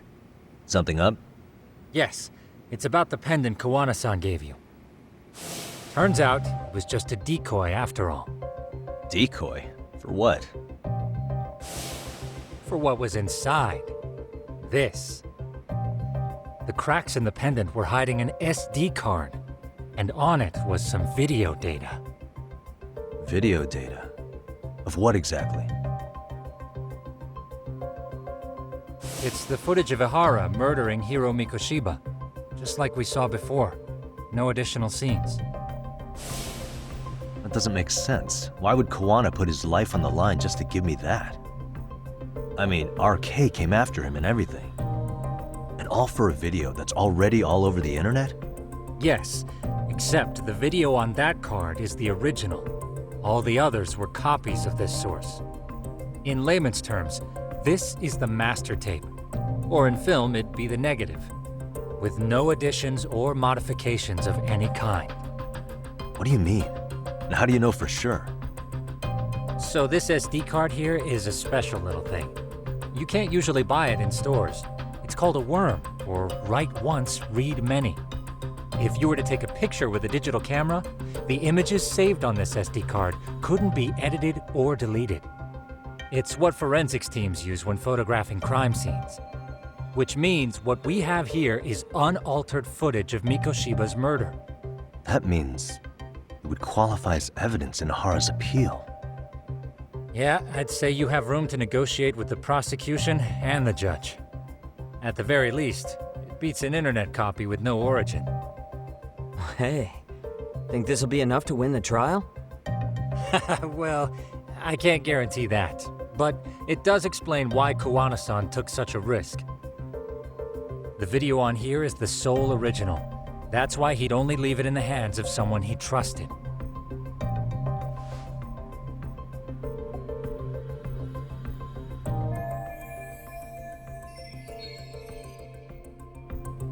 Kawana asked me to give this to Ehara. Sure, but he had to know we'd turn it inside out first. Maybe it's Kawana-san's way of entrusting you with the evidence you need? After all, with public security after him, he may not live to see tomorrow. And seeing how he's on the run, he had to find a way to get that into Ehara-san's hands. Which I think is why he left it all up to you, Yagami-shi. And it's settled. It's about time I expose everyone involved in Mikoshiba's murder. Ehara, Kawana, and his students. That's the first step to luring public security out in the open. And I believe the SD card will make that possible. So hey, looks like almost getting blown up was worth it. I guess so.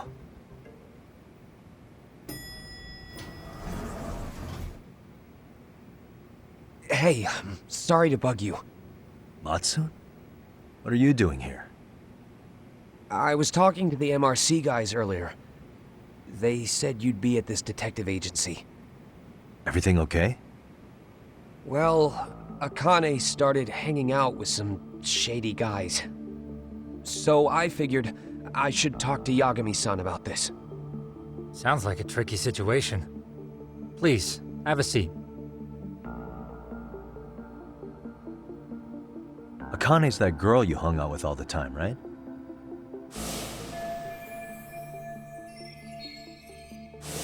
So, want to tell me more about these shady guys? They're these thugs from Tokyo. RK, they're called. They've been flirting with her. Okay. What else? They got her so comfortable she blurted out some stuff she probably shouldn't have. Stuff about you, Yagami-san. Well, that's nothing I can't handle. But rolling with RK is bad news. She needs to stop. Their leaders are ex-Yakuza, you know. I knew it. So they actually are dangerous then. What's really going on? They asked Akane which student you cared about the most.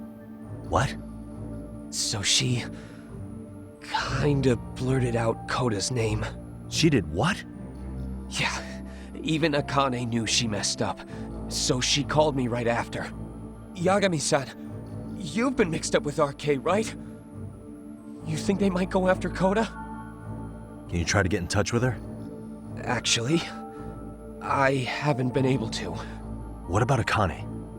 Oh, right. Let me try and call.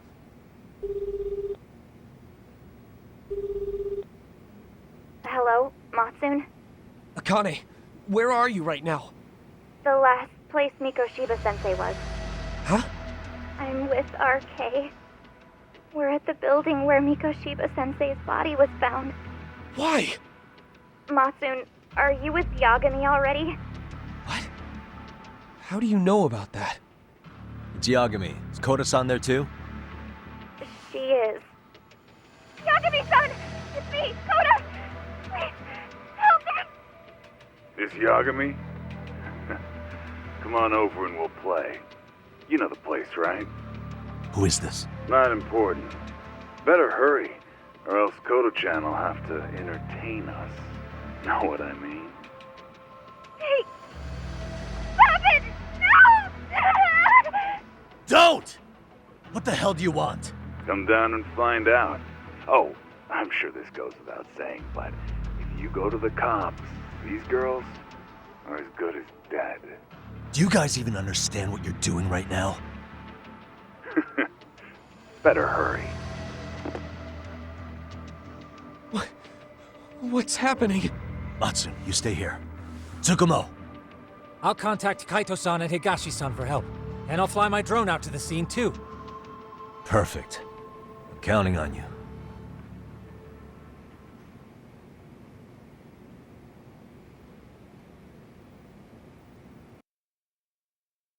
Let's go, Yagami-san. Hurry up, or I'm leaving without you.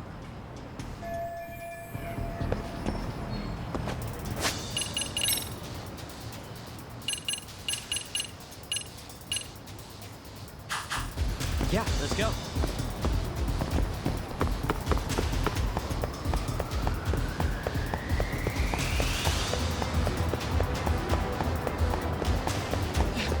Hey, wait.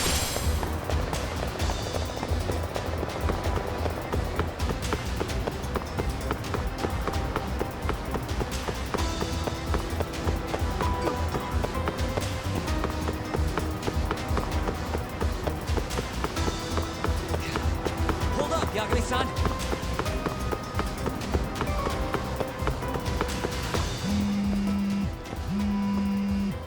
What's up? Yagami-shi, this is Tsukumo. My drones just arrived at the scene. Koda-san and Akane-san are with some men. About 20 of them. Where's Kaito-san and Higashi? I've contacted them. They're on their way now. Good.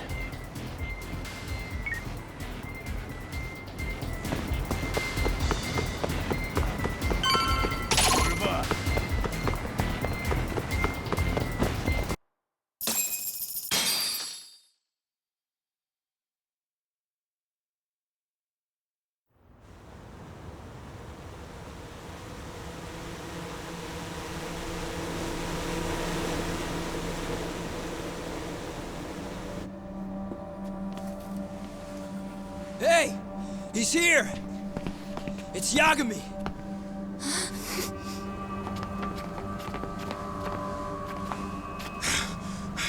Talk. This where those RK guys are holed up? He's Soma with them? Nobody's had eyes on him yet. Just a sec. Tsukumo? I've confirmed the enemy position, Yagami-shi. They have our 2 young hostages surrounded, so a head-on assault would be too dangerous.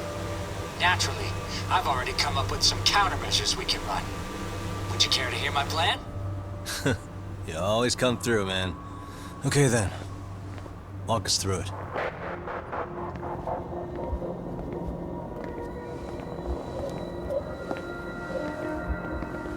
Wow. Look who decided to show up. Too scared to come with all your little bodyguard buddies? Not like you've got room to talk. How many shitheads does it take to watch these girls? I never thought it would end up like this. You believe me, don't you? Yeah. But we'll have to save the lecture for after all this is over. You'll be free soon. That goes for you too, Koda-san. You so sure about that? You kidnapped them to get to me? Well, here I am, so let's go. We did lure you here, so we can beat your sorry ass to death. Okay, then. So what was your plan? Throw all these guys at us as soon as we kick down the door? We're smarter than that, you know. Yeah. We knew you'd have some backup! Here comes! Let's take out the trash! Yagami! Hands where I can see them! And same for you two! Hey, calm down. I've got one more thing. I'm not a big fan of guns. Huh? Shit! Up there! Face the wrath of Ijincho's Yokohama 99! The wicked shall be smited and retribution shall be swift!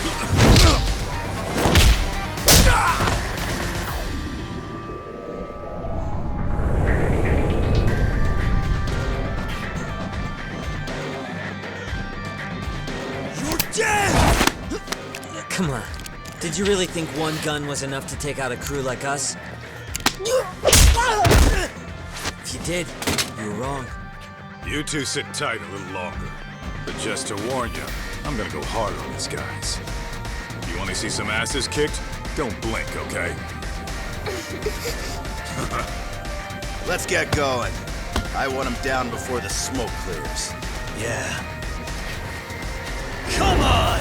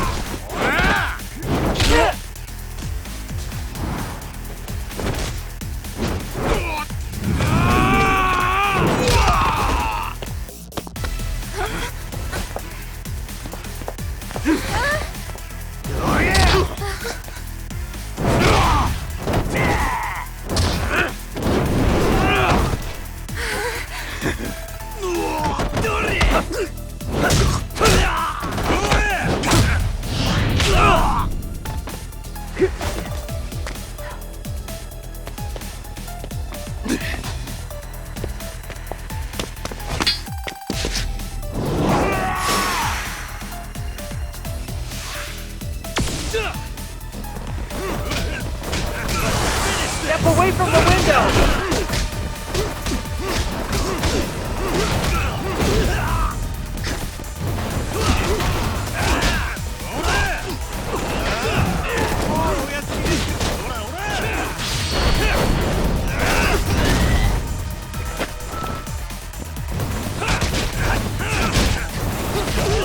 Here we go!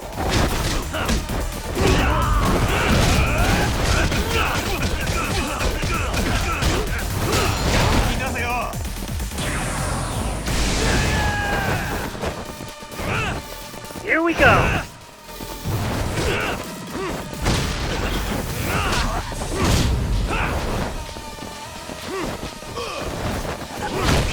Here we go!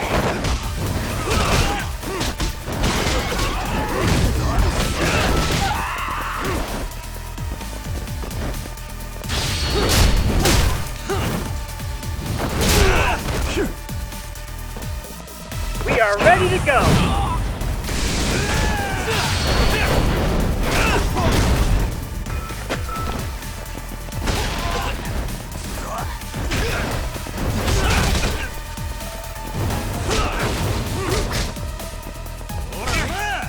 We are ready to go!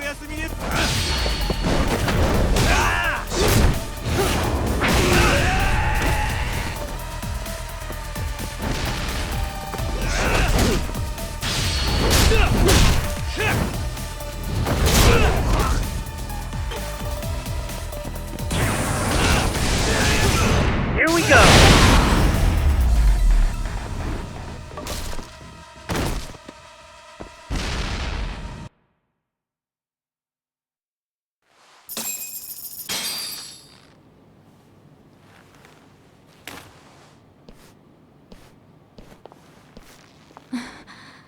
Thanks. You saved us.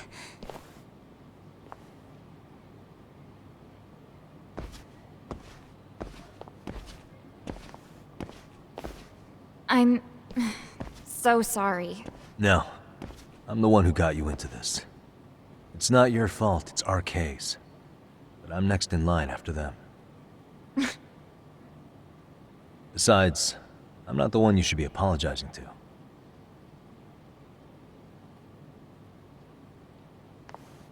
Coda, I'm really sorry. It's alright. Well, I'm gonna head home.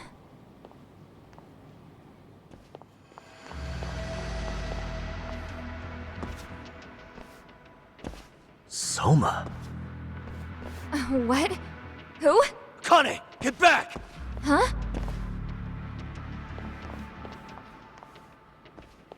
Here all by yourself? What are you trying to pull? Oh, I'm just here to talk. To be honest, Kuwano's put us in kind of a tight spot. How so? Well, he's got Kawai's body, Reiko Kusamoto's victim, hidden in a freezer, of all places. Been on ice for what, 5 years? You know about this, Yagami? Yeah. Problem is, he's planning to reveal its location on the internet. If that happens, Kusamoto-san will be ruined. No doubt her fingerprints and other traces are all over the damn corpse. Yeah, but that's for the better. Means she won't have to listen to you. Reiko Kusamoto is a capable woman who can swim with the tides. She's irreplaceable. It would be unfortunate to lose her over some lowlife she had to put down. She's on our side now, and she's accepted it. So it's your duty to protect people like that? I protect order, not people. Consider me a necessary evil. Necessary evil? That's right. If I hadn't gone undercover, the Tojo clan's ex-Yakuza would be spread all over by now. If that happened, we never would have been able to track their current activity. That's why I created the RK network. To keep Kamurocho's underground under control. Much safer and less messy than wiping them out indiscriminately. But in the shadow of order, there's always a pair of dirty hands. Right. Kawana said something like that too.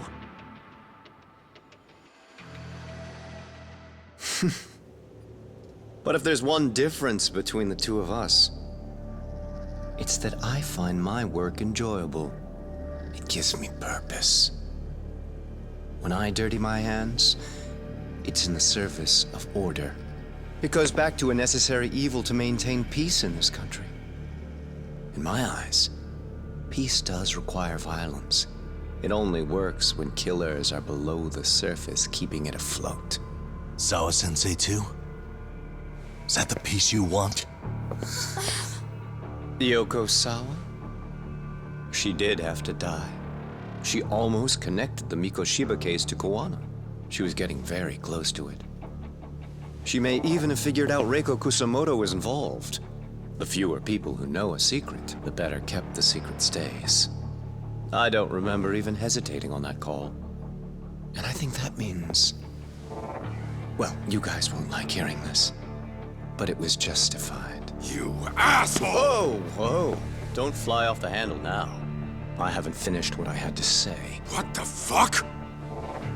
Did I mention how much of a pain in the ass Kuwana made this? He negotiated for your lives, using Kawai's body as leverage over us. What? So relax, would you? I don't plan on killing you here.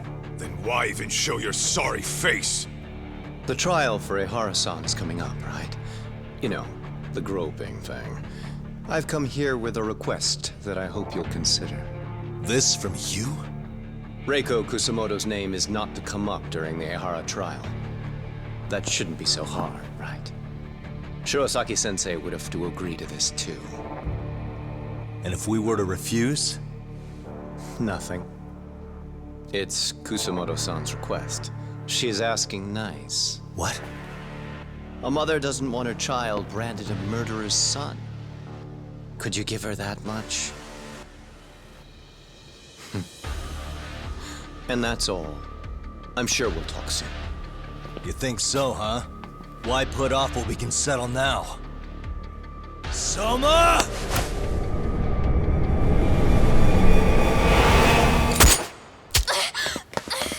Akane! Akane-chan!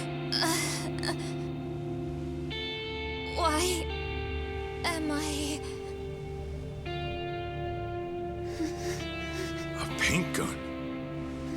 You okay?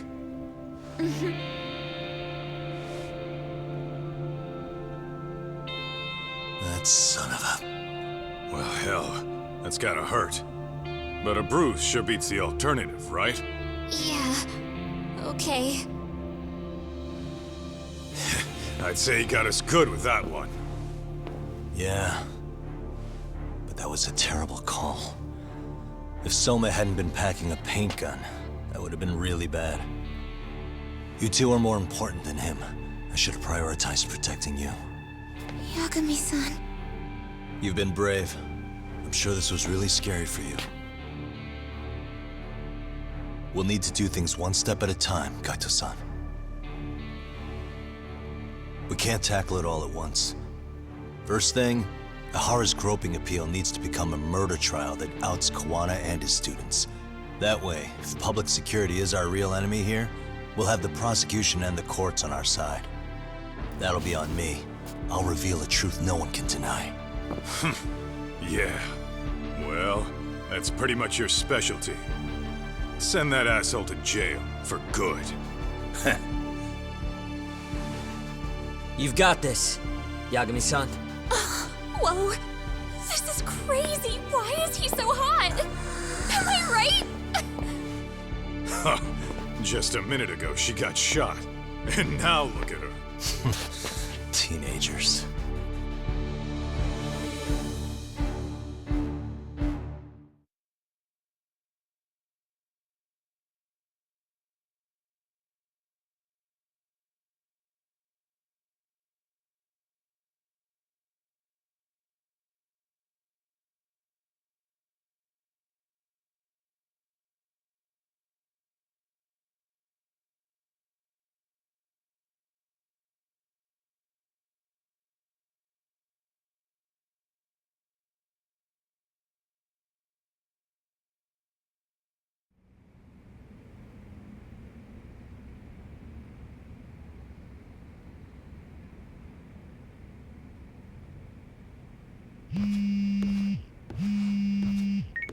Hello?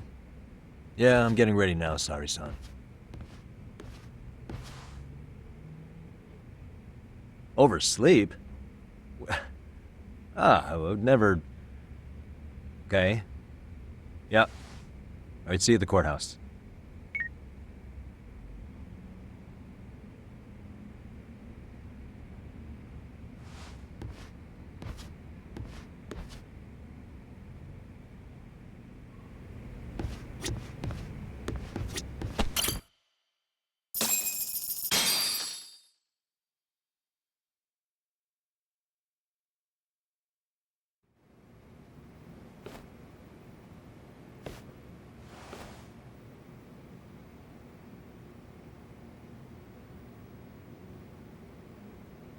Held on violation of Shinjuku Station's anti-nuisance ordinance, the defendant of this appeal is active duty officer Akihiro Ehara. He was previously convicted and sentenced to 6 months. However, the defense wholly rejects the sexual battery charge and asserts his innocence. The prosecution points to 2 pieces of evidence to prove the defendant guilty. One is the security camera footage from Ikebukuro to Shinjuku Station. The other is fiber traces from the victim's undergarments on the defendant's hand. The defense maintains this was not sufficient evidence to issue a guilty verdict. We have prepared counter-arguments to each piece of the prosecution's evidence. How does the prosecution respond? We maintain the original sentence was perfectly adequate. That is all. Then first, let's examine the security footage from Ikebukuro and Shinjuku Station submitted at the first trial. This is footage of Ikebukuro Station on October 7th at 7:43 a.m. The individual wearing sunglasses and a mask is believed to be the defendant. This person remains in the area for over an hour, watching as countless trains make their stops.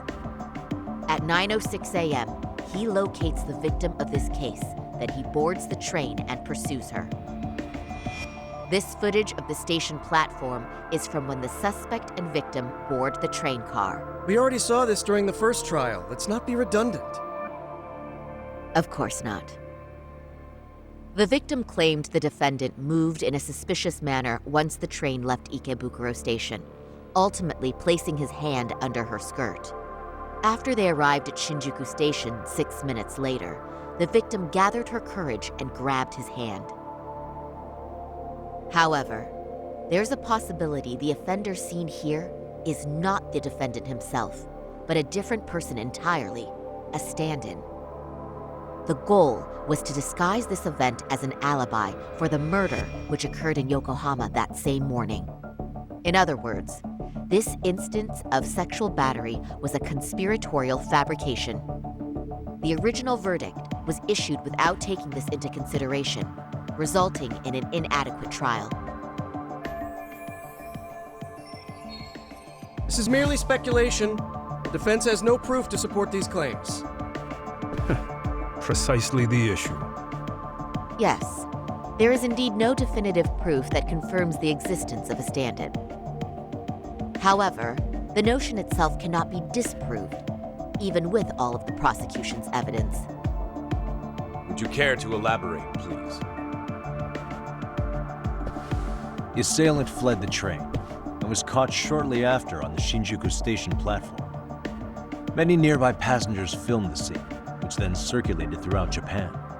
The impact may have been greater since the defendant was an active duty officer. There's no mistake that the man apprehended at the platform was the defendant. Upon arrival, station police arrested him and immediately performed a trace element inspection. With that said, there's a very real possibility the offender who ran off the train was an entirely different person, and we have the evidence to prove that.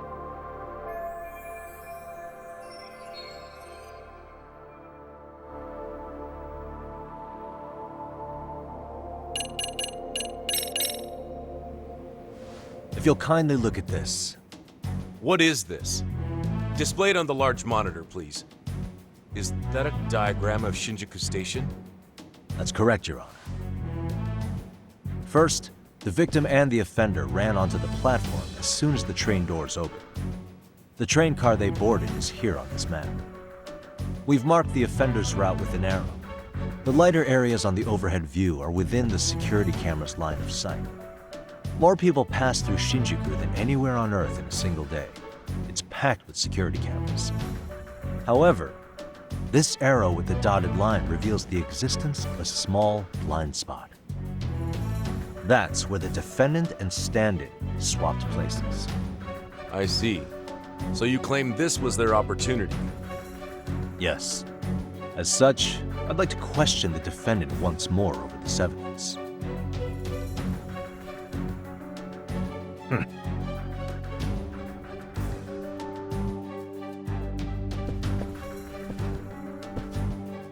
Defendant, when you were issued the verdict in your first trial, you said the following to the judge. In a warehouse about 3 days ago, a body turned up in Yokohama. If that wasn't enough, you correctly identified the body as Hiro Mikoshiba, despite the fact the police had yet to do so. How did you manage to pull off such a feat? It came to me in a dream. Strange, I know. Mikoshiba-san was your son Toshiro-kun's classmate, was he not? That's right. Toshiro Ehara was found dead in his apartment 4 years ago. He took his own life. Afterward, the defendant sued the school over Toshiro-kun's suicide. Yes? Ehara-san, can you tell us why you sued the school? There were rumors my son had been bullied. Unfortunately, the court wasn't able to substantiate that claim. And these rumors were discovered on the internet? They were. Of the bullies mentioned, Mikoshiba-san's name was among them. Were you aware of this? I was. Would you say you harbored murderous intent against Mikoshiba-san? Objection. The defense's question is irrelevant. This case is to examine whether or not sexual battery took place. Also, the Kanagawa police are actively investigating Hiro Mikoshiba's murder. The courtroom is no place for baseless speculation. How does the defense respond? The timing of the battery incident makes this case an alibi for Mikoshiba-san's murder. We believe there's a very relevant connection. Very well. The prosecution's objection is overruled. And please keep it brief. Just as soon as the defendant answers the question. Did you harbor murderous intent for Hiro Mikoshiba? Of course I did. In other words, Your Honor, it goes like this. On the day Toshiro-kun's bully, Mikoshiba-san, was killed, the defendant set out to synchronize the murder with sexual battery. It became his alibi for the murder, and the prosecution and the court all but approved it. A 6-month sentence for sexual battery and getting away with murder. That's all the motivation the defendant needed to fabricate this elaborate scheme. His stand-in groped his accomplice, and then they swapped places before getting caught. It's all entirely possible. Then the defense should present some evidence to prove it. Wrong. That's not how this works, is it? The prosecution bears the burden of proof in criminal cases. If we go through all the evidence and discover the possibility no groping took place, then it's on the prosecution to refute that. Fine. Have it your way. The defense's argument about the security camera's blind spot is flimsy at best. While the defendant was running, his female victim was chasing after him. Surely the victim would have seen if he had switched places with a stand-in. Yet the victim provided no such testimony. The victim, Yui Mamiya, was an accomplice in the scheme. Objection! This is an insult to the victim. Such claims harm the integrity of all women.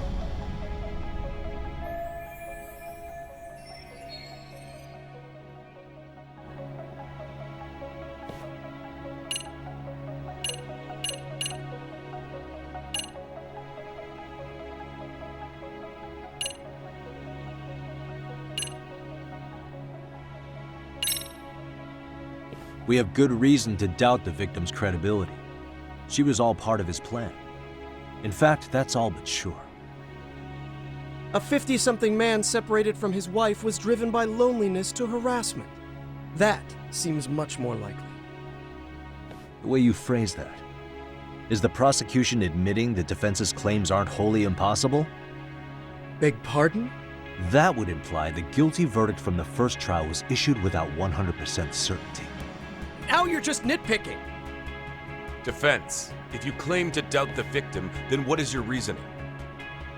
Yes, we do. In actuality, she wasn't the only conspirator who helped stage the groping.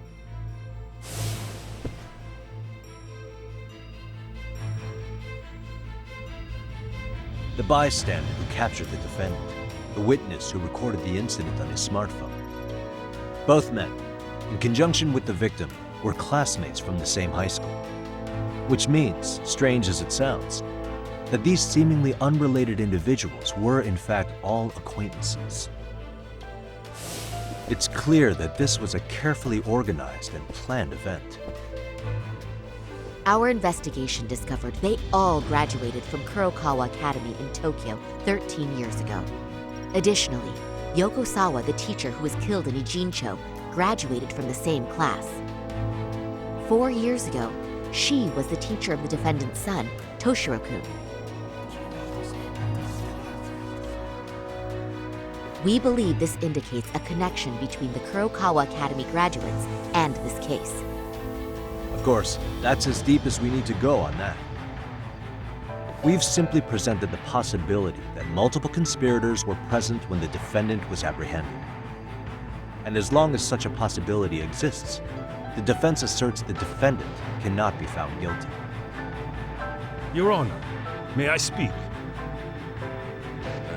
What is it? I haven't committed murder. Per my conviction, I am just a pervert who victimized a woman on the train. Everything else is in the defense's imagination.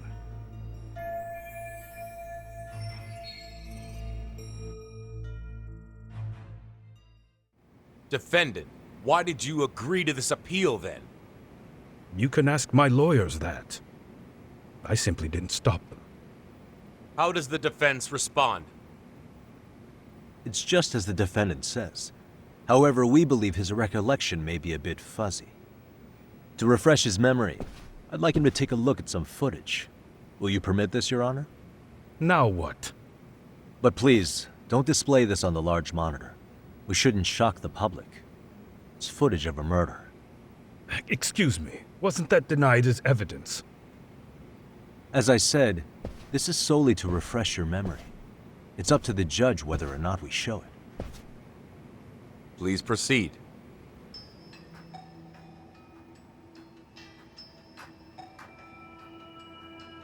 That's just internet footage with no known origins. No.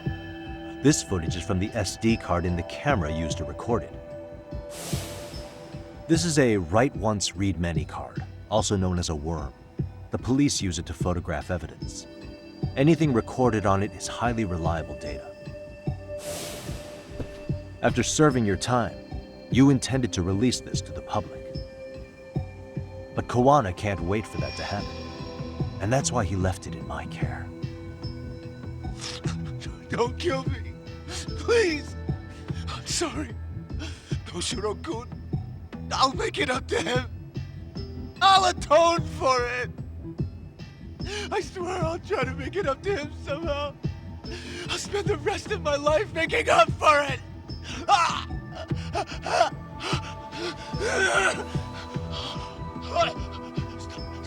Stop it! Stop it! Stop it! Stop it! Stop it!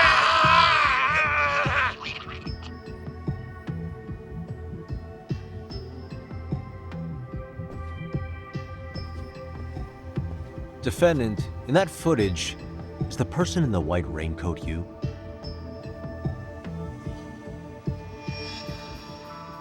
You could say it looks like me. The person you killed is Hiro Mikoshiba. According to the autopsy report, he died sometime after 7:30 a.m. on October 7th. Therefore, it can only be that the person who passed through the ticket gate shortly after at 7:43 a.m. was not you, but your stand-in. As the defense, we cannot allow our client's conviction of sexual battery to stand in light of this footage. May we continue questioning the defendant? How does the prosecution respond? Even if the footage has an irrefutable source, that alone does not prove guilt of murder. I'd just like to state that in advance. So the prosecution is denying the murder? Remind me who exactly is defending me here? Good question. The defense repeatedly mentions a stand-in, but where is this person currently? Who even are they? The person on the station's security footage was wearing sunglasses, but he looked just like the defendant. We believe he used a mask made from a 3D printer. If you look closely, the alleged defendant at Ikebukuro Station and on the train does not move his mouth at all. We learned this from sources who may have been the stand-in and the collaborators. Then we should call them to the stand to testify. No need. The defendant should know all of this already. I don't know anything about it. He said he doesn't know. So what now? The defendant admitted to sexual battery, not murder. The murder footage has excellent production value, but nothing else corroborates the defense's claims. Your Honor, I would like to request further witness testimony from the victim. Denied. Both the defendant and the victim certified the validity of the battery, leaving no room for discrepancies. It would be unprecedented for a victim to testify further in this situation. By that logic, there's no precedent for using battery as an alibi for murder either. I will admit there is a possibility, but not enough to justify subjecting the victim to further distress in court. I must once again deny the request. But... Defense, I've made myself clear. Your Honor, following the defendant's last statement, we have a few more questions. Understood. Please proceed. What's next?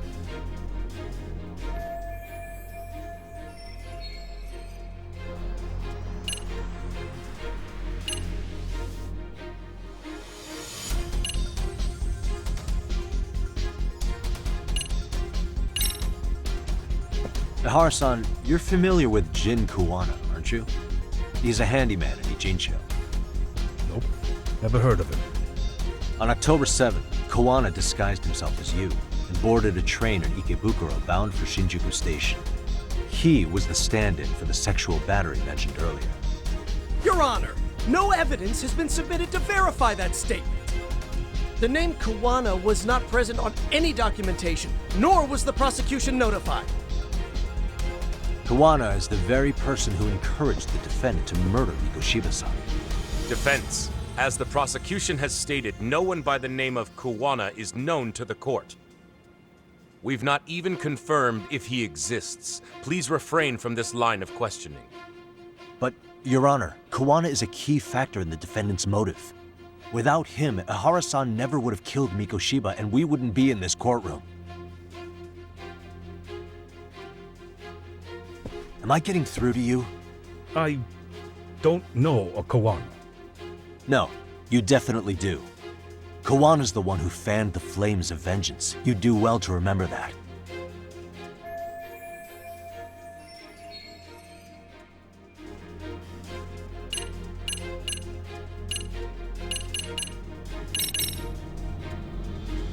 Take a listen to this. What is it? It wasn't just some random internet post that made you decide to kill Mikoshiba-san, was it? Even while battling the school in court, you still didn't know for sure who pushed Toshiro-kun to his death.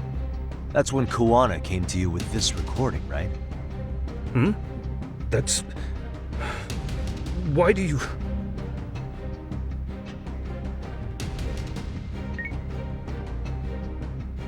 Toshiro-kun came running to the roof. His face was pretty swollen. And a few minutes later, a student named Mikoshiba came up looking for him. I'll never forget the fear I saw in Toshiro-kun's face.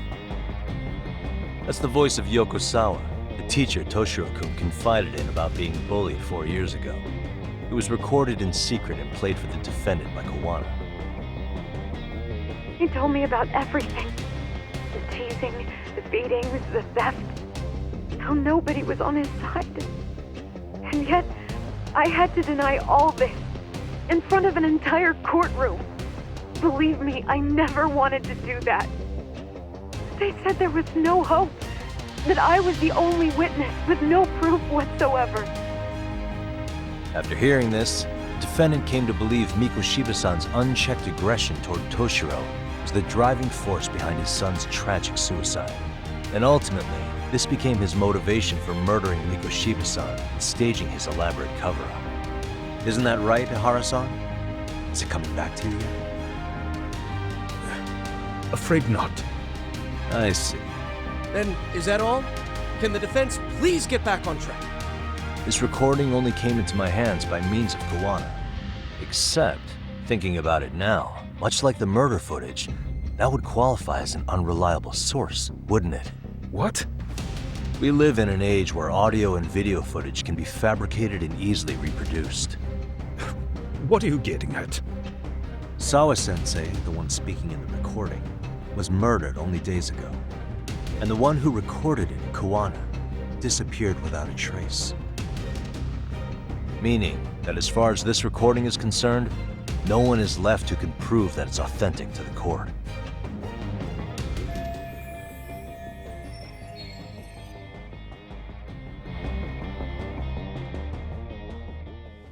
Or is my understanding incorrect? You would say you're completely unaware of the details about your son in this recording. Kuwana had it. Didn't he play it for you? I never heard it. Regardless of the content, it has nothing to do with me. So you say. In that case, let's just assume then that Kuwana and I are the only ones in possession of this audio recording. And considering that Kawana has all but vanished without a trace, that would actually make this the only copy, and me the sole owner. No backup exists. What are you getting at? This has no value in this courtroom, then I'm afraid it's never gonna have a value beyond today. And being that you claim it's unrelated to you or this case, then it wouldn't bother you if I were to delete it from my phone right here and now. Why would... That's crazy. I wouldn't!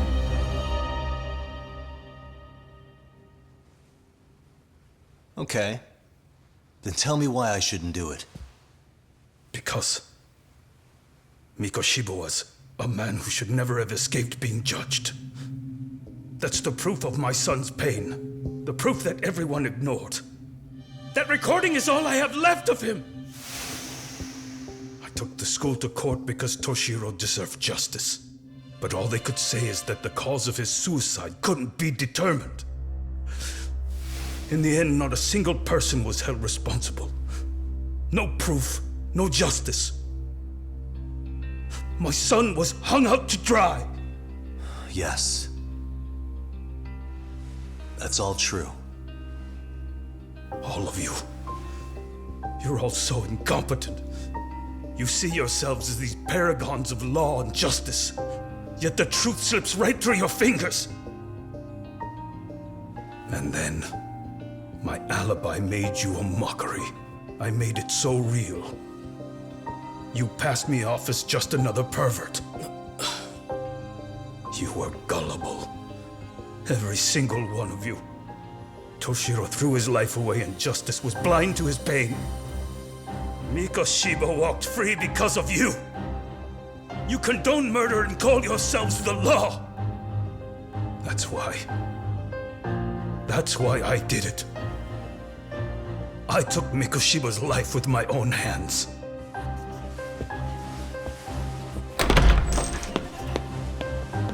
This is coming in hot. Remember that pervert cop? Turns out he's actually a murderer. To recap, you killed Hiro Mikoshiba in Ijincho, then headed to Shinjuku Station where you and Kawana pulled off a switch, and there you were ultimately arrested as a groper. Yeah. That's right. Defendant, you bear animosity for the whole system. We can't just take your words at face value. If you're responsible for Mikoshiba-san's murder, can you bring forward any evidence, or just the murder footage? To tell you the truth, I have something that I was holding on to for the impact that it would have. It's very real evidence that the law has failed us. What have you been hiding then? Will it prove you killed Mikoshiba? Yes. Then what is it? If you go to my wife's apartment, you'll find my son's altar there.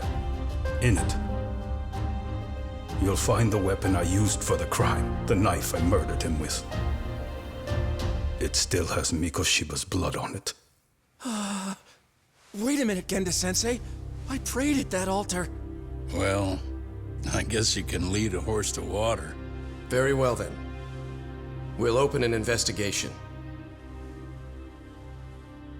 Defense. Will there be anything further? No matter how justified, vengeance is not something we can ever take into our own hands. That said, in the case of Ehara-san, our system failed him. We know the law strives to be just, but it failed to prove Toshiro-kun was bullied. That's not justice. Not when no one is held responsible. The law, as well as those who enforce it, are far from perfect. So to the court, I say let this case be a lesson. The law is failing to save people who need saving. It's clear proceedings should be adjourned. At a later time when Mikoshiba-san's murder weapon is recovered, we can resume the trial. I'm willing to do that via a special exception. Defense, prosecution, is that clear? No objections. The defense rests, Your Honor.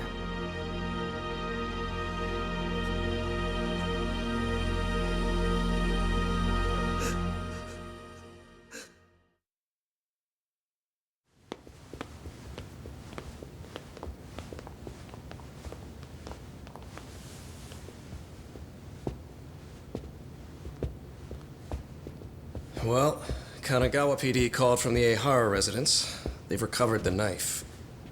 I'm ashamed to admit that I was so blind to his scheme. Well then, that makes two of us.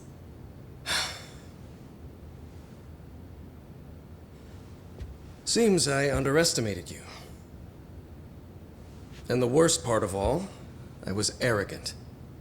Legal authority and organizational connections should never be held above the pursuit of truth. I'm glad you were able to make me see that again. Thank you. Nah. You've come a long way. Genda-sensei. Prosecutor Takano's been stubborn as hell from the day he passed the bar. Once he's made up his mind, nothing can stand in his way, not even his own boss. And he only bows once in a blue moon, so I hope you remember this. Typical Genda law. I'm never going to like you.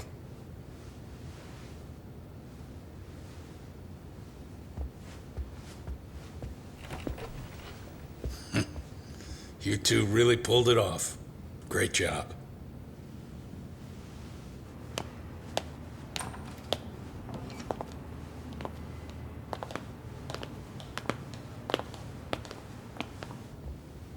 Yagami-san. It's Kusumoto, the Vice Minister. Bondo. He's from public security? Right. You handled that with such grace, Yagami-sensei. It's no wonder Kawana holds you in such high regard. What brings you here? Yagami-sensei, would you mind if we talked alone? Why, though? Something we can't hear?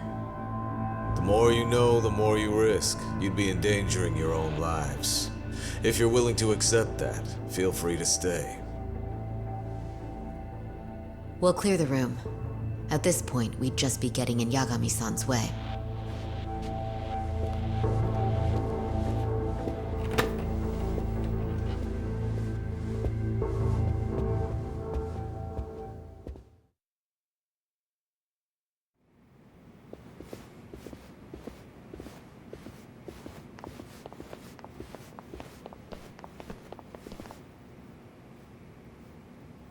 It was nearly a month ago that Kusumoto-san received a letter from Kawana. Though we were unable to use it to trace him. What did it say? Soma told you, didn't he? Kawana hid Shinya Kawai's body, seeing as Kusumoto-san's fingerprints and other traces were still on it. If that surfaces, the Ministry of Health will have yet another massive scandal on its hands. As such, we'd like to recover and dispose of the body as quickly as possible. Perhaps we'll need to melt it down. The body was originally preserved to maintain control over Mitsuru's bullies. I never imagined it would be used against me someday. Fine, but why are you telling me this? Because of the letter he sent. Once Ehara-san's trial is over, he wanted to talk to you. Using my phone. Huh?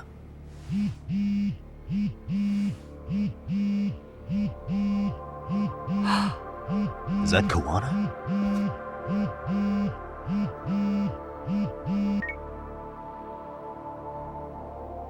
Kusumoto-san, is Yagami there?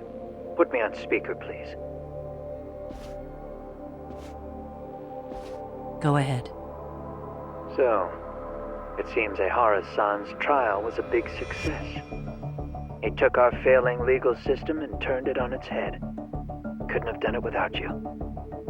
I don't know what you're thinking, but public security has to be tracing this call. You have a plan?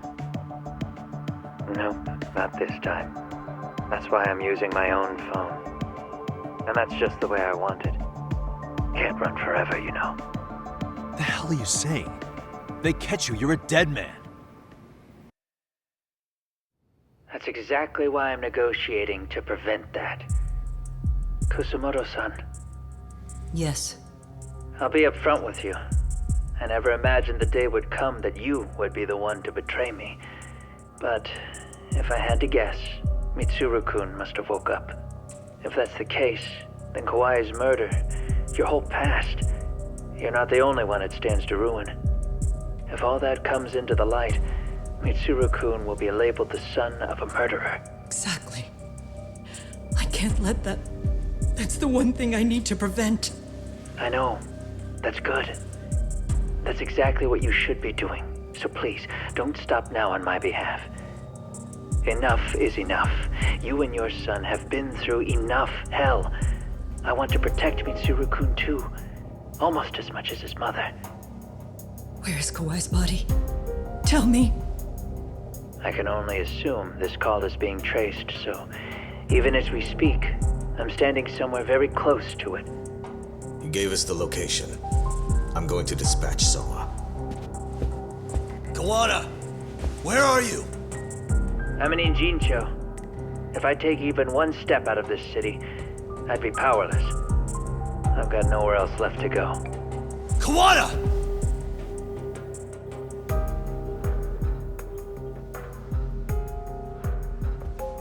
After they find Kawai's body and Kawana is taken care of, I'm next on the list. Bando can act at his own discretion. If he wants me gone, he'll be able to silence anyone who could know too much. Sawa-sensei was just the first victim. You yourself have sealed this fate, you know. Will you tell him? Will you tell Mitsuru-kun about Sawa-sensei? Surely you know it wasn't my fault. Sawa-san's death was a tragedy. I never imagined that would happen. What about Kawana? Can you imagine how his death is gonna play out in a few hours? I can, but I'm not gonna let him go down without a fight. Which means, I'm going to Ijincho. I can talk some sense into Bando. I won't allow him to kill indiscriminately. So please, don't go out there to risk your life.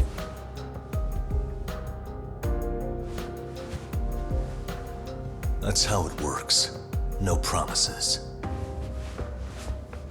Tsukumo, Kawana's still out in Ijincho. Soma and RK are heading there too. We need to get to him fast. Wait, are you sure about that? You should be able to pick up some chatter. Pinpoint the location. I'm on my way. I'll talk to you soon.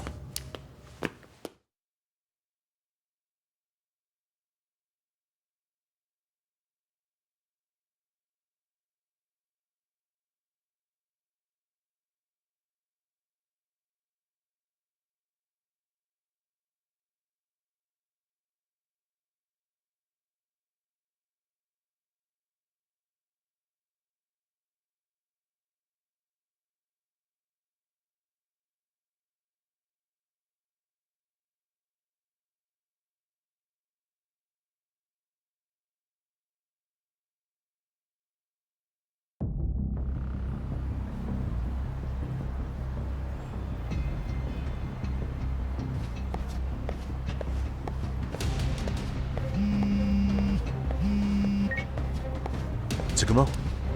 I see you've arrived in Ijincho safe and sound. What's happening? Is RK on the move?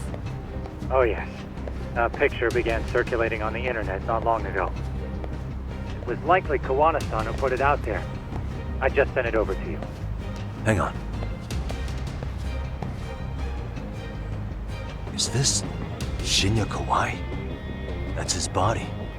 Indeed it is. I data mined the image and found out it was taken just minutes ago. I also have the location. It's a warehouse company on Yokohama's coast, and Kawana's uncle came up as the proprietor. You mean Siren's owner?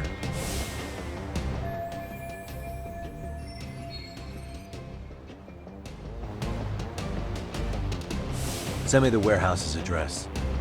Actually, Sugiroshi's driving there with Kaito-san and Higashi-san right now. If you want to ride, take Ishizaki Road and head to Tsurukame Highway.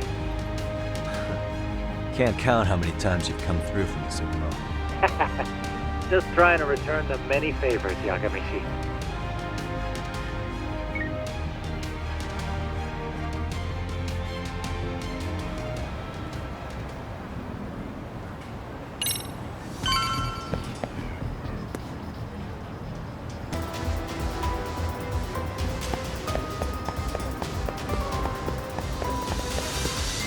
Cop, over here.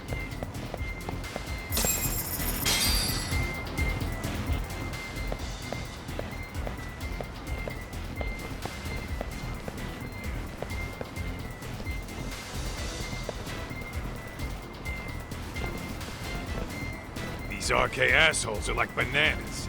They only come in bunches.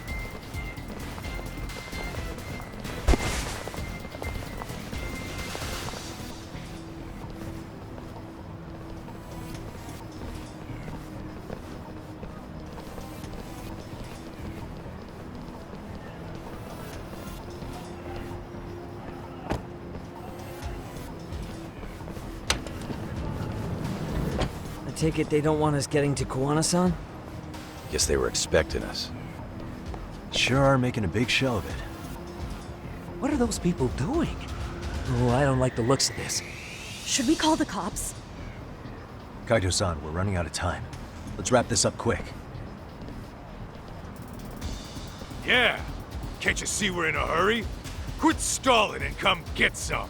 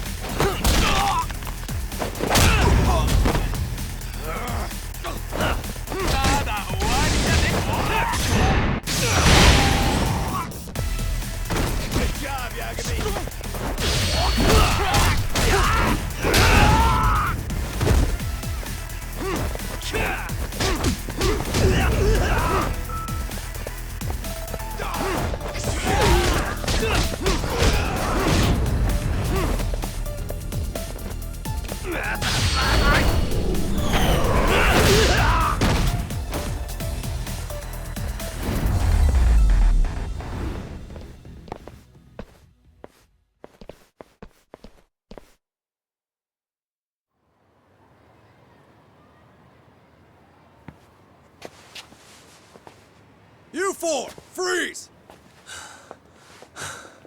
Somehow they never show up when you need them. But they're right there when it's gonna be a pain in the ass. Think this bunch is with public security? I'm not sure. Either way, we don't have time to deal with them. Hey! Relax, fellas. I can vouch for these guys. Nabe-san. The lid came off the Mikoshiba case. We can investigate the connection to Ehara. But what the hell are you guys doing here? Kuwana's in a tight spot, actually. Can I count on you? Will the cops help? What do you mean by a tight spot? Take a step back, please. These men are gonna be under our jurisdiction. This has to wait. We're dealing with a matter of life and death here. Be quiet! Hey, I told you I could vouch for these guys. Why don't we all just chill out and let them explain what they're doing? Hey! What the hell? I suggest you stay out of this. Okay, name and department. Our orders are coming from way higher up the chain than yours, sir. So again, stay out of this. There's nothing stopping me from arresting a detective. Or do you want to try me? And do your orders include going around belting us with your batons? We're about to have a problem here, aren't we? All four of you, put your hands up and face the car. I said, move! Oh, damn! It's Yagami-san! What brings you all the way out here? Matsu? Akane? Hey! Stop that! Whoa! Back off, dude! Hey, check it out! These goddamn cops, they're jacking my friend's food because they're shady as fuck! I'm no expert, but is that shit legal? Nice. Sugiura, start the car. Okay. Hey! Kirby cop! There's a cop here and he's creeping on me! Those kids aren't even half bad. Let's roll! Hey, stop! Stop! Shit!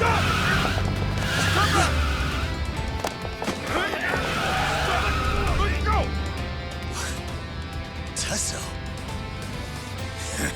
Looks like everybody's on our side. Except RK and the cops. Great. Guana's gonna be waiting for us. I'm on it. Going as fast as I can.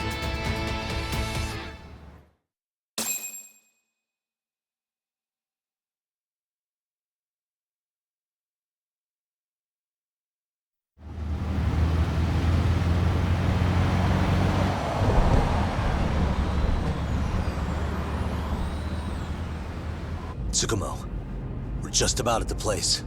You got a visual? Yeah, the view's great from up here, Yagami-shi. From my position, it looks like RK is swarming the whole building. And Soma? I can't confirm his location, unfortunately. Kawana-san either. Okay. So give me a number here. How many RK we got? I'd say about 100. 100? It's a massive warehouse, so they need all the manpower they can get. They seem to have fanned out to search for Kawai's body. The good news is there's no indication they found it yet. Tsukumo-kun, got any bright ideas for where I should park this thing? I'm afraid it won't matter too much. The enemy already knows you're en route. You'll have a welcoming party no matter where you decide to enter from. That works. Just means we get to show up and beat down the front door.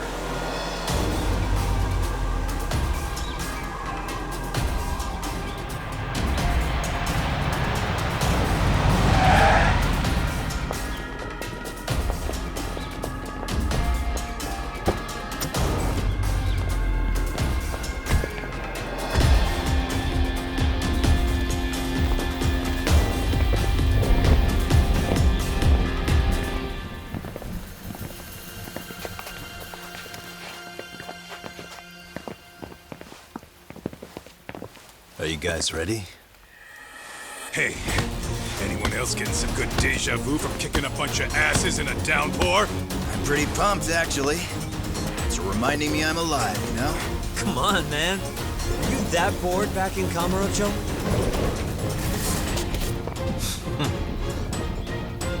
Let's go!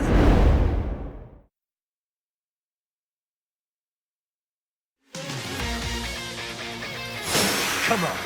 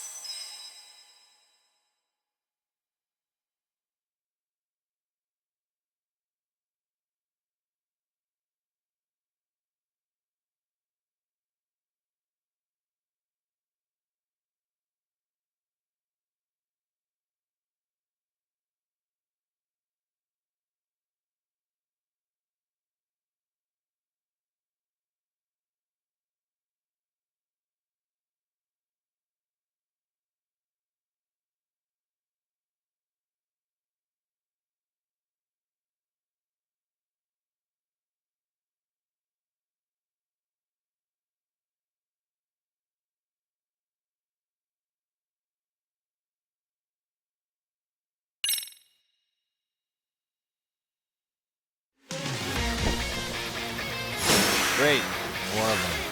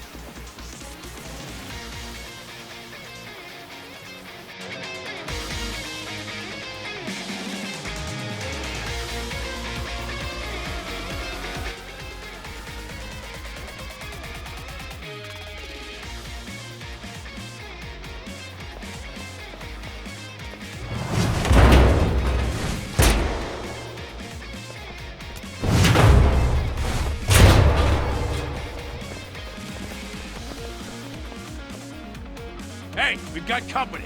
Guess the watch isn't doing their job. What are they so mad about? Not like they're supposed to be here either. Yeah, they're just ransacking the place. This is all to find Kawai's body. Well, if there's a bright side in any of this, it looks like they still haven't found it. Or Kuwana. That's it. Break time, fellas. Let's kill these fuckers!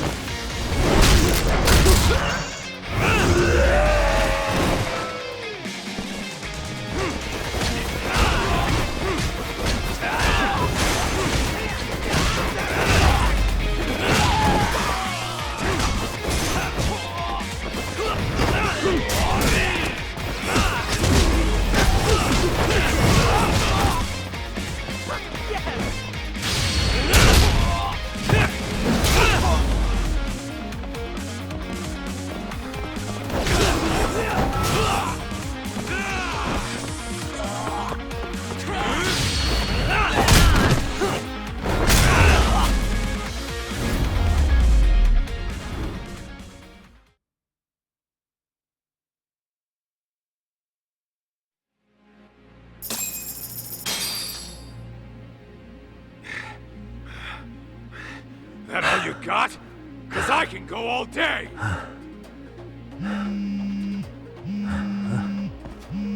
Never seen this number. Huh? It's Kuwana. I assume you're here? Then all the players have assembled. I mean, you're here too? Where are you? What is all this? Put simply, a trap for Soma, using Kawai's body as bait. You must have known he'd show up too. So everything from calling Reiko Kusumoto to this, it was all to corner Soma? Yeah. I'm gonna drag him kicking and screaming into the light. He only gets away with this shit because he does it in the shadows, and his friends at public security just watch. If I expose them, Kusumoto-san can lead a happy life. You know she sold you out, right? Look, that doesn't matter. This is the only shot we have at Soma. Alone, I could probably kill him, but there's no way I can take him in alive. If you wanted help, you could have just asked. To deceive your enemies, start with your allies. And besides, if you didn't come, I had a plan B. Listen, I'm in the deepest part of the warehouse, far down as you can go, and Soma's closing in. And we'll just have to get there first. Oh, man. What kind of plan B could he have when he's got 100 guys surrounding him? I sure would have liked to see that.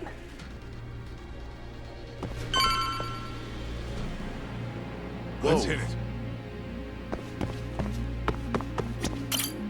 Might be some arcade down below, too. Probably right.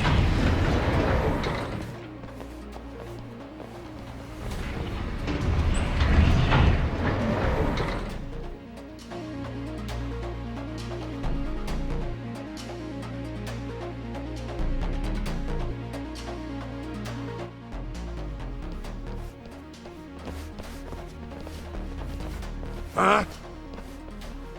The hell were the guys up there even doing? Come on, let's trash him!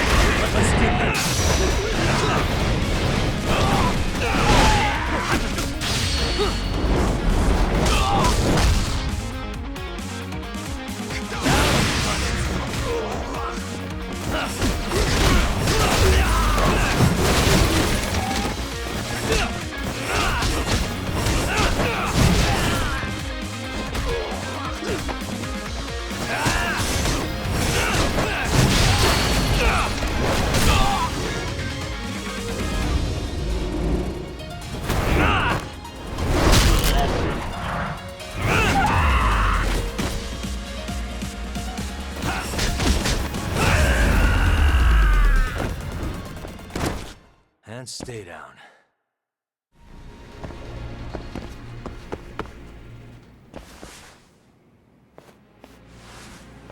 Won't open? Maybe they barred it from the other side. Hey, what's the plan? Let's see if we can find another way.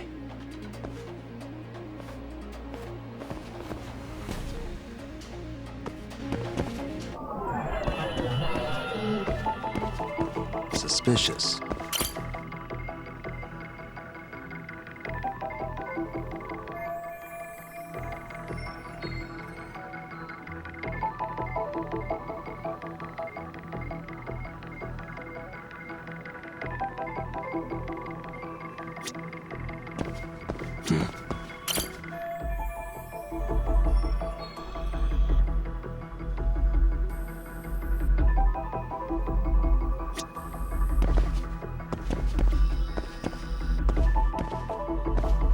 Hey, what the?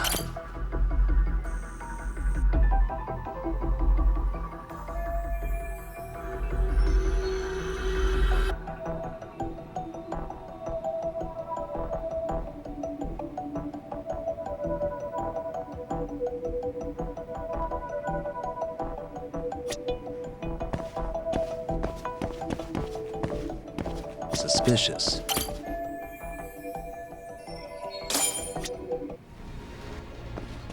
You guys.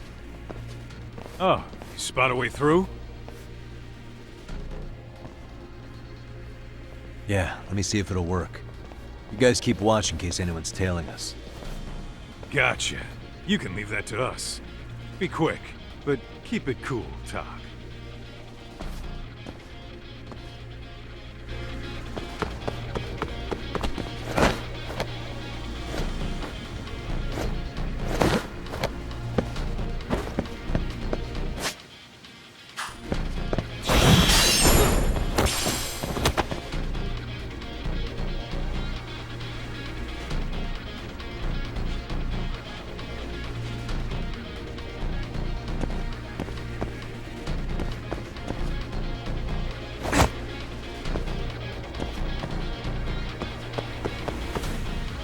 I have to do something about this right now.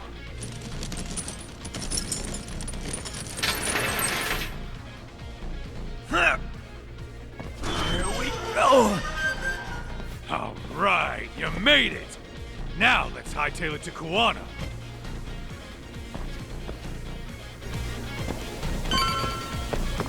Let's hit it.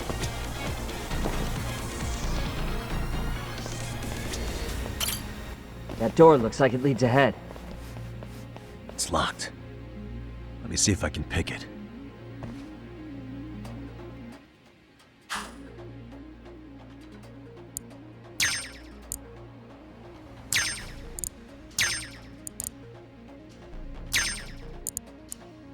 Almost there.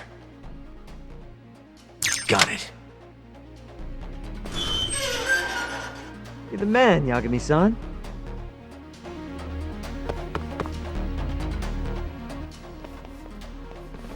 Hey!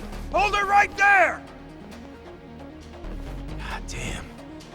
many of these guys are there? Tak! Sugiura! Higashi and I'll keep them busy. You guys go on ahead. I'm counting on both you guys.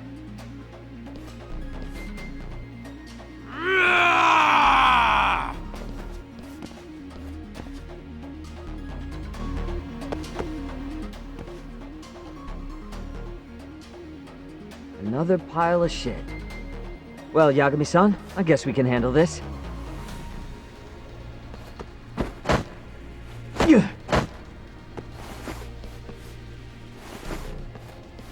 No RK around here. Yagami-san, find a way to follow me from where you're at.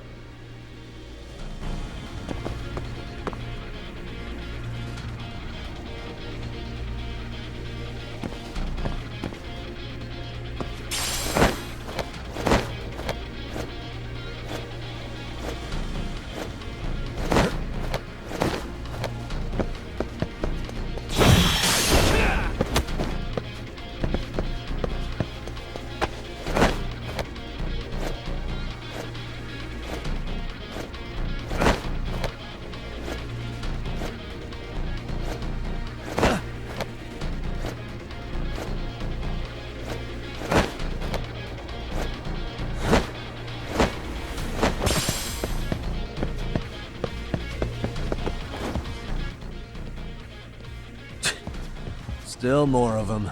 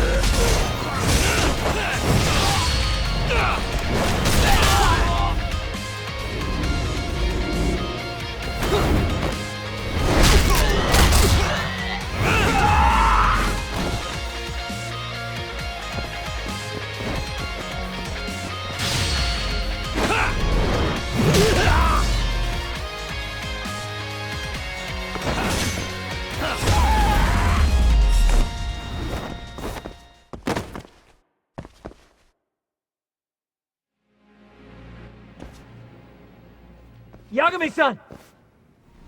I'm a little tied up over here myself. Go on ahead, yeah? Hey, you alright?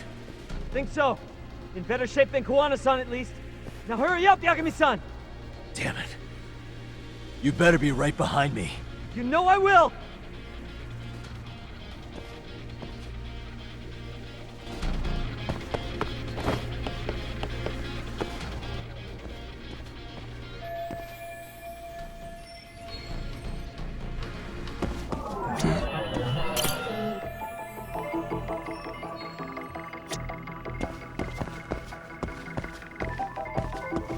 What the?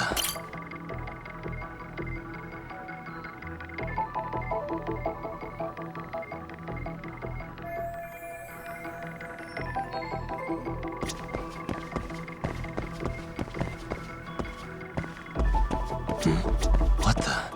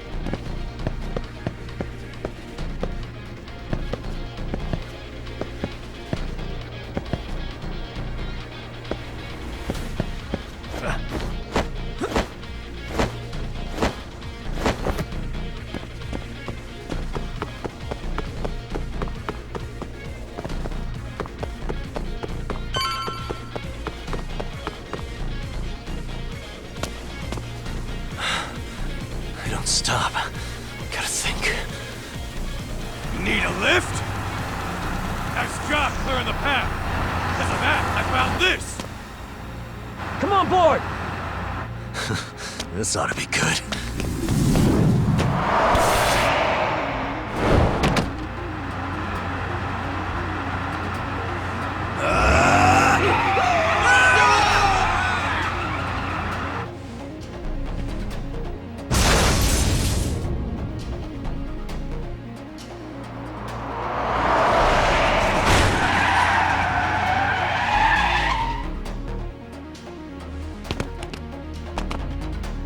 What do you clowns think you're doing? Your asses are dead!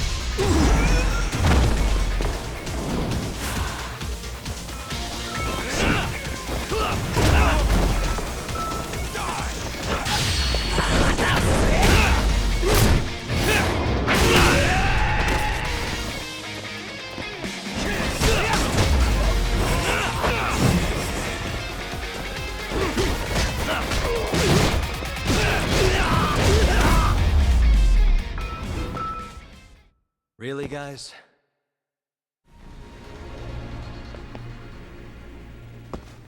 Let's roll then.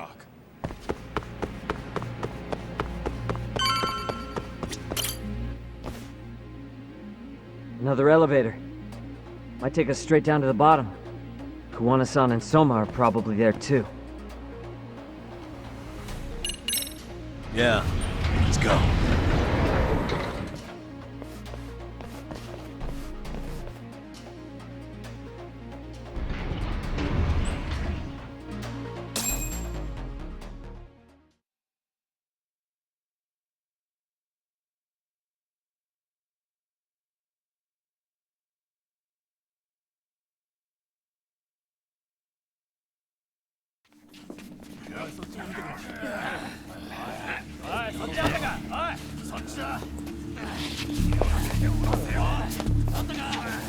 Damn it! Why is this taking so long? Find Kawai's body, and Kuwana will show up. Faster you go, faster we get out of here. This air is unbearable. Sir, do you think Kuwana's still around? We already tore this place up. Couldn't he have bailed? Well, he didn't get out with Kawai's body. No cars have gotten in or out of here since we showed up. Just find the body. We can deal with Kuwana later. Soma-san! Come check it out! Kawai's body. Sir, I think we found it. Do you see? You can do anything if you put your mind to it.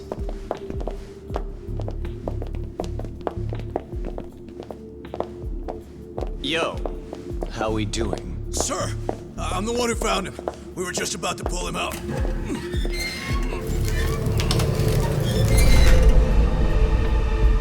Ugh, he's so fucking nasty. Good.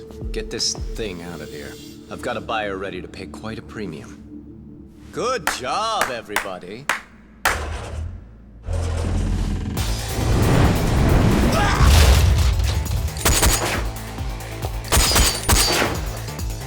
It's Kuwana. You thought you could hide? Show yourself! Don't you want to try to negotiate? You call this a negotiation? You don't bring a gun to a ceasefire. You've led us on a hell of a wild chase, Soma. Well then. How many mice do we have in the maze? One appears. The weakest dies first. That fucking hurt! I'm gonna fucking kick this little wimp's ass! You calling me a wimp, asshole? Out of my fucking way!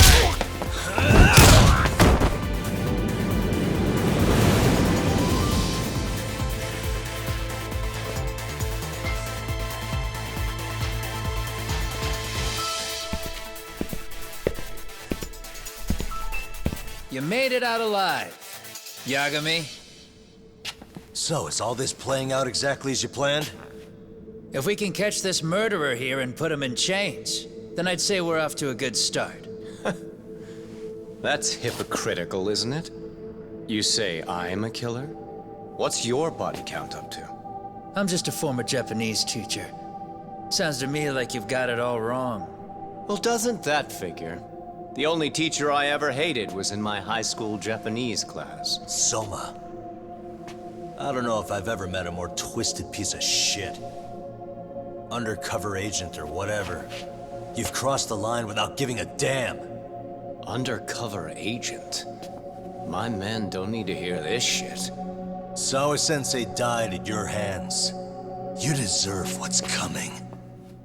I'm afraid that's what you say when you have the upper hand.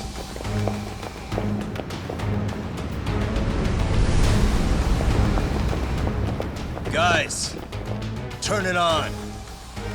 Now it's time to give them hell. Okay. They're going down! Oh, yeah!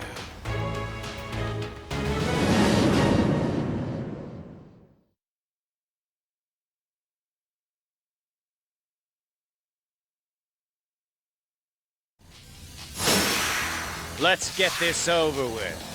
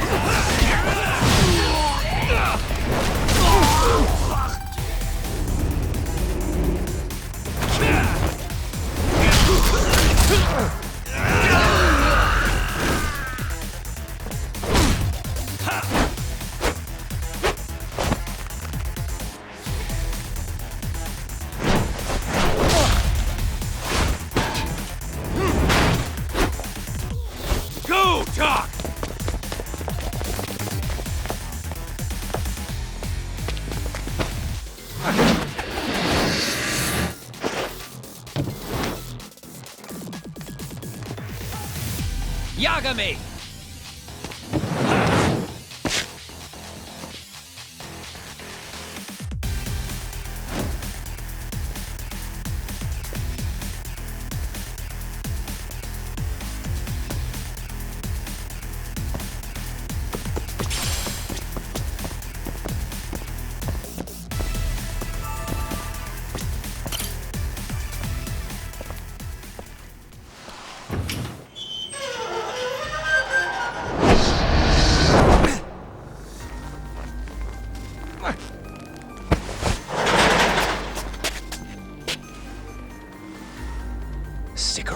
won't you?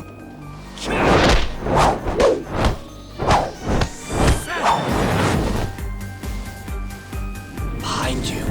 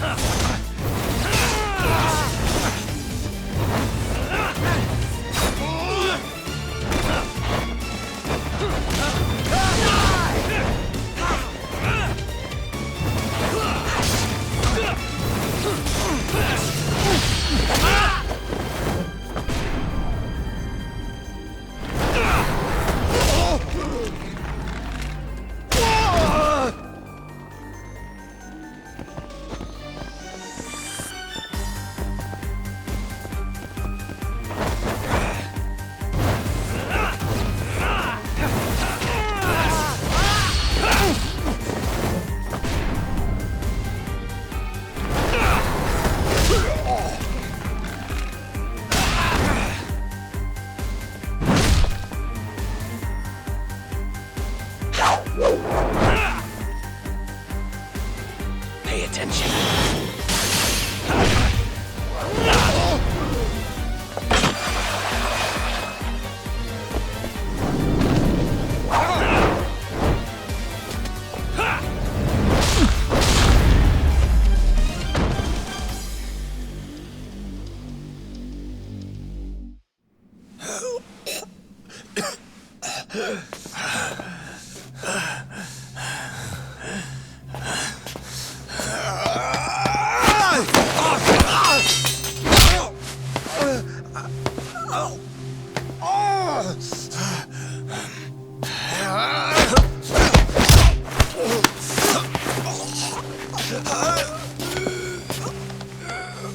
Next time you open your eyes, you'll be alone, without the darkness to protect you.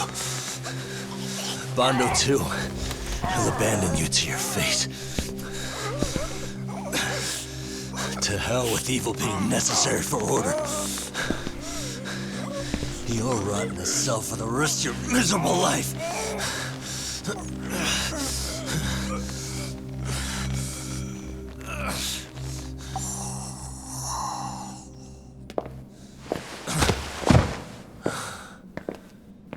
All that's left to do is clean this shit up.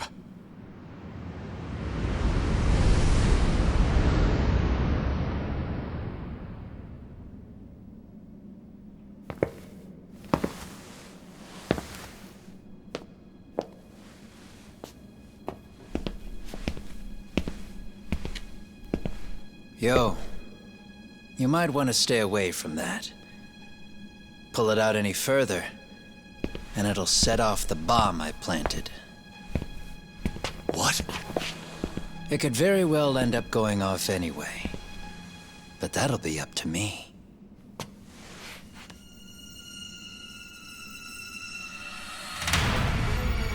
Oh, what the fuck? I can't keep track of how many times this guy has changed sides. As long as Kawai's body exists, Kusumoto-san will never be free. So I'll make sure it's never found again. You guys might want to consider stepping out. Kawana, you can't do it. But I can. This was always going to be the backup plan anyway. If you guys hadn't made it down here, I would have blown up both the body and Soma all in one shot. But still, if Soma dies, I'll never get to the one pulling the strings. And Kusumoto-san will never be free of these goddamn shackles. Kusumoto-san needs to turn herself in. If she keeps trying to hide from all this, she'll be haunted by her past wherever she goes. You'd rather she carry those sins for the rest of her life, and all by herself. Because after today, you won't be there to help anymore. You have to leave. You'll disappear. From here on out, you'll need to live deep in the shadows. If she turns herself in, she'd never be able to see Mitsuru again. Her son is finally awake, after 13 years in a coma. Does tearing them apart sound like justice to you? I want nothing more than for everyone involved to get a happy ending. But still, if I turn my back on it now, Sawa-sensei's sacrifice becomes a footnote. That won't work. She can't say her piece without a voice. So if I don't raise mine for her, what justice prevails? Fine. I'll just push the button. Everyone in here can be blown to hell.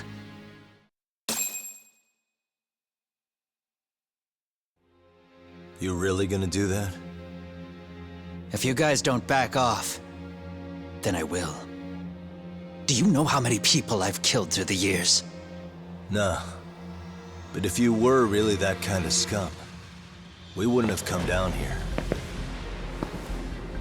You wouldn't be the kind of person worth saving. This one is my fight, guys. The way I see this, Tak, you and Kawana both have your reasons. Something to consider. But between the both of you, is there really a right answer?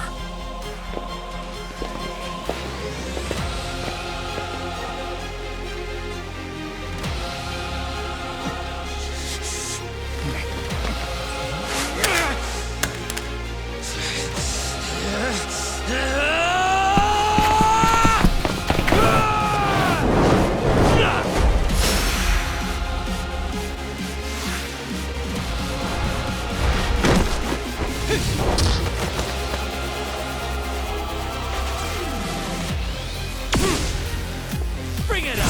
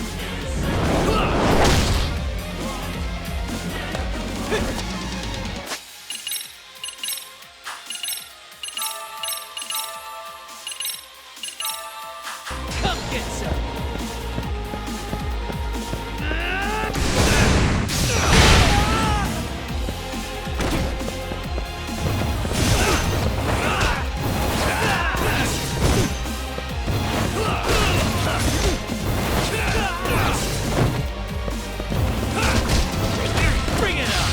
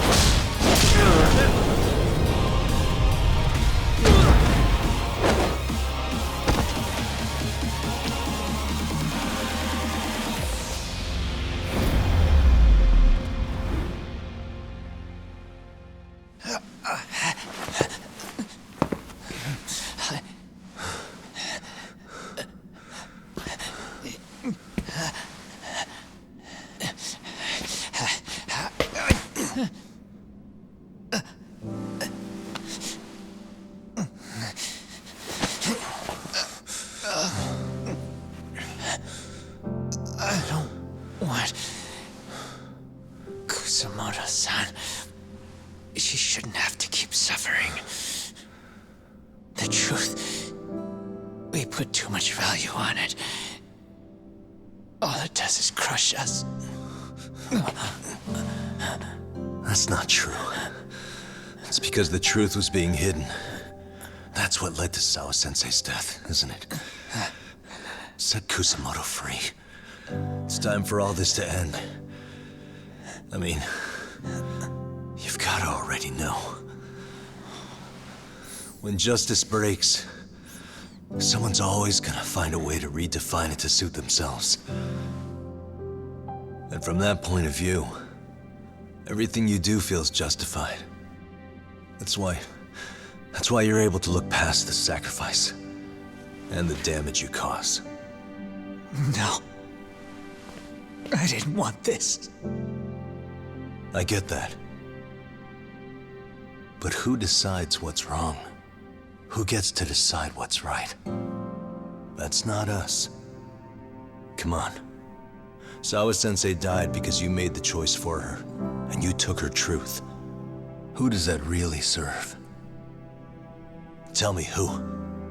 Why would you want that? The truth is all we have. When the law can't be fair, the truth becomes our last ray of hope. So please, Sawa-sensei's truth, don't take that from her.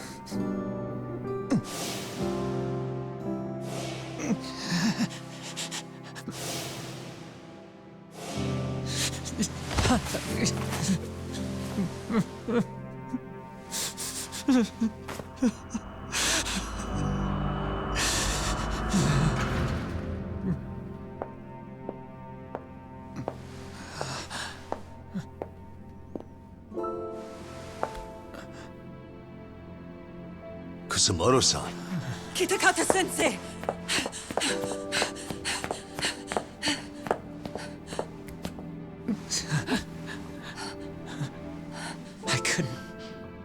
I couldn't protect you.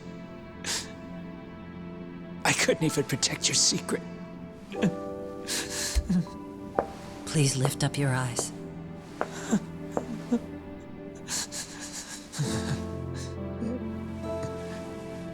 I saw that picture you posted of Kawai's dead face. I took a hard look. This was the man I killed. I saw the pain in his repulsive face. I saw the consequences of my actions. Sawa-san never should have been dragged into this. I saw how I betrayed and abandoned you too, Kusumoto-san. I've been frightened ever since. I was scared Mitsuru would find out the truth. I was worried he would discover his mother was a monster. And for you as well, Sensei. You carried it for me. You clung to such a dark secret. I made you do this for so long. I never should have gone through with it. And I won't let you bear the burden of my mistake anymore. That's why I've decided. I'm going to turn myself in.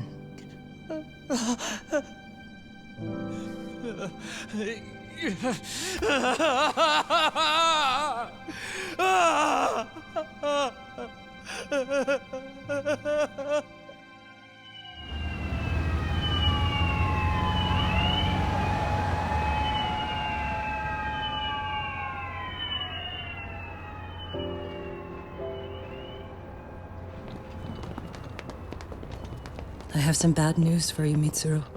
Your mother won't be coming home for a while. It's not work. But I feel I should warn you. I'm going to be placing a burden on your shoulders. I'm so sorry. Mitsuru? Please don't worry, Mom. If anything, I should be the one worrying about you. Huh? I could tell something was bothering you. You've been hiding a problem for a while, haven't you? I'm sure it's been hard. Especially considering what a burden I've been. No. That's not it at all. Don't worry, Mom. I more or less already know. In fact, let me tell you, I was doing physical therapy earlier, and I managed to take a few steps. For the first time in 13 years. That's wonderful. It didn't feel like much, really. But still, you know what the doctor said? That if I keep at it, I'll be able to stand on my own 2 feet. And then I'll be able to walk again pretty soon. When that time comes, I'll be there for you. It'll finally be my turn to support you. So please don't worry about me, Mom. Don't let me hold you back. Go do whatever it is you have to do. I'll be waiting. I'm sorry, Mitsuru. Thank you.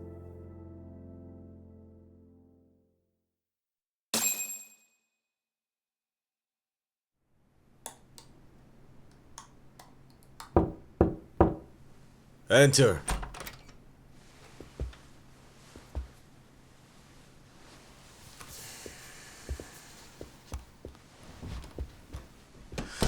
I don't recall having an appointment with any prosecutors today. Are you familiar with Kazuki Soma of RK? Public Security's inside man. He infiltrated the Kamurocho underworld on assignment.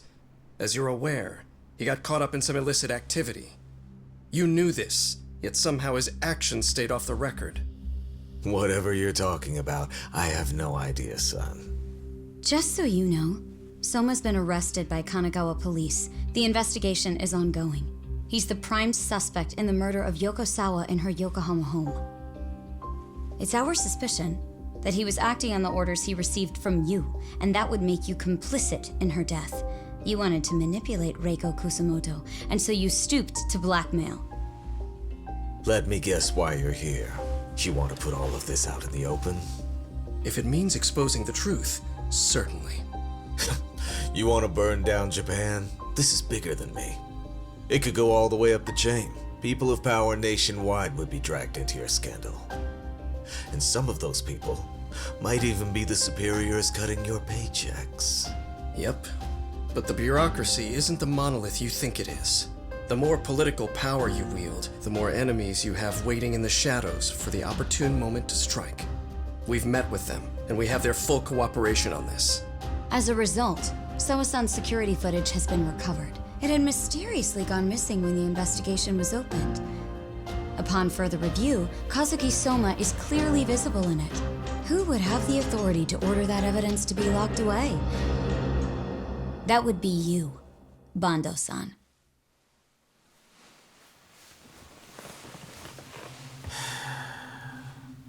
For my part, I did the things I thought were necessary.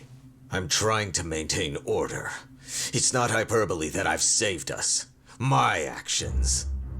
So if you intend to drag me through the mud, I'll see you in court. So we will.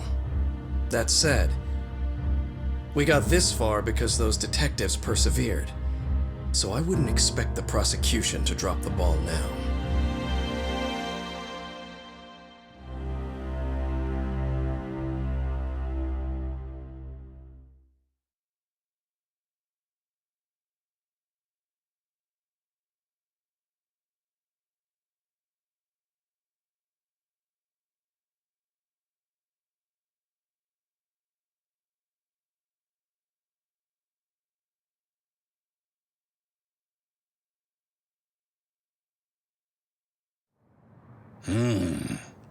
We only got this far because those detectives persevered? Huh.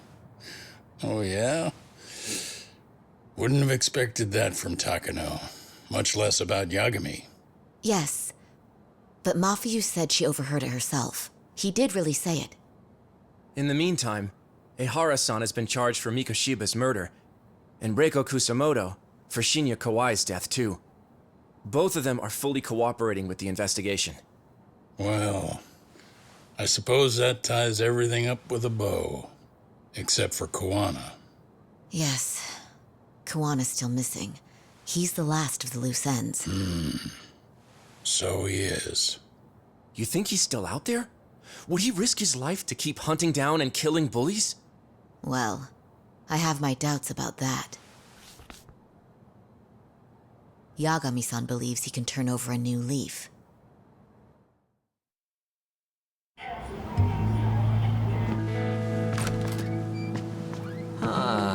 Some things never really change, do they? This place is still filthy. Squeaky and clean isn't gonna work for everyone. That's all a matter of taste. I'd say this place just has flavor. You brought some snacks? Yeah. We stopped at the convenience store around the corner on the way here. Come on, Doc. It ought to be you treating the boys. Bring in some sushi to show them how generous you are. Oh, should I now? Well, I'm already way ahead of you. Yo! Did someone order some sushi? Only the best for you guys. Courtesy of Yagami Detective Agency. So? Good shit, man. You are a true gentleman. Huh? Hey, what the fuck? There's avocado on this shit. Where the hell did you get this from? Aniki, if you don't like it, you don't have to eat it. In fact, that just leaves more for me. Fine. Then I can chew umi and salmon roe. Hey, save me the tamago. Long as I got my egg, I'm good. Who goes for the egg? I'll leave Kawai's body with you. The cops can have him. But then I'm out. I gotta disappear for a while. I'll fade back into the shadows. Like hell, man. If he's arrested, public security would have his head. They'd charge him with the one murder he didn't commit. Sawa-sensei wouldn't get the justice she deserves. And worse, they'd find a way to silence him. Besides, you don't have any proof that I'm even guilty. Anything they could charge me for would never stick. Just what are you getting at? You said yourself that you spent the last several years taking out bullies all over the country. That's gotta count for something. I never left a single shred of evidence behind. So good luck. The cops and the prosecution would have nothing to go on. In a legal sense, all you guys can really do is stand there and watch me walk out of here. The law has never been very good about being flexible. The whole system is hollow. It can't judge who needs to be judged. It can't save who needs to be saved. I'll expose that. Every action I take serves that goal. As long as kids like Mitsuru continue to suffer out there, I'll do it for them. Even if it means I have to keep my hands dirty, I don't care. Goodbye.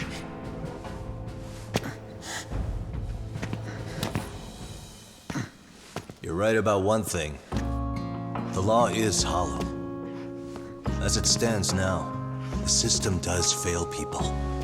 All the same, the law evolves. We have to make it better. But it takes time, and the work is never done. That's why, as long as the law lets people fall through the cracks, I'm gonna be there. Except, I won't do it anything like you.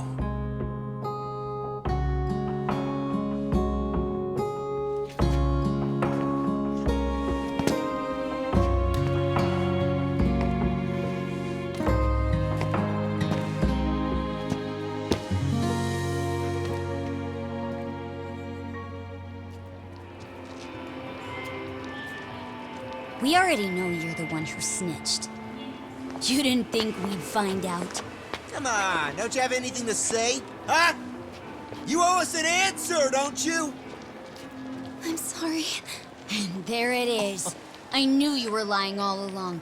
You are a lying piece of shit, huh? What do you have to say for yourself? You think your apologies are gonna cut it?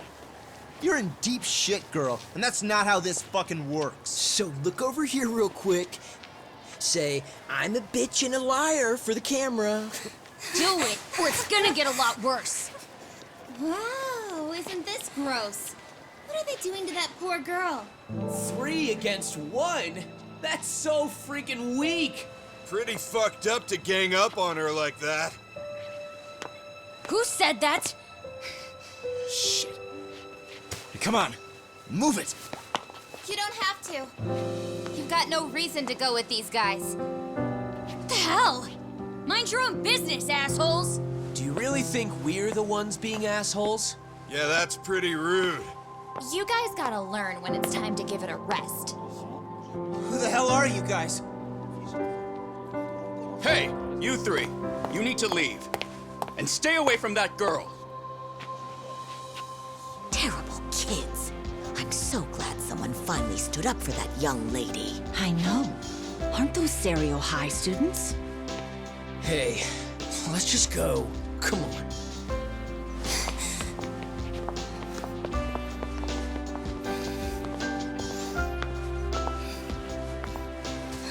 Are you okay? I'm sorry. No, don't be. I'm sorry. Really. I just wish I had seen what was happening earlier. You'll be fine.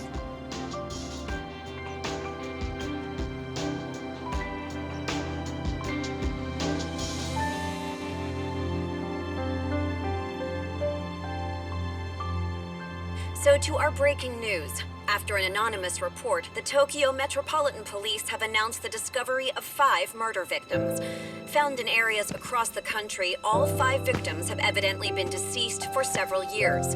According to the anonymous tip, the common thread between these victims is that they were all at one time accused of malicious school bullying. The police are working quickly to identify them, and an investigation task force is being launched immediately. This task force's first challenge will be to secure the cooperation of law enforcement across all of the prefectures involved.